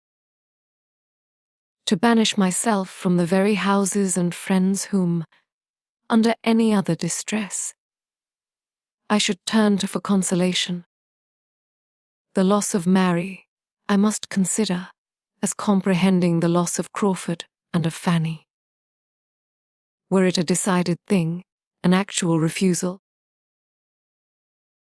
I hope I should know how to bear it, and how to endeavor to weaken her hold on my heart. And in the course of a few years, but I am writing nonsense. Were I refused, I must bear it, until I can never cease to try for her. This is the truth. The only question is how. What may be the likeliest means? I have sometimes thought of going to London again, after Easter, and sometimes resolved on doing nothing till she returns to Mansfield. Even now, she speaks with pleasure of being in Mansfield in June, but June is at a great distance, and I believe I shall write to her. I have nearly determined on explaining myself by letter. To be at an early certainty is a material object. My present state is miserably irksome. Considering everything, I think a letter will be decidedly the best method of explanation. I shall be able to write much that I could not say, and shall be giving her time for reflection before she resolves on her answer. And I am less afraid of the result of reflection than of an immediate hasty impulse. I think I am. My greatest danger would lie in her consulting Mrs. Fraser, and I at a distance, unable to help my own cause. A letter exposes to all the evil of consultation, and where the mind is anything short of perfect decision, an adviser may, in an unlucky moment, lead it to do what it may afterwards regret. I must think this matter over a little. This long letter, full of my own concerns alone, will be enough to tire even the friendship of a Fanny. The last time I saw Crawford was at Mrs. Fraser's party. I am more and more satisfied with all that I see and hear of him. There is not a shadow of wavering. He thoroughly knows his own mind and acts up to his resolutions. An estimable quality. I could not see him and my eldest sister in the same room without recollecting what you once told me, and I acknowledged that they did not meet as friends. There was marked coolness on her side. They scarcely spoke. I saw him draw back surprised, and I was sorry that Mrs. Rushworth should resent any former supposed slight to Miss Bertram. You will wish to hear my opinion of Maria's degree of comfort as a wife. There is no appearance of unhappiness. I hope they get on pretty well together. I dined twice in Wimpole Street, and might have been there oftener. But it is mortifying to be with Rushworth as a brother. Julia seems to enjoy London exceedingly. I had little enjoyment there, but have less here. We are not a lively party. You are very much wanted. I miss you more than I can express.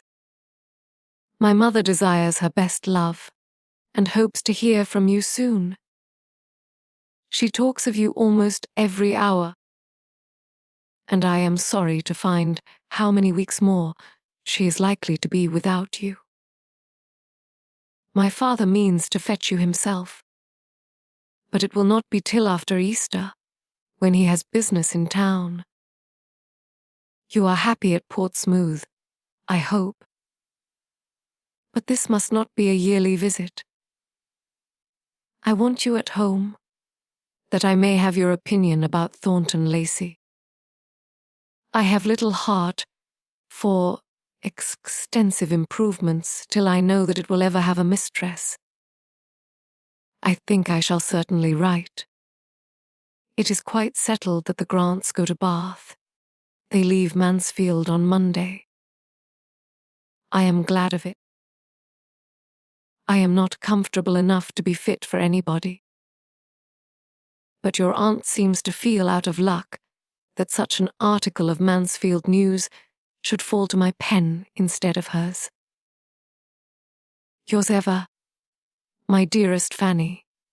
I never will, no, I certainly never will wish for a letter again, was Fanny's secret declaration as she finished this. What do they bring but disappointment and sorrow? Not till after Easter. How shall I bear it? And my poor aunt talking of me every hour. Fanny checked the tendency of these thoughts as well as she could. But she was within half a minute of starting the idea that Sir Thomas quite unkind, both to her aunt and to herself. As for the main subject of the letter, there was nothing in that to soothe irritation. She was almost vexed into displeasure and anger against Edmund. There is no good in this delay, said she. Why is not it settled? He is blinded, and nothing will open his eyes, nothing can, after having had truths before him so long in vain. He will marry her, and be poor and miserable.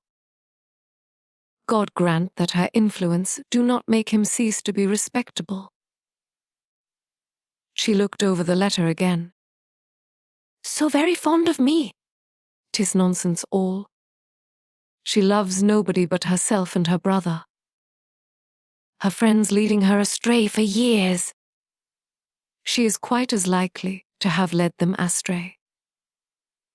They have all, perhaps, been corrupting one another. But if they are so much fonder of her than she is of them, she is the less likely to have been hurt, except by their flattery. The only woman in the world whom he could ever think of as a wife. I firmly believe it. It is an attachment to govern his whole life. Accepted or refused, his heart is wedded to her forever. The loss of Mary I must consider as comprehending the loss of Crawford and Fanny. Edmund, you do not know me. The families would never be connected if you did not connect them. Oh, right.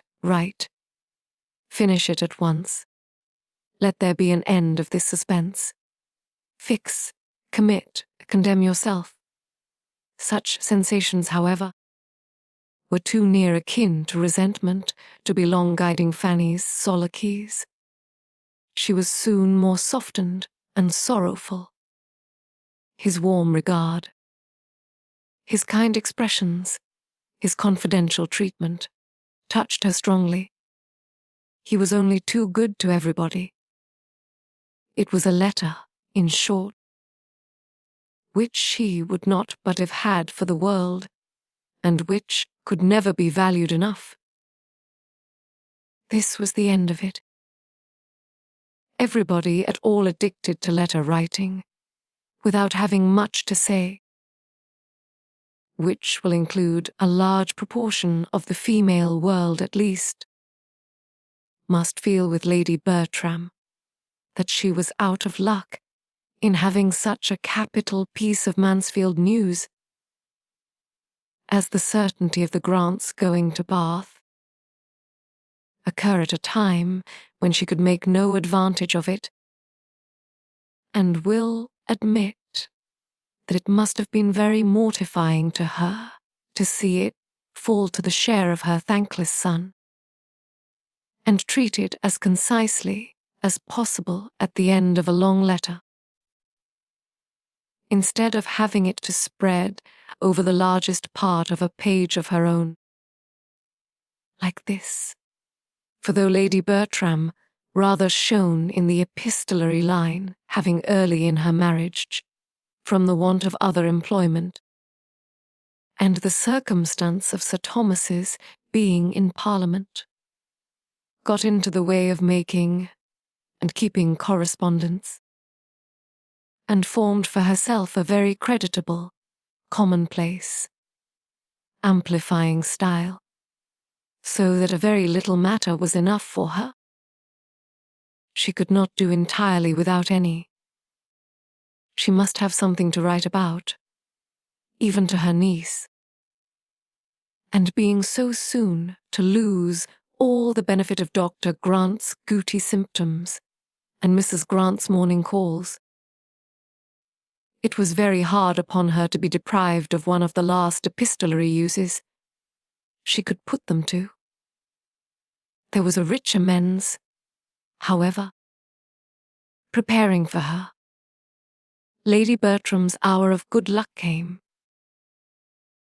Within a few days from the receipt of Edmund's letter, a Fanny had one from her aunt, beginning thus: My dear Fanny, I take up my pen to communicate some very alarming intelligence, which I make no doubt will give you much concern.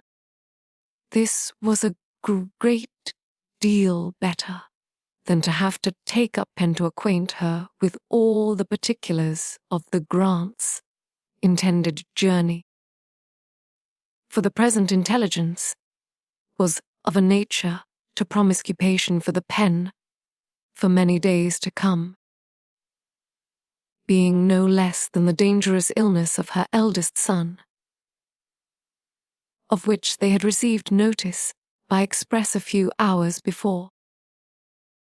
Tom had gone from London with a party of young men to Newmarket, where a neglected fall and a good deal of drinking had brought on a fever. And when the party broke up, being unable to move, had been left by himself at the house of one of these young men to the comforts of sickness and solitude, and the attendance only of servants. Instead of being soon well enough to follow his friends, as he had then hoped, his disorder increased considerably. And it was not long before he thought so ill of himself as to be as ready as his physician to have a letter dispatched to Mansfield. This distressing intelligence, as you may suppose, observed her ladyship, after giving the substance of it, has agitated us exceedingly, and we cannot prevent ourselves from being greatly alarmed and apprehensive for the poor invalid, whose state Sir Thomas fears may be very critical, and Edmund kindly proposes attending his brother immediately. But I am happy to add that Sir Thomas will not leave me on this distressing occasion, as it would be too trying for me. We shall greatly miss Edmund in our small circle, but I trust and hope he will find the poor invalid in a less alarming state than might be apprehended, and that he will be able to bring him to Mansfield shortly, which Sir Thomas proposes should be done, and thinks best on every account. And I flatter myself the poor sufferer will soon be able to bear the removal without material inconvenience or injury. As I have little doubt of your feeling for us, my dear Fanny, under these distressing circumstances, I will write again very soon. Fanny's feelings on the occasion were indeed considerably more warm and genuine than her aunt's style of writing. She felt truly for them all. Tom dangerously ill, Edmund gone to attend him, and the sadly small party remaining at Mansfield, were cares to shut out every other care, or almost every other. She could just find selfishness enough to wonder whether Edmund had written Miss Crawford before this summons came. But no sentiment dwelt long with her that was not purely affectionate and disinterestedly anxious. Her aunt did not neglect her. She wrote again and again. They were receiving frequent accounts from Edmund, and these accounts were as regularly transmitted to Fanny, in the same diffuse style, and the same medley of trusts, hopes, and fears, all following and producing each other at hazard. It was a sort of playing at being frightened. The sufferings which Lady Bertram did not see had little power over her fancy, and she wrote very comfortably about agitation and anxiety and poor invalids, till Tom was actually conveyed to Mansfield, and her own eyes had beheld his altered appearance. Then, which she had been previously preparing for Fanny, was finished in a different style, in the language of real feeling and alarm. Then she wrote as she might have spoken. "He is just come, my dear Fanny, and is taken upstairs, and I am so shocked to see him that I do not know what to do. I am sure he has been very ill. Poor Tom! I am quite grieved for him, and very much frightened, and so is Sir Thomas. And how glad I should be if you were here to comfort me. But Sir Thomas hopes he will be better tomorrow, and says we must consider his journey.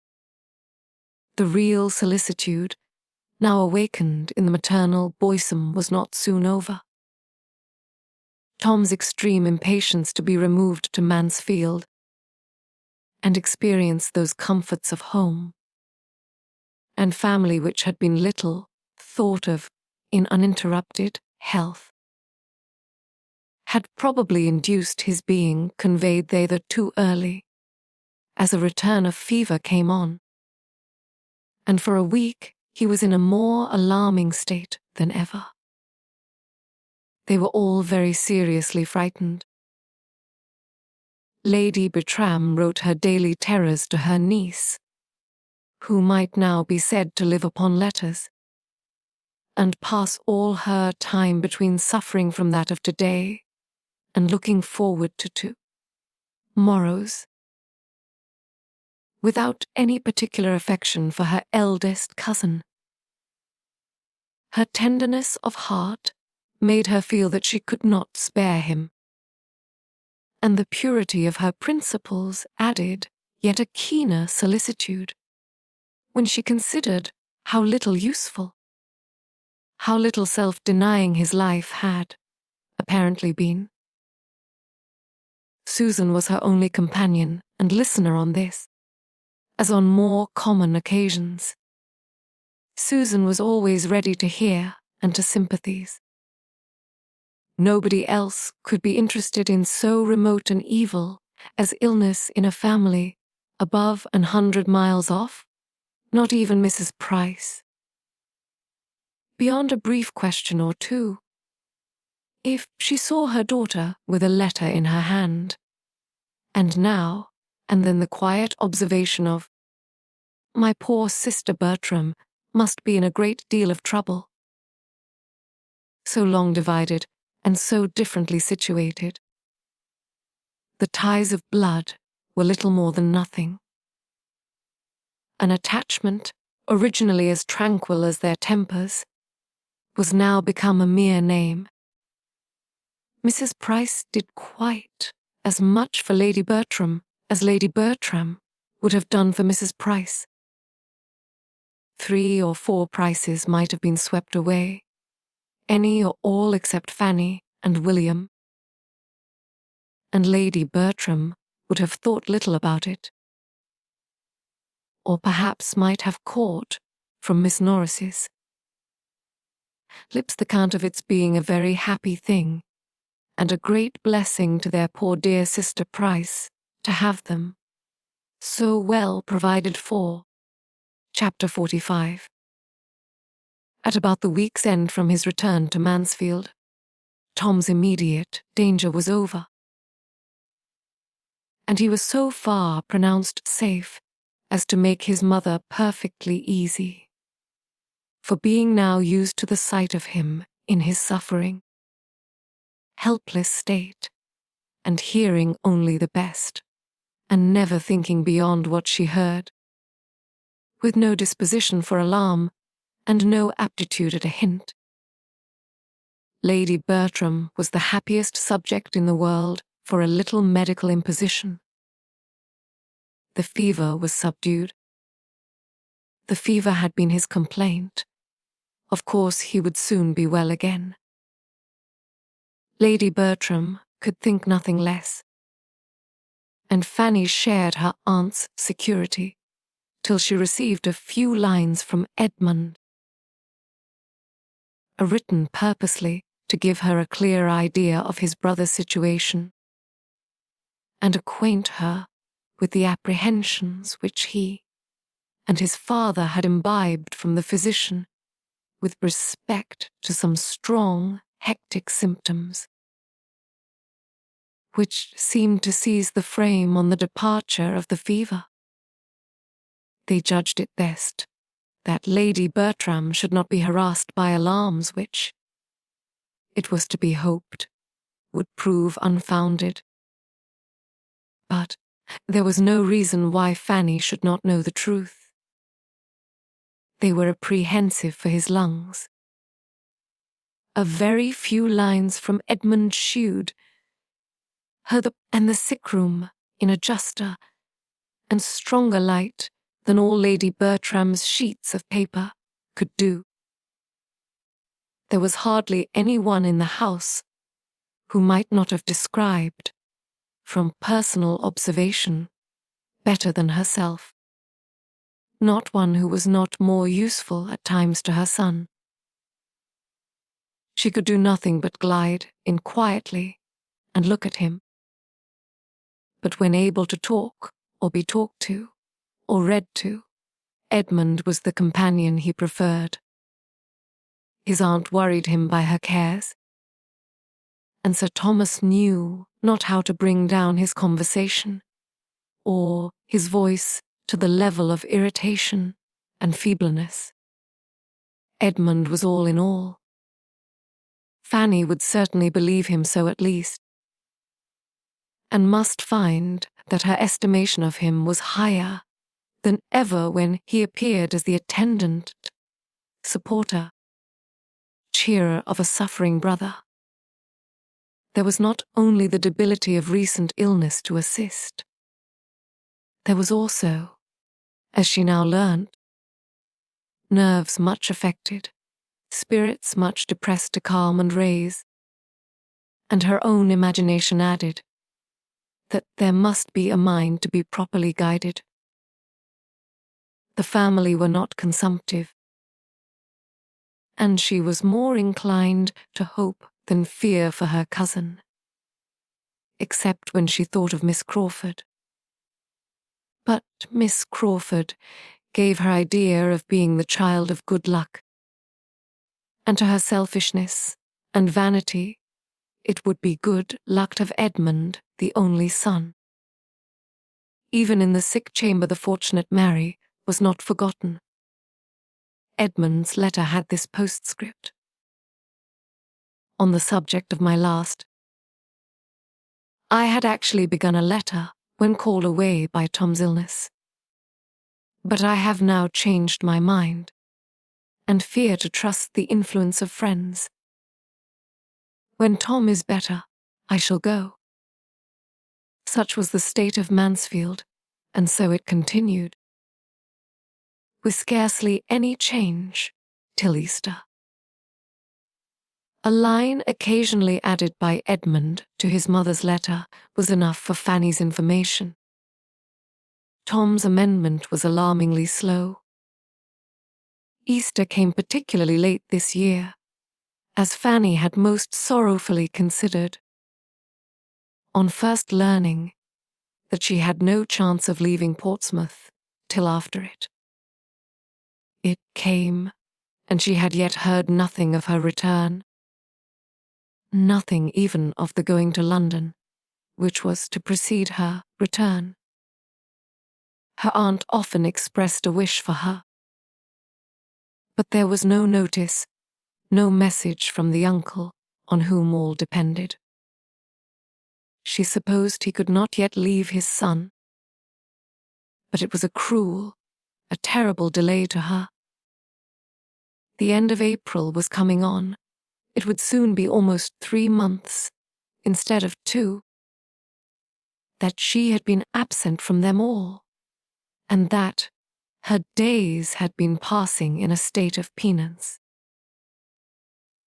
which she loved them too well to hope they would thoroughly understand, and who could yet say when there might be leisure to think of or fetch her.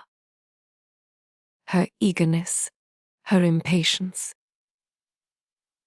her longings to be with them, were such as to bring a line or two of Copper's Tirocinium for ever before her.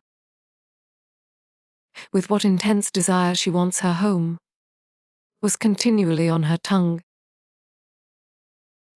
as the truest description of a yearning which she could not suppose any schoolboy's bosom to feel more keenly. When she had been coming to Portsmouth, she had loved to call it her home, had been fond of saying that she was going home. The word had been very dear to her, and so it still was, but it must be applied to Mansfield. That was now the home. Portsmouth was Portsmouth, Mansfield was home. They had been long so arranged in the indulgence of her secret meditations, and nothing was more consolatory to her than to find her aunt using the same language. "I cannot but say I much regret your being from home at this distressing time, so very trying to my spirits. I trust and hope, and sincerely wish you may never be absent from home so long again," were most delightful sentences to her. Still, however, it was her private regale. Delicacy, to her parents, made her careful not to betray such a preference of her uncle's house. It was always, "When I go back into Northamptonshire, or when I return to Mansfield, I shall do so and so." For a great while it was so, but at last the longing grew stronger. It overthrew caution, and she found herself talking of what she should do when she went home before she was aware. She reproached herself, coloured, and looked fearfully towards her father and mother. She need not have been uneasy. There was no sign of displeasure, or even of hearing her. They were perfectly free from any jealousy of Mansfield. She was as welcome to wish herself there as to be there. It was sad to Fanny to lose all the pleasures of spring. She had not known before what pleasures she had to lose in passing March and April in a town. She had not known before how much the beginnings and progress of vegetation had delighted her. What animation, both of body and mind, she had derived from watching the advance of that season which cannot, in spite of its capriciousness, be unlovely, and seeing its increasing beauties from the earliest flowers in the warmest divisions of her aunt's garden, to the opening of leaves of her uncle's plantations and the glory of his woods. To be losing such pleasures was no trifle. To be losing them because she was in the midst of closeness and noise, to have confinement, bad air, bad smells, substituted for liberty, freshness, fragrance, and verdure, was infinitely worse. But even these incitements to regret were feeble, compared with what arose from the conviction of being missed by her best friends, and the longing to be useful to those who were wanting her. Could she have been at home, she might have been of service to every creature in the house. She felt that she must have been of use to all. To all she must have saved some trouble of head or hand. And were it only in supporting the spirits of her Aunt Bertram, keeping her from the evil of solitude, or the still greater evil of a restless, officious companion, too apt to be heightening danger in order to enhance her own importance, her being there would have been a general good. She loved to fancy how she could have read to her aunt, how she could have talked to her, and tried at once to make her feel the blessing of what was, and prepare her mind for what might be. And how many walks up and down stairs she might have saved her, and how many messages she might have carried. It astonished her that Tom's sisters could be satisfied with remaining in London at such a time, through an illness which had now, under different degrees of danger, lasted several weeks. They might return to Mansfield when they chose. Travelling could be no difficulty to them, and she could not comprehend how both could still keep away. If Mrs. Rushworth could imagine any interfering obligations, Julia was certainly able to quit London whenever she chose. It appeared from one of her aunt's letters that Julia had offered to return if wanted, but this was all. It was evident that she would rather remain where she was. Fanny was disposed to think the influence of London very much at war with all respectable attachments. She saw the proof of it in Miss Crawford, as well as in her cousins. Her attachment to Edmund had been respectable. The most respectable part of her character, her friendship for herself, had at least been blameless. Where was either sentiment now? It was so long since Fanny had had any letter from her that she had some reason to think lightly of the friendship which had been so dwelt on. It was weeks since she had heard anything of Miss Crawford, of her other connections in town, except through Mansfield, and she was beginning to suppose that she might never know Mr. Crawford had gone into Norfolk again, or not till they met, and might never hear from his sister any more this spring, when the following letter was received to revive old and create some new sensations. Forgive me, my dear Fanny, as soon as you can, for my long silence, and behave as if you could forgive me directly. This is my modest request and expectation, for you are so good that I depend upon being treated better than I deserve, and I write now to beg an immediate answer. I want to know the state of things at Mansfield Park, and you, doubt, are perfectly able to give it. One should be a brute not to feel for the distress they are in, and from what I hear, a poor Mr. Bertram has a bad chance of ultimate recovery. I thought little of his illness at first. I looked upon him as the sort of person to be made a fuss with, and to make a fuss himself in any trifling disorder, and was chiefly concerned for those who had to nurse him. But now it is confidently asserted that he is really in a decline, that the symptoms are most alarming, and that part of the family, at least, are aware of it. If it be so, I am sure you must be included in that part, that discerning part, and therefore entreat you to let me know how far I have been rightly informed. I need not say how rejoiced I shall be to hear there has been any mistake, but the report is so prevalent that I confess I cannot help trembling. To have such a fine young man cut off in the flower of his days is most melancholy. Poor Sir Thomas will feel it dreadfully. I really am quite agitated on the subject.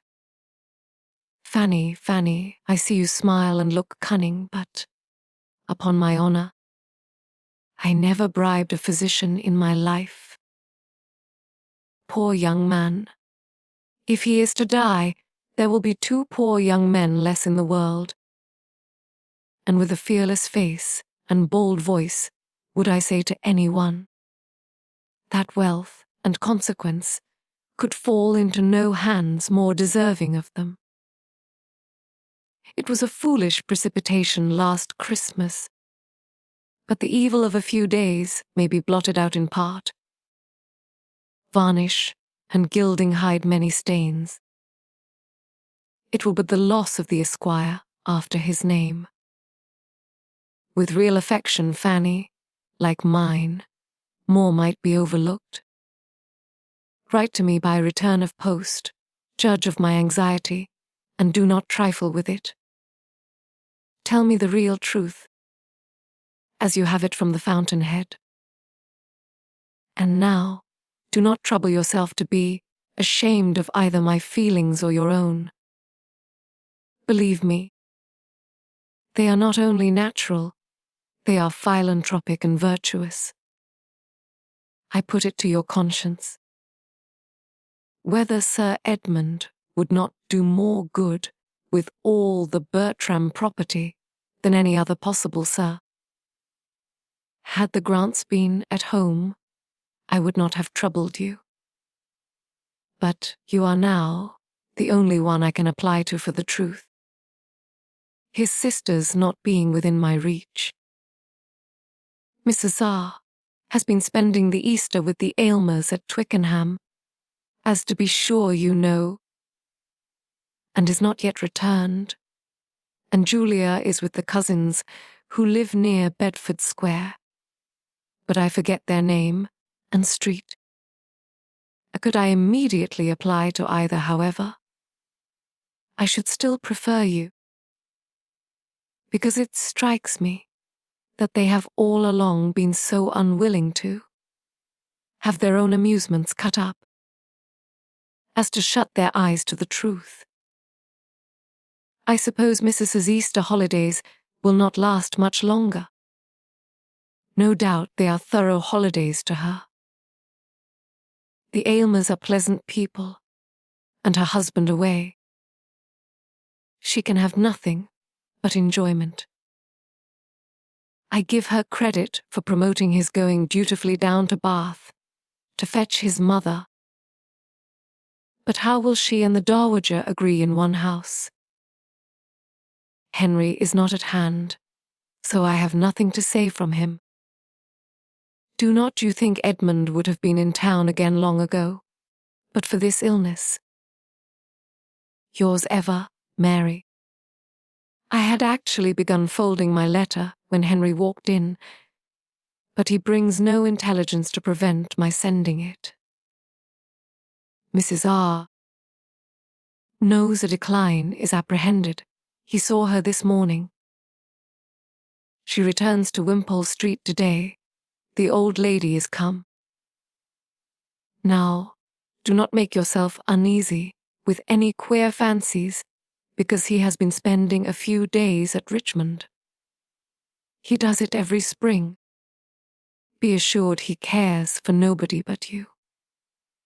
At this very moment he is wild to see you, and occupied only in contriving the means for doing so, and for making his pleasure conduce to yours.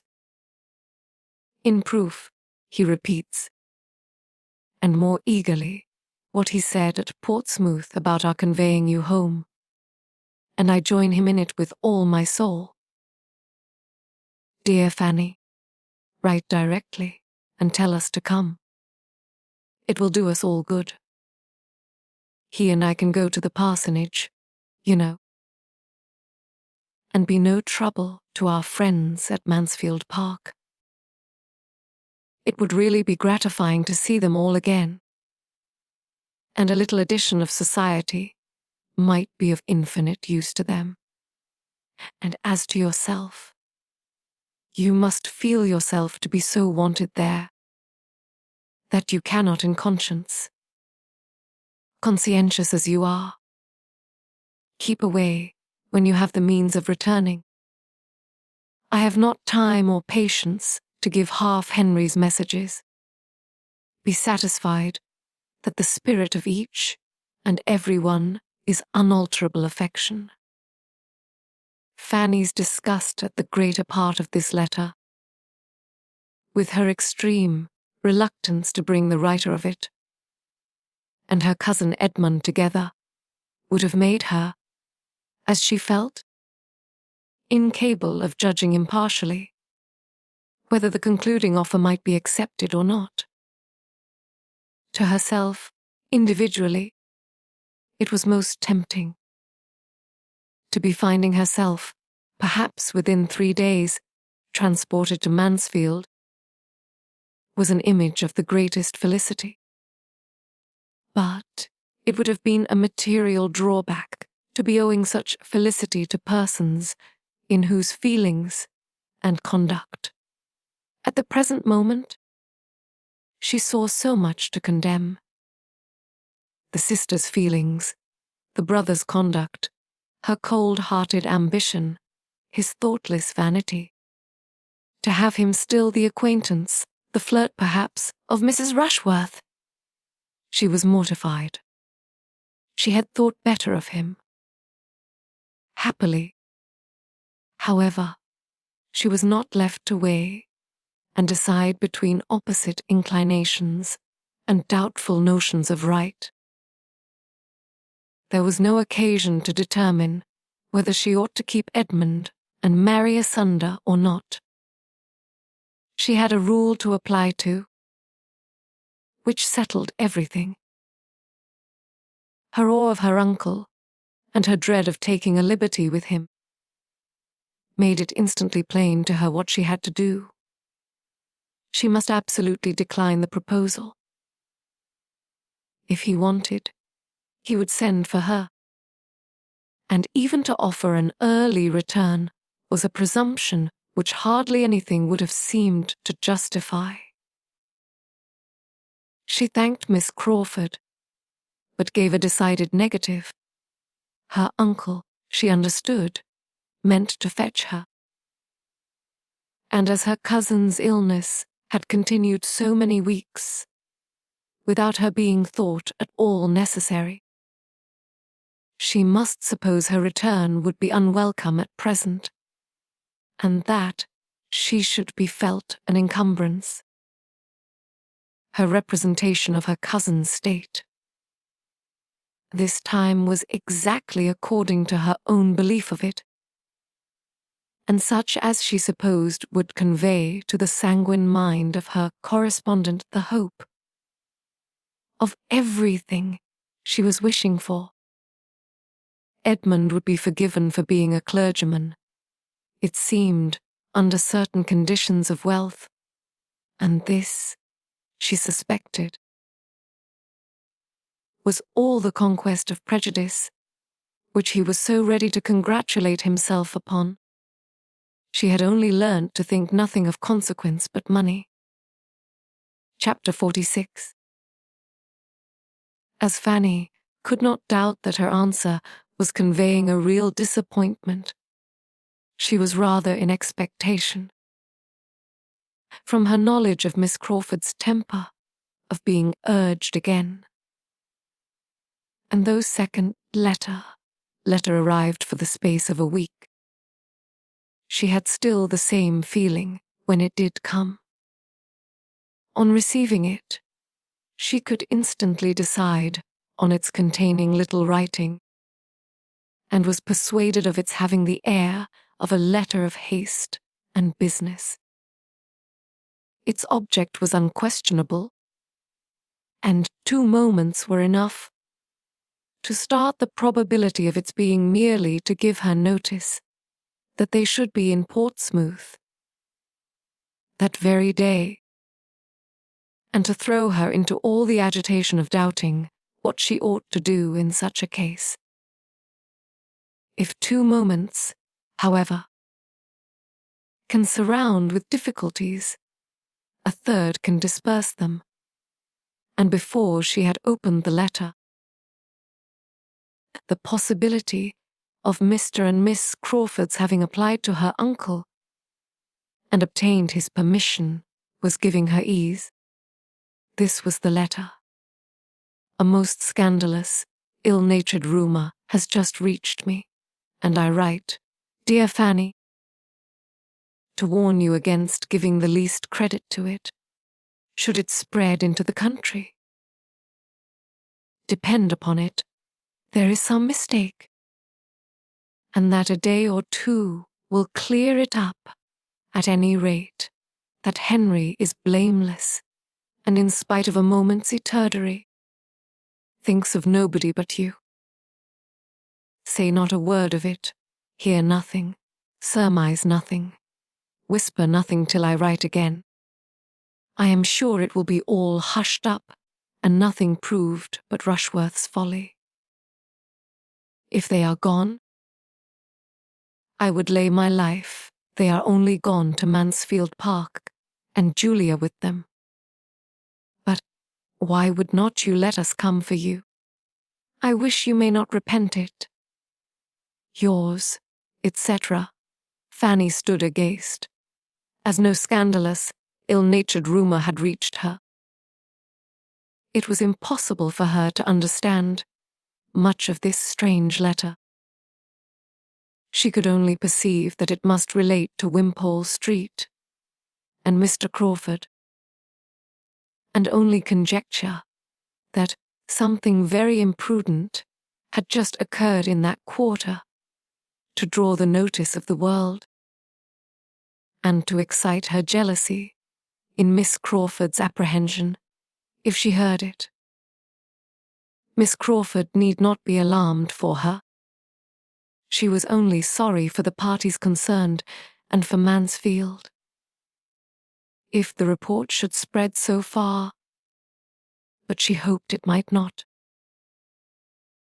If the Rushworths were gone themselves to Mansfield, as was to be inferred from what Miss Crawford said, it was not likely that anything unpleasant should have preceded them, or, at least, should make any impression. As to Mr. Crawford, she hoped it might give him a knowledge of his own disposition, convince him that he was not capable of being steadily attached to any one woman in the world, and shame him from persisting any longer in addressing herself. It was very strange. She had begun to think he really loved her, and to fancy his affection for her something more than common, and his sister still said that he cared for nobody else. Like this. Yet there must have been some marked display of attentions to her cousin. There must have been some strong indiscretion, since her correspondent was not of a sort to regard a slight one. Very uncomfortable she was, and must continue, till she heard from Miss Crawford again. It was impossible to banish the letter from her thoughts, and she could not relieve herself by speaking of it to any human being. Miss Crawford need not have urged secrecy with so much warmth. She might have trusted to her sense of what was due to her cousin. The next day came and brought no second letter. Fanny was disappointed. She could still think of little else all the morning, but when her father came back in the afternoon, with the daily newspaper as usual, she was so far from expecting elucidation, such a channel, that the subject was for a moment out of her head. She was deep in other musing. The remembrance of her first evening in that room, of her father and his newspaper, came across her. No candle was now wanted. The sun was yet an hour and half above the horizon. She felt that she had, indeed, been 3 months there, and the sun's rays falling strongly into the parlour, instead of cheering, made her still more melancholy. For sunshine appeared to her a totally different thing in a town and in the country. Here, its power was only a glare, a stifling, sickly glare, serving but to bring forward stains and dirt that might otherwise have slept. There was neither health nor gaiety in sunshine in a town. She sat in a blaze of oppressive heat, in a cloud of moving dust, and her eyes could only wander from the walls, marked by her father's head, to the table cut and notched by her brother's, where stood the tea board, never thoroughly cleaned, the cups and saucers wiped in streaks, the milk a mixture of motes floating in thin blue, and the bread and butter growing every minute more greasy than even Rebecca's hands had first produced it. Her father read his newspaper, and her mother lamented over the ragged carpet as usual, while the tea was in preparation, and wished Rebecca would mend it. And Fanny was first roused by his calling out to her, after humphing and considering over a particular paragraph. "What's the name of your great cousins in town, Fan?" A moment's recollection enabled her to say, "Rushworth, sir." "And don't they live in Wimpole Street?" "Yes, sir." "Then there's the devil to pay among them, that's all." There, holding out the paper to her, "Much good may such fine relations do you?" "I don't know what Sir Thomas may think of such matters. He may be too much of the courtier and fine gentleman to like his daughter the less. But, by G, if she belonged to me, I'd give her the rope's end as long as I could stand over her. A little flogging, for man and woman too, would be the best way of preventing such things."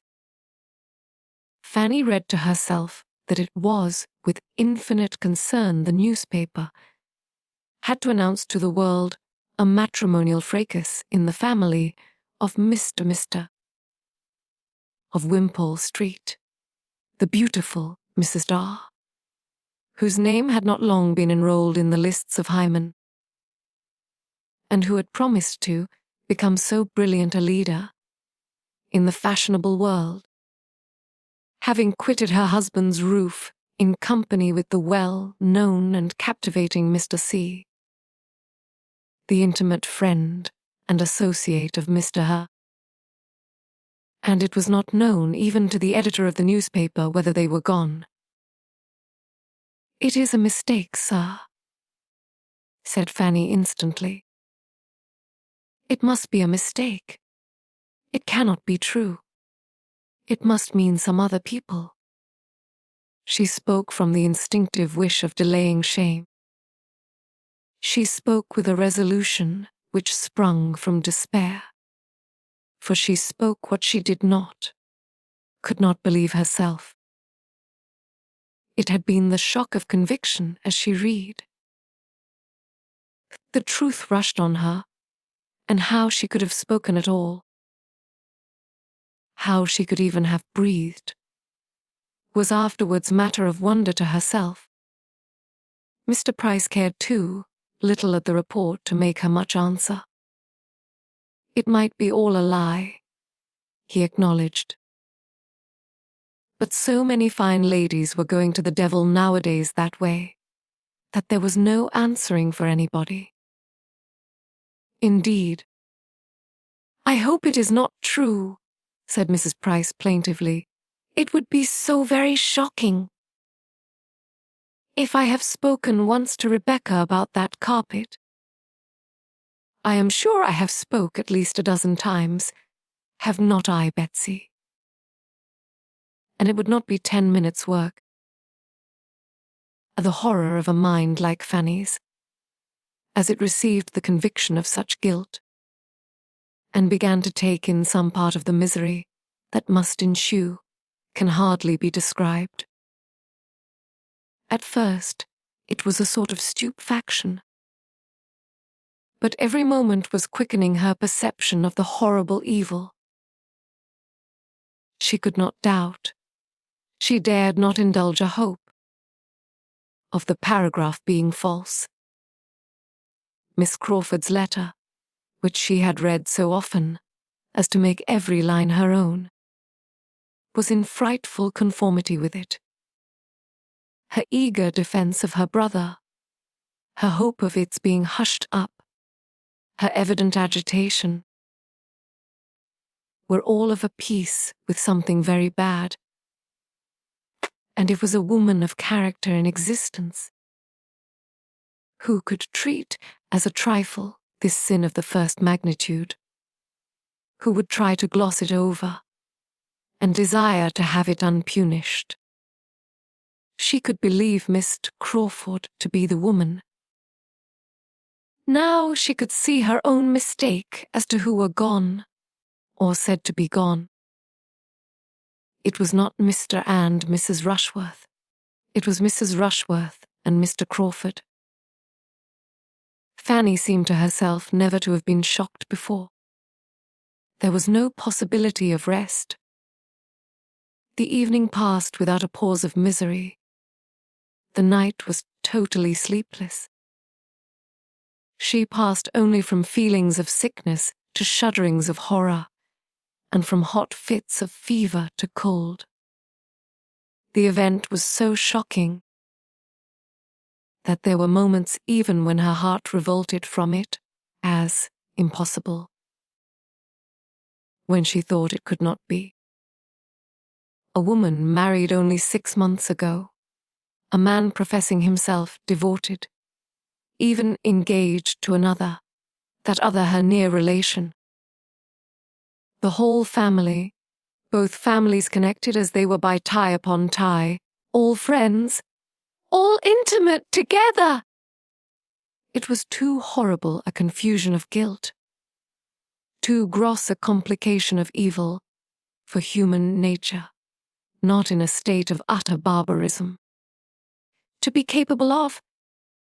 Yet her judgment told her it was so. His unsettled affections, wavering with his vanity, Maria's decided attachment, and no sufficient principle on either side, gave it possibility. Miss Crawford's letter stamped it a fact. What would be the consequence? Whom would it not injure? Whose views might it not affect? Whose peace would it not cut up forever? Miss Crawford herself, Edmund, but it was dangerous, perhaps, to tread such ground. She confined herself, or tried to confine herself, to the simple, indubitable family misery which must envelop all. If it were indeed a matter of certified guilt and public exposure. The mother's sufferings, the father's, there she paused. Julia's, Tom's, Edmund's, there a yet longer pause. They were the two on whom it would fall most horribly. Sir Thomas' parental solicitude, and high sense of honour and decorum, Edmund's upright principles, unsuspicious temper, and genuine strength of feeling, made her think it scarcely possible for them to support life and reason under such disgrace. And it appeared to her that, as far as this world alone was concerned, the greatest blessing to every one of kindred with Mrs. Rushworth would be instant annihilation. Nothing happened the next day, or the next, to weaken her terrors. 2 posts came in and brought no refutation, public or private. There was no second letter to explain away the first from Miss Crawford. There was no intelligence from Mansfield, though it was now full time for her to hear again from her aunt. This was an evil omen. She had, indeed, scarcely the shadow of a hope to soothe her mind, and was reduced to so low and wan and trembling a condition as no mother, not unkind, except Mrs. Price, could have overlooked. when the third day did bring the sickening knock, and a letter was again put into her hands. It bore the London postmark, and came from Edmund. Dear Fanny, you know our present wretchedness. May God support you under your share! We have been here 2 days, but there is nothing to be done. They cannot be traced. You may not have heard of the last blow. Julia's elopement. She has gone to Scotland with Yates. She left London a few hours before we entered it. At any other time this would have been felt dreadfully. Now it seems nothing, yet it is an heavy aggravation. My father is not overpowered. More cannot be hoped. He is still able to think and act, and I write, by his desire, to propose your returning home. He is anxious to get you there for my mother's sake. I shall be at Portsmouth the morning after you receive this, and hope to find you ready to set off for Mansfield. My father wishes you to invite Susan to go with you for a few months. Settle it as you like. Say what is proper. I am sure you will feel such an instance of his kindness at such a moment.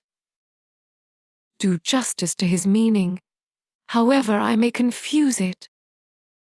You may imagine something of my present state. There is no end of the evil let loose upon us. You will see me early by the mail. Yours, etc. Never had Fanny Moore wanted a cordial. Never had she felt such a one as this letter contained. Tomorrow! To leave Portsmouth tomorrow? She felt she was, in the greatest danger of being exquisitely happy, while so many were miserable. The evil which brought such good to her. She dreaded lest she should learn to be insensible of it. To be going so soon, sent for so kindly, sent for as a comfort, and with leave to take Susan, was altogether such a combination of blessings as set her heart in a glow, and for a time seemed to distance every pain, and make her incapable of suitably sharing the distress, even of those whose distress she thought of most. Julia's elopement affected her comparatively, but little. She was amazed and shocked, but it could not occupy her. I could not dwell on her mind. She was obliged to call herself to think of it, and acknowledge it to be terrible and grievous. Or it was escaping her, in the midst of all the agitating, pressing, joyful cares, attending this summons to herself. There is nothing like employment, active indispensable employment, for relieving sorrow. Employment, even melancholy, may dispel melancholy, and her occupations were hopeful. She had so much to do, that not even the horrible story of Mrs. Rushworth, and now fixed to the last point of certainty, could affect her as it had done before. She had not time to be miserable. Within 24 hours she was hoping to be gone. Her father and mother must be spoken to. Susan prepared. Everything got ready. A business followed business. The day was hardly long enough. The happiness she was imparting, too.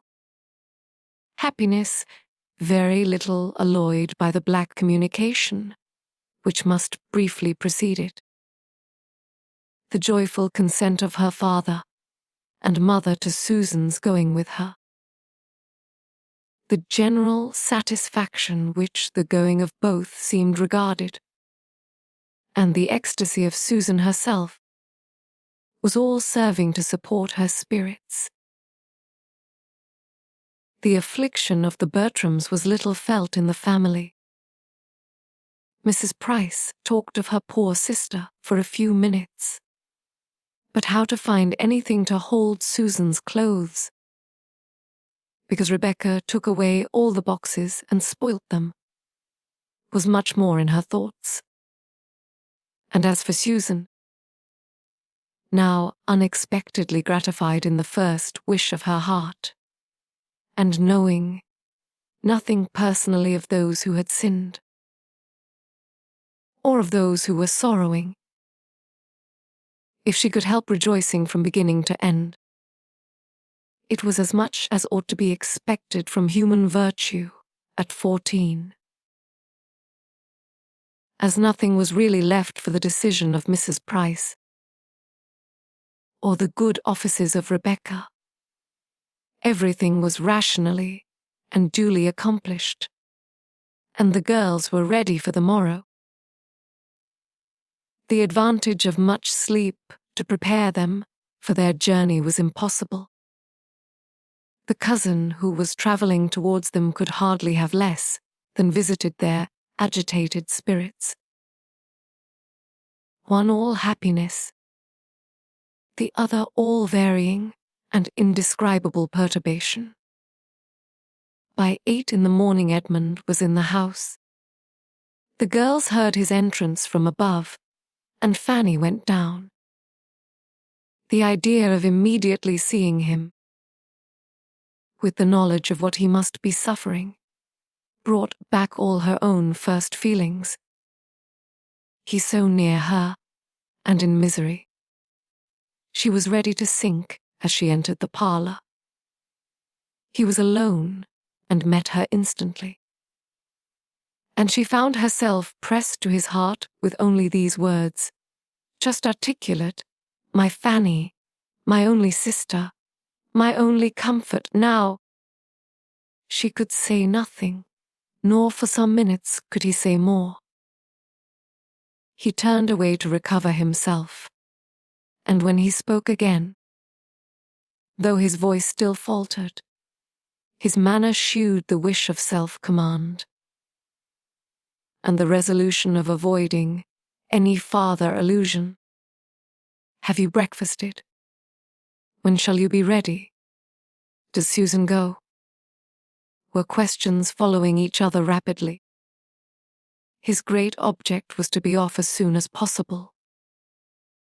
When Mansfield was considered, time was precious, and the state of his own mind made him find relief only in motion.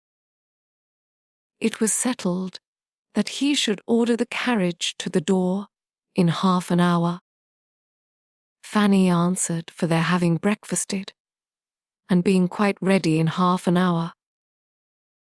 He had already and declined staying for their meal. He would walk round the ramparts and join them with the carriage.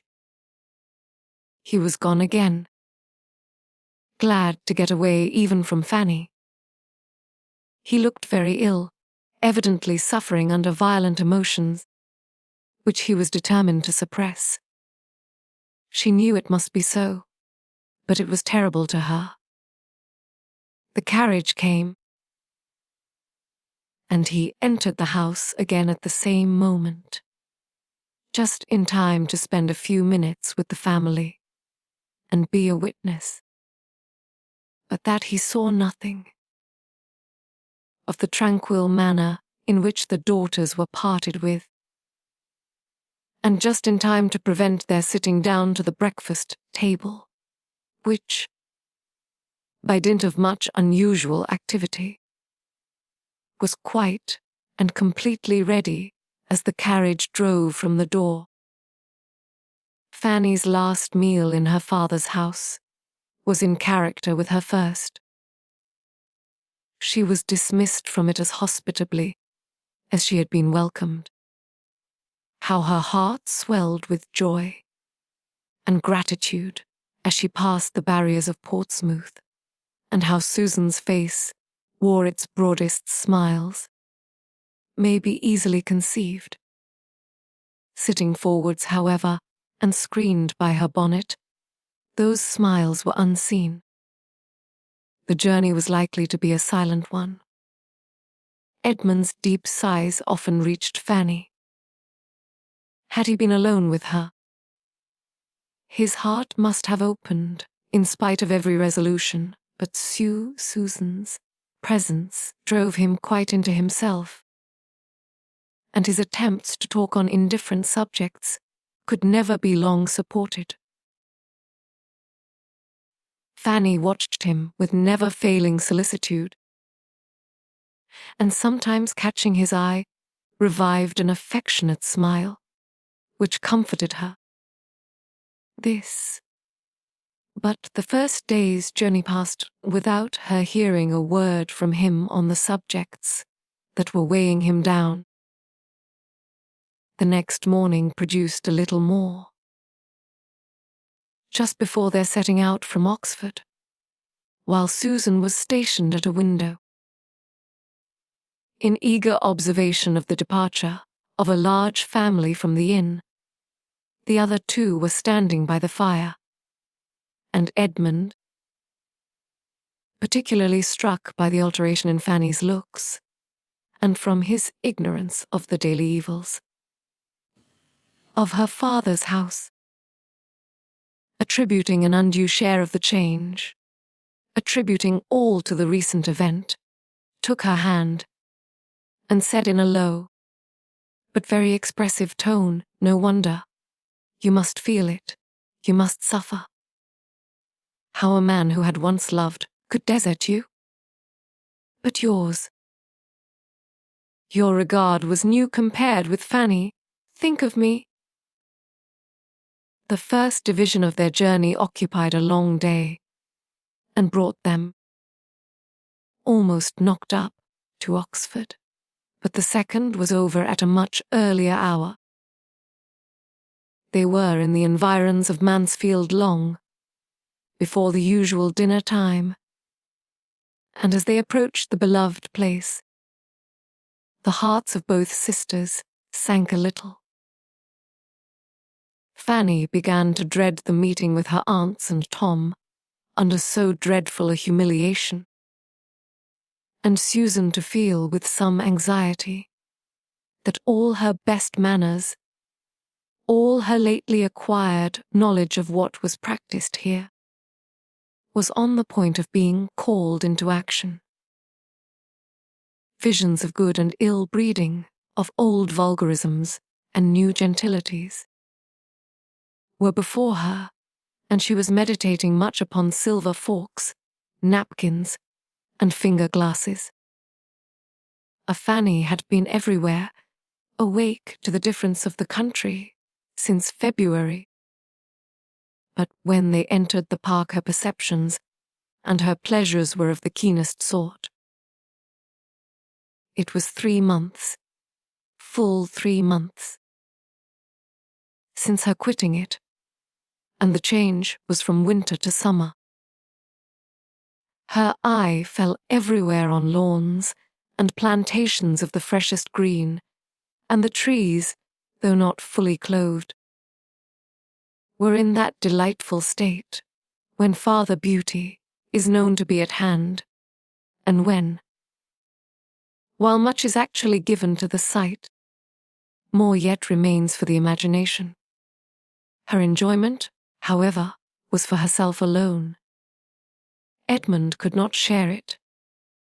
She looked at him, but he was leaning back, sunk in a deeper gloom than ever, and with eyes closed, as if the view of cheerfulness oppressed him, and the lovely scenes of home must be shut out. It made her melancholy again, and the knowledge of what must be enduring there invested even the house, modern, airy, and well situated as it was, with a melancholy aspect. By one of the suffering party, within they were expected with such impatience as she had never known before. Fanny had scarcely passed the solemn-looking servants, when Lady Bertram came from the drawing-room to meet her. I came with no indolent step and falling on her neck, said, "Dear Fanny, now I shall be comfortable." Chapter 47. It had been a miserable party, each of the three believing themselves most miserable.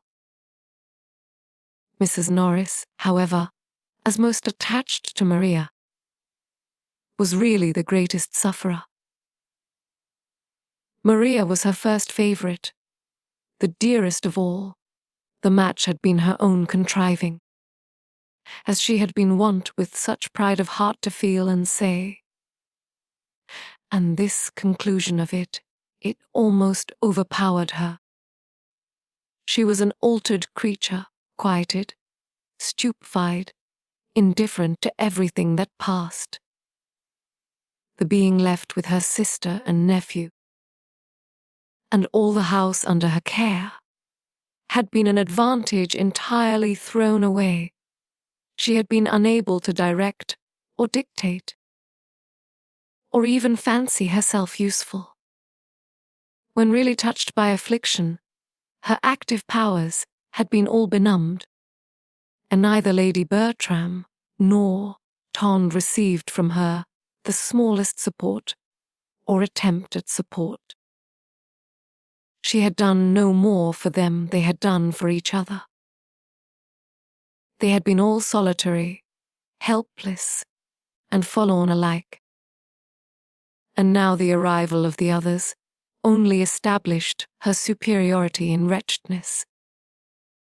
Her companions were relieved, but there was no good for her.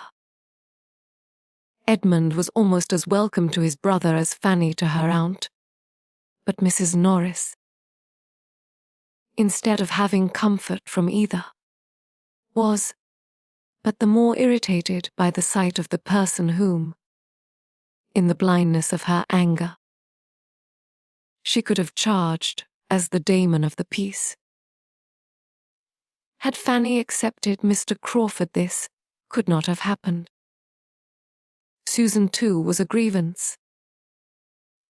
She had not spirits to notice her in more than a few repulsive looks, but she felt her as a spy, and an intruder, and an indigent niece, and everything most odious.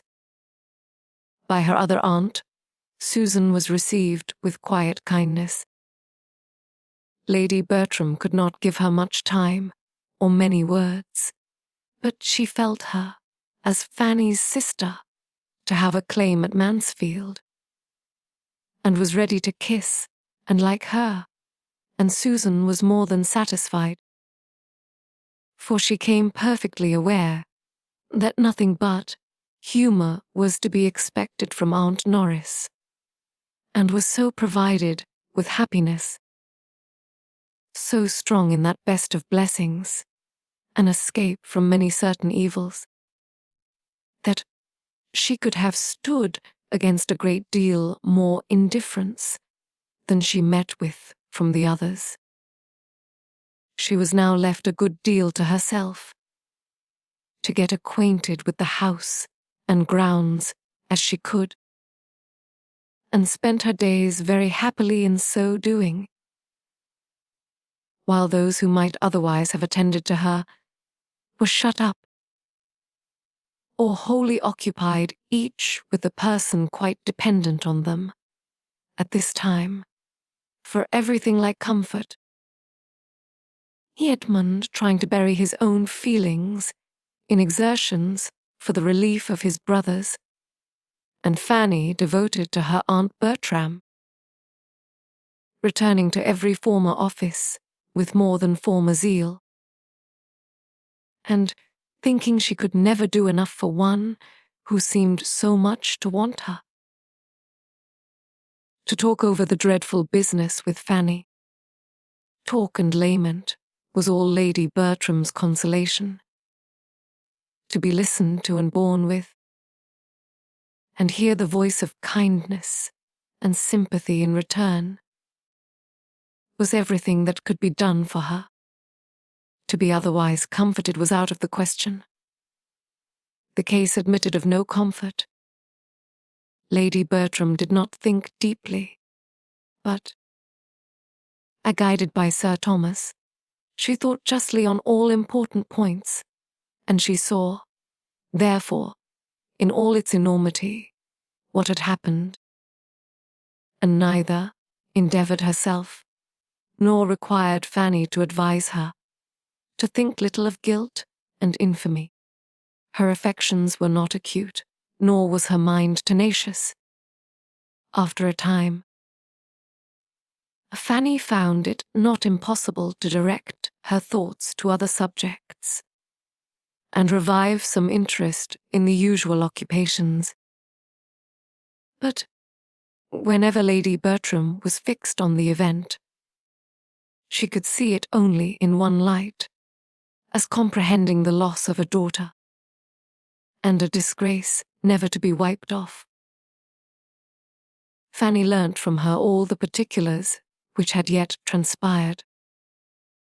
Her aunt was no very methodical narrator, but with the help of some letters too, and from Sir Thomas, and what she already knew herself, and could reasonably combine, she was soon able to understand quite as much she wished of the circumstances attending the story.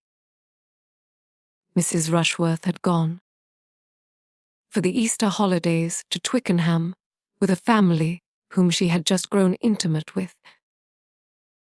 A family of lively, agreeable manners, and probably of morals and discretion to suit, for to their house Mr. Crawford had constant access at all times.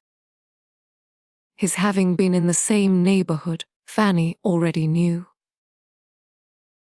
Mr. Rushworth had been gone at this time to Bath, to pass a few days with his mother, and bring her back to town, and Maria was with these friends without any restraint. Without even Julia, for Julia had removed from Wimpole Street 2 or 3 weeks before, on a visit to some relations of Sir Thomas, a removal which her father and mother were now disposed to tribute to some view of convenience on Mr. Yates's account. Very soon after the Rushworths' return to Wimpole Street, Sir Thomas had received a letter from an old and most particular friend in London, who, hearing and witnessing a good deal to alarm him in that quarter, wrote to recommend Sir Thomas's coming to London himself, and using his influence with his daughter to put an end to the intimacy, which was already exposing her to unpleasant remarks, and evidently making Mr. Rushworth uneasy. Sir Thomas was preparing to act upon this letter, without communicating its contents to any creature at Mansfield, when it was followed by another, sent express from the same friend, to break to him the almost desperate situation in which affairs then stood with the young people. Mrs. Rushworth had left her husband's house. Mr. Rushworth had been in great anger and distress to him, Mr. Harding, for his advice. Mr. Harding feared there had been at least very flagrant indiscretion. The maidservant of Mrs. Rushworth, senior, threatened alarmingly. He was doing all in his power to quiet everything, with the hope of Mrs. Rushworth's return, but was so much counteracted in Wimpole Street by the influence of Mr. Rushworth's mother, that the worst consequences might be apprehended. This dreadful communication could not be kept from the rest of the family. Sir Thomas set off. Edmund would go with him, and the others had been left in a state of wretchedness, inferior only to what followed the receipt of the next letters from London. Everything was by that time public beyond a hope. The servant of Mrs. Rushworth, the mother, had exposure in her power, and supported by her mistress, was not to be silenced. The two ladies, even in the short time they had been together, had disagreed, and the bitterness of the elder against her daughter-in-law might perhaps arise almost much from the personal disrespect with which she had herself been treated as from sensibility for her son. However that might be, she was unmanageable. But had she been less obstinate, or of less weight with her son, who was always guided by the last speaker, by the person who could get hold of and shut him up, the case would still have been hopeless, for Mrs. Rushworth did not appear again. This, and there was every reason to conclude her to be concealed somewhere with Mr. Crawford,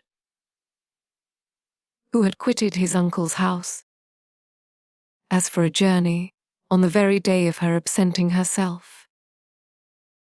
Sir Thomas, however, remained yet a little longer in town, in the hope of discovering and snatching her from Father Vice, though all was lost on the side of character.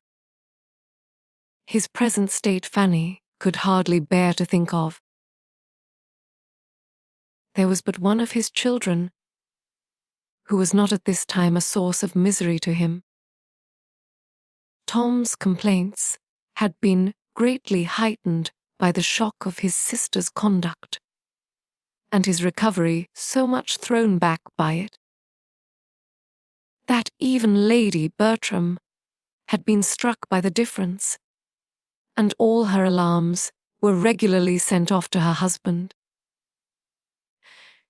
And Julia's elopement, the additional blow which had met him on his arrival in London, though its force had been deadened at the moment, must, she knew, be sorely felt.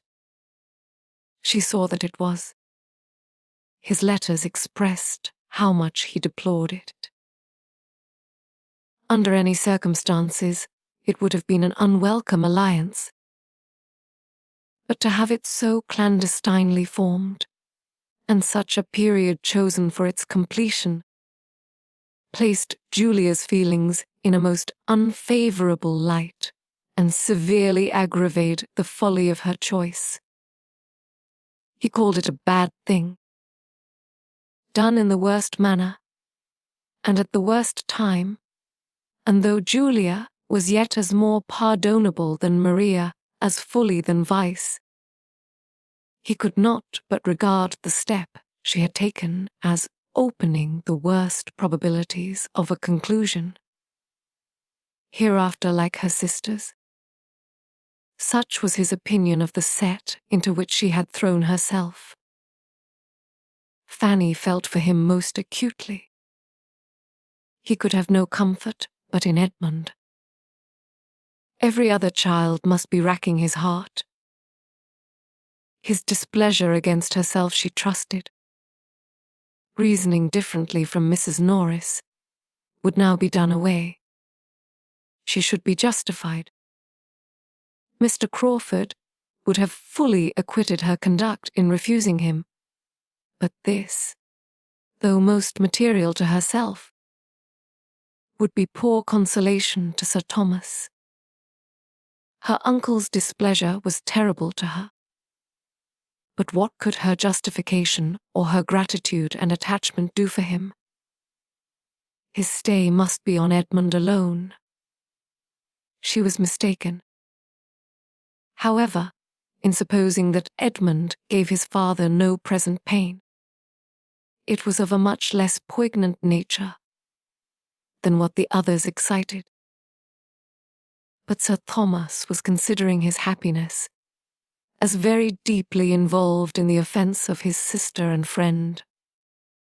Cut off by it, as he must be, from the woman whom he had been pursuing with undoubted attachment and strong probability of success, and who, in everything but this despicable brother, would have been so eligible a connection.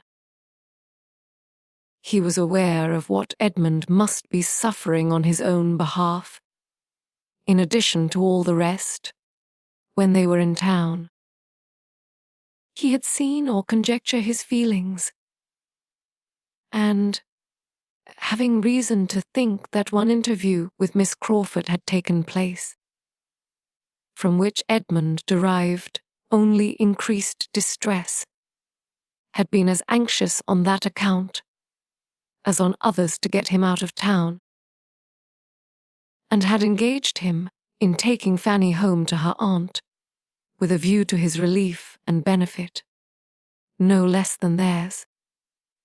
Fanny was not in the secret of her uncle's feelings.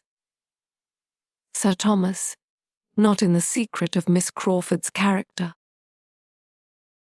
Had he been privy to her conversation with his son, he would not have wished her to belong to him, though her £20,000 had been 40. That Edmund must be forever divided from Miss Crawford did not admit of a doubt with Fanny, and yet, till she knew that he felt the same, her own conviction was insufficient. She thought he did, but she wanted to be assured of it.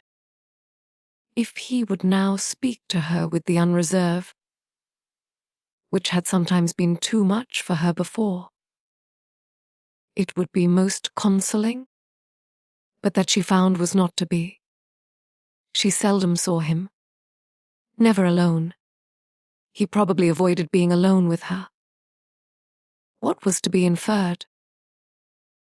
That his judgment submitted to all his own peculiar and bitter share of this family affliction, but that it was too keenly felt to be a subject of the slightest communication.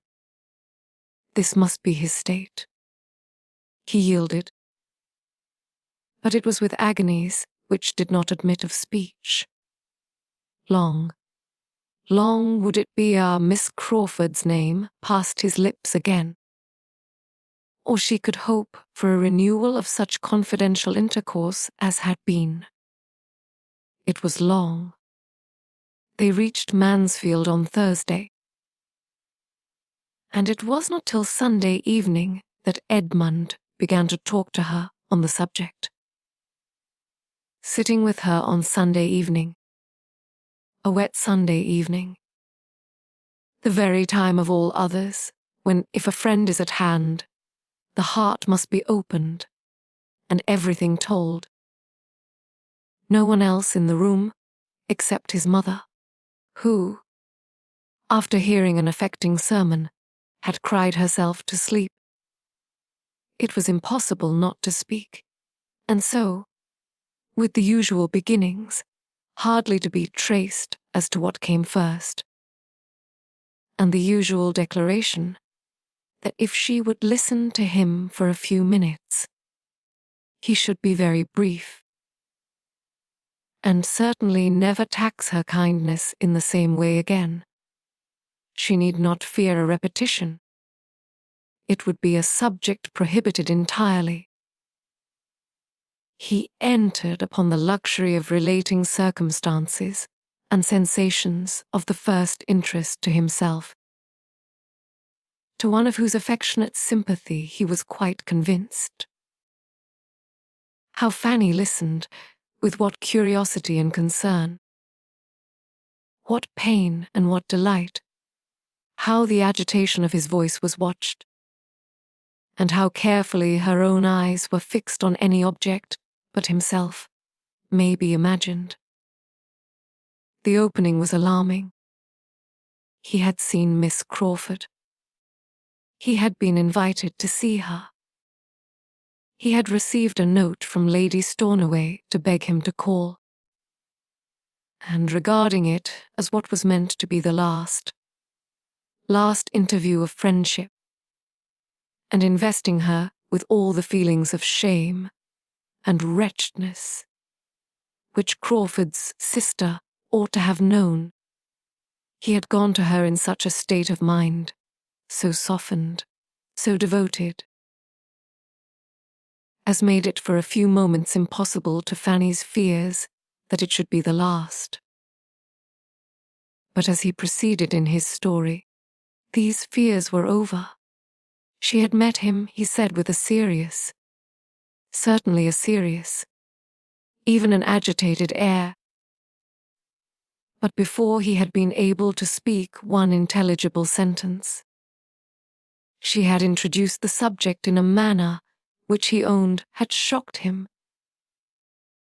"I heard you were in town," said she. "I wanted to see you. Let us talk over this sad business. What can equal the folly of our two relations?" I could not answer, but I believe my looks spoke. She felt reproved. Sometimes how quick to feel. With a graver look and voice, she then added, "I do not mean to defend Henry at your sister's expense." So she began, but how she went on, Fanny, is not fit, is hardly fit to be repeated to you. I cannot recall all her words. I would not dwell upon them if I could. Their substance was great anger at the folly of each. She reprobated her brother's folly in being drawn on by a woman whom he had never cared for, to do what must lose him the woman he adored, but still more the folly of poor Maria, in sacrificing such a situation, plunging into such difficulties, under the idea of being really loved by a man who had long ago made his indifference clear. I guess what I must have felt, to hear the woman whom, no harsher name than folly given, so voluntarily, so freely, so coolly to canvass it. No reluctance, no horror, no feminine, shall I say, no modest loathings. This is what the world does. For where, Fanny, shall we find a woman whom nature had so richly endowed? Spoiled. After a little reflection, he went on with a sort of desperate calmness. I will tell you everything, and then have done forever. She saw it only as fully, and that fully stamped only by exposure, the want of common discretion, of caution. His going down to Richmond for the whole time of her being at Twickenham, her putting herself in the power of a servant. It was the detection, in short. Oh, Fanny! It was the detection, not the offence, which she reprobated. It was the imprudence which had brought things to extremity, and obliged her brother to give up every dear plan in order to fly with her. He stopped. And what? Said Fanny. Believing herself required to speak, what could you say? Nothing. Nothing to be understood. I was like a man stunned. She went on. Began to talk of you? Yes, then she began to talk of you, regretting, as well she might, the loss of such a... There she spoke very rationally. But she has always done justice to you. He has thrown away, said she, such a woman as he will never see again. She would have fixed him, she would have made him happy forever. My dearest Fanny, I am giving you, I hope, more pleasure than pain by this retrospect of what might have been. But what never can be now. You do not wish me to be silent. If you do, give me but a look, a word, and I have done. No look or word was given. Thank God, said he. We were all disposed to wonder. But it seems to have been the merciful appointment of Providence that the heart, which knew no guile, should not suffer. She spoke of you with high praise and warm affection, yet even here there was alloy, a dash of evil. For in the midst of it she could exclaim, why would not she have him? It is all her fault. Simple girl, I shall never forgive her. Had she accepted him as she ought, they might now have been on the point of marriage, and Henry would have been too happy and too busy to want any other object. He would have taken no pains to be on terms with Mrs. Rushworth again. It would have all ended in a regular standing flirtation, in yearly meetings at Southerton and Everingham. Could you have believed it possible? But the charm is broken. My eyes are opened. A cruel, said Fanny, quite cruel. At such a moment to give way to gaiety, to speak with lightness, and to you. Absolute cruelty? A cruelty, do you call it? We differ there. No, hers is not a cruel nature. I do not consider her as meaning to wound my feelings. The evil lies yet deeper. In her total ignorance, unsuspiciousness of there being such feelings.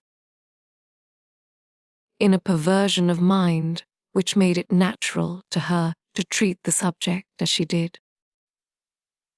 She was speaking only as she had been used to hear others speak, as she imagined everybody else would speak. Hers are not faults of temper.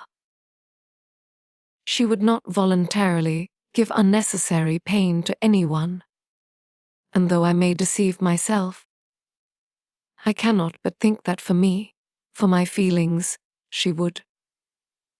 Hers are faults of principle, Fanny, of blunted delicacy and a corrupted, vitiated mind. Perhaps it is best for me, since it leaves me so little to regret. Not so. However, gladly would I submit to all the increased pain of losing her, rather than have to think of her as I do. I told her so. Did you? Yes, when I left her I told her so. How long were you together? 25 minutes. Well, she went on to say that what remained now to be done was to bring about a marriage between them. She spoke of it, Fanny, with a steadier voice than I can. He was obliged to pause more than once as he continued. We must persuade Henry to marry her, said she, and what with honour, and the certainty of having shut himself out for ever from Fanny. I do not despair of it. Fanny he must give up. I do not think that even he could now hope to succeed with one of her stamp, and therefore I hope we may find no insuperable difficulty. My influence, which is not small, shall all go that way. And when once married, and properly supported by her own family, people of respectability, as they are, she may recover her footing in society to a certain degree. In some circles, we know, she would never be admitted. But with good dinners and large parties, there will always be those who will be glad of her acquaintance, and there is, undoubtedly, more liberality and candour on those points than formerly. What I advise is that your father be quiet. Do not let him injure his own cause by interference. Persuade him to let things take their course. If by any officious exertions of his, she is induced to leave Henry's protection, there will be much less chance of his marrying her than if she remain with him. I know how he is likely to be influenced. Let Sir Thomas trust to his honor and compassion, and it may all end well. But if he get his daughter away, it will be destroying the chief hold." After repeating this, Edmund was so much affected that Fanny, watching him with silent but most tender concern, was almost sorry that the subject had been entered on at all. It was long before he could speak again. At last, "Now, Fanny," said he, "I shall soon have done. I have told you the substance of all that she said." As soon as I could speak, I replied that I had not supposed it possible, coming in such a state of mind into that house, as I had done, that anything could occur to make me suffer more, but that she had been inflicting deeper wounds in almost every sentence. That though I had, in the course of our acquaintance, been often sensible of some difference in our opinions on points, too, of some moment, it had not entered my imagination to conceive the difference could be such as she had now proved it.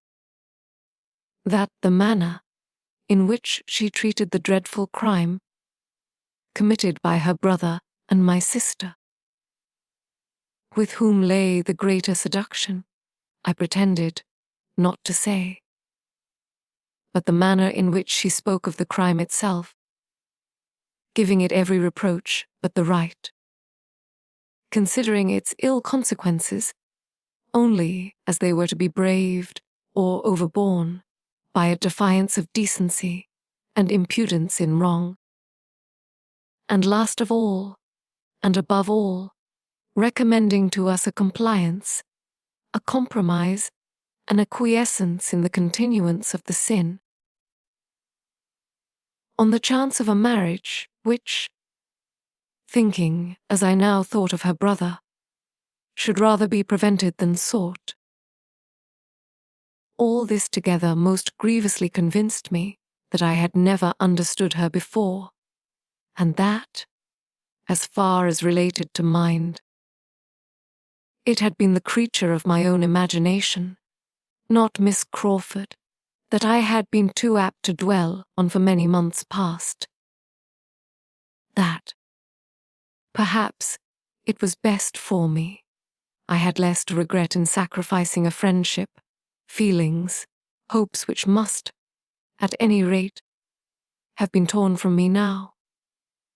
And yet, that I must and would confess that, could I have restored her to what she had appeared to me before, I would infinitely prefer any increase of the pain of parting, for the sake of carrying with me the right of tenderness and esteem. This is what I said, the purport of it, but, as you may imagine, not spoken so collectedly or methodically as I have repeated it to you. She was astonished, exceedingly astonished, more than astonished. I saw her change countenance. She turned extremely red. I imagined I saw a mixture of many feelings. A great, though short struggle, half a wish of yielding to truths, half a sense of shame, but habit carried it. She would have laughed if she could. It was a sort of laugh, as she answered, "A pretty good lecture, upon my word. Was it part of your last sermon? At this rate you will soon reform everybody at Mansfield and Thornton Lacey. And when I hear of you next, it may be as a celebrated preacher in some great society of Methodists, or as a missionary into foreign parts." She tried to speak carelessly, but she was not so careless as she wanted to appear. I only said in reply, that from my heart I wished her well, and earnestly hoped that she might soon learn to think more justly. And not only the most valuable knowledge we could any of us acquire, the knowledge of ourselves and of our duty, to the lessons of affliction, and immediately left the room. I had gone a few steps, Fanny, when I heard the door open behind me. "Mr. Bertram," said she. I looked back. "Mr. Bertram," said she, with a smile. But it was a smile ill-suited to the conversation that had passed, a saucy, playful smile, seeming to invite in order to subdue me. At least it appeared so to me. I resisted. It was the impulse of the moment to resist, and still walked on. I have since, sometimes, for a moment, regretted that I did not go back. But I know I was right, and such has been the end of our acquaintance. And what an acquaintance has it been! How have I been deceived! Equally in brother and sister deceived! I thank you for your patience, Fanny. This has been the greatest relief, and now we will have done. And such was Fanny's dependence on his words, that for 5 minutes she thought they had done. Then, however, it all came on again, or something very like it, and nothing less than Lady Bertram's rousing thoroughly up could really close such a conversation. Till that happened, they continued to talk of Miss Crawford alone, and how she had attached him, and how delightful nature had made her, and how excellent she would have been had she fallen into good hands earlier. Fanny, now at liberty to speak openly, felt more than justified in adding to his knowledge of her real character, by some hint of what share his brother's state of health might be supposed to have in her wish for a complete reconciliation. This was not an agreeable intimation. Nature resisted it for a while. It would have been a vast deal pleasanter to had her more disinterested in her attachment, but his vanity was not of a strength to fight long against reason. He submitted to believe that Tom's illness had influenced her, only reserving for himself this consoling thought, that considering the many counteractions of opposing habits, she had certainly been more attached to him than could have been expected, and for his sake been more near doing right. Fanny thought exactly the same, and they were also quite agreed in their opinion of the lasting effect, the indelible impression, which such a disappointment must make on his mind. Time would undoubtedly abate somewhat of his sufferings, but still it was a sort of thing which he never could get entirely the better of. And as to his ever meeting with any other woman who could, it was too impossible to be named but with indignation. Fanny's friendship was all that he had to cling to. Chapter 48. Let other pens dwell on guilt and misery. I quit such odious subjects as soon as I can, impatient to restore everybody, not greatly in fault themselves, to tolerable comfort, and to have done with all the rest. My Fanny, indeed, at this very time, I have the satisfaction of knowing, must have been happy in spite of everything. She must have been a happy creature in spite of all that she felt, or thought she felt, for the distress of those around her. She had sources of delight that must force their way. She was returned to Mansfield Park. She was useful, she was beloved, she was safe from Mr. Crawford. And when Sir Thomas came back, she had every proof that could be given in his then melancholy state of spirits of his perfect approbation and increased regard, and happy as all this must make her, she would still have been happy without any of it, for Edmund was no longer the dupe of Miss Crawford. It is true that Edmund was very far from happy himself. He was suffering from disappointment and regret, grieving over what was, and wishing for what could never be. She knew it was so, and was sorry, but it was with a sorrow so founded on satisfaction, so tending to ease, and so much in harmony with every dearest sensation, that there are few who might not have been glad to exchange their greatest gaiety for it. Sir Thomas, poor Sir Thomas, a parent, and conscious of errors in his own conduct as a parent, was the longest to suffer. He felt that he ought not to have allowed the marriage, that his daughter's sentiments had been sufficiently known to him to render him culpable in authorizing it, that in so doing he had sacrificed the right to the expedient, and been governed by motives of selfishness and worldly wisdom. These were reflections that required some time to soften, but time will do almost everything. And though little comfort arose on Mrs. Rushworth's side for the misery she had occasioned,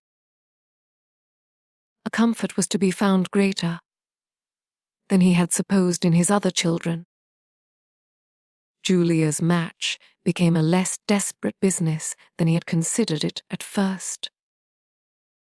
She was humble and wishing to be forgiven, and Mr. Yates, desirous of being really received into the family, was disposed to look up to him and be guided.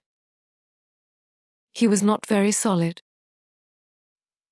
but there was a hope of his becoming less trifling, of his being at least tolerably domestic and quiet, and at any rate, there was comfort in finding his estate rather more, and his debts much less, than he had feared, and in being consulted and treated as the friend best worth attending to. There was comfort also in Tom, who gradually regained his health, without regaining the thoughtlessness and selfishness of his previous habits. He was the better forever for his illness. He had suffered, and he had learned to think. Two advantages that he had never known before, and the self-reproach arising from the deplorable event in Wimpole Street, to which he felt himself accessory by all the dangerous intimacy of his unjustifiable theatre, made an impression on his mind which, at the age of 26, with no want of sense or good companions, was durable in its happy effects. He became what he ought to be, useful to his father, steady and quiet, and not living merely for himself.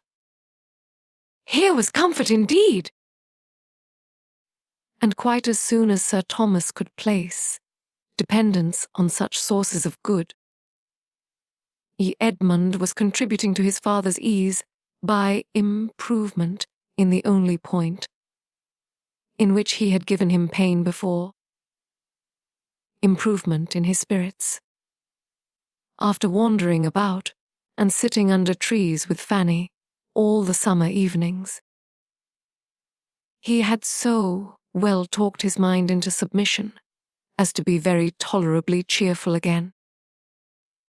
These were the circumstances and the hopes which gradually brought their alleviation to Sir Thomas, deadening his sense of what was lost, and in part reconciling him to himself. Though the anguish arising, the conviction of his own errors in the education of his daughters was never to be entirely done away. Too late, he became aware how unfavorable to the character of any young people must be the totally opposite treatment which Maria and Julia had been always experiencing at home, where the excessive indulgence and flattery of their aunt had been continually contrasted with his own severity. He saw how ill he had judged in expecting to counteract what was wrong in Mrs. Norris by its reverse in himself. Clearly saw that he had but increased the evil by teaching them to repress their spirits in his presence, so as to make their real disposition unknown to him, and sending them for all their indulgences to a person who had been able to attach them only by the blindness of her affection and the excess of her praise. Here had been grievous mismanagement, but, bad as it was, he gradually grew to feel that it had not been the most direful mistake in his plan of education. Something must have been wanting within, or time would have worn away much of its ill effect. He feared that principle, active principle, had been wanting, that they had never been properly taught to govern their inclinations and tempers by that sense of duty which can alone suffice. They had been instructed theoretically in their religion, but never required to bring it into daily practice. To be distinguished for elegance and accomplishments, the authorized object of their youth, could have had no useful influence that way, no moral effect on the mind. He had meant them to be good, but his cares had been directed to the understanding and manners, not the disposition, and of the necessity of self-denial and humility. He feared they had never heard from any lips that could profit them. Bitterly did he deplore a deficiency which now he could scarcely comprehend to have been possible. Wretchedly did he feel that with all the cost and care of an anxious and expensive education, he had brought up his daughters without their understanding their first duties, or his being acquainted with their character and temper. The high spirit and strong passions of Mrs. Rushworth, especially, were made known to him only in their sad result. She was not to be prevailed on to leave Mr. Crawford. She hoped to marry him, and they continued together till she was obliged to be convinced that such hope was vain, until the disappointment and wretchedness arising from the conviction rendered her temper so bad, and her feelings for him so like hatred, as to make them for a while each other's punishment, and then induce a voluntary separation. She had lived with him to be reproached as the ruin of all his happiness in Fanny, and carried away no better consolation in leaving him than that she had divided them. What can exceed the misery of such a mind in such a situation? Mr. Rushworth had no difficulty in procuring a divorce, and so ended a marriage contracted under such circumstances as to make any better end the effect of good luck, not to be reckoned on. She had despised him, and loved another, and he had been very much aware that it was so. The indignities of stupidity, and the disappointments of selfish passion, can excite little pity. His punishment followed his conduct, as did a deeper punishment the deeper guilt of his wife. He was released from the engagement to be mortified and unhappy, until some other pretty girl could attract him into matrimony again, and he might set forward on a second, and, it is to be hoped, more prosperous trial of the state.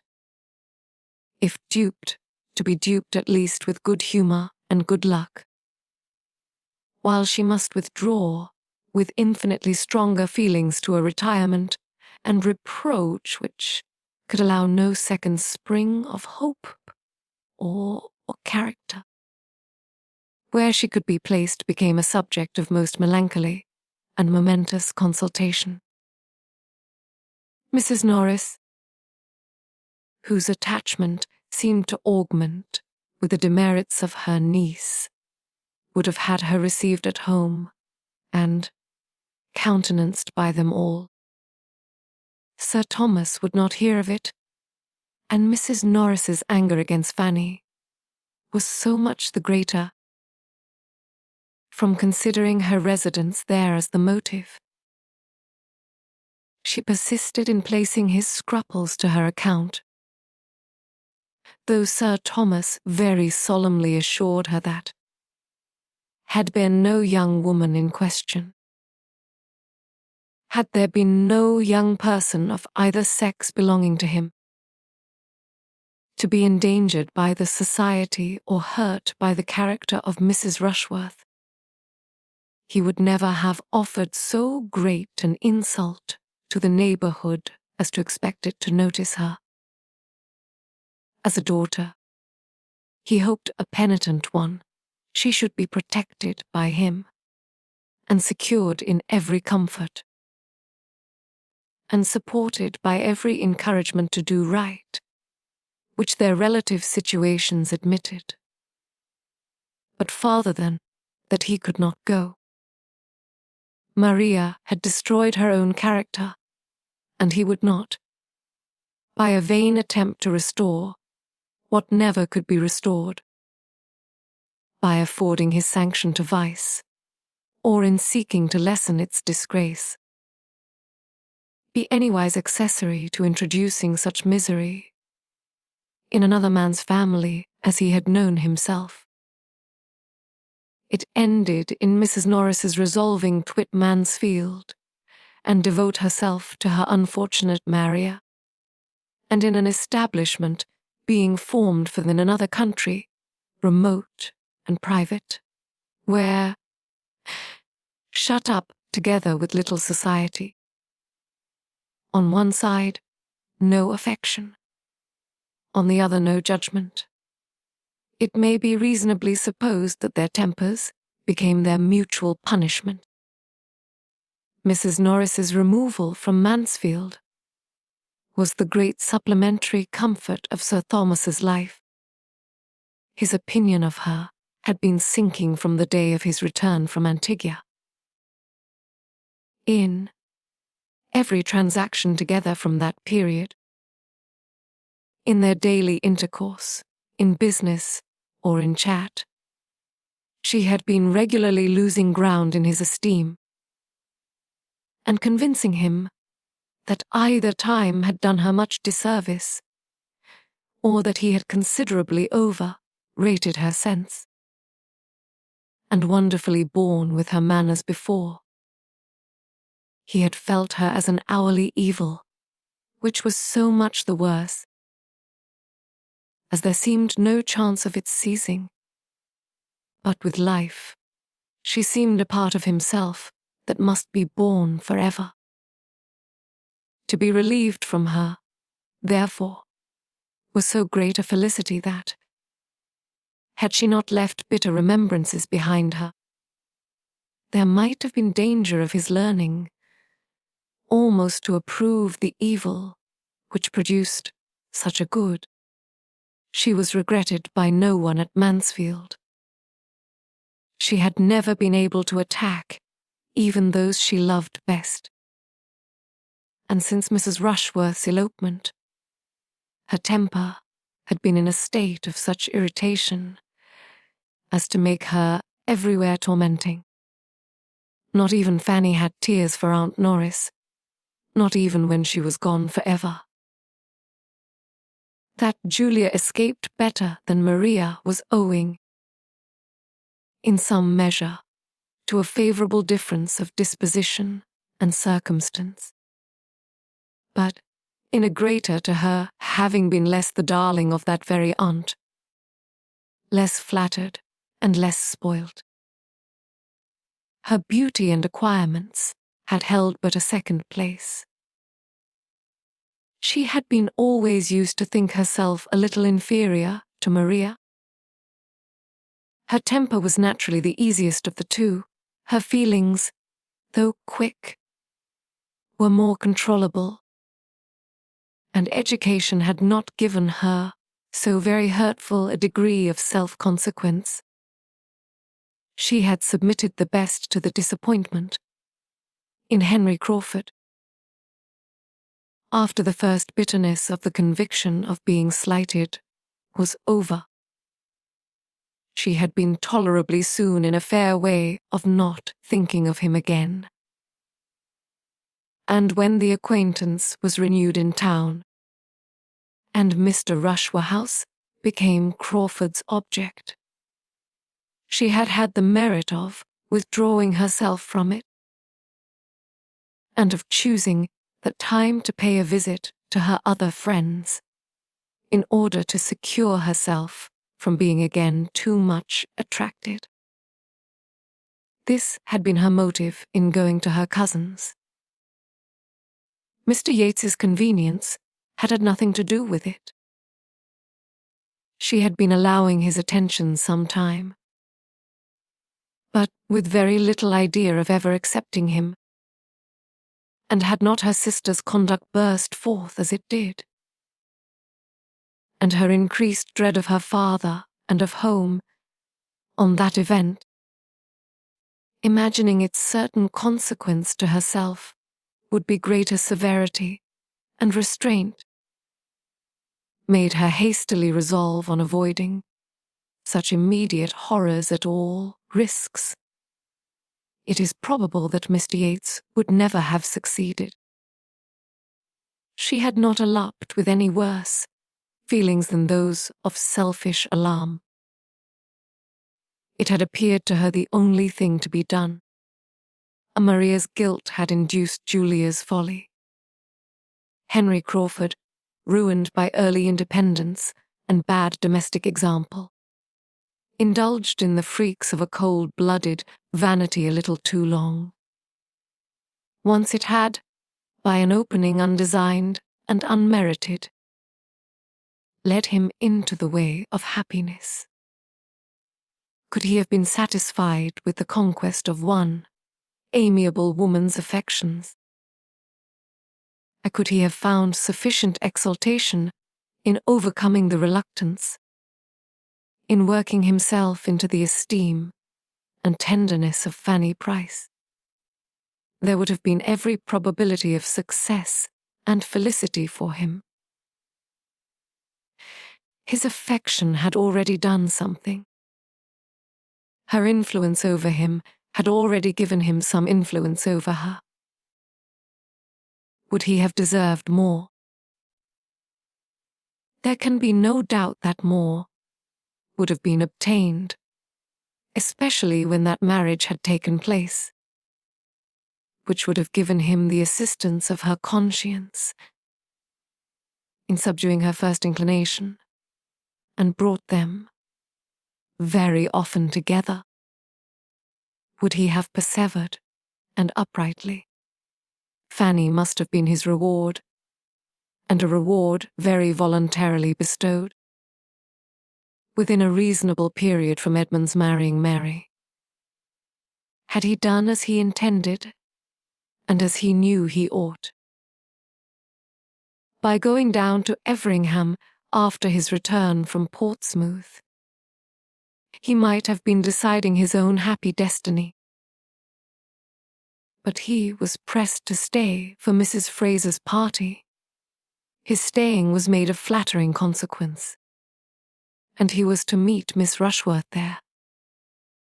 Curiosity and vanity were both engaged, and the temptation of immediate pleasure was too strong for a mind unused to make any sacrifice to right. He resolved to defer his Norfolk journey, resolved that writing should answer the purpose of it, or that its purpose was unimportant, and stayed. He saw Mrs. Rushworth, was received by her with a coldness which ought to have been repulsive, and have established apparent indifference between them forever. But he was mortified. He could not bear to be thrown off by the woman whose smiles had been so wholly at his command. He must exert himself to subdue so proud a display of resentment. It was anger on Fanny's account. He must get the better of it, and make Mrs. Rushworth Maria Bertram again in her treatment of himself.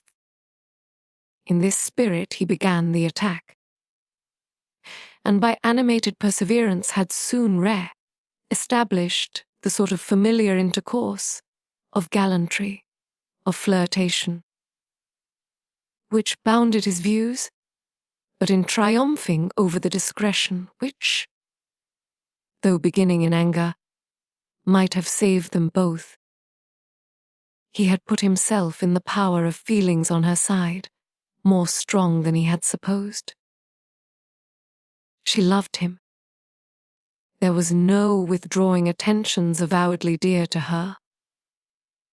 He was entangled by his own vanity, with as little excuse of love as possible, and without the smallest inconstancy of mind towards her cousin. To keep Fanny and the Bertrams from a knowledge of what was passing became his first object. Secrecy could not have been more desirable for Mrs. Rush's credit than he felt it for his own. When he returned from Richmond, he would have been glad to see Mrs. Rushworth no more. All that followed was the result of her imprudence, and he went off with her at last, because he could not help it, regretting Fanny even at the moment, but regretting her infinitely more when all the bustle of the intrigue was over, and a very few months had taught him, by the force of contrast, to place a yet higher value on the sweetness of her temper, the purity of her mind, and the excellence of her principles. That punishment, the public punishment of disgrace, should in a just measure attend his share of the offences. We know, not one of the barriers which society gives to virtue. In this world the penalty is less equal than could be wished. But without presuming to look forward to a juster appointment hereafter, we may fairly consider a man of sense, like Henry Crawford, to be providing for himself no small portion of vexation and regret. Vexation that must rise sometimes to self-reproach, and regret to wretchedness in having so requited hospitality, so injured family peace, so forfeited his best, most estimable, and endeared acquaintance, and so lost the woman whom he had rationally as well as passionately loved. After what had passed to wound and alienate the two families, the continuance of the Bertrams and Grants in such close neighborhood would have been most distressing. But the absence of the latter, for some months purposely lengthened, ended very fortunately in the necessity, or at least the practicability, of a permanent removal. Dr. Grant, through an interest on which he had almost ceased to form hopes, succeeded to a stall in Westminster, which, as affording an occasion for leaving Mansfield, an excuse for residence in London, and an increase of income to answer the expenses of the change, was highly acceptable to those who went and those who stayed. Mrs. Grant, with a temper to love and be loved, must have gone with some regret from the scenes and people she had been used to. But the same happiness of disposition must in any place, and any society, secure her a great deal to enjoy. And she had again a home to offer Mary, and Mary had enough of her own friends, enough of vanity, ambition, love, and disappoint in the course of the last half-year, to be in need of the true kindness of her sister's heart, and the rational tranquillity of her ways. They lived together, and when Dr. Grant had brought on apoplexy and death, by 3 great institutionary dinners in 1 week, they still lived together for Mary, though perfectly resolved against ever attaching herself to a younger brother again, was long in finding among the dashing representatives, or idle higher apparents, who were at the command of her beauty, and her £20,000, anyone who could satisfy the better taste she had acquired at Mansfield, whose character and manners could authorize a hope of the domestic happiness she had there learned to estimate, or put Edmund Bertram sufficiently out of her head. Edmund had greatly the advantage of her in this respect. He had not to wait and wish with vacant affections for an object worthy to succeed her in them. Scarcely had he done regretting Mary Crawford, and observing to Fanny how impossible it was that he should ever meet with such another woman, before it began to strike him whether a very different kind of woman might do just as well, or a great deal better, whether Fanny herself were not growing as dear, as important to him in all her smiles and all her ways, as Mary Crawford had ever been, and whether it might not be a hopeful undertaking to persuade her that her warm and sisterly regard for him would be foundation enough for wedded love. I purposely abstain from dates on this occasion, that everyone may be at liberty to fix their own, aware that the cure of unconquerable passions and the transfer of unchanging attachments must vary much as to time in different people. I only entreat everybody to believe that exactly at the time when it was quite natural that it should be so, and not a week earlier, Edmund did cease to care about Miss Crawford, and became as anxious to marry Fanny as Fanny herself could desire, with such a regard for her indeed as his had long been, a regard founded on the most endearing claims of innocence and helplessness, and completed by every recommendation of growing worth. What could be more natural than the change? Loving, protecting her, as he had been doing ever since her being 10 years old, her mind in so great a degree formed by his care, and her comfort depending on his kindness. An object to him of such close and peculiar interest, dearer, by all his own importance with her, than anyone else at Mansfield. What was there now to add, but that he should learn to prefer soft light eyes to sparkling dark ones? And being always with her, and always talking confidentially, and his feelings exactly in that favourable state which a recent disappointment gives. Those soft light eyes could not be very long in obtaining the preeminence. Having once set out, and felt that he had done so on this road to happiness, there was nothing on the side of prudence to stop him or make his progress slow. No doubts of her deserving, no fears of opposition of taste, no need of drawing new hopes of happiness from dissimilarity of temper. Her mind, disposition, opinions, and habits wanted no half-concealment, no self-deception on the present, no reliance on future improvement.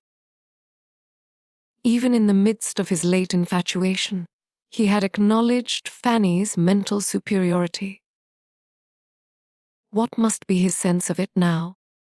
Therefore, she was of course only too good for him. But as nobody minds having what is too good for them,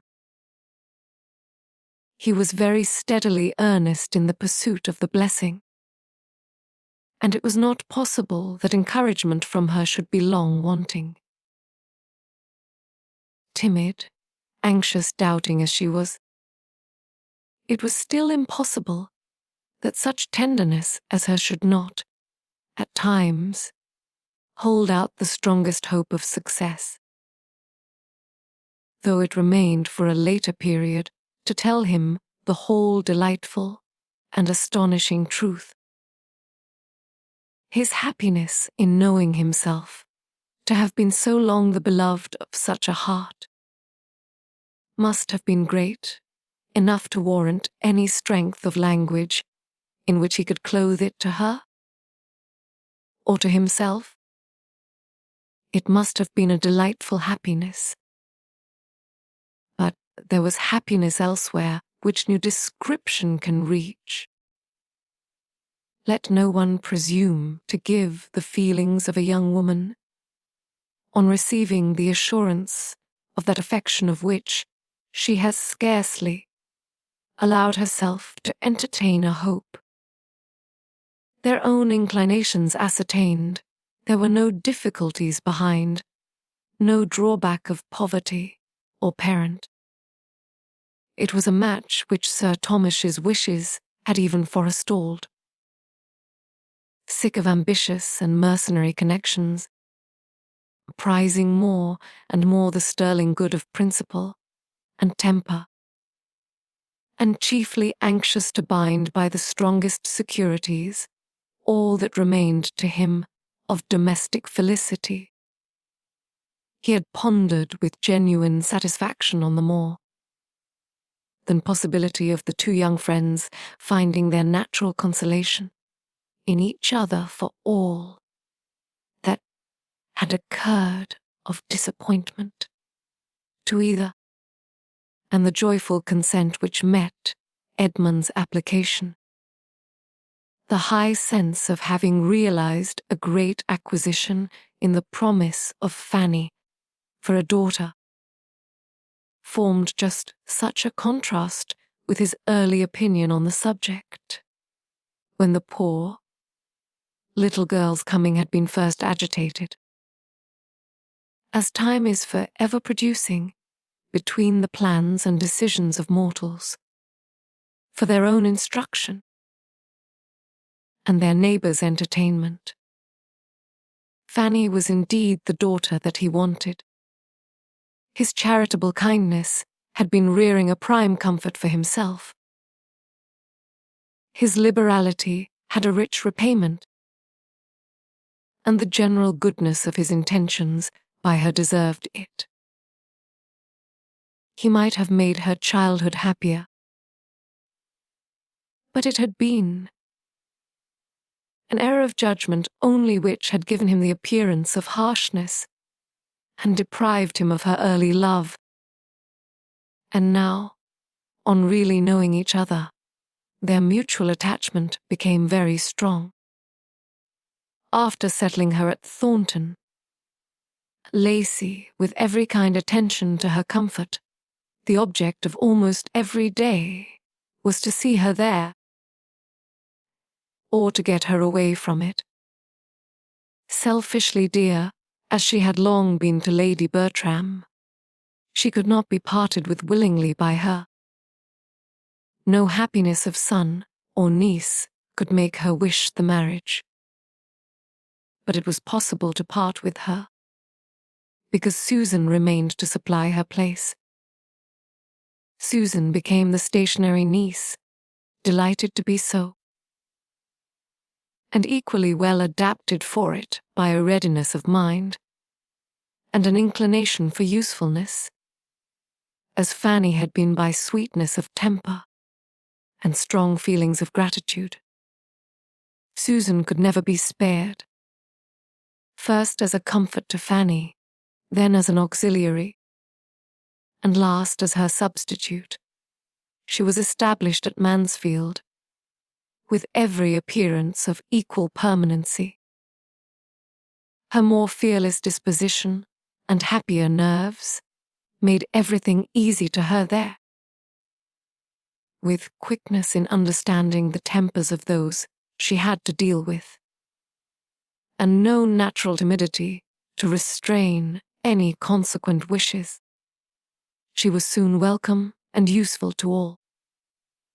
And after Fanny's removal succeeded so naturally to her influence over the hourly comfort of her aunt, as gradually to become, perhaps, the most beloved of the two.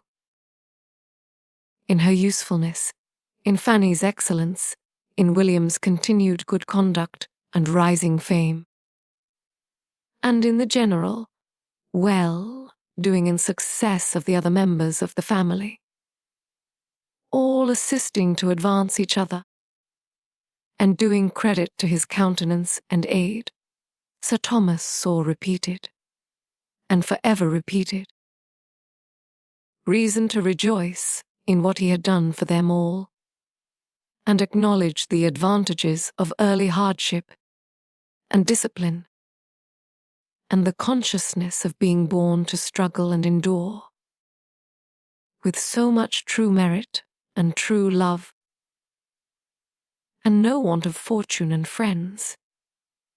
The happiness of the married cousins must appear as secure as earthly happiness can be. Equally formed for domestic life and attached to country pleasures, their home was the home of affection and comfort. And to complete the picture of good, the acquisition of Mansfield living, by the death of Dr. Grant, occurred just after they had been married long enough to begin to want an increase of income and feel their distance from the paternal abode an inconvenience. On that event they removed to Mansfield, and the parsonage there, which, under each of its two former owners, Fanny had never been able to approach but with some painful sensation of restraint or alarm, soon grew as dear to her heart and as thoroughly perfect in her eyes as everything else within the view and patronage of Mansfield Park had long been. The end of this wonderful story. And so, our journey through this timeless fiction comes to an end. If you enjoyed this audiobook, please consider liking the video and subscribing to our channel for more golden tales like this one. Feel free to explore the playlists on our channel.